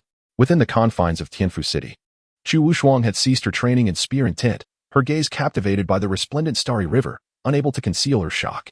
Fu Bo. A new great emperor has emerged in the Zhongxian realm. Indeed, Mississippi. The two of them had yet to connect this person with the last descendant of the Chen family, with whom the engagement had been broken. Not only them, But the entire Zhongxian realm would never link this star emperor with a young man in his early 20s. This was simply because no one had ever achieved the title of Great Emperor in a millennium. Nevertheless, even from a distance of thousands of miles, within the Chen family estate in Qingxin Mansion, the servants cultivated by Chen Mu were utterly convinced that this person was undoubtedly their master. Without a shadow of a doubt, the aura within that phenomenon was undoubtedly his. They could not possibly be mistaken. Returning to Chen Mu at this moment, he felt as if he had merged with the stars above him. He could harness the energy contained within them for his own use. Upon checking his personal panel, he indeed saw that the title of Star Emperor had been added to his achievements. All the myriad stars, are they now at my command? Chen Mu smiled faintly. The sensation of becoming a great emperor was truly delightful. His original power at the 100-layer tribulation realm had increased by 2 to 3 times. Now, with but a thought, he could turn the entire Xian dynasty, or even the entire Zhongxian continent, into mere wisps of smoke. An absolute pinnacle. In the Zhongxian realm, he was invincible. As long as he lived, others could only vie for the second place in the world. With imperial might radiating from him, Chen Mu approached Du Chunfeng. With each step he took, his body sank deeper into the ground. Du Chunfeng struggled to resist, yet stripped of his cultivation and without imperial might, he was utterly incapable of opposing him, akin to a fish on a chopping board or a lamb waiting for slaughter. Chen Mu raised his foot and placed it upon Du Chunfeng's head, asking once more, "Tell me, is it truly difficult to achieve the title of Great Emperor?" This time, the effect of killing both the body and the heart was magnified. You, bang, boom. With a single stomp, Du Chunfeng's soul shattered into oblivion. The ministers exchanged glances, contemplating that if this matter were to be revealed, few would believe it. A young man in his 20s had become a great emperor. A legendary great emperor, who was moreover crushed underfoot. Not at his peak. When the peak arrived, Chen Mu would still crush him with a single step.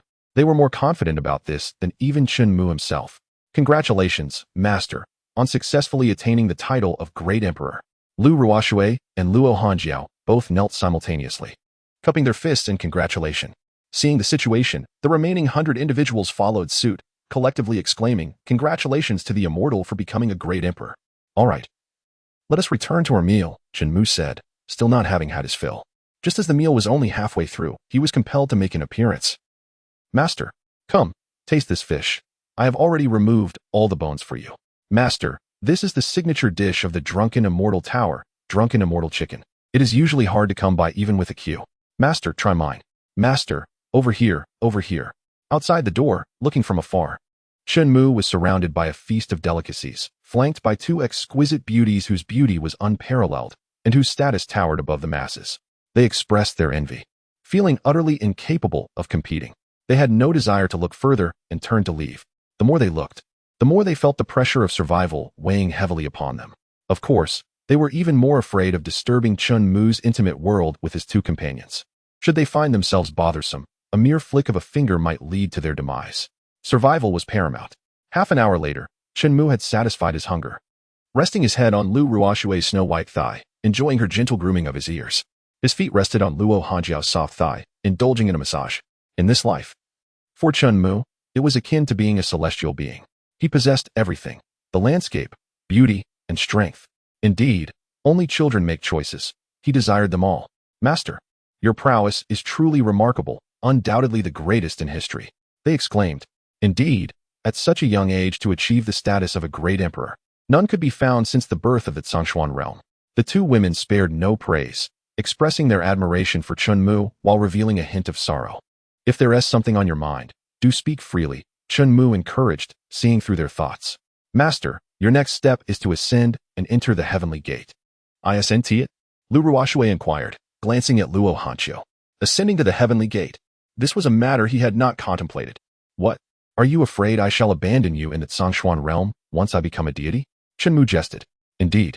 We wish to remain by your side and serve you for a lifetime," Lu Ruoxue replied, while Luo Hanjiao nodded vigorously, like a chick pecking at grain. Their rare agreement indicated a mutual understanding. "Rest assured, if I truly ascend, I will certainly take you with me.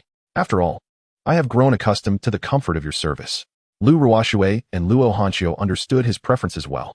The thought of having to manage everything personally after becoming a deity seemed pointless. What was the significance? Simply to grow stronger? A mere addition of a line in a script would suffice. Why complicate matters? "Thank you, master." The two women beamed, their earlier worries dissipating. Suddenly, a brilliant golden light pierced through the hall from outside. Chen Mu activated his divine vision, gazing through the walls to the outside. "Hey, door?" A golden door stood tall among the clouds. Chapter 125, The Spirit Vein of Heaven. Peak of Tribulation? With a mere gesture to extinguish? The heavenly gate? Chen Mu observed it closely. It appeared more like a portal than a gate. As the portal opened, two figures emerged, one stout and one slender. The system indicated they both possessed peak tribulation strength and had profound foundations. In a fair confrontation, without any hidden cards or artifacts, Lu Ruoxue and Luo Hanqiu would likely find themselves evenly matched against these two. Moreover, the spiritual energy they emanated differed slightly from that of the Zhongshuan realm. What was the distinction? Chen Mu couldn't quite articulate it, yet it was undeniably different. Accessing his personal attribute panel, he found their titles, Elders of the Outer Hall of Tianyin Sect. Chen Mu frowned, having never heard of such a sect. Logically, any elder in the Outer Hall should possess peak tribulation strength. How could he not have heard of such a sect? Or perhaps no sect in this world would allow a peak tribulation powerhouse to serve as an outer elder. They could easily become a sect master or a figure of considerable might. Tianyin sect? What is that? Lu Ruoxue inquired, puzzled. You've never heard of these three characters? Chen Mu looked at Lu Ruoxue and then at Luo Hanqiu, confirming his question. No, the two women replied in unison, shaking their heads. System. Please investigate the origins of Tianyin sect. Searching. Search successful. The results appeared on the virtual panel before Chen Mu. It turned out that Tianyin sect indeed existed in this world, but not within the Zhongshuan realm. Opening the map page, he zoomed out from the Zhongshuan realm, revealing another continent beyond the vast ocean, known as the Zhongling realm. Both the Zhongshuan and Zhongling realms lay atop a celestial spirit vein. Yet this vein tapered from wide to narrow. The Zhongshuan realm was situated at the lower reaches, while the Zhongling realm resided in the middle. Consequently, the spiritual energy and various cultivation resources enjoyed by the Zhongling realm were naturally superior to those of the Zhongshuan realm. If one were to compare, the resources available to the Zhongshuan realm paled in significance, akin to the disparity between a bustling capital and a slum. Otherwise, how could their sect possibly have outer elders who were peak tribulation cultivators? In the Zhongshuan realm, such individuals would wield immense power and influence. What do you know about the Zhongling realm? Chen Mu asked again. Zhongling realm? What is that? Luo Hanqiu was unaware, and Lu Ruoxue had similarly never heard of it. Through the system, Chen Mu learned that the Zhongshuan and Zhongling realms had little interaction due to their geographical distance.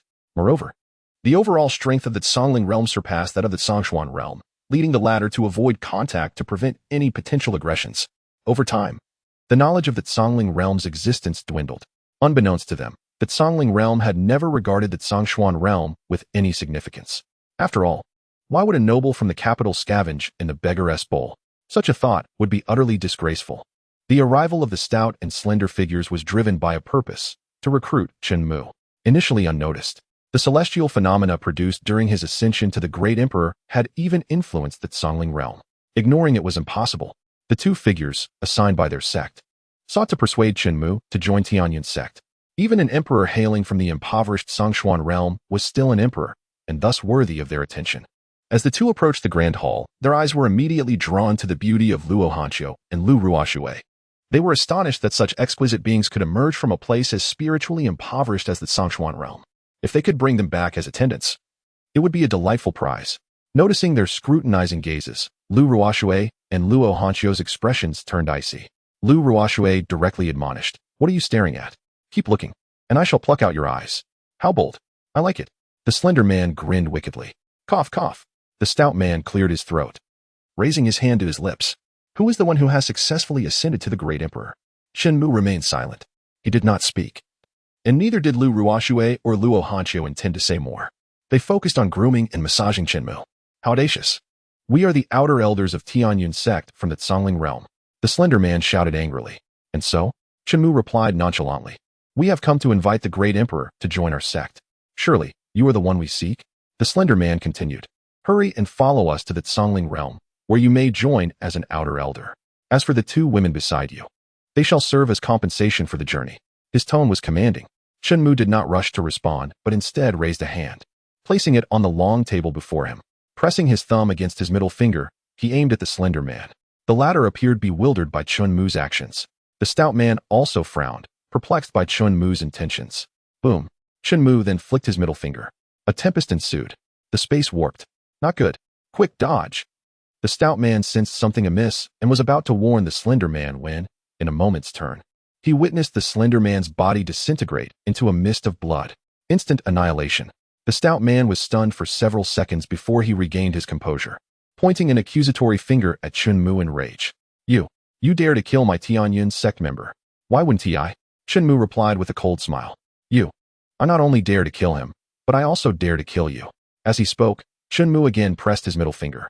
Seeing this, the stout man, having learned from the slender man's grim fate, quickly summoned his spiritual energy, activating his technique. And a giant shadow appeared behind him. The giant spirit body ranked 35th on the physique list. Lu Ruoxue recognized it immediately. The giant spirit body. Even so, Chen Mu remained unfazed. With another flick of his finger, he declared, "Do not act recklessly. Break." The stout man shouted defiantly. The giant shadow surged forward, clad in armor, attempting to withstand Chen Mu's flick. Bang! Boom! The result was a shattered shadow, and the stout man was sent flying hundreds of meters by the residual force of that single flick. Lu Ruoxue and Luo Hanxiu exchanged astonished glances, utterly shocked. They understood that Chen Mu had not even utilized spiritual energy. The power stemmed solely from raw strength, creating a shockwave in the air. They never expected him to so easily obliterate the giant spirit body, reducing it to mere fragments. Most importantly, the wielder of this giant spirit body was a peak tribulation powerhouse with profound depth. Several hundred meters away, the stout monk slowly rose, shedding a considerable amount of lime. Gazing at the fragmented pieces of the heart-guarding mirror in his hand, he had to concede that he had underestimated this emperor of the Zhongxian realm. Indeed, he possessed some formidable strength. However, since he dared to come, he was not entirely unprepared. Chapter 126. You have the Qingshan ghost wolf. I have the great sun golden crow. He reached into his bosom and retrieved a blue orb, which he promptly crushed. A plume of azure mist erupted before him, revealing flickering white electrical patterns within. Shortly thereafter, a wolf-like beast emerged from the mist. Its body resembled that of a withered tree, with protruding fangs that made it appear exceedingly ferocious. The green whiskers on its chin, if Chen Mu's judgment was correct, should be moss. A 10,000-year-old demon beast, the Qingshan ghost wolf. Chen Mu recognized this creature not due to extensive experience, but rather because the system's query function was remarkably convenient and swift. It was not his fault. After all, Chen Mu had only recently traversed into this world. Who had the luxury of time to thoroughly explore this vast and wondrous realm? Oh, you can actually identify it as the Qingshan ghost wolf? You, my boy, are indeed extraordinary. The stout monk stood up from the ground, resting a hand on the wolf's head, a smile of confidence and pride gracing his features. To be frank, this Qingshan ghost wolf possesses 200,000 years of cultivation. Dealing with a mere newly ascended emperor like you would be a piece of cake. The stout monk instinctively believed that Chen Mu, having just broken through to the emperor level and been struck by lightning countless times, must be in a weakened state. Most would seize the opportunity to attack the emperor at such a moment. Otherwise, once he regained his strength, the chance would be lost. If you do not wish to perish, you should promptly swear a blood oath and return with me to the Zhongling realm to serve my Tianyuan sect. The stout monk maintained an air of superiority throughout, his tone irking Chen Mu. 200,000 years of cultivation? He wondered how that compared to his own golden crow. Chen Mu gently stroked the chin of the great sun golden crow. The stout monk merely cast a cursory glance at the golden crow before swiftly diverting his gaze, dismissing it as an inconsequential bird meant to belittle the Qingshan ghost wolf. Given this, the stout monk saw no harm in demonstrating a little authority to ensure Chen Mu understood the terror of the Qingshan ghost wolf. Go. He slapped the Qingshan ghost wolf forcefully. The wolf immediately took enormous strides, bounding towards the palace, while billowing black smoke surged behind it, from which countless dark figures coalesced. They formed into red-eyed ghost wolves, joining the Qingshan ghost wolf in a fierce assault. In an exceedingly short span of time, their numbers surpassed 1,000. Each ghost wolf, if Lu Ruoxue and Luo Hanjing were not mistaken, possessed a millennium of cultivation. While a millennium of cultivation alone might not seem terrifying, when combined with such overwhelming numbers, it was sufficient to evoke a sense of dread. The dark clouds loomed over the city, threatening to engulf it. Lu Ruoxue and Luo Hanjing wished to intervene, but Chen Mu's head and feet were still resting on his thighs. They dared not move or act on their own accord. Before they could even request permission, they witnessed the great sun golden crow leaving a trail of golden radiance as it soared into the sky. A mere bird dares to challenge the Qingshan ghost wolf? How utterly foolish. The stout monk shook his head in derision. The only commendable trait was perhaps its utterly worthless courage. Indeed, utterly worthless. Lu Ruoxue and Luo Hanjing exchanged glances, barely stifling their laughter, covering their faces with their delicate hands, already bracing themselves to witness the stout monk's folly. Then, as the great sun golden crow flew out of the palace gates into the vast expanse, it spread its wings with great force, expanding hundreds of times in an instant. Comparable to the sun, the great sun golden crow, adorned with mysterious runes, reappeared in the world. Its scorching, blinding brilliance swept away the black clouds conjured by the Qingshan ghost wolf and its ghostly minions, leaving not a trace. Is this an ancient divine beast? Though unclear about the exact nature of the great sun golden crow, the stout monk felt an undeniable shock within. Prior to this, he could never have fathomed that this diminutive bird could transform into an ancient divine beast. A sacred bird's cry shattered the heavens. The Qingshan ghost wolf, sensing the shift, hastily halted, bending its limbs and lowering its chin to the ground, ears drooping in a display of fear and submission. What are you doing, you beast? Attack it at once. The stout monk was thoroughly flustered at this sight, jumping anxiously. The Qingshan ghost wolf was his last bastion of hope. If it failed to act, the stout monk knew that his life could very well be forfeit today, as he had no other trump card aside from the Qingshan ghost wolf. However, the Qingshan ghost wolf showed no inclination to heed the stout monk's commands, remaining in a submissive posture before the great sun golden crow. The bloodline suppression was simply irresistible. Damn it! The stout monk, sensing a dire situation, stepped forward, attempting to reopen a portal to escape back to the Tianyun sect for refuge. Boom! Yet, a finger from the heavens, imbued with boundless flames, descended from the sky. The sheer might and terror of it were such that even from hundreds of meters away, the stout monk could no longer rise. Crushed back to the ground by an invisible pressure. Ultimately, he was devoured by the treacherous Qingshan ghost wolf, which bit off his body and chewed it to shreds. Blood spurted forth from the gaps between its teeth, leaving the stout monk with nothing but 2 feet still planted on the ground. The heavenly finger then dissipated. Having been intended solely to prevent the stout monk from fleeing, there was no need to destroy the entire palace. Such feats could be easily accomplished by Chen Mu even before attaining the emperor level, let alone after. The great sun golden crow then transformed back into its miniature form, landing atop the Qingshan ghost wolf, guiding it gently into the palace, where it crouched down. Is anyone interested in this fellow? Chen Mu inquired of Lu Ruoxue and Luo Hanjing. Having acquired the great sun golden crow, he found himself rather unimpressed by the Qingshan ghost wolf. A demon beast with 200,000 years of cultivation? Just what was it to him? The two women exchanged glances, their expressions mirroring each other's. They soon relaxed, sharing a faint smile, as if to say, truly, he is a master. Ultimately, the Qingshan ghost wolf was accepted by Luo Hanjing, primarily because the Xiantian dynasty was more suitable for its growth and cultivation. It could serve as a guardian beast, suppressing those lurking threats that sought to harm the citizens of the city. As for the Xian kingdom, with the Qingxian sect and the Qingyun mansion exerting control, which demon beast would dare to stir up trouble? They would likely come to their doom, with no chance of returning alive. By the way, master, I heard that person mention the Zongling realm, Tianyuan sect. Could it be that besides the Zongxian realm, there are other worlds? Luo Hanjing asked, unable to contain her curiosity. Chen Mu nodded, confirming.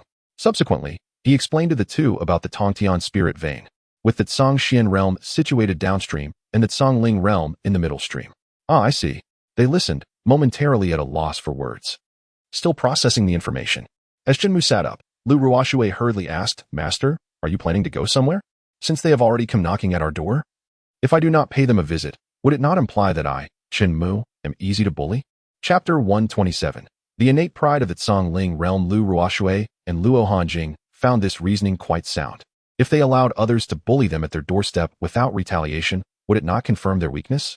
Concurrently, they were eager to discover what differences lay between the Zongling realm, situated in the middle of the Tongtian spirit vein, and the Zongxian realm, which had made that stout monk so arrogant.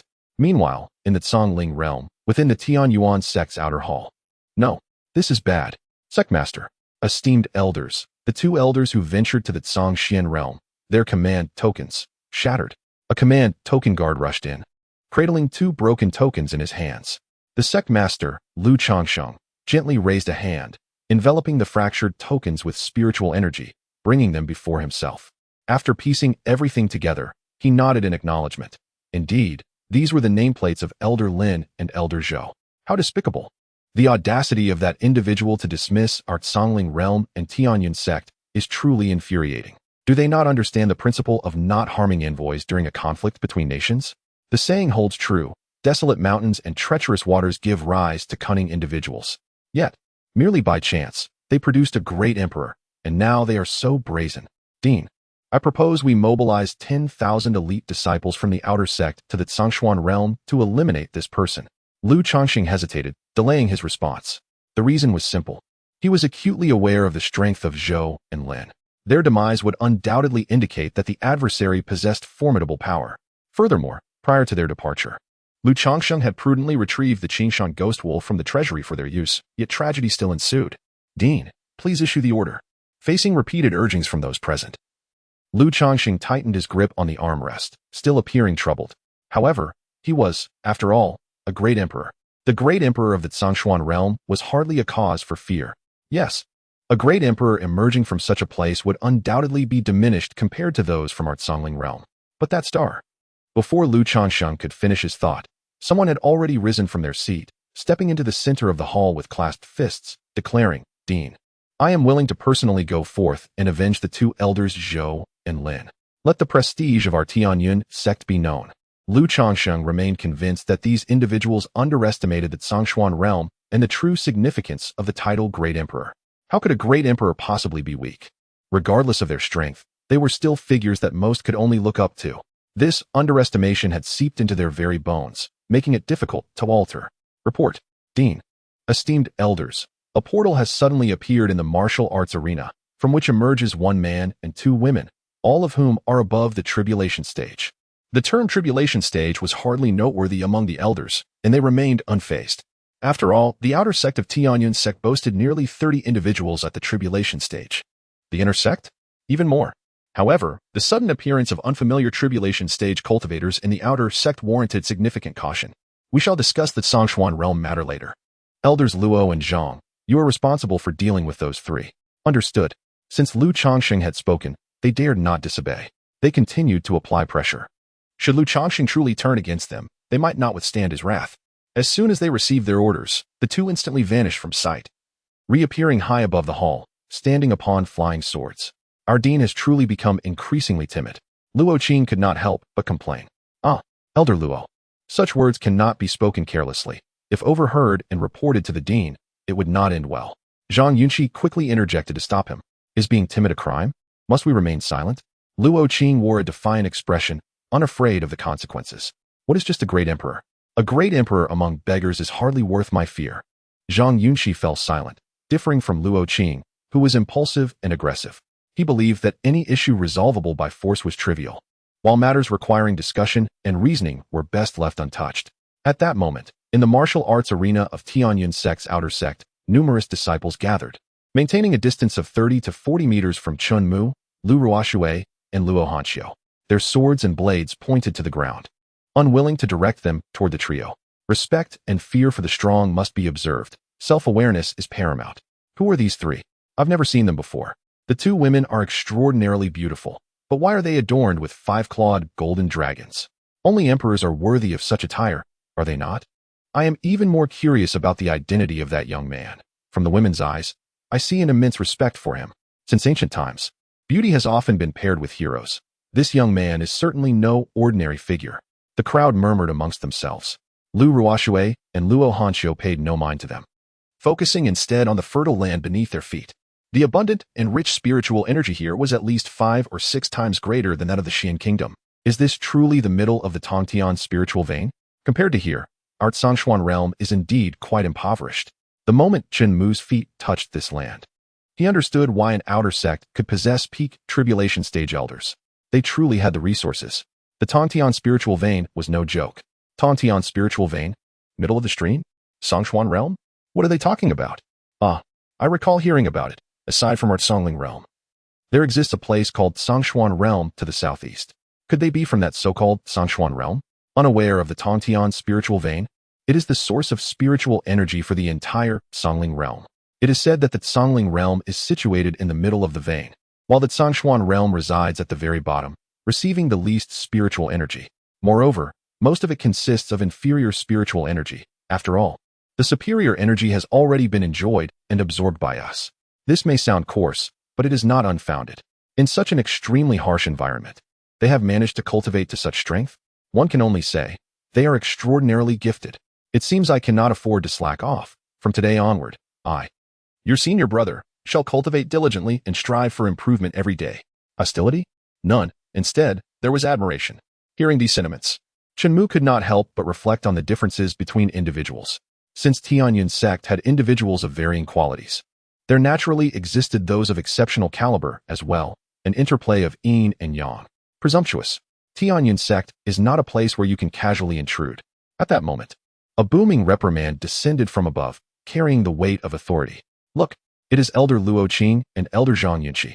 Someone pointed out, recognizing them. Upon the appearance of Elders Luo and Zhang, the disciples knew they had come to confront the intruders. They quickly stepped aside to avoid becoming collateral damage in a conflict between titans. They wished to witness the spectacle, but only after ensuring their own safety. They had no desire to lose their lives for a mere show. Hey, who do you think will win? It's hard to say. Although Elder Luo and Elder Zhang possess peak tribulation stage strength, the other side has 3 people, all at the tribulation stage as well. What is difficult to say about that? Do you think Elder Luo earned the title of the Outer Sect's war god for nothing? He could even contend with the Dean on equal terms. We are not familiar with them. What if those 3 have some hidden trump cards? Currently, predictions regarding the outcome of the battle divided the onlookers into 3 factions. One faction remained neutral, the majority siding with Luo Qing and Zhang Yunqi, while a small minority believed that since Chen Mu, Lu Ruoshui, and Luo Hanqiu dared to come, they must have their own confidence and would not arrive without a plan. Is it you who killed our outer sect elders Zhou and Lin? Luo Qing questioned, hovering in midair, unwilling to descend, scrutinizing Chen Mu and his companions, believing himself to be superior. Upon hearing this, the disciples of Tianyun's sect were taken aback. What? They actually killed elders Zhou and Lin. I knew it. They are certainly not simple.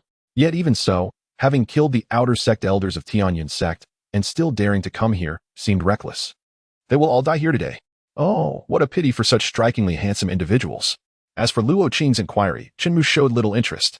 Instead, he replied coolly, I do not enjoy looking up to others. If you have something to say, feel free to come down and speak. This is not up to you. Before he could finish his sentence, an explosion resounded. A surge of pressure descended from Luo Qing and Zhang Yunqi, catching them off guard. Despite their attempts to resist, it was too late. They plummeted from the sky, and at that moment, the disciples closest to Chen Mu were still over 100 meters away. Nevertheless, the residual force compelled them to bend their knees and support themselves with their hands, kneeling helplessly on the ground. The intimidation was overwhelming. How terrifying it was. He appeared to be of similar age to me, yet possessed such immense strength. Even more astonishing was the fact that his training environment was far inferior to ours. If this individual were to be placed in the Tianyun sect, he would undoubtedly qualify to become a direct disciple of the sect leader. What a pity that he chose to stand against the Tianyun sect. It was truly regrettable. You little brat. You seek your own demise. Luo Qing, infuriated by Chen Mu's sudden ambush, could no longer endure the humiliation before everyone. With a roar, he spread his arms, unleashing a torrent of spiritual energy to activate his sacred body. Though it was not one of the renowned sacred bodies, it was still formidable. After all, no one had ever claimed that only those on the list were worthy, while others were deemed worthless. Sacred bodies beyond the list could unleash astonishing power when matched with the right opponent. For instance, Luo Qing possessed the Blood Fury sacred body, which, as the name suggests, became stronger the more brutal the battle and the angrier he became. However, there was a limit to this power. Zhang Yunqi also erupted with momentum, as Chen Mu had already taken the initiative. Even if he preferred to be conservative, failing to act at this moment would invite criticism, regardless of how the situation ultimately resolved. Like Luo Qing, Zhang Yunqi possessed a special physique. The probability of awakening a sacred body made Lu Ruoshui and Luo Hanqiu from the Zhongshuan realm envious. Among the two, Luo Hanqiu lacked a sacred body, while Lu Ruoshui's sacred body was granted to her by Chen Mu. Otherwise, she might have never awakened in her lifetime. It was no wonder that they were all so proud. They had the foundation to be so. Meanwhile, Chen Mu effortlessly erased their arrogant foundation. What? How could this be? As the pressure dissipated, Luo Qing's eyes nearly bulged from their sockets. My cultivation, my sacred body, all gone. Beside him, the usually composed Zhang Yunqi also struggled to maintain his calm. In a skirmish, no, they hadn't even fought yet. His cultivation, sacred body, and techniques, all accumulated over half a lifetime, had vanished without a trace. Who could remain calm in such a situation? Lu Ruoshui and Luo Hanqiu were equally astonished, filled with surprise and fear. They had never anticipated that Chen Mu could not only bestow power upon others, but also seize it from them. Was this not akin to a god? Akin to heaven itself? What did it matter if one was at the peak of the tribulation realm or possessed a sacred body? It was all taken from them, leaving not a single remnant. How could they remain proud now? What have you done to me? Return my cultivation, return my sacred body. Luo Qing roared in furious madness, charging at Chen Mu with bared teeth and claws. Ruoshui, Chen Mu softly signaled. Yes, master. Lu Ruoshui stepped forward, and the 3-foot divine slaying sword appeared in midair. With a swift motion, she slashed upwards, unleashing a silver moonlit sword energy that cleaved Luo Qing in half. Blood erupted. The disciples of Tianyin's sect, including Zhang Yunqi, were left in a state of shock. What is happening? Can someone explain this to me? Yet, it seemed no one could provide an answer. The peak of the tribulation realm? A sacred body? A single sword strike to kill? Hadn't they just heard Elder Luo shouting that his cultivation and sacred body were gone? How could they simply vanish? Don't ask me. I have no idea. Wait, did any of you hear that woman call him? Master? Master? Wow, how thrilling. I envy her. Look at the sword in her hand. It appears to be a heavenly tier, divine weapon. The astonishment and shock had not ceased since Luo Qing was bisected. Some envied Lu Ruoshui, others envied Luo Hanxiu, but the greatest envy was directed towards Chen Mu. That title of master rendered them weak-kneed. It felt as if their very bones had lost their rigidity. This is not good. Upon making eye contact with Lu Ruoshui, Zhang Yunqi sensed impending doom and turned to flee. He waved his hand, and then again, a third time, only to remember that he had lost his cultivation and could not summon his flying sword. He could only lift his skirt and attempt to escape. Lu Ruoshui would not let him go after he had shown hostility towards Chen Mu. With a swoosh, another beam of white sword energy effortlessly cleaved him in half. His organs spilled across the ground. Elder Zhang had also been slain by a single sword strike. Was this strength for real? The peak of the tribulation realm. Treated like a mere dog? This was outrageous. Who was the fool that had provoked them? Chapter 129. Invincible Slaughter.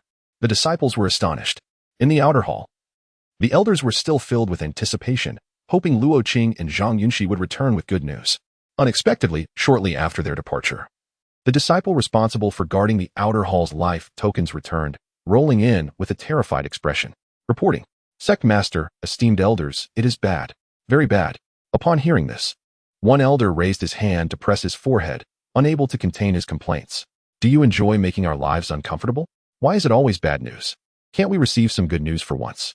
The disciple, sensing the ire, dared not respond, thinking this situation was beyond his control. It's all right, don't mind him. Continue. What exactly happened? Lu Changsheng, the outer hall master, prompted. With his assurance, the disciple finally felt secure enough to speak the truth. The life tokens of elders Luo Qing and Zhang Yunqi have shattered. What? Upon hearing this, the elder who had initially complained rushed to the disciple, grabbing his collar and lifting him off the ground in a fit of rage. Are you mocking us?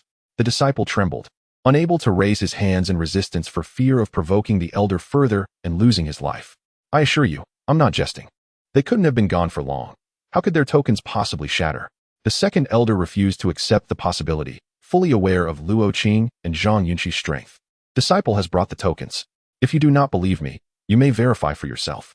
With trembling hands, the disciple offered the tokens. The second elder snorted, dismissively tossing the disciple several meters away. He then enveloped the shattered tokens in spiritual energy to bring them before him. Upon inspection, he was taken aback. Indeed, they were the tokens of Luo Qing and Zhang Yunqi. He turned to Lu Changsheng, who, along with the other elders, was left dumbfounded, their minds buzzing. They collectively realized that the Tianyin sect had perhaps truly angered someone they should not have.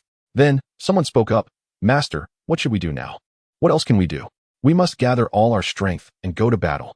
Indeed, one can die, but one's spirit must not falter, otherwise, we will be ridiculed for eternity." Yet, the fact that the three had managed to slay Zhang and Luo in such a short time suggested their power was formidable. "I recommend caution," one elder advised. "I suggest you refrain from making suggestions."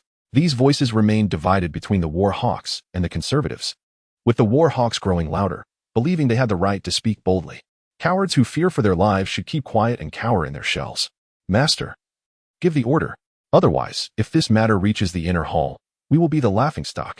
Indeed, we cannot allow those in the inner court to become excessively arrogant. Master of the court, they are aware that Lu Changsheng is becoming increasingly cautious. Unless they force him, he will remain silent. There is no need for such trouble. I shall personally take your lives." Chen Mu's voice echoed from outside the hall, instantly capturing everyone's attention. How could it be three mere children? How could those two little ones be clad in imperial robes? Indeed, they are the ones who killed Luo Qing and Zhang Yunxi. Upon recognizing the newcomers, suspicion filled their hearts. Even the previously conservative faction transformed into fence-sitters, sensing that their opponents were not as terrifying as they had imagined. They even speculated that Luo Qing and Zhang Yunxi might have perished in a fierce struggle for glory, or perhaps there was an issue with the life tokens. How dare these insignificant wretches act so brazenly? Behold, the second elder, brimming with rage, sought to unleash his fury upon Chen Mu and Lu Ruoxue, who had arrived just in time. No one dared to intervene. It was too late to dissuade him. And they were eager to witness the extent of their opponent's strength through the second elder's action. As the formidable hand of the second elder descended, Chen Mu inhaled gently and exhaled softly. Whoosh! An unparalleled gale erupted within the grand hall. Stone bricks were torn asunder and shattered, where the winds swept through. The force was sharper than 1,000 blades, and the massive support pillars were reduced to dust. How could this be? As for the second elder, he was skinned alive, devoured of flesh and blood, leaving only a skeletal frame. Ultimately, even the bones were ground to powder. Moreover, the tempest showed no signs of abating. Surging directly toward Lu Changsheng, who was seated in the hall, Lu Changsheng chose not to confront it head-on, but rather evaded swiftly, allowing the tornado to wreak havoc. Traversing a significant portion of the outer court, it was akin to an immortal sword, leaving behind a scar of devastation, enough to bury thousands of troops. The elders present stood in shock, unable to comprehend the scene before them.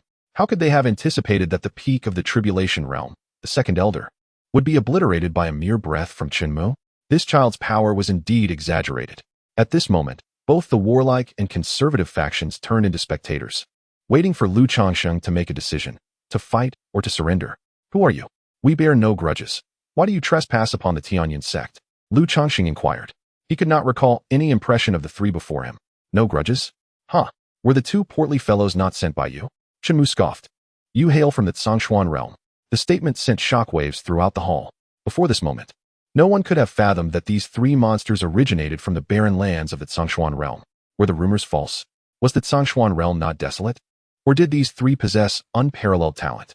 Fortuitous opportunities? Surely there must be some misunderstanding. Let us sit down and negotiate, as there is no need for bloodshed. Lu Changsheng surmised that the two portly individuals had underestimated their opponents, provoking them and inciting this calamity, thus creating a monumental problem for the Tianyan sect. This arrogance was unwarranted, especially against the Zhongshuan realm. Negotiate? Chen Mu sneered. I journeyed a great distance not to engage in such trivial matters. Should the invulnerability feature be altered to allow shared invulnerability benefits? Modification. Modifying. Modification successful. Invulnerability status. Activated. A new setting was added. Chen Mu could not only place himself in an invincible state, but also allow others to share this effect at will. Ruoxue, Hanqiu, eliminate these individuals. He commanded in a low voice. Chapter 130. Annihilation. Annihilation. Still annihilation. Eliminate them all. Upon hearing Chen Mu's words, and with Lu Ruoxue and Luo Hanqiu drawing their weapons without hesitation, all the elders understood that this battle was inevitable. Since evasion was not an option, they would fight. They truly did not believe that these three could kill dozens of Tribulation Realm experts, many of whom had reached the peak of Tribulation. They believed that united, they possessed strength comparable to quasi-emperors. Slaughtering Lu Ruoxue and Luo Hanqiu, two young girls, would be effortless. To die, one individual seized the initiative, leveraging their agility to position themselves behind Lu Ruoxue before she could act. Drawing a venomous dagger, they aimed for Lu Ruoxue's left heart chamber. A mere scratch would suffice. The city-destroying poison would turn her into a puddle of remains. Success. The elder reveled in his triumph, only to discover he had struck nothing but an illusion. Before he could react, Lu Ruoxue's exquisite sword swept down. The Tribulation Realm expert vanished within the sword's radiance. Not only the elders, but even Lu Ruoxue herself was astonished. When had she become so formidable? She could slay a Tribulation Realm expert with a single strike. Meanwhile, Luo Hanqiu raised a frost lotus with delicate grace, releasing a chilling aura. The three who had attempted to approach Lu Ruoxue, within mere meters, were instantly transformed into ice sculptures, from their innermost being to their extremities. Every part was frozen solid.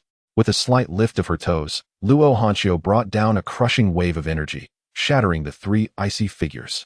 Lu Ruoxue and Luo Hanqiu exchanged glances, knowing that their master was supporting them from behind. Fearlessly, they charged into the throng. One danced with her sword in an elegant manner, yet every move exuded lethal precision.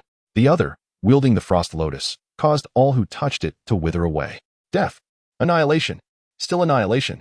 In the blink of an eye, nearly 30 elders of the outer court were slain, leaving only 3 survivors, including Lu Chongqing. Flee? Too late. Lu Ruoxue swung her sword, cleaving one individual in half. The other was struck by Luo Hanqiu's frost lotus, freezing and disintegrating them. Only Lu Chongqing remained.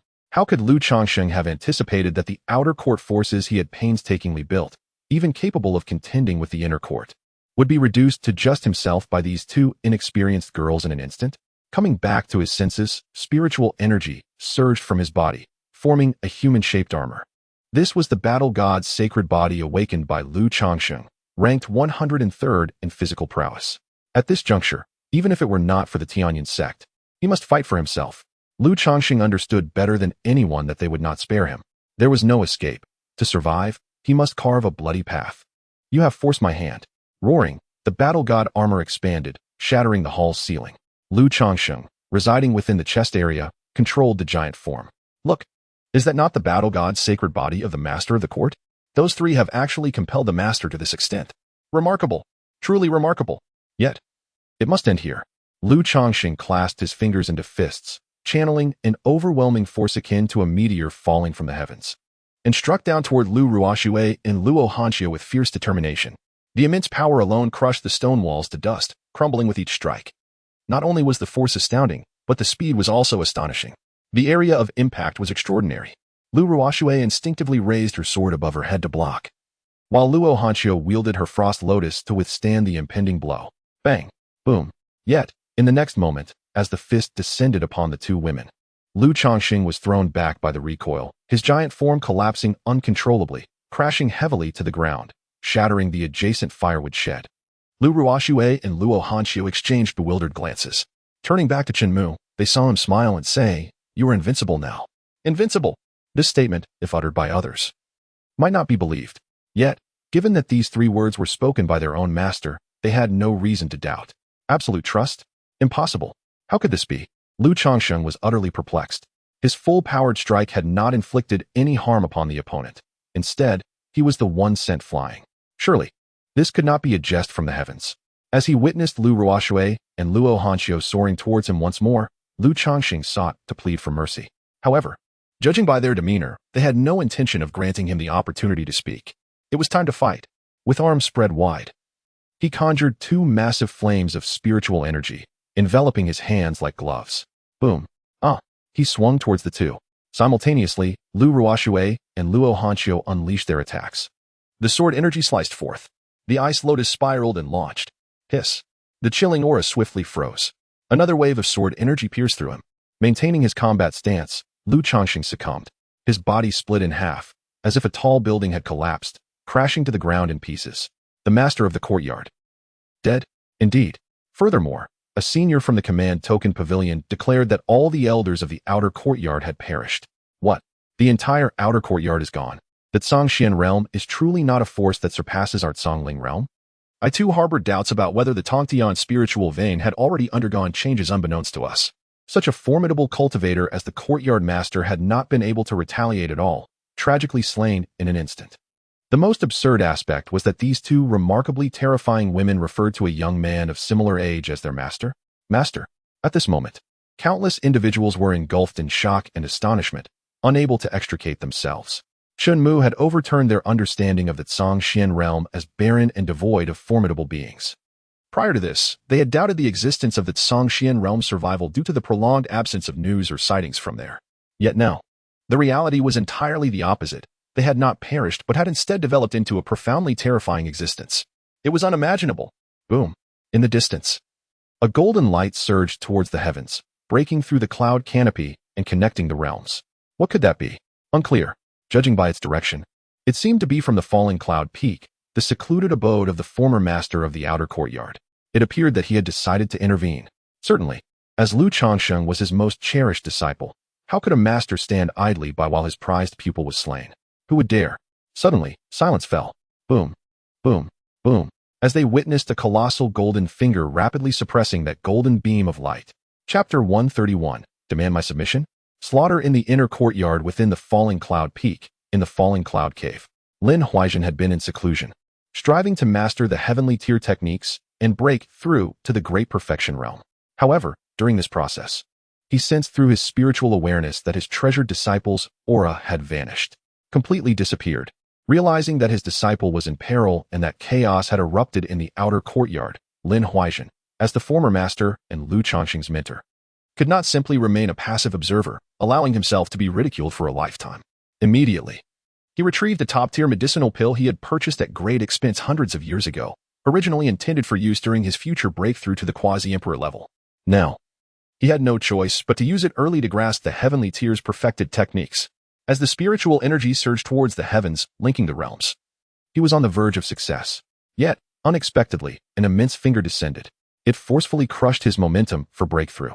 Regardless of how Lin Huaizhen resisted, he could do nothing. The overwhelming pressure rendered him utterly immobile. The large blue stone beneath him shattered, and he fell to the ground. How infuriating! Who could it be? Lin Huaizhen was filled with indignation. After sacrificing so much, he was now just one step away from success, only to have it all thwarted. Boom! The ground shook violently. The entire Falling Cloud Peak was flattened beneath that earth-shattering finger. What fate awaited Lin Huaizhen? Successfully killed the former master of the outer courtyard of the Tianyun sect. Congratulations, host, for gaining. This became Chen Mu's experience points. Although the effect of these experience points was minimal, one could argue that any gain was better than none. Still hoping to rise? Who gave you such audacity? What was the nature of that finger? The disciples raised their hands, crossing them before their bodies to shield against the storm of sand and stones stirred by that finger. The force was more exaggerated than the refining process in the body tempering room. Many outer courtyard disciples were left battered and bleeding. Who would have thought? The Falling Cloud Peak had been utterly razed to the ground. I ask, is it still too late to pledge allegiance to the Zhongxian realm? Who the hell told me that the Zhongxian realm had no formidable beings and was spiritually barren? None of our outer courtyard strongmen have survived this time. Who can they blame? They brought this upon themselves. As events progressed to this extent, the inner courtyard inevitably stirred. The law enforcement hall of the inner courtyard was the first to act, hundreds of disciples soaring on swords. They wielded chains as thick as pythons, weaving them into a vast net intended to ensnare Chen Mu, Lu Ruoxue, and Luo Hanxiu. Here they come, the law enforcement hall's ultimate move. Rumored to be capable of restraining even monstrous beasts with cultivation levels of 2 to 300,000 years. Would this truly be effective against them? Frankly speaking, after the preceding series of events, the outer courtyard disciples had long lost faith in the Tianyun sect. Trapped, facing the descending iron net, Luo Hanxiu stepped forward, the ice lotus hovering between her palms. With a gesture, the ice lotus expanded infinitely, tenfold, hundredfold, thousandfold. A magnificent ice lotus bloomed above the entire Tianyun sect. In comparison, the so-called iron prison formation was utterly insignificant. It froze upon contact and shattered. The hundreds of law enforcement hall disciples failed to escape the overwhelming cold wave and, along with their swords, turned into ice sculptures, plummeting from the sky. Bang, bang, bang. Ice shards shattered and scattered everywhere.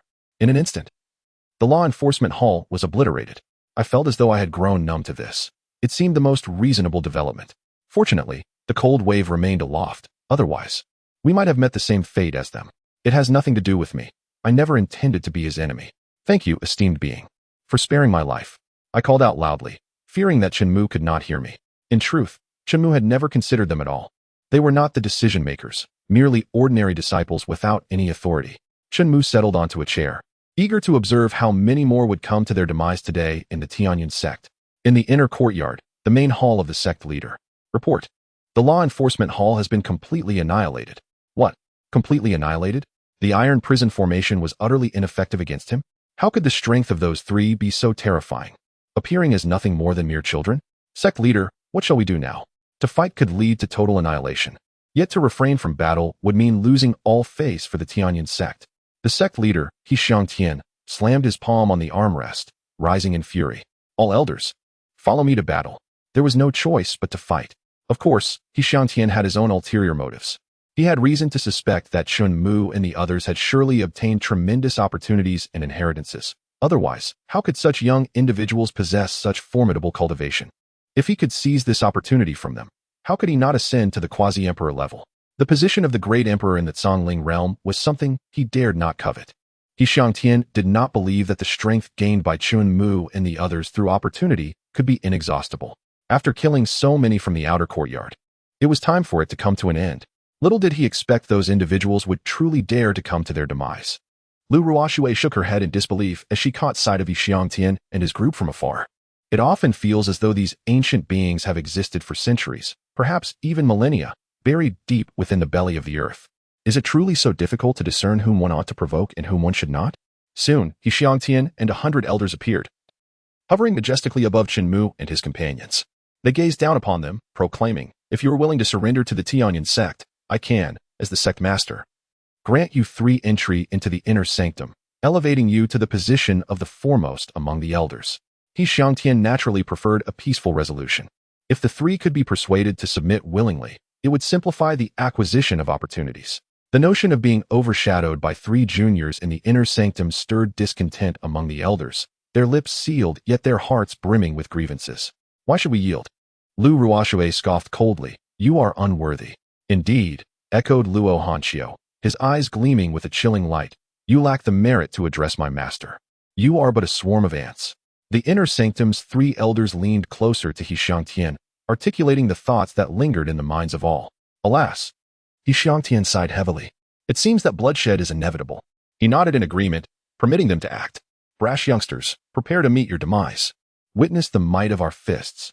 Observe the sharpness of our blades." In an instant, 40 to 50 individuals surged forward, eager to engage Chen Mu and his companions. The remainder either hesitated or deemed it too late to intervene, believing that any glory was beyond their reach. Faced with such a collective assault, Chen Mu raised his hand and gently waved his fingers outward. Boom, bang, bang, bang. A veritable storm of blood mist erupted, spreading like a shroud across the battlefield. The onlookers, hindered by the walls of the courtyard, could not perceive the calm demeanor Chen Mu exhibited as he gestured. Yet, the suppressed terror within them surged, racing to their minds. "Who among you pinched me? Am I truly not dreaming? Hiss, why did you pinch me? Didn't you say you needed to be pinched? Well, how does it feel now? Surely you know whether this is a dream or not. It hurts. Not a dream. By the heavens, the elders of the inner sanctum, have they truly perished? What did he do? Why did I not sense even a hint of spiritual energy before they vanished, dissolving into blood mist? How could I, at the golden core stage, not perceive it? It's only natural that a mere harmonization realm cultivator cannot see what is invisible to me. In any case, the Tianyan sect had indeed made a grave miscalculation, potentially leading to their utter downfall. Are you suggesting the annihilation of our sect? In that moment, panic spread among the crowd as they fervently prayed that Chen Mu and his companions would seek justice for the wronged, sparing those innocent disciples who wielded no actual power. Do not rush to worry about the sect's annihilation. Look, the protective formation has been activated. How could the protective formation be activated? It seems to be in response to mitigate the residual force of that attack. Surely not. The sect master and the others require the protective formation to withstand the aftershock? Such a turn of events had not crossed their minds. He Xiangtian, as the sect master, could hardly fathom being reduced to this state. He never anticipated that the Tianyun sect, so influential and powerful in the Zhongling realm, would find itself in such dire straits. Dozens of the inner sanctum's peak elders had failed to perceive their adversary's movements before they exploded in succession, transforming into swirling clouds of fine blood. How could such a monster emerge in the Zhongshuan realm? They were utterly confounded. Yet, something even more astonishing awaited He Xiangtian. The protective formation was beginning to show signs of fracture. How is this possible? Even with our combined strength and the protective formation, we cannot hold against this? Surely, no one is slacking off and failing to exert their full strength. You old fool, our lives are at stake. How could we allow such a thing? As the cracks in the protective formation widened and multiplied, the crowd descended into chaos, uncertain of how to proceed. This was the strongest defense they could muster. As they watched the sect's grand formation on the brink of collapse, despair gripped their hearts. Just then, over 100 figures soared into view. These are the true assets of our Tianyan sect. Elder Meng, Elder Lu, Elder Ren. I cannot believe even they have emerged. Surely now we can withstand that blow. Upon witnessing the arrival of such formidable forces, He Xiangtian's tense heart finally eased. Thank you, esteemed seniors, for coming to our aid. No time for idle chatter. Let us work together to break this force and subdue that young man. Little did they realize, Chen Mu awaited their emergence to ensnare them all in one fell swoop. He gently raised his arm, pressing his thumb against his middle finger, locking his aim on He Xiangtian and the others. Bang! Boom.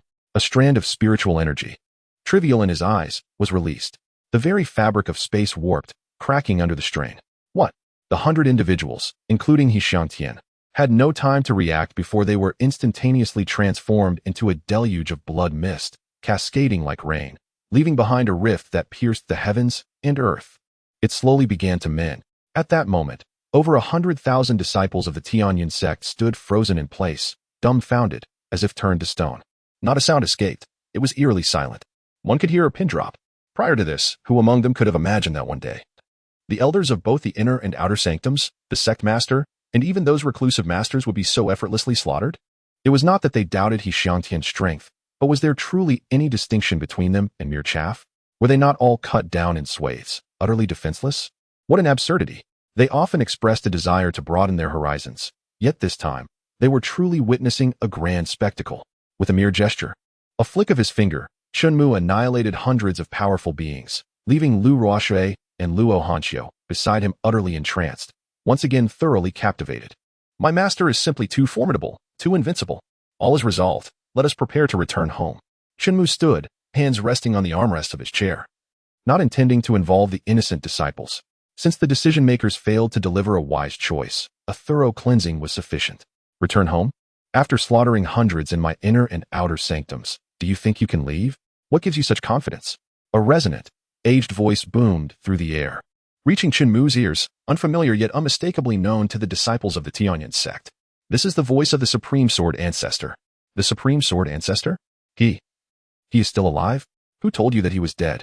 He has been alive all along, and has even become a quasi-emperor, poised to attain the path of the great emperor.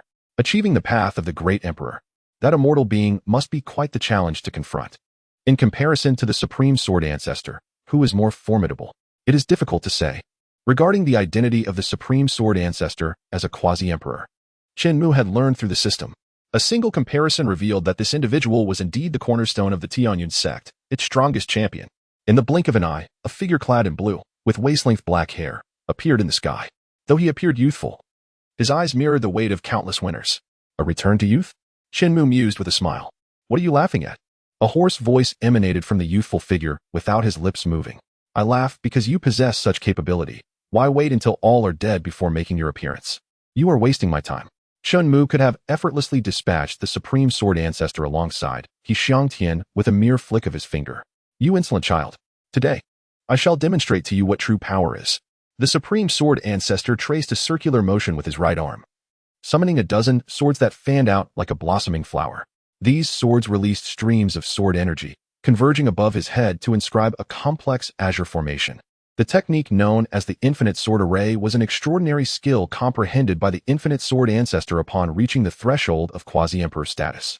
Countless souls have perished beneath this formidable array, its reputation echoing across the land. Soon, from the heart of the formation, a semi-transparent azure giant sword emerged, radiating an overwhelming aura. It pivoted, aiming its blade at Chen Mu, Lu Ruoshui, and Luo Hanxiu. Chapter 133, Ultimate Technique, Copy and Paste. Foolish rodents, prepare to meet your demise. The Infinite Sword Ancestor declared, swinging his sword down with a force that could cleave the very heavens of the Tianyin sect. He could hardly believe that he would be unable to deal with these three mere children. Gazing at the azure sword, Chen Mu reflected on his earlier overestimation of the Infinite Sword Ancestor, realizing that this so-called ultimate technique was not as breathtaking as he had envisioned. Since this was the pride of the ancestor, Chen Mu decided to surprise him. He opened the system panel, activated the copying function, and selected Copy All, activated. The Infinite Sword Array was copied. Copying in progress. Copy successful. Chen Mu raised his hand and traced a symbol in the air. In an instant, the Infinite Sword Array was perfectly inscribed. What? The once calm demeanor of the Infinite Sword Ancestor shattered. Looking overhead and then at the array beneath him, he was perplexed. How could it be there when it was clearly above him? Was this an illusion born from spatial distortion? The ancestor attempted to reassure himself. But when an identical giant sword emerged from the array, his mind was struck with a deafening realization. This was impossible. How could you have the Infinite Sword Array? It should belong solely to me. He shrieked in desperation. In response, Chen Mu remained silent, opting to replicate and paste again, activating the 6 paths Infinite Sword Array, which ensnared the ancestor within its confines. 6 colossal swords targeted him directly. The The clash of swords erupted like thunder, sending shockwaves rippling for miles, as one sword shattered another, each unable to overcome the other. However, even the progenitor of this technique could not utilize such a formidable skill continuously within a short span. Conversely, Chen Mu unleashed a frenzy of copying and pasting. The infinite sword array filled the expanse of his vision, forming an authentic infinite sword array. Slaying gods was trivial, let alone dealing with a mere infinite sword ancestor. With no escape and no means to retaliate, he ultimately vanished beneath the vast dominion of swords. Successful elimination of the infinite sword ancestor of Tianyan sect. Congratulations to the host for acquiring. This too transformed into Chen Mu's experience points. The infinite sword ancestor was far less formidable than he had anticipated. The only noteworthy possession was a fragment of sword bone, formed within the ancestor's being. This sword bone, akin to sword intent, could only be forged through profound mastery in the realm of swordsmanship. If the attainment of sword intent was a rarity among thousands, then this sword bone was a gem among billions. Most importantly, it could be extracted, merged, and the potent sword intent it contained inherited. For a sword cultivator like Lu Ruoshui, its effects would be unparalleled. To think that old fool actually cultivated a sword bone, no wonder he was so powerful. Lu Ruoshui, clearly knowledgeable about sword bones, recognized it immediately. Chen Mu placed the sword bone back into the system backpack, selected the number 1, and modified it. Modification successful. In an instant, he acquired a treasure trove of sword bones, a sum that would take most sword cultivators a lifetime or more to amass. Take these sword bones and absorb them, Chen Mu instructed, handing Lu Ruoshui 206 fragments. So many. Lu Ruoshui gasped, astonished by the radiant sword bones in her arms. She mused that had the old monster witnessed this, he would have surely been driven to madness. After all, a single sword bone, cultivated over millennia, was now casually handed over in hundreds. Each sword bone not only contained immense sword intent, but also held the potential to unlock a unique, powerful sword cultivation technique. The infinite sword array employed by the ancestor was derived from the understanding of these sword bones. With 206 bones, she realized she would have access to an equivalent number of distinct techniques.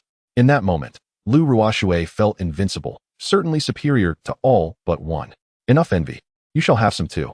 Noticing Luo Hanchio's eager gaze, Chen Mu retrieved another 206 sword bones for her. Though she was not a sword cultivator, absorbing and merging the sword bones could only benefit her. If nothing else, they could be employed to forge a formidable sword cultivator guardian. Thank you, master. Luo Hanchio accepted gratefully, tears brimming in her eyes. Who goes there? Chen Mu suddenly turned, his eyes fierce. Even Luo Hanchio and Lu Ruoshui trembled at his intensity. At the doorway, a voyeur was so frightened that he fell to the ground, as if confronting a ferocious beast. Supreme Killer, please spare me. I did not intend to intrude. Who are you? Chen Mu inquired. My name is Dai Guangquan, the inner court's senior disciple, the young man replied without hesitation. Chen Mu contemplated.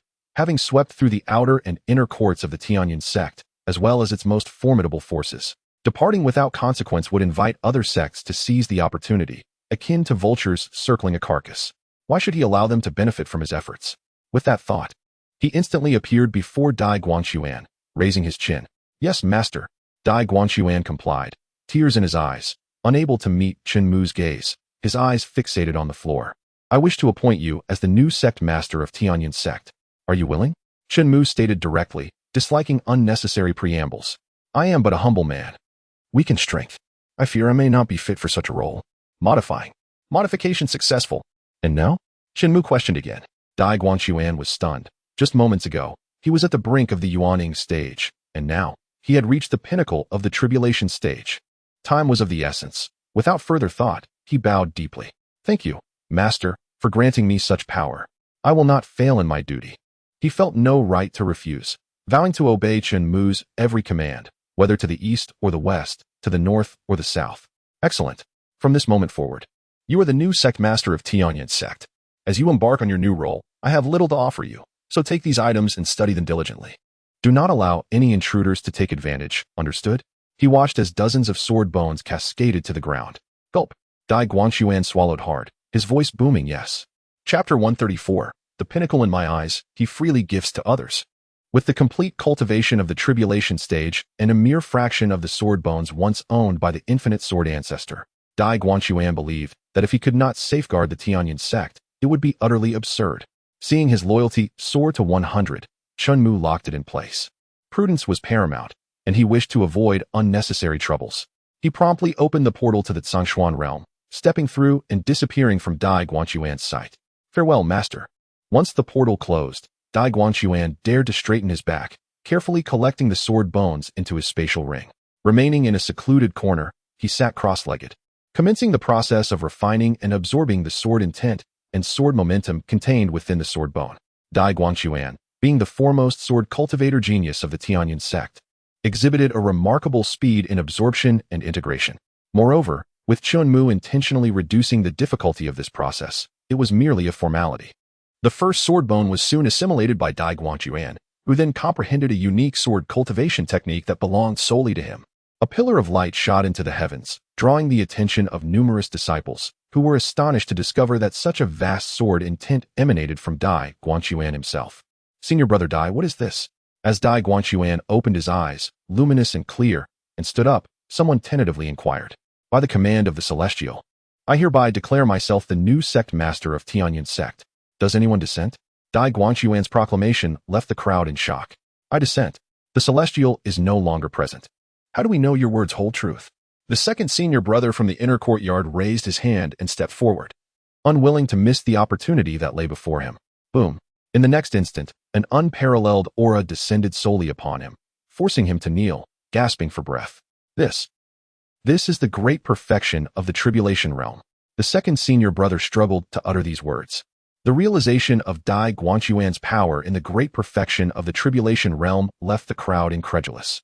It was clear to them that he had undoubtedly received celestial favor.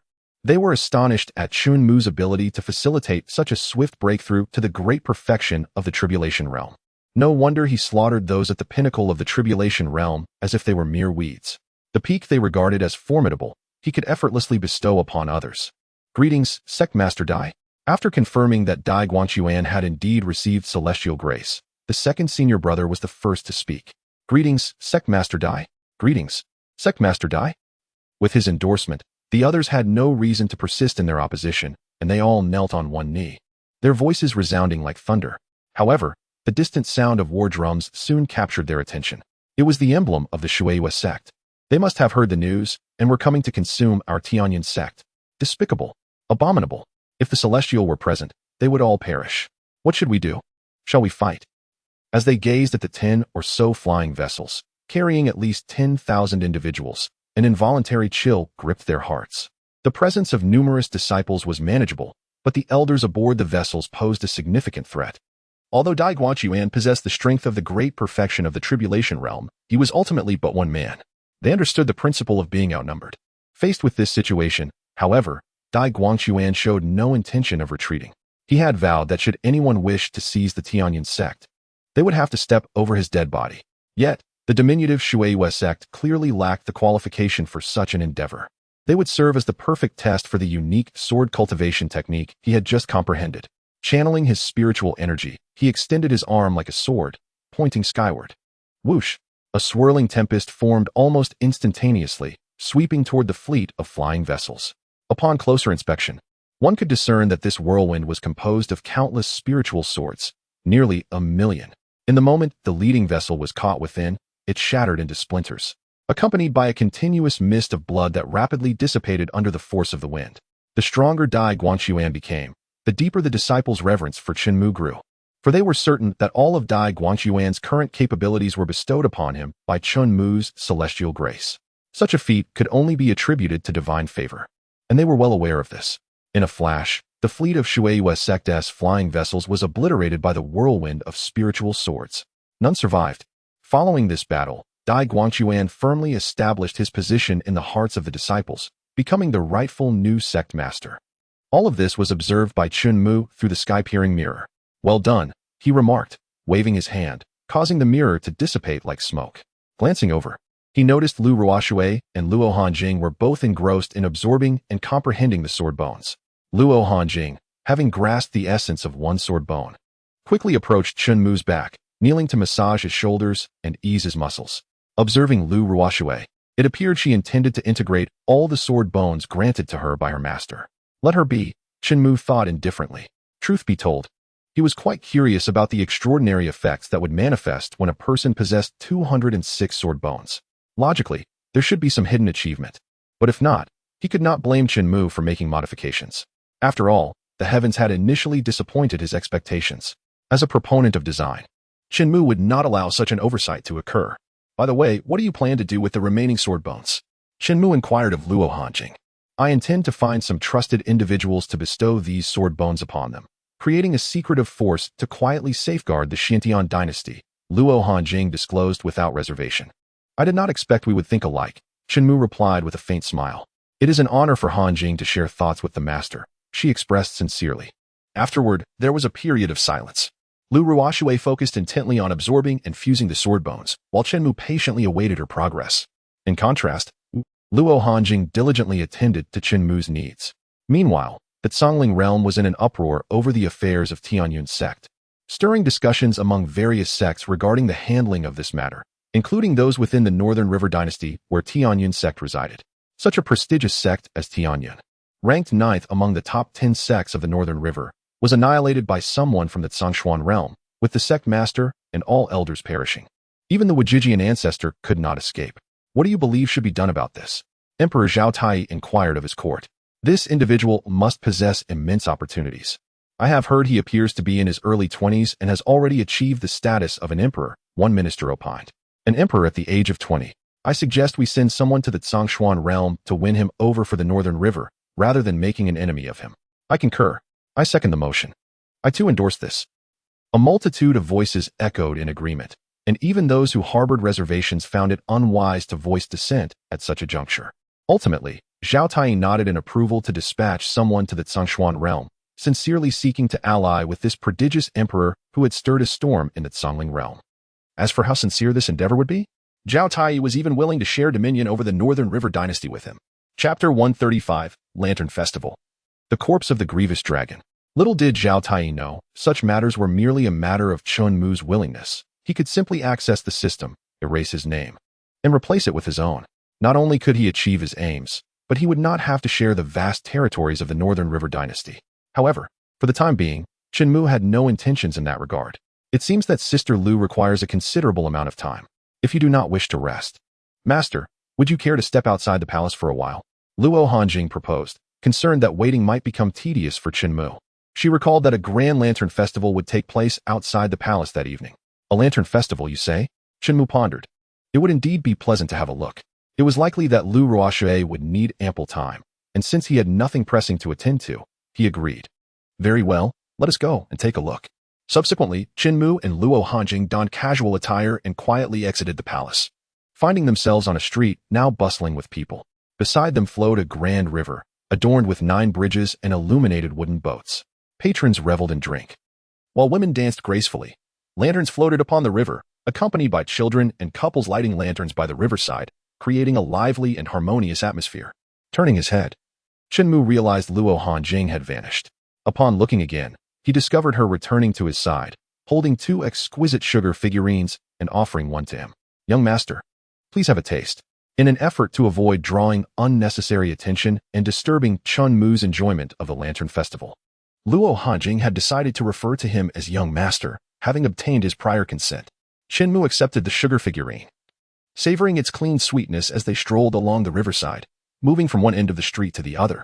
Just as he finished the sugar figurine, Luo Hanjing was about to inquire what Chen Mu wished to do next, whether to release lanterns, rent a boat, enjoy some food, or return to the palace. The nose, however, detected a sinister odor, indeed, the stench of malevolent sorcery. No amount of fragrance could mask this foul scent. You have noticed it too? Chen Mu's words echoed in Luo Hanchio's mind. Yes, this is the aura of demonic cultivators. To prevent unnecessary panic, Luo Hanchio similarly kept her thoughts private, engaging in a mental dialogue with Chen Mu. What business do demonic cultivators have at the Lantern Festival? Chen Mu queried further. It seems highly unlikely they have come to admire the lanterns. I suspect their intent is to incite greater terror, causing unrest among the populace. Luo Hanchio expressed her hypothesis. Chen Mu remained silent, employing the system to swiftly filter and locate all demonic cultivators hidden in various alleys and corners, searching for and eliminating them one by one. Chen Mu lacked the patience for such a tedious task. He merely wished to prevent disturbances in his territory. Selecting lifespan, modifying. Modification in progress. Modification successful. Immediately, Dozens of individuals met their demise, collapsing to the ground. Chen Mu led Luo Hanxiu to the nearest corpse of a demonic cultivator. As Luo Hanxiu crouched down and pulled aside the clothing, she discovered a tattoo resembling an eye on the neck, instantly recognizing it as belonging to the Black Demon Sect. The Black Demon Sect? A rogue faction that thrives by devouring the life force of others to augment their own power. Luo Hanxiu explained, this group is elusive and has long been a target of the Imperial Court's crackdown, yet progress has been minimal, and their hiding places remain elusive. Even if we capture their members, they would rather self-immolate than be interrogated. Reflecting on this, Luo Hanxiu felt a wave of frustration. Over the course of her efforts, she had dispatched at least 10,000 personnel, nearly excavating the entire capital, yet they had uncovered naught. Quite a predicament. Chen Mu inquired for confirmation. Indeed, somewhat so, Luo Hanxiu affirmed, immediately assuring, rest assured, my lord, I shall resolve this matter swiftly. I will not allow those fiends to wreak havoc upon your realm. No need to dwell on this anymore. They are all dead. Chen Mu deactivated the system panel before her. What? All dead? Luo Hanxiu's expression turned to one of astonishment. Chen Mu opened a portal, inviting her to follow him inside. Upon stepping through the doorway, Luo Hanxiu was astonished to find herself in a stone palace. Wait, is this not the stone palace where my grandfather was laid to rest? She realized. Gazing upon the headless corpses strewn about, she suddenly understood. No wonder they had remained undetected. Their stronghold was established in such a location. Who would dare investigate? Luo Hanxiu seethed with indignation. In this world, the one who cherished Luo Hanxiu the most was her grandfather. She held a deep-seated aversion for the actions of these demonic cultists, believing they should not disturb the elder's eternal rest. This situation may not be as simple as you think, Chen Mu interjected. Please enlighten me, my lord. Luo Hanxiu replied with a respectful gesture. Unbeknownst to them, a darker secret lay hidden. They are utilizing the remains of my grandfather to forge a Wraith Dragon corpse. Chen Mu revealed. Wraith Dragon corpse. Luo Hanxiu recalled having seen this term in an ancient text. As an emperor, one possesses a trace of dragon essence within, which lingers even after death, taking centuries to dissipate and thus safeguarding descendants. However, the sinister forces covet this dragon essence, feeding it with countless grievances to cultivate a corpse, ultimately resulting in the creation of a Wraith Dragon corpse.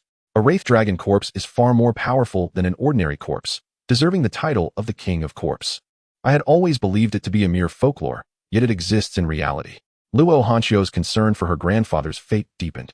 Should he be truly transformed into a Wraith Dragon corpse, the consequences would be dire. For once formed, such an entity would be impervious to blades and bullets, driven by an insatiable thirst for blood, continuously strengthening itself. Unless vanquished, it would cease its slaughter. Luo Hanxiu swiftly stepped forward, using her foot to smear the blood-painted formation surrounding the golden coffin, disrupting it. With a wave of her hand, she summoned a gust of wind to extinguish most of the candles made from corpse oil positioned atop. She had hoped to halt the creation of the Wraith Dragon corpse. Yet, before she could relax, she noticed the pools of blood accumulating beneath the headless bodies, seemingly alive as they flowed through the cracks and patterns of the stones, converging toward the golden coffin. Boom! A powerful aura of slaughter and blood surged forth, forcing Luo Hanxiu back several paces. This aura was inherently sinister.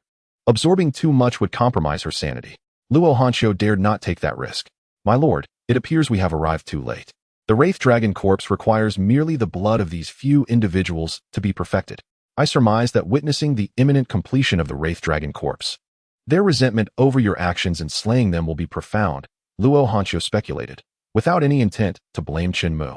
For had he not acted, they would have sought others to continue their sacrifices. Rumble.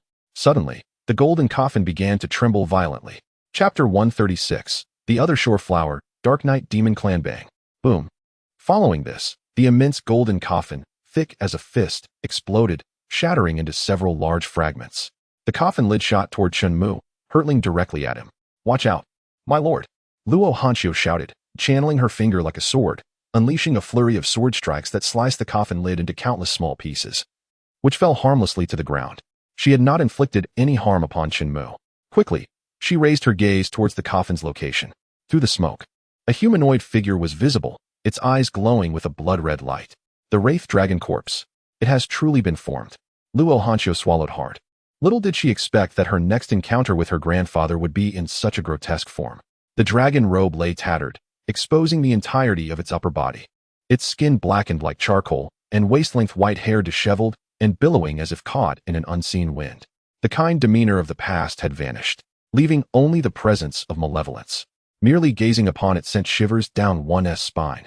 The wraith dragon corpse raised its hand, and a long knife, previously kept within the coffin, floated into its grasp.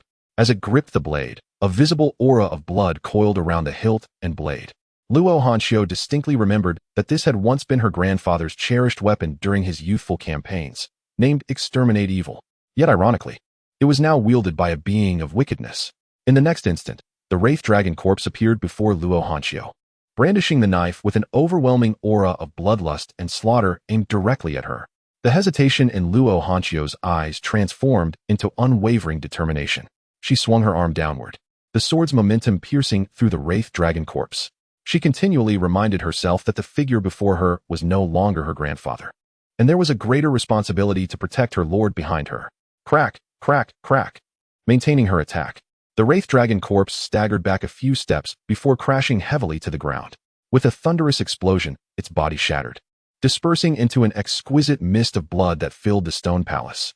Chen Mu summoned a small whirlwind within his palm, drawing in the lethal blood mist to prevent it from spreading and harming innocent citizens. Condensed into a pellet-sized form, this substance was too toxic to consume. He placed it into his system's storage as a collection. Lowering her arm, Luo Hanxiu soon realized that while the wraith dragon corpse was formidable, she now possessed the strength of a perfected tribulation stage. Coupled with her sword essence, the wraith dragon corpse could be cleaved with a single strike. Thank you, my lord, for aiding me in vanquishing the wraith dragon corpse and eradicating the forces of evil. Luo Hanxiu knelt on one knee in gratitude. She understood that if not for Chen Mu, this matter would have been far from easily resolved. Should the wraith dragon corpse have been completed and unleashed, it would have resulted in countless casualties. After a prolonged silence without any response from Chen Mu, Luo Hanxiu waited a few moments before tentatively raising her gaze, only to find that his attention was elsewhere. Rising, she followed his line of sight and discovered a peculiar flower growing on the ground. It had no leaves. Its umbrella-shaped bloom was as red as blood. Observing it, one could tell it was not a flower that belonged in this world. Everywhere exudes an air of the uncanny. Master, what flower is that? Luo Hanxiu could not discern it, and could only seek the wisdom of her learned master. That is the ghost flower, a blossom that connects to the netherworld, Chen Mu replied. The other side. Luo Hanxiu's expression shifted, sensing something amiss. She hastily unleashed her aura, sending the approaching shadow sprawling. Bang! Crash! It collided violently against a stone pillar. Cough! The man's complexion changed abruptly, his brow furrowing as he spat blood. Who are you? What are you doing here? Luo Hanxiu appeared before him in an instant, her sword pointed at him. If you wish to kill me, then do it. Spare me the trivialities. The man clearly had no intention of answering honestly. We are from the Dark Knight Demon Clan. Upon uttering these 4 words, the man's demeanor shifted, and he questioned with agitation. How do you know of the Dark Knight Demon Clan? You have allied with the demon cult, using blood to nurture the seeds of the ghost flower. What are you trying to resurrect? Chen Mu continued. At this, fear etched itself across the man's face. He felt as though Chen Mu's eyes could see through everything, piercing into his very thoughts. He quickly averted his gaze. The Dark Knight Demon Clan. Luo Hanxiu pondered for a moment, recalling that they had been exterminated by the human race thousands of years ago due to their brutal and bloodthirsty nature. Yet, it appeared they had not been eradicated, but rather found a hidden sanctuary to thrive in secrecy. They had even located the seeds of the ghost flower. Once gathered in 99 blooms and nourished with blood in conjunction with a formation, it could bring the deceased back to life. To bring the deceased back to life. Luo Hanxiu gasped in astonishment. This was the first time she had heard of such a thing. Master, you truly possess extensive knowledge. Who exactly are you? How do you know of these matters? The man grew increasingly agitated, like a rabid dog. Bang. Yet, he was firmly suppressed by Luo Hanxiu's imposing presence. Unable to move or end his own life. The one you wish to resurrect is the Dark Knight Emperor, is it not? You have been gathering strength to exact vengeance upon the human race. Ah, kill me, kill me. The man believed fervently that Chen Mu could read minds. If he died, Chen Mu would no longer be able to delve into his thoughts. However, at this moment, death had become a luxury he could not afford. It was a desperate situation, neither able to live nor die. The Dark Knight Emperor, if he were to resurrect, it would pose a tremendous threat to the entire Xian realm. Thousands of years ago, a human emperor sacrificed himself to vanquish the Dark Knight Emperor. Luo Hanxiu could scarcely fathom what the resurrection of such a malevolent being would entail for the human race. She pressed the blade of her sword closer to the man's throat, breaking the skin and drawing forth a few drops of green blood. Indeed. You are of the demon clan, Luo Hanqiu demanded. Speak. Where is your hiding place? The man clamped his mouth shut, treating Luo Hanqiu as if she were mere air. Speak. Otherwise, I shall slay you. Luo Hanqiu tightened her grip on the sword. If you have the ability, then kill me. The man seemed to welcome the idea. No need for such trouble. Chen Mu stepped forward, lifted his hand, and seized the man's head. He cast the soul-locking spell, completely binding the man's soul and thoughts, turning him into a puppet that would obey only him. Release him. However, Luo Hanqiu chose to comply. She withdrew her energy, dissipating the sword in her hand. The man sat on the ground, his eyes vacant. Stand up. At Chen Mu's command, he immediately complied. Lead us to the demon clan's secret realm, Chen Mu instructed. The man obeyed, gliding past Luo Hanqiu. As long as we follow him, we shall locate the Dark Knight demon clan. Truly, the master is impressive. Hanqiu admired. Chen Mu continually reshaped Luo Hanqiu's understanding of this world, leaving her in awe. Is it possible to do it this way? Chapter 137. The Demon Clan's Secret Realm. A body of sword bones. Following the man, Chen Mu and Luo Hanqiu arrived at a desolate mountain outside the royal tomb. This wasteland was devoid of habitation, with scarcely any birds or beasts, designed to prevent discovery of the teleportation array hidden within the cave. To access the secret realm where the Dark Knight demon clan resides, one must use this array. The array required the blood of the Dark Knight demon clan and a special command to activate it. Once the man completed this task, Chen Mu waved his hand, transforming him into a cloud of blood mist. He was no longer of use. Are you prepared? Chen Mu asked Luo Hanqiu. Yes. Luo Hanqiu nodded firmly, bracing herself for a bloodbath. The Dark Knight demon clan, having learned from their past lessons thousands of years ago, no longer held any hope for this race. They were born of evil.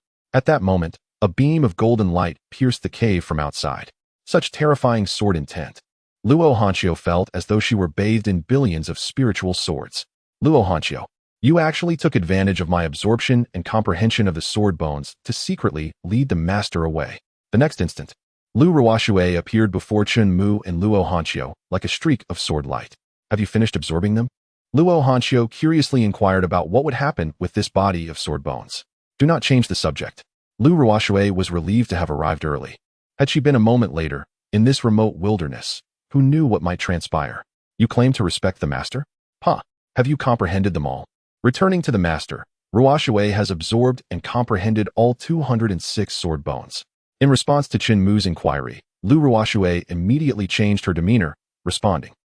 While Luo Hanqiu could understand, she still felt something was off. By the way, master, where are you heading? Lu Ruoxue asked inquisitively. To annihilate the Dark Knight demon clan, Chen Mu explained. The Dark Knight demon clan, they are still alive? Lu Ruoxue exclaimed in shock. Indeed. Chen Mu confirmed with a nod. Master, please allow me to accompany you in the extermination of the Dark Knight demon clan, to contribute to the survival of the human race. Lu Ruoxue knelt on one knee, clasping her fists in a plea. Very well. Chen Mu welcomed this opportunity to observe how Lu Ruoxue's body of sword bones would function. He hoped it would not disappoint him. Subsequently, the three entered the array, teleporting to a secret realm. It was dark and oppressive, devoid of sunlight. The surroundings were barren and lifeless, perfectly suited to their preferences. If it were me, I certainly could not endure this, Lu Ruoxue remarked.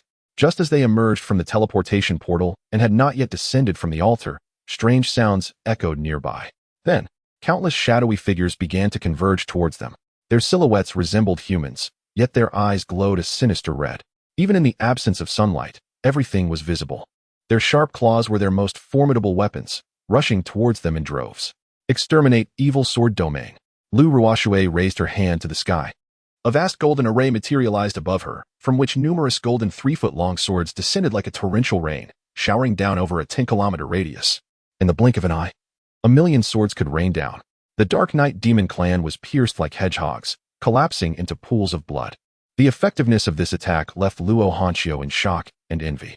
In that moment, she hesitated, contemplating whether to abandon her plan of forming a mysterious enforcement team and instead fuse the remaining sword bones like Lu Ruoxue. Even Chen Mu could not help but be awed. Once the array concluded and vanished, Chen Mu had the system conduct a rough tally. During this time, over 100,000 Dark Knight demons had perished beneath Lu Ruoxue's exterminate evil sword domain.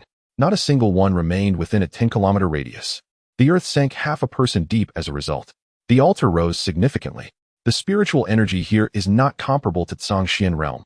Conserve your usage. Luo Hanxiu kindly reminded. You need not worry. It will not consume much spiritual energy. It is merely a minor sword intent. Lu Ruoxue replied with a proud smile. What? Luo Hanxiu gasped in disbelief. Such a formidable killing array was merely a sword intent. Upon hearing this, Chen Mu contemplated that once he resolved the threat posed by the Night Demon clan, he would also absorb the 206 sword bones to witness the miraculous effects that might arise. Meanwhile, within the Night Palace, panic ensued. Your Majesty, the human race has infiltrated, exclaimed a member of the Night Demon clan, tripping over the threshold in his haste, scrambling to convey the alarming news. What? Humans? How could they discover our presence? And how did they enter this secret realm, accessible only to the Night Demon clan? The Demon Emperor was bewildered. He then inquired, how many of them have come? Replying to your Majesty, there is 1 man and 2 women, the messenger declared, holding up 3 fingers. Upon hearing this, silence enveloped the hall, soon followed by laughter from the ministers. Huh, merely 3 humans, and you are so frightened? One scoffed. If this gets out, it would make our Night Demon clan appear cowardly. Another added, instead of reporting this, you should have gone to slay those 3 and bring back their heads. With our vast army of night demons, should we fear just 3 humans? Absurd. Shameful. Hearing these remarks, the messenger felt a pang of despair. Your Majesty, esteemed generals, you do not understand. Those 3 possess formidable strength. With a mere flick of their wrist, they annihilated 100,000 of our kin. What? 100,000? The expressions of the gathered crowd fell, and the Demon Emperor's brows furrowed in concern. Which general is willing to confront and eliminate these 3? He asked. I am willing to take command. A high-ranking general of the Night Demon clan stepped forward. Excellent. Then I entrust this task to you, the Demon Emperor declared, promising the general the command of 1,000,000 Night Demon soldiers. Thank you, your Majesty. I shall not fail in my mission. The general turned and strode toward the door. As he passed by a soldier still kneeling, he kicked him, snapping, Why are you dawdling? Take me to those 3. Yes, General. The soldier winced in pain, rising with great difficulty and forcing a smile. This way, please. With a disdainful grunt, the general clutched his helmet and proceeded. All the demons were eager for him to return with the flesh of the intruders, to feast and celebrate. It had been ages since they had tasted human flesh. The most delectable delicacy in their eyes, with its tantalizing flavor and aroma serving as a fatal temptation. This was also the reason for the repeated conflicts between demons and humans. As the demon general lifted his foot to exit, a sharp glimmer pierced through his body.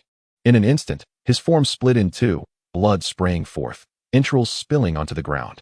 The shock of this scene was profound, for this was one of their esteemed generals, slain without even knowing the identity of his assailant. The onlookers struggled to comprehend how the 3 had arrived at the palace so swiftly. Was their vast army of night demons truly so feeble? In truth, despite possessing such strength, Chen Mu had no intention of methodically eliminating each night demon before facing the final boss. This was not a game. He preferred to employ the most efficient approach.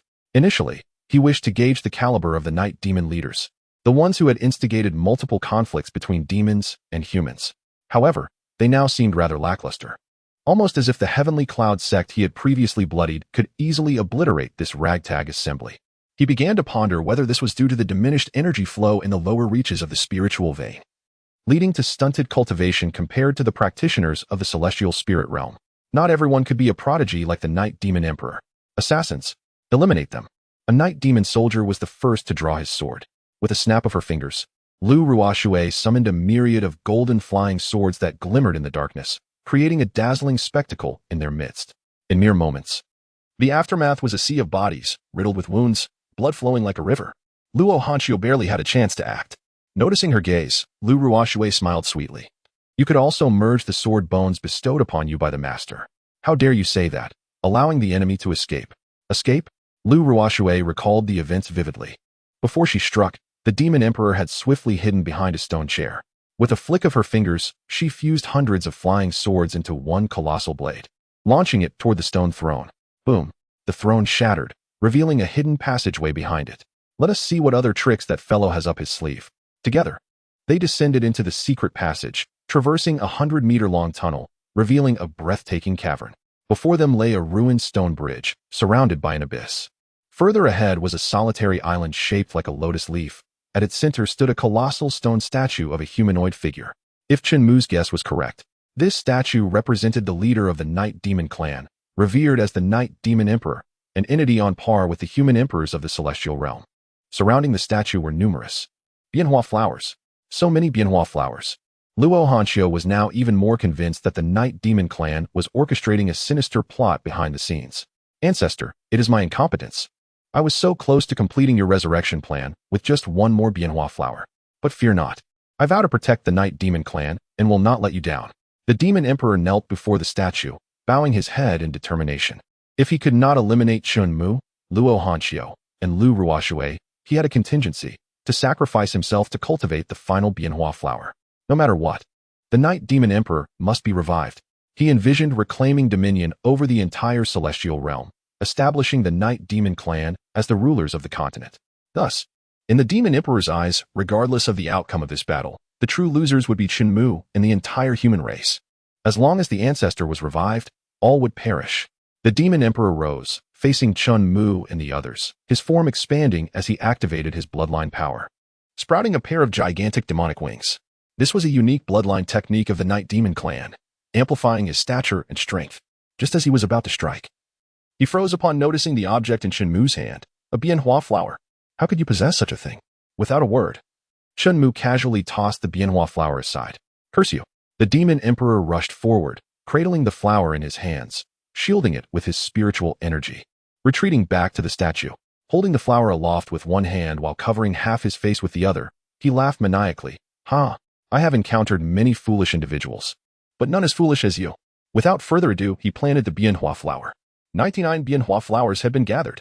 After biting his fingertip and allowing a drop of blood to fall onto one of the flowers, a tempest of blood and chaos erupted.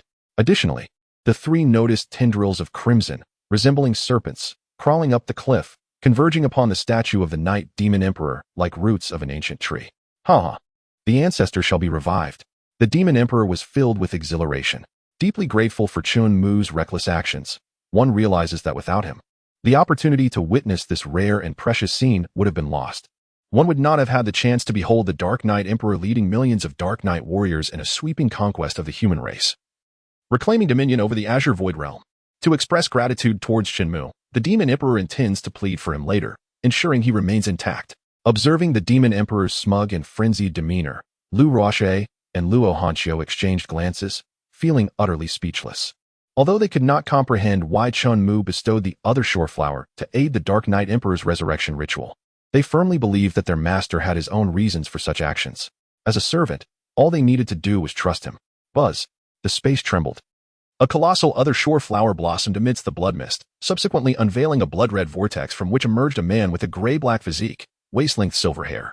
Clad in dark attire, and possessing pointed ears, the progenitor of the Dark Knight Demon clan, the Dark Knight Emperor. Lu Ruoshui recognized him instantly from illustrations in books, while Luo Hanxiu felt an unparalleled pressure. Unexpectedly, after millennia, the resurrected Dark Knight Emperor remained immensely powerful. In a contest of raw strength without artifacts, Luo Hanxiu believed her chances of victory were less than 1 in 10. After all, this was the terrifying being that once led to the sacrifice of the Azure Void Emperor's life to defeat. Welcome, Ancestor.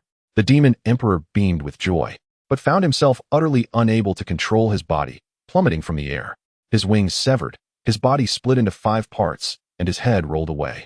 Chapter 139, Bewilderment. The Ancestor has betrayed us. As the Demon Emperor, even with his head severed, he would not perish immediately.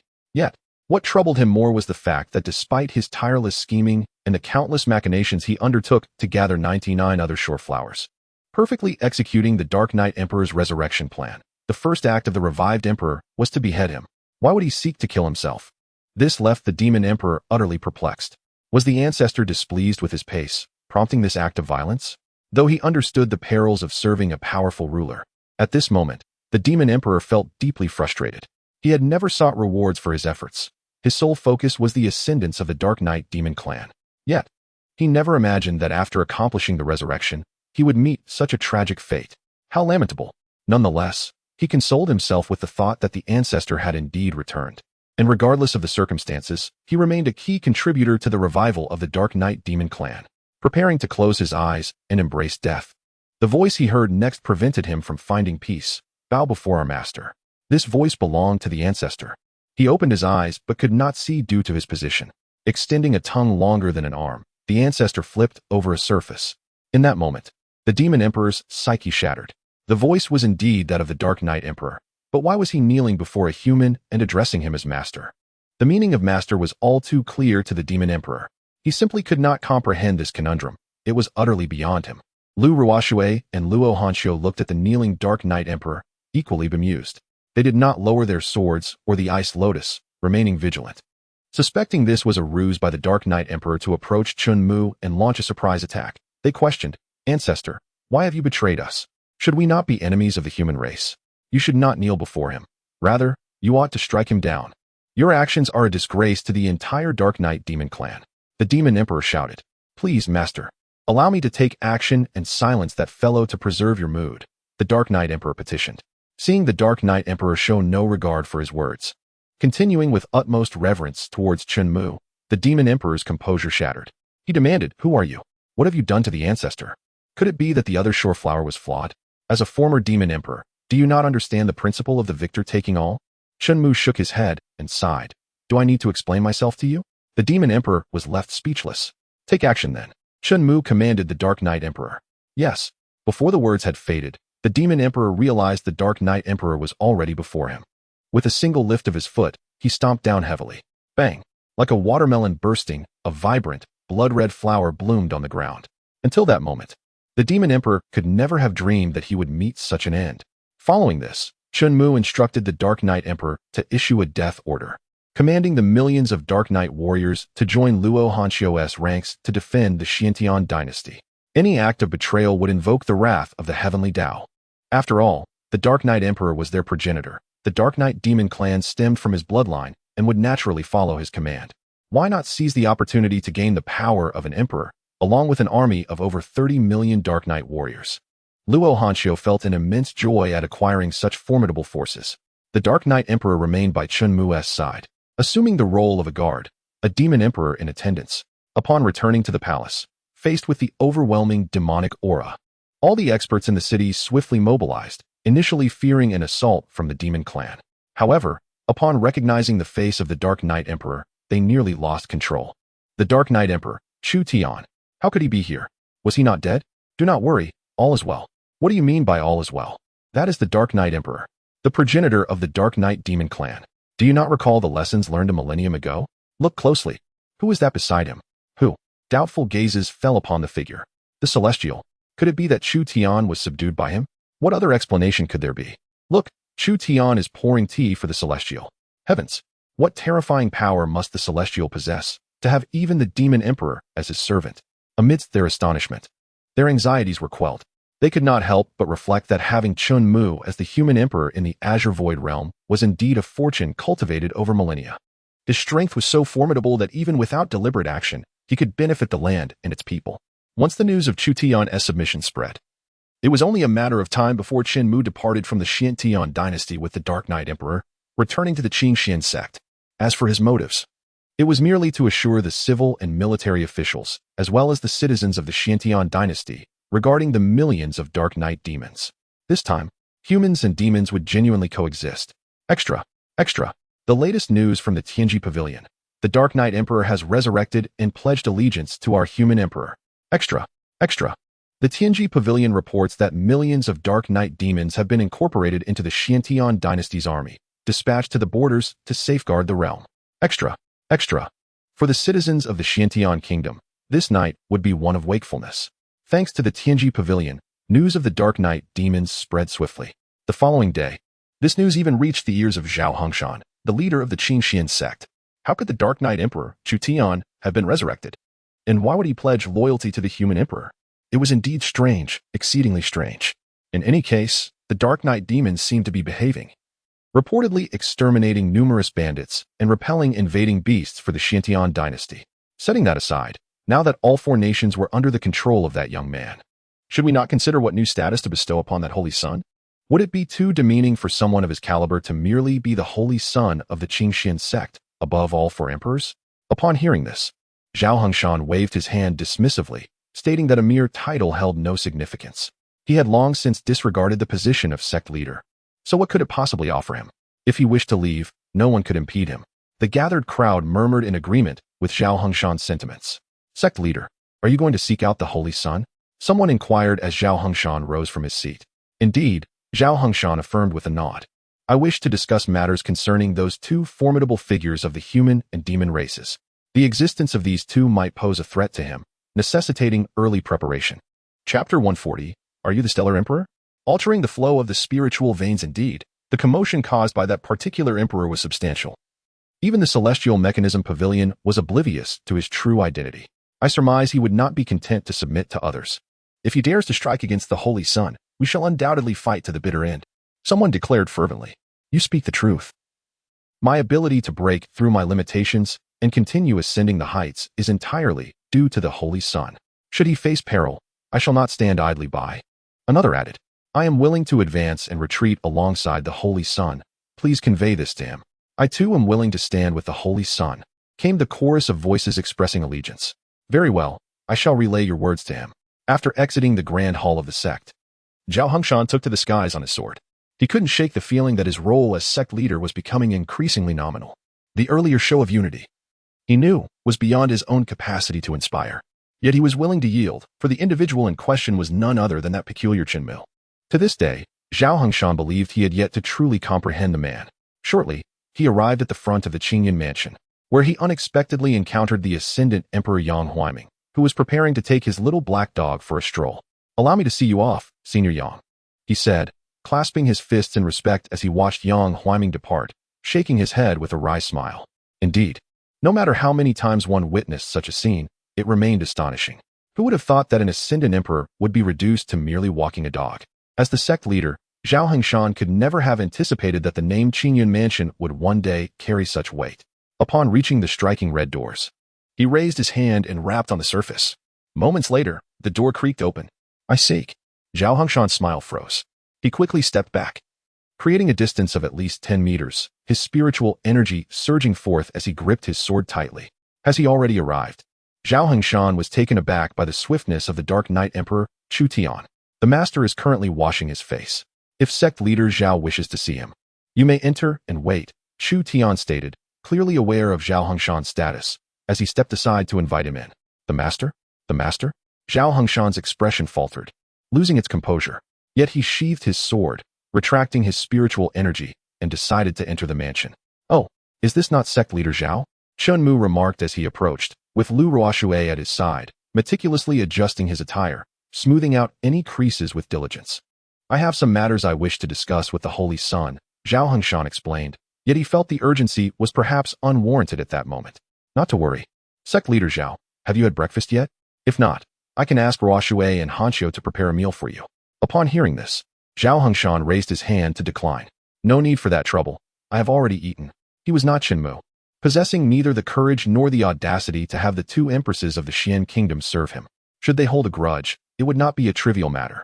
Although Lu Ruoshui had once been his disciple, the circumstances had irrevocably changed. Then, sect leader Zhao, please feel free to speak, I assure you. I will share everything I know, Chen Mu smiled. Might I inquire if the individual by your side is the progenitor of the Dark Knight Demon clan, the renowned Dark Knight Emperor, Chu Tian?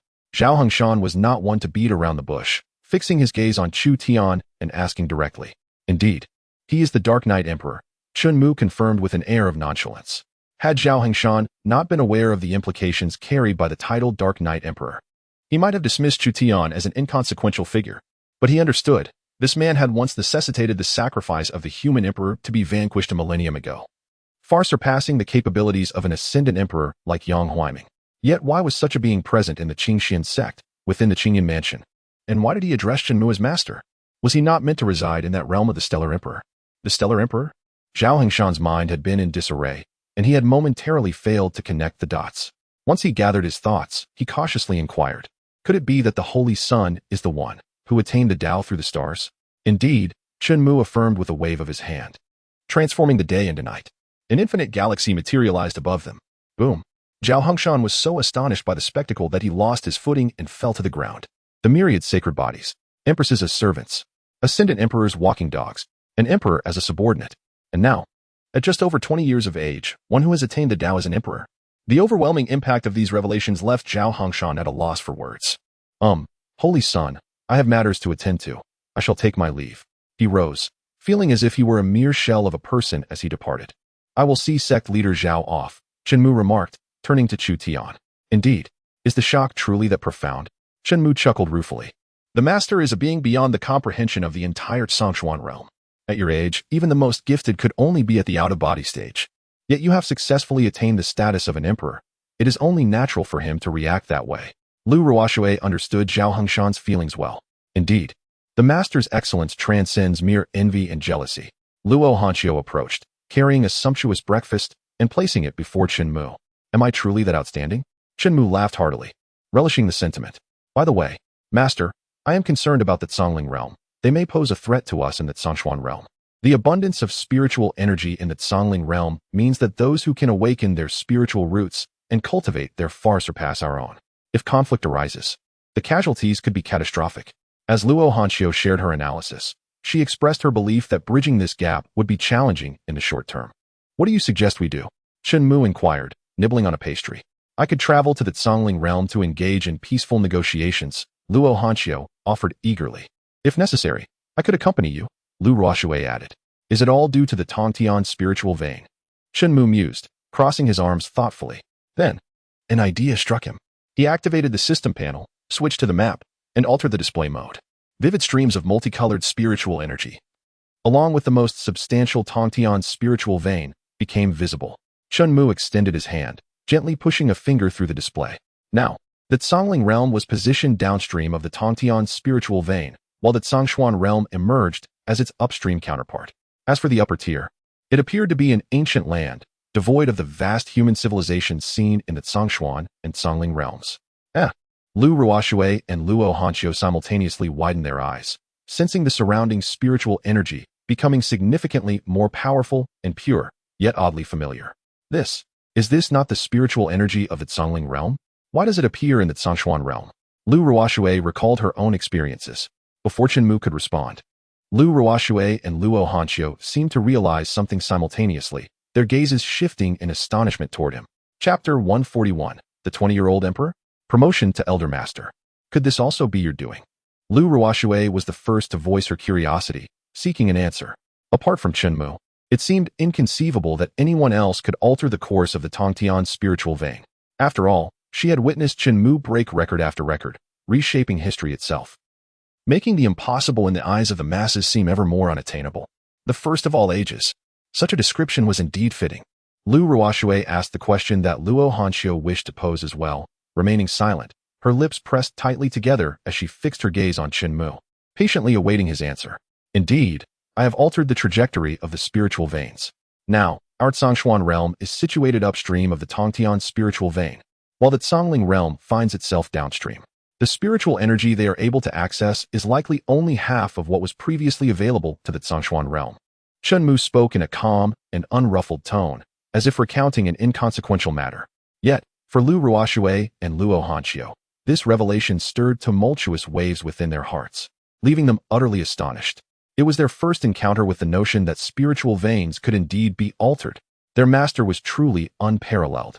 Meanwhile, on the other side, Lu Ruoshui's mentor, Lu Yuchan, along with several elders of the Qingxian sect, had sensed the surge in spiritual energy and the alteration of the spiritual veins, prompting them to rush to the main hall. They were eager to hear Zhao Hengshan's insights on the matter. However, to their surprise, they found him slouched in the seat of the sect leader, propping his forehead with his hand, seemingly deep in thought. Yet, his expression was filled with an air of despondency, as though he had seen a ghost. The crowd exchanged glances, hesitating over who should broach the subject of the spiritual veins with the sect leader. They sensed that Zhao Hengshan was in a rather foul mood, and speaking up might not bode well. Ultimately, Lu Yuchan mustered the courage to step forward and clasped his hands in respect, saying, "Sect leader, we have detected that the Tongtian spiritual vein has been altered, and it seems that the spiritual energy in the Zhongshuan realm has increased by at least tenfold." "Oh, is that so?" Zhao Hengshan's response left Lu Yuchan and the others bewildered. Such a monumental event, yet Zhao Hengshan appeared completely unfazed and disinterested. Could it be that he was already aware of this development? "Sect leader, did you know in advance that the spiritual veins would change?" Lu Yuchan inquired again. If that were the case, then Zhao Hengshan's exhausted demeanor would be understandable. Zhao Hengshan did not rush to respond. Instead, he straightened his posture, hunched slightly, and interlaced his fingers before him, adopting a serious expression as he asked, "Do you truly believe that anyone in this world can attain the status of a great emperor at just over 20 years of age, surpassing all predecessors? Based on my experience, such a feat seems exceedingly difficult. No, it is absolutely impossible. Indeed, according to ancient records from the Zhongshuan realm, even the mightiest emperor took a full 800 years to achieve enlightenment. Impossible, absolutely impossible. Some rationally analyzed, while others outright denied the possibility. In contrast, Lu Yuchan hesitated, contemplating something profound. Ultimately, she spoke up to confirm, "Sect leader, could it be that the emperor who attained enlightenment through the stars is the Holy Sun?" Though these words escaped her lips, she herself found them hard to believe. Zhao Hengshan lifted his head, exhaling sharply, and then nodded emphatically. "What? How could this be? The Holy Sun has become a great emperor. That starry emperor is indeed our Qingxian Holy Sun? A great emperor at the age of 20? Good heavens!" The expressions on their faces and the thoughts in their minds mirrored Zhao Hengshan's astonishment. They could finally comprehend his state of mind. Each time they heard news of Chen Mu from Zhao Hengshan, it was always more astonishing than the last, an ever-increasing marvel.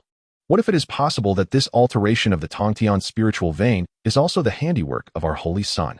Lu Yuchan's words fell upon the assembly, plunging them into silence. The shock was akin to a tempestuous upheaval. Previously, they might have dismissed such a notion outright. Yet now, hearing such claims, it seemed entirely plausible that Chen Mu could indeed accomplish this. Enough, enough, there is no need to dwell on this. Zhao Hengshan gestured dismissively, appearing more at ease. The fact that Chen Mu now had a great emperor as a servant would be kept under wraps for the time being, lest it terrify these individuals and utterly shatter their resolve. Cultivation? What cultivation?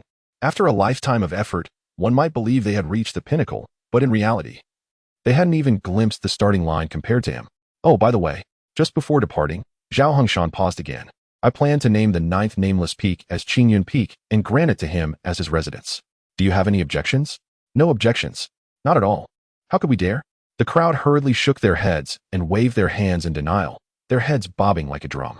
They understood well that Zhao Hengshan intended to elevate Chen Mu's status slightly, to counter external gossip.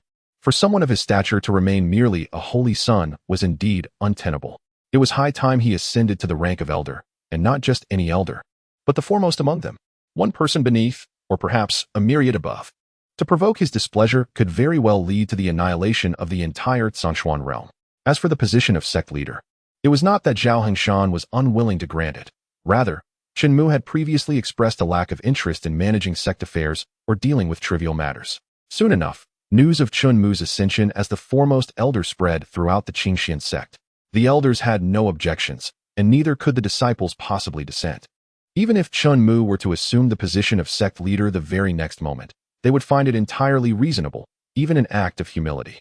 Yet, one could not help but wonder if the Holy Sun, upon becoming an elder of Qingyun Peak, would open his doors to recruit disciples as the other elders did. If the Holy Sun, no, Elder Chen, were to accept disciples, I would not hesitate for a moment to abandon my status as a true disciple and rush to his side. Don't be foolish. Do you truly think you are worthy of becoming Elder Chen's disciple? Exactly. Even the servants who walk the dogs at his residence are of emperor-level potential. Thus, the flicker of hope that had ignited was swiftly extinguished, leaving them acutely aware of their own shortcomings, realizing that their aspirations were indeed far too fanciful. They could not refute the reality. In stark contrast to the jubilant celebrations in the Zhongshuan realm, the Zhongling realm was in utter chaos at this moment. Chapter 142, The Forbidden Land of the Snow Mountain. Great Emperor Yinantian, Tianyun Sect. Training grounds. What is happening? Why has the spiritual energy suddenly become so sparse? I was on the verge of a breakthrough, yet the influx of energy has slowed to a crawl. This cannot be just my issue, can it? The spiritual energy seems to be vanishing rapidly. Is the spiritual vein about to dry up? Is a great calamity upon us? Meanwhile, in the newly established main hall of the sect, Dai Guangquan, who had been promoted by Chen Mu, sat in the sect leader's position. The attendees were all original elders of the Shueyue sect or individuals of considerable strength. After all, there were far too few capable individuals within the sect to fill the elder roles, as most had been ruthlessly eliminated by Chen Mu. Thus, the Shueyue sect had proactively initiated a sect war, seeking to exploit the situation, only to fall into Chen Mu's trap. With sword in hand, he slaughtered tens of thousands, forcing the Shueyue sect to submit, leading to its annexation and the formation of a new elder system. What do you think about the weakening of the spiritual energy? Dai Guangquan inquired of those present. I have utilized the observation of mountains technique and discovered that the Tongtian spiritual vein has shrunk. No, it should be said to have shifted. One of the original Shui West sect members, skilled in feng shui, stepped forward to share his insights. Shifted? Dai Guangquan was not entirely clear on what he meant. The Tongtian spiritual vein seems to have been forcibly altered by an external force, and now we, the Songling realm, find ourselves at the very bottom, the elder elaborated. External force, downstream. Dai Guangquan murmured these words, suddenly realizing. Previously, there had been ridicule directed at the Zhongshuan realm for its meager spiritual energy, suggesting it lacked even the qualifications to serve the Songling realm. Yet now, only a short time later, the trajectory of the Tongtian spiritual vein had been forcefully changed, relegating the Songling realm to a position of utter disdain among the Songling populace. How could such a coincidence exist in this world? Upon this realization, Dai Guangquan slapped his thigh and couldn't help but burst into laughter, lamenting his own folly. Resolving to cease further discussion on the matter, he acknowledged that he lacked the courage to confront Chen Mu for retribution. Everything he possessed was bestowed upon him by Chen Mu. Although Dai Guangquan had absorbed the sword bone and attained the pinnacle of the tribulation realm, he remained grounded. Aware of the futility in challenging the authority of his benefactor, Chen Mu, in the Northern River Dynasty, Zhao Tai, with hands clasped behind his back, paced restlessly before the dragon throne, his heart tumultuous.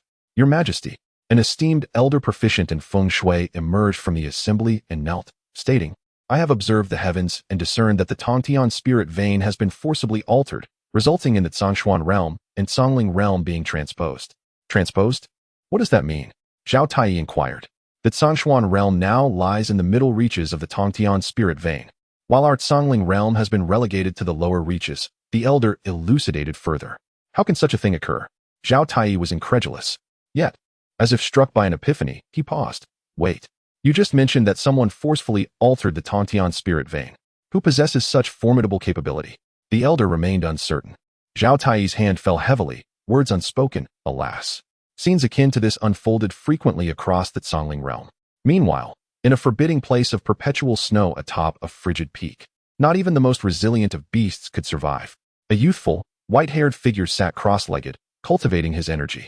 Indeed, Your Majesty Yi, while the alteration of the Tongtian spirit vein impacts all, you remain unaffected in this sacred ground, basking in abundant spiritual energy. A voice resonated from behind, approaching with the grace of a snowflake, leaving no trace of footprints. A rare visitor, Yi Nantian replied tersely. Will Your Majesty not intervene in this matter? The individual asked. If I am not affected, why should I concern myself? Yunnan Tian countered. While that reasoning is sound, you are the emperor of the Zhongshuan realm. All cultivators look to you to stabilize the situation, the visitor continued. My ascension to emperor was solely in pursuit of a higher realm, not to serve as their guardian. Yunnan Tian asserted, silencing the inquirer. The interlocutor found himself at a loss for words, sighing in resignation before departing. He lacked the strength to compel Yunnan Tian to act. If he possessed such power, there would be no need to seek him out. Yi Nantian opened and closed his eyes again, continuing to draw spiritual energy into his being. Striving for a loftier realm, open the gates of heaven, ascend to divinity. He had grown weary of the mundane world, feeling no obligation to intervene in the trivial squabbles of mortals. Returning to the Qingxian sect, the disciples reveled in the high purity of spiritual energy, rapidly enhancing their cultivation. When suddenly, a vast shadow descended. Looking up, their eyes widened in astonishment at the sight of a mansion floating in midair. Wait, is that not Qingyan Mansion? Why is Qingyan Mansion ascended? Look closely. Beneath it, there is a person. A person? Are you sure? With pointed ears, they are clearly of the demon race. Not good. The demon race has invaded our Qixuan sect. They are attacking Elder Chen. Quickly, inform the other elders. All disciples, prepare for battle. Regarding Elder Chen, they could not afford to remain passive or indifferent. Thousands of disciples adept in sword flight soared into the skies in an instant. Surround Qingyan Mansion and that demon. Demon, release Qingyan Mansion and vacate the Qingxian sect at once. Bold demon, how dare you assault Elder Chen? Who grants you such audacity? Retreat, retreat, retreat. Shortly after, Lu Yuchan and other elders of the Qingxian sect arrived, transformed into streaks of light from various peaks. That is the Dark Knight demon race. But the Dark Knight demon race resides in the Xiantian dynasty. How could they come to our Xian country? Wait, I heard that the Dark Knight Emperor, Chu Tian, has been resurrected and has submitted to our Zhongshuan realm's Star Emperor. Could this person be the Dark Knight Emperor, Chu Tian? Upon the utterance of Dark Knight Emperor, Chu Tian, the steely resolve of countless disciples faltered, their fighting spirit diminishing. How could they dare to confront an emperor? A mere flick of his finger could obliterate them. Elders, what should we do now? Even if he has regressed in power, he could still easily annihilate us. Do not speak such nonsense. Do not bolster another's confidence while diminishing your own. How will we know the outcome if we do not try? Indeed, we still have Elder Chen backing us. As the disciples' fighting spirit surged, Lu Yuchan and the other elders exchanged glances, their smiles tinged with resignation. Chapter 143. The semi-divinity walks the dog. The emperor moves house. Quite reasonable seeing their elders, the disciples lowered their weapons, confusion etched on their brows. What is happening? Do the elders also believe victory is impossible and wish to withdraw? If I have benefited from Elder Chen's favor, I will surely not stand idly by in his time of need. Indeed, we cultivators fear not a battle. Enough, Lu Yuchan bellowed, silencing the crowd. As no one interrupted her, she continued, this individual has already submitted to the holy. Cough, cough, cough. She cleared her throat. This person has already pledged allegiance to your Elder Chen. There is no need for concern, as he harbors no ill will towards our Qingxian sect. Consider this, with his strength, if he truly bore hostility towards us, would he have waited until now to act? The disciples pondered Lu Yuchan's words, finding them quite reasonable. However, rumors suggested that the individual who had tamed the Dark Knight Emperor should be the newly ascended Star Emperor. How then could he appear in our Qingxian sect? Indeed, it is strange, and he bears the Qingyun mansion of Elder Chen.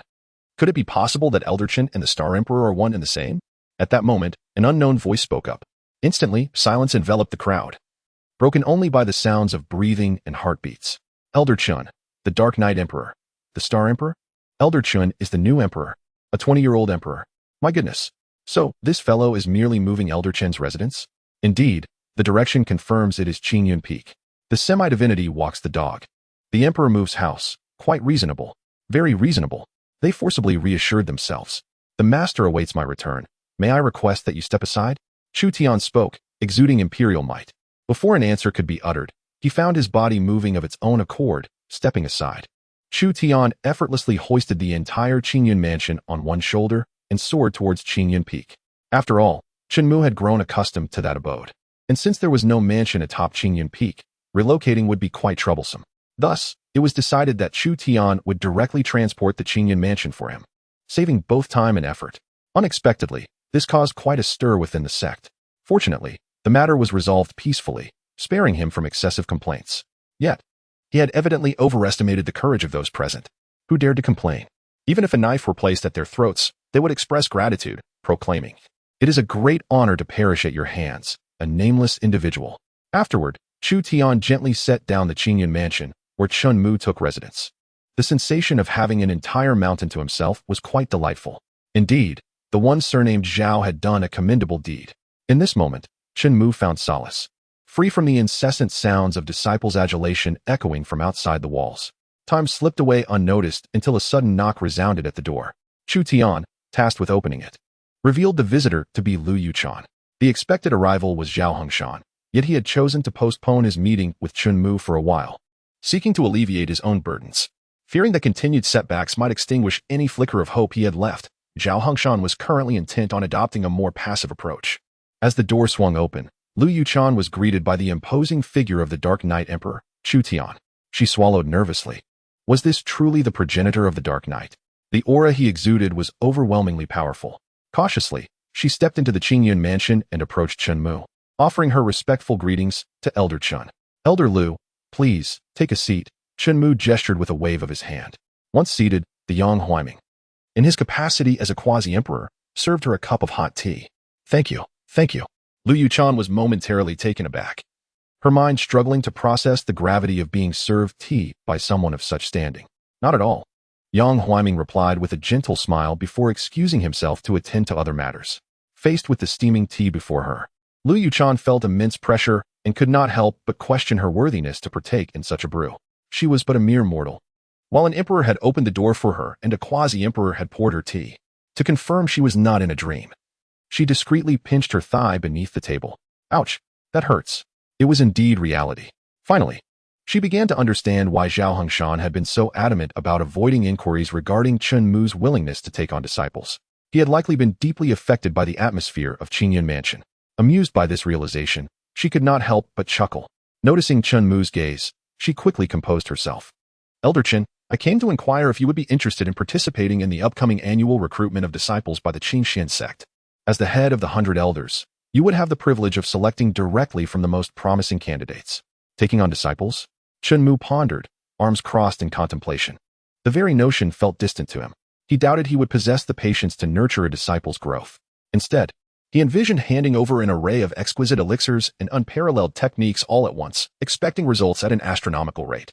Why not just elevate their cultivation to the maximum directly, provided there was a disciple worth his time?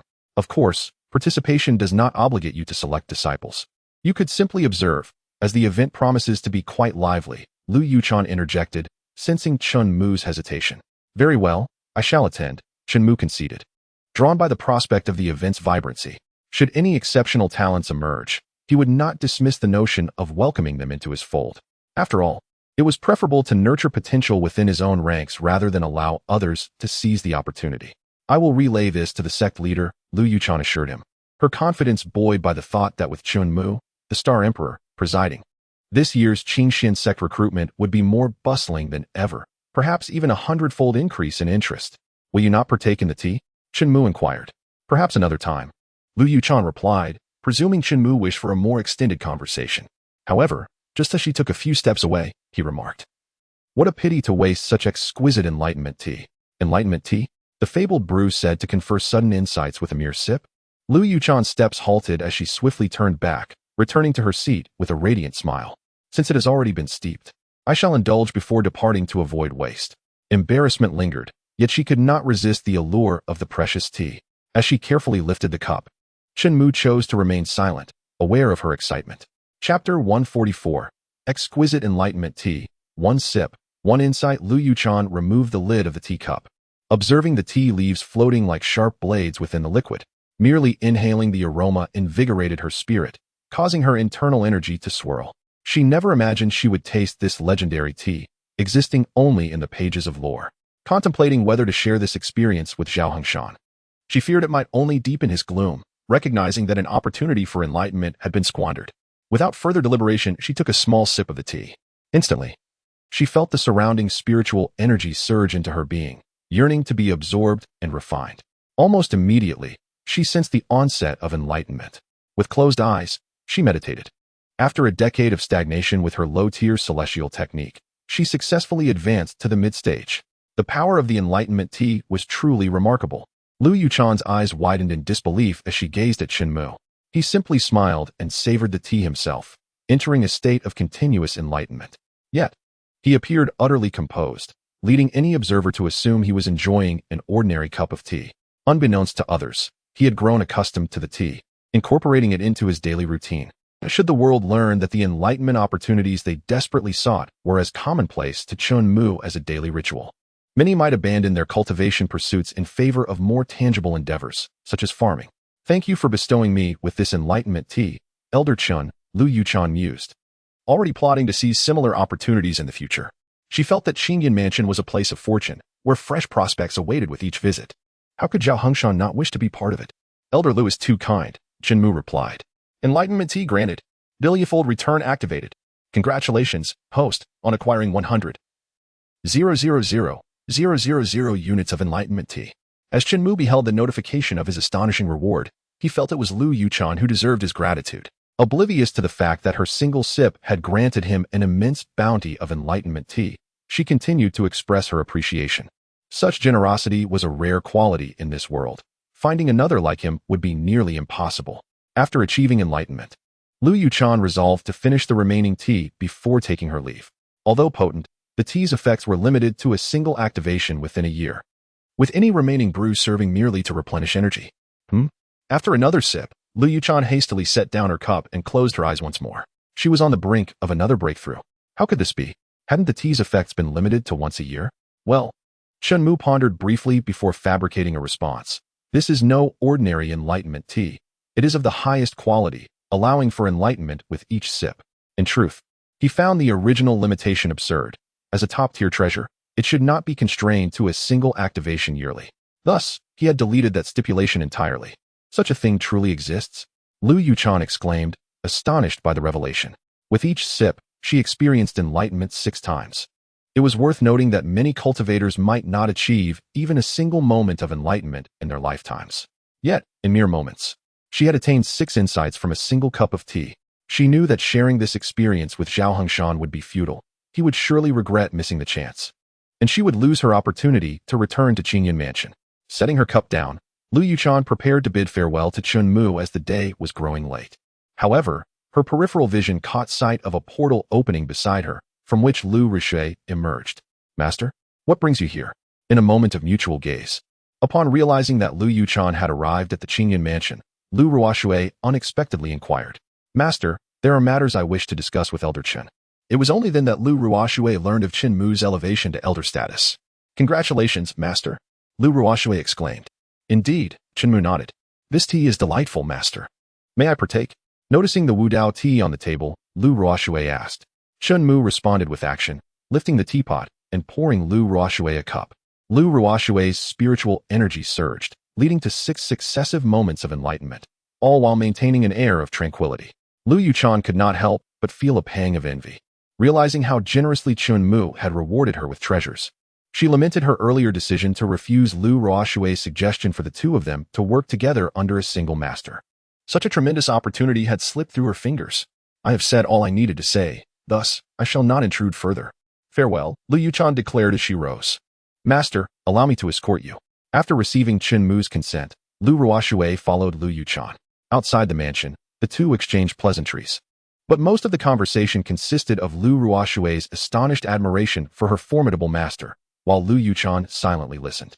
Observing Lu Ruoshui, who had now soared to great heights, Lu Yuchan could only feel envy. She sighed, pondering the disparities among individuals.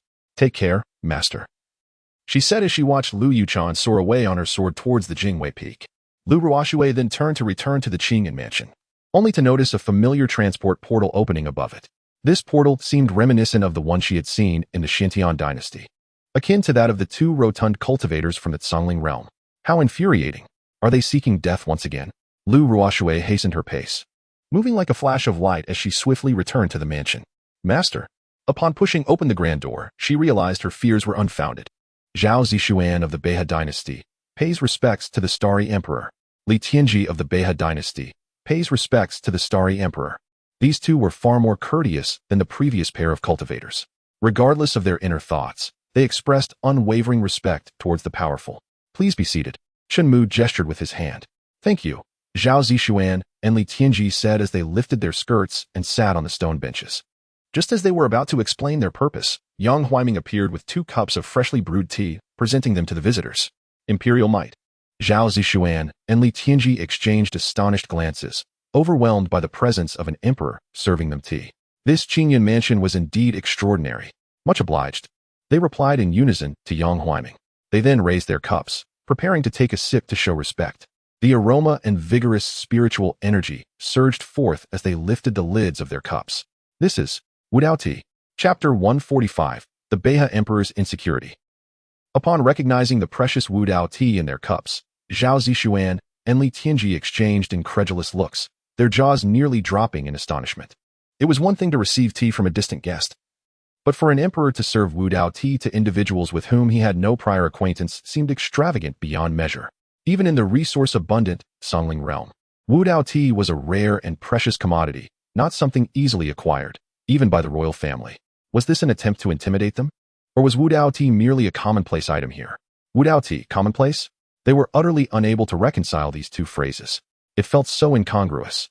A small sip led to immediate enlightenment. Their cultivation deepened.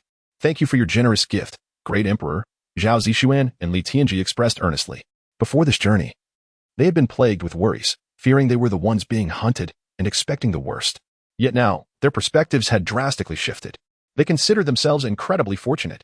However, they were even more astonished when a second sip of Wudao tea led to further enlightenment. Their jaws hung slack, behaving like 2 unsophisticated individuals who had just emerged from the depths of the wilderness. With each sip, they continued to experience enlightenment, until they drained their cups completely. Only when they sensed Chen Mu's gaze did they recall the purpose of their visit.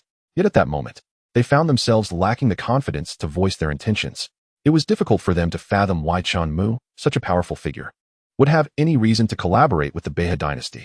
Surely, if he wished, he could easily conquer the entire Beha dynasty without breaking a sweat. Wu Dao Ti successfully granted. Billion-fold return triggered.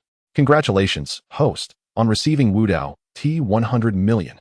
Wu Dao Ti successfully granted. Billion-fold return triggered. Congratulations, host, on receiving Wu Dao Ti 100 million. Chen Mu dismissed the system notifications before speaking first. If either of you has something to say, do not hesitate. Actually, we come on behalf of the Beha Emperor, seeking to discuss a potential collaboration with you. Great Emperor, Zhao Zishuan mustered the courage to say. His Majesty is willing to share the vast territories of the Beha dynasty with you. Of course, this is merely our unilateral request, and we have no intention of pressuring you. We fully respect your decision, Li Tianji added, eager to appease. Share the world? As long as my master desires. The entire Congling realm would be but a trifle to seize. Why would he wish to share? Lu Ruoxue interjected, articulating what Chen Mu wished to convey. Her words were perfectly suited for the moment. Indeed, Zhao Zishuan and Li Tianji immediately concurred, not daring to disagree. You may not be aware, but currently, the four nations of the Zhongshuan realm, Tianwu, Xiangua, Jian, and Xiantian, are all subservient to our master. I am the Empress of Xiangua, Lu Ruoxue, she announced, stepping behind Chen Mu to massage his shoulders. Lu Ruoxue, the Empress of Xiangua. She is, in fact, a sovereign. Initially, upon seeing Lu Ruoxue's regal attire, Zhao Zishuan and Li Tianji had assumed she was merely a whimsical preference of Chen Mu. They never anticipated that she was a ruler in her own right. The emperor serves tea. The empress massages shoulders. This starry emperor is indeed remarkable. Their perceptions of the situation had been completely transformed. Looking around, they realized the mansion was filled with powerful beings, including those of demonic descent, all exuding imperial might. They could no longer entertain the notion that the Beha Emperor's ambitions to recruit Chen Mu were anything but folly. Their journey had not been in vain, for the exquisite Wu Dao tea they had received was something to be envied by many. It seems we were rather reckless. We shall return and report our findings to His Majesty accurately, Zhao Zishuan and Li Tianji said as they rose to take their leave. Remaining any longer would be quite overwhelming. As the two entered the transport portal and vanished from sight, Lu Ruoxue scoffed. The Beha Emperor truly overestimates himself. Attempting to control my master. Chen Mu reassured her, do not concern yourself with such matters. In a vast forest, one can expect all kinds of creatures. Lu Ruoxue acknowledged. You see through it all, master. Meanwhile, in the Beha dynasty, as the ministers had just settled down for the night, word of Zhao Zishuan and Li Tianji's return spread, prompting them to hastily don their official robes and rush to the court. How did they return so swiftly? Surely, they did not reach an agreement. Did they embarrass His Majesty? Do you think His Majesty will mobilize the forces of the Zhongshuan realm? After all, he is an emperor. And with the current situation regarding the Tongtian spirit vein, such actions would yield nothing but harm. I doubt it is likely. As the Emperor Zhao Tai arrived last, everyone fell silent, maintaining a respectful stillness. Zhao Zishuan, Li Tianji, what was the outcome of your mission in the Zhongshuan realm? Zhao Tai inquired directly from his throne, his commanding presence palpable. Your Majesty, he rejected our proposal, Zhao Zishuan answered, bowing respectfully. Why? Zhao Tai tightened his grip on the armrests of the dragon throne, his demeanor growing more intense. Subsequently, Zhao Zishuan and Li Tianji, in a melodic exchange, revealed the events that transpired within the Zhongshuan realm, specifically at the Qingxian sect and Qingyun mansion. What? The Tao Enlightenment tea, a rare delicacy that grants profound insights with a single sip. Is it consumed like water? The mansion not only harbors a quasi-emperor, but also a great emperor. Is it true that the four nations of the Zhongshuan realm are merely his vassals? Beneath the grand hall, the ministers murmured amongst themselves, engaging in fervent discussions. Had they not been acquainted with Zhao Zishuan and Li Tianji's characters, coupled with the emperor's unwavering demeanor, they would have doubted the veracity of their claims, suspecting them of fabricating tales and distorting the truth. Upon hearing this, Zhao Tai was suddenly engulfed by a wave of helplessness, his grip loosening slightly. The fact that Chen Mu could attain the status of a great emperor at merely 20 years of age was already beyond his wildest imagination. However, what was even more surprising lay ahead. Each revelation, when isolated, was sufficient to instill fear in countless hearts. Your Majesty, I recommend that we temporarily set aside matters regarding this stellar emperor and the Zhongshuan realm and observe the attitudes of other factions. This would be the wisest course. Li Tianji advised. Very well, let it be as you suggest.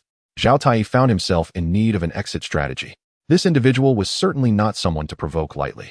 It would be prudent to watch the unfolding drama from a distance, even if that observation might span a lifetime. Better to remain alive than to recklessly forfeit his life. Zhao Tai even contemplated dispatching envoys to the Zhongshuan realm, Qingxian sect, and Qingyan mansion to offer apologies for any offenses. However, upon deeper reflection, he realized that even if he scoured the entire national treasury, he could find nothing of worth to present. After all, they could entertain guests with their exquisite Tao Enlightenment tea, a luxury he could only envy. This was the first time since ascending the throne that Zhao Tai felt such profound helplessness, leaving him feeling inadequate in his role as emperor. Chapter 146, Identity Exposed. Has Chu Wushuang regretted? Ultimately, Zhao Tai chose to abandon this line of thought. Now that matters had finally settled, with Zhao Zishuan and Li Tianji returning alive, they had proven certain truths. There was no need to press his warm face against their cold backsides. Should he inadvertently cause trouble, it would spell his own doom. More critically, there was no need to humiliate himself. The entire treasury of the Beihe dynasty could scarcely match the value of that cup of Tao Enlightenment tea. Zhao Tianyi lamented why he hadn't ventured there himself. 6 times, 6 opportunities for enlightenment. With those 6 chances, he might have been able to strive for the quasi-emperor realm. Alas, what a pity. Time flew by, and in the blink of an eye, 3 days had passed. The Qingxian sect opened its gates to recruit disciples. Senior brother, I am here to register for the sect examination and join the Qingxian sect. Senior brother, so am I. This senior brother, I am the son of the city lord of Liuye City. If you let me in, my father will surely reward you handsomely. Good brother, do you need a partner? Before dawn, when the outer disciples opened the gates, they were taken aback to find the steps filled with a throng of people. Although they had anticipated a bustling day at the Qingxian sect, the sheer volume of it was beyond their expectations. Looking further down, they saw a sea of people at the foot of the steps. All of them had come in pursuit of the name Chen Mu. His achievements, becoming a great emperor at 20, wielding the power of the stars, commanding 4 monarchs, had long since spread throughout the Zhongshuan realm. Upon learning that he had risen from being the holy son to the leader of the 100 elders of the Qingxian sect, people of all ages and from far and wide flocked to him. The sheer force of this multitude could easily flatten a small kingdom. In contrast, other sects, regardless of their size or ranking, appeared dismal by comparison. Even more astonishing, there were elder-level individuals, hundreds of years old, who suddenly abandoned their posts, declaring their intent to join the Qingxian sect as disciples with unwavering resolve. The sect leaders struggled to retain them, unable to do so.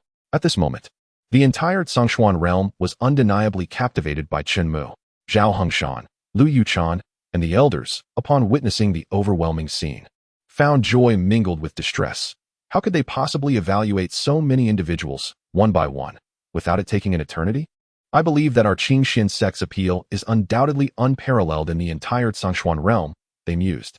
Initially, they thought regaining a place among the top 10 sects would be the pinnacle of their aspirations, but they had not anticipated this. All of this was due to Elder Chen's influence. For now, they needed to devise assessment criteria to filter out a batch of candidates. Otherwise, the crowd would become unmanageable. They began to discuss this matter. As for Chen Mu, he had just risen. The empress had changed clothes and fed him. After completing these tasks, he enjoyed a cup of Tao Enlightenment tea, stimulating his mind and achieving enlightenment 7 or 8 times. Come, let us proceed to the sect examination ceremony. Yes, Lu Ruoshui and Luo Hanxiu responded in unison, soaring through the skies on their swords. For Chu Tian, the Dark Knight Emperor, the approach was more direct. A pair of black, demonic wings unfurled from his back, closely following. He was a man of few words, primarily speaking to Chen Mu. While Lu Ruoshui and Luo Hanxiu did not warrant his speech, his focus was singularly on his master. In the air, they could see the terrifying spectacle at the gates from a distance. There are simply too many people, Luo Hanxiu exclaimed. They are all here to see the master. Wishing to become his disciples, Lu Ruoshui remarked, though she noted that most of them seemed to possess mediocre talent, far from qualifying to be accepted as disciples. Luo Hanxiu concurred. Look, is that not the Stellar Emperor? At that moment, someone glanced up and noticed Chen Mu standing in midair. Instantly, countless gazes turned toward him. Heavens! So young, and even more handsome than the portraits. They recognized the 2 women beside him as the Empress of Xian Nation, Lu Ruoshui, and the Empress of Xiantian, Luo Hanxiu. The presence of these 2 stunning empresses was indeed enviable. Look closely at that figure behind him with black wings. If I am not mistaken, he is likely the legendary ancestor of the Dark Knight demonic clan, the Dark Knight Emperor, Chu Tian. Great Emperor, I earnestly wish to become your disciple. I pledge my loyalty to you for a lifetime, never to betray you. Please accept me as your disciple. A multitude knelt in supplication. with waves upon waves of individuals beseeching to be accepted as disciples, entirely disregarding the possibility of seeking other mentors. This left Lu Yuchan and the other elders watching in self-deprecating amusement, feeling helpless.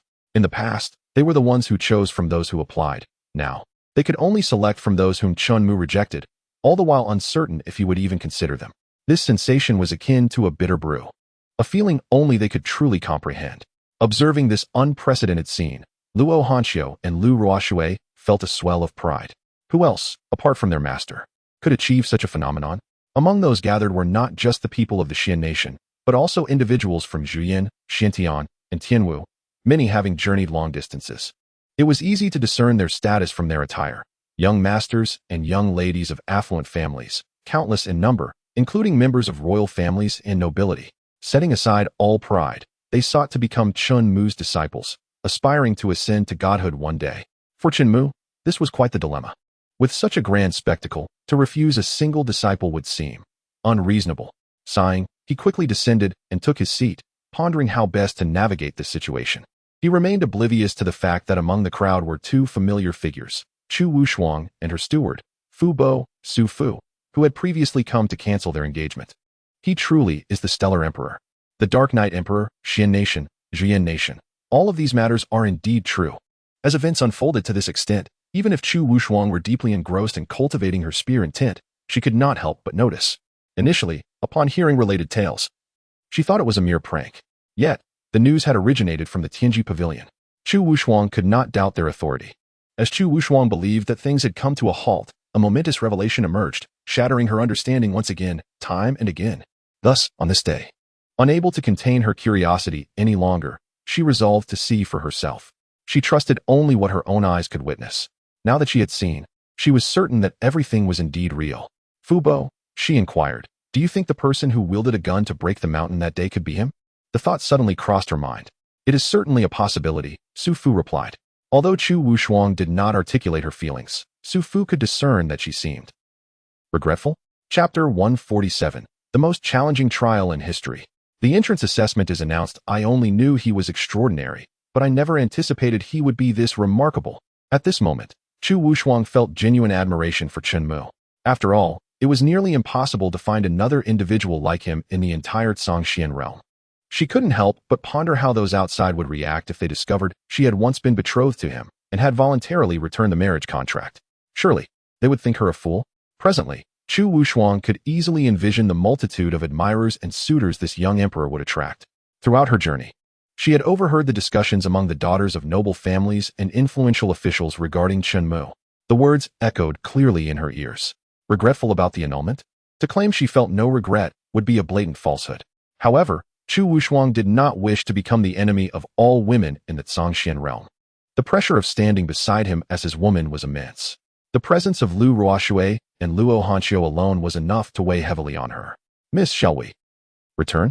At this juncture, Su Fu could only ponder that ignorance is bliss. Return? Why should we return? Chu Wushuang retorted. But the marriage contract has already been burned, right? Su Fu insisted. He could hardly imagine his young mistress throwing a tantrum and regretting her decision. Hearing this, Chu Wushuang smiled softly. Fu Bo, you misunderstand me. I previously mentioned that I sought to find the one who broke the mountain with a single shot to apprentice under him. Since he is indeed that person, now an elder of the Qingxian sect overseeing the entrance assessment, I cannot let this opportunity slip away. This is a chance for me to rightfully become his disciple. Understanding her unwavering determination, Su Fu refrained from opposing her. He was well aware of her stubborn nature. Once she made up her mind, she would not easily waver. However, persuading such a remarkable emperor to take on a disciple would not be a simple task.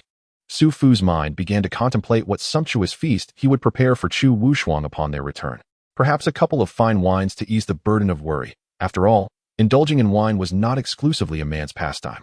Naturally, he kept these thoughts to himself, aware of the expression that would adorn Chu Wushuang's face were he to voice them. Chu Wushuang was preoccupied, her gaze fixed intently on Chen Mu. Seated at the center of the high platform, flanked by two empresses, radiating more charisma than the sect leader himself. She silently vowed to seize this opportunity to join the Qingxian sect, to study under him, and to learn the way of the spear. She could only hope that the annulment would not tarnish her image in his eyes. What is happening? As Lu Yuchan approached, Zhao Hengshan inquired about the entrance assessment. Returning to the sect leader, we currently have 137,000 participants. How many? Lu Yuchan's words were cut short as Zhao Hengshan leapt from his seat in astonishment. 137,000, not counting those still en route to our Qingyun mountain. Lu Yuchan clarified. 137,000. Zhao Hengshan murmured, utterly shocked by the figure. If he recalled correctly, the maximum attendance in previous years had barely reached a few hundred to 1,000, even at the peak of the Qingxian sect's glory. No more than 10,000. 137,000, and that was not even accounting for those still on their way. It was important to note that the assessment for new disciples typically spanned 3 days. Anyone arriving within that time frame would be eligible to participate. This was just the beginning. Zhao Hengshan was at a loss as to how to process this astonishing news. It was truly incredible. The historical figures of the Qingxian sect would surely be delighted if they knew of this day. Before this, who could have imagined that the Qingxian sect would rise to such heights? Among the 10 most powerful sects? Even when considering all the sects in the Zhongxian realm, they could not compare to this. They were mere background figures. Much like the sect leaders and elders standing beside Chen Mu. As long as Chen Mu was alive, they would forever remain in the shadows, supporting the brilliance of the flower. In a world that revered the strong, this was only natural. Leader, we have raised the entrance standards. Only 30,000 will meet the criteria, Lu Yuchan continued. Indeed, proceed according to your plans, Zhao Hengshan replied, surprised to learn that even under such stringent standards, 30,000 still qualified. This year in the Qingxian sect, the competition for spots, even among a handful of disciples, would be unimaginable. It's an all-out battle. Oh, by the way, Elder Chen. Lu Yuchan's gaze shifted to Chen Mu. What is it? Chen Mu inquired. They all wish to know how they can become your disciples. If you have decided against taking on any disciples, I can inform them. Lu Yuchan was on the verge of losing her mind over this repetitive question. Chen Mu began to respond, but then hesitated, flipping his hand to reveal the Daozong bell, an ancient artifact. The crowd gasped, their attention drawn to him. Chen Mu tossed the bell into the air, enlarging it several times. Boom. As it struck the ground, the sound reverberated through the land, echoing across mountains and rivers. To those who could strike the bell 10 times, entry to Qingyun Peak would be granted. Upon hearing this, the crowd could only think of 2 words, devil. The challenge of ringing the Daozong bell 10 times? Surely, this was no jest. Seeing through Lu Yuchan's thoughts, Chen Mu reassured her, fear not. I am not so demanding. I have lowered the difficulty of ringing the Daozong bell. Oh, and do not forget to inform them that each time they ring it, they will receive a random reward to aid their cultivation. Even if they cannot enter under my tutelage, they need not be disheartened. Chen Mu felt he had been quite generous. He had crammed countless treasures into the Daozong bell. Even the spirit born from the bell could not help but shout. Enough, enough. There is no more room. If this continues, it will overflow. He aimed to be a benevolent figure, offering a 10-fold return on investments, and was prepared to go all out. Chen Mu was skeptical that anyone would still dare to gossip behind his back. He would not be courteous to those who lacked gratitude. This news quickly spread among the 30,000 disciples awaiting assessment. What? The ancient artifact Daozong bell must be struck 10 times to join Qingyun Peak? That artifact is from ancient times. Can we really manage to strike it? Impossible. Absolutely impossible. Word spread that even if they could not strike it 10 times, each strike would yield incomparable resources for cultivation. Indeed, truly worthy of the emperor. He is remarkably generous, offering consolation prizes for failure. This is it. We must give it a try. Even if we fail, we cannot leave with regrets. If it truly does not work out, we will have to choose another peak. As the sect leader and elders had anticipated these thoughts, hearing them voiced by the prospective disciples still pierced their hearts. Chapter 148. Bountiful Rewards. Shocking, all 3,000 disciples formed a long line, eager to test the ancient artifact and discover if it was as formidable as they had envisioned. Observing such a massive crowd maintaining order, Zhao Hengshan couldn't help but glance at Chen Mu. It was easy to deduce that his presence was the reason for their compliance. Otherwise, they would undoubtedly be restless, brimming with youthful exuberance. Simultaneously, it further substantiates that the majority of individuals present are solely here to bolster Chen Mu's reputation. At this juncture, they should have selected disciples based on their vision and judgment. Yet, an entire line has formed, eager to strike the Daozong bell. Opportunities are scarce. Alas, regardless of their exertions, even if they consume the most precious elixirs they could procure, igniting their latent potential, they still fail to even slightly disturb the massive bell. In the blink of an eye, over 1,000 have attempted, yet the Daozong bell remains utterly unyielding. The spirit of the bell cannot help but stifle a yawn. finding no amusement in the proceedings. Despite the master having lowered the difficulty, is there truly no one capable of ringing me? Observing the golden, ethereal figure of the bell spirit reclining atop the Daozong bell, its mocking tone leaves the disciples both indignant and speechless. They think to themselves, how dare such a trivial spirit be so arrogant? Just wait and see. However, when faced with the Daozong bell, they find themselves utterly helpless. It remains steadfast. At this moment, a figure clad in coarse linen, towering at least 2 meters tall and seemingly hailing from a remote area, captures Chen Mu's attention. He stands out conspicuously among the crowd. Through his divine sight, Chen Mu discerns a unique root bone within the man, endowing him with innate strength, making him a promising candidate for cultivation. This individual seems to be of a different caliber than the previous ones. His aura is formidable. Is the first person capable of ringing the Daozong bell finally about to make an appearance? Who is this person, and from whence does he come? Zhao Hongshan clearly recognizes the man's exceptional root bone and inquires about him from Lu Yuchan. The reply comes. This individual is named Li Erniu, from a small village in the great wilderness, with a family lineage of honest farmers. Zhao Hongshan ponders taking him as a true disciple. Though he possesses a remarkable root bone, ringing the Daozong bell 10 times seems utterly impossible, a feat as challenging as ascending to the heavens. Zhao Hongshan cannot help but wonder if Chen Mu genuinely intends to accept disciples. Suddenly, a sound, not particularly loud, resonates through the crowd. Could it be? It has rung. Incredible. The crowd erupts in exclamations of admiration. At this moment, Li Erniu undoubtedly becomes the center of attention. Having struck the Daozong bell once, he is rewarded with. The bell spirit hesitates, contemplating the numerous exceptional items it could bestow. Finally, it declares, a 9th-tier supreme Huanglong pill. What? A 9th-tier supreme Huanglong pill? I had considered the emperor might be generous, but I never anticipated such extravagance. A 9th-tier supreme elixir? Who claimed the emperor was stingy? Step forward, and I shall teach you a lesson. Upon witnessing this, even Zhao Hongshan and Lu Yuchan find themselves unable to contain their excitement, contemplating participating in the sect's assessment. The rewards are astonishing. However, unbeknownst to them, this single elixir represents an even greater gain for Chen Mu. Award of a 9th-tier supreme Huanglong pill successful. 1 billion-fold rebate has been triggered.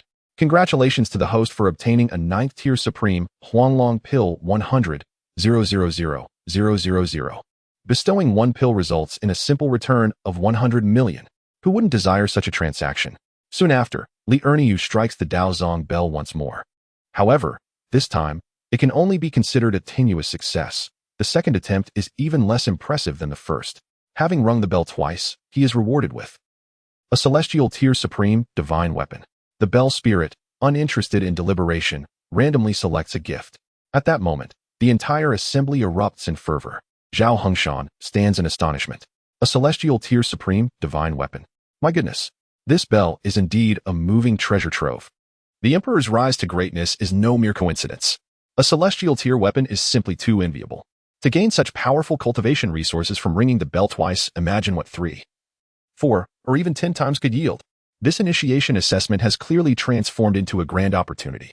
Award of celestial tier supreme divine weapon successful. 1 billion-fold rebate has been triggered. For Chen Mu, it is similarly rewarding. Subsequently, a fatigued Li Erniu aspires to strike the Daozong bell a 3rd time, but he fails. Ultimately, he is accepted as a true disciple by an elder well-versed in physical cultivation techniques.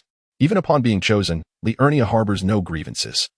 A 9th-tier upper-grade elixir paired with a celestial tier supreme divine weapon is beyond anything he had dared to hope for.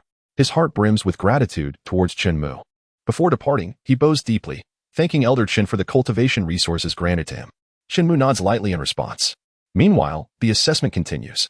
Inspired by Li Erniu's success, others strive with renewed vigor. Yet, the bell remains unstruck for many. Those fortunate enough may be accepted into the outer sect, while others find themselves returning the way they came. Occasionally, 2 individuals manage to strike the Daozong bell, yet the highest number of rings achieved is merely 3. They are still far from the 10 strikes set by Chen Mu. Award of celestial tier supreme divine weapon successful. 1 billion-fold rebate has been triggered. Award of 9th tier upper grade elixir successful. 1 billion-fold rebate has been triggered. Although Chen Mu's gains are not numerous, they can be likened to a long-awaited harvest after a prolonged wait. Suddenly, Lu Ruoshui's expression shifts. What has transpired? Chen Mu inquires. Master, is that not the individual who returned the marriage certificate earlier? If I recall correctly, her name is Chu Wushuang. Following Lu Ruoshui's gaze, Chen Mu indeed spots Chu Wushuang, who is now preparing to strike the Daozong bell. Not only Chen Mu but also Lu Ruoshui are taken aback, as members of the crowd quickly recognize her. Isn't that the daughter of the Holy Dragon sect's leader, the Gun Path prodigy, Chu Wushuang? What brings the Gun Path prodigy of the Holy Dragon sect to Qing Xian sect, competing for opportunities with us? Her father is merely the leader of the Holy Dragon sect. She has not formally joined. Oh, I see. I wonder how many times such a talent can ring the Daozong bell. Chu Wushuang's eyes fixate on the Daozong bell, oblivious to her surroundings, even Chen Mu. Oh, this is intriguing. With her presence, the bell spirit displays a glimmer of interest, rising to a seated position atop the Daozong bell, eager for Chu Wushuang to deliver a surprise. The master has bestowed so many treasures, the few items sent out thus far feel inadequate. After all, Chen Mu has reassured him to give freely without concern for his own losses. Taking a deep breath, Chu Wushuang inhales and exhales sharply. Boom! With a powerful strike. Her palm collides with the bell surface. As anticipated, the Daozong bell rings out, its resonance far surpassing that of Li Erniu. Even the combined efforts of Li Erniu's 2 strikes cannot compete. The disparity is evident. Between prodigies, there exists a hierarchy of strength. The Daozong bell rings once, earning her a celestial tier supreme divine weapon, the White Dragon Spear. The bell spirit, sensing the hint of gun intent within her strike, retrieves the weapon from within itself to present to her. The White Dragon Spear. Is that not among the top 10 in the spear rankings? How vexing. What envy. Furthermore, judging by her demeanor, she appears to be in complete control. It seems the previous record will be effortlessly shattered. Truly, she is a prodigy nurtured by the Holy Dragon sect. I only wish I had a father as powerful as hers. The acquisition of the celestial grade supreme divine weapon, the White Dragon Spear, has been successful. The billion-fold rebate has been triggered. Congratulations to the host for obtaining the celestial grade supreme 10,000 dragons spear 10,000,000. Upon further comparison, while the White Dragon Spear is indeed formidable, it pales in comparison to the 10,000 dragon spear. It is merely a triviality. When cultivated to its peak, the 10,000 dragon spear can unleash the power of 10,000 dragons. Its might is unparalleled, and its quality is superior. Thus the quantity of the rebate will naturally be reduced. Returning his gaze to Chu Wushuang, he gratefully accepted the White Dragon Spear. Thud, thud, thud. Subsequently, with a series of strikes, she effortlessly shattered the previous record. 4 strikes resounded. The Daozong bell rang twice, earning her a 9-tier superior Phoenix Blood Pill. The granting of 9-tier superior Phoenix Blood Pill is successful. The billion-fold rebate has been triggered. Congratulations to the host for obtaining Phoenix Blood Pill 100,000,000. The Daozong bell rang 3 times, securing a celestial grade supreme armor. The granting of celestial grade supreme armor is successful. The billion-fold rebate has been triggered. Congratulations to the host for.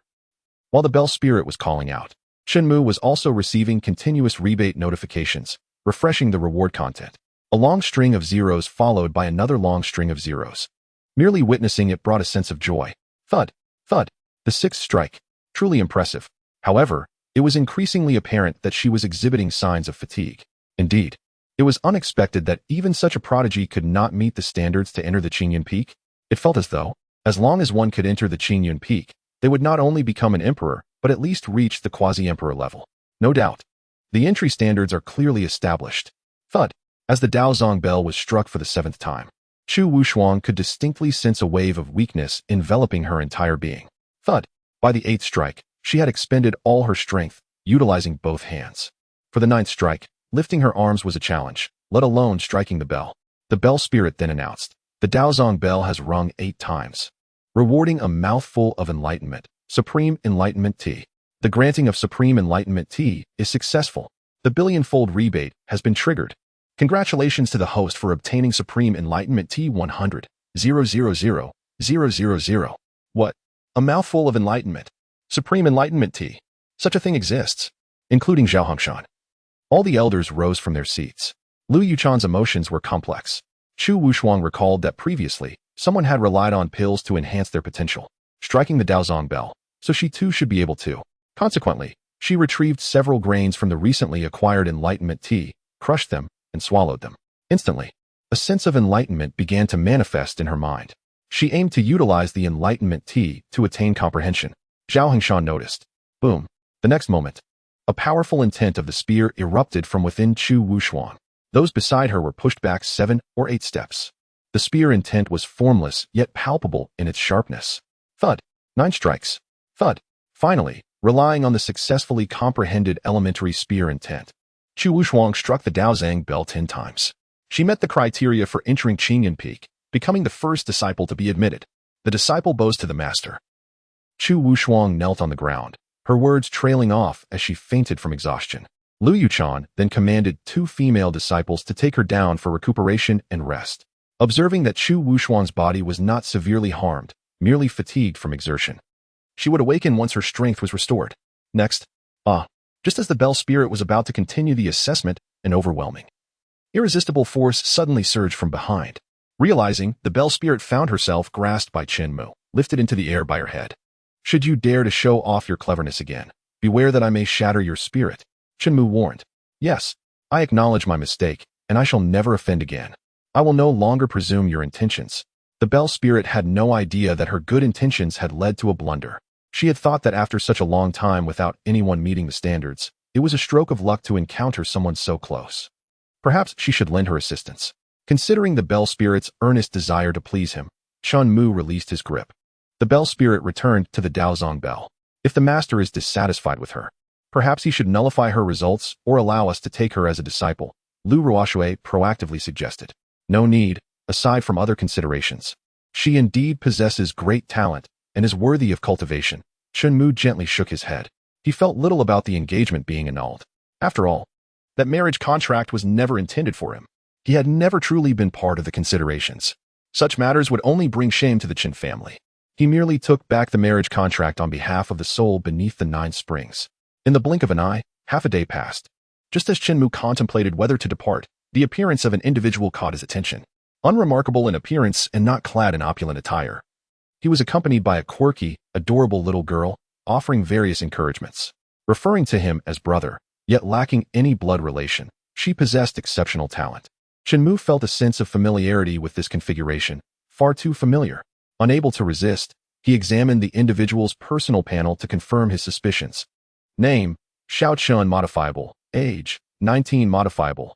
Gender, male modifiable. Talent, exceptional, temporarily sealed due to uncontrollable factors, modifiable. Root bone, supreme bone, born supreme, modifiable. Fortune, 10,000 modifiable. After reviewing, it became evident that his initial assumptions were correct. He was indeed the son of great fortune. Chapter 150, Spear Intent maxed at 999. Ancient Divine Clan. Upon reviewing Xiao Chen's personal panel, the quirky little girl beside him was certainly not to be overlooked. With such beauty, and appearing alongside the son of fortune, it was clear she was not simple.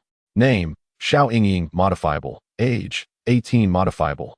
Gender, female modifiable. After a thorough examination, in terms of talent, Xiao Yingying even surpassed the son of fortune, Xiao Chun. Moreover, beyond her identity as an abandoned child taken in by the Xiao family, she harbored an even more terrifying hidden identity, a descendant of the ancient divine clan. Additionally, she possessed a natural Dao body, making her an excellent dual cultivation partner. According to Chen Mu's understanding, the stronger Xiao Yingying became, the stronger Xiao Chun would be. After all, she was his confidant and one of his harem. Taking in a son of fortune as a disciple would not be a bad idea. Rather than turning into adversaries, it would be wiser to utilize him. With the backing of great fortune, who could defeat him? Even if someone could, the son of fortune would always find a way to escape peril and seize great opportunities. Returning with vengeance, a terrifying prospect. Brother Xiao Chen, I believe in you. You can definitely achieve this. Xiao Yingying cheerfully cheered for him. Xiao Chen, however, ignored her presence. Questioning inwardly, Master, can I truly do it? Rest assured, if it comes to it, I can possess your body and strike the Daozang belt 10 times on your behalf. A graceful voice resonated in Xiao Chen's mind. The concept of this mysterious master was not new to Chen Mu, and he did not overlook the details. A powerful being with only a wisp of residual soul had chosen Xiao Chun, regarded as a waste by his family. It was a classic tale, quite similar to a previous prince from the Shen kingdom. However, his fortune was not as great as Xiao Chen's. He had taken on a failed master, solely focused on cultivation for the sake of seizing control. Nevertheless, it was best to rely on your own efforts. After all, the opponent was an emperor, and the master could not guarantee avoiding his notice. Should he perceive us, We might both meet a tragic end. Understood. I will strive to do my best. Xiao Chen began to mobilize his spiritual energy, gathering it in his palms. Thud. He successfully struck the Daozong bell once. Thud, thud, thud.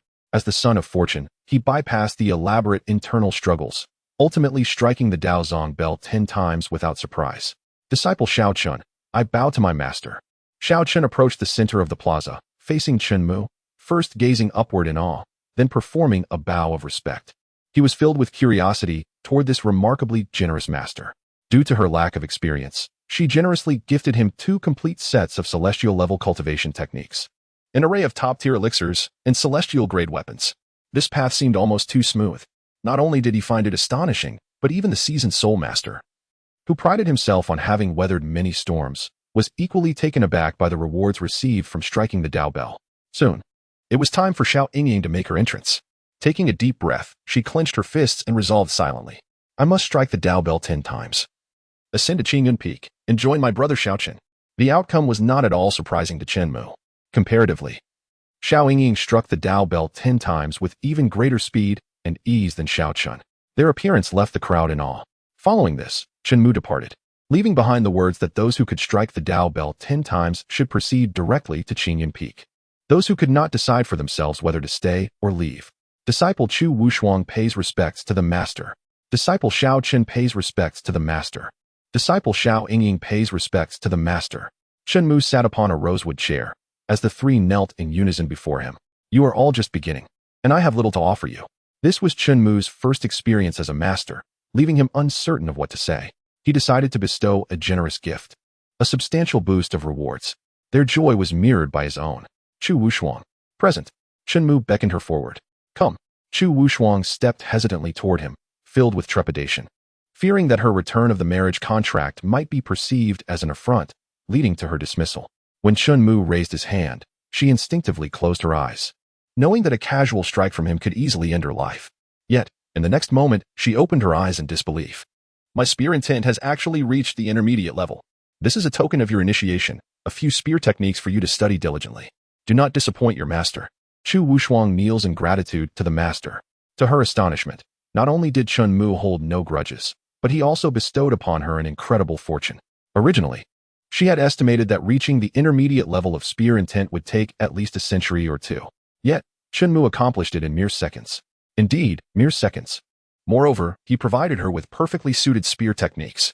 To have him as a master, Chu Wushuang felt as though she must have saved the entire Zhangxian realm in a past life. Unbeknownst to her, the gift of spear intent she received was returned a billionfold. At present, Chen Mu's comprehension of spear intent had reached an astounding level of 999. Xiao Chen and Xiao Yingying exchanged astonished glances. Was it truly possible that such a seemingly inconspicuous gesture could elevate someone to the intermediate level of spear intent so swiftly? Just how powerful was this master? Xiao Yingying. Why yes, master. Upon hearing her name called, Xiao Yingying snapped back to attention and quickly approached Chen Mu. As he extended his hand, she instinctively shielded her chest with both arms, stepping back several paces with a wary expression. Confused, she thought, surely. Master does not appear to be the lecherous type. Do not be alarmed, come closer. Chen Mu gestured, after glancing back at Xiao Chen, who nodded in encouragement. She reluctantly returned. Chen Mu extended his hand once more, though still a distance away. His palm radiated a brilliant golden light, as if enacting some form of array. In the next moment, a sound akin to breaking chains echoed. Xiao Yingying's pupils constricted, her large, watery eyes fixated on Chen Mu in disbelief. Although she did not know who had placed the shackle upon her, her master had now liberated her from it. Consequently, Xiao Yingying could freely utilize the bloodline of the ancient divine clan. Not only could she strike the Dao bell 10 times, but even 100 times would be effortless. Thank you, master. Your generosity will be eternally etched in my heart. Xiao Yingying expressed her heartfelt gratitude, finally free from the torment of sealing. She could not help but wonder how her master had so effortlessly undone the strongest bloodline seal set by the clan leader, a feat even the elders could not achieve. Just how powerful was he? Chen Mu then turned his gaze to the last individual. Your name is? Xiao Chen, is it? Yes, master. My name is indeed Xiao Chen. Xiao Chen cupped his fists, puzzled as to why Chen Mu sought to confirm his name. Did he assume that Xiao Chen's talent paled in comparison to that of Chu Wushuang and Xiao Yingying, thus making him less memorable? This thought only strengthened Xiao Chen's resolve to become stronger. Is there nothing you wish to convey to me? Chen Mu inquired with a sardonic smile. Xiao Chun was left perplexed. What could he possibly need to tell his master? I do not understand your meaning, master. Please enlighten me. I am not fond of those who harbor secrets. It breeds suspicion regarding their loyalty, Chen Mu stated. Xiao Chun did not rush to respond, instead contemplating. Master, could it be that you have discovered something? This seemed unlikely, as he was quite confident in his concealment skills, especially considering he was merely a remnant soul, making him even harder to detect. Chen Mu grew impatient with the delay and stated plainly, now that you have found a good master, why must you seek to take me as your teacher? Upon hearing this, both Xiao Chun and the soul master were taken aback, realizing they had likely been exposed. Master, you must be mistaken. I have grown up alongside brother Xiao Chun and have never sought another teacher aside from you. Xiao Yingying interjected hastily. Is it possible that this master is one whom you cannot perceive with the naked eye? Cannot be seen with the naked eye. Chen Mu's words left Xiao Yingying speechless. Just then, a figure emerged from the ring Xiao Chun wore. Clad in a flowing crimson gown, her demeanor was cold, exuding an air that kept others at bay, an ice-cold beauty. Oh, a female master? This revelation surprised Chen Mu. He had not examined the matter in detail earlier. It was likely she was among those in Xiao Chen's harem. Such a captivating beauty. How could he let her slip away? Was he truly willing to relinquish her to another? Wu Qingyi pays respects to the Star Emperor. Despite being a senior, Wu Qingyi did not dare to act imperiously in the face of Chen Mu's formidable prowess, addressing him with utmost respect. Please do not blame Xiao Chun. I insisted he keep this matter from you. He was merely following my orders. From this moment forth, I wish to sever our master-disciple relationship, and I implore you to keep him. Upon hearing Wu Qingyi's words, one could not help but admire the dedication of the protagonist's harem. Such resolve, willing to sacrifice herself to protect him. Silence. This is not your place to speak. My mind is made up. From now on, our paths diverge, and we shall have no further ties. Wu Qingyi understood Xiao Chen's deep loyalty, and thus she could not afford to give him a chance to interject. Your soul is already bound to him. Should you leave, your soul will shatter immediately. You would prefer this rather than allowing him to remain by my side? Chen Mu inquired, seeking confirmation. Please, great emperor, grant my wish. Wu Qingyi knelt before him. With a gentle gesture, Chen Mu raised his finger, and the spatial ring adorning Xiao Chen's finger was severed in two, simultaneously breaking the bond between him and Wu Qingyi. Xiao Chen felt acutely what he had lost. Master. His nose tinged with emotion, and tears streamed uncontrollably down his face. Yet, he soon realized Wu Qingyi remained unfazed, standing there as if nothing had happened. Wu Qingyi was puzzled. Why? Why am I not disintegrating? Her gaze turned to Chen Mu, realizing that in the entire Zhongxian realm, there was likely no one else capable of such a feat. Chen Mu produced a divine lotus and transformed it into a human form. Gesturing for Wu Qingyi to take note, Wu Qingyi was overjoyed and said little, hastily merging with the person. The lotus flesh transformed into blood and flesh, while the threads of the lotus, unbroken yet connected, intertwined within the complex blood vessels of the human body. Observing Wu Qingyi, who appeared no different from an ordinary person, Xiao Chun was rendered speechless. This was the very promise he had made to Wu Qingyi, that one day he would reshape her physical form, whether it took hundreds, thousands, or even tens of thousands of years. Chen Mu accomplished it with such ease. Utilizing the lotus as a vessel, he embraced Wu Qingyi's soul. From this day forth, you shall remain in the Qingyan mansion, Chen Mu declared to Wu Qingyi. This was not a request for her opinion. Rather than desiring her beauty, it seemed that Chen Mu placed greater value on Wu Qingyi's gradual alignment with him. Distancing herself from Xiao Chun, as Xiao Chen's luck diminished, his own fortunes significantly increased. Master, why not let her become the Empress of Xianghua, and I shall always stay by your side to attend to you? Lu Ruoshui sensed an unprecedented crisis. She feared that while she busied herself with state affairs, Wu Qingyi might take advantage of the opportunity. The way she looked at Chen Mu was almost palpable with tension. Nonsense, Chen Mu reproached with a glance. Apologies. Lu Ruoshui pouted, realizing she had displeased Chen Mu and ceased speaking. Wu Qingyi was a clever individual, fully aware of Chen Mu's intentions, and took the initiative to express her commitment to diligently serve her master. Upon hearing these words, within the entire gathering, Xiao Chen's psychological transformation could rival Lu Ruoshui's. His former master had now become a servant to his current mentor. The contrast was so stark that Xiao Chun found it momentarily difficult to digest. He needed time to adapt. Unbeknownst to him, the portion of luck that belonged to him was silently dissipating, flowing into Chen Mu's possession. The radiant halo above Wu Qingyi's head was gradually diminishing. Its complete disappearance was merely a matter of time. After resolving Wu Qingyi's matter, Chen Mu selected the supreme bone within Xiao Chen's body, duplicating a fragment. The supreme bone, born of supremacy? For Chen Mu, it was easily attainable. Much like the sword bone, this supreme bone not only endowed one with the potential to become supreme, but also offered insights into a precious technique. The technique Xiao Chun had derived from the original supreme bone was named the Devouring Heaven technique. Let this supreme bone serve as your initiation gift from your master. Chen Mu remarked, casting the mysterious rune-laden supreme bone, which transformed into a streak of light and entered Xiao Chen's body. The supreme bone. Everyone in the mansion was astounded.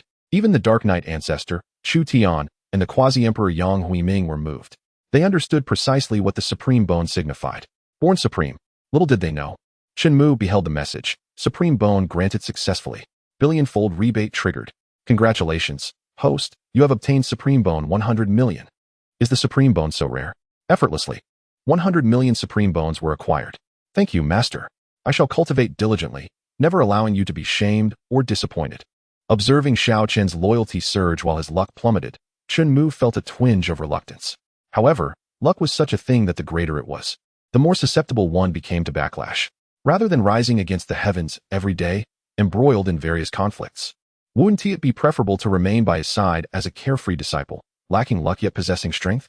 Having resolved the initiation matters of his 3 disciples, Chen Mu held the sword bone in one hand and the supreme bone in the other, preparing to optimize his own physique. How could he focus solely on others? His own well-being was paramount. Chapter 152. All the divine swords of the world obey your command. Sword bone. And yet another supreme bone. Setting aside the sword bone, no one present could have anticipated that a divine object like the supreme bone, capable of inciting a war between 2 sects, could be so casually produced by Chen Mu. First, he fused the sword bone with the supreme bone, activating the decryption function. Synthesis of all things, status, activated. With this decryption function, whatever Chen Mu desired could be synthesized. Synthesizing. Synthesis successful. Congratulations, host, you have obtained supreme sword bone. If the supreme bone endowed one with supreme potential, then the supreme sword bone granted the potential to become a supreme sword god. The possibilities had greatly increased. The supreme sword bone transformed into a streak of light, swiftly merging into Chen Mu's body. One piece was insufficient to satisfy Chen Mu. Subsequently, the second sword bone and the third supreme bone were fused into the supreme sword bone before being rapidly absorbed and refined. This process repeated 206 times, until Chen Mu finally possessed the supreme sword bone. Congratulations on successfully unlocking the supreme sword body. All the divine swords of the world obey your command. All the divine swords of the world obey my command. This genuinely surprised Chen Mu. Did that mean he had become a being of sword ancestor caliber? Intending to verify this, as relying solely on the system's claim wasn't enough to ascertain the true strength of the supreme sword body, he turned to Lu Ruoxue and said, "Draw your sword and unleash your strongest strike against me." Understood. Lu Ruoxue obeyed, stepping back a few paces. Why no hesitation? She knew better than anyone that even utilizing her full strength, she could not harm Chen Mu in the slightest. Aware that Chen Mu wished to test the effects of merging so many supreme sword bones, she prepared the massive sword. The sword aura resonating with a mighty roar akin to a tiger's howl. It was remarkably captivating. Chu Tian stood nearby, ready to intervene at any moment. He would not allow Chen Mu to be harmed under his watch. Wu Qingyi, Xiao Chun, and Chu Wushuang silently observed the unfolding events. Regardless of Chen Mu's capabilities, they had no confidence in being able to withstand such a formidable strike. They would undoubtedly be reduced to dust beneath that overwhelming sword intent. Boom. In the next moment, Lu Ruoxue unleashed a strike that resembled a thunderous blow. The sword aura stirred the earth and dust, cleaving towards Chen Mu. Just as the sword aura was about to reach Chen Mu, he remained unmoving. Chu Tian could no longer stay still. Yet, just as he prepared to intervene and shatter the sword aura, it halted before Chen Mu, instantaneously dissipating into spiritual energy. Not only did it fail to harm Chen Mu, but rather it actively nourished him. Even Chu Tian, as the Dark Knight ancestor, was taken aback by this phenomenon. Chen Mu expressed his satisfaction with the result. From this day forth, conservatively speaking, without claiming totality to avoid being proven wrong, the majority of sword cultivators' attacks would be ineffective against him. The stronger the attack, the greater the benefit he would receive. Chen Mu lightly beckoned with his finger. The divine sword, once tightly gripped by Lu Ruoxue, as if possessing a life of its own, forcibly detached from her grasp, standing before Chen Mu, awaiting his command. With another thought, swish, swish, swish, the entire Qingxian mountain resonated as every sword wielded by the cultivators was summoned, soaring towards him. Looking up, Chu Wushuang, Xiaochen, and Xiao Yingying beheld the myriad of precious swords suspended above them, swallowing hard in astonishment, speechless in their awe. In their hearts, they marveled, "Master, how formidable!" Chen Mu waved his hand again, and all the swords returned whence they came, truly achieving the command that all the divine swords of the world obey my will. Sword cultivators across the land would surely never fathom that their futures would be overshadowed by the presence of a nightmare like Chen Mu. Had they known, they would undoubtedly have immediately changed their paths to become spear or blade cultivators. For as long as Chen Mu existed, no matter how exceptional their talents, they would always remain in the shadows of mediocrity in the realm of swordsmanship. Chen Mu was unconcerned with their thoughts. Having lived again and wielding the decryption system, he would pursue his own enjoyment. Noticing the captivated gazes directed at him, Chen Mu smiled and said, "Cultivate diligently, and should you achieve remarkable accomplishments in the future, I might consider bestowing upon you the supreme sword body." Upon hearing this, Chu Wushuang, Xiaochen, and Xiao Yingying focused solely on their cultivation, striving to enhance their strength. Eager to bid farewell to Chen Mu, she ventured outside the estate in search of a suitable open space to diligently practice her cultivation. After witnessing Chen Mu's ability to manipulate myriad swords, Wu Qingyi felt a sense of relief and smiled, firmly believing that her previous decisions had been right. This was indeed the best conclusion. Off she went. Subsequently, Lu Ruoxue was reluctantly pulled into the teleportation portal by Luo Hanqiu. Departing from King Xuanzong to return to their respective dynasties to manage affairs and fortify their national strengths, ensuring the prosperity of their people, Chu Tian remained hidden in the shadows, ever ready for summons. Wu Qingyi, without uttering a word, approached Chen Mu from behind, reiterating Lu Ruoxue's instructions before her departure, details about her massage techniques, specifying where Chen Mu preferred firmer pressure and where he favored a gentler touch. Wu Qingyi could easily sense Lu Ruoxue's profound affection for Chen Mu. It was merely that their master seemed to lack the same depth of understanding in matters of the heart as he did in cultivation. On the rear mountain, Xiao Yingying sat cross-legged on the ground, practicing the techniques she had received from the Dao Bell. She inquired, "Ancient One, in comparison to my master, who possesses greater strength?" A wisp of black smoke ignited, swiftly coalescing into the figure of an old man clad in black robes. "Miss, you flatter me." With but a flick of his finger, he could send my soul scattering. "Master, is he truly that powerful? And how does he compare to the ancient divine race?" Xiao Yingying pressed further. "It's difficult to say." The Ancient One responded, sharing his insights. "The ancient lineage has existed for millions of years, and its depth is such that even I am unworthy to approach." Upon hearing this, Xiao Yingying refrained from further inquiries and concentrated on her cultivation.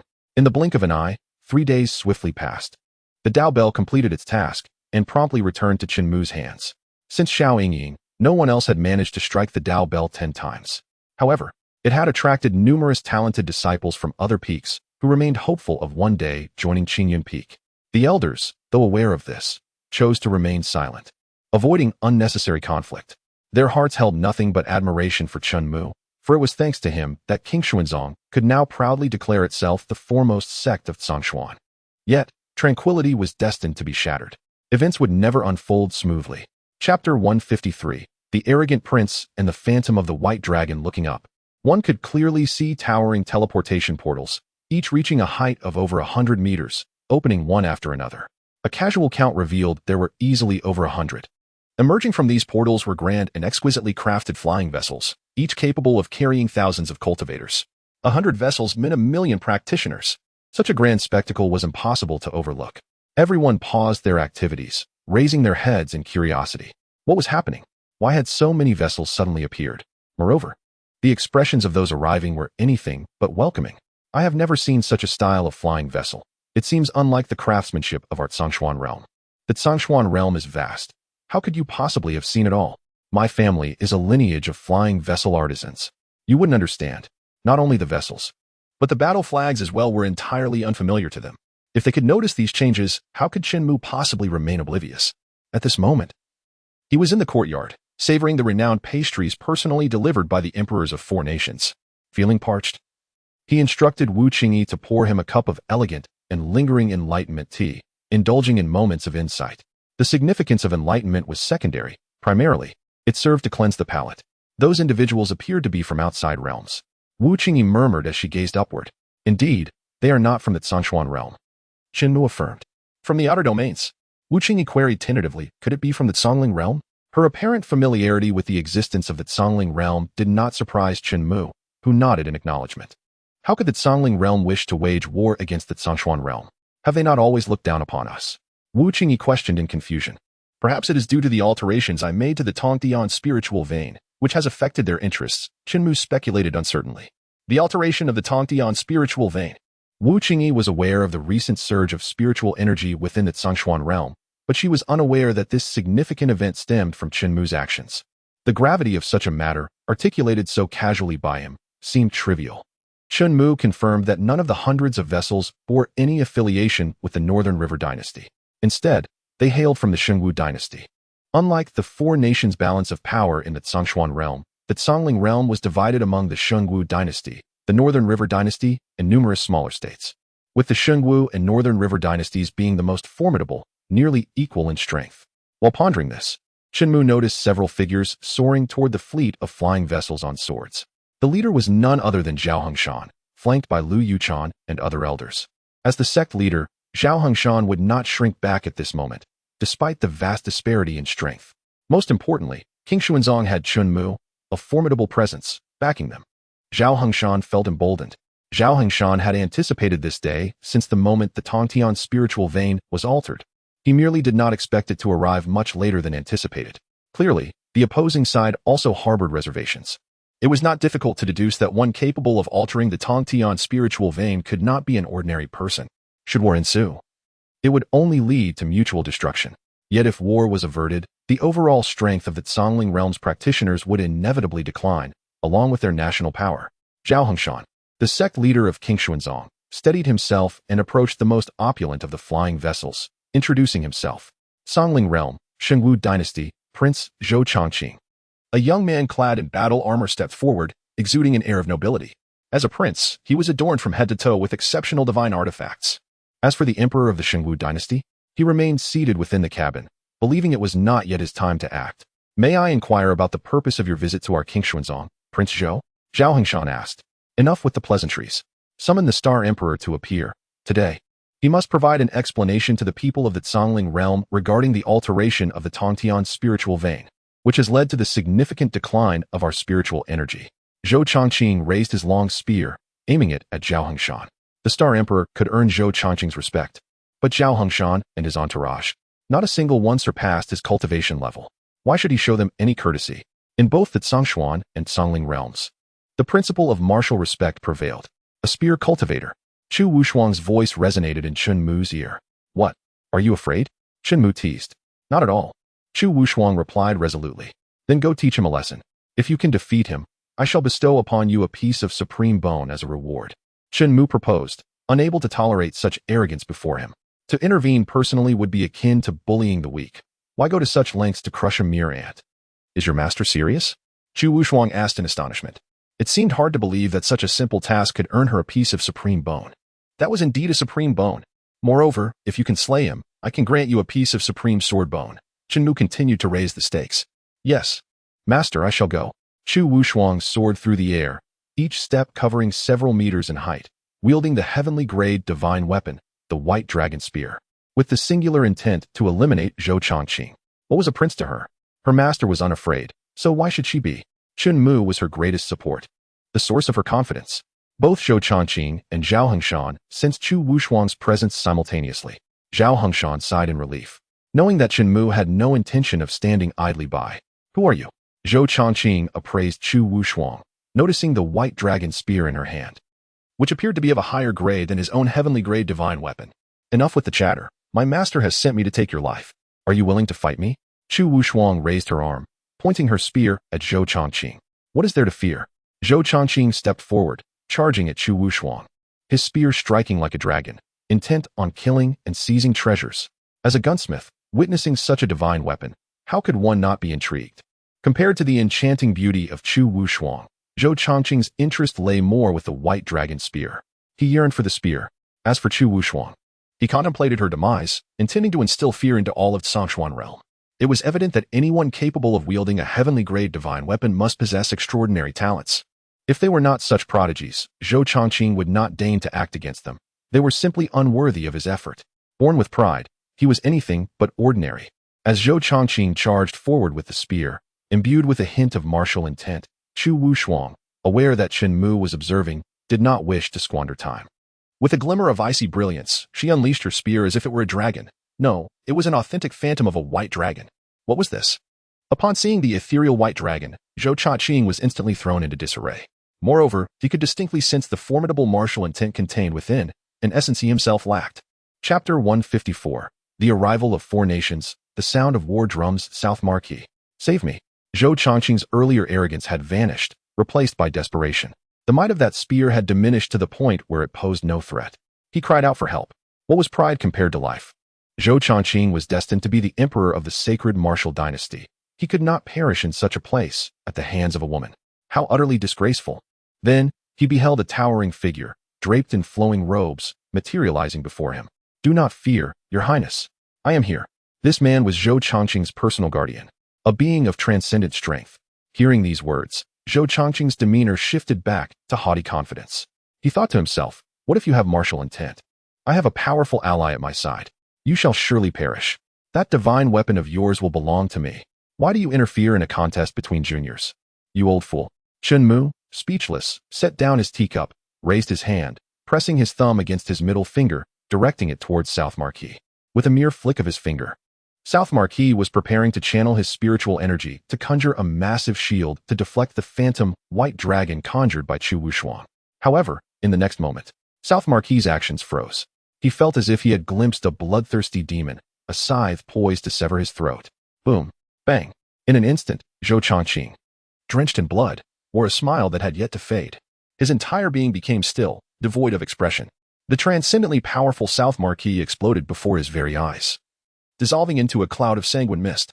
Following that, a resounding dragon's roar marked the piercing of Zhou Chongqing by the white dragon, infused with immense martial intent. Beneath that martial prowess, Zhou Chongqing disintegrated into fragments, leaving no trace behind. The prince of the sacred martial dynasty had fallen. The prince is dead? To slay a transcendent expert with a single strike and extinguish a prince's life. Who was this formidable entity? Zhou Chongqing's demise undoubtedly sounded an alarm for all present. The Tsongshuan realm was far from the simplicity they had envisioned. The Tsongshuan people were not as feeble as they had assumed, easily bullied. Setting aside the white dragon spear, Chu Wushuang was acutely aware that her own strength had yet to reach the level necessary to slay a transcendent expert in one move. Surely, it was her master who was shielding her from the shadows. Indeed, all adversaries of her master deserved death. Chu Wushuang began to anticipate the profound enhancement that the supreme swordbone would bestow upon her cultivation. Yet, clearly, this was not the moment for such thoughts. In the blink of an eye, Chu Wushuang found herself encircled by 6 transcendent experts. They had come at the emperor's command to eliminate her. Needing to restore Zhou Chongqing's lost honor, she swallowed hard. Despite knowing victory was improbable, Chu Wushuang raised the white dragon spear, resolved to fight to the death.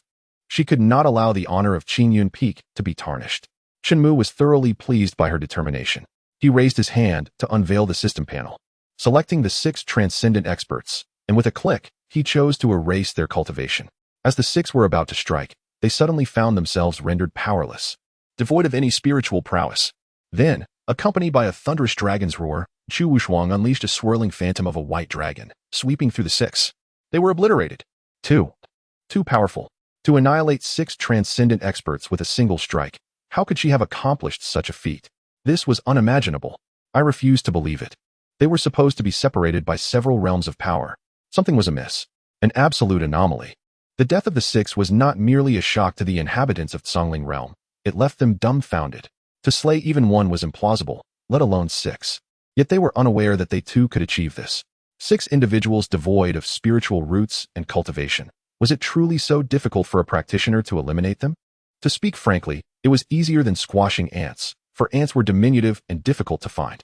Meanwhile, the enchanting figure of Wu Qingyi, Chen Mu's mentor, observed keenly. Even if only for a fleeting moment, she was certain that the original transcendent powers of those 6 had vanished in an instant. Stealing a glance at Chen Mu, she realized that his strength surpassed her comprehension and imagination. A transcendent expert could be reduced to an ordinary person with but a thought. In that case, was there anyone capable of contending with him, save for an emperor? Unbeknownst to her, to Chen Mu, even the might of an emperor was trifling. Should he wish, he could shatter the very laws of existence, establishing a realm where only one emperor could prevail, creating them en masse. No matter how rare an emperor might be, could they compare to the notion of eternal life? He could bestow immortality upon even a mere guard dog. At this moment, within the ship's cabin, the furious sacred martial Emperor Zhou Tanyi raged. You fools! Keep sending more men. I refuse to believe I cannot subdue a mere woman with a single command.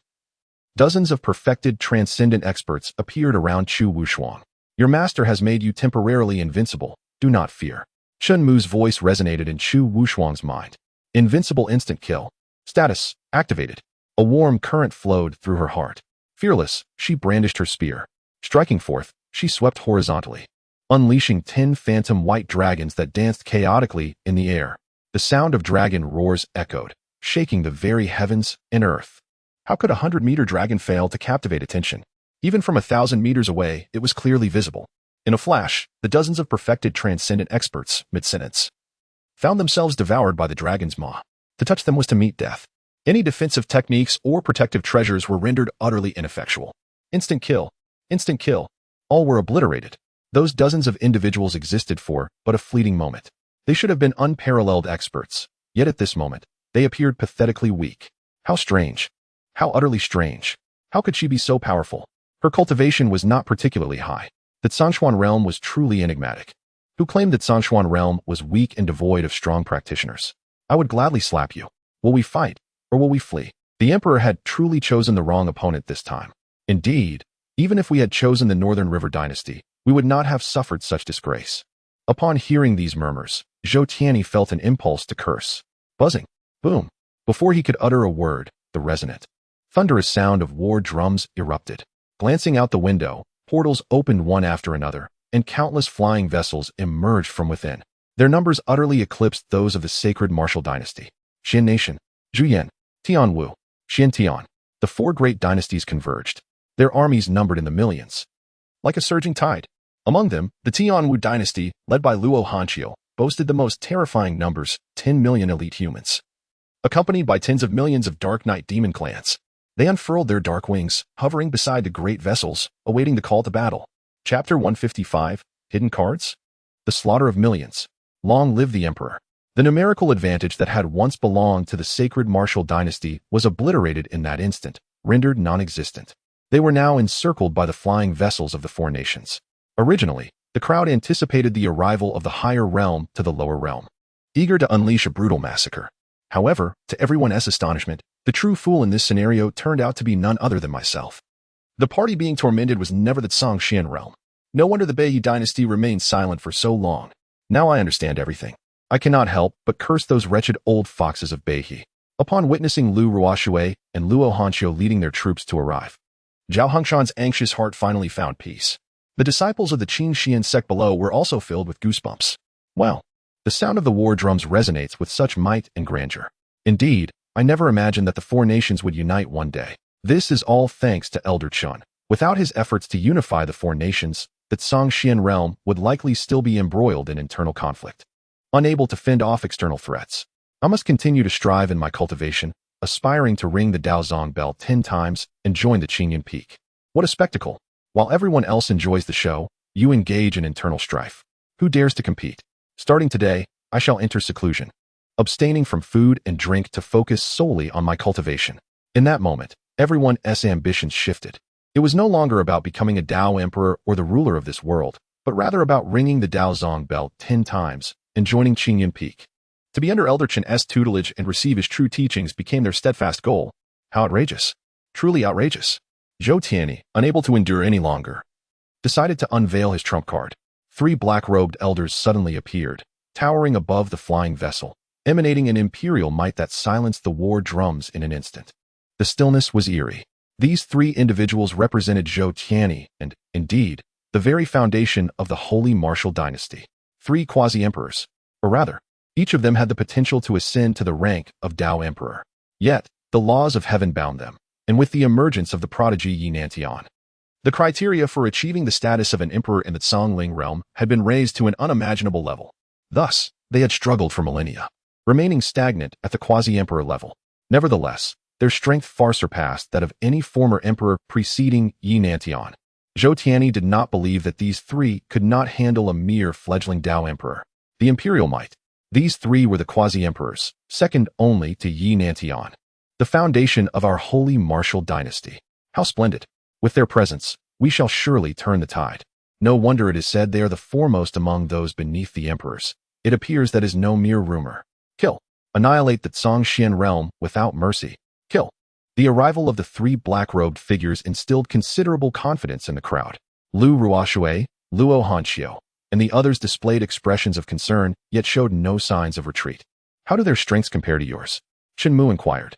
At that moment, the Dark Knight Emperor Chu Tian emerged from the shadows, responding, "If I were to exert my full strength, I should be able to slay one of them. No wonder they dared to confront me. They possess such formidable backup." Chen Mu smiled faintly. Yet, in Wu Qingyi's eyes, that smile revealed no trace of pressure. Kill her. Upon hearing Zhou Tianyi's voice from the cabin, the three black-robed figures instantly charged toward Chu Wushuang. Boom, boom, boom. Just as they were about to strike and eliminate Chu Wushuang, an overwhelming pressure bound them, immobilizing them completely.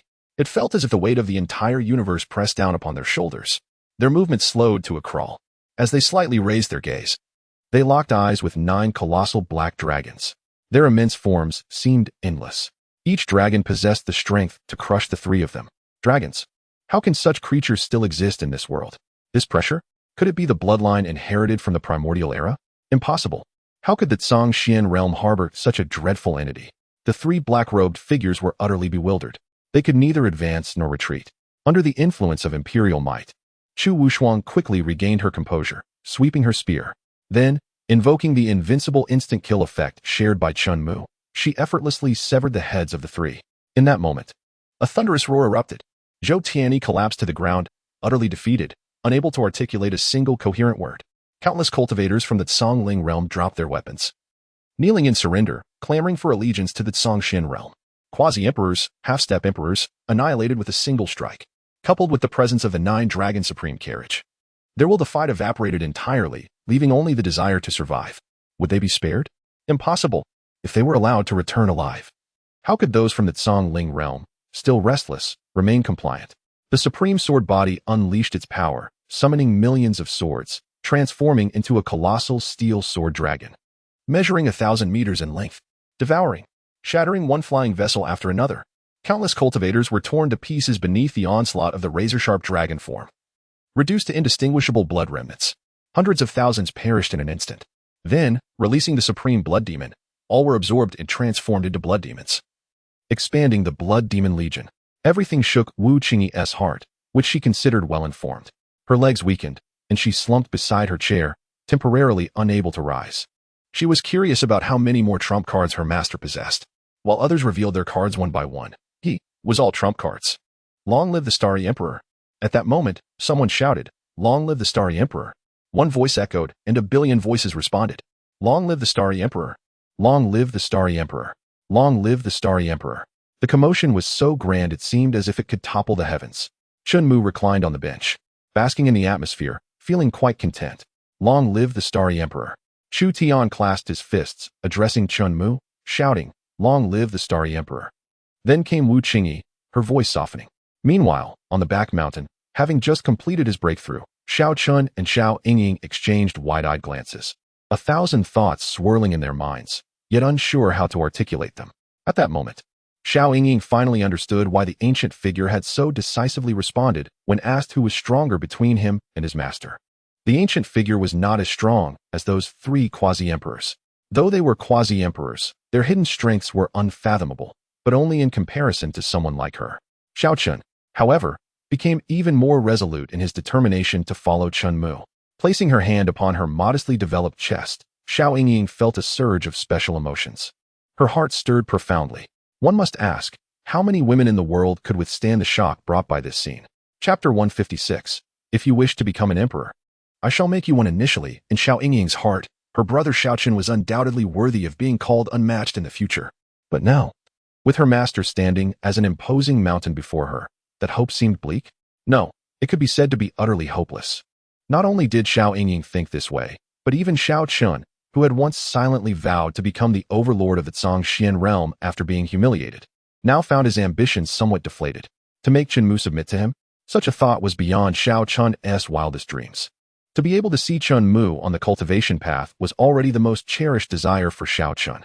Now in his eyes, the distance between him and Chen Mu seemed shrouded in a thick fog, the road ahead unknown, and Chen Mu's figure entirely out of sight. The gap was simply too vast. Even a lifetime might not suffice to bridge it. Xiao Chun remained oblivious to the fact that as he harbored such thoughts, his own destined fortune was silently flowing toward Chen Mu. If this continued, Xiao Chun would inevitably lose his status as the favored child of destiny. He was unaware of this. After Chen Mu dealt with all the visitors from the Congling realm, Lu Ruoshui, Luo Hanxiu, and the others, accompanied by their fleet of flying vessels, vanished into the portal, restoring tranquility to the skies of the Qin Xian sect.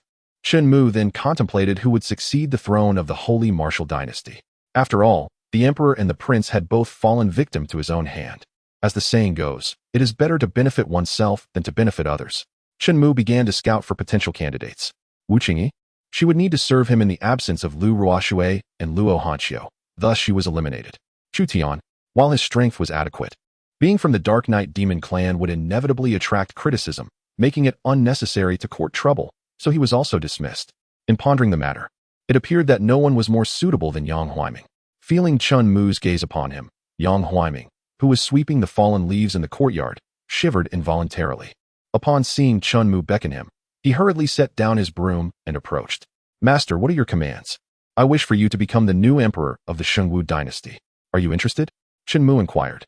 Master is jesting. Whatever your command, Huaiming shall obey. Yang Huaiming had never considered that he might have a choice in front of Chen Mu. Very well, we shall make another journey to the Congling realm.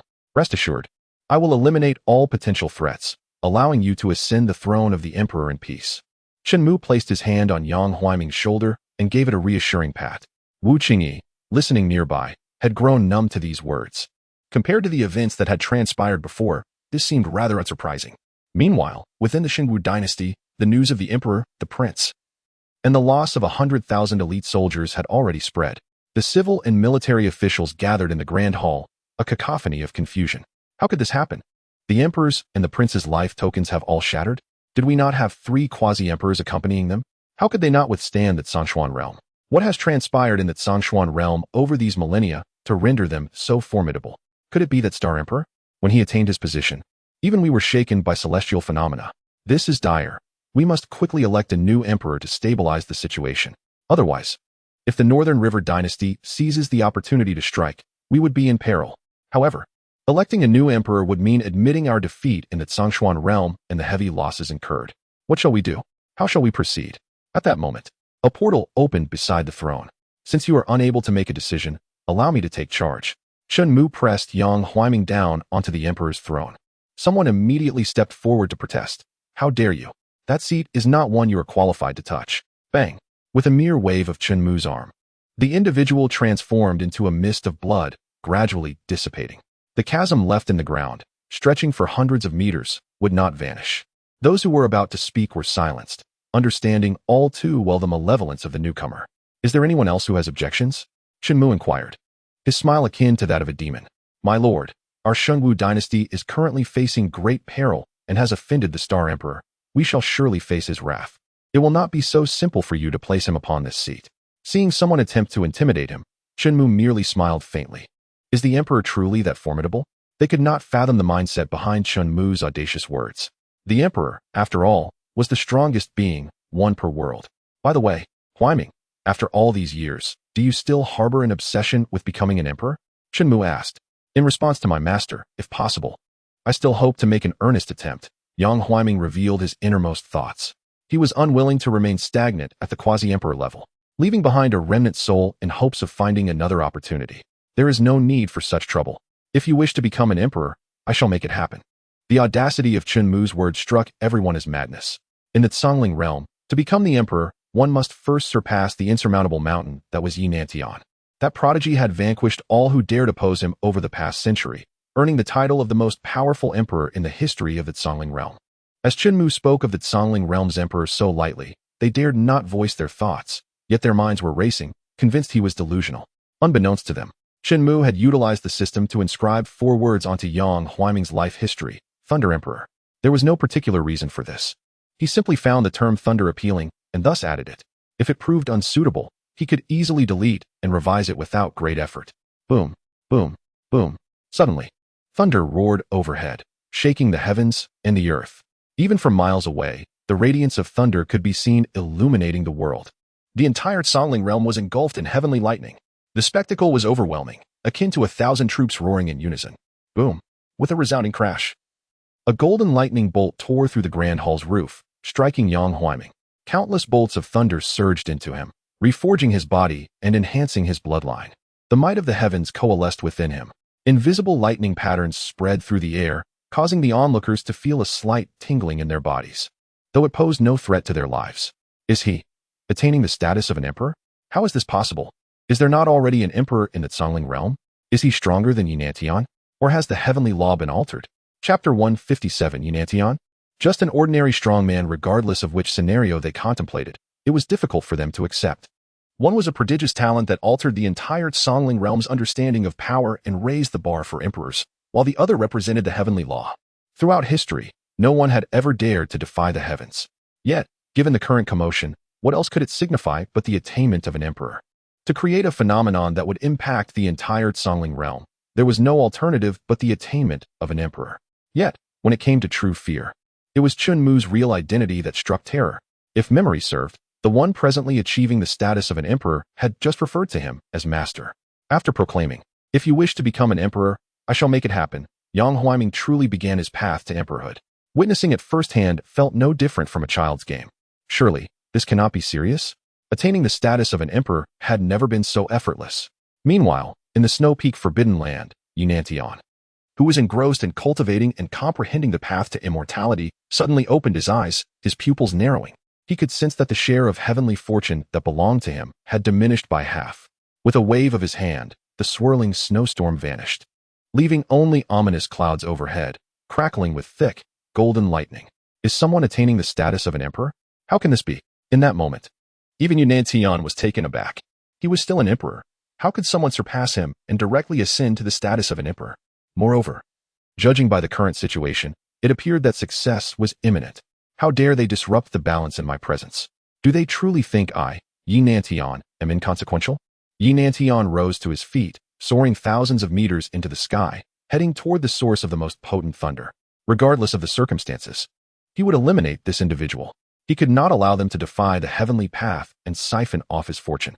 Otherwise, the difficulty of opening the heavenly gate would increase dramatically, turning his imminent opportunity for ascension into a mere illusion. Yinantian would never permit such a thing to occur. With his swift movements, he quickly arrived at the Shengwu dynasty. Look, someone is in the sky. That is Yinantian, the great emperor. As I suspected, he would never allow a second emperor to emerge in the Songling realm. The voices outside the grand hall reached Chen Mu's ears. Yinantian. Chen Mu instructed Yang Huaiming to continue embracing the baptism of heavenly thunder, reinforcing his body and bloodline, while he himself prepared to confront this prodigious talent. Seeing Chen Mu descend the steps, Wu Qingyi hurriedly shook off her earlier shock and followed closely behind him. Before this moment, Wu Qingyi could hardly fathom that the question of whether she could ascend to the rank of the emperor rested solely upon a single utterance from Chen Mu. It imparted a profound sense that Chen Mu transcended even the heavenly Tao, a feeling that was intensely overwhelming. As Chen Mu and Wu Qingyi emerged into the courtyard, they beheld Yinantian slicing through the air with a grand gesture, conjuring a colossal rift in space above them. This chasm, reminiscent of a black hole, forcefully severed the connection between Yang Huaiming and the heavenly thunder, ostensibly to thwart Yang Huaiming's path to enlightenment and ascension as an emperor. In response, Chen Mu's method of counteraction was remarkably straightforward. He simply altered the state of the spatial rift from open to closed. Modification successful. What transpired? As the rift sealed, the pillars of thunder re-established their link. Yinantian furrowed his brow in deep concern, soon realizing Chen Mu's presence. The immense imperial might emanating from Chen Mu obscured Yinantian's perception of his true strength, akin to a fathomless abyss, impossible to gauge with mere eyes. This is your doing, isn't it? Yinantian could conceive of no other possibility. Chen Mu, uninterested in engaging in idle banter, released a wisp of ethereal energy, transforming it into a spirit sword that shot forth towards Yinantian. He was eager to ascertain just how formidable this renowned prodigy of the Songling realm truly was. He dared to strike at the great emperor. What reckless folly! Why provoke Yinantian of all beings? They were aware of Chen Mu's strength, yet they did not believe he could rival Yi Nantian, whose prowess was well documented. Initially, I wished to avoid conflict with you, but since you seek trouble, do not blame me for being impolite. Yi Nantian's massive hand grasped, warping and tearing at space, consuming the spirit sword that Chen Mu had sent forth into the chaotic void. He then opened a portal behind Chen Mu, intending to use the very sword against him. This was the manifestation of Yi Nantian's unique physique, the Space Saint body, ranked second on the physique leaderboard, acknowledged as the most powerful since the complete disappearance of the 10,000 Dao Saint body. It allowed for the manipulation and alteration of space at will. However, just as the portal opened, Chen Mu utilized his system privileges to seal it shut. In retaliation, a spatial rift tore open behind him, and the spirit sword surged forth. This is dire. Realizing the grave danger, Yi Nantian executed his movement technique, darting through the air like a streak of light, faster than lightning, attempting to evade. The spirit sword pursued relentlessly. Indeed, the Space Saint body proved impressive, and Chen Mu was pleased enough to replicate it. How could this be? The great emperor was being relentlessly pursued by a mere sword? Was Yi Nantian's Space Saint body ineffective against him? Could this be true? Am I truly not dreaming? Old man, why are you pinching me? Pinch yourself instead. It appears I am not dreaming after all. Damn it. Yi Nantian incessantly distorted the space in a desperate attempt to negate the overwhelming sense of impending doom that the sword evoked. Yet, just as he managed to absorb the sword into the chaotic expanse, it re-emerged from another rift. To withstand it, whenever Yi Nantian entertained such thoughts, a profound sense of death enveloped him. Every fiber of his being screamed at him not to proceed. The reason? Quite simply, Chen Mu's invincible instant kill feature was still active. Should he close the distance to Yi Nantian, death was assured. With no other options, Yi Nantian was compelled to summon his spiritual treasure, the Jade Talisman Sword, a singular artifact within the Songling realm. It had taken him years of painstaking refinement and the accumulation of countless precious materials to forge. This weapon could even severely wound an emperor. It was one of Yi Nantian's trump cards. He hurled the Jade Talisman Sword, its emerald glow colliding with the golden radiance of the spirit sword. In an instant, it shattered into dust, while the spirit sword remained unscathed. Cursed be this. Yi Nantian refused to be cowed. He unleashed the dragon elephant power capable of annihilating the entire sacred martial dynasty. The roar of the elephant. The roar of the dragon. A colossal golden elephant, towering like a mountain, merged with a golden dragon's phantom, becoming an even greater entity, akin to a radiant sun, charging toward the spirit sword. Yet, in less than a heartbeat, it was effortlessly shattered by the spirit sword, which appeared minuscule by comparison. Following this, Yi Nantian exhausted every artifact and technique at his disposal. Yet none could contend with the spirit sword unleashed by Chen Mu. Witnessing his helplessness, the onlookers were left utterly astounded. To Chen Mu, however, this emperor was far weaker than he had anticipated, rather ordinary. In the Songling realm, he might be considered at the pinnacle of combat prowess. But in Chen Mu's eyes, he bore no resemblance to the exceptional strength expected of a top-tier mystical warrior. Chapter 158, The Ruthless Slaughter of Yi Nantian.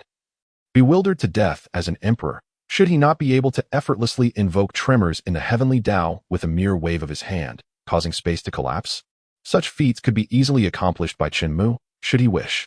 Yet, the power displayed by Yi Nantian suggested that, as an emperor, he required not a shred of spiritual energy to easily vanquish him. After all, Chen Mu had merely manipulated a minuscule fraction of spiritual energy to conjure a spirit sword, compelling Yi Nantian into a corner. Earlier, it was mentioned that each black dragon of the 9 dragons' supreme chariot possessed strength that could rival or even surpass that of an emperor. If Yi Nantian served as a benchmark, Chen Mu could only conclude that he had overestimated Yi Nantian and underestimated the 9 dragons. Then, the thunderclouds dispersed, revealing a clear sky. Yang Huaiming silently appeared beside Chen Mu. Master, I have successfully ascended to the realm of the emperor. He had successfully ascended to the realm of the emperor. Focusing on Yang Huaiming, they had never expected to witness the birth of an emperor and the fall of another. They even speculated whether Yang Huaiming's overwhelming strength had diminished the heavenly Tao's favor that was originally meant for Yi Nantian, thus rendering him so beleaguered. Chen Mu found himself pondering the same notion. Try your hand at eliminating him, Chen Mu commanded Yang Huaiming. Understood. Yang Huaiming raised a hand, and the dissipating thunderclouds once again blanketed the sky. Massive golden lightning surged from within, but quickly, he realized this lightning was unlike the previous. It bore the shape of a python dragon, with most of its form concealed within the black clouds, roughly estimating its size to be no less than 100 meters. Moreover, There were at least 7 or 8 such thunder pythons. With gaping jaws and fang-like sabers, they menaced as they lunged toward Yi Nantian. From all directions, Yi Nantian's paths of retreat were completely sealed off. This fellow is indeed much more ordinary than I had imagined, Chen Mu mused with disappointment, for as an emperor, Yang Huaiming's casual strike utterly overwhelmed Yi Nantian. Damn it, there is no other choice. Yi Nantian, left with no options, resorted to burning his vitality, causing his strength to surge. His spiritual energy took on a dark crimson hue, resembling a descent into the demonic path. Tenfold dragon elephant power. Yi Nantian roared. 10 dragons. 10 elephants manifested, clashing with the pythons. Yet in an instant, the victor was clear.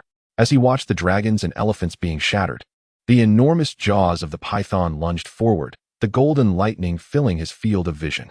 At that moment, despair and helplessness engulfed Yi Nantian. He raised his hand, intending to resist, but it fell. Closing his eyes, he awaited death. The pythons collided with a resounding explosion. Boom! The might of the thunder resonated like a nuclear blast, rippling across a vast expanse. The great Emperor Yi is dead. How could this be? A creature of such caliber was slain by someone. A throng of individuals collapsed to the ground, their minds reeling, unable to accept the reality. It was not that they could not accept Yi Nantian's defeat, but rather they could not reconcile the fall of an entity they believed to be invincible, meeting such a pitiful and weak demise. This battle? From beginning to end. Was it not a one-sided slaughter? What difference was there to casually crush an ant on the roadside, purely for amusement? They did not believe that Chen Mu or Yang Huaiming had exerted even a fraction of their full strength. The most they had done was lift a hand, and that was all. After this, you should have no issues, right? Chen Mu inquired about Yang Huaiming. Huaiming assured, I will not let you down, my master. Kneeling on one knee, Yang Huaiming's voice trembled slightly, overwhelmed with boundless gratitude towards Chen Mu. Had it not been for him, he would have likely never stepped into the realm of the emperor in this lifetime. Let us depart, Chen Mu announced, activating the teleportation portal. Since their task was accomplished, there was no reason to linger in the Songling realm. Yes, Wu Qingyi promptly followed suit. Initially anticipating a tumultuous journey, it proved to be a straightforward affair instead. What turmoil? Only a smooth progression. With divine forces vanquished, the new Emperor Yang Huaiming took control of the Shengwu dynasty, while the news of Yi Nantian's demise spread rapidly throughout the Songling realm. In the Beihe dynasty, Zhao Aiqing called out, Zhao Aiqing. Noticing Zhao Zishuan's prolonged silence, Li Tianji beside him gently nudged him with his elbow. I am here, Zhao Zishuan responded, snapping back to attention. What occupies your thoughts, Aiqing? Zhao Taiyi inquired. I suddenly recalled that the name of this new emperor is identical to that of the person I encountered in Qingyun Mansion during my visit to the Zhongshuan realm, who served tea to me and ministerly. At that time, he possessed quasi-emperor strength, Zhao Zishuan replied candidly. Quasi-emperor strength? Are you suggesting that this individual may have originated from the Zhongshuan realm? Zhao Taiyi expressed surprise. It is indeed a possibility. I have heard that the stellar emperor seems fond of elevating those around him to positions of power, effectively governing on their behalf. Among the 4 nations of Zhongshuan, 3 individuals are his subordinates, Zhao Zishuan speculated. I surmise that the Shengwu dynasty must have sent troops to the Zhongshuan realm to seek clarification regarding the Tongtian's spiritual vein, which ultimately led to their demise, he concluded.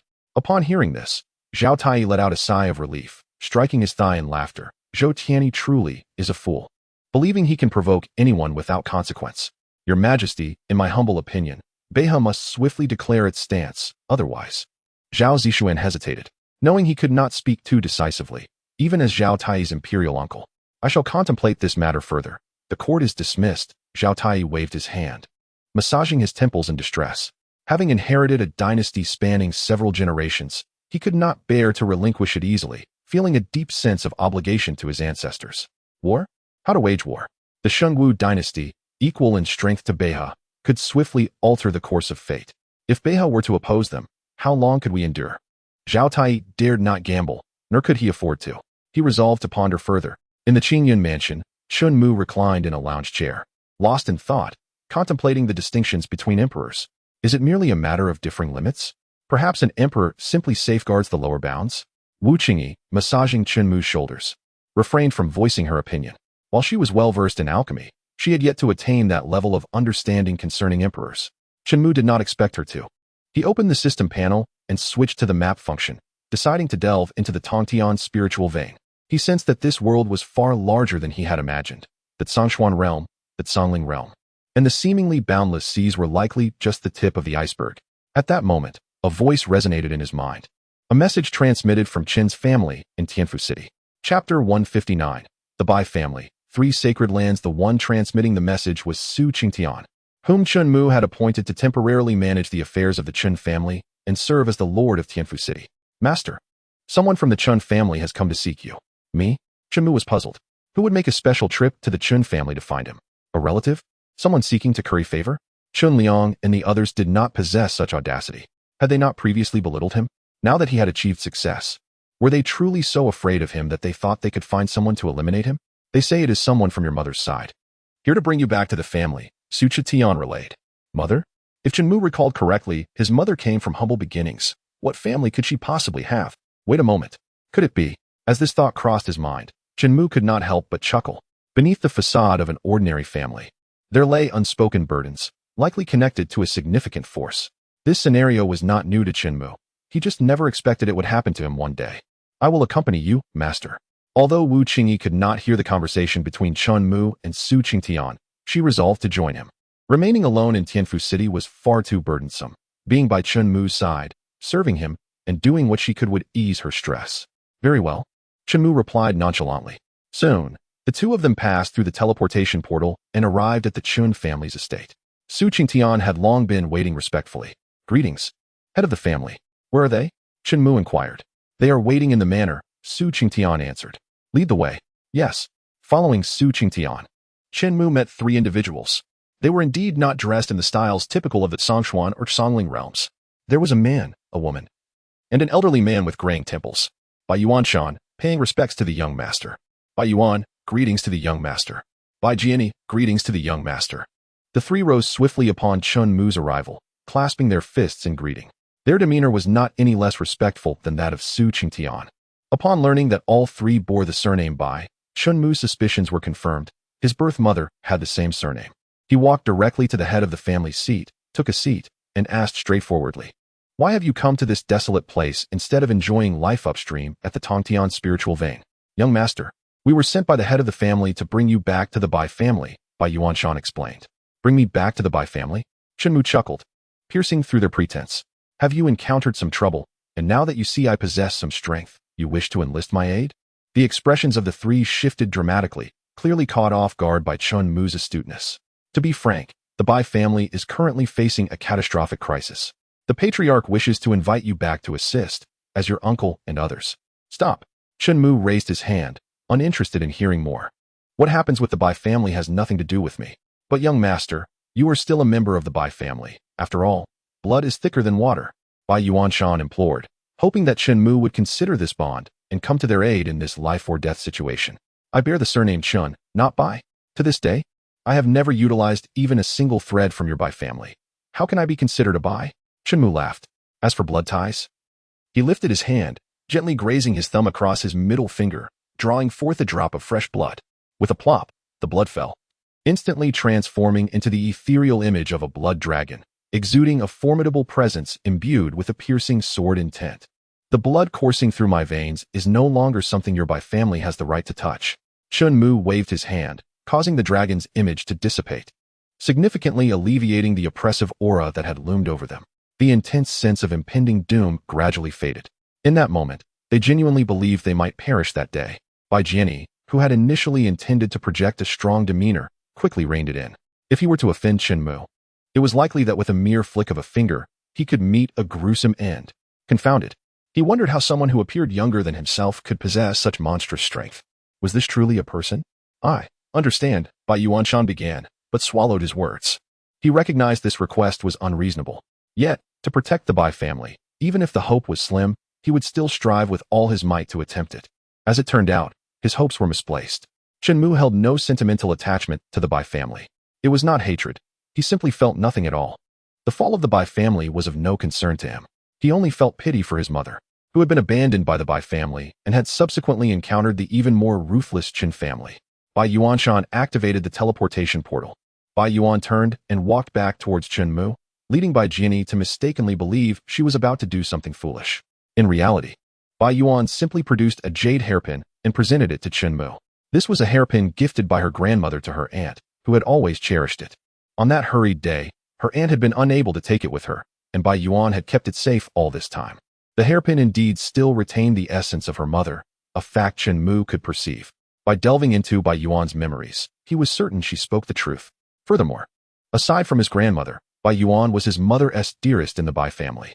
Exploring the depths of his memories, it seemed his mother had previously brought her former self back to the Bai family, hoping to have Chen Mu recognize his heritage, yet now he had even less reason to act.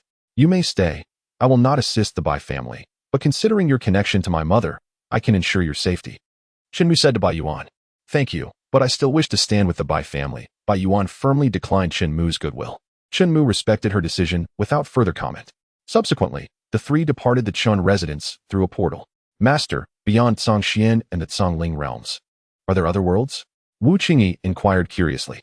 Upstream of the Tongtian spirit vein, there exist 3 sacred lands and several prominent families, with the Bai family being one of them. This was information Chen Mu had just acquired by enlarging the map of the Tongtian spirit vein. Even in the current Zhongxian realm, the concentration of spiritual energy could not compare. The disparity was immense. In terms of numbers, the Zhongxian realm vastly outmatched them. However, when it came to overall strength, formidable individuals from even a minor family could pose a significant threat to the Zhongxian realm. Take the Bai family, for instance. They had maintained their lineage in that territory for millennia. The current threat to their existence stemmed solely from the rival Dongfang family, which had allied itself with a sacred land, planning to leverage this connection to annihilate the Bai family and monopolize all cultivation resources. After Zhongxian comes Zhongling, and beyond that, the 3 sacred lands. Chen Mu smiled wryly, realizing he could not escape this trajectory. In a fantastical world, there must be even higher existences. The path of cultivation was endless. Chen Mu dismissed the system panel, opened the celestial mirror, and sought to uncover how the Bai family met their demise. After all, idleness invited entertainment. Chapter 160. Beyond 10,000 miles, a single strike the scale of the Bai family rivals that of a minor sect. Wu Qingyi exclaimed upon witnessing the scene displayed in the celestial mirror. Such a grand family was virtually non-existent in the Zhongxian realm. At that moment, over 1,000 cultivators surrounded the Bai family, unleashing various techniques, and the vibrant, dazzling spiritual energy filled the air. The Bai family's cultivators continuously channeled spiritual energy into a massive spirit stone, desperately maintaining their protective formation. At this rate, they would struggle to last even half a day. A bloody battle with the Dongfang family was inevitable. If they lost, the Bai family would vanish, consumed by the Dongfang family. If they won, it would be even worse. A family under the protection of a sacred land would obliterate them, which would be no different than slapping the sacred land in the face. The sacred land would undoubtedly dispatch powerful warriors to wipe out the Bai family. This was precisely why they had shamelessly sought Chen Mu's assistance. The Bai family had heard early rumors of Chen Mu's rapid rise due to some fortuitous opportunity. Initially, they deemed it insignificant. Yet, they never anticipated that this opportunity would lead Chen Mu to master the Zhongxian realm and ascend to the rank of emperor, even altering the Tongtian spirit vein. The Bai family could only acknowledge their oversight, yet they still failed to consider inviting Chen Mu to return to the family.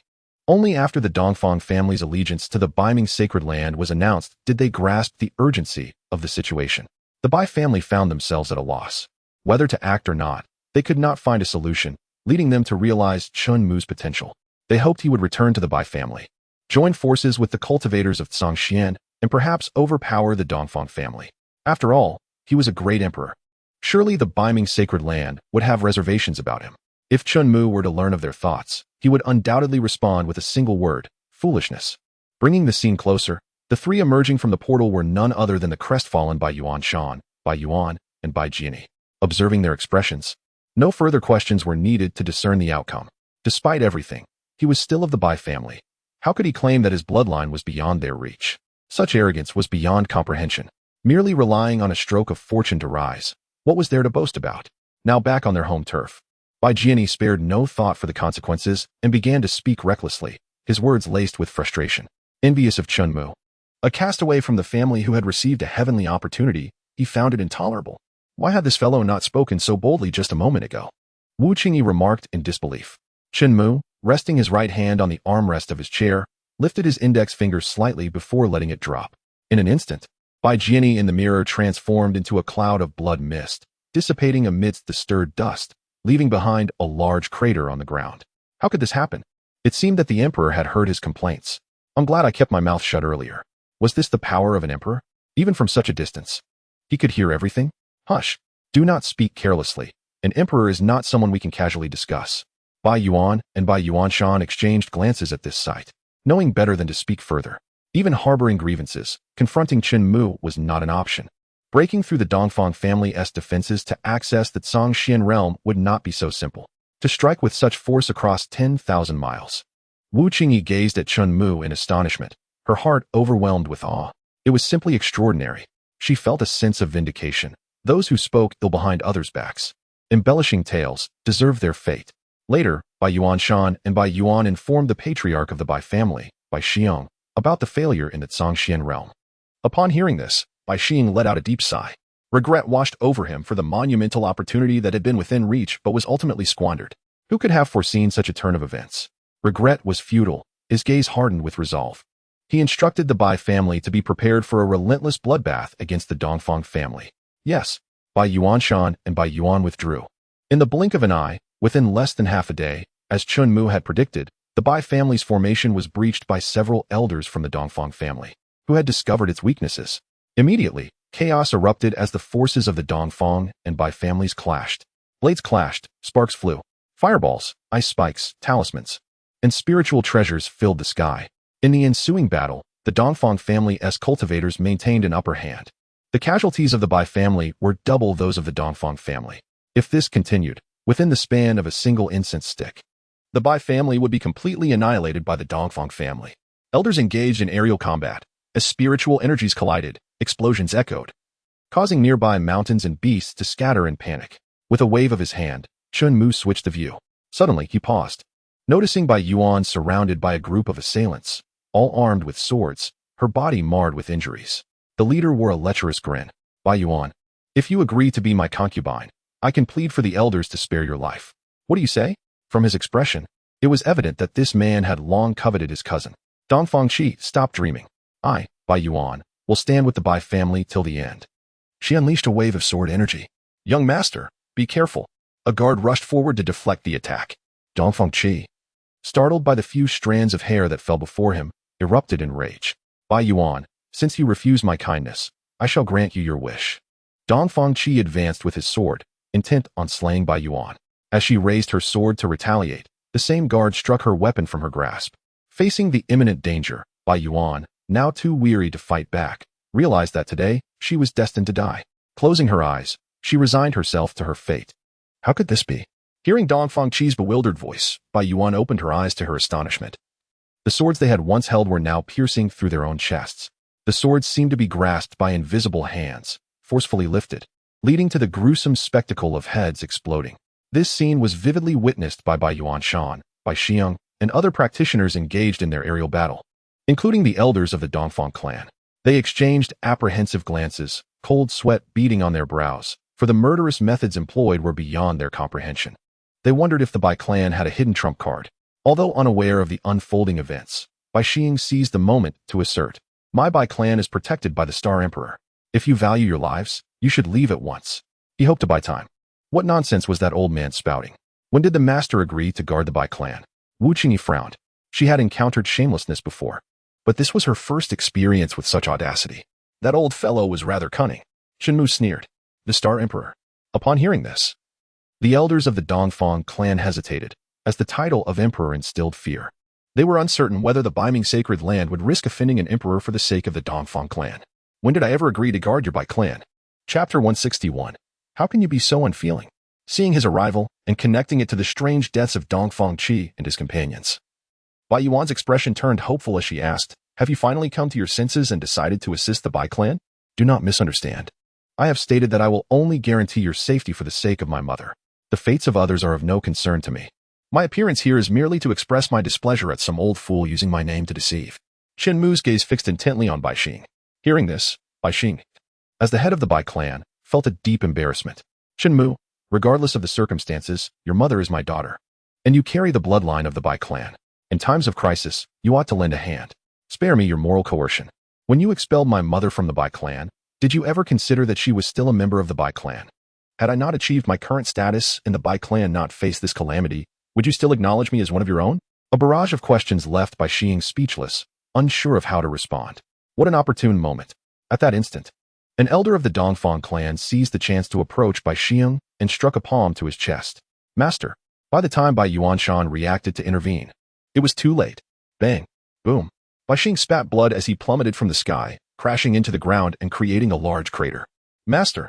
As a group rushed over, they discovered Bai Shiheng's complexion was ashen, his lips blackened, a clear sign of impending death. His clothes were torn, revealing a dark palm print on his chest, with black veins spreading like roots around it. That old scoundrel had poisoned him within his strike. How despicable. Master, you cannot die. You still need to lead us to defeat the Dongfang clan. Master, I declare that after my death, the position of clan leader shall be inherited by Bai Yuan.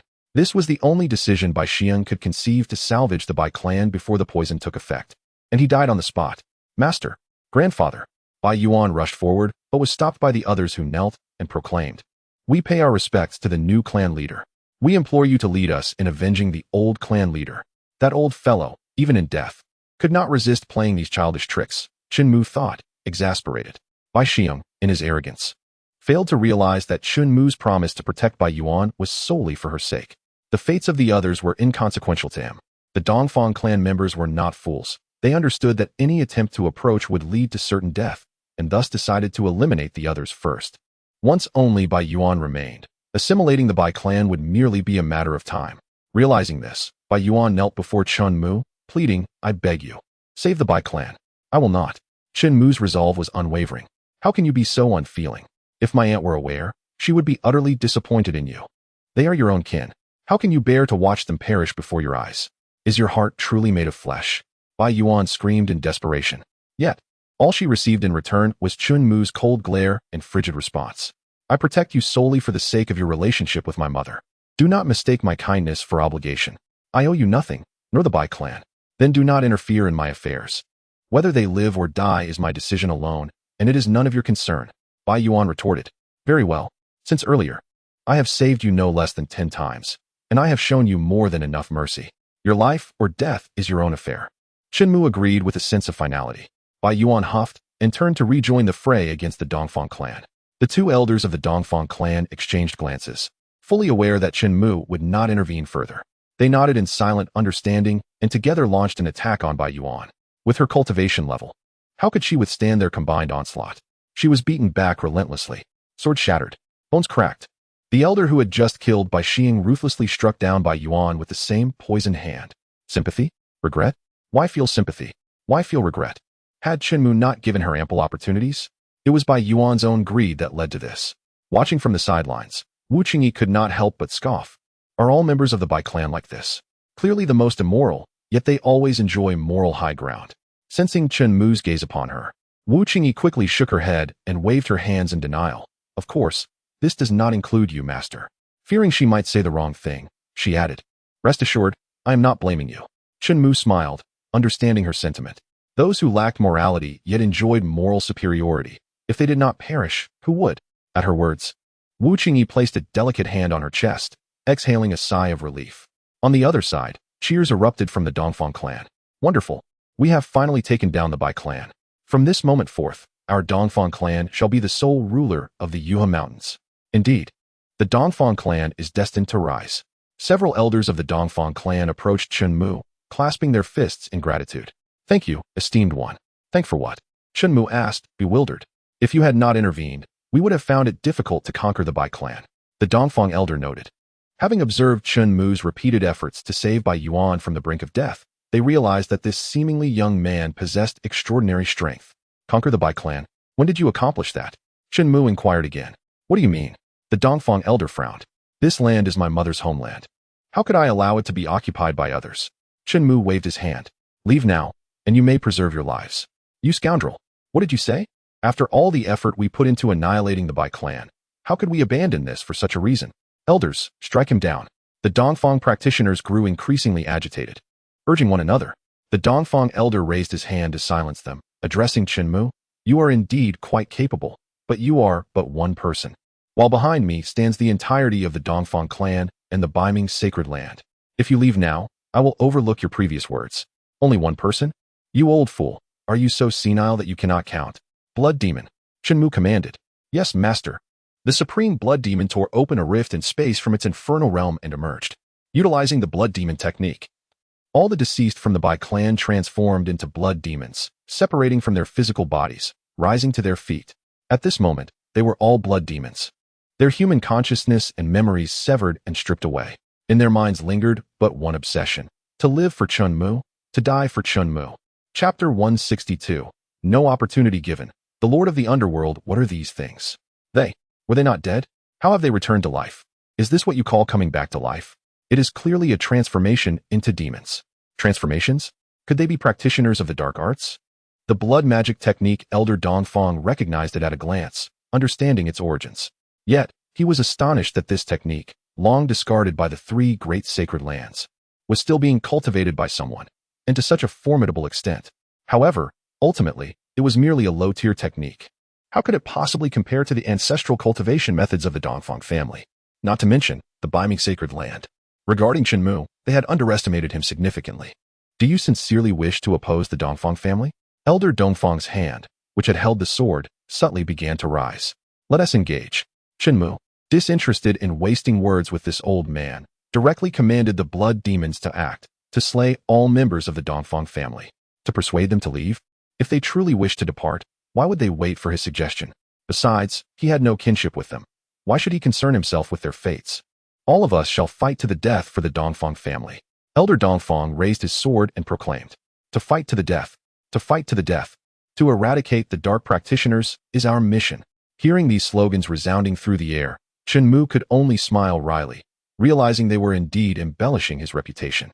Invading another's territory, yet seeking to present themselves with a glorious pretext. Dark practitioners? Chen Mu could not recall when he had become one. The two sides plunged into chaos once more. The blood-red sword, forged from coagulated blood, clashed with the metallic blade, melting away like butter under a hot knife in an instant. How could this be? The blood demons, devoid of emotion, offered no respite to their opponents. With a swift swing of the arm, they severed heads cleanly. To fight to the death? At this rate, it would not be long before every member of the Dongfang family would be annihilated. These blood demons were nothing like what Elder Dongfang had anticipated. They could easily overpower the elite members of the Dongfang family. Before them, the Dongfang family had no capacity for resistance, falling beneath a single sword strike. They lacked even the ability to unleash a second blow. Humiliation, rage, fear. A torrent of emotions surged within Elder Dongfang. He gazed at Chen Mu, fully aware that the key to breaking the deadlock resided solely with him. If he could eliminate the master of the blood demons, the rest would crumble without a fight.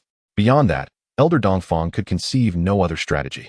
Gritting his teeth, he steeled himself, brandishing his sword and charging at Chen Mu, a ferocious expression on his face as he shouted, "Die!" Without requiring Chen Mu to lift a finger, the supreme blood demon slowly raised its arm, unleashing countless threads of blood that shot toward Elder Dongfang, penetrating his flesh. In the blink of an eye, Elder Dongfang was reduced to a mere desiccated corpse, a true skin and bones figure, crashing to the ground with a clatter. The third elder. He is dead. Monsters. They're all monsters. It's impossible to win. We absolutely cannot win. Quickly, return and inform the family. As he turned, the blood demon's sword cleaved him in two. No one was spared. All members of the Dongfang family who dared to invade the Bai family were slaughtered to the last. They were then transformed into blood demons, rising from their own corpses, wielding swords, knives, or clenching their fists. Their strength magnified 100-fold, becoming emotionless killing machines under Chen Mu's command. How could this happen? At that moment, the Dongfang family learned that the thousands of cultivators who had gone to attack the Bai family, including several elders, were all dead. The family head, Dongfang Xiong, wore an expression of disbelief. He had not been informed that the Bai family possessed such formidable hidden strength. Who could it be? Could it be that the Bai family had also allied with the sacred lands? No, it is impossible. The Bai family could not possibly bypass the Biming sacred land and ally with the other two sacred lands. Since the Biming sacred land had promised me they would not interfere with matters in the Yua mountain range, they would surely not breach that promise. So, who could it be? Dongfang Xiong pondered in confusion. Father, what should we do now? Inquired Dongfang Yun, Dongfang Xiong's eldest son. Given the current situation, retreat was not an option. He commanded all Dongfang family cultivators to assemble and board the airship. Before sunset, they must eradicate the Bai family head. No, this is bad. Just as Dongfang Xiong was filled with righteous indignation, an unexpected voice left him momentarily stunned. His momentum dissipated instantly, unable to ascend or descend. What has happened? In a flurry, what manner of disorder is this? Has the sky fallen? Dongfang Xiang said irritably. Family head, the sky is truly falling. Nonsense. Suddenly, a tremendous roar echoed overhead, an invisible, intangible pressure forcing Dongfang Xiang, Dongfang Yun, and others to their knees, thudding heavily against the ground. The bricks, a finger thick, shattered into large fragments. Raising their eyes, they beheld houses and walls crumbling, dissipating into nothingness, reduced to particles too fine to perceive. Endless golden light, more dazzling than the sun, was blinding. Boom. After a colossal explosion, the tremors could be felt even thousands of miles away. The entire Dongfang family ceased to exist, leaving behind only a vast pit stretching 10,000 meters deep. Empty and desolate, Wu Qingyi's pale lips parted slightly, her entire being still in a state of shock. Unable to extricate herself from the astonishment of Chen Mu's singular gesture that obliterated this powerful family from the upper realms, leaving not a trace behind. Wu Qingyi was well aware of the emperor's terror, yet the might of the emperor, she remembered, had never reached the level of Chen Mu's. To say he was the lord of the underworld, she would believe it. He could bring death to whomever he wished and grant life to any he desired. She felt fortunate that she had not opposed him in the past. Otherwise, even 100 lives, or even 1,000 or 10,000, would have been utterly useless. It would simply have meant he would exert more effort. Little did she know that even if Wu Qingyi possessed 10,000 lives, Chen Mu could still reduce that number to 0 in an instant. Is there something on my face? Seeing Wu Qingyi staring intently at him, Chen Mu turned to ask. No, nothing. Wu Qingyi hurriedly averted her gaze, lowering her head and gripping her waist skirt tightly, creating a few creases that accentuated her curves even more. Master. Someone is approaching. The blood demon sensed something, speaking in a booming voice. Chen Mu shifted his gaze toward the direction the blood demon was looking. Could these individuals be the ones from the Baiming sacred land, as mentioned by the Dongfang family? Their overall strength indeed surpassed that of the Dongfang and by families by a considerable margin. Someone. Wu Qingyi raised her eyes, the sky clear and devoid of any shadows. In the blink of an eye, a large group of figures appeared suspended in midair. 3 individuals clad in black robes adorned with golden silk stood before a throng of dozens. Their expressions were stern and unyielding, scrutinizing those before them with the gaze of an inquisitor. Their eyes were profound and hollow, as if they could see into the depths of one's soul. One of them had a silver dragon resting on his shoulder, sleeping soundly, unconcerned with the events unfolding around it. Is it you who destroyed the Dongfang family? A bald elder from the Baiming sacred land questioned, his tone akin to that of an interrogator. Observing Chen Mu's indifference and lack of concern for his inquiry, the bald elder's expression shifted. How dare you? Who gave you the audacity to disrespect the Baiming sacred land? This declaration, accompanied by a powerful sonic wave, surged toward Chen Mu. The supreme blood demon unleashed hundreds of blood threads, swiftly weaving a colossal shield before Chen Mu, absorbing the bald elder's sonic attack. It then dissipated, returning to the blood demon's body. Blood magic? I never expected that someone would still cultivate this inferior technique, long obsolete for over 10,000 years. The Dongfang family fell to such individuals. It is truly a disgrace to the Baiming sacred land. Better dead. The bald elder sighed. Quickly take action and capture this person alive, bringing him back to the sacred land of Baiming for judgment. He does not believe that Chen Mu possesses any value that warrants his involvement. Issuing orders to those behind him. Yes, Elder Jingha. Dozens transformed into streaks of light, swiftly surrounding Chen Mu. The blood demons, also transformed from members of the Bai family, moved simultaneously. Seeing this, Su Jinghe shook his head with a smile. How dare these mere blood demons challenge the disciples of the sacred land of Baiming, truly overestimating themselves. After all, they are a bunch of mindless fools, which is to be expected. Another elder, with a long beard, stroked his whiskers and chuckled. Indeed, indeed.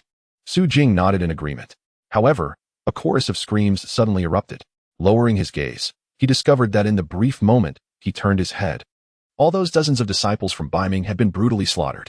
Some were cut in half, others pierced through the head with a sword, and some had their heads and bodies separated. Their deaths were increasingly tragic. What is happening? When did our disciples from Baiming become so weak? Is this really a blood demon? How could they easily slaughter our people? Even witnessing it with his own eyes, Su Jinghe found it hard to believe. Everything happened far too quickly. He didn't even have time to intervene. The sacred land of Baiming is nothing but this. Chen Mu expressed his disappointment. Seeking death. I shall meet you. Unable to tolerate anyone insulting the sacred land of Baiming before him, Su Jinghe unsheathed the long whip hanging at his waist and leaped down. Raising the whip high, he aimed at Chen Mu and struck fiercely. Seeing the supreme blood demon reach out to grasp the whip, a smirk curled at the corner of his lips. Then, the whip astonishingly split into countless segments, connected by spiritual energy, each segment bearing a sharp edge. Striking towards Chen Mu in a graceful arc, the whip suddenly froze in place. No matter how much strength Su Jinghe exerted, he could not move it an inch. It dawned on him that the supreme blood demon could seize his spiritual energy and corrupt it with blood energy. It had seized control of the divine weapon. He felt something burrowing into his body. Su Jinghe looked down in horror, realizing that red blood threads were emerging from the handle of the whip, tightly wrapping around his fingers and forcefully penetrating his flesh and veins. Beasts, how dare you attempt to control me? Su Jinghe tried to mobilize his spiritual energy to prevent the blood energy from continuing to spread and corrupt his bloodline. Yet he realized that he could not mobilize his spiritual energy at all. It was completely obstructed. With no other choice, he gritted his teeth, grasped with his left hand, and retrieved a 3-foot-long sword from his spatial ring, severing his right arm. Just as he thought this would stop the blood energy from spreading, he found that what should have been severed and fallen to the ground was instead floating in midair, still connected to his body. Ah, help me, help me. Blood energy invaded his heart and lungs. Su Jinghe's eyes turned completely red. Jinghe, junior brother. The long-bearded elder attempted to intervene, but was stopped by another, who shook his head and said, "The blood energy has penetrated to the marrow. There is no saving him. What sort of demonic art is this? Even junior brother Jinghe cannot withstand it." The long-bearded elder's understanding of blood demon techniques was forcibly overturned. He completely abandoned his previous playful and dismissive attitude, watching helplessly as Su Jinghe was transformed from a living person into a member of the blood demon clan. The long-whipped divine weapon perfectly fused with his severed arm. With a mighty wave, the thick blood whip extended 100 meters, striking towards the two. Seeing the impending danger, they tried to evade this relentless assault using their agility. However, in the next moment, they were astonished to witness the blood whip explode open, resembling a peacock spreading its tail. The vast area made it impossible to conceive of how to evade. Enough. Stop dreaming. Elder Yuha seized the silver-white little dragon on his shoulder and threw it forcefully. The little dragon, groggy, opened its eyes and immediately beheld the scene stained with blood. It quickly transformed into a giant dragon, emerging from the white mist. The dragon's scales were distinct, shimmering with white light, its 5 claws sharp, and its head majestic. The dragon's eyes and the gaping dragon mouth glowed with a ghostly blue light. It then released a powerful dragon breath, creating a colossal wave of blue in the air that crashed down, colliding continuously with the blood whip. Boom, boom, boom. The force spread outward, like stones dropping into water, generating ripples. Elder Yuha and the long-bearded elder were forced back several meters. To think that one who had just transformed into a blood demon could unleash such formidable power, even the spiritual dragon could not contend with it. This truly was not the blood demon technique we had known. The long-bearded elder was completely certain. In the case of an ordinary blood demon, a simple breath from the spiritual dragon could eliminate it. It turned out to be a true dragon. If it did not transform, Chen Mu would indeed mistake it for a mere 4-legged snake. Roar. The spiritual dragon intensified its breath, finally neutralizing the force of that whip. You do possess some skill, but it is still insufficient to contend with us from the sacred land of Biming.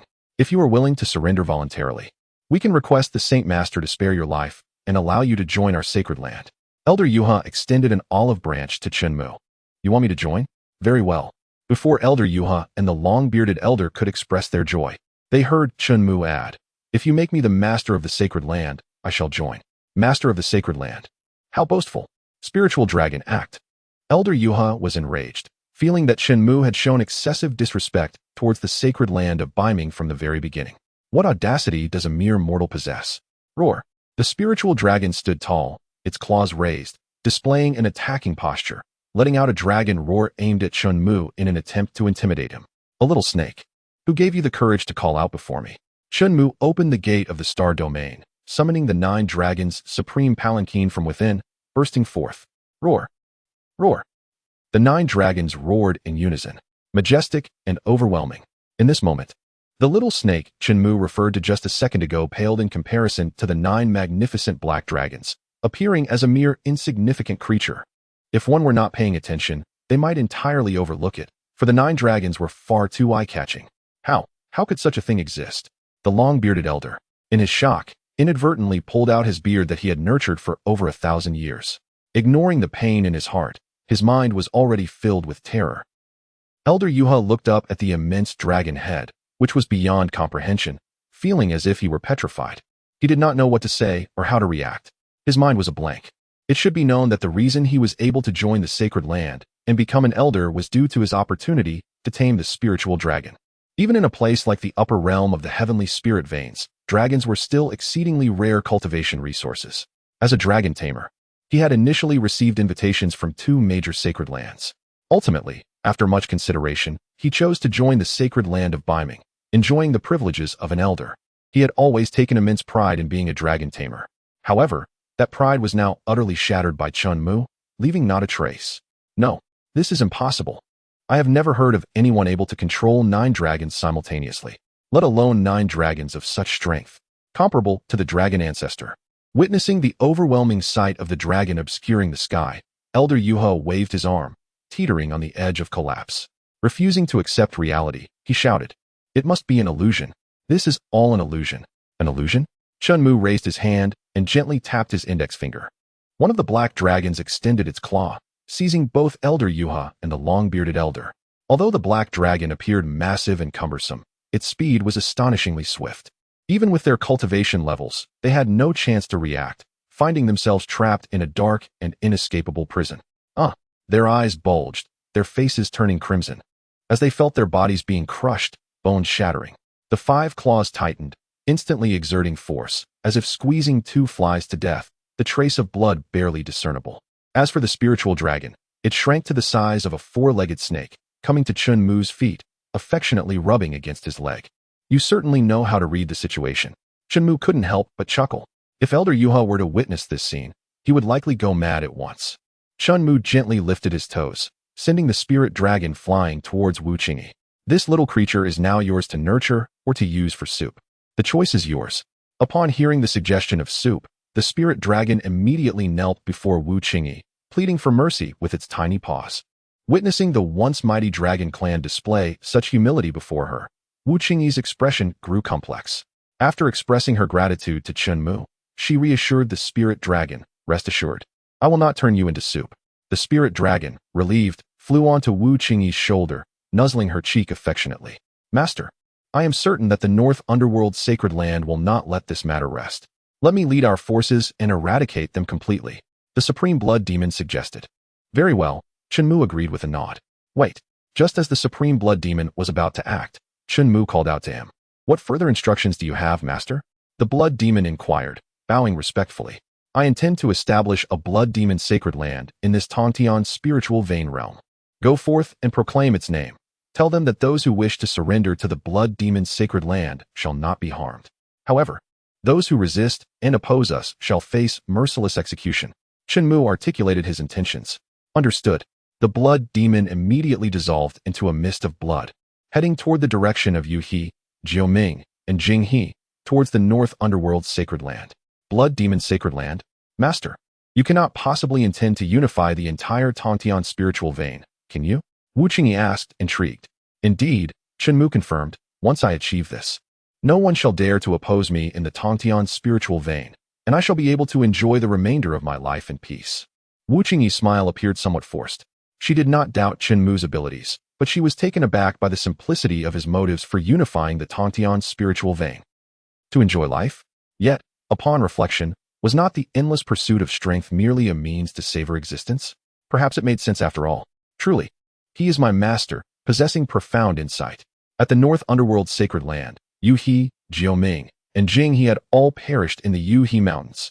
What on earth transpired in the Yuhe Mountains? Not a single soul survived among the dozens present. I warned you all that taking in the Dongfang family would lead to disaster, but you refused to listen. Enough with the hindsight. Let us focus on how to address this situation. Indeed, their deaths are minor, but this matter concerns the reputation of the North Underworld sacred land. It will render us a laughingstock, and if the sacred lord pursues the issue, we in the outer hall shall suffer the consequences. What else can we do? Gather forces and raise the Yuhe Mountains. Leave no one alive, whether from the Dongfang family or the Bai family, a belligerent elder from the outer hall declared. Under normal circumstances, others might have mocked him for his incessant talk of violence. Yet now, it seemed there was no alternative. This approach would not only absolve us of the repercussions of the North River incident, but would also intimidate others, a twofold benefit. Contemplating this, the outer hall master, Du Jun'eo, opened his lips to give an order. Report. No, this is bad. A strange individual has arrived, claiming to be from the blood demon's sacred land, demanding our submission, threatening death to those who refuse. A disciple rushed into the hall, disregarding protocol, and urgently conveyed the news, bloodstains still visible on his clothes. Blood demon's sacred land? When did we acquire such a faction in our realm? Most likely a fabrication. Let us go and investigate. Du Jun'eo stood up. Yes. The others responded. The matter of the Yuhe Mountains was momentarily set aside as they sought to resolve the immediate threat. They were eager to discover who dared to impersonate a sacred land and cause trouble in the North Underworld's sacred land. Truly, they were courting death. Do not engage until I say so. My chest is aflame with rage. The belligerent elder spoke once more. His close friendship with Su Jing, and he made his anger justifiable, especially after Su Jing was killed. He was a master of combat, adept at quenching his fury with violence. The others nodded in agreement, relishing the prospect of saving their strength. However, upon arrival, they were rendered speechless and burdened by the sight before them. The bodies of the North Underworld sacred land disciples lay strewn across the ground, filling the area as far as the eye could see. Only a handful of disciples remained, retreating 100 meters, unable to advance or withdraw, clearly waiting for reinforcements. The blood of their fallen brothers and sisters pooled at their feet, thick and viscous. Lifting their feet revealed countless strands of blood connecting them to the corpses. The sensation was overwhelmingly complex. Look, it's the Hall Master. They have arrived. Excellent. With the Hall Master here, I refuse to believe this individual can create chaos. Hall Master, elders, please take action and slay this monster. A chorus of voices echoed in response. Du Jun'eo gazed at the supreme blood demon, astonished. Is this truly a blood demon? It appears significantly more formidable than the ones depicted in my tomes. Of course, if it were an ordinary blood demon, how could it dare to offend the North Underworld's sacred land? A single disciple could easily vanquish it. Elder Zhao Nan, did you not claim you would handle this without interference from anyone else? Are you not going? I will go. Who's afraid? The combative elder, spurred on by the taunt, immediately advanced. As he approached, he could feel Du Jun'eo's gaze upon him, prompting him to avert his eyes. Du Jun'eo said nothing further. They needed to ascertain the depths of the supreme blood demon's strength. The disciples were far too weak to serve as a benchmark. Monster, prepare to meet your end. Zhao Nan gripped his spiritual energy sword, aiming it at the heart of the supreme blood demon. In his understanding, blood demons typically possessed a blood core within their hearts. Destroying it would incapacitate the demon and severely wound its controller. With a swift thrust, the spiritual energy sword penetrated the supreme blood demon's chest effortlessly. How easy! Neither Du Jun'eo nor Zhao Nan had anticipated such simplicity. It seemed not that the blood demon was too powerful, but rather that the disciples were too weak. Yet, why did this strike feel so insubstantial? As Zhao Nan pondered, Du Jun'eo suddenly called out from behind, "Be careful!" As Zhao Nan turned to look, he realized that the blood upon the supreme blood demon's body was moving as if alive, creeping towards the blade, targeting him. Zhao Nan attempted to withdraw the sword, but found it firmly lodged. As the blood drew nearer, he quickly released it and leapt back several meters to evade it. But it was futile. The bloodlines shot forth like arrows, enveloping him entirely in a crimson cocoon. This is bad. Quickly, rescue Elder Zhao Nan. Several elders sprang into action.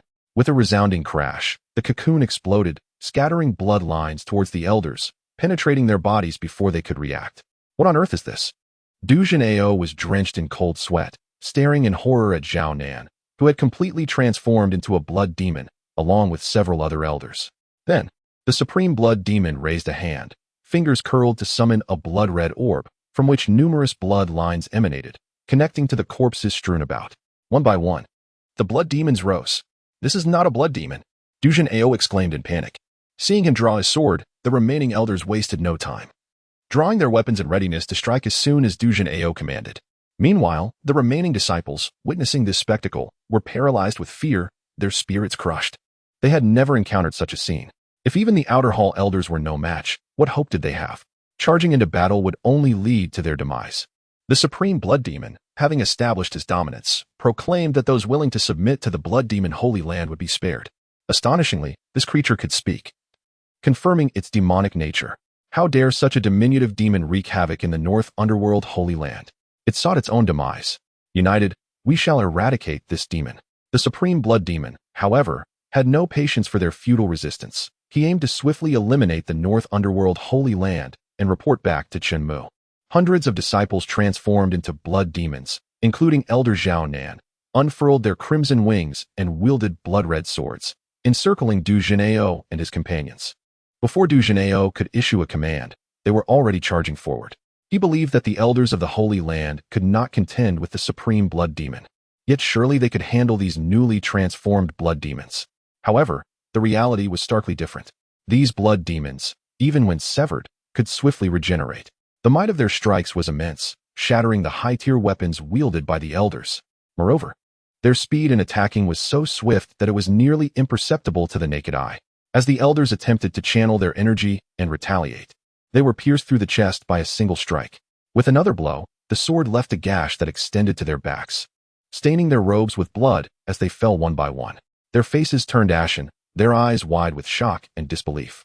Even in their final moments, they could not accept that as esteemed elders of the Holy Land, they were powerless against these demons, feeling as weak as helpless infants. In a fleeting moment, only Du Jinao remained, desperately utilizing spells, pills, and various treasures to fend off the relentless onslaught. However, after just a few strikes, his defensive barrier began to shatter. Could even a top-tier defensive spiritual treasure not withstand this onslaught? Du Jinao was incredulous. Fight. He could not prevail. Flee. There was no escape. Driven by his intense desire to survive, he cried out, "I am willing to submit to the Blood Demon Holy Land." Yet, the Supreme Blood Demon offered no response, deepening his despair. Why? Had he not just stated that those who surrendered would not be harmed? Alas, it was too late. As the Supreme Blood Demon's words echoed, his defensive barrier shattered completely, and a sword cleaved Du Jinao in two. The remaining disciples, unable to utter a word, were swiftly assimilated into blood demons. Witnessing this merciless slaughter, who would dare to emerge? The others in the outer hall chose to hide, even feigning ignorance of the events. They knew all too well that the strength of the outer hall was insufficient to confront the Supreme Blood Demon. Only the inner hall could take action. The elite disciples, the Holy Son, the inner hall elders, the hall master, and even the Holy Master, they would not meddle in this affair. The Supreme Blood Demon was indeed tyrannical. Behind the heavenly mirror, Wu Qingyi, witnessing the unfolding chaos from a distance, felt a significant pressure. The opportunity was fleeting. If they were unwilling to seize it, they could blame no one else. Chen Mu believed he had shown considerable mercy. If the roles were reversed. Chapter 166. The Master of Great Terror makes his entrance beasts. The North Underworld Holy Land is not a place for you to run rampant. At that moment, a figure leading over 1,000 cultivators arrived. Chen Mu quickly ascertained his identity through the system. Xiao Kong, the Hall Master of the North Underworld Holy Land. Surrounding him were elite disciples and the 10 Holy Sons, along with numerous inner hall elders. The elders of the inner hall had all reached the perfected stage of tribulation and could challenge the quasi-emperor realm at any moment. Xiao Kong had already entered the quasi-emperor realm long ago. Observing their demeanor, it was evident that mere lessons would not suffice to compel their submission. If Wu Qingyi could discern this, how could Chen Mu remain oblivious? Invincible instant kill, status, activated. With a thought, Chen Mu transmitted his voice directly into the Supreme Blood Demon's mind, commanding him to eliminate Xiao Kong. "Yes, Master," replied the Supreme Blood Demon as he unfurled his massive demonic wings, tightening his grip on the sword, which transformed into a blood-red blade. "Stop him," Xiao Kong ordered the inner hall elders, dismissing the notion that such a lowly creature warranted his personal involvement. Yes, the elders immediately moved to intercept the Supreme Blood Demon. He swung his sword, unleashing a visibly vibrant wave of blood-red sword energy. The sheer intensity of his murderous intent stunned several of them. By the time they regained their senses, they had already transformed into a mist of crimson vapor. The inner hall elders had been obliterated by a single stroke. How is this possible? Did I not see correctly? Moments ago, the spirited Holy Sons were now gripped by trepidation. This adversary was overwhelmingly powerful. They could hardly fathom that a mere puppet wielded such extraordinary strength. What kind of monstrous power must the one pulling the strings possess? If forced to intervene, would they have any chance of survival? "Why are you all still dawdling? Hurry," urged Yang Kong. But before he could finish, a colossal hand stretched forth, seizing his head. "No." Bang. The Supreme Blood Demon exerted his grip, crushing Yang Kong's skull. Blood splattered across the faces of the Holy Sons. "I, too, am willing to submit to the Blood Demon Holy Land. For the Blood Demon Holy Lord, I would sacrifice everything." Faced with life and death circumstances, who would dare defy? "Master?" Wu Qingyi inquired about the strands of blood infiltrating their bodies. It serves as insurance, should they harbor any treachery against me or the blood demon Holy Land. This thread will instantly transform them into blood demon puppets, Chen Mu explained. Why not simply turn them into puppets directly? Wu Qingyi pondered, aware of the reason. This was a display for others to witness, a demonstration that only submission would guarantee survival. A balance of grace and force. In the Holy Master's residence, even Xiao Kong, a quasi-emperor, had his skull crushed, leaving Qiu Yeping, the Holy Land Master of comparable strength, in a state of turmoil. The tide of this overwhelming force seemed insurmountable. He resolved to personally visit the back mountain and consult the ancient powers of the Holy Land regarding how to address this situation. Should they submit or fight to the bitter end? In the back mountain, the forbidden area, Qiu Yeping addressed the assembled elders. The blood demon is ravaging our north underworld Holy Land, slaughtering countless disciples and elders, demanding that we submit. I find it exceedingly difficult to decide. I seek your guidance. Standing in the center, he surveyed the cave-like recesses carved into the surrounding cliffs, each large enough to accommodate a seated figure. The ancient powers of the North Underworld Holy Land sat within, meditating in silence. As moments passed, just as Qiu Yeping felt his patience waning, one among the 100 finally spoke. It appears our North Underworld Holy Land is indeed on the brink of decline. If we cannot handle a mere blood demon, how can we tolerate your incompetence as the Holy Land Master? Esteemed elder, you are unaware that this blood demon is unlike any other. It possesses formidable strength and can easily assimilate others, even quasi-emperors. Silence. What need is there for such excuses? The voice rang with undeniable authority. Qiu Yeping found himself at a loss for words, unable to express his grievances. No matter how powerful the blood demon may be, it remains beneath our notice. As the Holy Land Master, you should not disturb our meditation for such trivial matters. Perhaps it is time to consider a change in leadership. Precisely. No matter how strong the blood demon, it cannot surpass our resolve. The chaotic era has long since ended. Rather than provide countless excuses, you should focus on devising strategies. We have no time for your trivial concerns. Faced with such remarks, Qiu Yeping could only suppress his anger, realizing these old-timers were as indifferent as ever. Unconcerned with the impending crisis, it is a daunting task to solicit their assistance, akin to reaching for the heavens. We must depart swiftly. Do not disturb our cultivation. I shall not grant Qiu Yeping even a sliver of opportunity to speak. Witnessing their demeanor, Qiu Yeping could not suppress the thought of surrendering to the blood demon Holy Land. To perish for this group of old geezers seemed utterly unwise. Better to guide the blood demon and let them face some hardships. Suddenly, the ground began to tremble violently, the mountain walls crumbled, and countless stones cascaded down. What is happening? How would I know? Look above, something is amiss. Why has the mountaintop been uprooted? Such a massive hand. The supreme blood demon had enlarged, crushing half a mountain with a single hand, revealing the scenes within. Those ancient beings who had remained hidden for hundreds or even thousands of years, deprived of sunlight, were once again confronted with the brilliance of the sun. Is that the blood demon? You expect me to believe this is the blood demon? Such a being should only have existed in the age of chaos. How could it appear in the North Ming Holy Land? The blood demon Holy Land? Could it be that the age of chaos is returning?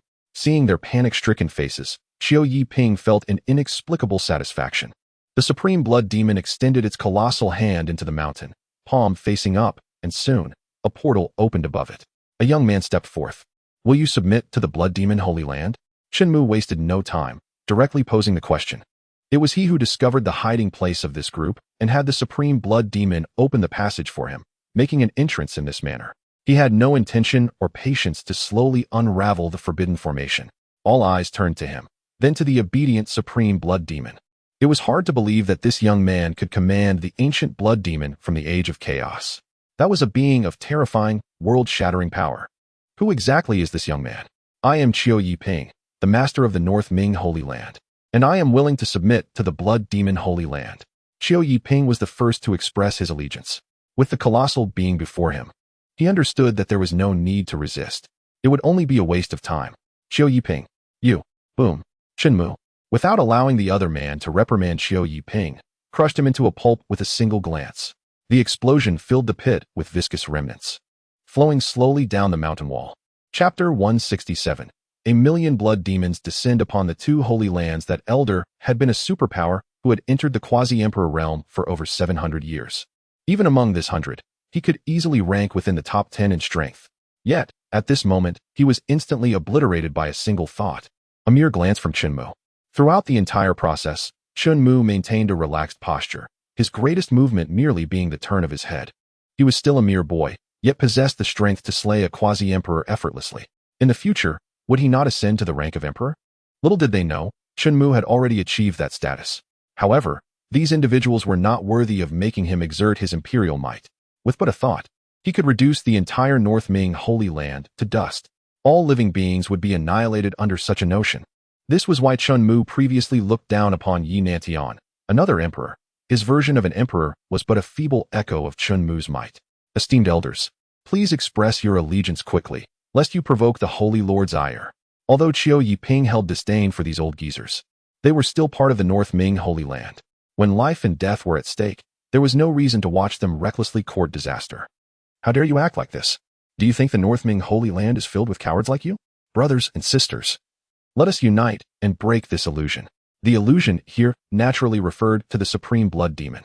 Most people could not fathom that the blood demon ancestor, thought to be extinct since the age of chaos, could truly exist. To accept the reality before them was far easier than to believe the blood demon ancestor was still alive. To put it bluntly, they only believed what they wished to believe. Yes, let us join forces and face this enemy together. I, Dao Hong, will not cower. Fight! Fight! Alas! Hearing their synchronized battle cries, Chen Mu shook his head in resignation. Since they wished to play the heroes, he would respect their desires. With a cold expression, he commanded, "Attack!"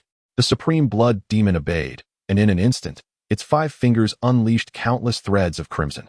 The bloodlines surged forth like a torrential storm, scattering in all directions. Swish, swish, swish. The density was such that even a fly would struggle to traverse it. How much less for a human? Spirit treasures? Heavenly grade divine weapons? Or top-tier techniques? At that moment, none of it would prove effective. Even if one were to destroy a single strand, millions more would remain. The entire field of vision turned blood red, the stench of blood overwhelming. No, stop. It is invading, trying to control my. Surrender, I am willing. The blood demon chrysalis formed in an instant. A sharp claw tore through, 10 fingers extended, splitting apart, as blood demons, transformed from quasi-emperor level cultivators, emerged from the chrysalis. Qiu Yiping was profoundly shaken by this scene, an image etched deep within his soul, one he would never forget. He had never imagined that the foundation of the North Ming Holy Land would be so easily dismantled before Chen Mu. When did such a monster emerge in the upper realm? It was beyond comprehension. Qiu Yiping could not fathom who else in this world could rival him. Fortunately, he understood the wisdom of recognizing the times and adapting accordingly. However, to be assimilated into the blood demon seemed to present an opportunity. He could distinctly sense that those powerful beings, upon transforming into blood demons, had their strength elevated by more than one tier. An illusion? He looked up at the towering supreme blood demon, whispering to himself, this must be an existence even more astonishing than the blood demon ancestor.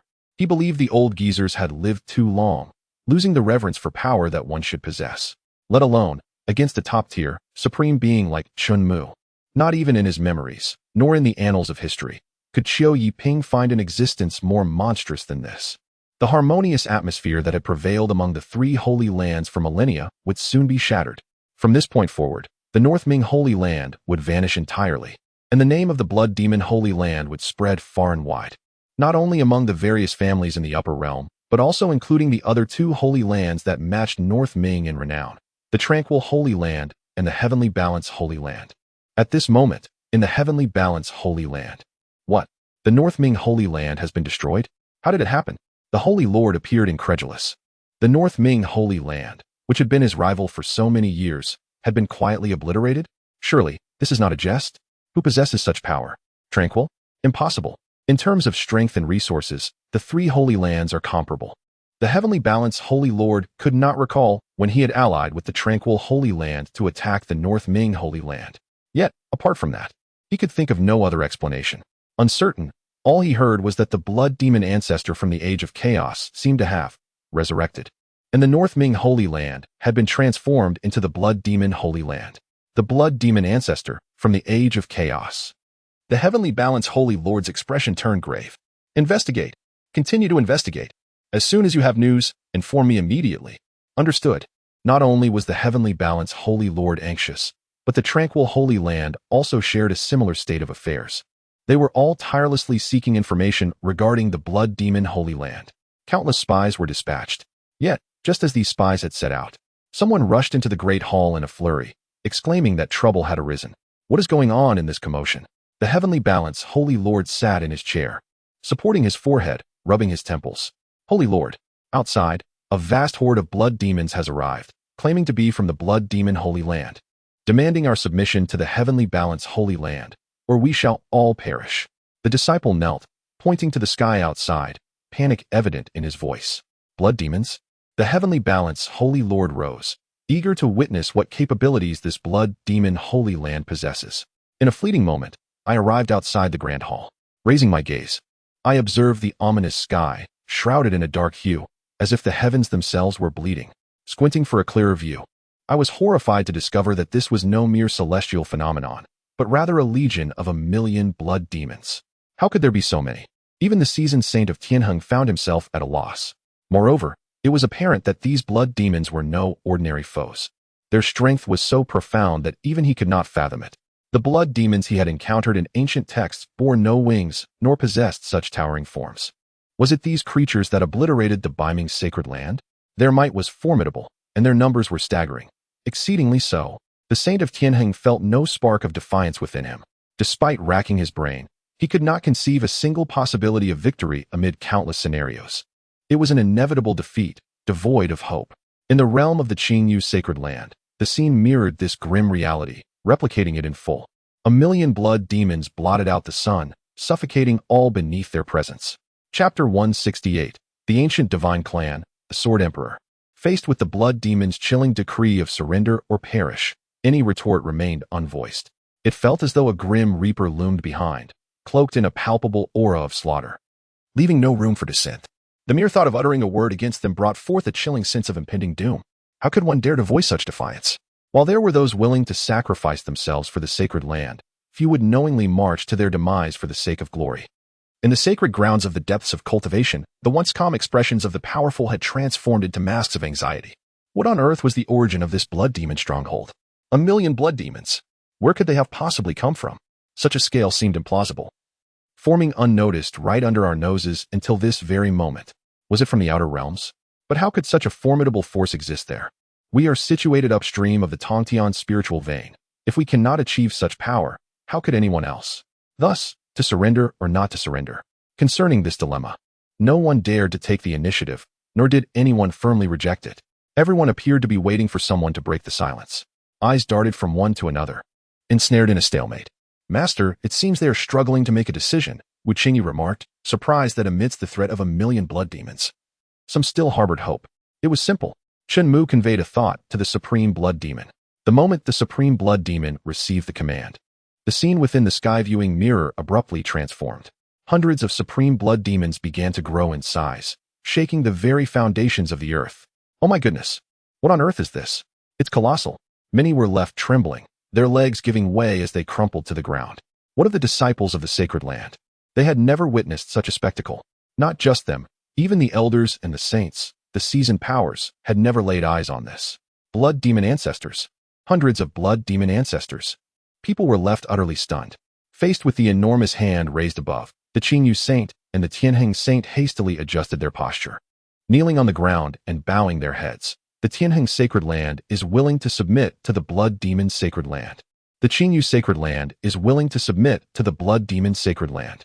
Their voices, imbued with spiritual energy, resonated throughout the mountain gate, serving as a warning to all not to harbor thoughts of resistance that could endanger others. One blood demon ancestor could easily subdue a sacred land. Hundreds, millions winning? Hope. What were those? No one dared to voice dissent. Even the most seasoned powers felt their anger stifled in the presence of such overwhelming supremacy. They understood that the heavens above had irrevocably shifted from this moment forth. From now on, there would be no Biming sacred land, no Tianheng sacred land, no Qingyu sacred land, only the blood demon sacred land. What? All three sacred lands have surrendered? Quick, prepare the carriage. I must pay homage to the blood demon sacred land to protect my family. Everyone, come with me to submit to the blood demon sacred land. Upon hearing this news, various clans hastened to act without a moment's delay. Previously, one might have pondered which sacred land to yield to. Now, with the blood demon sacred land standing unchallenged, There was no need for hesitation. Surrender was the only option. Submission was far better than losing one's life. If the sacred lands could not resist, how could a mere clan hope to do so? It is wise for one to recognize their own limitations. Chen Mu sat upon the stone throne, supporting his head, his gaze lowered. Beside him stood the supreme blood demon and Wu Qingyi. Kneeling before him were the saints, elders, and numerous seasoned powers of the Baiming, Qingyu, and Tianheng sacred lands. All were prostrate, their foreheads pressed firmly to the ground. Without exception, they were incredulous that the figure standing behind 1,000,000 blood demons could be so young. Truly, a hero emerges from youth. Reflecting on his own age, he had been merely a prodigy, while this individual commanded 1,000,000 blood demons, unifying the upper realm and the 3 sacred lands, a veritable monster. Subsequently, Chen Mu appointed the 3 saints as deputy lords of the blood demon sacred land, governing it together. The seasoned powers were made inner hall elders, while the remaining elders were demoted to the outer court to instruct disciples. The position of holy son and prodigy would be contested based on merit. Is there any dissent? Chen Mu inquired. We shall abide by the Lord's command. The crowd responded in unison. The 3 sacred lands could hardly have envisioned that. Despite their usual discord and mutual disdain, they would unite in such a manner, driven solely by fear of death. More so, the terror of annihilation, of being lost to the void. You truly are impressive, Master. In such a short time, you have integrated the entire Tongtian spiritual vein, a feat unparalleled throughout history. Wu Qingyi exclaimed, as she massaged Chen Mu's shoulders in admiration. That is music to my ears, Chen Mu replied with a faint smile, relishing in the exhilaration of unraveling the world as he wished. Regardless of the myriad laws that govern existence, it was still he who held authority. However, in the next moment, Chen Mu noticed an area shrouded in mist on the map of the Tongtian spiritual vein, a barrier intentionally erected to conceal the existence of that realm from outsiders. With a wave of his hand, he dispelled the fog, revealing its name on the system map, the Ancient Divine Clan. The Ancient Divine Clan. Wasn't he that the family of the young Xiao Yingying? Upon further investigation, Chen Mu learned that the Ancient Divine Clan was the sole lineage to have survived from the chaotic era. While their bloodline was now formidable, they were insignificant during the chaotic times, mere survivors. Currently, apart from the Ancient Divine Clan, the entire upper realm had voluntarily submitted to the blood demon sacred land. Leaving out this one clan was simply unacceptable. Most importantly, the Sword Emperor of the upper realm, Luo Jinxin, hailed from the Ancient Divine Clan. Chen Mu found it hard to believe that the blood demon sacred land, now ruling the entire upper realm, would overlook him as a pinnacle existence. The Sword Emperor, you say? The mere mention of the sword made Chen Mu smile, unable to contain his amusement. You claim the title of Emperor by the sword? Forgive me, but I am the progenitor of all swords. Just as Chen Mu was about to close the system panel, intending to use the sky-viewing mirror to locate Luo Jinxin, the supreme sword bone within him reacted violently. A torrent of potent sword intent surged toward the blood demon sacred land. Chen Mu was certain that this individual was none other than Luo Jinxin, as the supreme sword bone had informed him. Before long, Luo Jinxin appeared above the blood demon sacred land, standing atop a flying sword, clad in white robes, with white hair flowing behind him. With hands clasped behind his back, he exuded an extraordinary demeanor.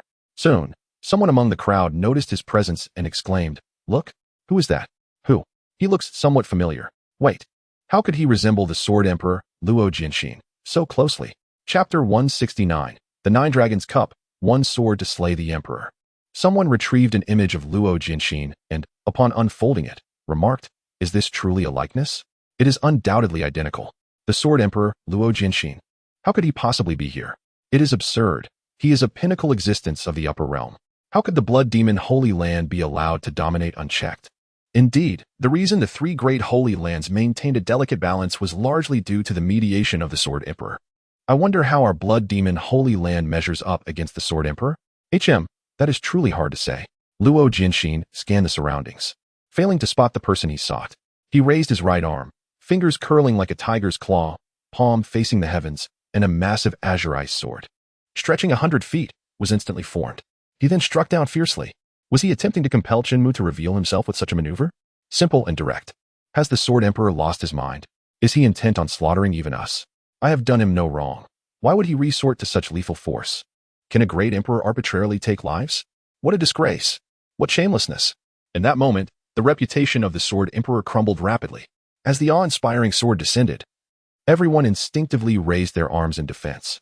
Could they muster the strength to withstand an emperor? They were not so naive as to believe they could contend with such power. What is happening? After a pause, they looked up to find that the great sword had halted, a small fissure appearing, which quickly spread, shattering into dust, revealing flecks of starlight. Suddenly, a roaring sound erupted. 9 dragons surged forth from the star domain gate, coiling upward, with a celestial abode atop. What is this? It resembled a chalice, yet it was indeed majestic. The 9 dragons as a vessel? Speaking of which, do you not find these dragons excessively large? Is there truly such a massive dragon in existence? The longest I have ever seen was but 100 meters. The pressure they exude is immense. Is that the Holy Master's abode above? Goodness! The 9 dragons as mountains, standing tall against the celestial abode. Our Holy Master is unrivaled in grandeur. Unrivaled in the world? Eternal number 1. What is this? Upon witnessing the 9 imposing black dragons, even the usually stoic Luo Jinshin could not help but show a flicker of emotion, his pupils constricting. Such divine beasts should not exist in this world. The overwhelming majesty instilled a hint of fear even in the Sword Emperor himself, causing his arm to tremble slightly. With his other hand, he tightly clasped a calming mantra to shield himself from the influence. Who, pray tell, endowed such audacity upon a mere Sword Emperor to wreak havoc in the Blood Demon Holy Land? Chen Mu stood at the edge of the celestial abode. Taking a step forward felt akin to standing before an abyss. You are the one who controls those blood demons from behind the scenes, are you not? Luo Jinshin conjured a spirit sword once more, fingers clenched tightly. With a mere flick of Chen Mu's finger, the sword in his grasp dissipated into nothingness. Luo Jinshin furrowed his brow, for it had been hundreds, even thousands of years since anyone had evoked such a profound change in his expression. My heavens! Did you see that?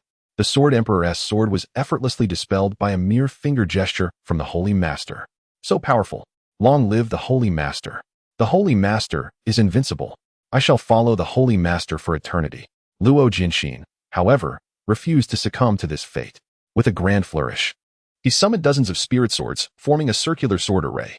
Just as he was about to wield it, they vanished yet again. Luo Jinshin. This time, he was truly enraged. Before him appeared a wooden sword cabinet. Bang! Luo Jinshin struck it with his palm, causing the cabinet to swing open, revealing 6 renowned swords of the world that he had collected, an assortment of great swords, long swords, and slender swords, all exuding formidable sword intent. Each was an exquisite blade. These swords, having been wielded by the Sword Emperor, had even birthed sentience, truly deserving of the title Sword Emperor. At this point, the Holy Master would surely struggle to dissipate them, would he not? Luo Jinshin thought so as well. Rise! Rise! No response. Whoosh, whoosh, whoosh. Meanwhile, Chen Mu merely beckoned with a finger, and the 6 divine swords swiftly broke free from the cabinet, soaring toward him. Initially, some mistakenly believed it was Luo Jinshin launching an offensive. Only when they saw the 6 divine swords hovering, standing erect behind Chen Mu, did they realize that in terms of swordsmanship, Chen Mu surpassed even the Sword Emperor, who had attained enlightenment through the sword. To seize the sword from the Sword Emperor himself was a profound humiliation. Surely, with the Holy Master's mastery in the realm of swordsmanship, if he so desired, the Sword Emperor would be no match for Luo Jinshin. Who could argue otherwise? Upon hearing these words, Luo Jinshin could no longer maintain his composure. He formed a seal with his hands. A massive array immediately manifested, enveloping the entire North Ming Holy Land. Rumble, rumble, rumble. Countless magnificent swords rained down from above. The spectacle overwhelmingly breathtaking. The humiliation Luo Jinshin had endured in his lifetime paled in comparison to this fleeting moment. Initially intending to probe Chen Mu's strength, it was now unnecessary. Luo Jinshin would not allow an uncontrollable factor like Chen Mu to threaten his imperial fate within his domain. With a mere thought, Chen Mu commanded thousands of great swords to merge into one, standing tall and resolute, descending upon the utterly bewildered Luo Jinshin. How could this be? Luo Jinshin stared blankly at the extraordinary sword beam that filled his entire field of vision, devoid of will or strength to resist. It was incomprehensible. All of his offensives were effortlessly neutralized. Even his proud sword array was no exception, and it turned against him. What depth of mastery does this individual possess in swordsmanship? Shouldn't he be practicing the blood demon techniques? In this moment, the pride and dignity of the Sword Emperor within Luo Jinshin crumbled entirely. Does he intend to slay Luo Jinshin? Is that not stating the obvious? The enemy has come to our doorstep. How could he not be slain? One can only blame Luo Jinshin for provoking the wrong person, specifically our blood demon Holy Master. Rumble. The entire realm reverberated. Even the distant Songling and Sanchuan realms felt the residual wave of power. The hairs on their necks stood on end. My heavens! The moment the sword tip made contact, the sword emperor ceased to exist. A single sword strike to slay an emperor. The Holy Master is even stronger than the emperor. Moreover, he used the emperor's own sword to bring about his own demise. It is utterly astounding. Had I not witnessed it with my own eyes, I would never have believed it. Initially, Chen Mu had perceived Luo Jianxin's formidable strength and considered that he might possess some utility. However, given his insistence on courting death, Chen Mu showed no mercy, granting him the fate of utter obliteration. Meanwhile, in the ancient divine clan's forbidden land, the extinguishing of Luo Jianxin's soul lamp sent shockwaves throughout the entire clan. Chapter 170, New Discoveries. Merging the heavenly spirit veins. How could the soul lamp of Ancestor Jianxin suddenly extinguish? Could it be that there is an issue with the lamp? How could there be an issue with the soul lamp? Moreover, this lamp was crafted by Ancestor Jianxin himself, expending countless precious materials. Are you doubting his prowess? Yet, that seems far more rational than believing that Ancestor Jianxin has fallen to someone else, doesn't it? Gasp. Taking a sharp breath, it indeed seems to follow this logic. At this moment, a multitude of ancient divine clan members gathered beside the altar where Luo Jianxin's soul lamp was stored, all drawn by the energy disturbance caused by its extinguishing. Initially, they suspected their own perception was flawed. Yet, upon witnessing the lamp, once lit for a millennium, now extinguished, they could not help but affirm that Luo Jianxin had indeed perished. They could not help but ponder, who possesses such extraordinary ability? The clan leader? I wonder how you perceive this matter. Do you believe Ancestor Jianxin has fallen, or is there an issue with the soul lamp? Feeling the intense focus of the gathered members, the clan leader of the ancient lineage, Luo Tianchong, hesitated to respond. How should he respond? He himself has yet to grasp the situation. In Luo Tianchong's understanding, Luo Jianxin should be an invincible presence regarding the Tongtian's spiritual vein. It is difficult for him to comfort himself with the notion that the soul lamp is malfunctioning. Upon channeling spiritual energy for detection, he found no abnormalities. The soul lamp can be activated once again. Has Luo Jianxin truly fallen? This is a belief that Luo Tianchong is reluctant to accept. The clan leader, the Ancestor Jianxin, mentioned the blood demon sacred land before departing. Should we send someone to investigate? At this moment, someone stepped forward from the crowd to report the truth. The blood demon sacred land? Luo Tianchong frowned. When did the upper realm gain a blood demon sacred land? Aren't there only the three major sacred lands? Baiming, Qinyu, and Tianheng? The individual shook his head, expressing ignorance. The blood demon sacred land. Could it be from the chaos era? The blood demon ancestor? Luo Tianchong's heart jolted. As the sole human race surviving from the chaos era, the archives of the ancient divine race retain extensive records about that time. This knowledge is more comprehensive than that of any sacred land or sect, providing a profound understanding of the blood demon ancestor's formidable power. If indeed the blood demon ancestor has awakened, it would not be surprising if Luo Jianxin has fallen as a result. Upon further reflection, Luo Tianchong found this hypothesis quite reasonable. Since the human race has managed to carry on the ancient lineage, it stands to reason that those true supreme beings would possess methods for continuation. A portal? Hearing the sound, Luo Tianchong suddenly regained his focus, only to discover a blood-red portal had opened before him. Emerging from it was a blood demon? No, wait. Do you not think this figure resembles our ancestor Jianxin? It is rumored that blood demons have the ability to assimilate others. It appears the soul lamp is indeed intact, and Jianxin has truly perished. What does this mean? Is the prophesied chaos era truly returning?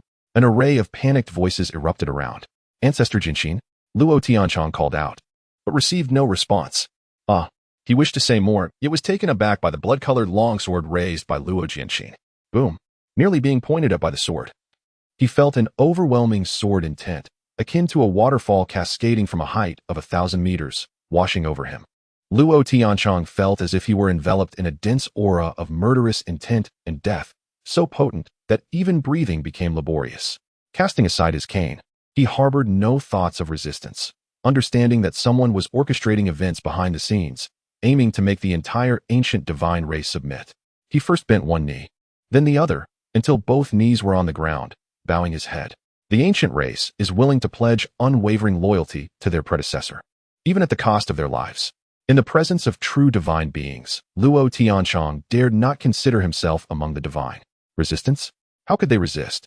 Even the core figure of the ancient lineage, Luo Jianxin, had been subdued. What could they, the remaining individuals, do? Resistance would be tantamount to seeking death. The survival of the ancient race was already challenging. Luo Tianchong did not wish to see it perish in his generation. The blood demon turned Luo Jinxin did not act immediately. Luo Tianchong realized that the other party intended to offer him and the entire ancient race a path to survival. This opportunity must be seized. What are you all dawdling for? Do you wish to die? Luo Tianchong turned and shouted sternly. Over 100 individuals knelt in unison, recovering from their stupor to express their submission. They were not arrogant enough to dare confront Luo Jinxin, even in his blood demon form. After all, according to ancient records, those who are blood demonized do not weaken. Instead, their power surges. Even if they miraculously triumphed, what would it matter? Behind him stood a far more terrifying deity. In any case, it was best to follow the clan leader. It could only yield benefits. All of this was clearly observed by Chen Mu through the Tianjing mirror. He commanded Luo Jinxin to lower his sword and use the portal to return to the blood demon's sacred land. Now, Chen Mu could be certain that there would be no threats to him in the upper reaches of the Tongtian spiritual vein. As for the Beihai dynasty, long before this, Chen Mu had received news from sect master Zhao Hongshan that Emperor Zhao Tai of the Beihai dynasty personally visited Qingxian sect to discuss matters of allegiance. Seated upon the stone throne, Chen Mu was focused on the system map, upper, middle, and lower continents. He felt that the depression in the upper continent seemed to perfectly align with the elevation in the middle continent. Meanwhile, the elevations in the middle and lower continents could also match perfectly. Could it be that these three continents could combine? Chen Mu decided to approach this with a sense of experimentation, simultaneously pointing to the upper realm and the Zhongshuan realm, while moving towards the Zhongling realm at the center. During this process, the three continents experienced frequent tremors. Fortunately, Chen Mu's control was adept, preventing any casualties. By the heavens, it truly can combine. What does this resemble? Chen Mu crossed his arms before his chest, gazing at the land formed by the three continents, yet he could not discern its meaning. A hot dog? A wine jug?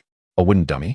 Images flashed through Chen Mu's mind, but as time swiftly passed, he still could not find a perfect match with the patterns on the system panel. Even if something seemed slightly similar, Chen Mu could not comprehend its significance. He firmly believed that since these three continents could fit together so seamlessly, there must be a reason for their existence. However, for now, he could not fathom it. His thumb and index finger alternated between zooming in and out on the map, noticing the waves that rolled and receded, at times submerging land, at times revealing it. Could it be? Chen Mu's eyes brightened, and he began to trace circles along the edges of the land, setting a barrier to force back the sea. Chapter 171. The Body of an Ancient Giant. Modifying the supreme gunbone, the fisherman who lived by the sea, having just adapted to the tremors, stood upright and began to recover, only to be plunged once more into endless shock and fear. Their mortal eyes could neither see nor perceive the existence of the barrier, yet they could clearly observe the sea water being forced back, rising to dozens of meters high, resembling a towering city wall. Moreover, this height continued to increase. Although it had not yet crushed them, their hearts were filled with unmitigated fear. What on earth is happening? Has the sea god grown furious? But did we not just conduct a grand ceremony to honor the sea god? This time, the offerings were indeed more abundant than ever before. Faced with this unforeseen sight, the crowd was engulfed in panic and trembling. However, Chen Mu's expression was one of excitement. This is a leg. The upper continent forms the thigh.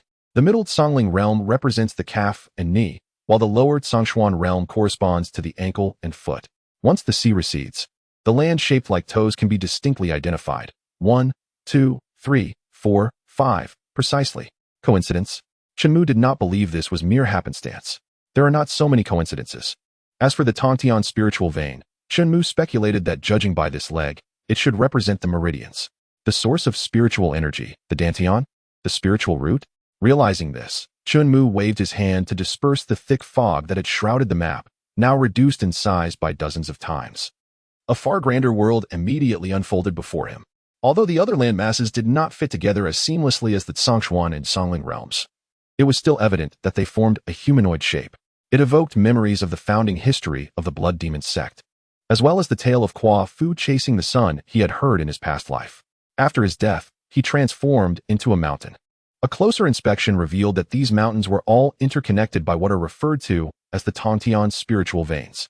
These veins correspond perfectly with the 8 extraordinary meridians. Their endpoints converge at the Dantian. Upon realizing this, Chen Mu reclined back in his chair, discovering that the entire world had emerged from the corpse of an ancient deity. After billions of years, the The spiritual energy within his dantian had yet to be exhausted. How powerful must this being have been in life?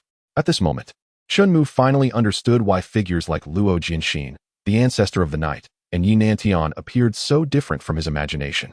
They were perpetually bound by a layer of shackles. The power of the emperor, modified by oneself through the system, is not bound by these heavy shackles. It is the true essence of an emperor. After all, if they are not subjected to limitations, one might fear that the spiritual energy will soon deplete. The spiritual energy contained within this giant's body is an irreplaceable resource for cultivation. Once exhausted, the term cultivator may completely fade into history, heralding the end of the grand era of fantasy, unless a new source of spiritual energy is discovered. However, no matter how Chen Mu reduces the map, beyond the giant's body lies only an endless expanse of the vast sea. Closing the system panel, upon learning the truth of this world, Chen Mu felt an indescribable sense of relief. As for the so-called ascension and opening the heavenly gate, he mused that it was likely just about entering the upper world, where the vital organs and hidden resources for cultivation must be even more immense. Subsequently, Chen Mu chose to return to Qingyun Peak, Qingyun Mansion. Wushuang pays respects to the master. Upon exiting the teleportation portal, he saw Chu Wushuang waiting outside to pay her respects. Oh right. Chen Mu suddenly remembered that he had previously promised to give Chu Wushuang the supreme sword bone, which he had yet to deliver. He extended his hand, wavering the space, and half of it vanished into thin air along with the system backpack. When he retrieved it, he held a golden supreme sword bone, shimmering with flowing runes. Thank you, Master. At that moment, Chu Wushuang had been hesitating on how to politely remind Chen Mu of this matter he had forgotten. However, just as she was about to receive the supreme sword bone with both hands, Chen Mu swiftly retracted it. Master? Chu Wushuang was at a loss, her face filled with confusion. She thought to herself that her master should not be the type to go back on his word, nor someone lacking in vision. To him, a mere piece of supreme sword bone shouldn't be of much consequence. Upon careful consideration, this supreme sword bone indeed has remarkable effects for sword cultivators, but for you, a spear cultivator, the enhancement is limited. Hearing this, Chu Wushuang felt a sudden unease. Just then, the supreme sword bone transformed, and the overwhelming sword intent morphed into spear intent. Master, what is this? Chu Wushuang exclaimed in astonishment.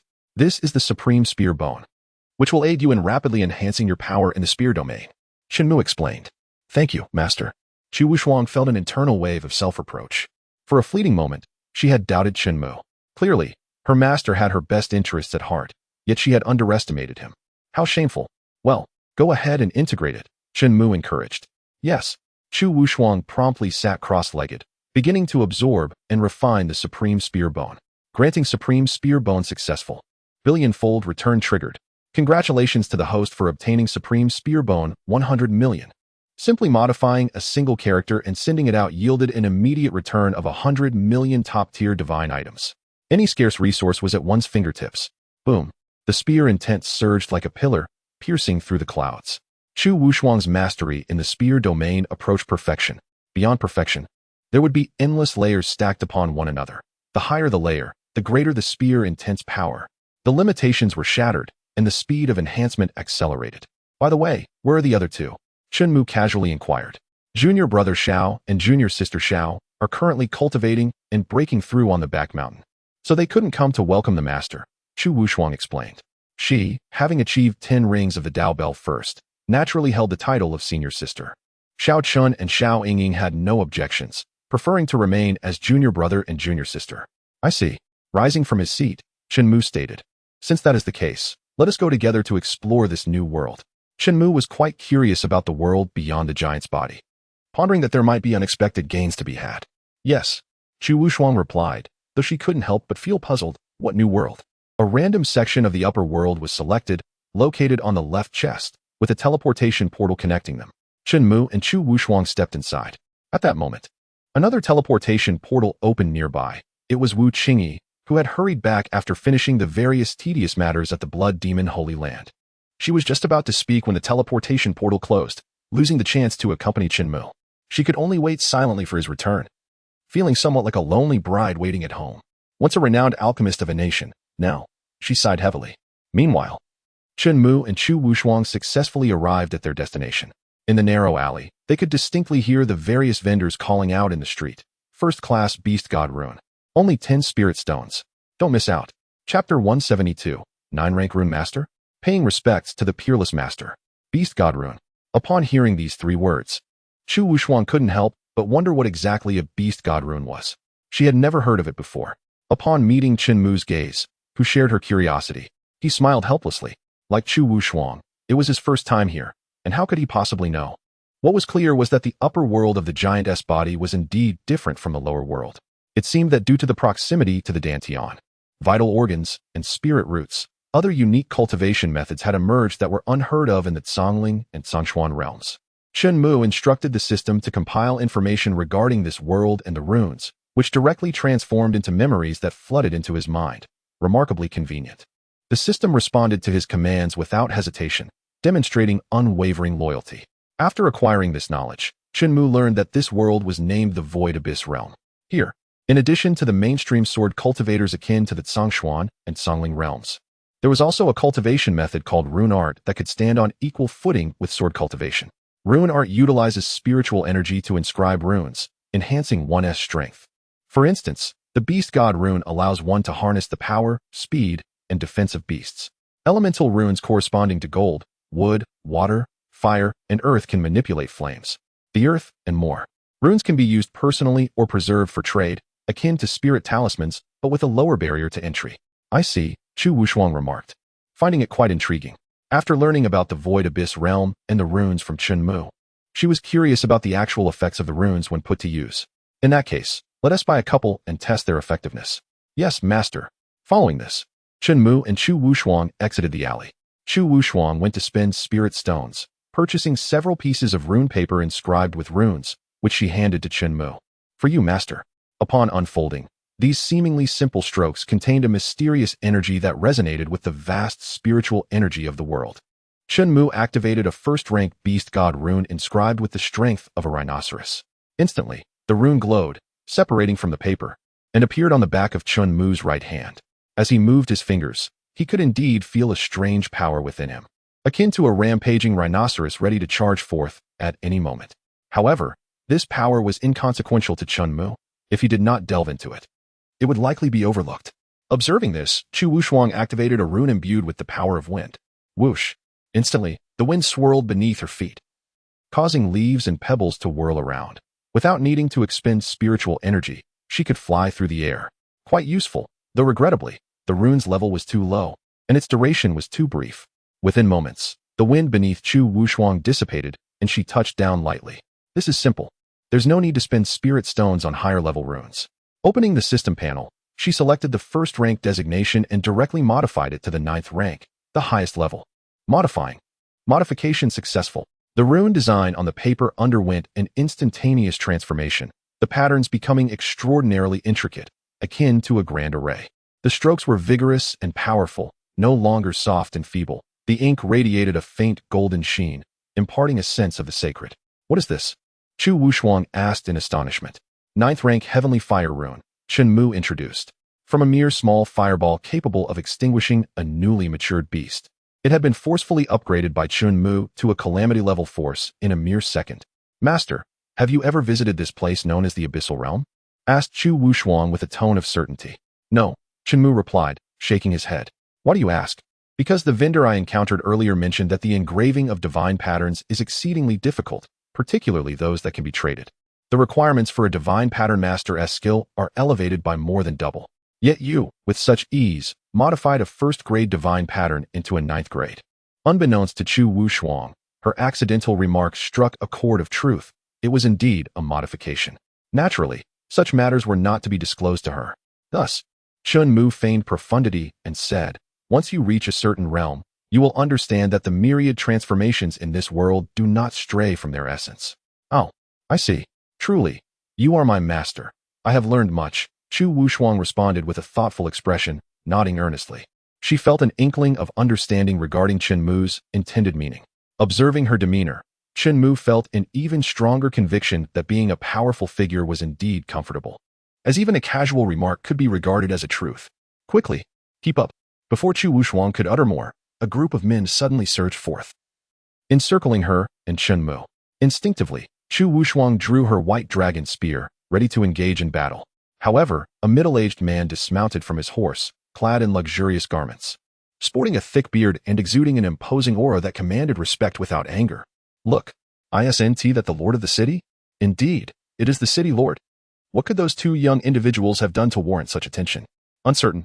Perhaps they have committed some heinous act. Otherwise, why would the city lord personally intervene? Just as the speculation arose, the middle-aged man approached Chen Mu, clasped his fists, and bowed slightly. I am Su Tianyang, a junior, paying my respects to you, esteemed elder. Esteemed elder? Am I mistaken? Ah, the city lord actually addressed that young man as esteemed elder and showed him such respect. This is the first time I've seen someone capable of making the city lord lower his head. He must be extraordinary. In an instant, curiosity erupted among the onlookers regarding Chen Mu's true identity and origins. Some speculated he was backed by a formidable force, while others surmised he might be a prodigy from a renowned sect. Esteemed elder? Chen Mu inquired, his expression one of confusion. Have we met before? No. Su Tianyang shook his head. Then why do you call me esteemed elder? Chen Mu pressed on. Because you possess the ability to engrave 9th grade divine patterns. Su Tianyang replied with utmost reverence. The moment Chen Mu modified a 1st grade divine pattern into a 9th grade one, Su Tianyang sensed an unprecedented and formidable aura. Such pressure could not simply be attributed to the 9th grade. It was at least of the 8th grade caliber. Realizing that a master had descended upon Tianlu City, he rushed to pay his respects. For such a master, a moment's carelessness could lead to the demise of millions. They could raise the entire Tianlu City to the ground. Not to mention the 9th grade. Even the arrival of a 4th grade divine pattern master would compel Su Tianyang, as the city lord, to personally welcome them and show due respect. A 9th grade divine pattern master was a rare existence. Could it be that I am not hearing things? A 9th grade divine pattern master. Is it not true that our entire Li Kingdom royal family possesses only one such master? Could it be him? Impossible. I have heard that master is already of advanced age, yet this one appears so young. He seems to be of the same age as my son, yet he is a 9th grade divine pattern master. How outrageous. It seems I must return and properly motivate my son. He has been so disappointing, merely living off his meals. Amidst the shock, everyone knelt in reverence. Faced with such an extraordinary figure, they dared not show disrespect. They felt compelled to honor him to seek his protection. Chapter 173. Chu Wushuang's fierce defense of her master, someone above wherever he went. Chen Mu felt a sense of respect and awe, rather than ridicule. And he found it quite agreeable. Hurry. I have heard there is a 9th grade divine pattern master ahead. If I could become his disciple, my life would surely soar to great heights, free from worries. You have no great background and lack exceptional talent. Why would he take you as a disciple? You do not understand. What if there is a fateful connection? From a distance, there were many others with similar thoughts making their way toward Chen Mu. Sensing Chen Mu's subtle change in demeanor, Su Tianyang quickly spoke. Esteemed elder, this place is crowded and chaotic. Why not come to my residence to rest and enjoy a cup of tea? That would be agreeable. Chen Mu nodded in assent. Quickly, bring the carriage over. Su Tianyang turned and called out with authority. Make way. All of you, clear the path. Do you dare obstruct the city lord's carriage? The coachman, wielding his whip, struck the ground, creating a thunderous sound that dispersed the onlookers as he led a luxurious carriage forward. Whoa! Once the carriage came to a halt, Su Tianyang joyfully set up a footstool, vigorously polishing it with his sleeves, and with a bow, he gestured, please, both of you, let us go. Chen Mu signaled to Chu Wushuang and stepped onto the footstool, taking his seat within the carriage. Yes, master. Chu Wushuang followed closely behind. Hearing her address Chen Mu as master, the onlookers could not help but feel envy. Not only was she beautiful, but she also had such a distinguished individual as her teacher. It was indeed a case of comparing individuals, leading to feelings of inferiority. Who could claim otherwise? Moreover, that spear in his hand is a top-tier divine weapon. The dragon entwined around the spear shaft looks truly formidable. Return to the residence. Once Chen Mu and Chu Wushuang were settled in the carriage, Su Tianyang bellowed. His voice was powerful and fierce, complemented by his imposing figure that caused bystanders to hastily step aside. They feared provoking Su Tianyang's displeasure. And even more so, they dreaded that Chen Mu within the carriage might deem their actions disrespectful and unleash a high-grade divine pattern to erase their existence. It was as if they felt the ominous presence of being with a tiger. Rumbling, rumbling. The sound of the carriage wheels and horses' hooves continued as they made their way toward the city lord's residence. All watched with respect and trepidation. Before long, the convoy arrived at the city lord's residence, located at the center of Tianlu City, which was far more magnificent than they had imagined. Esteemed elder, please, Su Tianyang said as he dismounted and hurried to welcome Chen Mu. The servants, Witnessing the once lofty city lord now showing such deference to a youth who appeared younger than his own offspring, were astounded, questioning their own eyesight. "Father, you have returned." At that moment, beneath a pavilion in the courtyard, a young man who had been hesitating with a brush in hand approached swiftly upon noticing Su Tianyang and his entourage. This individual, named Su Sheng, was Su Tianyang's sole heir. "Father, where is the ninth-grade divine pattern master you just mentioned?" Su Sheng glanced around, failing to identify the person in question. Su Tianyang did not rush to respond, but instead introduced Chen Mu to Su Sheng. "Esteemed elder, this is my son, Su Sheng." He thought to himself, should Chen Mu take a liking to Su Sheng and accept him as a disciple, or even if he merely offered a couple of pointers, it would be an unparalleled honor. To receive guidance from such an extraordinary figure was a dream cherished by the citizens of the Abyssal Realm. "Shenger, this is the ninth-grade divine pattern master I mentioned earlier," Su Tianyang urged, returning his gaze to Su Sheng. "Do not fail to pay your respects to the esteemed elder." He is the ninth-grade divine pattern master?" Su Sheng scrutinized Chen Mu closely, his brow furrowing. "Father, you must be mistaken. How could he possibly?" Perceiving Su Sheng's doubt and disrespect towards Chen Mu, Chu Wushuang swiftly drew her white dragon spear, its cold gleam aimed directly at Su Sheng's brow. "It is a misunderstanding. Merely a misunderstanding. Miss Chu, my son certainly did not mean to disrespect your master. Please forgive his youth and ignorance," Su Tianyang exclaimed, cold sweat trickling down his back as he hastily knelt in apology. In his heart, he held deep respect for Chu Wushuang, for from her spear, he sensed an overwhelming aura of gun intent that was far superior to the martial generals he had encountered at court. Su Tianyang was taken aback to discover that not only was Chen Mu exceptionally skilled in the art of divine inscriptions, but he also possessed formidable prowess in marksmanship. This realization elucidated why he was kneeling without hesitation. "I sincerely apologize. My earlier behavior was most disrespectful. I implore your forgiveness." Su Sheng, having narrowly escaped from the brink of death, hastily knelt down. This act of submission was genuine, for among his acquaintances, there existed a sharpshooter, hailed as the foremost marksmanship prodigy of the current generation in Qianlu City. However, the marksmanship he exhibited paled in comparison to the immense talent displayed by the woman before him, a difference that could not be quantified. In a moment of reverie, Su Sheng envisioned a colossal door, flanked by two figures in black and white, beckoning him. He was enveloped by a dense aura of lethal intent. How could such a powerful individual be his disciple? Su Sheng had no grounds for further skepticism. He understood that only the wise could discern the times. Chu Wushuang turned to Chen Mu, and with a tacit understanding, she sheathed her white dragon spear, returning it to her spatial ring. "Thank you both, thank you," Su Tianyang expressed, bowing repeatedly, urging Su Sheng to voice his gratitude for the mercy shown by the elder.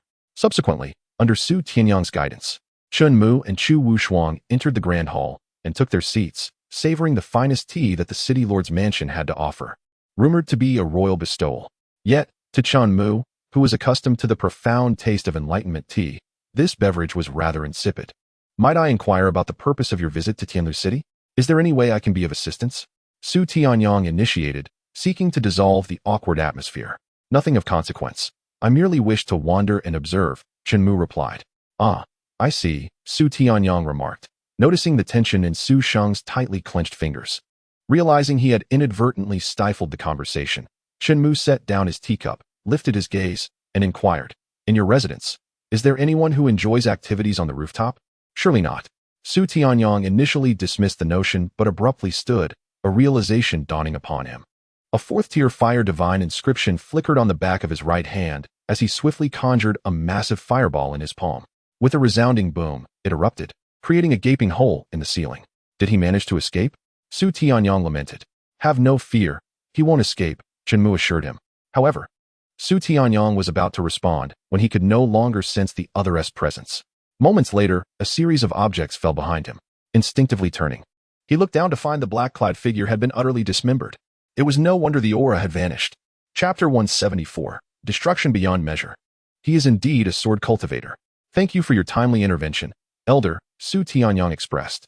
Though both he and Su Sheng were perplexed as to when Chen Mu had acted, completely oblivious to his involvement. Was this the terror of a ninth-tier divine inscription master? Unseen, yet lethal.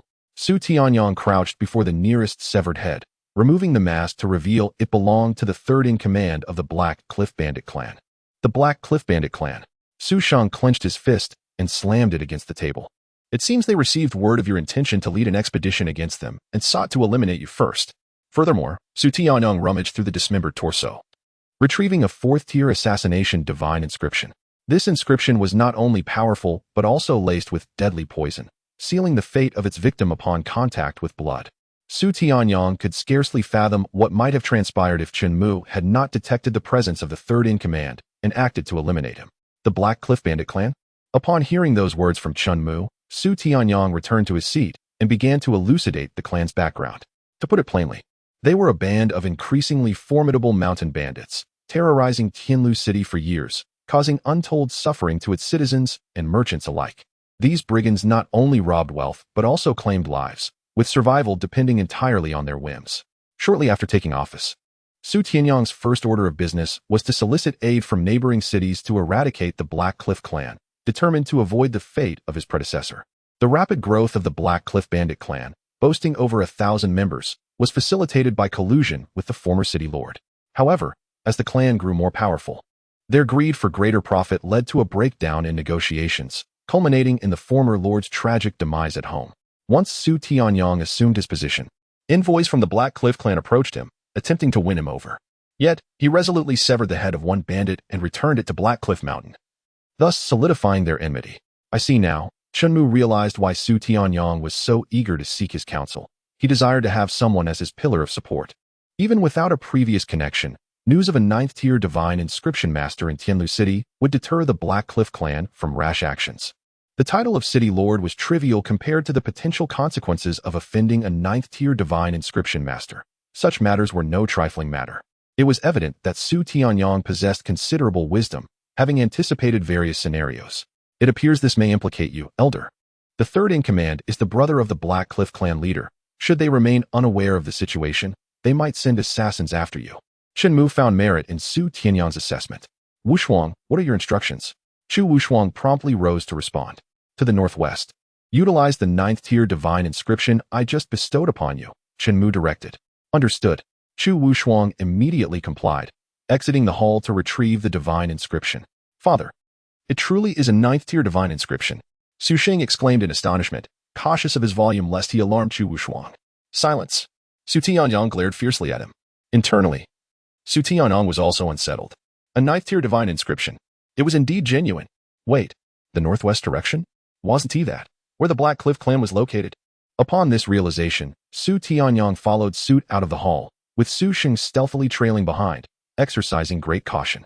They witnessed Chu Wushuang activate the 9th-tier divine inscription. And in an instant, the atmosphere shifted dramatically. It was as if flames engulfed the skies, casting an orange hue across the landscape. Seeing the spectacle, Chu Wushuang suddenly comprehended why Chen Mu had only specified the direction and not the distance. Is this truly the power of a 9th-tier divine inscription? Su Tianyang swallowed hard. Su Sheng stood in stupefied silence, rendered speechless. They were increasingly anxious, fearing that under the overwhelming force of the 9th-tier divine inscription, not just the Black Cliff clan, but the entirety of Tianlu City would face obliteration. The sense of impending doom was palpable. Yet, Chen Mu remained unfazed, for he had previously embedded a setting within the divine fire inscription, targeting solely the Black Cliff clan. Boom, boom, boom. Soon, torrents of heavenly fire transformed into massive fireballs, cascading from the clouds. The thunderous roars echoed even from miles away, accompanied by a palpable wave of heat that struck them. One could hardly fathom the despair that would engulf the Black Cliff clan under such cataclysmic assault. They felt fortunate to be aligned with Chen Mu. After several colossal fireballs had descended, the once ominous hue in the sky gradually receded, returning to a serene blue. Su Tianyang forced himself to regain composure, striving to detach from the shock. He had intended to summon someone to hasten to Black Cliff Mountain to ascertain the situation, but from the corner of his eye, he noticed a misty mirror forming before Chen Mu. The reflection revealed Black Cliff Mountain, or rather, what remained of it, reduced to rubble. Or perhaps the entire mountain had been obliterated, leaving a gaping chasm hundreds of meters deep. Underground water gushed forth, forming a lake. Su Tianyang shut his mouth, struggling to reconcile this reality. Who could have anticipated that the Black Cliff bandits, who had plagued Tianlu City for a decade, would vanish without a trace along with their mountain? The prowess of a 9th-tier divine inscription master exceeded his wildest imaginings, boundless and unfathomable. In the future, refrain from exhibiting such cleverness before me. Chen Mu's gaze turned icy. As Su Tianyang locked eyes with him, An overwhelming chill coursed through him despite the blazing sun overhead. Regaining his composure, he hastily knelt, feeling utterly insignificant. Chen Mu, having vacated his seat, intended to refrain from squandering any more time in the Lord's mansion, eager instead to explore the realm of Shiyuan and delve into the intricacies of divine patterns.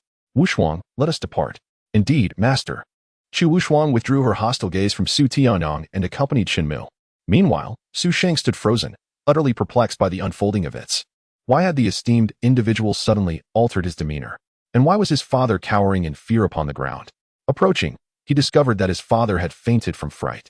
This only solidified Su Sheng's conviction that abandoning sword cultivation for the path of divine patterns was the correct choice. He did not aspire to reach Chen Mu's heights. Even achieving a fraction of his prowess would suffice.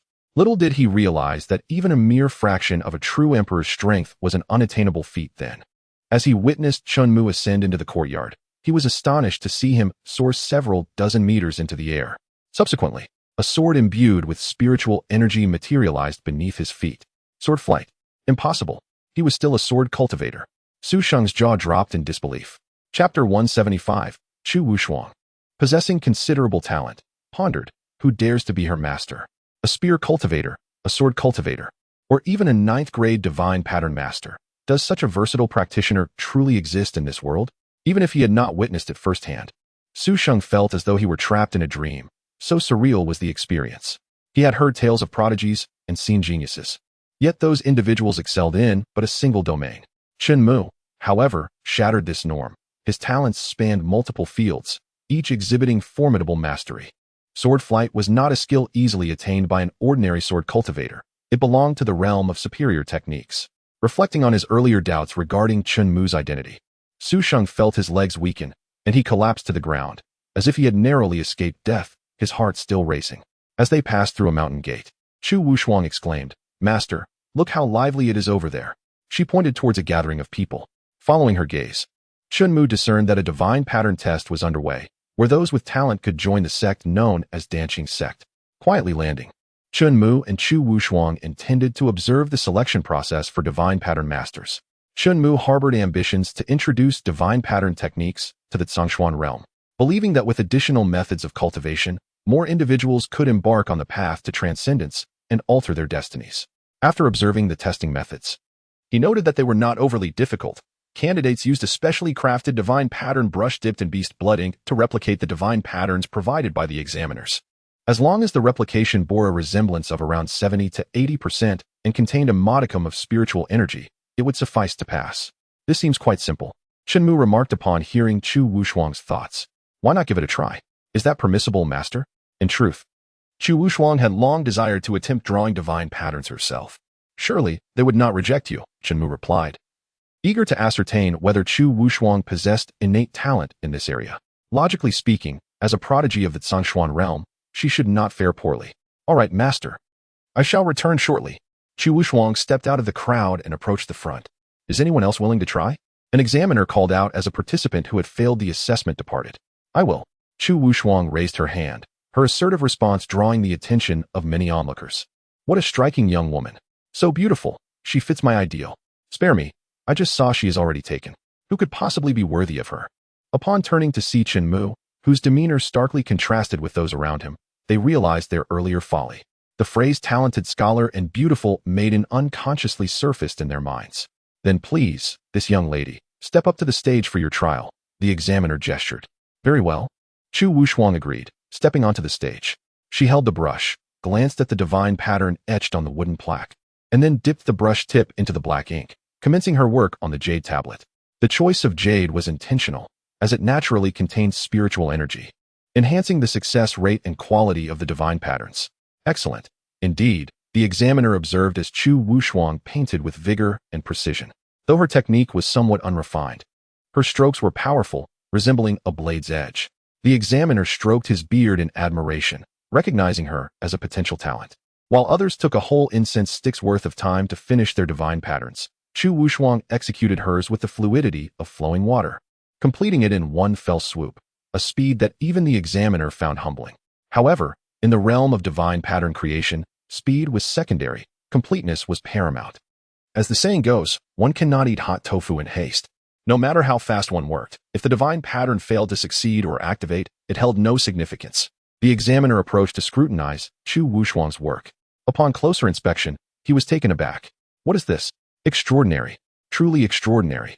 Hearing his exclamation, other examiners responsible for ensuring no cheating occurred quickly gathered around. This divine pattern is exceptionally beautiful. It surpasses even the exemplary patterns we use. Young lady, have you studied the art of divine patterns? Chu Wushuang shook her head, indicating she had not. As she had suspected, she possessed considerable talent in the realm of divine patterns. You haven't studied? The examiner was flabbergasted and promptly declared, you have passed the assessment and may directly join our Danqing sect as an inner disciple. Heavens! To become an inner disciple right away? Is this the disparity between individuals? Su Xing mused, realizing he had underestimated the situation.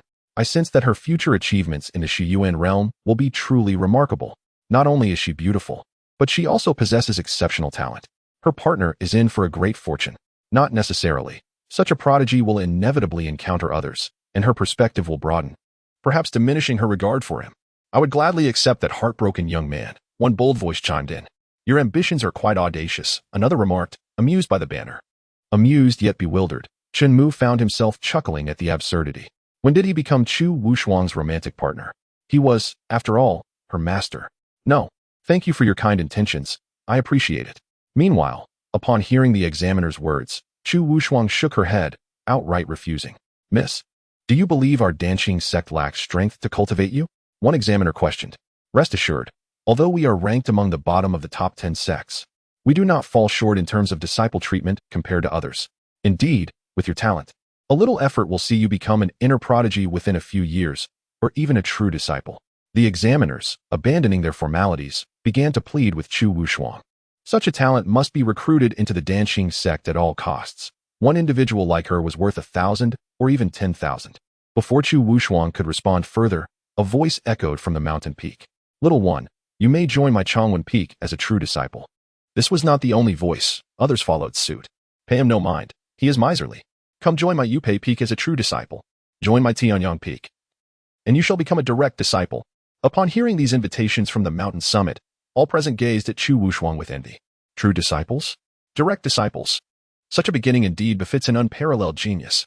Su Xing, who had thought he might enter the outer sect, now felt utterly humbled, realizing the vast gulf that separated him from her. Alas, it cannot be helped. Each has their own destiny. In response to this series of invitations, Chu Wushuang clasped her hands and said, I sincerely appreciate the kind intentions of all the esteemed seniors. However, I have already chosen my master and do not wish to take another. She had resolutely decided that in this life, she would only take Chen Mu as her mentor. As for Chen Mu's previous mentors, they were not true masters, having never performed the initiation rites. They merely offered a few pointers to Chu Wushuang. Most of them had either been paid or had received treasures in exchange for their guidance, or they agreed to assist her out of regard for the sacred dragon sect. Suddenly, a figure appeared on the stage. Has he already acquired a mentor? I find myself quite curious as to whether this person truly possesses the qualifications to be your master. Chapter 176. The intent of the spear shocks the crowd. 5th rank beast god pattern. Upon recognizing the newcomer, several elders hurriedly approached to pay their respects. We greet Elder Shifeng. Elder Shifeng? One of the 10 elders of the inner court of the Danqing sect, rumored to be a 5th rank pattern master. A 5th rank pattern master. No wonder he exudes such an overwhelming presence. The gathered crowd was not unfamiliar with Elder Shifeng. Upon hearing his words, Chu Wushuang's expression immediately darkened. After all, Lu Xinfeng's remarks subtly belittled her mentor. I consider myself quite fortunate to be his disciple. Chu Wushuang expressed her thoughts, hoping he might abandon his aggressive stance. Whether or not she joined the Danqing sect was entirely her decision. Must one join simply because of innate talent? Child, you are still young and lack foresight. Some matters are only skin deep. Joining my Danqing sect is undoubtedly your best choice. Lu Xinfeng maintained an air of superiority throughout. How about this? I grant you special permission to enter my Tianyang Peak as a direct disciple, enjoying the privileges of a holy son. Lu Xifeng had examined the divine patterns drawn by Chu Wushuang, which were flawless in quality and comparable to second-rank patterns. Such a prodigy must be taken under his wing. Should she achieve success in the future, it would also reflect positively on him as her master. The term holy son privileges elicited gasps from the crowd. Those who had previously vied for Chu Wushuang's allegiance now fell silent, intimidated by Lu Xinfeng's standing within the Danqing sect. What do you think? Lu Xinfeng pressed. I believe I have made myself quite clear. I will not be joining the dancing sect. I have matters to attend to, so I must take my leave. Chu Wushuang resolved not to waste any more time and turned to depart. However, Lu Xinfeng snapped his fingers, carving a deep, 2-meter-long gash into the stone floor before her. Since you have passed the entrance examination, even if you do not join my Tianyan Peak, you must still join the dancing sect. Lu Xinfeng's tone grew increasingly adamant. Oh, which rule states that passing the entrance examination necessitates joining? Chu Wushuang retorted. An unwritten rule. If you were to let someone like you leave, wouldn't that make my dancing sect a laughingstock for being unable to retain even a single person? In truth, Lu Xinfeng was more concerned about his own reputation than about Chu Wushuang herself. As an inner court elder personally descending the mountain to recruit disciples, being rejected was simply unacceptable. If he allowed Chu Wushuang to leave easily, it would surely become fodder for ridicule. Lu Xinfeng could not afford such disgrace. Indeed, you lack the ability. With this, Chu Wushuang decided to cease her politeness. The white dragon spear appeared. A glimmer of cold light surged forth, followed by a spear strike that resembled a dragon. Lu Xinfeng's eyes widened, and he quickly raised his hand, revealing a third-rank iron shield pattern in his palm. Instantly, a black shield formed from gathered spiritual energy appeared before him, intended to block Chu Wushuang's spear. Bang! Boom! It was utterly ineffective. The black shield shattered, dispersing into fragments of spiritual energy. Lu Xinfeng was sent reeling back several dozen meters, crashing into the steps leading up the mountain, creating a large crater and scattering stones everywhere. Witnessing this scene, even the peak masters on the mountain gasped in astonishment. She actually managed to strike a 5th-rank pattern master back? How formidable! Was she truly a spear cultivator? Could it be that beyond being a spear cultivator, she also possessed talent in the realm of divine patterns? How unfair it seemed. At that moment, Lu Xinfeng rose from the ground, rolling up his sleeves to inspect his damaged arm, where the protective pattern was already crumbling. He could hardly fathom whether his body would have withstood Chu Wushuang's spear without that protective pattern. I never expected you to be a spear cultivator. And you have even cultivated spear intent. Lu Xinfeng exclaimed in surprise. Spear intent. The audience was rendered speechless, unable to articulate their shock. They were curious as to what sort of individual could possibly be worthy of becoming the mentor to such an extraordinary talent as Chu Wushuang. They felt the same curiosity about Chen Mu, believing he too must possess formidable strength and great fortune to be worthy of standing by her side as her partner. May I take my leave now? Chu Wushuang asked coldly. What do you think? Lu Xinfeng's body suddenly began to swell, his robe tearing apart, and thick beastly fur sprouted. In the blink of an eye, he transformed into a towering humanoid beast with ram's horns and a wolf's head, resembling a mighty bear, towering 2 to 3 times larger than before. Those fingers were so thick that he could easily crush a person. 5th rank, beast god pattern? Chen Mu recognized it. However, this beast god pattern was different from the ordinary. While typical beast god patterns allowed temporary borrowing of a beast's power, the one Lu Xinfeng wielded enabled him to transform into a beast and utilize its power freely for an extended period. Moreover, judging by his appearance, he had combined more than one beast's attributes: strength of a ram, speed of a wolf, and brute force of a bear. Even Chen Mu couldn't help but marvel at the profound mysteries of the path of divine patterns, filled with endless possibilities. Elder Xinfeng, this seems rather inappropriate. As Elder Xinfeng's eyes turned red, several examiners quickly stepped forward to dissuade him. After all, it was indeed unacceptable to force a disciple into a sect. Should Lu Xinfeng resort to his 5th-rank pattern to kill Chu Wushuang, it would undoubtedly tarnish the reputation of the Danqing sect, and they too would share in the blame. Step aside. When did you gain the right to instruct me in my actions? Lu Xinfeng waved his hand from several meters away, sending the group flying. He then bent his knees and leapt over 10 meters high, landing heavily on the stage, shattering the ground beneath him like a spider web, with stones flying everywhere. Swish! Thud! Those unable to evade were caught by a gash that tore through their bodies, but they dared not voice their pain, for Lu Xinfeng's beastly form was quite intimidating. Silencing their protests. Child, I give you one last chance. Join my Tianyan Peak as a direct disciple, or I can assure you, you will not leave this stage alive. Lu Xinfeng was determined to force Chu Wushuang into Tianyan Peak, regardless of the consequences. After all, he had already lost face. I have no interest, and furthermore, you are too weak to be my opponent. As Chu Wushuang spoke, she glanced toward Chen Mu in the crowd. He nodded in approval of her thoughts, providing her with the assurance she needed. Chu Wushuang felt no lingering concerns, for she knew that even if she were to falter, Chen Mu would be there to support her. Her master is invincible. You seek death. Lu Xinfeng was thoroughly enraged. his claws gleaming with a dark luster. Raised high as he swung down towards Chu Wushuang, intent on cleaving her in two as punishment. Chapter 177. She calls that person master. 1 second to change to 9th rank. How did Chen Mu feel witnessing this scene? He felt nothing at all. To deal with someone like Lu Xinfeng, honestly, considering Chu Wushuang's current level, unleashing an invincible strike would be a waste. It would be overestimating Lu Xinfeng.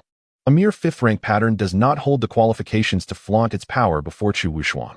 The others, however, held an opposite view, for regardless of the circumstances, he was still a 5th rank pattern master, and Lu Xinfeng's own strength was not to be trifled with. Even though Chu Wushuang had cultivated spear intent, it seemed overly ambitious to think she could contend against him. They had to acknowledge that Chu Wushuang's previous spear strike was indeed stunning. As members of the younger generation, she commanded their respect. At the same time, they looked down upon Lu Xinfeng's conduct. Even if he were to win, it would still be an empty victory, as it was shameful for an elder to bully a younger individual. Spread the word. Let them laugh if they wish. As Lu Xinfeng swung down with his dark, menacing claws, a powerful pressure surged forth, layer upon layer. Yet, Chu Wushuang maintained her composure, her fingers tightening around the white dragon spear. An aura as cold as ice emanated from her fingertips, enveloping the spear with remarkable speed. With a swift motion, she unleashed a howling wind, the intent of her spear surging like a tidal wave. The onlookers were forcibly pushed back 3 to 4 meters, unable to withstand the force. Even the most robust men who could rival a mountain bear were no exception. Once the tumult subsided and they regained their footing, they looked back to the stage in horror, realizing that Chu Wushuang's spear had severed Lu Xinfeng's entire arm, sending it flying several meters away. The events transpired so swiftly that blood only began to gush forth from the severed limb now. Lu Xinfeng stared blankly at his missing arm, clearly taken aback, never anticipating that his full-force attack would not only be effortlessly countered by Chu Wushuang, but that she would also sever his arm in the process. Lu Xinfeng was left in a daze. Meanwhile, Chu Wushuang was undeterred, spinning the spear in her hands, summoning a phantom of the white dragon that roared continuously as it lunged at Lu Xinfeng. The phantom broke free, its maw wide open, crashing into Lu Xinfeng's chest and sending him soaring into the sky. 10 meters, 100 meters, 1,000 meters. He pierced through the clouds and became a mere speck of red. As the dragon's image dissipated, Lu Xinfeng vanished without a sound. Was Lu Xinfeng dead? Surely he must be. No one could endure such an onslaught. It was no wonder she was reluctant to join the Danqing sect. With such exceptional prowess in the art of the spear, I too would not choose to start anew with the path of divine inscriptions. It seems her curiosity about her own aptitude for divine inscriptions led Lu Xinfeng to this tragic fate, a consequence of his own arrogance in trying to bully others, only to encounter a formidable opponent. Have you not considered how powerful her master must be, given her extraordinary strength? The murmurs of the crowd intensified. The examiners, upon witnessing Chu Wushuang's instantaneous defeat of Lu Xinfeng, felt their spirits plummet. They had initially feared that Lu Xinfeng would slay Chu Wushuang. Little did they expect that his 5th-tier divine inscription master status was utterly insignificant before her. They had grossly overestimated him while underestimating Chu Wushuang. However, their hearts remained heavy with concern. After all, Lu Xinfeng was one of the 10 elders of the Danqing sect, and now he had been slain at the sect's gates, in front of so many witnesses. News of this would undoubtedly reach the upper echelons of the Danqing sect, and they would not let Chu Wushuang off lightly. As the spectators, those present for the sect examination, realized this, they quickly distanced themselves. Fearing that a clash of titans would spell disaster for mere mortals, they retreated 100 meters, mentally preparing themselves for the grim spectacle of Danqing sect's experts converging to annihilate Chu Wushuang. A young girl like you, I suggest you reconsider your refusal to join the Danqing sect. With your talent, I believe they would not make things difficult for you. One of the examiners lamented. No need. My resolve remains unchanged, Chu Wushuang replied resolutely. Returning to the stage, she stood beside Chen Mu and asked with concern, Master, have I been too ostentatious? Her words sent shockwaves through the crowd. What? She calls him master? So he is not her partner? He appeared far too young to be anyone's mentor. Surely, there has been a mistake. No. If others dare to bully you, it is only right to respond in kind. Go forth with confidence. If you cannot prevail, I shall lend you my support, Chen Mu declared. Regardless of the past, Chu Wushuang was now his disciple, and as her mentor, he could not allow her to be wronged, especially in his presence. He opened his personal information panel and found the achievements section. Would you like to add a new achievement, 9th tier divine inscription master? Yes. Modifying. Modification successful, as the system notified him. Chen Mu's mind brimmed with knowledge of divine inscriptions, not merely 1,000,000,000, but 100,000,000.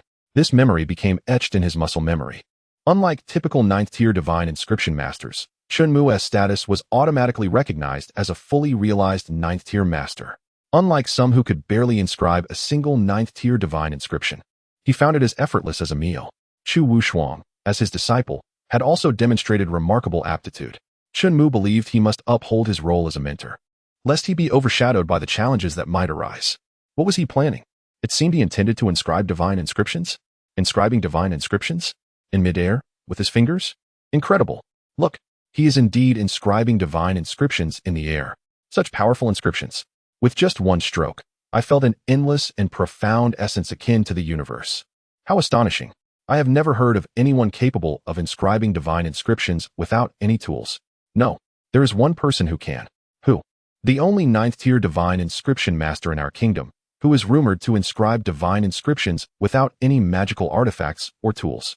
If that is the case, does that not mean he is a 9th-tier divine inscription master? The term 9th-tier divine inscription master resonated like thunder, echoing through the skies.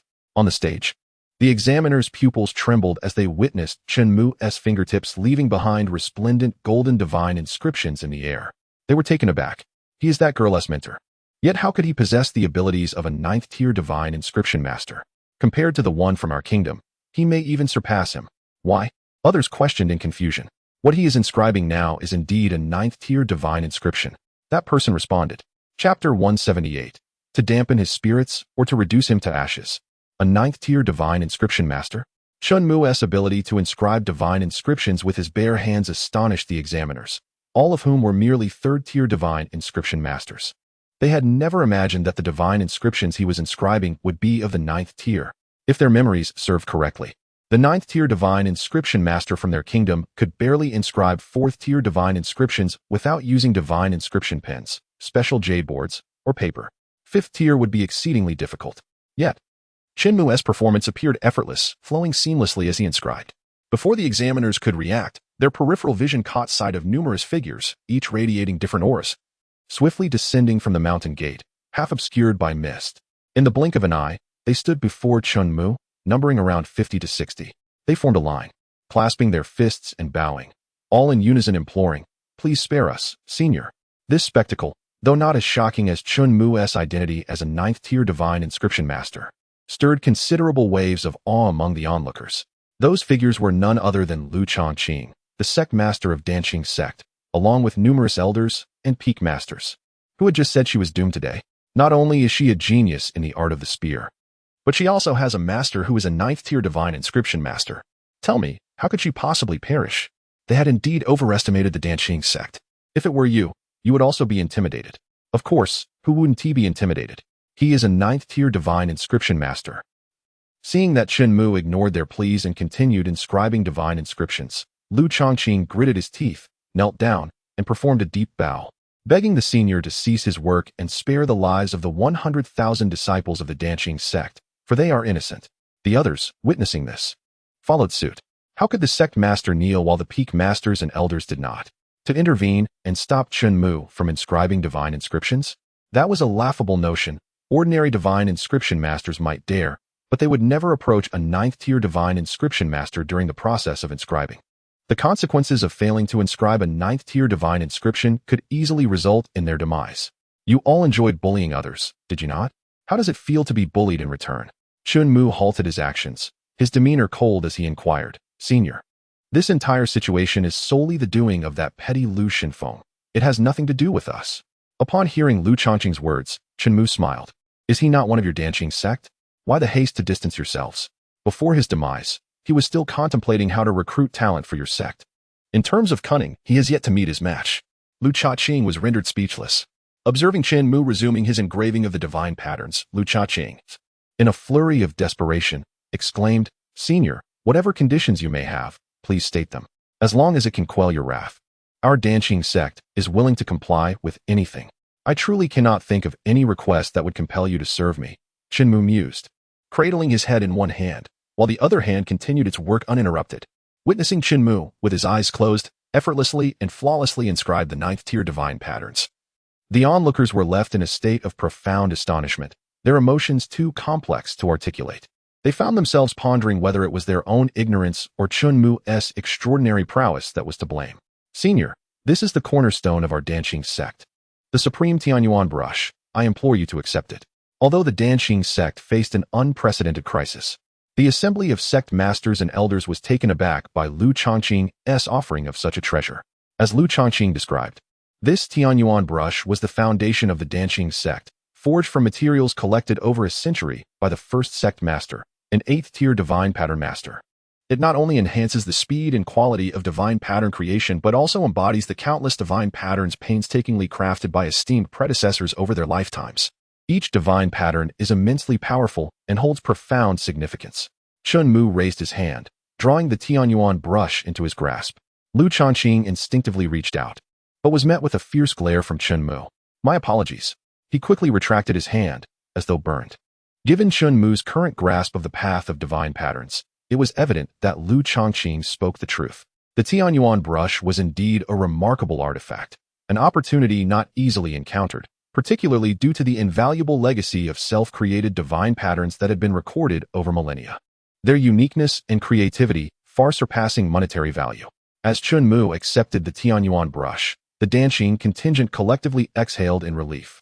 Yet, they soon beheld him continuing to inscribe the intricate, incomprehensible 9th-tier divine patterns with the brush. The tip of the brush grazed the divine pattern, instantly radiating boundless brilliance. A colossal 9-tailed fox materialized above them, shrouding the area in a deepening gloom. A fox. A 9-tailed fox. Is this the 9th-tier divine pattern? No wonder the Li Kingdom was willing to expend such great resources to retain that divine pattern master. I feel it could obliterate the heavens and the earth. Perhaps the legendary Qingxiu Fox Emperor pales in comparison? Even those who had yet to cultivate were left petrified at the sight of such a majestic being, while even seasoned veterans like Lu Changqing found their legs weak in awe. Indeed, it was a remarkable treasure. Chen Mu then waved his hand, the tip of the brush touching the floating divine pattern, causing the 9-tailed fox to dissipate, or perhaps be absorbed into the divine pattern. Subsequently, the divine pattern was stored within the Tianyuan brush. This brush possessed the ability to temporarily store divine patterns for up to 7 days without diminishing its power. Currently being modified.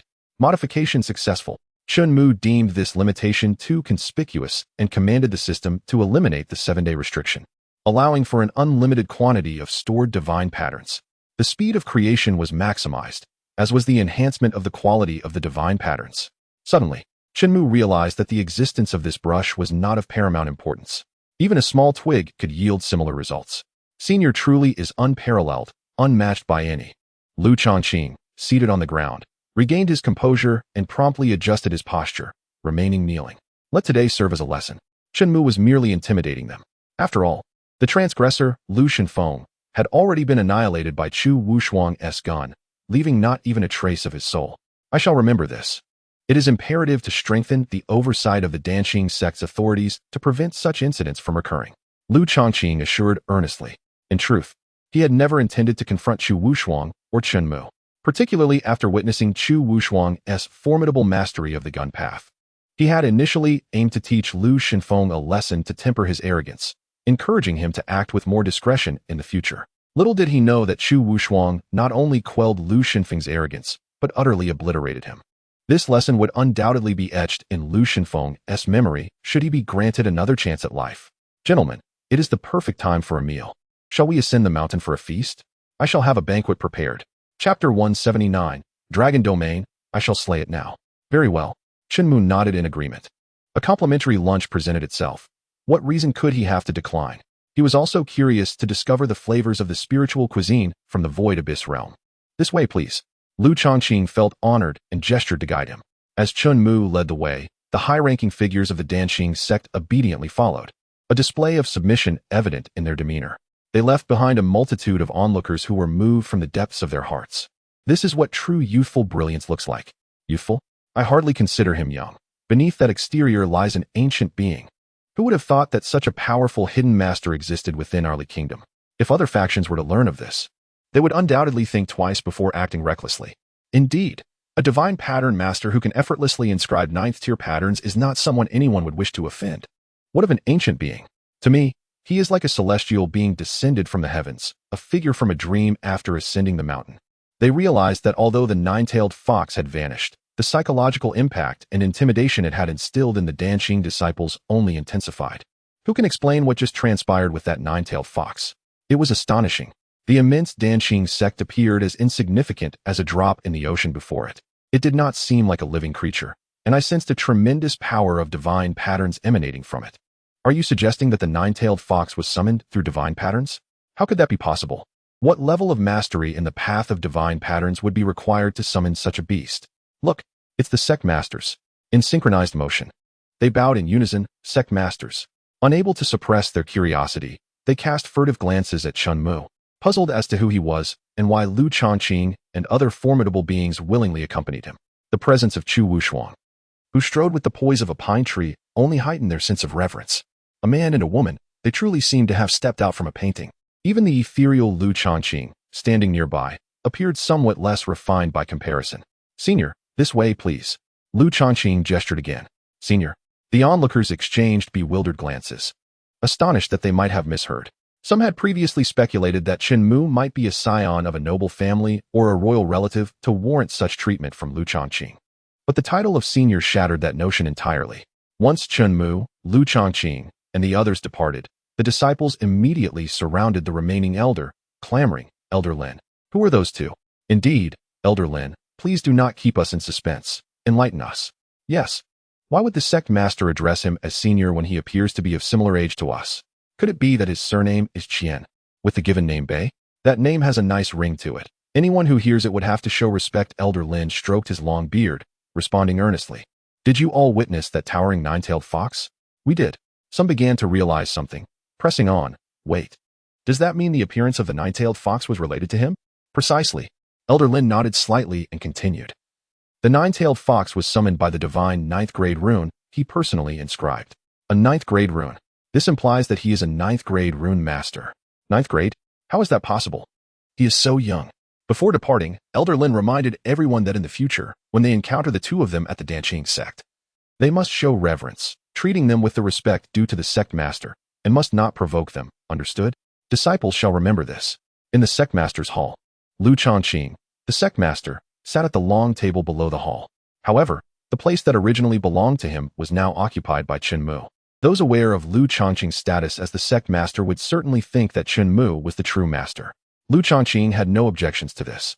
If Chen Mu wished to take on the role of the Danqing sect's master, Lu Chongqing would not only support him, but would willingly step aside. He thought to himself, if the Danqing sect truly had a ninth-grade rune master in charge, the entire Void Abyss realm would surely bow in submission. Is the food still to your liking? Esteemed elder? Lu Chongqing inquired, setting down his chopsticks, anxious not to offend this revered ancestor. Quite satisfactory. Chen Mu continued to eat, each bite seemingly a source of enjoyment. The meal before him appeared even more delectable as he savored it. However, in truth, compared to the dishes in the Qingyan mansion, it still fell short. After all, he had refined the culinary skills of many there to perfection. One must never shortchange their own palate. Suddenly, the ground trembled, accompanied by a thunderous roar echoing through the heavens. It sounded like a dragon's roar. Those beasts are restless again. Lu Chongqing clenched his fists, lamenting the timing of this disturbance. Beasts. Noticing Chen Mu's puzzled expression, Lu Chongqing hastily explained. He revealed that recently, for unknown reasons, the dragons in the dragon domain had been uncontrollably invading human territories, causing chaos. Some, like now, would roar to intimidate others, while others would unleash dragon flames or frost, wreaking havoc and slaughtering indiscriminately. The dragon domain? The dragon clan? Chen Mu was taken aback. He had not anticipated that the once-thought extinct dragons of the Zhongshuan realm appeared to be quite common in the Void Abyss realm. Is it acceptable to leave this unresolved? Chen Mu queried further. This is usually inconsequential. They make a ruckus for a while and then depart. Moreover, the dragon clan is powerful and united. Slaying one could attract a horde, Lu Chongqing replied, his expression revealing the dilemma. It was evident that provoking the dragon clan was an exceedingly unwise decision in the Void Abyss realm. Chen Mu extended his consciousness, hoping to discern the true form of the dragon. The result surprised him. This dragon was not the ancient divine dragon he was familiar with, such as the Supreme Nine Dragons or the small spirit dragon he had gifted to Wu Qingyi. Instead, it was a large, robust lizard-like dragon, replete with a distinct Western flair. Indeed, Chen Mu referred to this type of dragon as a lizard dragon. In his eyes, it hardly qualified as a member of the dragon lineage. Upon consulting the system, he learned that this lizard dragon was a degenerated version, considered among the weakest and lowest in the dragon domain. The elongated dragons he recognized were typically regarded as noble bloodlines among the dragon clan. How curious that this beast has not left after causing such a commotion for so long, Lu Changqing remarked, increasingly anxious with each resounding roar. He feared that if this continued, they would be compelled to confront the dragon clan. As Chen Mu's cup spilled a few drops of wine, Chu Wushuang could no longer sit idle. She stood up, armed with her spear, declaring, "Master, I shall go and slay it." "Very well, go ahead." Chen Mu did not attempt to stop her. He saw this as an opportunity to gauge the strength of the lizard dragon that dared to disrupt his meal. "Yes, master." Not only did Lu Changqing and the others not impede her, but they were also taken aback, barely registering when Chu Wushuang vanished from their sight. In a daze, they seemed to glimpse a flash of silver light, sharp as a sword. Was she really going to challenge the dragon clan alone? Such audacity. Upon hearing the disciples' voices from outside the hall, Lu Changqing and the elders could no longer remain seated. They rose, deciding to follow and see what transpired. After all, this was the territory of the Danqing sect. Should anything happen to Chu Wushuang, they would not escape blame. They prepared to assist her in slaying the blue ice dragon. It appeared that she was standing firm in the air without relying on any techniques or divine runes. Walking on air without aid? It must be some kind of technique, subtly expressed and mastered to perfection. Lu Changqing watched intently as Chu Wushuang faced the dragon, his admiration for Chen Mu growing once more. The reason was simple. Chu Wushuang's strength at such a young age was undoubtedly connected to her formidable talent, and even more so to her powerful master, Chen Mu. He was far more potent than Lu Changqing had imagined. Before the 100-foot giant dragon, Chu Wushuang appeared rather inconspicuous, as she was dwarfed by a single dragon scale. With a mighty flap of its enormous wings, the dragon obscured the sun, plunging the entire mountain gate into shadow. A fierce gust of icy wind surged toward Chu Wushuang, accompanied by razor-sharp ice crystals the size of a fingertip, akin to a torrential downpour of arrows. Wherever they passed, everything was encased in ice. Leaves turned brittle, shattering with the slightest pressure. The chill not only clung to the surface, but also penetrated deep into the veins of the leaves. In the face of such an assault, Chu Wushuang remained calm, twirling her spear to summon a counteracting force, clashing against the oncoming storm. Countless ice crystals shattered into shards, melting into mist as they fell, leaving a lingering haze behind. Seizing her moment, Chu Wushuang thrust her spear forward, the spear intent transforming into a dragon, roaring fiercely as it charged toward the giant dragon. The dragon opened its jaws, exhaling a torrent of cold air, attempting to counter Chu Wushuang's offense. With another thrust of her spear, she unleashed a barrage of spectral white dragons from all directions, attacking the dragon's limbs and neck, causing blood to spurt forth. With a powerful flick of her hand, Chu Wushuang commanded the spectral dragons to pull in the opposite direction, inflicting a torment more brutal than dismemberment upon the giant dragon. Scales, limbs, neck, and tail were severed, plummeting from the sky. Blood erupted like fireworks, drenching the entire Danqing sect, transforming its hue. Onlookers might have thought this was not the Danqing sect, but rather the Blood Demon sect. What? Lu Changqing and the elders were left speechless, utterly astonished by the formidable strength displayed by Chu Wushuang. They realized that even if they combined their powers, they could never achieve such a feat in such a brief span of time. Now, not only could they not fathom Chen Mu's strength, but they also found it impossible to gauge the depth of Chu Wushuang's capabilities. As for the disciples of the Danqing sect, their astonishment was beyond measure. They raised their heads, mouths agape in disbelief, nearly choking on the dragon's blood that filled their mouths. To spit it out, they hesitated. As this dragon's blood was a superior cultivation material and high-grade ink for inscribing runes, a rare treasure. Amidst their shock, they felt an overwhelming gratitude towards Chen Mu and Chu Wushuang for their bountiful gifts. Unbeknownst to them, Chen Mu, as an outsider, was rapidly surpassing Lu Changqing in regard and influence among the disciples. Did she not already kill it? Why does she not intend to leave? Have you forgotten? The dragon clan is remarkably united. The scent of their blood will soon attract their kin. When the dragons emerge en masse, can our Danqing sect withstand such a tide? You overestimate our capabilities, for while they remain poised, we are left with no opportunity to even make our entrance. To clarify, it is not that we have none, but rather that we are unworthy. Are you angry? Indeed. Yet, upon reflection, one cannot deny the logic in this. How can we refute such an assertion? The truth is, we are indeed unworthy. Even a single dragon can cause chaos within the entire Danqing sect, What then of a multitude? However, what Chu Wushuang awaits is precisely their arrival. Under no circumstances can we allow these beasts to disturb our master's enjoyment of his meal.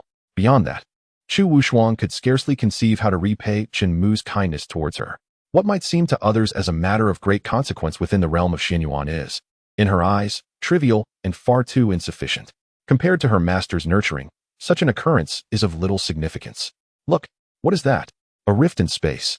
From it, the dragons emerge. Black, red, white, blue, a veritable rainbow of colors. Their forms are largely similar, save for larger scales, for wings, 6 wings, and variances in the shape and texture of their horns. Good heavens! How many are there? I counted roughly 200. Over 200. This figure is indeed staggering. Though they may be lesser dragons, the sheer enormity of the scene, coupled with their colossal forms, inspires an undeniable sense of dread. Yet, the dragons show no interest in us. Their brilliant eyes fixate solely on Chu Wushuang. This spectacle resembles divine retribution. The winds shift, thunder roars. Chu Wushuang feels no fear.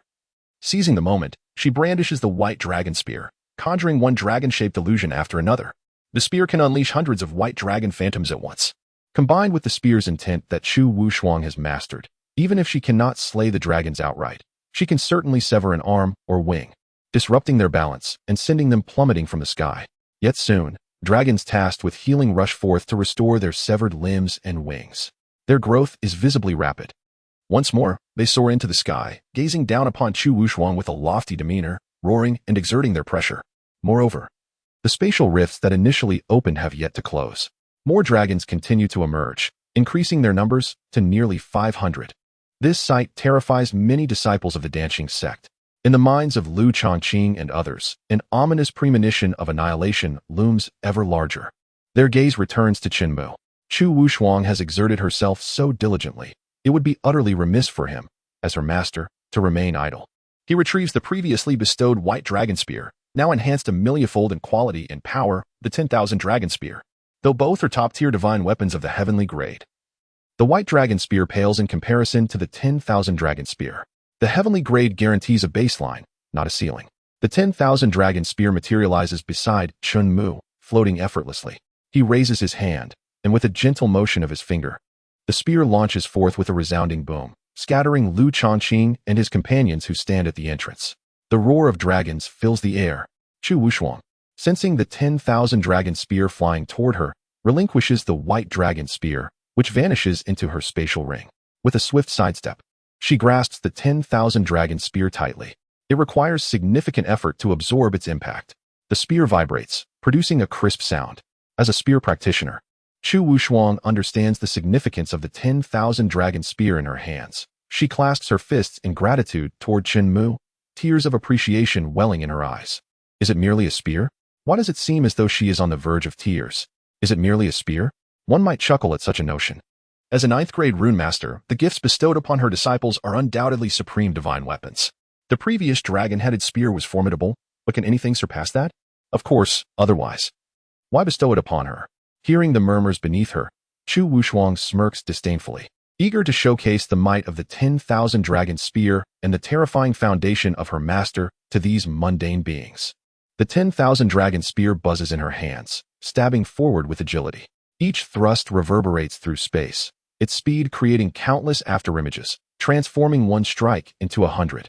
Simultaneously, innumerable silver dragons, each 100 feet long, erupt from the spear's tip, expanding 100-fold, then 1,000. Their mouths agape, their roars resounding. The fear they instill reaches miles away, compelling many to kneel and worship. As the 1,000 dragons collide with the lizard dragons, they are instantly reduced to mere flesh and blood, leaving only scattered limbs to fall from the sky. Healing? Impossible. The injuries are too severe, their internal organs crushed. Moreover, it is evident that Chu Wushuang's side holds the numerical advantage. 1,000 dragons overpower 100, leaving no opportunity for counterattack. Beholding the scene above, countless silver dragons soar and swirl, stirring the winds and clouds, dismantling the massive forms of the lizard dragons time and again, reducing them to mere slush and blood mist. The entirety of the sky is drenched in crimson. This spectacle, of such magnitude, might lead the uninformed to believe they are witnessing a celestial battle. Now do you grasp the disparity? A voice quivers with disbelief. Those present are utterly entranced by the annihilation of the dragons, oblivious to the words spoken. Lu Chongqing and the others were expressions of dread. They were aware of the extraordinary abilities of these two, but never anticipated the extent of their prowess.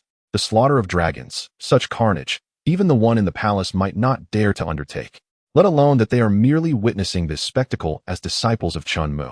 Lu Chongqing glances at Chen Mu, unable to suppress thoughts of how many other rare treasures akin to the 10,000 dragon spear he possesses.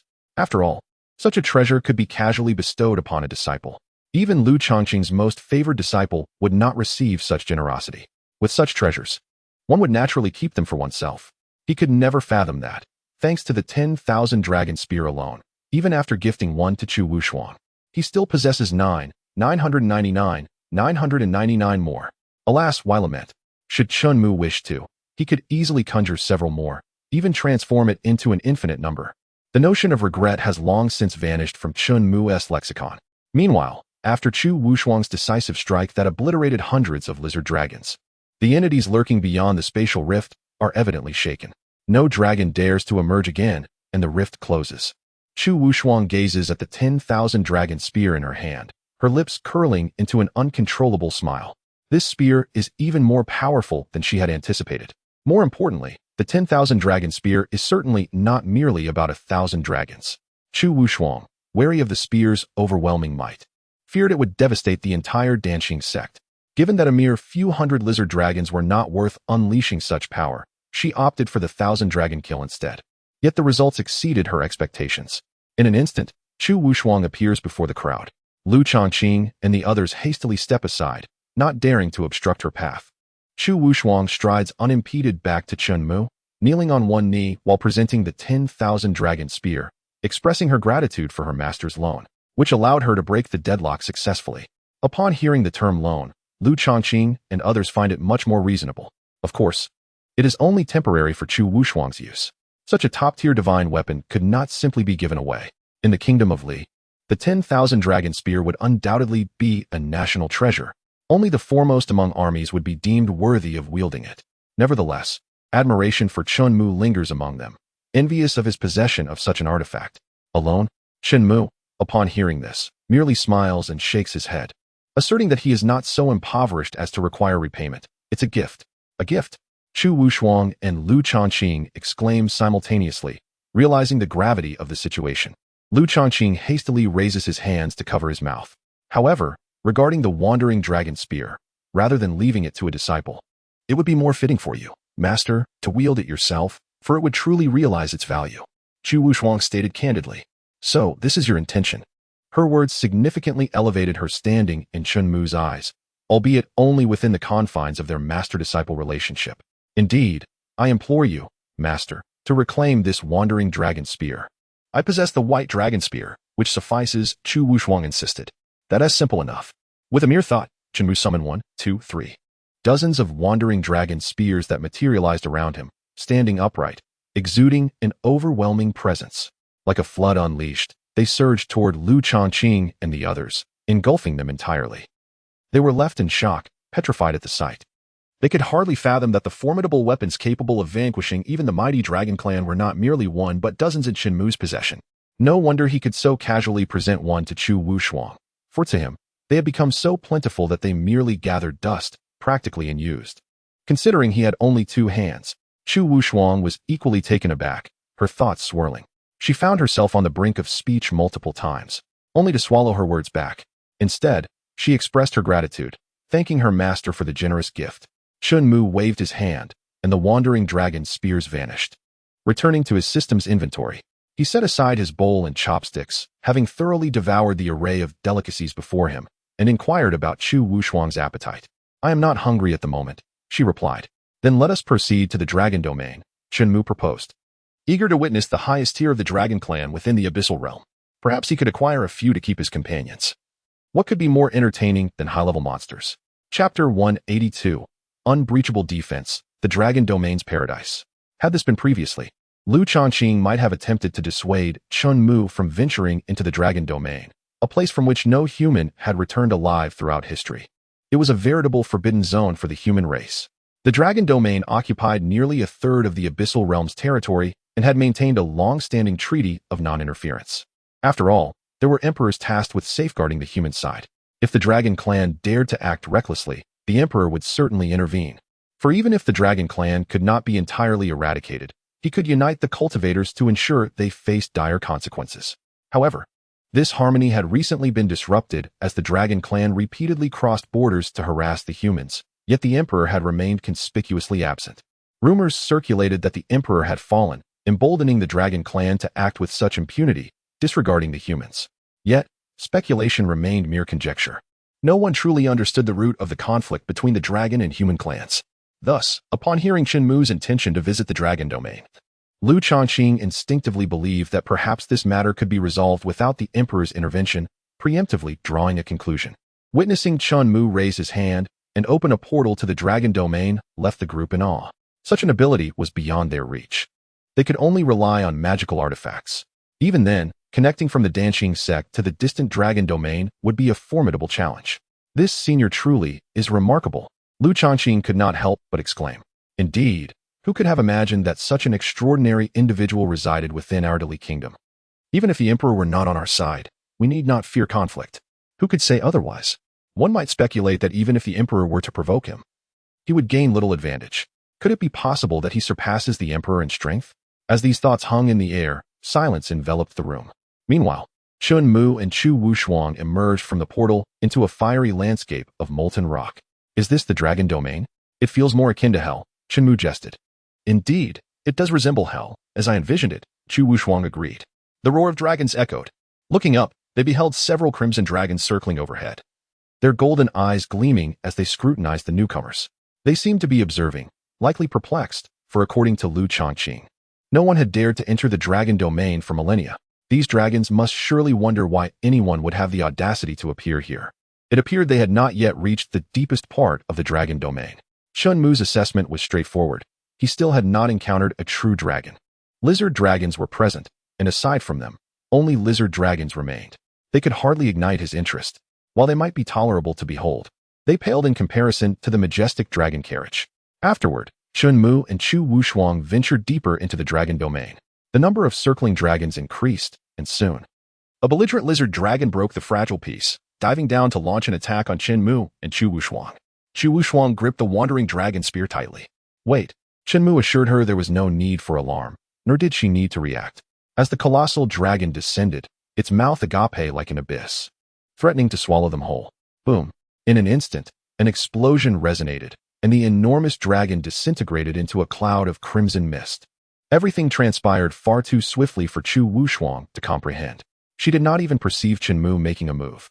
In truth, he had no need to intervene. Unbreachable defense. Status. Activated.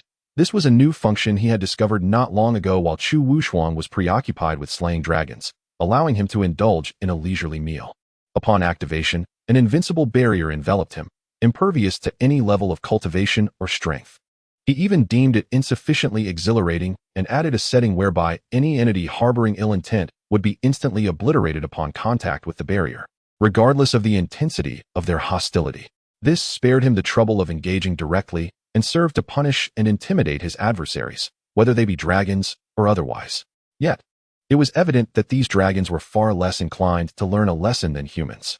After witnessing their companion's annihilation, their rage only intensified, and the dozens of lizard dragons circling above soon descended one after another, intent on tearing Chen Mu apart, devour his flesh, consume his bones.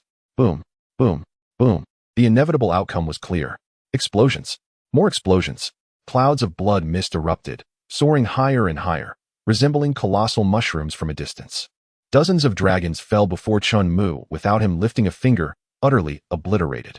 He continued to stride forward, seemingly unfazed. Truly, the mark of a master. Reflecting on her own struggles wielding the white dragon spear against 100 dragons, Chu Wushuang couldn't help but contrast it with Chen Mu's effortless handling of the dragon horde. She realized how far she still had to go to reach his level. If she could catch even a fleeting glimpse of Chen Mu's silhouette on her journey of cultivation until her last breath, she would be content. Time passed without measure. Yet the landscape remained an unchanging expanse of molten rock. Chen Mu gradually lost patience and activated the system's virtual panel, switching to the map function.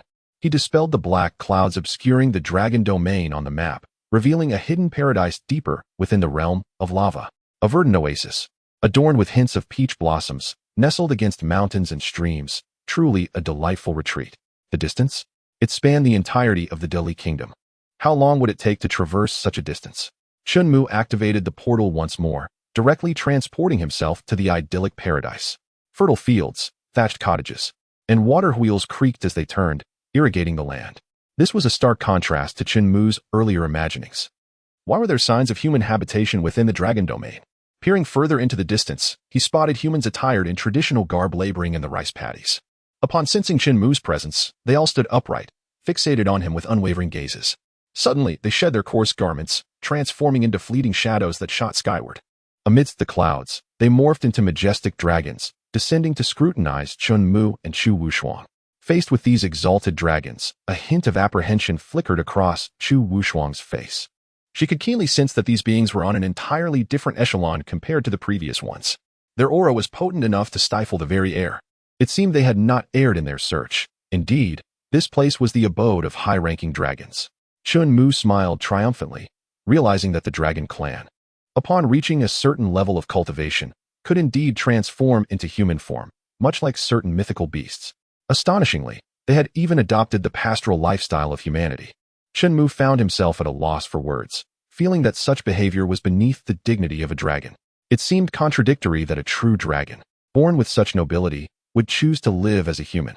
Was it true that only the unattainable could be deemed the best? This notion was perplexing. Suddenly, a small white dragon prepared to attack Chen Mu. Halt! Do not act impudently. A powerful, authoritative voice reverberated through the air, reaching their ears. The dragon's claws and razor-sharp teeth were mere inches from Chen Mu, poised to strike. That ancient voice undoubtedly saved his life. Yet it was clear that the white dragon failed to grasp the gravity of the situation. Turning to the source of the voice, the dragon thought, the clan leader? They are indeed treacherous humans. Will they not be killed? Treacherous humans? Chen Mu chuckled bitterly. While there were indeed duplicitous individuals among humanity, it was hardly justification to condemn them all. He prided himself on his integrity and straightforwardness. Return immediately. The elder, referred to as the clan leader, commanded forcefully, showing no inclination to explain himself to the white dragon. Reluctantly, the white dragon glanced at Chen Mu and Chu Wushuang before transforming into a streak of light. Shooting away like a meteor, Chen Mu's gaze followed as he seamlessly opened a portal and stepped through, arriving before a group of individuals. At the forefront stood an elderly man with white hair, brows, beard, and garments, his eyes partially closed. Time had etched many marks upon his face. Yet he still emanated an aura of authority that suggested he was no one to be trifled with. Dragons were believed to possess longevity, so it was no surprise that his appearance bore the weight of many years. His composed demeanor and unyielding presence spoke of a lifetime of accumulated wisdom. However, he still fell short of Chen Mu's eternal realm. Faced with such an ancient creature, Chen Mu remained unfazed. I have lived for 10,000 years, and I have encountered countless individuals, yet I have never before found someone I could not see through, the elder mused. He sensed a thick fog enveloping the connection between himself and Chen Mu. The more he sought to understand, the more ensnared he became. Initially, when the white dragon attempted to attack Chen Mu, the elder dismissed it as yet another ignorant soul daring to intrude upon the dragon domain. However, a sudden wave of unease swept over him. He realized that should the white dragon continue its aggression, it would surely meet with an irreversible fate. His instincts had never failed him before. With age came experience, allowing him to discern certain patterns. Most crucially, Chen Mu and Chu Wushuang displayed an alarming level of calmness in the face of the white dragon's threat. Had it been anyone else, they would likely have crumpled in fear. Their confidence unsettled the elder. May I inquire as to the purpose of your visit to my hidden dragon abyss? The elder asked directly. Settling accounts, Chen Mu replied. Settling accounts? The elder was perplexed. This is our first meeting. We harbor no animosity. What accounts could possibly exist between us? He wondered if Chen Mu was perhaps an ancient acquaintance who had lived for 1,000,000 years, disguised through some transformation or rebirth. You dare to ask? Your dragon clan disturbed my master during his meal. A dragon's life must be taken as punishment. It is only fitting that we resolve this matter. Chu Wushuang interjected, unable to tolerate anyone feigning ignorance before her master. The elder laughed heartily, quickly grasping the situation. What is there to laugh at? Chu Wushuang's gaze was piercing. I assure you, I do not mock you. There seems to be a misunderstanding. Our true adversaries are not us, but those outside. The elder explained. Those outside? Chu Wushuang was confused by his words. At that moment, the white dragon interjected. Do you not understand? Our lineage has long ceased to involve itself with the affairs of the dragon realm or humanity. We live in seclusion. It is the warlike factions of inferior bloodlines outside that seek conflict. From this, Chen Mu discerned the dragon's arrogance and the clear hierarchy within the dragon clan. It was evident that dragons of lower bloodlines, such as the lizard dragons, were looked down upon even by those closest to the progenitor dragon. The elder elaborated, explaining that as the dragon clan had existed longer in this world, maintaining pure bloodlines had become increasingly challenging. Initially, lizard dragons were a rare breed, but they quickly became the minority. Thus, the dragon realm had divided into two factions: the true dragons, who upheld ancestral traditions and maintained distance from humanity, and the new dragons, predominantly young and proud, eager for conquest and domination over humanity. Though the true dragons were outnumbered, their profound heritage allowed them to maintain a tenuous balance. However, with the elders' waning vitality, this equilibrium was beginning to falter. The new dragons were probing the limits, inching ever closer to conflict. Upon learning all this, Chen Mu felt a wave of disappointment, as he had hoped to leverage this situation to assertively capture a few dragons for his amusement. To his dismay, he realized that he was entirely uninvolved in their affairs. Chen Mu considered himself a gentleman, and thus he could never engage in acts of unwarranted aggression. Indeed, a gentleman, he mused. As for the new dragons, their inferior bloodlines were beneath his notice. Had the elder and the white dragon been aware of Chen Mu's thoughts, they would have been infuriated, as he viewed their esteemed lineage as mere pets in his eyes. Such disdain was not merely for humanity, but for dragons themselves. Knowing this does not concern us. You should depart swiftly. We do not welcome humanity. The white dragon urged coldly, harboring animosity towards humans, yet feeling restrained by the clan leader's protection of Chen Mu and Chu Wushuang. The white dragon's agitation grew, leading him to prefer their immediate departure. Do not be disrespectful, the elder admonished. But why? The white dragon was baffled by the elder's reluctance to confront the two humans. A legendary figure who once commanded the entire dragon clan and stood against myriad foes now appeared so deferential. Were the true dragons truly on the brink of decline? Unbeknownst to the white dragon, the elder's behavior was not to shield Chen Mu, but rather to protect his own interests. He recognized the white dragon's youthful arrogance and sought to preserve some dignity for him. Once the humans departed, he would address the matter appropriately. Is that a new dragon? Suddenly, a voice from the crowd exclaimed. Chen Mu turned to see a vast assembly of lizard dragons, their massive wings stirring the winds and exuding a menacing aura as they approached. Leading the charge was a six-winged black dragon, its expansive wings revealing golden symbols flowing like a labyrinth across its orange membranes. Its head bore a resemblance to a horned dragon, prompting the true dragons to mock them as inferior, unworthy of their title as dragons, a disgrace to their progenitor. With a thunderous crash, the immense creature landed upon the cliff, causing the mountains to tremble and rivers to surge. It crouched, its magma-colored eyes filled with fury, glaring at the elder. No wonder you have opposed our attacks on humanity. It seems you have colluded with them. The esteemed White Emperor, how could you mingle with the human race? If the ancestral dragon were in heaven with a spirit, it would surely be utterly disappointed in you. Cease your nonsensical prattle. What are you to dare to speak of the clan leader? As the white dragon spoke, it transformed once more into a colossal dragon, coiling in the air, confronting the six-winged black dragon. When elders deliberate, when has it ever been the place of a junior to interject? The six-winged black dragon spoke with scorn, regarding the white dragon with utter disregard. Clan leader, I beseech you to allow me to take action and eliminate this disrespectful wretch, the white dragon requested, seizing the opportunity to vent the grievances suffered at the hands of Chen Mu and Chu Wushuang. The white emperor wore a troubled expression, fully aware that at this juncture, completely severing ties with the new dragon lineage would not bode well. Furthermore, the opposing side possessed overwhelming numbers, and given his waning strength, he feared he could not protect them. White Emperor, let us set aside our matters for now. I have come today for those two humans. They have slain hundreds of new dragonkin and must pay the price. The six-winged black dragon sought to exploit this golden opportunity to strike two birds with one stone, using the elimination of Chen Mu and Chu Wushuang to amplify its prestige among the new dragons. Simultaneously, it aimed to provide the White Emperor with an exit, employing both soft and hard tactics to compel him to declare that he would no longer meddle in the affairs between the dragon domain and the human race. At that time, the new dragons would face no further concerns and would launch a full-scale assault on the humans.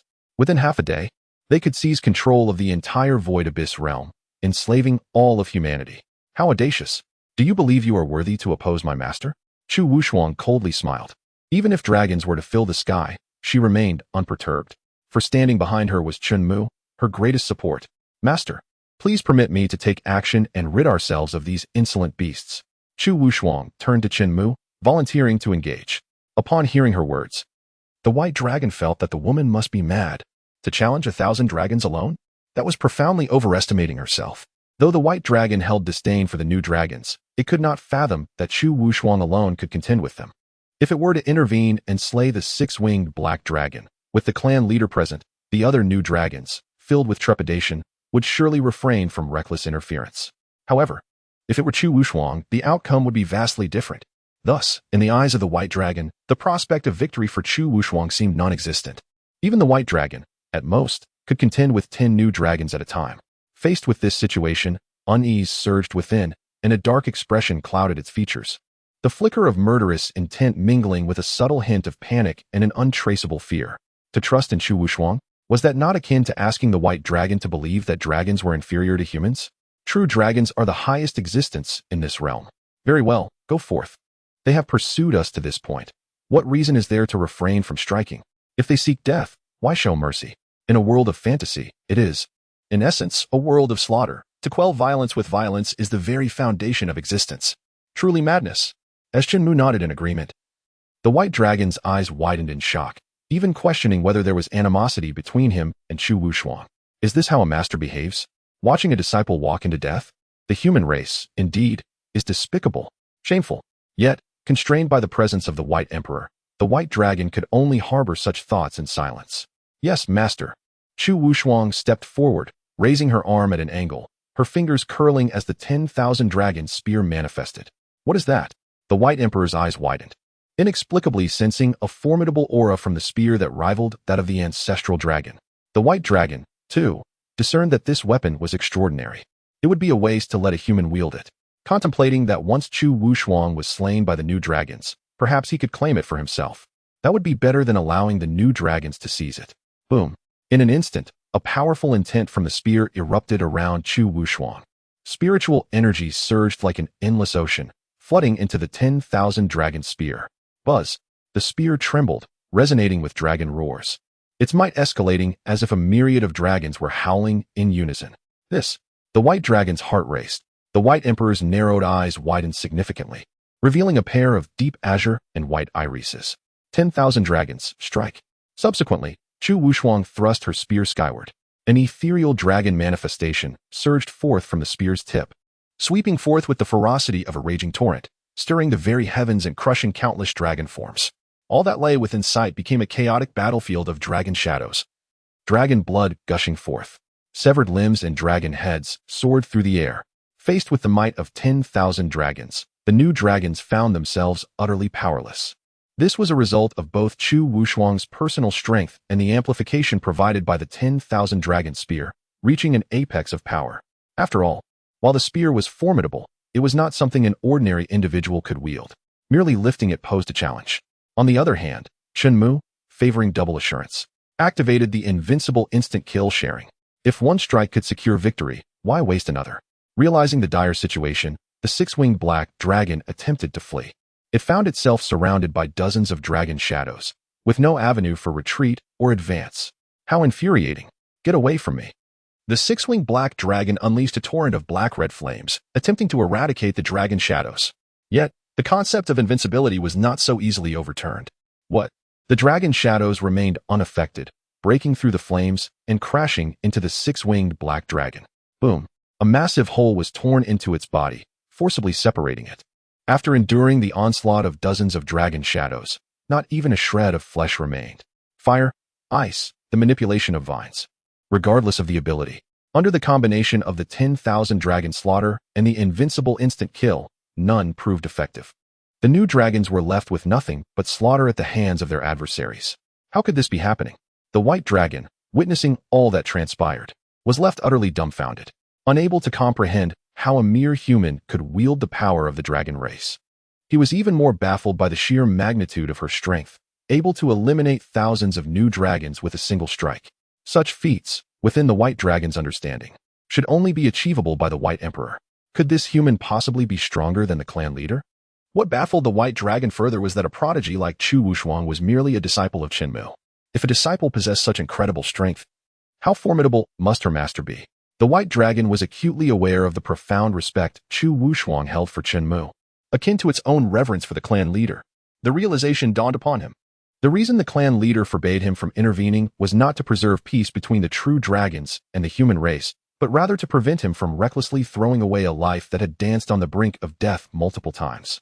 Chapter 185. Annihilate the New Dragons. The true dragon lineage submits voluntarily. Upon seeing the white dragon's pupils constrict, revealing a face of shock and fear, the white emperor, who had just regained his composure from the 10,000 dragon slaughter, felt quite satisfied. This was an unexpected gain. Finally, he no longer needed to worry about the white dragon's reckless actions in the deadly zone. The sight of him was enough to induce trepidation. To state it plainly, he might be willing to speak, but the white dragon would not necessarily believe him. What if it only fueled his competitive spirit? Fortunately, Chu Wushuang had timely intervened, obliterating the white dragon's arrogance entirely. The white emperor had long sought an opportunity to humble the overconfident white dragon, lest he one day become so arrogant as to squander a promising future. The appearance of Chen Mu and Chu Wushuang exceeded his expectations. Master, it is all resolved. I have not disappointed you, have I? Chu Wushuang set down the 10,000 dragon spear and returned to Chen Mu, eagerly asking. Indeed, you performed admirably. It was well worth my decision to present you with the 10,000 dragon spear. Chen Mu, aware of Chu Wushuang's expectations, did not hesitate to praise her.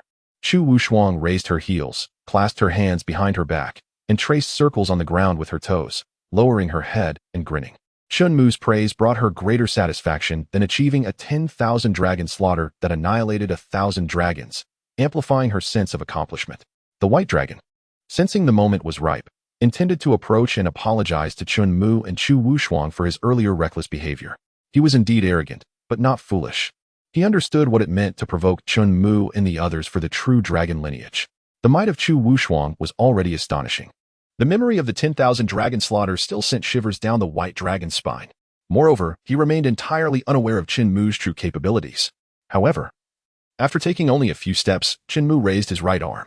Whoosh, whoosh, whoosh. From his palm, countless bloodlines erupted, scattering explosively.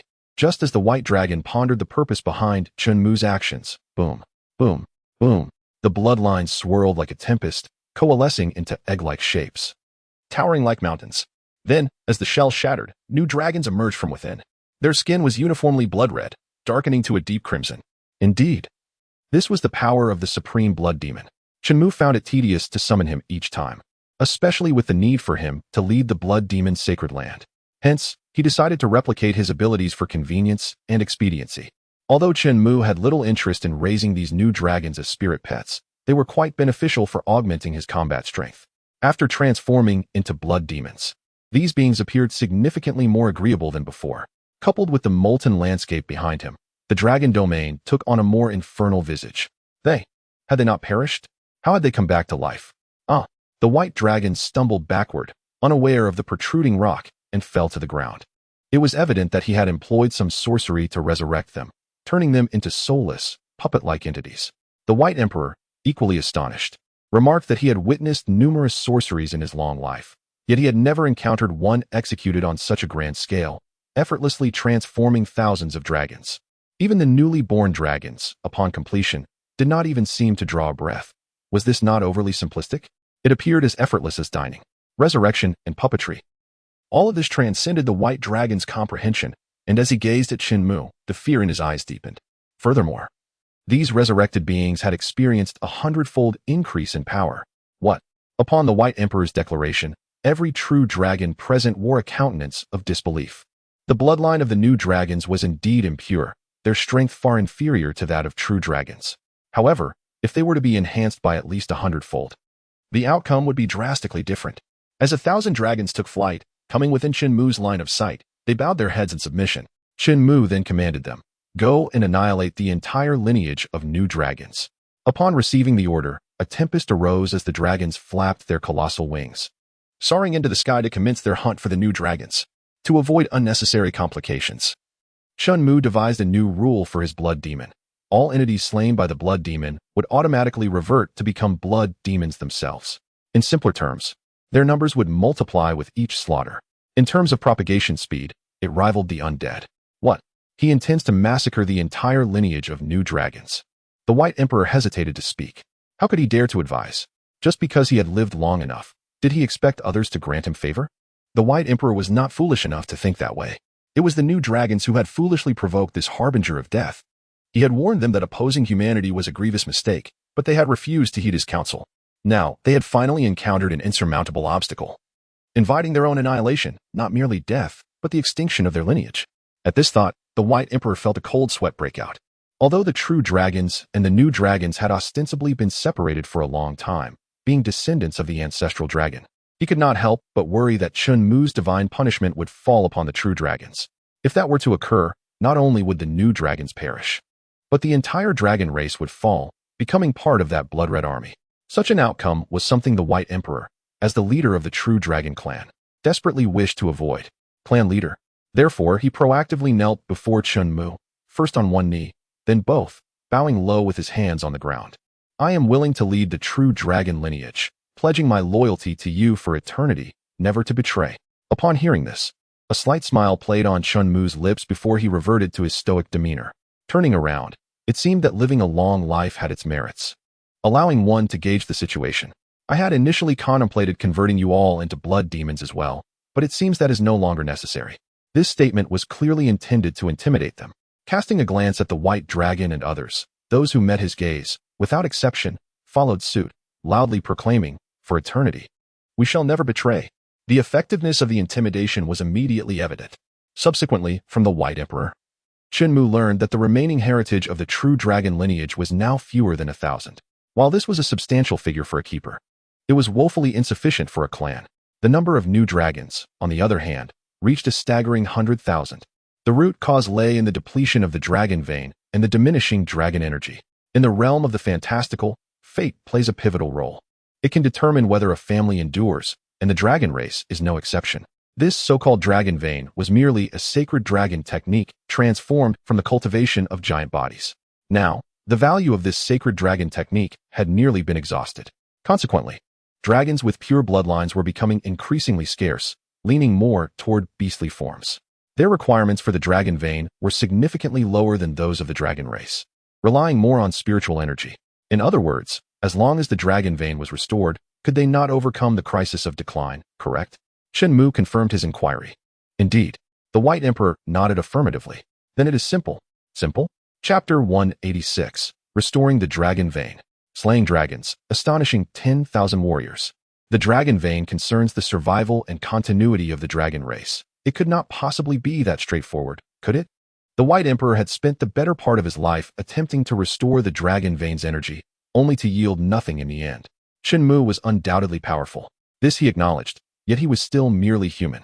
How could he resolve issues that even the dragon race could not? The White Emperor believed that Chen Mu still lacked a true understanding of the dragon race. The dragon vein and the fate of humanity were not equivalent matters. This was akin to a person versus an entire dynasty. Attempting to defy the heavens and change fate was exceedingly arduous. The White Emperor stepped forward, eager to elucidate the stakes to Chen Mu, lest he bear the blame for failure. Boom. In the next instant, a dense, overwhelming torrent of dragon energy surged from all directions, like an invisible tide crashing down. The White Emperor and others basked in its presence, feeling immensely invigorated as their cultivation level soared. Was it not simple? Chen Mu had merely made a few adjustments to some words, and the withered dragon vein had regained its vibrant vitality, becoming an inexhaustible resource. The White Emperor was left in a stupor. Who was this person before him? He even began to suspect that Chen Mu might be the reincarnation of the ancestral dragon. If that were true, the massacre of dragons and the ensuing events would all have a perfectly reasonable explanation. However, upon further contemplation, the White Emperor shook his head decisively, dismissing this notion. The reason was simple. The ancestral dragon was not as powerful as him. Though he was reluctant to admit it, the truth was undeniable. Thank you, my master, for restoring the dragon vein to my domain. Such a profound grace, we shall never forget. Never forget. The dragons echoed in response. Even the headstrong white dragon, at this moment, felt a sense of respect for Chen Mu. As a dragon, it was indeed a source of shame to willingly submit to a human. This notion was ingrained in their very bloodlines. Yet, Chen Mu was an exception. They felt no shame. Rather, they were immensely honored. Without him, the dragon vein could not have been restored. Without the restoration of the dragon vein, the true dragon lineage would inevitably face extinction. leaving behind only inferior hybrids with diluted bloodlines. Chen Mu had resolved their dilemma of heritage and continuity. How could they not show him reverence? In terms of merit, he was no less than the ancestral dragon. Following this, Chen Mu, at the invitation of the White Emperor, entered the courtyard and sat beside a stone bench. Quickly, boil water to brew a cup of spiritual tea for our master, commanded the White Emperor. Yes, the White Dragon hurriedly complied, eager to impress Chen Mu. He had transformed dramatically since their first meeting. Before long, he returned with a pot of tea, pouring a cup for Chen Mu and Chu Wushuang. Chen Mu took a sip, and the taste was somewhat bland. Indeed, the tea was of exceptional quality, undoubtedly a top-tier cultivation resource among the human race, precious beyond measure. However, Chen Mu preferred the flavor of enlightenment tea. Upon consuming it, one experienced a refreshing clarity, and most importantly, a moment of epiphany that brought an unparalleled sense of rejuvenation. With this thought in mind, Chen Mu produced a packet of enlightenment tea, opened the wrapping, pinched a small amount, and tossed it into his teacup to steep alongside the other tea. Would Bai Di and the others feel awkward? Only a servant considers their master's thoughts. How could a master ponder the thoughts of a servant? That would be chaos. If you wish to drink, feel free. Noticing Chu Wushuang's eager gaze fixed on the enlightenment tea leaves, Chen Mu spoke. Thank you, master. Chu Wushuang also took a small pinch of the enlightenment tea leaves and added them to her cup. The rich aroma of the tea wafted throughout the thatched cottage, invigorating all who inhaled it. May I inquire, master, is this enlightenment tea? Bai Di asked tentatively. Oh, you are familiar with enlightenment tea? Chen Mu countered. I have merely heard that those who drink it gain a rare opportunity for enlightenment, Bai Di replied. Indeed, this is enlightenment tea, though it differs slightly from what you know. Slightly different? Bai Di was puzzled, only to witness Chu Wushuang experience immediate enlightenment once, then again. With each sip, she attained a new understanding. This was astonishing. Bai Di was left speechless. Such moments of epiphany, even for someone of his caliber, were exceedingly rare. Yet, Chen Mu could effortlessly achieve this with each sip. He was indeed more formidable than the ancestor dragon. Next, Chen Mu waved his hand in the air, activating the sky-viewing mirror to observe the progress on the blood dragon's side. As the mirror opened, it immediately captivated the attention of countless onlookers. The brutality displayed was shocking. The new dragon clan stood no chance against the blood dragon, being mercilessly slaughtered and assimilated. The disparity in numbers not only failed to provide an advantage, but instead was gradually diminishing, rendering hopes of victory increasingly slim. In truth, there had never been any prospect of triumph. If this continued, the new dragon lineage would eventually be entirely replaced by the blood dragon. With the dragon lineage restored, Chen Mu believed it would be futile to keep them around. It would be better to assimilate them all into blood demons, thus maximizing their value. The new dragons were utterly bewildered, completely unaware of what was unfolding. They were inexplicably attacked and slaughtered. Even those naturally inclined to battle felt a sense of retreat at this moment. The realization that they were on a path leading only to demise was profoundly unsettling. Yet, what added to the despair of the dragons was the knowledge that if they wished to flee, they could not. Those blood dragons, in terms of strength and speed, utterly overwhelmed them. Where did these monsters come from? Witnessing such scenes, Bai Di and Bai Long were even more thankful that they had chosen to ally with Chen Mu rather than oppose him. Otherwise, they would now find themselves as soulless puppets devoid of any consciousness. But they were not the only ones observing this terrifying spectacle. Hundreds of thousands of soldiers from the Great Li Kingdom had come for Chen Mu. The Emperor of Li had a simple intention: to seize this opportunity to curry favor with Chen Mu and, in turn, recruit this 9th-tier divine pattern master. If they could possess 2 9th-tier divine pattern masters, then the entire Void Abyss realm would fall under the absolute influence of the Great Li Kingdom. However, sending 2 individuals into the dragon domain, even as 9th-tier divine pattern masters, was an act of recklessness. Upon receiving the news, the Emperor swiftly assembled hundreds of thousands of elite troops to march towards the dragon domain. Though the dragon clan was powerful, he did not believe that such a multitude would be unable to protect even 2 individuals. However, upon arrival, the scene that greeted the hundreds of thousands left them horrified. Not due to the dragon clan, but because of the enormous crimson creatures. They could clearly sense that these beings were different from the dragon clan. While they bore some resemblance, their ferocity was appalling. The noble dragon clan could be slaughtered at will. The most outrageous part was that after being slaughtered, the dragon clan was also assimilated, transforming into equally brutal and formidable beings. General, should we still enter the dragon domain? The deputy commander asked anxiously.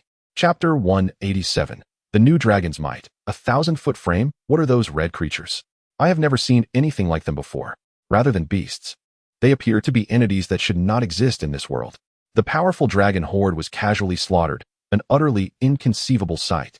Who can explain what is happening here? Explain? Who can provide an answer? Even the foremost scholar of the Greatly Kingdom would be at a loss. Listening to the voices behind him, Wei Liangchun, the commander of this vast army, remained with a furrowed brow, unable to relax. He had been reluctant to accept this mission from the outset. Even as the foremost martial general of the Greatly Kingdom, he felt trepidation about entering the dragon domain. He had led troops into battle countless times, but he had never faced the dragon clan and was utterly ignorant of what awaited him. Yet, imperial commands were not to be disobeyed, and a substantial reward awaited those who returned safely, promising promotion and honor. To refuse again would mean risking not only his life in the dragon domain, but also facing the emperor's wrath. Reluctantly, he gathered his troops and marched towards the dragon domain, leading to the current scene. Hundreds of thousands stood at the border between the dragon domain and the human realm, afraid to advance a single step. The dragon clan's might had already caused Wei Liangchun considerable distress, and now a group of entirely illogical beings had emerged. He even felt that facing such creatures was more daunting than being executed by the emperor's blade. At least that would be a swift release. If they could slaughter the dragon clan at will, how much more vulnerable would he be, a mere ant in comparison to the colossal dragon figures? Unbeknownst to them, the blood dragons had not spared them a glance. Their sole focus was on the command given by Chen Mu: eliminate and assimilate the new dragon lineage. And facing such a formidable enemy, the new dragons had no concern for the humans they deemed insignificant. Wait, a dragon is charging towards us. Surely it does not intend to attack us, does it? I have a feeling it is trying to escape. Oh no, that dragon's wings have been torn off. It is falling towards us. Everyone scatter, someone shouted. Panic ensued as the crowd tightened their reins and turned their mounts to flee. However, the massive dragon was already upon them. There was no escape. Seeing the impending danger, Wei Liangchun drew his long sword, emerald energy radiating from it, enveloping himself and the blade as he prepared to strike. Suddenly, the blood dragon landed atop the giant dragon. With a swift motion, its claws pierced through the dragon's scales, driving deep into its flesh. With a thunderous crash, it smashed the giant dragon into the ground, creating a massive crater. The dragon's head landed precisely on the border between the dragon domain and the human realm. The giant dragon attempted to struggle, but the blood dragon clamped down on its neck, flames erupting from its mouth. Yet, more flames surged into the dragon's body beneath it, causing it to swell. Its flesh was forcibly torn apart, revealing flickering flames within. Then, an explosion. Dragon blood sprayed everywhere. None in the front row escaped unscathed. There were no complaints. A touch of dragon blood was far preferable to losing one's life.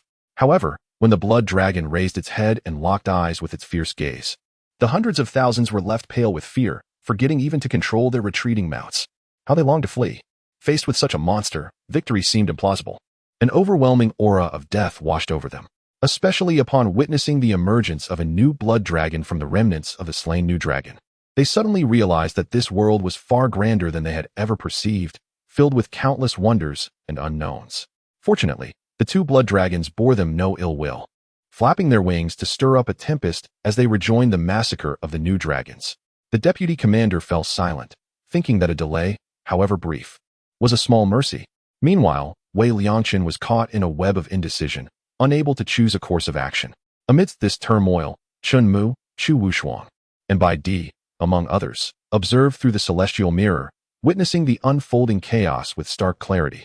Despite their prior speculations regarding the dire fate awaiting the new dragon lineage against the blood dragon horde, the reality before them exceeded even Bai Di and Bai Long's most harrowing imaginations, by 100-fold, 1,000-fold.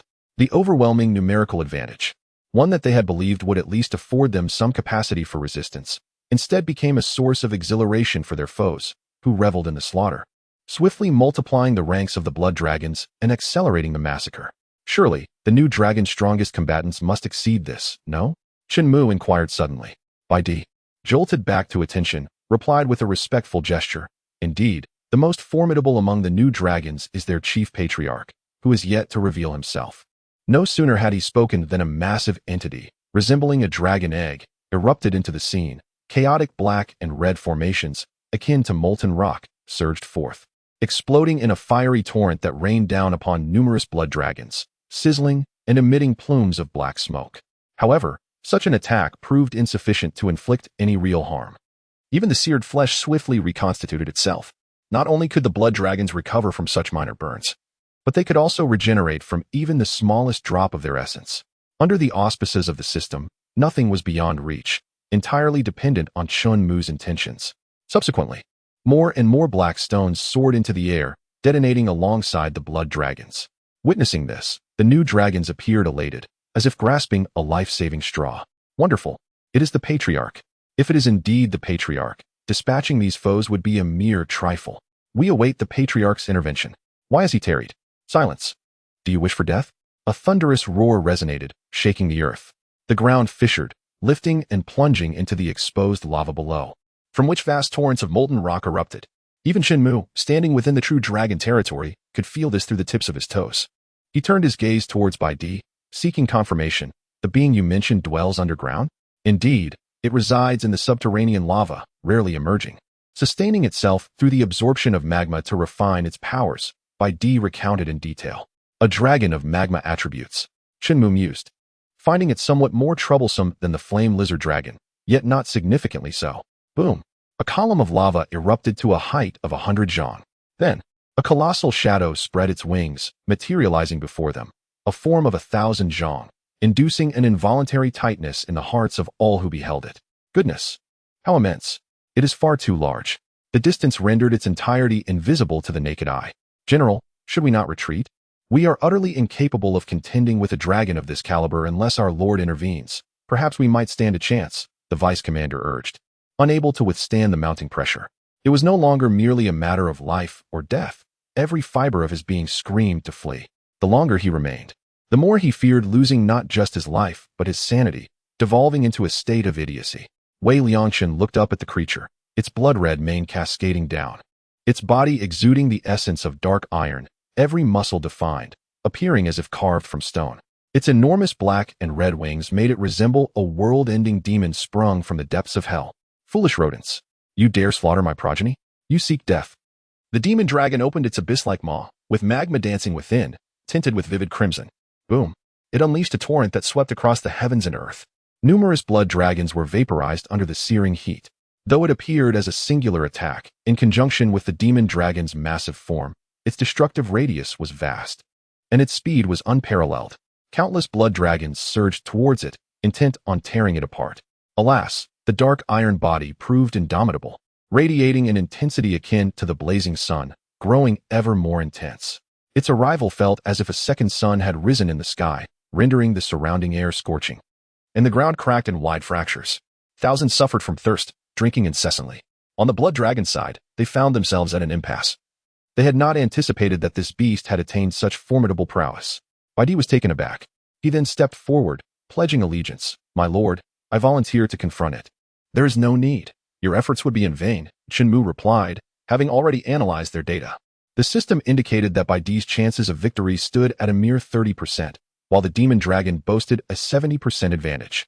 If one were to venture forth, it would indeed be a futile sacrifice.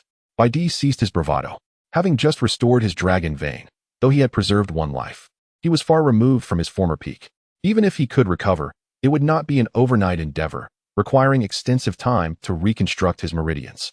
Bai Di and the others exchanged glances, refraining from seeking humiliation. They presumed that Chen Mu intended to delegate this grave task to Chu Wushuang, whose technique, the 10,000 dragon slaughter, could certainly stand against the demon dragon. Yet Chen Mu harbored no such intention. While Chu Wushuang possessed the capability to contend with the demon dragon, even exhausting it over time, Chen Mu had generously bestowed numerous treasures upon her during their journey. However, such an approach would be excessively time-consuming, and Chen Mu found himself lacking the patience for it. With a snap of his fingers, he opened the star domain gate above the demon dragon, amidst the sky. What is this? Despite it being daytime, why do we behold the night sky and twinkling stars? This is beyond the night sky, a realm of distant celestial bodies. Wait, something is emerging from within. Dragons. 9 dragons. These were the ancient dragons. The soldiers were awestruck, their hearts racing, struggling to regain composure. In contrast, the demon dragon, which once exuded an aura of annihilation, suddenly appeared diminished. A formidable beast? These 9 black dragons conformed to the very image of dragons that all had envisioned. Patriarch, what? What is that? Bai Long exclaimed in astonishment upon witnessing the emergence of the 9 dragons' supreme chariot through the celestial mirror. Ancestor. Dragons. Bai Di slowly uttered, his eyes dimming. Lost in thought. Hadn't he, the ancestor dragon, perished over 1 billion years ago? How could there be 9 ancestor dragons? Explain? How could Bai Di elucidate? He himself was still grappling with the situation. What is this star domain gate? What are these 9 black dragons that rival the ancestor dragons? Everything remained shrouded in confusion. The demon dragon, alongside the new dragons, shared a similar sentiment of bewilderment. In the face of the 9 dragons' supreme chariot, the demon dragon was more acutely aware than Bai Di and by long of their overwhelming might, an insurmountable strength, far beyond that of the ancestor dragons. Even more astonishingly, there were 9 of them. Could this be the long-hidden secret of the ancestor's domain? Had these creatures been conjured forth by that old fellow? The demon dragon envisioned Bai Di, who, sensing its thoughts, wore an innocent expression, wishing to convey, "You overestimate me.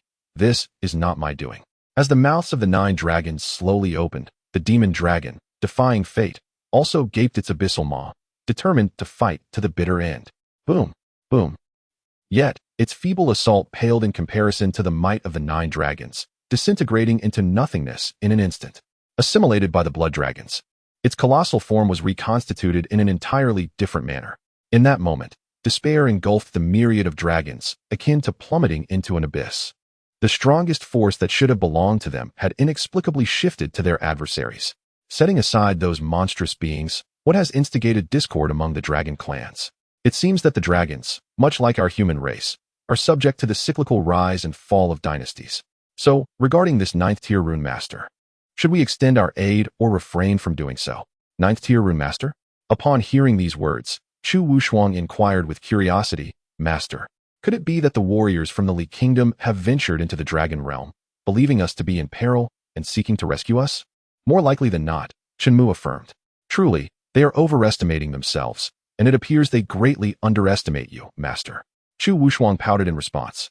The dragons present could not contest this assertion. Indeed, these individuals were rather presumptuous and had an inflated view of both the dragon realm and the dragon race as a whole. What grounds do they possess to oppose Chen Mu? He could effortlessly annihilate 100,000 new dragons without lifting a finger, should a confrontation arise. "Master, are you preparing to depart?" Bai Di, who had been observing, quickly interjected as Chen Mu rose and opened a portal. "Or shall I accompany you in seclusion for eternity?" Chen Mu replied with a faint smile. He was acutely aware of his youthful exuberance, which made it impossible for him to tolerate such a stagnant existence. He yearned to traverse the vast and enchanting world with his own eyes. "We shall escort you, Master. We shall see you off." Stepping through the portal, he was soon face to face with Wei Liangchen and his entourage. Remembering the faces he had seen in the recording stone, Wei Liangchen swiftly dismounted and knelt, exclaiming, "I am Wei Liangchen, here to pay my respects, my lord." As the general knelt, the subordinate officers and soldiers behind him could hardly remain indifferent and promptly dismounted, offering their respects as well. A single voice might fade in the expanse of the dragon realm, but the combined shouts of hundreds of thousands could not be disregarded. The atmosphere was undeniably electrifying. Anyone witnessing this scene would be left in awe, especially with the swirling winds resembling mist, partially concealing the already vast army, appearing as an endless sea. "What brings you here?" Chen Mu inquired. "We are here by the command of the Emperor of the Li Kingdom to assist you in confronting the dragons," Wei Liangchen replied. With Chen Mu having safely appeared before them, the term rescue was no longer applicable. Instead, they spoke of assistance. To hear the phrase assist in confronting the dragons made Chu Wushuang's lips twitch, as she felt these people were shamelessly flattering themselves. Having not set foot in the dragon realm throughout their lengthy stay, they dared to claim they would assist in combating the dragons? Was this not an absurd attempt at self-aggrandizement? "Should you wish to confront the dragons, do step inside," she remarked. To be candid, Chen Mu found himself at a loss for words. Sensing the awkwardness in the atmosphere, Wei Liangchen quickly added, "It is a great relief to see you unharmed.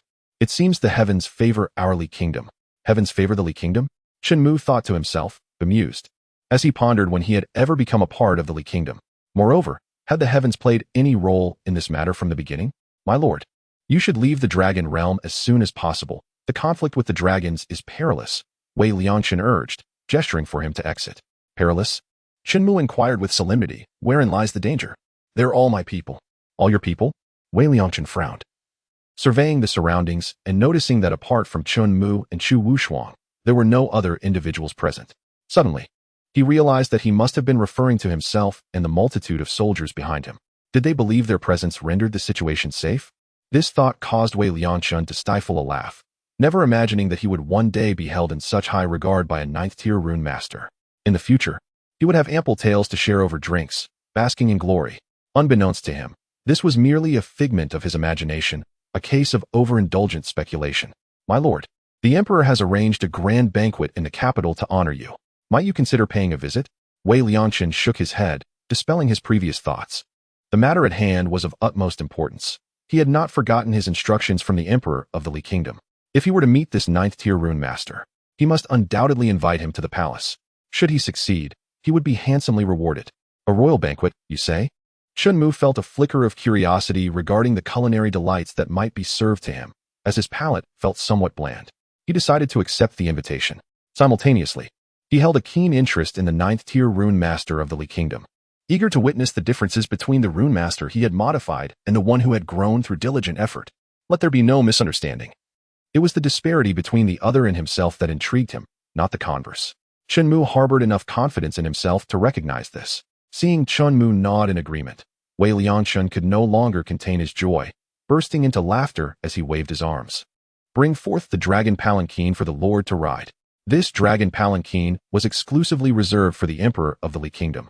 Not even royal relatives were entitled to use it. However, Chen Mu was an exception. As a ninth-tier rune master, he undeniably qualified. If he did not, the emperor would not have gone to such lengths to transport this imposing contraption, requiring the strength of a dozen men, all the way to the dragon realm. There's no need. I possess my own steed. Your own steed? What mount could possibly compare to the dragon palanquin? Wei Liangchun wondered, perplexed about its whereabouts. Suddenly, the skies rumbled with a strange commotion. The 9 dragons descended from above, trailing behind them. A celestial abode. Wait a minute. Wei Liangchun's pupils constricted. His worldview was utterly shattered. Could it be that the steed the Lord referred to was these 9 dragons? Regardless, using such divine beasts capable of effortlessly vanquishing even the most fearsome of dragons as mere mounts seemed excessively extravagant. Was it possible that within that celestial abode resided the celestial beings of the victorious dragon faction? Just a moment ago, Wei Liangchun had been perplexed, and in the next instant, Chen Mu and Chu Wushuang had vanished into the abode in an instant. Wei Liangchun and the countless soldiers gazed at the unfolding spectacle, their scalps tingling with disbelief.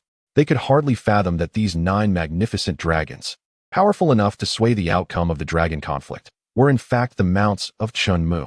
Mounts. Their mounts could obliterate the dragon race's supremacy. Turning back to the grand dragon palanquin, originally transported with great effort, now appeared utterly trivial in comparison. It felt rather embarrassing now. What was this dragon palanquin worth when placed beside Chen Mu's steed? Now that was the true dragon palanquin. Finally, the realization dawned upon them. Chen Mu's ability to traverse the dragon realm was entirely unrelated to their presence. They had indeed broadened their horizons and gained a wealth of knowledge, and in truth, they owed a debt of gratitude to Chen Mu.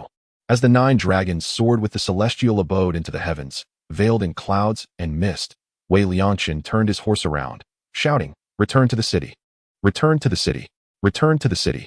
His voice echoed through the ranks, reaching the ears of hundreds of thousands. Without further ado, they embarked on their journey back.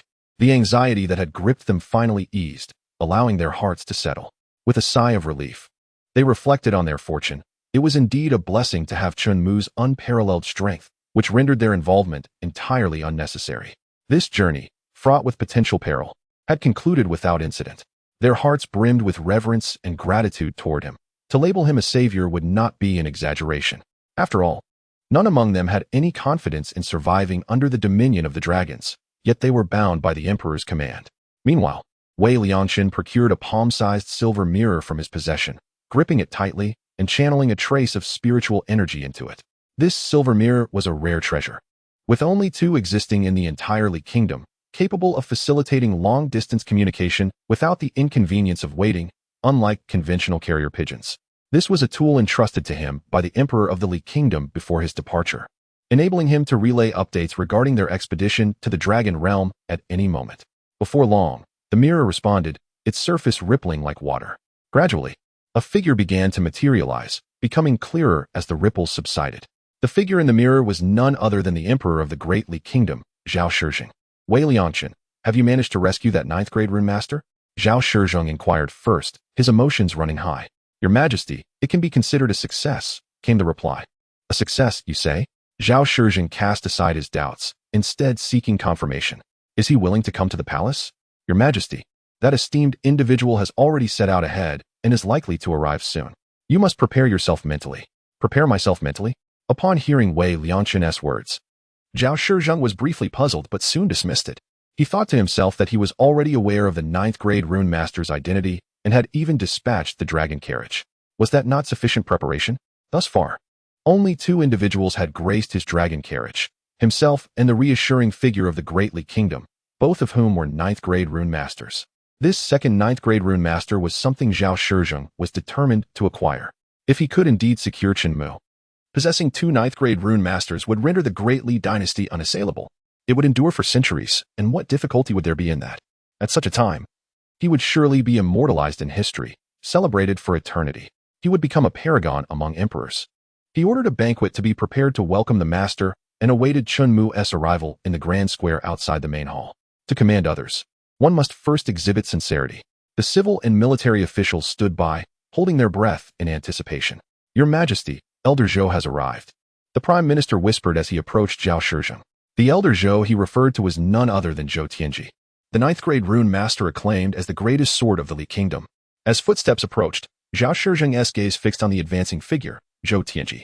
Zhao Shizhen held Zhou Tianji in the highest regard, for the peace and prosperity of the Li Kingdom were inseparable from his contributions. Over the years, Zhou Tianji had made significant strides in the development of rune arts within the kingdom. Zhao Shizhen had proclaimed to the world that to see Zhou Tianji was akin to seeing himself. Your Majesty, Zhou Tianji returned the gesture with deep respect. You must be here for that individual, correct? Zhao Shizhen asked directly.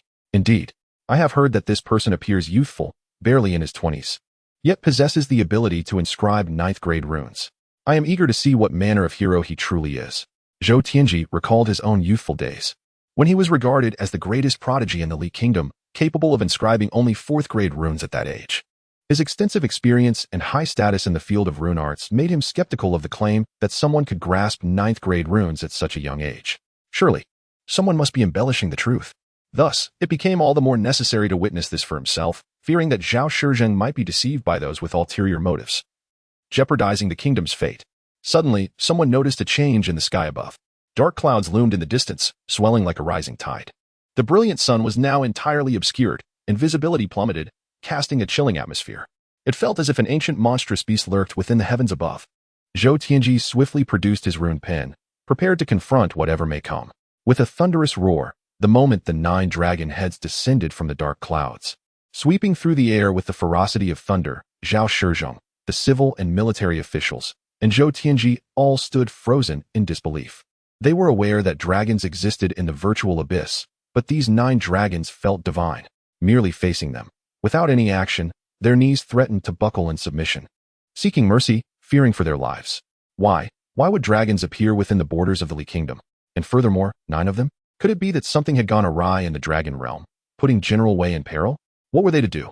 Panic ensued among the crowd, their anxiety palpable. They acknowledged Zhou Tianji's prowess, yet they unanimously believed that even he could not contend with this situation. Facing the 9 dragons would be tantamount to inviting annihilation. They seemed to harbor no malice towards us. Could it be that they merely intended to frighten us? To convey the message that the terror of the dragon realm was not something we were entitled to tread upon lightly? At that moment, they believed Zhao Shizhen's decision to send an army into the dragon realm for the sake of an unacquainted 9th grade rune master was an error of monumental proportions. Although 9th grade rune masters were indeed formidable, the dragon race was far more terrifying. Look, do you see those 2 figures standing atop the central dragon head? How can this be? How could humans possess the strength to stand upon them? And yet, there truly are. Heavenly.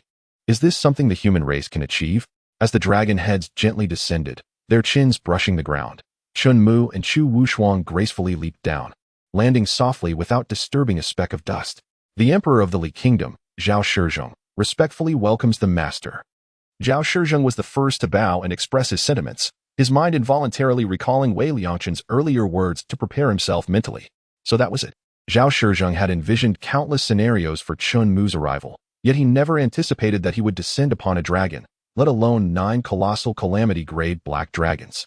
The shock was unprecedented, even for an emperor, shattering his previous perceptions.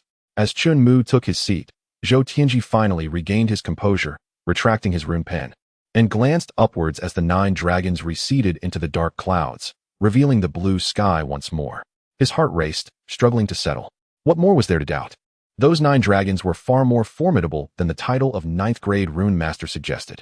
If one could command 9 dragons, how challenging could it be to wield the power of a 9th grade rune master?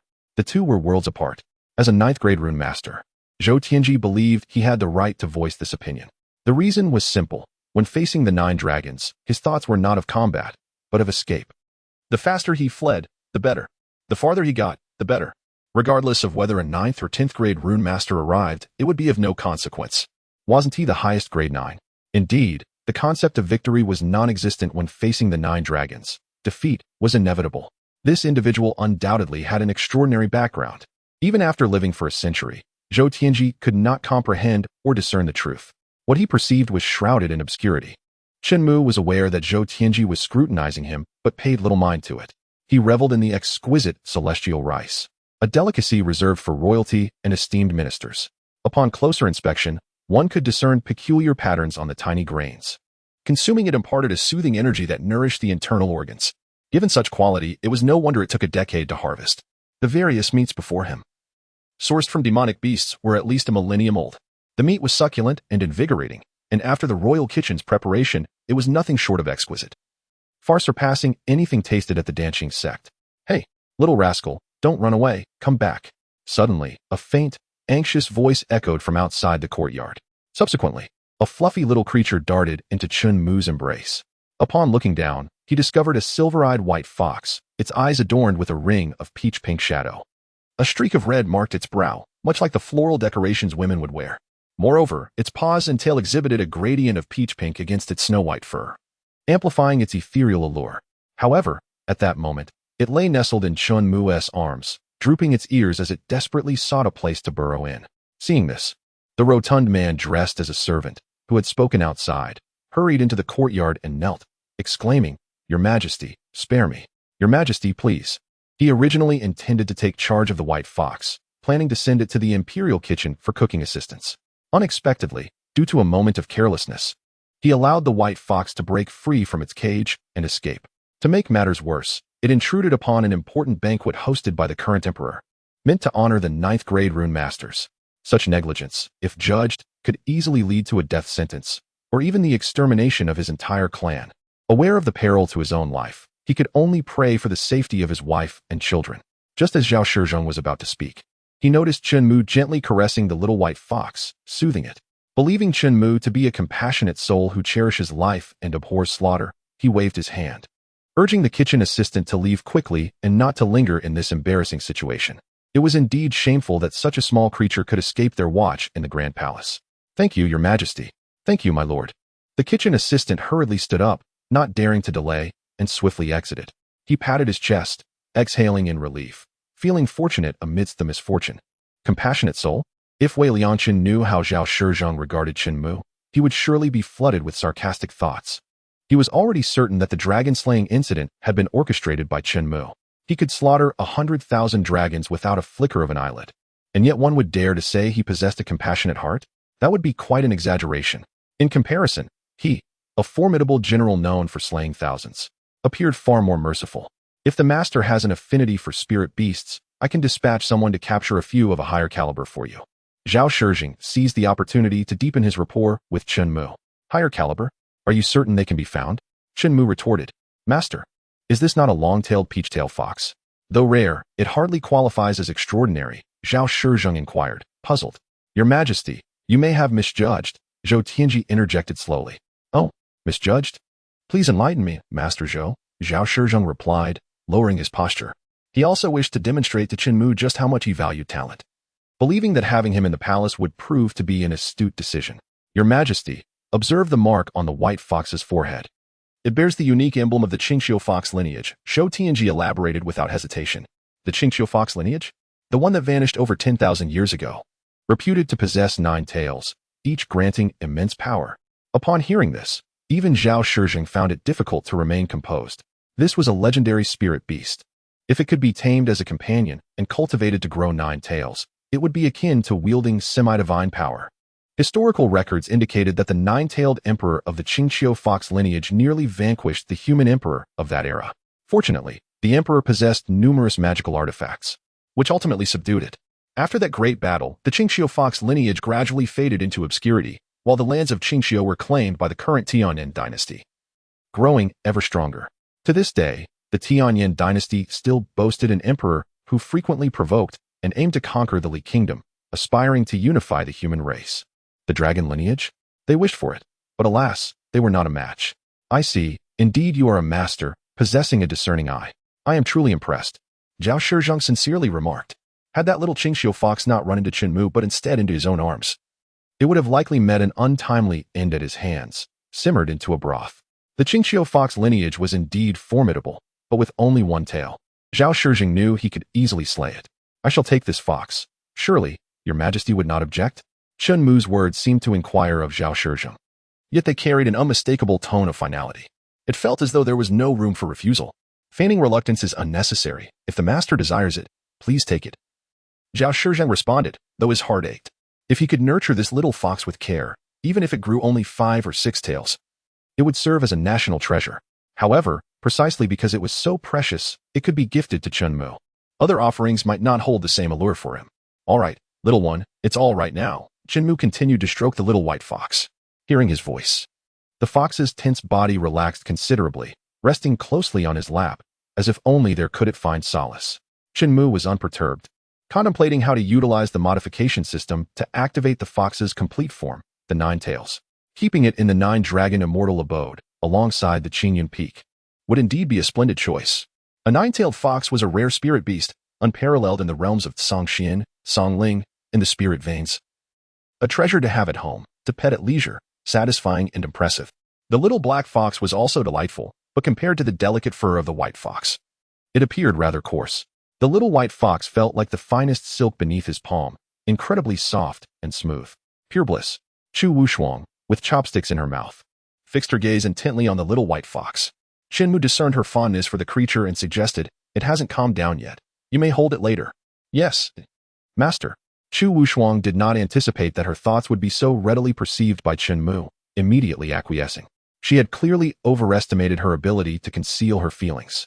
The hint of her desire was nearly written across her face, transparently conveying her wish to embrace the fox.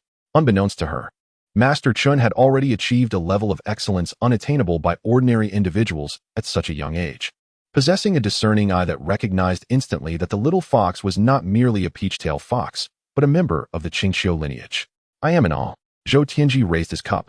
"Master Zhou is not lacking either," Chen Mu replied politely, raising his cup in return. His initial impression of Zhou Tianji was quite favorable. Deeply favored by the emperor, a 9th-grade rune master, he was neither arrogant nor hasty, displaying a grounded demeanor devoid of pretension. He resembled a kindly grandfather, approachable by all, perhaps even willing to offer a piece of candy. "Master Chen, I have a humble request." "Oh, please, Master Zhou, speak." Chen Mu surmised what was about to be proposed. "I wish to engage in a discussion on the way of runes." Up until now, Zhou Tianji had yet to witness Chen Mu demonstrating his rune skills and sought to validate whether Chen Mu truly was a 9th-grade rune master under the guise of a friendly contest. Chapter 192. Contest. An unexpected old poisonous creature. Some matters must be witnessed firsthand to fully convince one's self to believe. Zhou Tianji's statement spared Chen Mu the need to broach the subject. He nodded in agreement, asking, "How does Master Zhou propose we proceed with this exchange? Since we are discussing the way of runes, let us compete in drawing the same rune, seeing who can do so faster and more precisely. What do you think?" Zhou Tianji suggested. Naturally, he could not unleash his full power against Chen Mu, fully aware that if 2 9th-grade rune masters were to truly engage, the entire palace would likely be reduced to rubble. Agreed. What rune shall we draw? Chen Mu inquired further, or would it be a free-form exercise? Zhou Tianji waved his hand, and a rune diagram appeared in the air. 9th-grade rune, the 10 Directions Killing Array. Chen Mu recognized instantly. Indeed, it is the 9th-grade rune. The 10 Directions Killing Array, capable of annihilating thousands. Zhou Tianji intentionally chose not to select a rune of his own invention, as that would be unfair to Chen Mu. He preferred a fair competition above all else. "All right, we shall proceed with this," Chen Mu agreed, as the grade of the rune was inconsequential to him. He then confirmed, "May I use my own rune pen?" "Of course, feel free," Zhou Tianji replied, preparing to use his own familiar rune pen. However, upon seeing Chen Mu retrieve the Tianyuan pen, he was taken aback. The Tianyuan pen, is that not a treasured artifact of the Danqing sect? You mean this?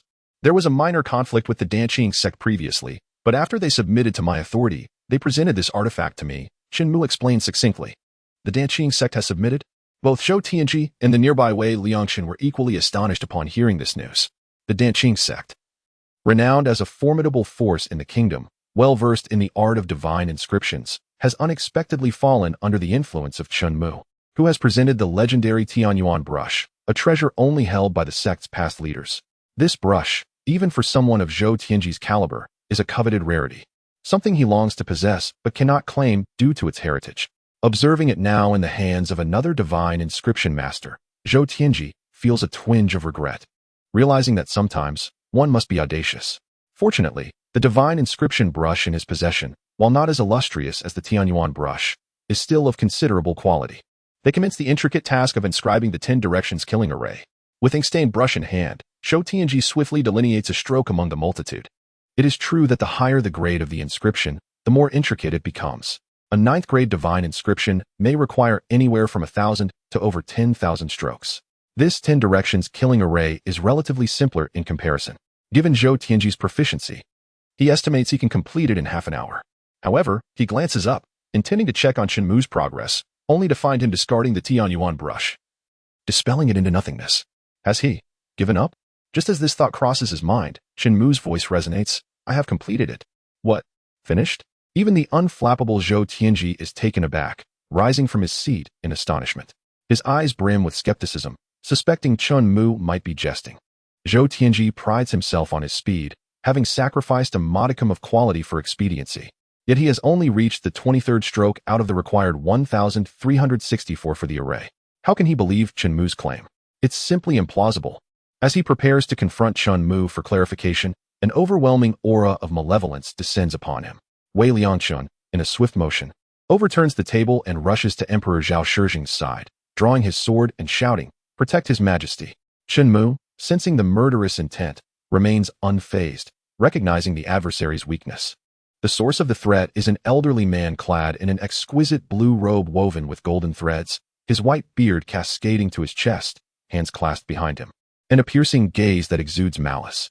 Lin Daoxian, how dare you intrude upon the imperial palace? Do you seek death? Wei Liangshan bellows.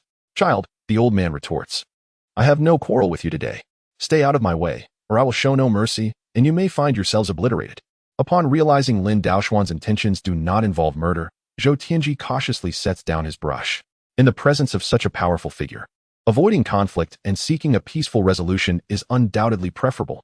Otherwise, countless innocents may suffer the consequences, a fate Zhou Tianji wishes to avert. He then observes that Lin Daoxuan's gaze has shifted to Chen Mu, more specifically, to the small white fox cradled in his arms. Hand over that fox, child. It belongs to me, he demands, an air of entitlement in his tone. Preposterous. It belongs to my master. Besides, has it been inscribed with your name? Chu Wushuang rises, fingers splayed, summoning her white dragon spear. For such a foe, there is no need to employ a divine artifact like the 10,000 dragon spear. Do you wish for death, girl? Lin Daoxuan's eyes flash with a sinister blue light. The one seeking death is you. Depart at once, or you shall find no return. Were it not for Chen Mu's ongoing meal, which she wished to spare from a bloody spectacle that might ruin his appetite, Chu Wushuang would not be so verbose.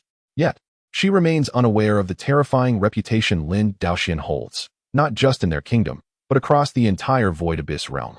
He is the foremost poison master, possessing an arsenal of lethal and invisible toxins. Engaging him typically results in mutual devastation. Rumors suggest that Lin Daoxuan's potent toxins can seal one's fate upon contact with blood. Foolish child, seeking death. Lin Daoxian, having long relinquished desires, knows not the meaning of compassion. Those who dare obstruct him must perish. The Qingqiu Fox clan represents the last material he has painstakingly sought. With it, he could forge a body impervious to poison. Rivaling the might of an emperor, a dream nearing fruition, thwarted by this creature's escape. Lin Daoxian, having tracked its aura, cannot allow Chu Wushuang to ruin everything. Raising his hand, fingers curled like a tiger's claw, he unleashes a wave of virulent green energy that morphs into a colossal venomous python, its maw agape. The sight sends shivers down the spines of those present, understanding the peril of a single bite.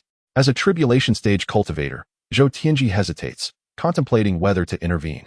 Should Chu Wushuang fall within the imperial palace, it may jeopardize Zhao Shijing's plans to ally with Chen Mu. As a loyal subject, it is his duty to alleviate the emperor's concerns. Turning to Chen Mu, he notices the calm demeanor on his face, unperturbed as he continues to savor his meal, even taking the time to delicately feed morsels to the small white fox. This sight reassures Zhou Tianji, compelling him to quell his anxiety. If the master remains composed, why should he, an outsider, feel otherwise? It is prudent not to act rashly. Attracting ridicule would be unwise. His gaze returns to Chu Wushuang, where the venomous python now looms perilously close, a mere few meters away. The tension escalates, yet Chu Wushuang's expression remains unyielding. With a thunderous crash, the white dragon spear, radiating a brilliance surpassing the moon, pierces forth with astonishing speed, the wind howling like a tiger's roar. Then, a resounding dragon's roar erupts. Initially, Zhao Shijing, Wei Liangchen, and others believe they are hallucinating. Scanning the surroundings, they see no dragon, questioning the source of the roar. Suddenly, they realize that the spear's trajectory has transformed into the illusion of a white dragon, colliding fiercely with the venomous python. In an instant, the diminutive python stands no chance against the dragon's might, disintegrating into a cloud of fine dust, scattering its energy. The white dragon illusion, however, remains resolute, surging towards Lin Daoxian. Faced with such an onslaught, Lin Daoxian gazes at the white dragon's spear with newfound intrigue. A heavenly grade weapon. He had not anticipated an unexpected boon during this venture. His implication is clear, that Qingqiu White Fox is mine, and so too is the white dragon spear. Refuse, and you shall perish. In the next moment, Lin Daoxuan's palms press together, gradually parting to reveal swirling, toxic green energy. He unleashes a monstrous creation, akin to ghostly flames, clashing violently with the white dragon illusion. The resulting energy waves ripple outward, a mesmerizing display of white and green, far more dazzling than any firework. Such an intense confrontation would terrify an ordinary person, leaving them paralyzed with fear. The air is thick with invisible toxins, while cultivators may shield themselves with spiritual energy. The untrained would unknowingly succumb to poison, ultimately facing a grim fate. How could this be? Lin Daoxuan's expression shifts, panic creeping in as he realizes that his most potent techniques are failing to inflict even a fraction of harm upon the white dragon illusion. However, on my side, I find myself increasingly waning, teetering on the brink of collapse. How is this young girl so formidable? Lin Daoxian had initially been concerned that as a seasoned figure of the martial world, it would be undignified to resort to force against a junior. Yet here he was, utterly unable to contend with her. What a disgrace it would be if word got out. Could it be the result of that celestial-grade divine weapon? The thought only intensified his desire to possess it. Channeling more spiritual energy, he infused it into the ethereal flames, causing them to swell and take shape, transforming into a colossal python over 100 feet long, coiling around the illusory white dragon, intent on crushing it. Its gaping maw, not idle, revealed two venomous fangs resembling curved blades, attempting to pierce the dragon's body and inject poison, attacking from both inside and out to enhance his chances of victory. Just as he felt victory was imminent, who would have thought that Chu Wushuang would unleash two consecutive shots, manifesting two ethereal white dragons? Lin Daoxuan's eyes widened in disbelief, nearly popping from their sockets. What was the point of fighting at all? He turned to flee. Losing face was better than losing his life. Lin Daoxian sensed that the three white dragon apparitions were not Chu Wushuang's limit. Her composure and calm demeanor instilled a profound fear within him. If he hesitated any longer, he might very well lose his life today. Escape. He had to flee immediately. Unfortunately, the white dragons were relentless. The first had not only freed itself from the constricting python, but, along with the other two, completely sealed off Lin Daoxuan's retreat from 3 directions. How infuriating. Girl, leave me a way out for future encounters. Do not be overly cruel. Even a cornered rabbit will bite. Lin Daoxian grumbled in discontent. To this, Chu Wushuang offered no reply, her heart as calm as still water. With a single shot fired, all 3 dragons surged toward Lin Daoxian. Faced with such overwhelming draconic might, Lin Daoxian clenched his teeth and fists, seething with rage. How dare they underestimate him? Just because he was an old man did not mean he was a frail cat. His blood boiled, and the surrounding spiritual energy erupted. Behind him, a towering green figure materialized, a miniature version of the 10,000 Poisons body, still in the process of refinement. As Lin Daoxian extended his arms and thrust forward, the giant mirrored his actions. attempting to withstand the onslaught of the white dragon apparitions from either side. However, he was stretched thin and could only brace for a direct collision ahead. Boom. Crash. The outcome was as expected. The 10,000 poisons body was forced to yield, its physical form torn apart by the relentless assault of the three white dragons. Dissipating into a mist of blood, Wei Liangshan, Zhao Shizhong, and Zhou Tianji stood by, stunned witnesses to the scene. None had anticipated that Lin Daoxian would perish here, and in such a humiliating manner. Yet, Chu Wushuang demonstrated an overwhelming power that completely crushed Lin Daoxian. She was a transcendent being. Even the battle-hardened Wei Liangshan could not help but feel trepidation at her cold, composed demeanor. Master. As they watched Chu Wushuang sheath her weapon and report to Chen Mu, the three could not help but ponder. If the apprentice possessed such terrifying strength, how formidable must the master be? Moreover, was Chen Mu not a 9th-grade divine pattern master? Why then did his disciple employ the art of marksmanship to dispatch foes? Could it be that he also excelled in the domain of firearms? Not only proficient in divine patterns, but also in marksmanship. Though Chen Mu had not lifted a finger throughout, it did not diminish the awe that Wei Liangshan and Zhao Shizhong felt towards him. They were filled with gratitude for his role in eradicating Lin Daoxian, a scourge to all. Zhou Tianji, on the other hand, stood to confirm for himself the nature of the 9th-grade divine pattern that Chen Mu had personally inscribed.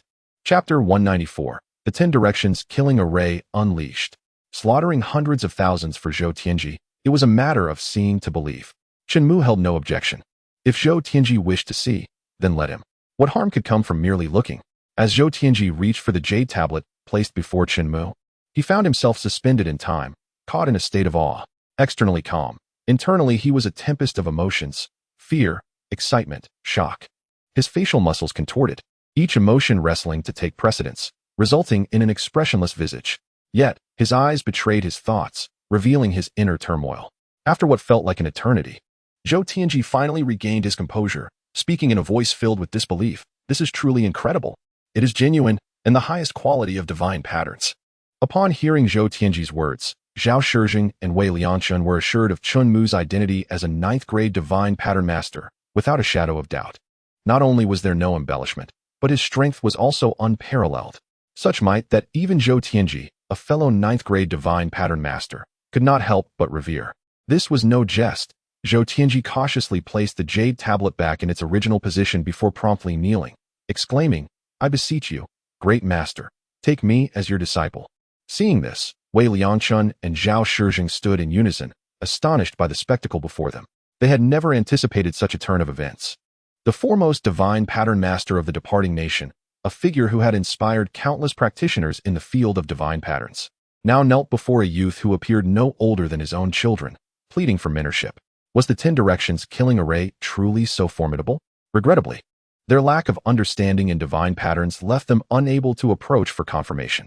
Nevertheless, the fact that it could sway Zhou Tianji spoke volumes of its power. "Rise," Chen Mu said, leading Zhou Tianji to mistakenly believe he was being offered apprenticeship. However, he soon clarified, "I do not currently intend to take in disciples." "Ah, I see." Zhou Tianji stood, refraining from pressuring further, understanding that such an approach would be counterproductive. Besides, at his age, he lacked the audacity for such endeavors, especially with so many witnesses, including civil and military officials, and the emperor of the departing nation. At that moment, a figure strode into the courtyard, directly approaching Zhao Shizhong. The lack of resistance suggested he was a trusted confidant of Zhao Shizhong, clad in black, resembling a spy, exuding an air of agility and swiftness. "Your Majesty, the Northern Pass has seen an influx of tens of thousands of troops from the Tianyin dynasty. Their intentions remain unclear, yet they are encroaching ever closer to the territory of the departing nation. I implore you to make a decision on whether to engage in battle." Though the man spoke softly, his words reached Chen Mu's ears without a hitch. What audacity! The Northern Pass was already suffering from drought and famine, and the Tianyin dynasty's mobilization of tens of thousands was a clear attempt to exploit their weaknesses and invade. More critically, the palace lay to the north. An army marching from the Northern Pass could reach it directly. If all went smoothly, in a mere 3 days, they could breach the palace. There was no other option. He had to issue orders to swiftly relocate the troops stationed to combat the floods from the south to support the Northern Pass. Wei Liangshan, noticing Zhao Shizhong's grave expression, Wei Liangshan quickly adjusted his posture, kneeling on one knee, knowing that a critical task awaited him. The Tianyin dynasty seeks to exploit the drought to amass tens of thousands of troops, and breached the northern pass, advancing directly into the palace. You must mobilize the army from the south to confront them, Zhao Shijing commanded. Understood.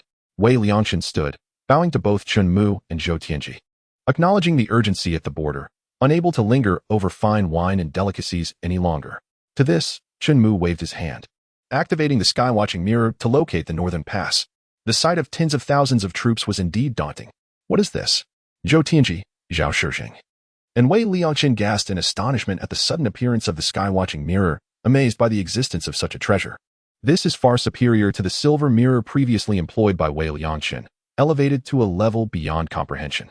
Especially upon witnessing Chen Mu casually seize the jade tablet inscribed with the 9-grade divine patterns and the 10 directions killing array, tossing it into the fray. As the tablet descended upon the heads of hundreds of thousands of soldiers, the divine patterns activated, and the 10 directions killing array was unleashed. In the blink of an eye, the vast array enveloped the multitude, conjuring countless colossal shadowy cavalry-wielding spears, forming an impenetrable circle, all charging towards a single focal point with astonishing velocity. Where they passed, blood was abundant and casualties. None survived, only death prevailed. Faced with such a formidable formation, the vast army stood powerless, destined only for slaughter. It evokes the notion that heaven and earth are indifferent, treating all beings as mere fodder. In this moment, Chen Mu embodied that very indifference, a cold and ruthless existence. With a mere wave of his hand, hundreds of thousands perished. They transformed into blood demons, sinking into a small realm, awaiting the moment of summoning. Wei Liangchen and Zhao Shijing may not comprehend the way of divine patterns, yet upon witnessing this spectacle, even their ignorance could not obscure the understanding of why Zhou Tianji's attitude towards Chen Mu had undergone such a drastic transformation, from respect to veneration, even to the extent of bending the knee in homage.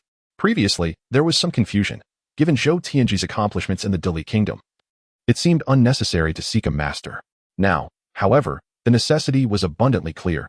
Chen Mu indeed possessed that qualification.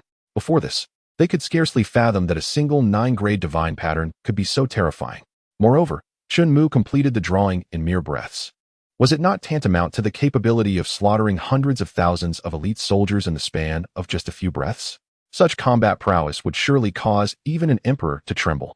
Afterward, Zhao Shijing rose, dusting himself off, and approached Chen Mu, kneeling in gratitude for the master's intervention in quelling the external turmoil for their country. Regardless of others' opinions, Zhao Shijing firmly believed that Chen Mu deserved this gesture of respect, as he had spared the Dili Kingdom from immense losses and could now instill fear in the Tianyan dynasty, urging them to refrain from reckless actions. In their domain, there existed individuals not to be trifled with. Do not misunderstand. My actions are not out of a pledge to submit to Dili or to offer my loyalty, Chen Mu clarified. The culinary delights of the imperial kitchen are commendable, and I simply intend to extend my stay for a few more days, wishing for tranquility. Indeed, it was a reason as simple as that. Additionally, he wished to extend a favor to the emperor, savoring more of the exquisite culinary offerings from Dili's diverse landscapes. I understand. Please rest assured, master, as long as you remain in the palace.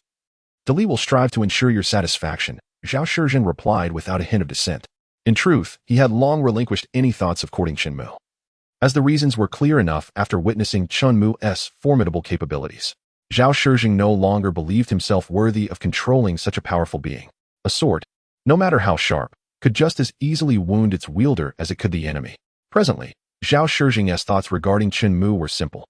As long as he was not an adversary, that sufficed. As for Chen Mu's desire to linger within the palace for a few more days, Zhao Shijing wholeheartedly supported it. The mere fact that he had vanquished hundreds of thousands of invading enemies at the borders warranted such hospitality. Zhao Shijing was the type to repay kindness. Henceforth, he commanded Wei Liangchen to scour the country for delicacies to be delivered to Chen Mu's residence at the Anha Palace. Had it been in the past, a general commanding millions would have bristled at such an order, feeling 1,000 reluctances. As a proud general, why would he abandon the battlefield to gather food? Wouldn't he that render his title a laughingstock? Yet at this moment, Zhao Shijing felt honored and more than willing to serve such a distinguished figure as Chen Mu, which could become a topic of conversation at future banquets. Most would not even have the qualifications to perform such tasks for him. After the grand banquet, Chen Mu and Chu Wushuang, guided by the chief eunuch, arrived at the Anha Palace. In terms of grandeur, the Anha Palace rivaled the emperor's sleeping quarters, if not surpassing them, fully deserving the title of a small imperial palace, gilded and resplendent. My lord, If there is nothing else, this old servant will take my leave." The eunuch said, bowing respectfully. Chen Mu raised a hand, gesturing him away, and the eunuch exited with utmost caution, gently closing the door. Fearful of disturbing Chen Mu and Chu Wushuang, should they incur their wrath, it would surely cost him his head. "Master, please have a seat," Chu Wushuang hastily urged. Reaching the stone bench first, wiping it clean with her sleeve, revealing little dust, Chen Mu acknowledged her and sat down, placing the small white fox he had cradled in his arms onto the bench. The little white fox, reluctant to part, stood askew, yearning to return to Chen Mu's embrace. "Enough of your antics. Do not disturb master, or you may find yourself cast out," Chu Wushuang admonished, gently pulling the little white fox away from Chen Mu. The fox seemed to understand, ceasing its relentless cling. Chen Mu then opened the system panel to examine the detailed information of the little white fox, having previously only glanced at it. Upon further inspection, he discovered an unexpected boon.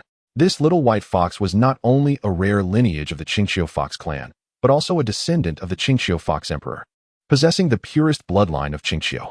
Such a lineage significantly elevated the probability of the little white fox birthing 9 tails, a rarity throughout the entire history of the Qingqiu fox clan, where only a few had ever achieved such a feat, let alone those of ordinary bloodlines. Common foxes might be considered prodigious if they produced 3 tails, while the majority would only ever possess 1 by the end of their lives. However, for Chen Mu, it mattered little. If he wished for the little white fox to manifest 9 tails, it would be a simple endeavor. With a beckoning gesture, the little white fox leaped from Chu Wushuang's arms, bounding onto Chen Mu's lap and eagerly raising its head, ears drooping not out of fear, but to facilitate his caress. While gently stroking the little white fox, Chen Mu inquired, "Do you wish to avenge your kin and reclaim your lost territory?" Upon seeing the little white fox nod, Chen Mu affirmed its burgeoning intelligence. It understood his words. "Then I shall assist you," he declared, simultaneously manipulating the system with his consciousness, ensuring the little white fox recognized who had bestowed upon it this grand fortune. As if sensing the transformation within its body, the little white fox promptly leaped from Chen Mu's lap. Suddenly, its form began to swell, once, twice, thrice. In the blink of an eye, it had grown so large that it was nearly too big for the courtyard to contain. The most striking feature, however, was the 9 massive, smooth tails that gleamed like snow under the moonlight.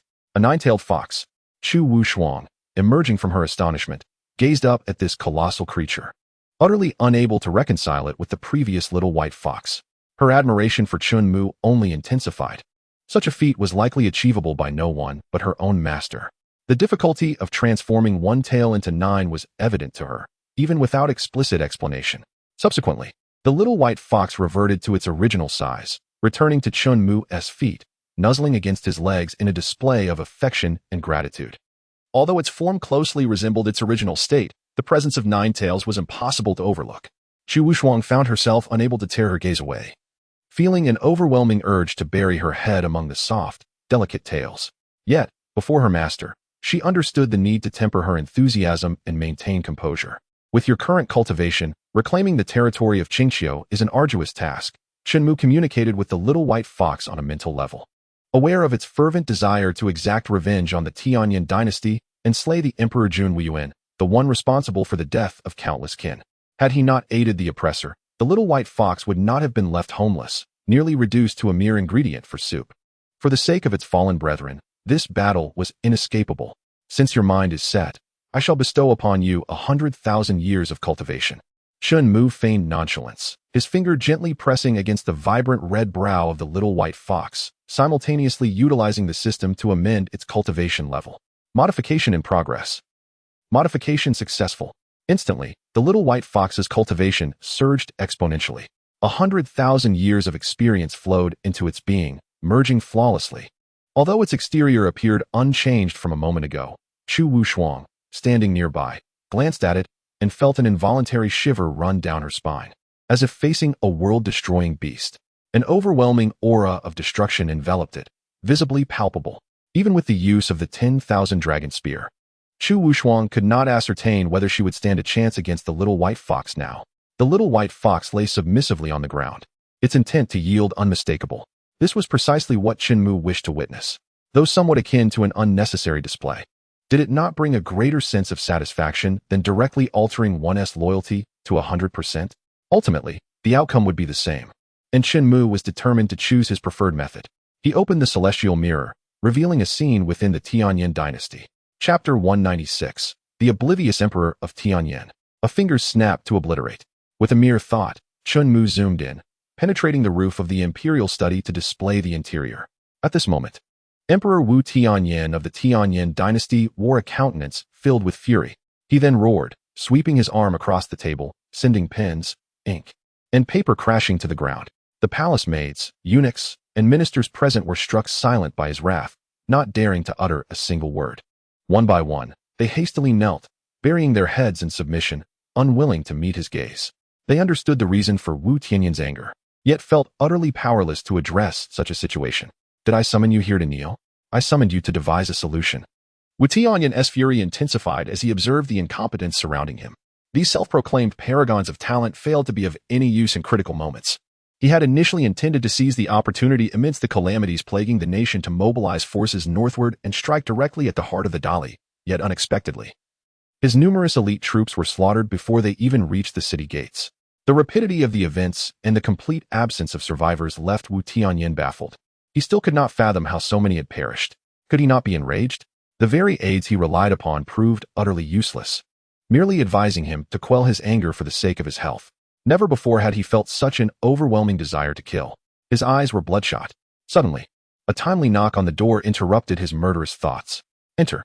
Wu Tianyin exhaled deeply, returning to his throne. A figure clad in black, resembling a spy, pushed open the door and strode in, surveying the kneeling crowd before approaching the desk. Your Majesty, I have ascertained the cause of the destruction of the Tianyin army, an artifact known as the 10 Directions Killing Formation, a 9th-grade divine rune. A divine rune? 9th grade. Could it be Zhou Tianji? Wu Tianyin's gaze sharpened, only to dismiss the thought. Impossible. Though Zhou Tianji is a 9th-grade rune master, he is not capable of such devastation. Wu Tianyin had witnessed the efficacy of Zhou Tianji's runes. While impressive, the slaughter of tens of thousands in an instant was beyond reach. Was it possible? A dreadful thought crept into Wu Tianyin's mind. Perhaps the Dali had a 9th-grade rune master even more formidable than Zhou Tianji. 2 9th-grade rune masters. What should he do? Indeed, one Zhou Tianji was already formidable enough, and now the emperor on the Dali side remained secluded in cultivation, unwilling to engage with worldly matters. Would the Dali send those 2 9th-grade rune masters to assault the Tianyin dynasty? The courtiers were filled with trepidation, sensing that the decision to mobilize against the Dali was a grievous miscalculation. Yet, Wu Tianyin remained obstinate, heeding no counsel. Silence. Get out. His fury flared further at their comments, dismissing them all, wishing to avoid their presence. Kill them all. That would cause chaos in the court. Each minister allowed into the imperial study bears significant responsibilities. Losing them would make it difficult to find replacements, risking internal strife. Your Majesty, what shall we do next? A spy inquired.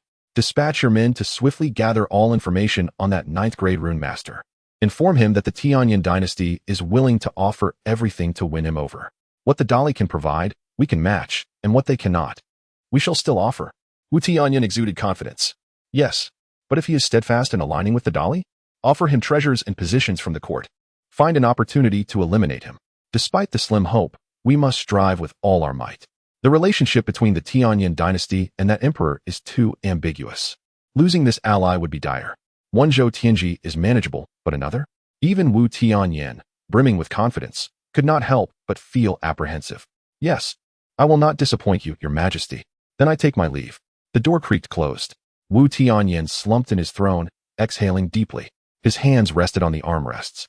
Leaning back and gazing at the ceiling, hoping that the 9th-grade master would recognize the opportunity and willingly serve the Tianyin. This thought resonated clearly in Chen Mu's ears. How audacious. Master, I shall eliminate him at once. The white dragon's spear manifested, and Chu Wushuang, filled with rage, was eager to act. No need for such complexity. Chen Mu lightly raised his hand, his thumb pressing against his middle finger, aiming at Wu Tianyin's brow, releasing an almost imperceptible strand of spiritual energy. Bang! The head exploded like a watermelon, crimson juice spraying forth.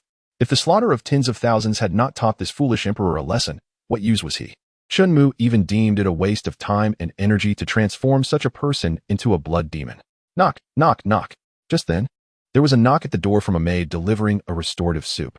After receiving no response, she knocked again, Your Majesty. After a third knock met with silence, she placed the tray down and cautiously opened the door to the imperial study. The sight before her sent her reeling backward, causing her to stumble and fall. Exclaiming in horror, "Ah!" This quickly summoned countless guards. Despite attempts to conceal the news of Wu Tianyan's death, it spread rapidly throughout the palace. Chen Mu showed little interest in his aftermath, waving his hand to switch the scene, searching for Jun Weiyuan but finding no trace. How peculiar. According to the emperor's memories, Jun Weiyuan should be in seclusion within this mountain. Could it be? Chen Mu's expression shifted, a smile forming. Indeed, a formation is in place. Silently, he breached the impenetrable formation, allowing the celestial mirror to enter. The scene shifted to a dark cavern, where the sound of dripping water echoed. Suddenly, two figures appeared. Upon seeing them, the little white fox instantly bristled, its 9 tails erect, baring its teeth and growling lowly, confirming Chen Mu's certainty that he had not erred. The emperor of this abyssal realm, Jun Weiyuan, was indeed hidden within. However, shouldn't there be only one? Why is there an additional person? Chapter 197. Kill. The child of fate, who cannot rise. Judging by the situation, Jun Weiyuan appears to be imparting his skills, continuously channeling his lifelong mastery into the young man before him, who seems to be of a similar age. Instead of indulging in idle thoughts, Chen Mu directly utilized the system's capabilities to effortlessly discern the entire scenario. It turns out that Jun Weiyuan, fully aware of his inability to ascend to the heavens, chose to transfer all his power and cultivation to this young man named Yijian, who is also his sole disciple. Jun Weiyuan holds Yijian in high regard, believing him to be the last hope for his ascension to the higher realms. Thus, he is willing to spare no effort to assist him in achieving the path of the great emperor as swiftly as possible. He hopes that, when Yijian ascends, he might consider bringing him along. Having hope is certainly better than having none. Unable to ascend to divinity, Jun Weiyuan realizes that, if this continues, he will eventually return to chaos and cease to exist. His desire for immortality is overwhelming. The longer he lives, the more he fears death, yearning to step into the realm of true immortality. Ascension is the only method he can conceive. Although the notion of ascension has long been relegated to the annals of history, dismissed by the majority as mere myth, Jun Weiyuan is determined to give it one final attempt. Chen Mu glanced again at the personal information of the individual named Yijian, yet another person possessing great fortune. How unsurprising. After all, a person whose meridians were initially destroyed, barred from the path of cultivation, and of humble origins. Encountering Jun Weiyuan during herb gathering and being favored by him, having his meridians reforged and cultivation imparted, is now stepping into the void realm. What else could this be but great fortune? Exhaling a breath of stale air, Jun Weiyuan slowly lowered his hands and opened his eyes. All right, let us conclude today's session. He then retrieved a vial of elixir and handed it to Yijian. Take this elixir and cultivate diligently upon your return. Do not waste your time, understand? Yes, master. Yijian respectfully accepted it. By the way, why has your cultivation progressed so slowly lately? Jun Weiyuan inquired. Recently, I have encountered some bottlenecks and am striving to break through. I believe I will succeed in a few days, and at that time, my cultivation speed will surely double. Yijian confidently replied. Jun Weiyuan, upon hearing this, did not ponder further. He waved his hand, signaling Yijian to leave, as he too needed to enter seclusion for a period, intending to transmit more of his power to Yijian, aiding him in achieving the path of the great emperor and succeeding him. He wished to avoid being outmaneuvered by others. Disciple takes his leave. Yijian stepped back and exited. Utilizing the divine markings etched into his palm by Jun Weiyuan, the light flashed, opening the barrier. After exiting, the barrier closed automatically. Clenching his fists, he thought, the void realm, splendid. If this continues, it shouldn't be long before I break through to the great ascension realm. At that point, the entire Yi family will have no one who can rival me. I shall control the entire Yi family, and Yi Lan, Yi Tianyao, you will all be mine. I will make you my slaves, bound for life. Chen Mu inquired about the strongest individuals currently within the Yi family, discovering that the most formidable among them was at the 9th level of the void realm. In terms of combat experience, Yi Jian was far inferior, and even at the same realm, he would likely be defeated. Thus, waiting until he reached the Great Ascension realm before striking is undoubtedly the wisest choice. This one-tier gap in cultivation can entirely negate the discrepancy in experience. However, for Chen Mu, this matter held little concern. What truly astonished him were the two women, Yilan and Yi Tianyao. Yilan is Yijian's stepmother, while Yi Tianyao is. This fellow is quite the libertine. Chen Mu thought incredulously. What left him even more speechless followed. Yijian, ostensibly promising to return and diligently cultivate, unexpectedly rushed to the apothecary immediately after leaving the unnamed mountain. where he sold the vial of elixir that Jun Wuyuan had just given him.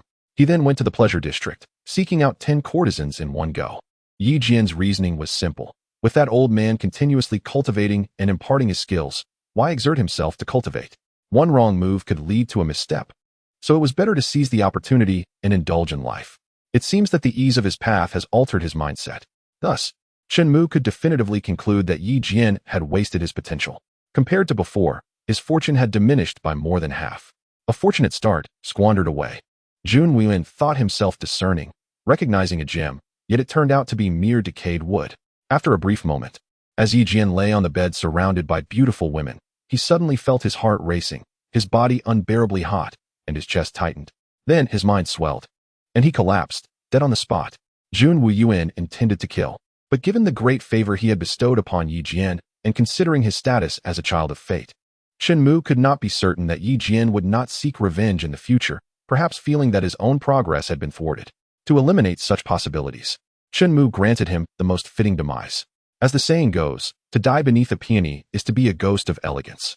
A courtesan was about to scream in fright when her experienced companion swiftly covered her mouth, whispering, "Hush, do not make a sound." It is not uncommon for men to die in pleasure houses from excessive excitement. However, the news would ultimately be unseemly. Who would wish to engage in such activities in a place where someone had just died? It would leave an unpleasant taste. The older woman then instructed the frightened girl to quickly inform the madam, calling for a few strong men to carry Yi Jian's lifeless body, stripped of its wealth, out through the back door. They would find a nearby mountain and bury him. Meanwhile, Chen Mu activated a teleportation portal, directly reaching Jun Wuyuan's cave. Sensing the appearance of the portal, Jun Wuyuan, who was meditating, quickly opened his eyes, his gaze sharpening. He rose swiftly, drawing out a 3-foot-long sword. Puzzled, he wondered why someone could intrude without any signs of the formation being breached. The intruder must possess considerable strength. Having transferred most of his power to Yi Jian, he felt compelled to remain vigilant, fearing that a moment of negligence might cost him his life. Then he saw Chen Mu emerge from the portal, accompanied by a member of the Qingxiu Fox clan, a 9-tailed fox. Jun Wuyuan was dumbfounded. He had thought that the royal lineage of the Qingxiu Fox clan had been entirely eradicated by him. He never expected to witness a 9-tailed fox in his lifetime. What astonished Jun Wuyuan even more was that this 9-tailed white fox seemed to have recognized its master. How could this be? What kind of power could compel the Qingxiu Fox clan to acknowledge a master? He fixed his gaze on Chen Mu, incredulous and bewildered. Chapter 198. The Emperor's Might Against an Exponential Gap. Recalling the battle from 10,000 years ago, when he led a 1,000,000-strong army of the Tianyin dynasty against the Qingxiu Fox clan, Jun Wuyuan had once contemplated subduing the Qingxiu 9-tailed fox emperor as a spirit pet to bolster his own strength. However, the pride of the Qingxiu Fox clan, rivaling that of the Dragon clan, made them utterly unwilling to submit to humanity. Previously, he had only heard tales, but witnessing it firsthand, Jun Wuyuan grasped the obstinacy of these creatures. They were entirely oblivious to the value of life and survival. Even when Jun Wuyuan attempted to use the threat of shattering the soul of the Fox Emperor, he could not compel them to yield. The descendants of the Fox clan fervently declared their intent to stand with their emperor unto death, refusing to compromise. Ultimately, Jun Wuyuan had no choice but to execute the Qingxiu Fox Emperor. It was precisely because of such experiences that Jun Wuyuan could not comprehend why Chen Mu, a mere boy who appeared to be of similar age to his disciple Yi Jian, could achieve what even he, an emperor, could not. By what right? Who are you? Upon regaining his senses, Jun Wuyuan's first utterance was a demand for Chen Mu's identity. The one who intends to kill you, Chen Mu replied. Kill me? Jun Wuyuan chuckled derisively. Do you truly believe that I, as a grand emperor, am merely a figurehead? He unleashed a formidable imperial might, aiming to intimidate Chen Mu and convey that such arrogance was unwarranted before him. However, Chen Mu's response was straightforward. He too released a thread of imperial power, albeit a mere fraction of Jun Wuyuan's. Yet, with a resounding crash, he shattered Jun Wuyuan's imperial aura, sending him hurtling back several dozen meters, crashing heavily against the mountainside.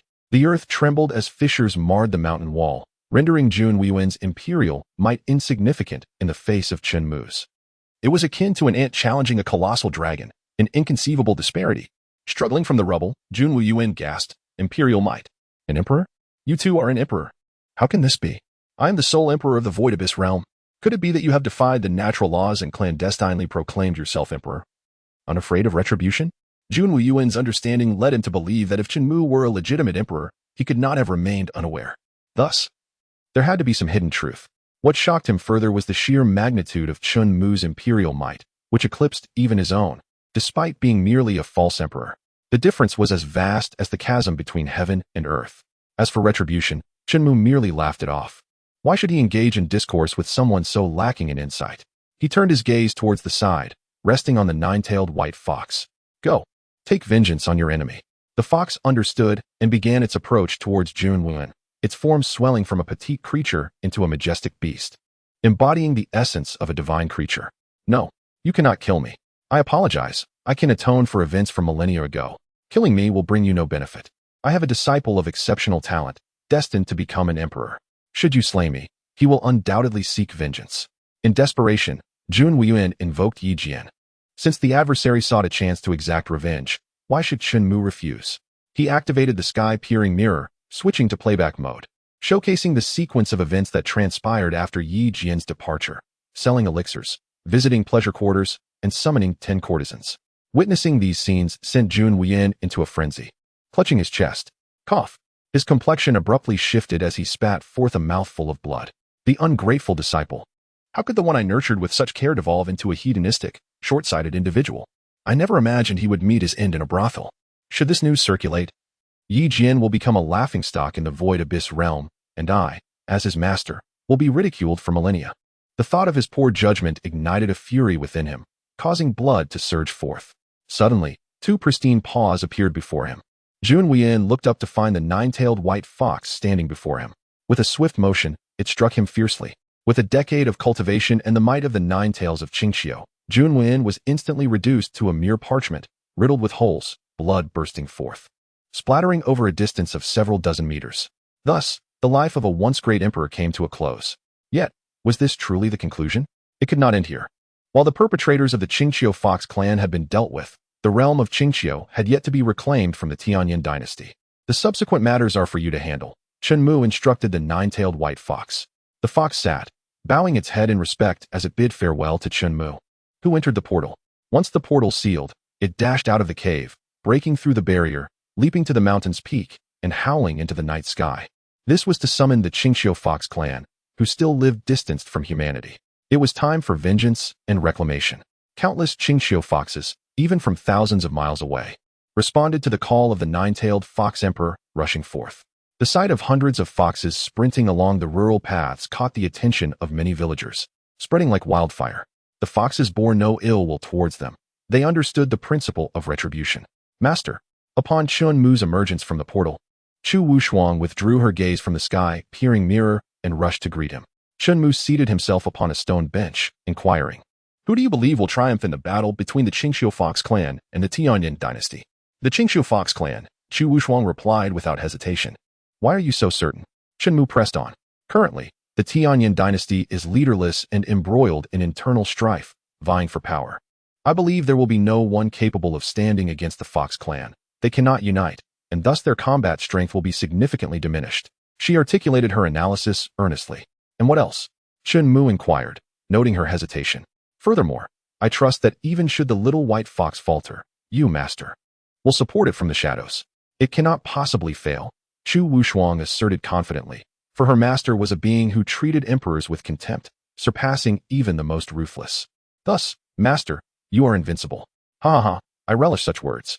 Chen Mu conjured a supreme gunbone from his system's inventory, tossing it to the astonished Chu Wushuang. "A gift for you." "Thank you, master." Chu Wushuang immediately knelt in gratitude. She had not anticipated that merely speaking the truth would earn her such a reward. It was unlikely to find anyone as generous as her master in this world. No, it was absolutely impossible. Supreme Gunbone awarded successfully. Billion-fold rebate activated. Congratulations, host, for acquiring Supreme Gunbone 100,000,000. Little did she know, when it came to generosity, Chen Mu had to tread carefully in the presence of the system. This caution would last a lifetime. Under the billion-fold rebate, he could never outgive it. The system was excessively generous. Afterward, Chu Wushuang hurried to the side, eager to refine the Supreme Gunbone to grow stronger. Meanwhile, Chen Mu continued to observe through the sky-peering mirror, watching the 9-tailed white fox hold its ground against countless foes. As time passed, other Qingxiu foxes began to arrive, joining the fray. To them, the little white fox with its 9 tails, was undoubtedly the new Qingxiu Fox Emperor. Despite the Tianyan dynasty boasting a larger number of soldiers, they were no match for the Qingxiu 9-tailed Fox Emperor, whose 10,000 years of cultivation rendered them impotent. The army was continuously pushed back, suffering a one-sided massacre. Morale plummeted. The soldiers contemplated fleeing, and even the generals, burdened with heavy responsibilities, yearned for escape. They could not comprehend how such a monstrous, defiant beast could exist in this world. Its colossal form, with a single strike, could annihilate thousands. In the Tianyan dynasty's palace, the repeated bad news from Qingxiu had thrown the court into chaos. Abandoning their power struggles, the prime minister stepped forward, addressing the ministers. With the Qingxiu Fox clan's return and our army's grievous losses, what course of action do you propose? Gather all sects and dispatch disciples to jointly combat the fox demons? Upon hearing the name of the Qingxiu 9 tails, they will likely cower in fear and refuse to comply. Then shall we withdraw all forces from Qingxiu? It seems they only wish to reclaim their lost territory. Unthinkable. If such an action were indeed taken, would it not be akin to trampling the dignity of my Tianyan dynasty into the dust? How would the other nations perceive us? In the future, would we still be able to hold our heads high before the Li Kingdom? To be humiliated to such an extent by a mere fox demon. Moreover, who can guarantee that, once we concede Qingxiu to them, they will be satisfied and spare us? Upon hearing these words, the majority chose to agree, while the rest remained silent, opting out of expressing their views. It seems that our only option now is to send someone to summon that esteemed individual from seclusion. Are you referring to the great Emperor Wu Yuan? Aside from him, can you think of anyone else? However, I doubt he would acquiesce, especially since he dares to refuse even imperial decrees. In response, the prime minister expressed, I believe he may not refuse this time. Oh, what insight does the prime minister possess? The crowd, filled with curiosity, turned their gazes towards him. It is quite simple. He is the one who personally vanquished the Fox Emperor of Qingxiu and slaughtered countless members of the Qingxiu Fox clan. Now that the Fox clan has returned, if they seek vengeance, he will undoubtedly be their foremost target. The prime minister articulated his observations. He then proposed a solution. All officials, both civil and military, should journey together to the unnamed cave to invite the great emperor back into action. This would not only preserve his dignity, but also provide a graceful exit, ensuring absolute safety. With the prime minister having spoken, how could they refuse? After all, their own safety was at stake, and they could think of no better course of action. The group swiftly set out, traveling by carriage towards the unnamed mountain. Accompanied by hundreds of imperial guard, torches illuminated a vast expanse. The prime minister's expression shifted. He recalled that there was a barrier here, yet it seemed to have vanished. A bystander interjected. Prime Minister, I suspect the Emperor Wu Yuan anticipated our arrival and thus lifted the barrier in advance. Alternatively, others may have already caught wind of the news and are heading to Qingxiu to eliminate the 9-tailed fox demon, preventing future troubles. The prime minister found this reasoning plausible and rallied everyone to enter the cave with him for confirmation.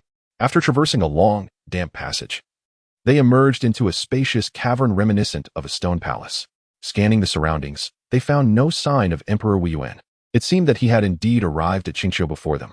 Upon hearing this, the prime minister did not rush to express his thoughts, but instead tilted his head. Inhaling deeply, a faint scent of blood wafted through the air. The leader of the Imperial Guard hastily followed suit with his torch. Under the flickering light, a tattered human skin and an abundance of fresh bloodstains came into view. What is this? The crowd edged closer, alarmed. Why is there a corpse here? Such a tragic death. Do you not think this attire bears a striking resemblance to that of the great emperor? Impossible. He is the emperor. Who has the audacity to reduce him to mere skin? Wait, reduced to skin? The prime minister, inspired by these words, snatched a torch from the Imperial Guard and, upon closer inspection, realized that the depressions in the ground were actually the footprints of a colossal beast. The Fox clan has indeed been here, the prime minister declared. Has the Fox clan been here? Could it be that this skin truly belongs to the great emperor? That the 9-tailed fox demon has killed him? Is it truly capable of such power? Legends say that the 9-tailed fox is the strongest lineage of the Qingxiu Fox clan. And if it were not for the protective treasures of the great emperor a millennium ago, who knows? What are we to do now? Without the emperor, how can we confront that fox demon? Chaos. Confusion reigns supreme. No feasible solutions come to mind. Despite the dim prospects, the prime minister still drafted an edict, urging swift messengers to convey it to the major sects, rallying manpower and resources to unite against the impending fox disaster. Upon realizing this, Chen Mu dispatched Blood Demon and Blood Dragon to the major sects, applying pressure. Blood-red characters appeared in the skies of the sects. Should you dare to meddle in the Qingxiu matter, we shall annihilate your entire sect. Now that the nine-tailed white fox has submitted to him, how could he stand idly by and watch it be besieged? Faced with the formidable presence of the blood demon ancestors and the overwhelming blood dragons, who would dare to respond favorably? It was reported that envoys from the dynasty came bearing urgent edicts, yet they were met with closed doors. Various excuses were made. Some even brazenly demanded they leave, stating that if one wished to court death, they should not drag others down with them. Observing this, Chen Mu raised his hand, gazing at the blood demon figure forming in his palm, marveling at the convenience and utility of this supreme blood demon's ability. Chapter 200. Chen Mu. I am the mastermind behind it all. It is regrettable that abilities capable of piquing Chen Mu's interest are exceedingly rare. The 10,000 dragons slaughter qualifies as one. Although its power may not rival that of the supreme blood demon's transformation, in terms of spectacle, it is equally impressive. If Chen Mu's memory serves him correctly, the 10,000 dragon slaughter can unleash 100,000 illusory white dragons. However, it requires the use of the 10,000 dragon spear, which is somewhat cumbersome. A sudden realization struck Chen Mu. Why fret over such trivialities? If it is cumbersome, why not simplify it? Opening the system inventory, he selected the 10,000 dragon spear, then chose the 10,000 dragon slaughter as its accompanying effect. He modified it into a special technique and effortlessly mastered it to the highest level. Most importantly, he lifted the previous limitation of 100,000 dragons and set it to unlimited. To tamper with the system is to be audacious. Chen Mu gazed upward at the boundless starry sky, intending to test it out.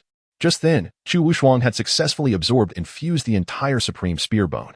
Upon opening her eyes and rising to report this news to Chen Mu, she beheld him pointing skyward. His arm resembled the shaft of a spear, and the outstretched fingers formed a sharp spear tip, radiating brilliance. Subsequently, 100,000 illusory white dragons erupted from the tip, surging forth like a tidal wave, tearing through the clouds and piercing the heavens. Chu Wushuang looked up in awe, her starry eyes reflecting the brilliant white light, her lips slightly parted, her lovely face etched with shock. The 10,000 dragon slaughter, and it was executed entirely without reliance on the 10,000 dragon spear. Chu Wushuang would gladly refer to him as the gun god of the world. Across the realm, in terms of spear techniques, none could rival his unparalleled strength. Chu Wushuang was utterly enamored. This breathtaking spectacle of the 10,000 dragon slaughter was witnessed by countless formidable beings both within and outside the palace. Their hair stood on end in sheer terror. Some could not help but prostrate themselves in worship. Who would have thought that within the borders of the Li Kingdom, such a taboo strength existed? The first formidable figure of the Li Kingdom, Zhou Tianji, likely no longer qualifies for that title. It must change hands. Zhou Tianji himself had no objections, for he harbored the same sentiments. Compared to the individual within the Anha Palace, he indeed felt unworthy of the title of the strongest. The release of such overwhelming spear intent solidified the resolve of those who had been wavering, contemplating abandoning the spear path. Who said the spear path is inferior to divine markings or the sword path? Here stands one who surpasses both.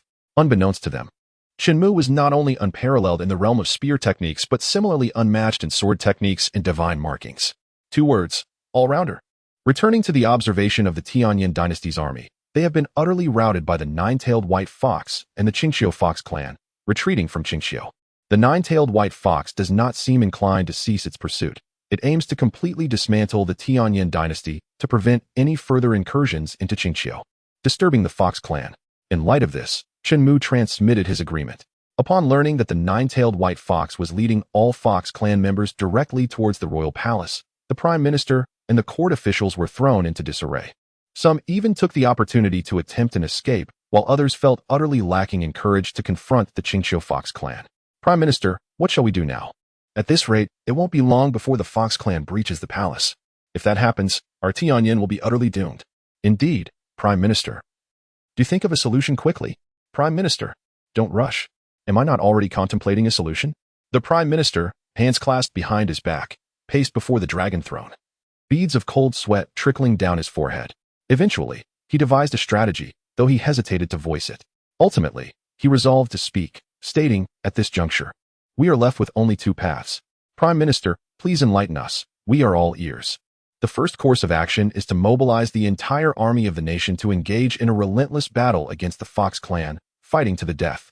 Upon hearing this, the assembly fell into silence, with no one daring to voice their agreement, for none wished for their demise. As for the second option, it involved surrendering to a foreign nation, persuading them to send reinforcements. If we could enlist the aid of a 9th-tier rune master, it should not be insurmountable to not only repel the fox demons, but also drive them back to Qingqiu. The Prime Minister continued. Upon hearing this, someone immediately interjected. Surrender to a foreign land? Absolutely not. That is utterly disgraceful. In a time like this, would you choose between disgrace and death? The Prime Minister retorted in frustration. The anger subsided, and silence enveloped the room once more. After a moment, someone clasped their hands and declared, I am willing to heed the Prime Minister's command. I too shall follow the Prime Minister's directive. I shall abide by the Prime Minister's orders. One person expressed their willingness, followed swiftly by many others. Eventually, the Prime Minister resolved to dispatch the swiftest messenger from the palace to the foreign nation to deliver a letter of surrender, requesting military support. A short while later, the messenger arrived at the foreign palace, and the news reached Emperor Li Gua, Zhao Shizheng. Upon hearing it, he struck his thigh and laughed maniacally. Unable to believe that the Tianyin dynasty, which had previously plotted against our great Li, now sought our assistance. How ridiculous! He exclaimed. Bring him in. Zhao Shizheng was eager to uncover the extraordinary events that had led them to this juncture. Soon, the messenger entered the grand hall, bowed low, and knelt before the emperor. Speak. What transpired in the Tianyin dynasty? Zhao Shizheng inquired impatiently. The messenger then recounted the bizarre death of the Tianyin emperor in the imperial study. The calamity of the Qingqiu foxes, the emergence of the nine-tailed fox, and the tragic demise of the emperor. Upon hearing of the Tianyin emperor's death, Zhao Shizheng felt a surge of joy. However, as he learned of the connection to the Qingqiu fox clan, his demeanor shifted. He turned to Zhou Tianji, Master. Could these occurrences be mere coincidences? Does your majesty suspect that the nine-tailed white fox is linked to the one from Ana Palace? Zhou Tianji countered. Indeed, otherwise. It is difficult to explain this series of coincidences. Zhao Shizheng hesitated to accept the letter of surrender, fearing that if this matter was indeed related to Chen Mu, it would not merely be a letter of surrender, but a summons from the King of Hell. A summons from the King of Hell demands a life by midnight. Who would dare to linger until dawn? In that case, not only would we fail to gain any advantage over the Tianyin dynasty, but even our own lives and the fate of the entire Great Li would hang in the balance. In that case, we should send someone to Anha Palace for a thorough confirmation, Zhou Tianji proposed. Very well. Zhao Shizheng was about to agree when suddenly, a portal opened, and Chen Mu emerged. Master Chen. Seeing him, Zhao Shizheng hastily rose and descended the steps to greet him. The nine-tailed white fox was the spirit pet I had previously acquired, and the Tianyang emperor was also slain by my hand. Chen Mu, preferring to be direct, revealed the truth. He was the mastermind behind it all. Chapter 201, His Terror, the Fall of a Dynasty. In response to Chen Mu's revelation, Zhao Shizheng, Zhou Tianji, and the others were not surprised, let alone suspicious. For, in the vast realm of Shu Yuan, there was no one else who could accomplish such feats. The messenger slowly raised his head and discreetly scrutinized Chen Mu. Upon realizing his youth, he could not help but suspect that Zhao Shizheng's respectful demeanor was merely a facade. To eliminate the Tianyin emperor without a trace. To claim the nine-tailed fox emperor of Qingqiu as a spirit pet. To slay the emperor of Shu Yuan. Each of these deeds, standing alone, seemed beyond the capabilities of one so young. Furthermore, to have achieved all of this in such quick succession. Who exactly was this individual? Your Majesty, do you believe we should accept this letter of surrender or not? Chen Mu inquired plainly. Zhao Shizheng coughed lightly, cleared his throat, and without hesitation, declared with grave seriousness. Return and inform your master that I shall not accept this letter of surrender. I shall not dispatch any troops either. At this point, the messenger comprehended the gravity of the situation and recognized the futility of further discourse. He was acutely aware that any additional words might provoke Chen Mu's wrath, leading to his own demise without a burial place. How foolish to think one could. By the time Zhao Shizheng realized it, Chen Mu had already vanished into thin air, and the portal closed behind him. Turning back to his dragon throne, he once again asked Zhou Tianji, Master Zhou, what is your perspective on this matter? I fear that his true strength surpasses what both your majesty and I have perceived. Zhou Tianji replied, his face etched with fear. Just recently, he was but a single tail, and now he had manifested an additional 8 tails, elevating himself to the nine-tailed fox emperor. Such divine abilities, which Zhou Tianji believed he had comprehended after a millennium of study, were beyond his understanding. The act of killing the Tianyin emperor pales in comparison to slaying the emperor Jun Weiyuan. Chen Mu possesses an otherworldly fortune, with the capability to slay an emperor, signifying that he is more than a match for one. Perhaps he embodies the emperor himself. In a realm, there cannot be 2 emperors. Thus, based on this principle, Zhou Tianji surmised that Chen Mu likely hailed from beyond the Shu Yuan realm. an outer domain emperor. Upon hearing these words, Zhao Shizheng stood up in alarm, filled with trepidation. He had never doubted the existence of other worlds beyond the Shu Yuan realm. He simply had not anticipated that an emperor from the outer domain could so effortlessly slay the emperor of Xiyuan. What do you think his purpose is for coming to the Shu Yuan realm? Surely, it cannot be to dominate the entire Shu Yuan realm? Zhao Shizheng probed further.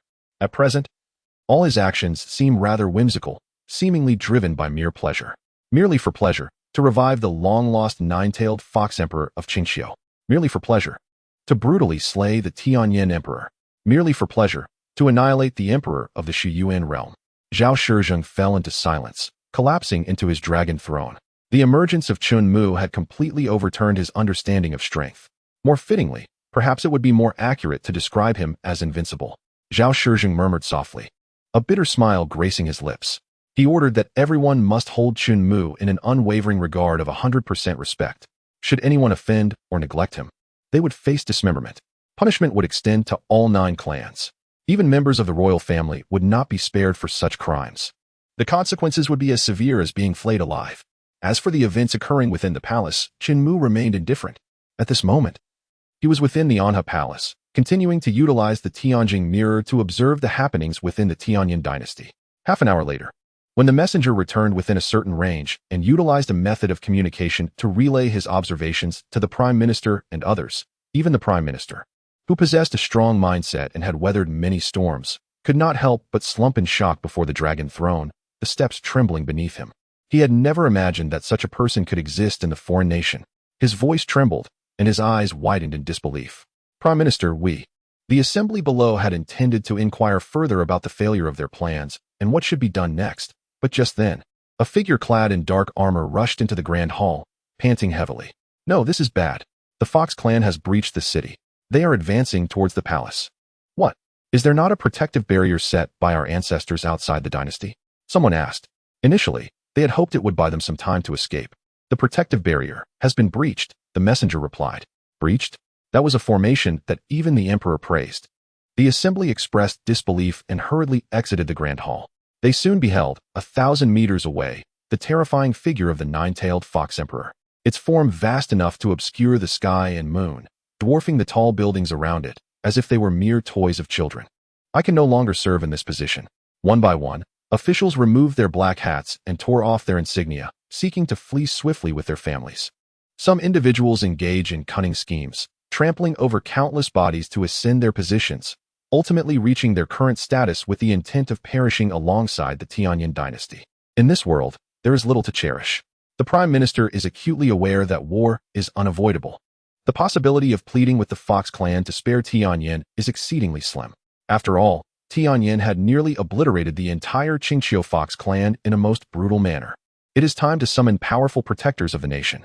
Over the years, Tianyin has invested considerable time, energy, and wealth in them. It is high time they repay that debt. However, the response received was disheartening. Prime Minister, the hall is empty. Everyone has fled. The Prime Minister, furious, stomped his feet and cursed, those opportunistic scoundrels. They didn't exhibit this demeanor when they sought resources from the national treasury. Finally, a resounding crash echoed as the 9-tailed white fox arrived at the palace, its 9 majestic tails extending endlessly like arrows released from a bow.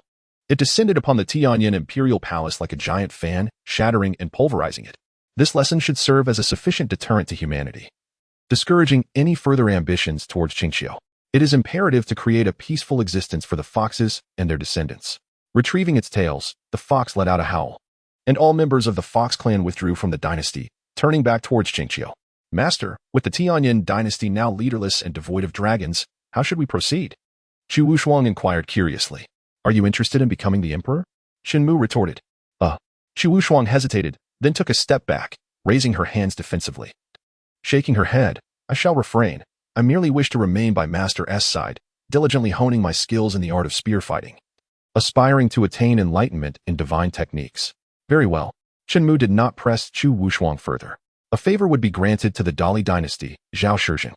Having taken control of the Fox and Dragon clans within the Su Yuan realm, he believed humanity would not dare to resist. Zhao Shizheng? He would never possess such audacity. Chapter 202. The princess arrives. Uncertain if the young master is available for marriage for caution's sake, Chen Mu decided to add a binding clause to his life panel. Anyone daring to oppose him would find their fortune diminished. The national fortune would also decline. At that point, there would be no need for Chen Mu to act. Once their fortune plummeted, Zhao Shizhong would inevitably ruin himself. Fortune is of utmost importance to humanity. Zhao Shizhong's ascension to the dragon throne was due to the fortune he possessed in power, distinguishing him from others. Without that fortune, no matter how great his abilities, he would remain an ordinary individual. Fortune, theoretically, should be decreed by the heavens. However, for one with the authority to transcend the heavenly laws like Chen Mu, it could be summoned at will. To strip someone of their fortune is as simple as willing it so. Subsequently, he commanded Chu Wushuang to convey his intentions to Zhao Shizhong. While the convenience of transmitting messages over vast distances is appealing, she ought to have something to occupy her time. Closing the sky-watching mirror, he found there was nothing further to observe. Yes, master. Chu Wushuang departed from the Anna Palace. Not far from the entrance, she encountered a procession. Judging by their numbers and the magnificent golden phoenix, they were undoubtedly of significant stature. Much like dragons, phoenixes symbolize absolute nobility, and those who commanded them were of exceptional status, perhaps a queen or a princess. Chu Wushuang did not dwell on this. Her focus solely on fulfilling her master's directives. Yet, the woman within the palanquin gazed intently at Chu Wushuang's departing figure, murmuring, "Such a gallant and handsome individual. What a pity she is a woman." At that moment, another approached the palanquin. "Princess, my lady suggests reconsidering. Should His Majesty discover you have privately visited the Anna Palace, he would surely be displeased. What is there to fear? Father dotes on me. He would never blame me.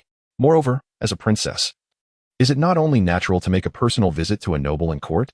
The young woman sat upright, hands folded before her, convincing herself as she spoke. But the onlooker hesitated, only to be interrupted by the young woman's impatience. "Enough. Do as I say, and do not prattle on. It's giving me a headache." "Very well." The attendant relented, feeling quite helpless. Zhao Pan'er pressed her lips together, feeling exasperated. Was it such a grave sin to be curious about the appearance of the young genius inscription master? Upon hearing that someone her age had achieved the rank of a 9th-rank inscription master, her interest in Chen Mu intensified. She wanted to verify the truth of the rumors herself. She had always envisioned a 9th-rank inscription master as an elderly sage, well into his years, merely dispensing wisdom. "Princess, we have arrived." Just as she was pondering, a voice interrupted her thoughts. Zhao Pan'er eagerly rose from her seat, descending from the palanquin and standing before the Anna Palace.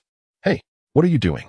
Seeing her maid advance and roll up her sleeves, Zhao Pan'er quickly intervened. "Isn't the princess here to meet that esteemed individual?" "I shall knock on the door for you," the maid replied. "That being the case, it is only proper that I, the princess, personally announce my arrival to demonstrate respect." Zhao Pan'er waved her hand dismissively. "Ah, I see. I had not considered that." The maid stepped aside. Zhao Pan'er then rolled up her sleeves and gently knocked thrice on the door. Before long, a faint sound of the door opening could be heard. As she prepared to speak, her eyes shimmered with admiration. What a strikingly handsome young man. Unbeknownst to her, the exchange between Zhao Pan'er and her maid had reached Chen Mu's ears. His consciousness enveloped the area, ensuring no ill intentions lurked nearby. Thus, he was fully aware of Zhao Pan'er's identity. Zhao Pan'er hesitated, then asked, "May I come in for a moment?" Her tone was uncharacteristically humble. The maid, eyes wide in disbelief, observed this transformation, questioning whether the princess, known for her arrogance and capriciousness due to her father's favoritism, had somehow changed. Of course. Chen Mu opened the door, stepping aside for her to enter. As Zhao Pan'er crossed the threshold, she reminded her maid, "No one is permitted to enter without my command." "Yes." The maid complied, bowing slightly before stepping outside and closing the door behind her. "Please, take a seat." Chen Mu gestured invitingly. "Thank you." Zhao Pan'er adjusted her dress as she settled onto a stone bench, displaying proper etiquette. "May I inquire as to the reason for the princess's late-night visit?" Chen Mu repeated his question, pouring tea for her and placing it in front of her. "Thank you." Zhao Pan'er smiled, then continued. "I have heard that a 9th-rank inscription master of my age has emerged within the palace, and as I also practice the art of inscriptions, I came to confirm this for myself." She eagerly asked, "Are you that 9th-rank inscription master?" "Indeed," Chen Mu affirmed with a smile. "Have I disappointed you, princess?" "Oh no. Quite the contrary. You exceed my expectations." Zhao Pan'er hastily replied, then, with a hint of shyness in her gaze, inquired, "But may I ask, is the esteemed gentleman already betrothed?" "Ah?" Chen Mu was taken aback by her directness. This princess possessed a certain charm, yet when compared to Lu Ruoshui and Luo Hanjing, she fell short, downgraded to an ordinary level. Most importantly, Chen Mu felt no attraction towards her. Yes, quite a few, he responded nonchalantly, determined to sever her pursuit. Quite a few. Zhao Panner's disappointment was evident, but then she seemed to ponder something. Under revision. Revision successful. Just as she was about to speak, Chen Mu interrupted. It appears she has arrived. Following Chen Mu's gaze, Zhao Panner noticed a portal had opened beside her. Emerging from it was a tall figure with cascading silver hair, adorned with fox ears, dressed in a blue and white gown that shimmered like water. She wore white boots decorated with petal-like embellishments at the knee, partially concealed beneath her flowing skirt. Such exquisite beauty. This splendor is enough to render Zhao Panner, who is typically brimming with confidence about her appearance, utterly abashed. With every movement, she exudes an ethereal grace, her wide-sleeved attire cascading down like a butterfly poised for flight. Yet, what truly captivates the eye are the 9 fluffy tails that elicit an irresistible urge to caress. Enchanting, indeed. Zhao Panner, startled, abruptly rises and retreats a few steps, brandishing a third-tier flying sword talisman for protection. Do not misunderstand, Your Highness. She is the Fox Empress of Qingqiu, one of my many beloved companions. Chapter 203. The unparalleled beauties make their entrance. The princess feels inferior. The Fox Empress of Qingqiu, one among many beloved companions. Is she truly a fox?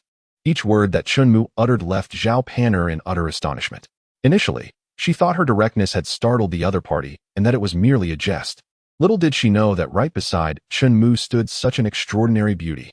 Her figure was akin to a delicate waist adorned with a celestial veil, as if a fairy had descended from the heavens, her smile outshining the stars. She felt utterly overshadowed, especially as Zhao Panner had hoped to win Chen Mu's affection as a suitor. Contemplating a retreat, she hesitantly inquired if she might also become one of his. Even someone as proud as Zhao Panner found herself yearning for more stories with Chen Mu. To be one of his beloved companions would indeed be a matter of great pride and distinction, especially given his formidable strength. In this era that venerates the mighty, men like him are adored by countless maidens, becoming their dream suitors. How could she, as a princess, diminish herself for not being able to possess him entirely? Instead, she ought to feel envious. Just as she was about to voice her thoughts, a series of portals opened. Gazing at the portals, a sense of foreboding gripped her heart. She widened her eyes as one after another, women of unparalleled grace emerged. Even among the 4, the slightly less stunning Sun Yenner was someone Zhao Panner felt she could not compare with. What perplexed Zhao Panner further was the sight of 2 women clad in luxurious 5-clawed dragon robes, more opulent than her father's attire. As Chen Mu revealed, one was the Empress of Xian Kingdom, Lu Ruoshui, and the other was the Empress of Xiantian Dynasty, Luo Hanqiu. Meanwhile, Sun Yenner, who Zhao Panner deemed slightly less beautiful, was Luo Hanqiu's personal attendant. As for Wu Qingyi, she seemed to be the acting saint of a certain holy land. All these women were, without exception, Chen Mu's beloved companions. Zhao Panner had never imagined she would feel such inferiority. As a princess, she found herself eclipsed even by a mere attendant.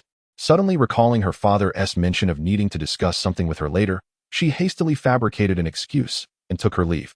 What else could she do? Remain in a humiliating position, trampled by Chen Mu's enchanting companions?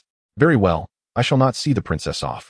Chen Mu, lost in the delightful sensation of Lu Ruoshui's gentle massage, was quite content. Master, it appears she harbors feelings for you, Luo Hanqiu stated candidly. If I were to accept every woman who has feelings for me, would Qingyan Mansion have the capacity for them all? And what of your own accommodations? Chen Mu countered. Indeed, if given the chance, Luo Hanqiu would have liked to monopolize Chen Mu. She then inquired about matters concerning the abyssal realm, and Chen Mu regaled them with tales. Reclining comfortably on a bench while Lu Ruoshui massaged his shoulders, Luo Hanqiu tended to his arms, and Wu Qingyi took care of his legs. Such indulgence. In stark contrast, Zhao Panner emerged from Ana Palace, her face a mask of despair. Your Highness, you, her maid began but thought better of it, deciding against bringing up any sensitive matters. Despite having served Zhao Panner since childhood, she could not guarantee that her mistress wouldn't lash out in anger. Seeking to vent her frustrations. Return to the palace, the maid urged, hastily moving to lift the curtain of the carriage. As Zhao Panner bent to enter, the sound of hurried footsteps and a sharp male voice called out, Your Highness, please wait. Li Gonggong. Zhao Panner recognized the visitor and inquired, puzzled, What brings you here? Your Highness, I have come to convey His Majesty's orders. He requests your immediate presence in the study, the old eunuch explained. Understood, Zhao Panner replied, bending once more to enter the carriage. She could surmise her father's intentions were likely concerning. A glance aside at the unattainable suitor. Before long, in the study. Your Highness, The guards acknowledged Zhao Panner before gently pushing the door open. As she stepped inside, the door closed softly behind her. Zhao Panner, how dare you go to Anha Palace? Zhao Shijing thundered, slamming his palm onto the desk, which cracked under the force, leaving a deep fissure. Zhao Panner trembled at the sudden outburst, feeling increasingly aggrieved as tears welled up in her eyes. Seeing this, Zhao Shijing frowned, taken aback by her unexpected display of emotion. This was not typical of her. It left him at a loss for words, particularly as he witnessed Zhao Panner disregard royal decorum by sitting on the floor and sobbing uncontrollably. Zhao Shijing was utterly bewildered. Realizing she was likely feigning such distress to provoke him, he studied her, finding it hard to believe. With a long sigh, he ultimately softened, moving to lift Zhao Panner and seat her on a chair. What has happened? He inquired. I went to Anha Palace to inquire if he is betrothed. He said he has many beloved companions, and I thought he was jesting. She sobbed, her words punctuated by her tears. Zhao Shijing's attention shifted to the name she mentioned, the Fox Empress of Qingqiu, Lu Ruoxue, the Empress of Xiantian Dynasty, Luo Hanqiu. Though unfamiliar with these figures and their powers, he understood the significance of a woman ascending to the throne. Knowing Chen Mu hailed from another realm only added to the gravity of the revelation. Wu Qingyi's status as the acting saint was even more shocking. He comprehended the weight of the term Holy Land. Father, you don't understand. I have never felt so inferior. I am the only princess of our great Li dynasty. Yet, I cannot even compare to an attendant. Zhao Panner exclaimed, her voice filled with indignation. All I desire is to remain by his side. What wrong is there in that? Panner, I advise you to let go of such aspirations. Zhao Panner looked up, bewildered. She had anticipated her father's words to be comforting. Yet he urged her to abandon her hopes. Did even her father believe she was unworthy of him? Your Highness, you know his strength, do you not? Zhao Shijing posed a question. A ninth-tier talisman master from the abyssal realm, Zhao Panner replied, her voice steady. This was common knowledge. Many were aware of the prodigious ninth-tier talisman master that had emerged from Dali. This is merely the most inconspicuous of his myriad identities. Zhao Shijing shook his head. What? In the realm of the nine-tiered divine rune masters, the most inconspicuous? Zhao Panner found herself doubting whether Zhao Shijing was jesting with her, deliberately undermining her confidence. A nine-tiered divine rune master is a rarity among billions. In the entire Void Abyss realm, one could likely count the nine-tiered divine rune masters on one hand. Not to mention, one as formidable as Chen Mu. She had heard whispers of his remarkable performance at the banquet, where he decisively vanquished Zhou Tianji, and the incident where his formations decimated countless enemy troops at the borders. She simply could not fathom how such a distinguished identity could be deemed inconspicuous. His mastery in the realm of spear techniques was on par with that of a nine-tiered divine rune master. Even her disciples possessed the strength to slay 1,000 dragons. Slaying 1,000 dragons. Zhao Panner was taken aback. She believed she understood better than anyone the formidable nature of the dragon clan. As a child, she had nearly perished at the jaws of a vicious dragon, which instilled in her a profound fear and psychological scar regarding the dragon race. How could someone's disciple possess the capability to slaughter 1,000 of them? And regarding the woman, transformed from the nine-tailed fox emperor, whom she had encountered at the Anha Palace, did she know that not long ago, that very being had nearly been boiled into soup? The Qingqiu fox emperor. Soup? Zhao Panner pondered, realizing that this could indeed be a significant opportunity. Had she not encountered him, the Qingqiu fox would not have birthed 9 tails to lead the fox clan into Tianyin, granting Dali the chance to engulf the Tianyin dynasty in one fell swoop. The Tianyin dynasty was swallowed? How could this be possible? Zhao Panner hurriedly inquired. Did they not have the great Emperor Jun Weiyuan? He is dead. Dead? How did he die? Crushed to nothing but skin, and the Tianyin emperor's head exploded in the imperial study. Zhao Shijing spoke candidly, leaving no details concealed. Good heavens! How could this be? He can kill even a great emperor? Does that not imply he is a great emperor himself? Zhao Panner confirmed with a question. Indeed. Based on my speculation, his true identity is likely that of an outer domain great emperor, whose strength far surpasses that of Jun Weiyuan. It is no exaggeration to say that 100 Jun Weiyuans could not be compared to him. 100 Jun Weiyuans could not be compared to him. Zhao Panner never imagined that there existed someone who could receive such high praise from her own father. Little did she know, this assessment was still overly conservative. Forget 100 Jun Weiyuans. Even 100 million would not shake Chen Mu. They would only meet a fate of being ruthlessly slaughtered. How is it?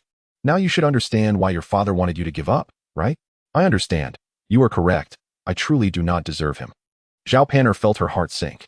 In response, Zhao Shijing could only bid her to return, to rest well, and, upon waking, forget all of this, continuing her life as the carefree little princess. Shortly after Zhao Panner departed, the door swung open once more, revealing Zhou Tianji. Your Majesty, please sit. Zhou Tianji took a seat beside him. Master Zhou, now that the Li Kingdom has devoured Tianyin, becoming the sole dominant power, what do you think our next course of action should be? Zhao Shizheng inquired about Zhou Tianji's thoughts. The smooth journey of the Li Kingdom thus far owes much to Master Chen's blessings. Now he holds sway over the Dragon Clan and the Qingxiu Fox Clan. After a pause, if we were to truly consider it, we stand no chance against him. It would be wiser to declare our intentions early, vowing not to oppose him, allowing us to enjoy a period of peace. Upon hearing this, Zhao Shizheng felt a twinge of discomfort, yet he soon relaxed his clenched fists. Faced with Chen Mu's absolute might, along with the Dragon Clan and Qingxiu Fox Clan, he had no other options. Not to mention, none present were aware of Chen Mu's true strength in the outer domain. Zhao Shizheng sensed that was what truly warranted vigilance and fear. Master Zhou makes a valid point. I shall seek him out. There is no time to waste. Zhou Tianji did not request to accompany him, preferring to reflect on the divine rune Chen Mu had previously inscribed. The more he contemplated, the more profound it seemed, as if he could glean something from it. The dragon carriage arrived at the Anha Palace. Zhao Shizheng stepped down from the footstool, never having felt such immense pressure before. Taking a deep breath, he signaled for the guards to knock on the door. After a moment of stillness, Sun Yinner's face appeared through a crack in the door. Just as she was about to inquire about his identity, she heard Chen Mu's voice from behind, instructing her to let him in. Yes. Sun Yinner fully opened the door, stepping aside. Thank you. Zhao Shizheng instructed the others to remain outside, crossing the threshold alone into the Anha Palace. Upon seeing Chen Mu reclining in a chair, attended to by Lu Ruoshui, Luo Hanxiu, and Wu Qingyi, he suddenly felt that his own harem of 3,000 beauties could not compare to any one of them. He had not expected that the dragon robe he wore was, in terms of exquisiteness, vastly inferior to that of Luo Hanxiu and Lu Ruoshui. What kind of formidable existence is this Master Chen? To have two empresses kneeling in service? Zhao Shizheng could not help but feel curious. Enough, let us proceed. Chen Mu waved his hand, sitting up straight. Your Majesty, please take a seat. He gestured. Very well. Zhao Shizheng acquiesced, sitting on the stone bench. He respectfully accepted the tea offered by Wu Qingyi, knowing she was likely the mentioned by Zhao Panner, deserving of utmost respect. Taking a small sip, he was instantly astonished. What is this?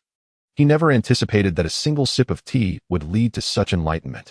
Enlightenment tea, Chen Mu remarked casually. Enlightenment tea. Although he had never heard of it, Zhao Shizheng was certain it was no ordinary brew. An opportunity for enlightenment is rare, worth a fortune.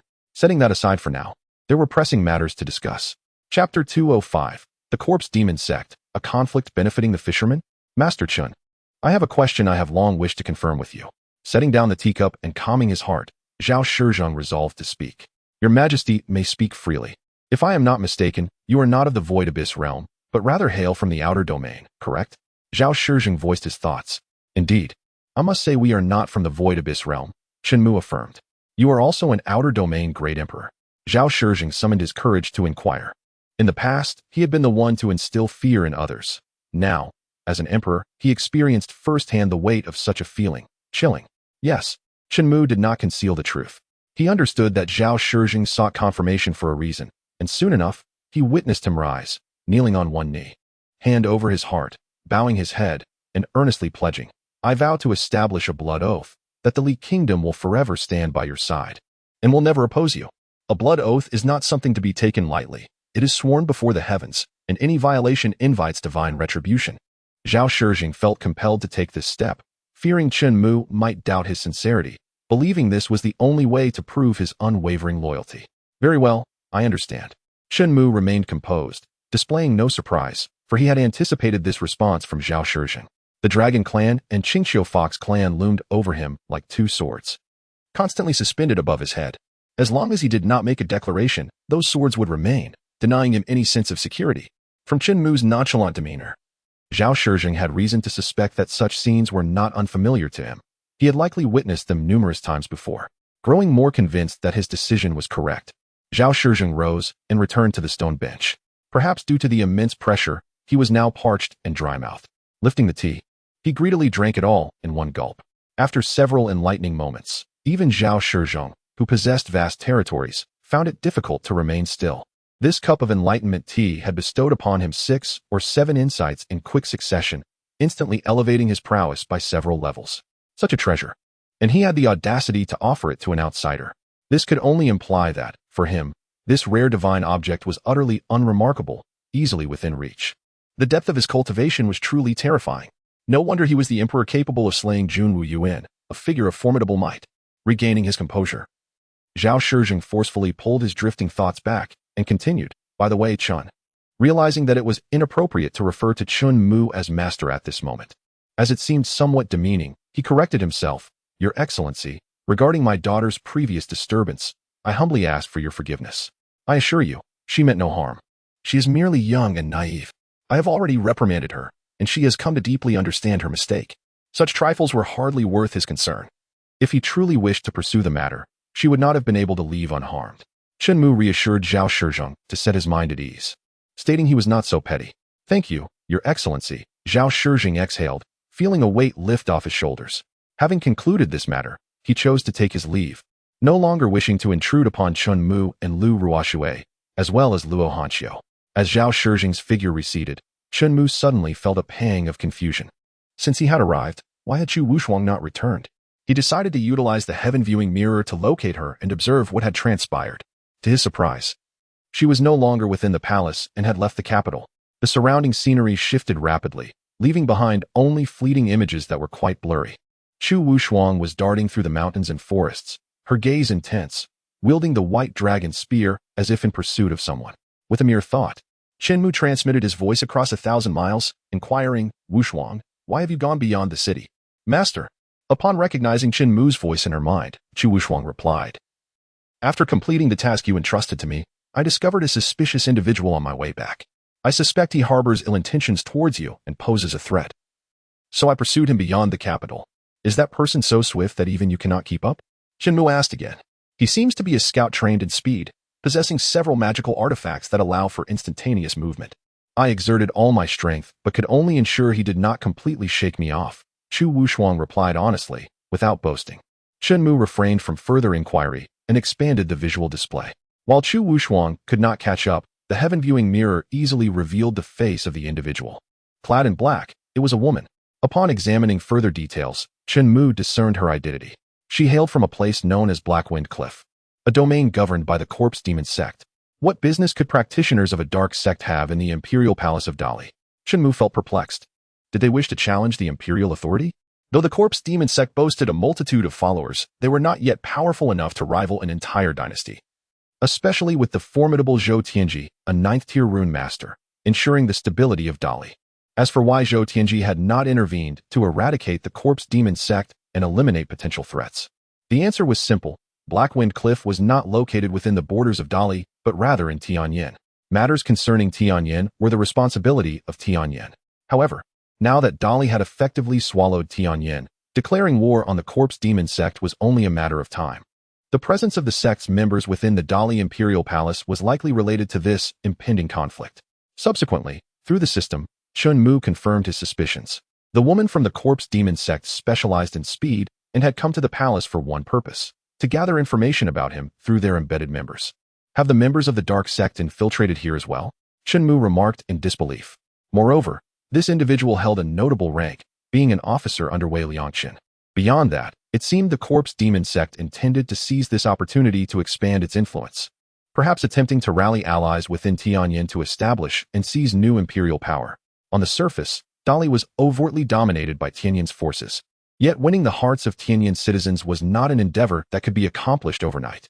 As natives of Tianyin, they inherently commanded a sense of familiarity and authority. If they strategically wielded the banner of resisting foreign invaders, their ambitions were not entirely unattainable. Do they intend to play the game of the clam and the snipe? With the fisherman profiting? Chen Mu chuckled, feeling underestimated. Especially in the next moment, he sensed a faint trace of demonic energy wafting above him, concealed within the clouds, scrutinizing his every move.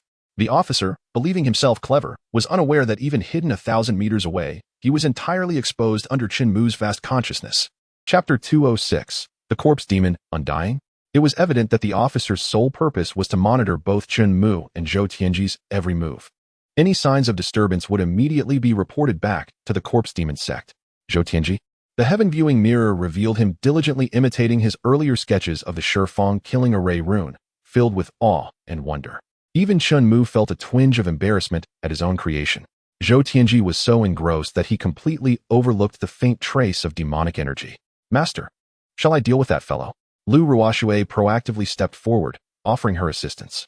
There's no need for such trouble. The image on the heaven-viewing mirror shifted to the officer. The advantage of diluted demonic energy was that it reduced exposure risk, but the downside was that it only allowed for a vague outline of the figure. Thus, neither Chen Mu nor Lu Ruoxue could clearly hear or see the officer's actions. In the mirror, the officer continued to mumble to himself, considering it a significant achievement to keep an eye on these two and convey any news back, feeling quite fortunate. What ninth-tier rune master? Can't even detect my demonic eye? I don't understand why that old emperor treats them with such deference. Suddenly, the officer's expression changed dramatically. It felt as if an invisible hand had grasped his neck, lifting him off the ground. No matter how he flailed his limbs, he could neither see nor touch anything. The sensation of suffocation intensified. The imprint of fingers dug deep into his flesh, and despite his desperate clawing, blood and flesh mingled together with no effect. With a slight movement of his wrist, Chen Mu caused the officer to lose all vitality with a mere crack. His head slumped lifelessly onto his shoulder, eyes wide open in death. The faint trace of demonic energy above him and in Zhou Tianji's room dissipated as well. There was no sense of spiritual energy fluctuation. He had claimed a life from a distance. The expressions of Lu Ruoxue, Luo Hanxiu, and the others behind him were filled with astonishment. This was what it meant to kill without a trace. The women unanimously believed that no one in this world was more deserving of such a phrase than their master. Master, something seems amiss. Chu Wushuang's voice emerged from the mirror. There was no need for a distant transmission. She knew Chen Mu could see and hear her without question. Hearing this, the gazes of the four women immediately returned to the heaven-viewing mirror. They soon discovered that Chu Wushuang was facing a group of entities that were neither human nor ghost, resembling mere walking corpses. The member of the corpse demon sect she had been pursuing stood upon a branch, panting heavily, wiping the sweat from his brow. He stared at Chu Wushuang, bewildered as to how she managed to pursue him without breaking a sweat. Even with years of training in speed and countless teleportation talismans, she was struggling to keep pace. Fortunately, she had returned to the territory of the corpse demon sect in time, activating her powers to awaken the long-buried corpses one after another. Strangely, these beings exhibited no life force, yet were capable of movement. Chu Wushuang found this perplexing. The art of corpse refinement allowed for the creation of puppets from the dead, or even the living, to be commanded at will. This reminded Chen Mu of the vengeful dragon corpse he had encountered earlier in the Xiantian dynasty. However, the ghastly creatures before her were clearly incomparable to the vengeful dragon corpses. They were merely ordinary zombies, devoid of demonic energy, bloodlust, or spiritual essence. Merely numerous in quantity. Now it made sense. Upon learning all this from Chen Mu, Chu Wushuang felt a sense of relief. She reminded herself to be cautious, lest she be bitten or captured, for that would likely lead to her becoming one of them. Indeed, master, Chu Wushuang did not believe for a moment that such creatures could touch her. If they came within 10 meters, she would consider it a defeat. Zombies, seize her, the woman commanded. With a series of peculiar movements, the horde of zombies, numbering no less than 100, approached Chu Wushuang with low growls. Understanding their true nature, Chu Wushuang remained expressionless as she swung her spear, unleashing a crescent arc of silver light. There was no need to draw upon dragon power. That would be an undue elevation of their worth. In an instant, the 100 zombies were cut in half, leaving a gash on the tree trunk behind that was nearly cleaved through. Yet, Chu Wushuang did not feel reassured, for she noticed that the woman's expression showed no sign of panic. Rather, it was marked by an unsettling calm, with the corners of her lips curling into a smirk. To her astonishment, the zombies that should have been severed reassembled, drawn together by a thread of black demonic energy, erasing the gash as if it had never existed. Futile efforts. Do not waste your strength, for they are immortal. The woman leaned against the tree, utterly unconcerned with Chu Wushuang's presence. With resolve, Chu Wushuang could not accept this. She unleashed several more strikes, shattering the zombies into even smaller pieces. Yet, within mere moments, they were once again rejoined by the black mist. Immortal beings. Such creatures exist in the abyssal realm. Lu Ruoxue expressed her surprise. Immortal? Chen Mu scoffed at the notion.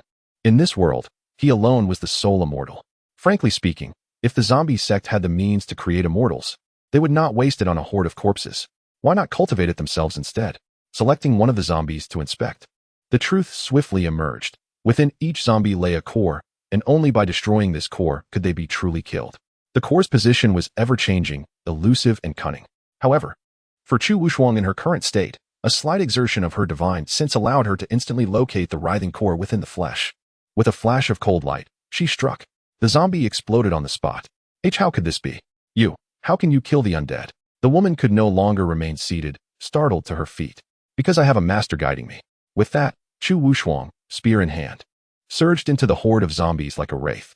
Fluid and precise, each thrust of her spear detonated the zombies in a cascade of putrid flesh and blood. Realizing the dire situation, the woman attempted to flee. Yet, as she lifted her heel, a sharp pain pierced her chest. Looking down, she saw the blood-red spear tip protruding from her chest, gushing blood. The master of the zombies will not let you go. With that, she fell, unable to maintain her standing, crashing heavily to the ground. Master, how should we deal with this zombie sect?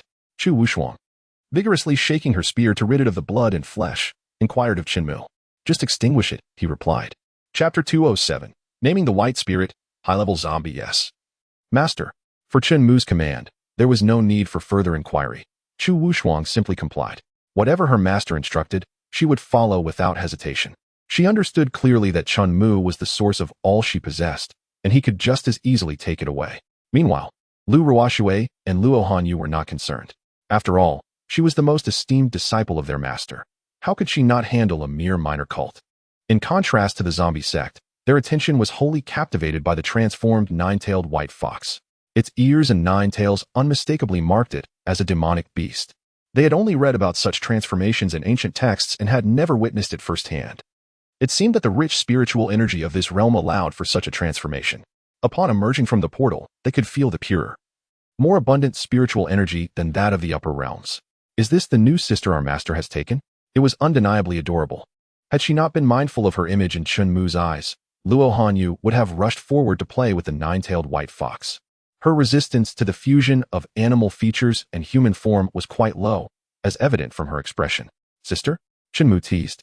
If we were to consider her cultivation of 100,000 years, she could very well be your ancestor. 100,000 years. Luo Hanyu and Lu Ruoshui gasped in astonishment. No wonder they felt intimidated before her. Then it seems we ought to call you sister. Luo Hanyu replied. The nine-tailed white fox, however, offered no response, quietly approaching Chen Mu, clearly displeased with contact from anyone else. By the way, Chen Mu suddenly recalled something and asked the nine-tailed white fox, "What is your name?" The nine-tailed white fox opened her mouth slightly, shaking her head, and in a voice as faint as a whisper, replied, "I have no name." No name? Then allow me to give you one, Chen Mu decided. Okay. The nine-tailed white fox nodded lightly.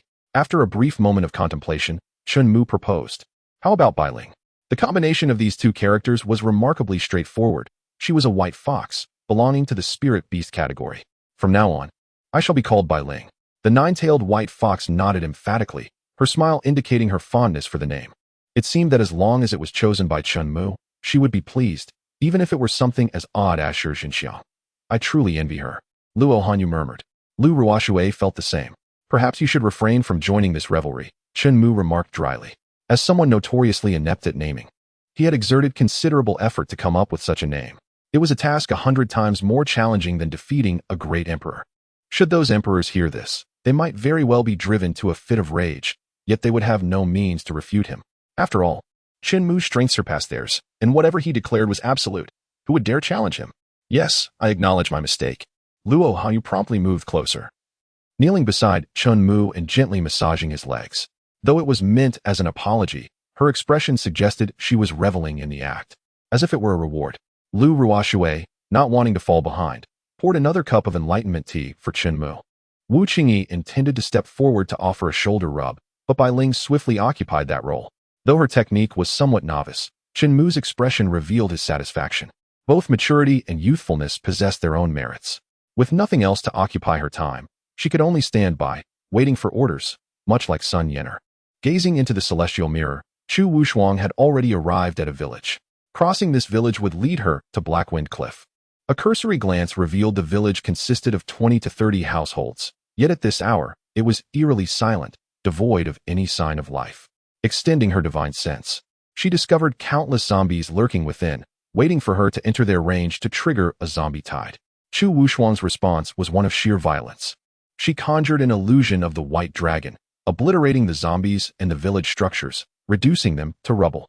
Upon looking again, the area had become remarkably desolate. This scene was witnessed clearly by the elders of the zombie sect and their leader. Although their scrying techniques could not encompass the entire realm as Chen Mu's celestial mirror could, they were still capable of observing the events from this distance. Blasted! The elder slammed the table and stood up, unable to conceal his fury, as hundreds of zombies were scattered in a single strike by Chu Wushuang, leaving not a single one behind. Master, she is approaching Black Wind Cliff, seemingly targeting our corpse demon sect. How should we handle this? Inquired a junior elder. Why fear? She is merely a young girl with some ability. What is there to dread? The old master dismissed Chu Wushuang entirely, focusing instead on the alluring woman in his embrace. The enchanting woman giggled, playfully resisting. Master, this woman possesses extraordinary skills. We must not underestimate her. The third elder quickly interjected. The old master, visibly annoyed, waved his hand dismissively. Then let you and your men deal with her. If you fail, do not return to see me. Yes.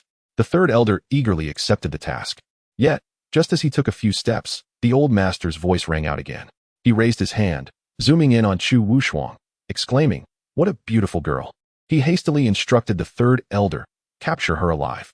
Do not harm her. Understood. Despite any grievances, the third elder swallowed his words, knowing well who commanded him. Stop. Black Wind Cliff is not a place you can recklessly intrude upon. Surrender obediently. Before long, the third elder, accompanied by several other elders, hovered in the air, blocking Chu Wushuang's path. Noticing her unwavering determination, which only quickened her pace, the third elder felt disregarded. He was the first to summon his high-level corpse demon from the ground.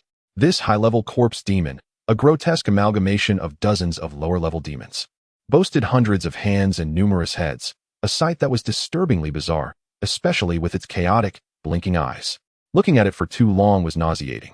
The high-level corpse demon was not only massive and powerful, but also possessed several cores. Without destroying them all, it could not be vanquished. With a roar that shook the trees and dislodged branches, Chu Wushuang halted. Suddenly, two more high-level corpse demons erupted from the ground, moving in unison, extending their enormous hands to capture her and restrict her movements. None believed that Chu Wushuang could withstand the three high-level corpse demons. How could this happen? However, in the next moment, their calmness evaporated entirely. Chapter 208, One Shot to Annihilate Thousands. Chu Wushuang transformed into a figure reminiscent of the thousand-armed Avalokiteshvara, her spear striking with such speed that only fleeting white shadows were visible. Boom, boom, boom. The spear shadows fell like a torrential downpour upon the three colossal high-level corpse demons. The sound of wind was like firecrackers. Each thrust struck true, shattering blood cores and piercing through flesh. Everything transpired in the blink of an eye, by the time the three could react. The high-level corpse demons had already been reduced to a sieve, blood gushing forth. Moments later, with a tremendous crash, they collapsed to the ground, decomposing into blood and water, absorbed by the earth at a visible pace. Impossible. Three high-level corpse demons, slain in an instant. Had he not witnessed it with his own eyes? The third elder would never have believed such a thing could exist in this world. There was no time to speak or react, the spear intent, sharp as a sword's edge, unfurled, spiraling like a dragon, crashing forward. The 7-foot flesh and blood body was torn to shreds, transforming into a massive cloud of blood mist, scattering in an instant. What? Even the old master, witnessing this scene, could not remain seated. He cast aside the alluring woman in his arms, who fell to the ground, her eyes filled with resentment, yet she dared not speak out. She understood her fragile fate in the eyes of the opponent. One wrong move could lead to her demise. Those three fools, despite commanding three high-level corpse demons, could not even handle a mere girl. Hearing the old master say this, those below could not help but scoff. Clearly, that girl was not someone who could be dealt with by just three demons. But such thoughts were kept private. No one wished to offend the master over three lifeless beings, especially when their relationship with the third elder was not close enough to warrant such risks. Great elder, I leave her to you. Do not let me down again, or you know the consequences. Also, do not harm her. Under the weight of the old master's gaze, the great elder felt immense pressure, pondering how he always found himself embroiled in such troublesome matters. It was evident that the girl was no simple foe, yet capturing her alive without causing harm was a daunting task. Were it not for the knowledge that the old master often thought with his lower instincts, the great elder might have suspected they were enemies. Very well. Reluctantly, the great elder accepted the task. He gathered several hundred individuals to descend the mountain, determined to stop Chu Wushuang from wreaking havoc at Black Wind Cliff and trampling the reputation of the corpse demon sect. With hundreds of people, each controlling 3 mid-level and dozens of low-level corpse demons, their force was not to be underestimated. Where did they acquire so many to refine into corpse demons? Surely, there must be nearly 10,000. Finding the dead is not difficult. If not, there are plenty of living souls. To Lu Ruoshui's inquiry, Wu Qingyi offered a brutally honest reply. These creatures are truly monstrous. Lu Ruoshui could not bear to witness such cruelty. They were using innocent lives to forge puppets. One cannot expect humanity from the demon sect. Luo Hanxiu urged Lu Ruoshui to accept the grim reality. At least they knew they would not see the sun rise again. It was a certainty. Faced with hundreds of demon sect members and nearly 10,000 corpse demons surging down the mountain like a mudslide, Chu Wushuang remained remarkably composed, unwavering in the face of chaos. Steadying herself, she first unleashed a glimmer of cold light, followed by a spear that burst forth like a dragon. Or rather, it truly manifested a gigantic dragon shadow. Wherever that dragon shadow passed, everything was annihilated. Whether it was the corpse demons, the Great Elder, or the multitude of demon sect members, none could afford to be careless. The dragon shadow collided violently with the mountain gate. Boom, boom. The Black Wind Cliff trembled violently, resembling an earthquake, as many structures collapsed. Quick, mobilize everyone. All corpse demons must stop her. No need to leave any survivors. No matter how much the old master preferred to think with his lower instincts, witnessing such devastation made him wary of underestimating Chu Wushuang. She must be eliminated swiftly. In due time, she could be refined into a corpse demon and kept by his side, a delightful prospect. Kill, the master ordered, sparing no mercy for this individual. This was for the Great Elder and the others to take revenge. Boom, boom. In the face of the overwhelming tide of corpse demons and the monstrous wave they created, nothing could not be resolved by a single dragon shadow. If there was, then let there be two. Monsters. How can such monsters exist in this world? Seated on a stone bench adorned with tiger skin, the old master had never felt such trepidation. His heart raced. Tens of thousands of corpse demons, resolved by her in just 2 shots. The old master doubted whether the magical eye he had placed was malfunctioning. This power was simply absurd. He could not recall when the corpse demon sect had provoked such a formidable enemy. Damn it. The hard-earned legacy I built has been obliterated by her in mere moments. Unforgivable. Unforgivable. He gritted his teeth. You are the master of the corpse demon sect? Chu Wushuang's voice resonated. I believe we have no enmity between us. Why must you oppose me? The old master, perplexed, questioned. Just a convenience. With that, Chu Wushuang unleashed an astonishing spear intent that surged towards the old master. Just a convenience? You are crossing the line.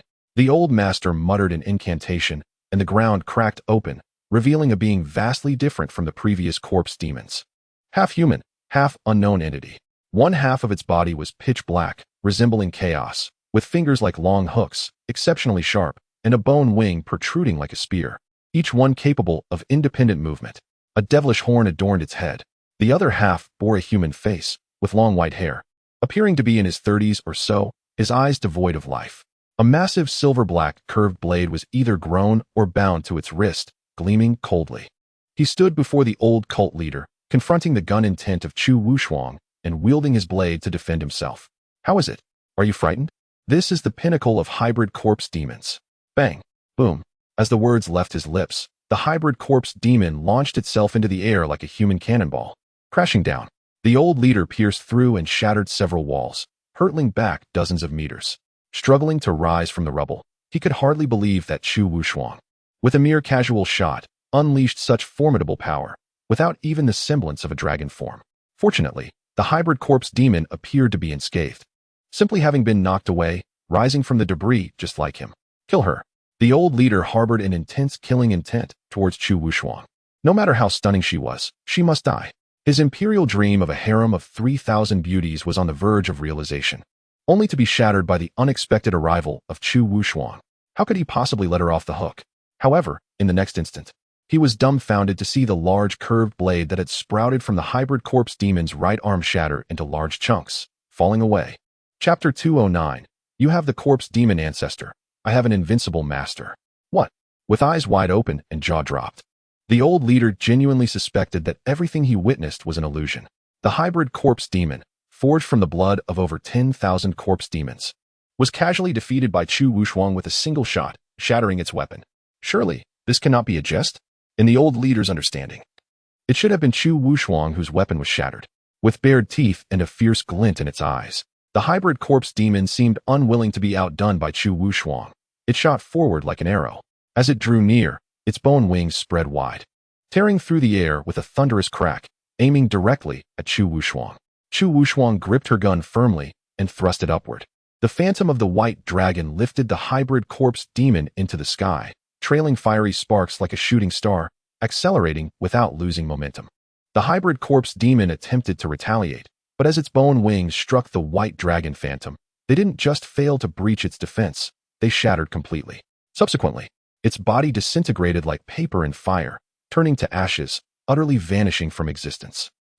The old leader stumbled backward, oblivious to the corpses at his feet, tripping and falling to the ground. His complexion was ashen. He had never anticipated that the hybrid corpse demon would be so easily defeated before Chu Wushuang. If he were to take this matter seriously, he would only be subjected to humiliation, akin to fish on a chopping board, with no possibility of resistance. Unyielding strength. As Chu Wushuang's gaze fell upon him, advancing closer, the old leader frantically retreated, his legs trembling like cotton, utterly incapable of supporting his frame. No, don't come any closer. You cannot kill me. I am the leader. Great leader. His legs were so weak that they could scarcely hold him up as he tried to flee. Great leader? Chu Wushuang let out a cold laugh. What fear could a solitary leader, whose entire congregation had been annihilated by her, possibly evoke? When he was powerful, she had looked down upon him. How much less so in his state of isolation?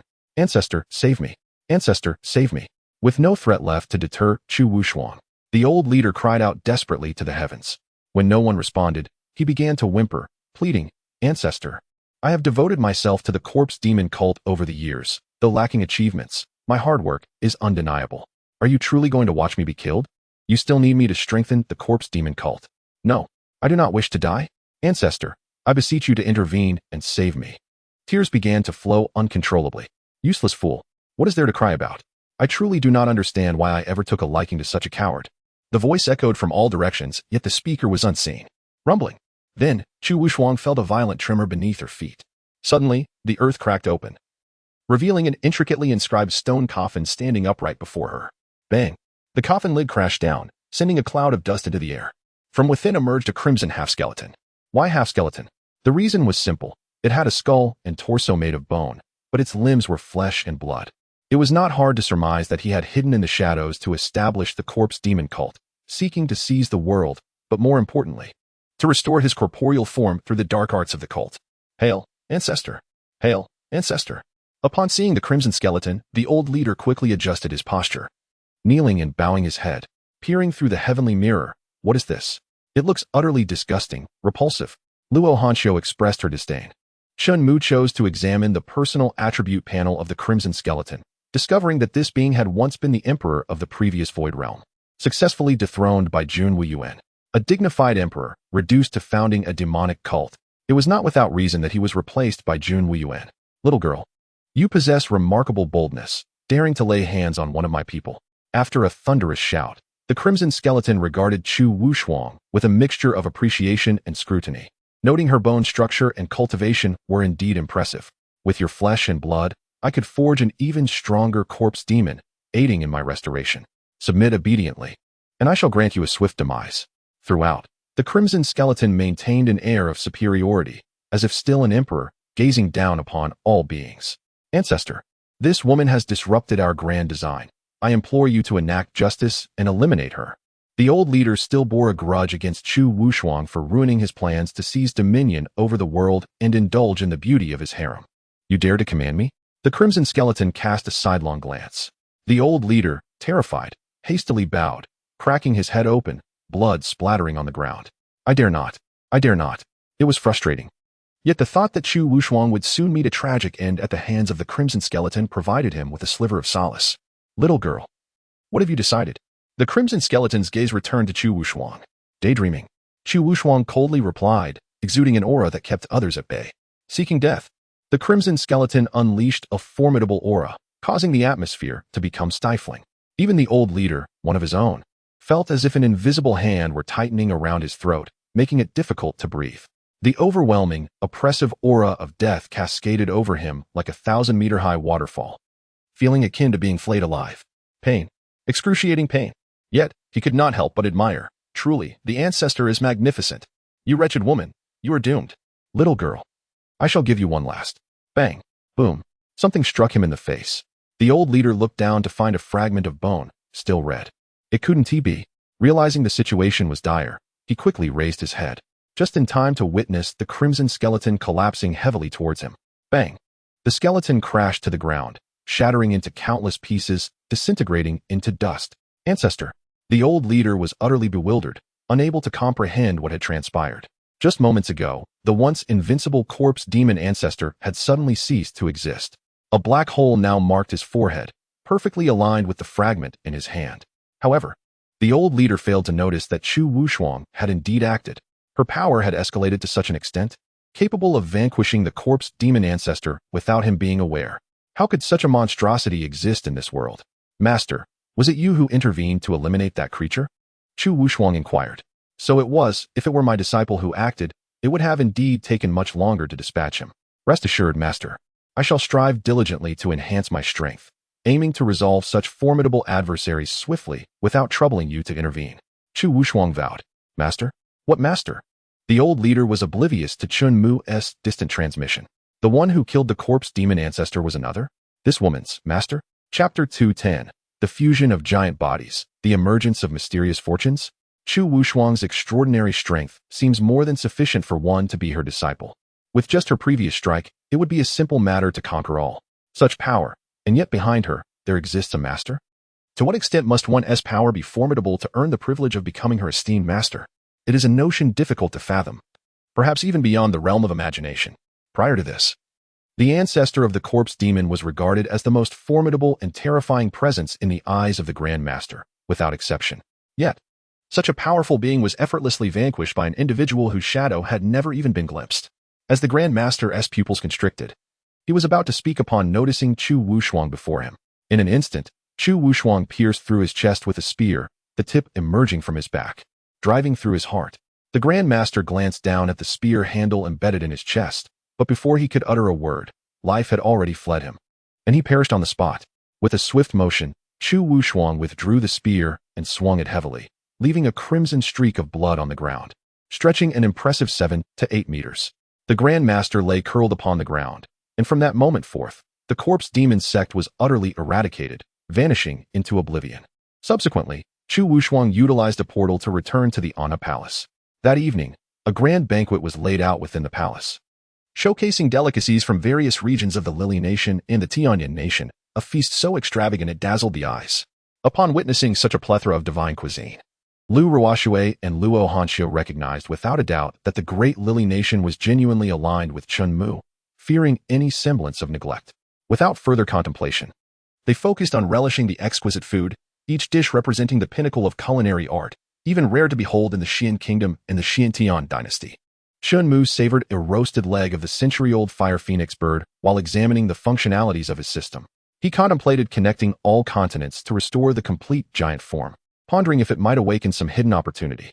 With a decisive spirit, he set forth to act freely, accelerating the influence of the blood demon's sacred land and expanding his dominion, thereby achieving full control over the colossal form.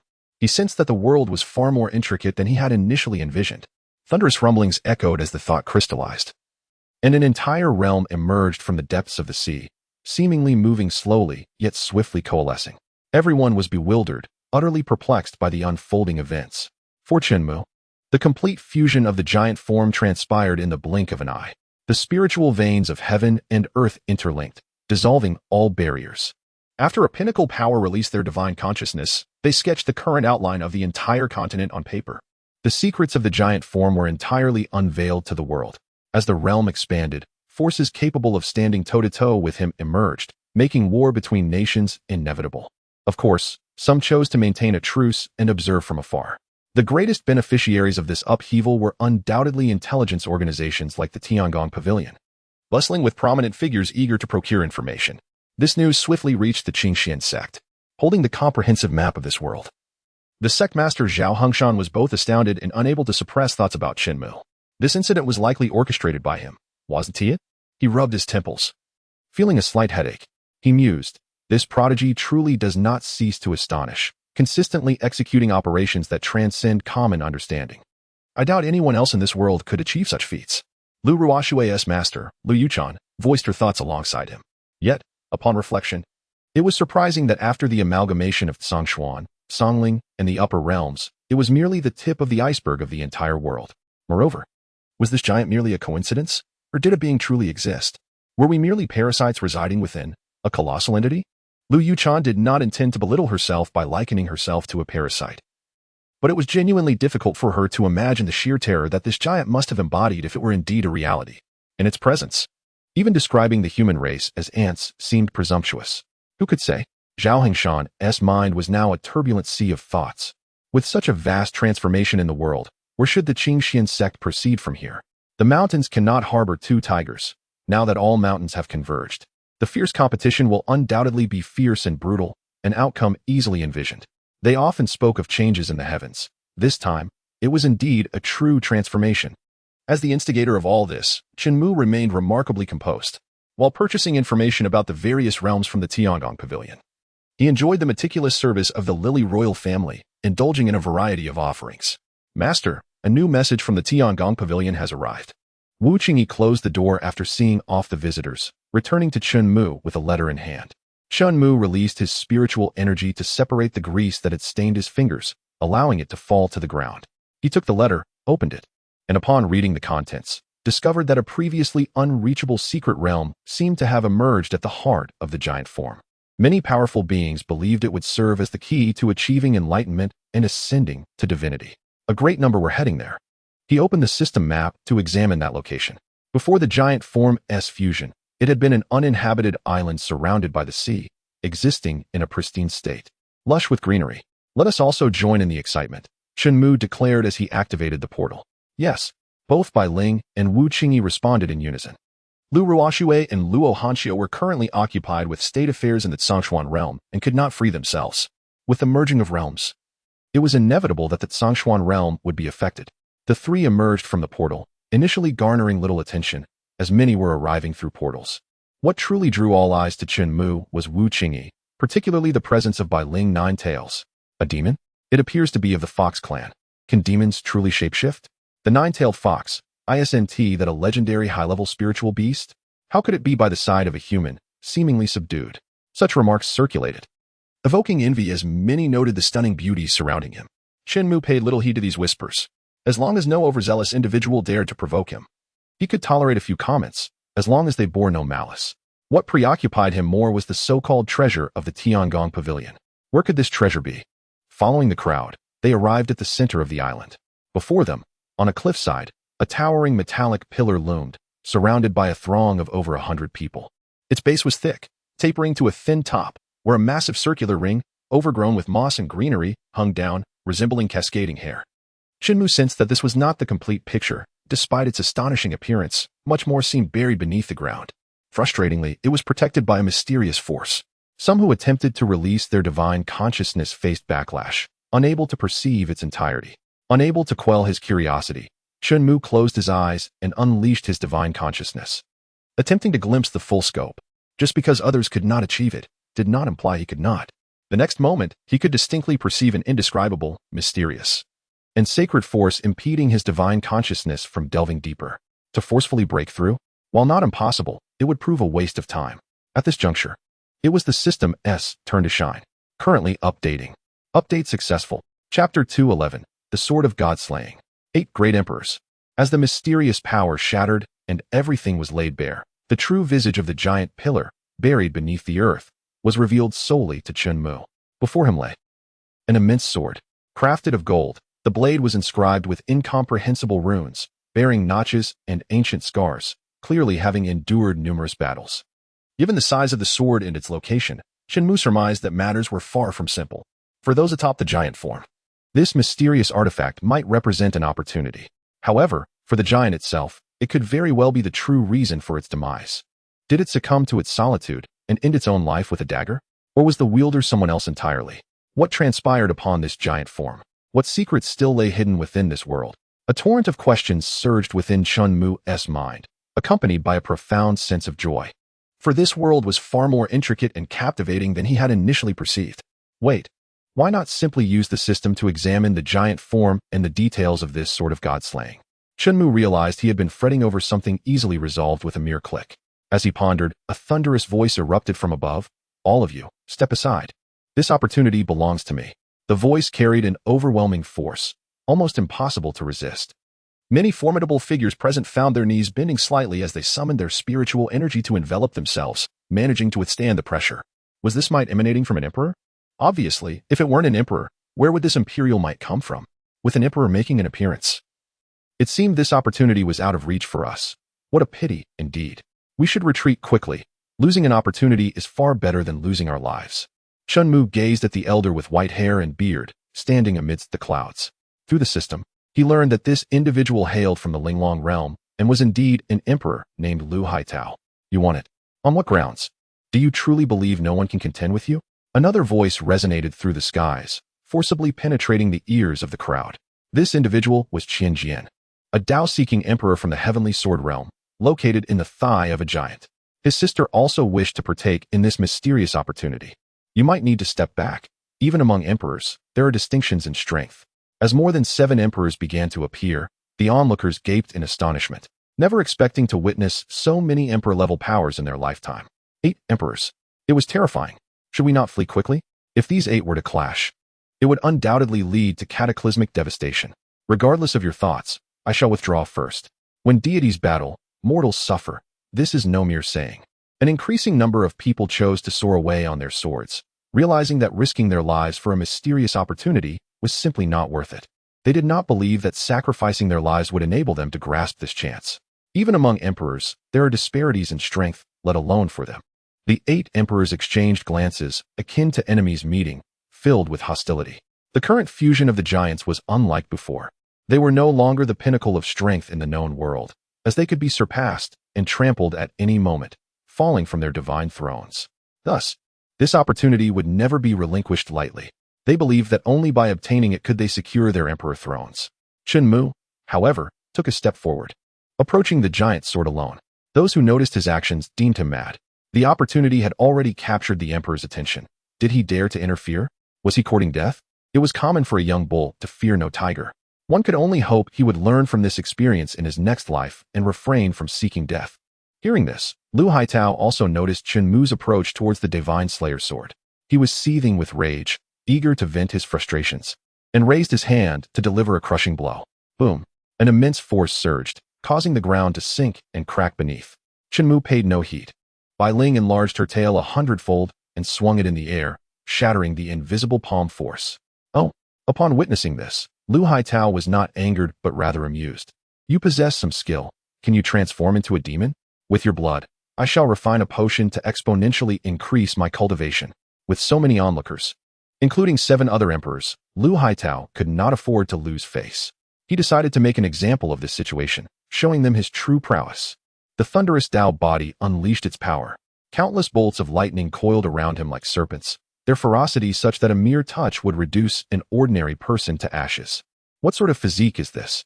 It feels several times stronger than the top physique in the Lingyu realm. Indeed, the might of the thunder was terrifying.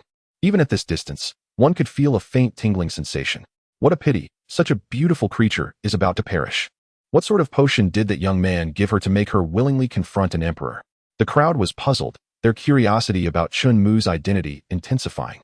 The other 7 emperors chose to observe the unfolding events, seizing the opportunity to witness Lu Haitao's capabilities as an emperor-level powerhouse.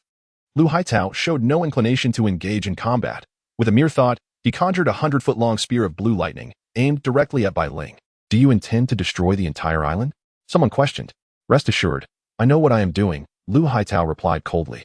His gaze flicking briefly to the questioner before returning to Bai Ling confounded. He wondered why Bai Ling remained unfazed in the face of his formidable technique. Did this demoness have a hidden card up her sleeve? Regardless, he decided to test her limits. Boom. In an instant, the thunderous spear descended toward Bai Ling at an angle, lightning illuminating the sky as if a divine dragon were descending. Bai Ling remained as steady as a mountain, using her massive silver tail, which had shattered Lu Haitao's palm force, to entwine around the spear's shaft, twisting with force. The lightning spear was instantly dismantled, rendering it ineffective. How is this possible? Lu Haitao exclaimed, his expression one of shock. Although he had not exerted his full strength, that strike should not have been so easily dispelled. After all, he was also an emperor-level powerhouse. How could he be humiliated by a mere demoness? The onlookers were equally astonished. Could it be? That level of offensive power was effortlessly blocked. One must not underestimate her. No wonder that young man dared to defy the emperor. With such an extraordinary protector, I would likely be even more arrogant. However, in my view, he still engages in reckless behavior. Why? If those two were to clash, do you think he would have the chance to look after himself? A mere residual force could obliterate him. Chapter 212, The Primordial Human Clan. Chen Mu, who had lost his patience. Chen Mu was neither a demon clan member nor particularly old. No one associated him with the term powerful. They believed his presence here was solely due to Bai Ling's protection. Otherwise, surviving the beasts lurking in the dense forests of this isolated island would have been a significant challenge. Damn it! Lu Haitao erupted in fury, his rage boiling over. This humiliation was intolerable. Crackling thunder echoed as towering thunder spears rapidly coalesced around him, numbering 20 or 30. Stop! Do you truly wish to destroy this place? Emperor Qian Jian attempted to intervene, hoping to prevent Lu Haitao from wrecking the imminent opportunity for inheritance. Boom, boom, boom. However, it was too late. Lu Haitao pressed his palms down, unleashing a rain of spears, all aimed solely at Bai Ling. His expression was twisted with malice. I want to see if you can withstand this attack. He displayed none of the dignity befitting an emperor. Rather, he resembled a foolish clown. Nevertheless, his display left a profound impression on the crowd, instilling a sense of awe. They couldn't help but marvel. Is this the might of an emperor? How exaggerated. They found themselves sweating for Bai Ling, pondering whether even she, as strong as she was, could withstand such a cataclysmic strike. Yet, Bai Ling remained icy. Her gaze sharper than ever, devoid of any emotion. Her 9 tails emerged, shading the heavens. They danced wildly in the air. With a casual flick, she shattered and sent the thunder spears flying thousands of meters away. It was too effortless. This was an entirely different concept from what Lu Haitao had envisioned, leaving him frozen in disbelief. Could it be that the demon clan could also attain Dao and become emperors? Was this demoness' strength actually superior to his? While he was perplexed, Chen Mu had already arrived before the divine slayer's sword. He raised his hand, placing his palm near the sword's hilt. Boom! A tremor rippled through the air, shredding the verdant plants that had grown upon the hilt, revealing the sword's true form, gleaming with golden light, inscribed with mysterious and sacred runes. Was that the hilt of a sword? How could such a massive sword exist? Who could wield it? Could it truly be, as the legends say, that the giant once possessed vitality? According to your statement, this must be the cardiac region. From the manner in which he collapsed, it does not appear to be a suicide. Rather, it resembles a murder. Could it have been with this sword that his assailant struck him down? No, it must have been a deity, perhaps. If such a being truly exists, do we still have any hope of survival? Curiosity, fear, and excitement intertwine within the hearts of all present. Chen Mu has begun to investigate the truth behind it all, particularly the origins of this god-slaying sword. He learns that this sword was wielded by a figure named Di Tian from the ancient human clan, a formidable warrior of that tribe. In contrast, the giantess body, while also belonging to the ancient human clan, was part of a rival tribe, opposing Di Tian. The giant's defeat led to his body transforming into mountains and rivers, giving rise to a new human race. Is this the natural order? Does heaven truly favor the nurturing of life? How could that be? Everything seems orchestrated by unseen forces. Suddenly, the ground trembles violently beneath Chen Mu's feet. A flash of white light flickers at the corner of his eye, blindingly intense. It is Lu Haitao, cornered and desperate, raising his hands high to converge his immense power into a towering lightning spear. He channels the majority of his cultivation into this weapon, clearly intending to engage in a life-and-death struggle with Bai Ling. He cannot believe that such an attack would fail to vanquish a mere beast. Today, you shall surely perish. With a resounding crash, space tears apart, and the heavens shake as the lightning spear descends with fury. Bai Ling reacts swiftly, transforming into her 9-tailed fox form, entwining her tails around the spear, engaging in a fierce contest of strength. Good heavens! A true 9-tailed fox. How divine she appears. This spirit beast, nay, this divine beast, commands immense power. The two forces seem evenly matched. But how is that possible? Upon closer inspection, the emperor appears to be struggling, his complexion pale, sweat beading on his brow. As the two forces collide in midair, the land beneath them bears the brunt of such immense pressure, cracking like a spider's web. Bottomless chasms appear everywhere, mountains crumbling in plain sight, a scene reminiscent of apocalyptic desolation. The other 7 emperors hastily retreat, unwilling to be caught in the fray. Let them battle it out. Perhaps the fisherman will reap the rewards.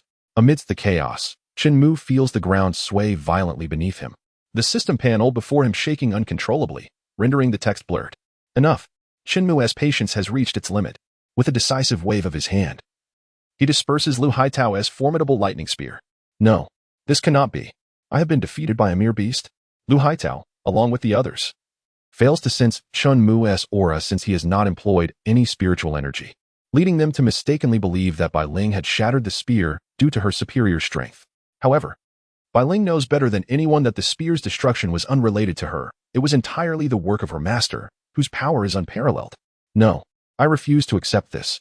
Again, Lu Haitao attempts to reform the spear, but before he can finish his thought, he realizes that Chen Mu has appeared before him, having traversed 100 meters in an instant. His arm is raised high. You haven't had enough, have you? Smack. A resounding slap lands on Lu Haitao's face. Yet, what follows is even more astonishing. Boom. Lu Haitao's body explodes under that single slap, transforming into a vast cloud of blood mist. How could this happen? He exhibited no trace of spiritual energy. How did he manage to slay an emperor with a mere slap? To kill an emperor without drawing upon spiritual energy, relying solely on brute strength? Surely this cannot be real. My head aches. Some individuals, overwhelmed by the surreal turn of events, clutch their heads and crouch in agony. With Lu Haitao's demise, Bai Ling fears she may have angered Chen Mu, hastily reverting to her human form. She believes her slow reaction displeased her master, prompting him to personally eliminate the human. In this tense atmosphere, Wu Qingyi approaches, placing a reassuring hand on Bai Ling's shoulder, gently patting her as she smiles. Do not worry, it is not your fault. That fool provoked our master, and thus he met his end. Provoke the master.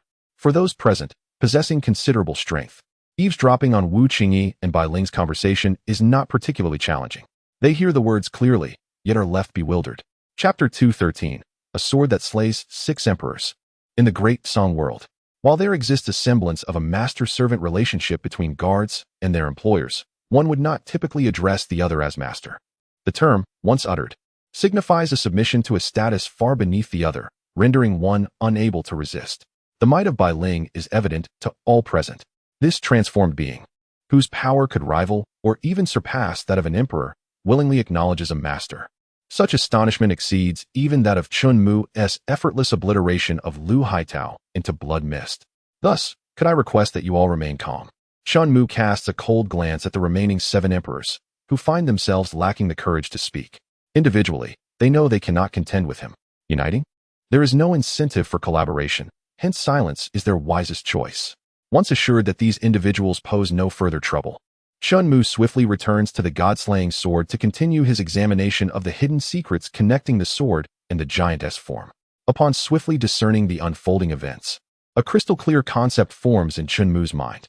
This giantess form resembles a vessel, within which he and others, including beasts, are akin to venomous insects trapped inside. The sole distinction may lie in the choice to evade conflict, to avoid becoming the king of these venomous creatures. The ascension to godhood is not as he previously understood, transcending from the Zhongxian realm or Zhongling realm to other greater worlds, but rather, it entails breaking free from the giantess form. Previously, when Chen Mu consulted the system map of this world, he only examined the first layer. Thus, no matter how he looked at it, outside the giantess form, there existed only an endless sea. In the second layer, a far grander world lies, the true upper realm. The purpose behind the ancient human clan's actions? Naturally, to cultivate unparalleled warriors for their own use. Presently, the ancient human clan has grown weak within the great Song world, compelled to unite against external threats and utilize the corpses of fallen kin to forge new champions, all in a desperate bid to survive. So, we are merely pawns on a chessboard? Chen Mu chuckles at the irony. The great Song world? The ancient human clan? This is becoming rather intriguing. Having grasped the entirety of the situation, Chen Mu closes the system panel, his gaze settling upon the god-slaying sword before him. For the world of the giantess form, this sword stands as the ultimate artifact. After all, it was only after it pierced the giantess form that the current world came into existence. Such a treasure he cannot afford to overlook. It will undoubtedly prove useful in the future. Raising his hand once more, he places it upon the hilt of the sword. As he does, the god-slaying sword visibly begins to diminish in size, ultimately becoming manageable enough for Chen Mu to grasp with one hand, measuring 7 feet in length. Boom, boom, boom. Upon drawing the sword, the previously restrained sword chi surges forth with a ferocity that shakes the cosmos. Countless individuals, including Bai Ling and Wu Qingyi, are inevitably forced back several paces. What terrifying sword chi! Compared to the #1 sword on the rankings, this is akin to mere scrap. Qianjian, as a sword cultivator emperor, is utterly convinced. Such a treasure, unheard of and unseen. Within that blade may lie other monumental legacies. Would any of you be willing to let such an opportunity slip away? How could they let it go? The chance to ascend to godhood is tantalizingly close. At this moment, Qianjian seizes the opportunity to propose. In that case, shall we join forces to seize the divine sword from him and then share the fortune? The crowd falls silent, hesitant to respond immediately. They are wary of Chen Mu's formidable strength. On the other hand, considering this fortuitous opportunity, if one were to miss it this time, the next chance may be uncertain. Very well, count me in. Ultimately, among the 7, 6 expressed their intent to join forces in seizing the sword, while 1 opted to abstain from participation. The 6 emperors are indeed determined to unite in their quest for the sword. Alas, the allure of this divine blade proves overwhelming. Although his strength is formidable, I suspect it would be quite challenging to contend against 6 emperors simultaneously. Let us be confident. Remove the word perhaps. His earlier triumph over Emperor Lu was merely a result of exhausting the opponent's spiritual energy through attrition. Considering this, it is likely that the 2 of them are currently at their weakest, while the 6 emperors have yet to engage and remain in prime condition. As the conversation progressed, the odds of Chen Mu's victory appeared to dwindle almost to nothing in their eyes. Let us not squander time. Let us eliminate him together. Qianjian was the first to draw forth the esteemed sword, ranked first in his realm, and charged directly at Chen Mu. The remaining 5 emperors, witnessing his action, hesitated no longer and joined the fray with unyielding resolve. Feeling the intense murderous intent from the 6, akin to an unrelenting torrent, Chen Mu lamented, "I truly have been underestimated. Master." Bai Ling and Wu Qingyi, sensing the situation, immediately resolved to rush forward to defend him. Meanwhile, Chen Mu tightened his grip on the god-slaying sword, suddenly pivoting and delivering a vertical strike. The sword's aura surged like the ocean, visibly shattering the fabric of space. In an instant, Qianjian and the other 6 emperors were rendered non-existent, leaving behind a fractured void, dark and endless, marked by the slash of the sword. Goodness! 1 sword slaying 6 emperors? Wait, I am beginning to struggle to discern whether the sword itself is formidable or if he possesses exceptional prowess. Do you believe that even the mightiest artifact can perform wonders if the wielder lacks capability? Could it be that he is also an emperor? Undoubtedly, and perhaps even stronger than the others. The shock of 1 sword defeating 6 emperors was ineffably profound. At that moment, their gazes toward Chen Mu were akin to the reverence one would hold for a deity, save for the fact that they refrained from kneeling in worship. It was not merely a resemblance. It was as if their limbs were numbed by disbelief, rendering them unable to control themselves. Successfully slayed Emperor Qianjian. Congratulations, host, on acquiring the Heavenly Grade Supreme Divine Weapon, the Opening Heaven Sword, Heavenly Grade Supreme White Dragon Armor, Heavenly Grade Supreme. Successfully slayed Emperor Lu Su. Congratulations, host, on acquiring. This strike by Chen Mu yielded considerable rewards. After all, they were emperors, and the guaranteed drop rate of treasures was a blatant advantage, demonstrating its immense value. Without hesitation, he stored everything into his system's inventory. Who else would dare to covet the treasures? Chen Mu surveyed the crowd, casually inquiring. No one had the audacity to respond, burying their heads in submission, fearing that even a glance might lead him to misconstrue their intentions. The remaining emperor, sensing the peril, swiftly opened a portal and made a hasty exit, fully aware that staying any longer could cost him his life. He held his life dear. Noticing that no one dared impede him, Chen Mu resolved that it was time to undertake the so-called ascension to divinity.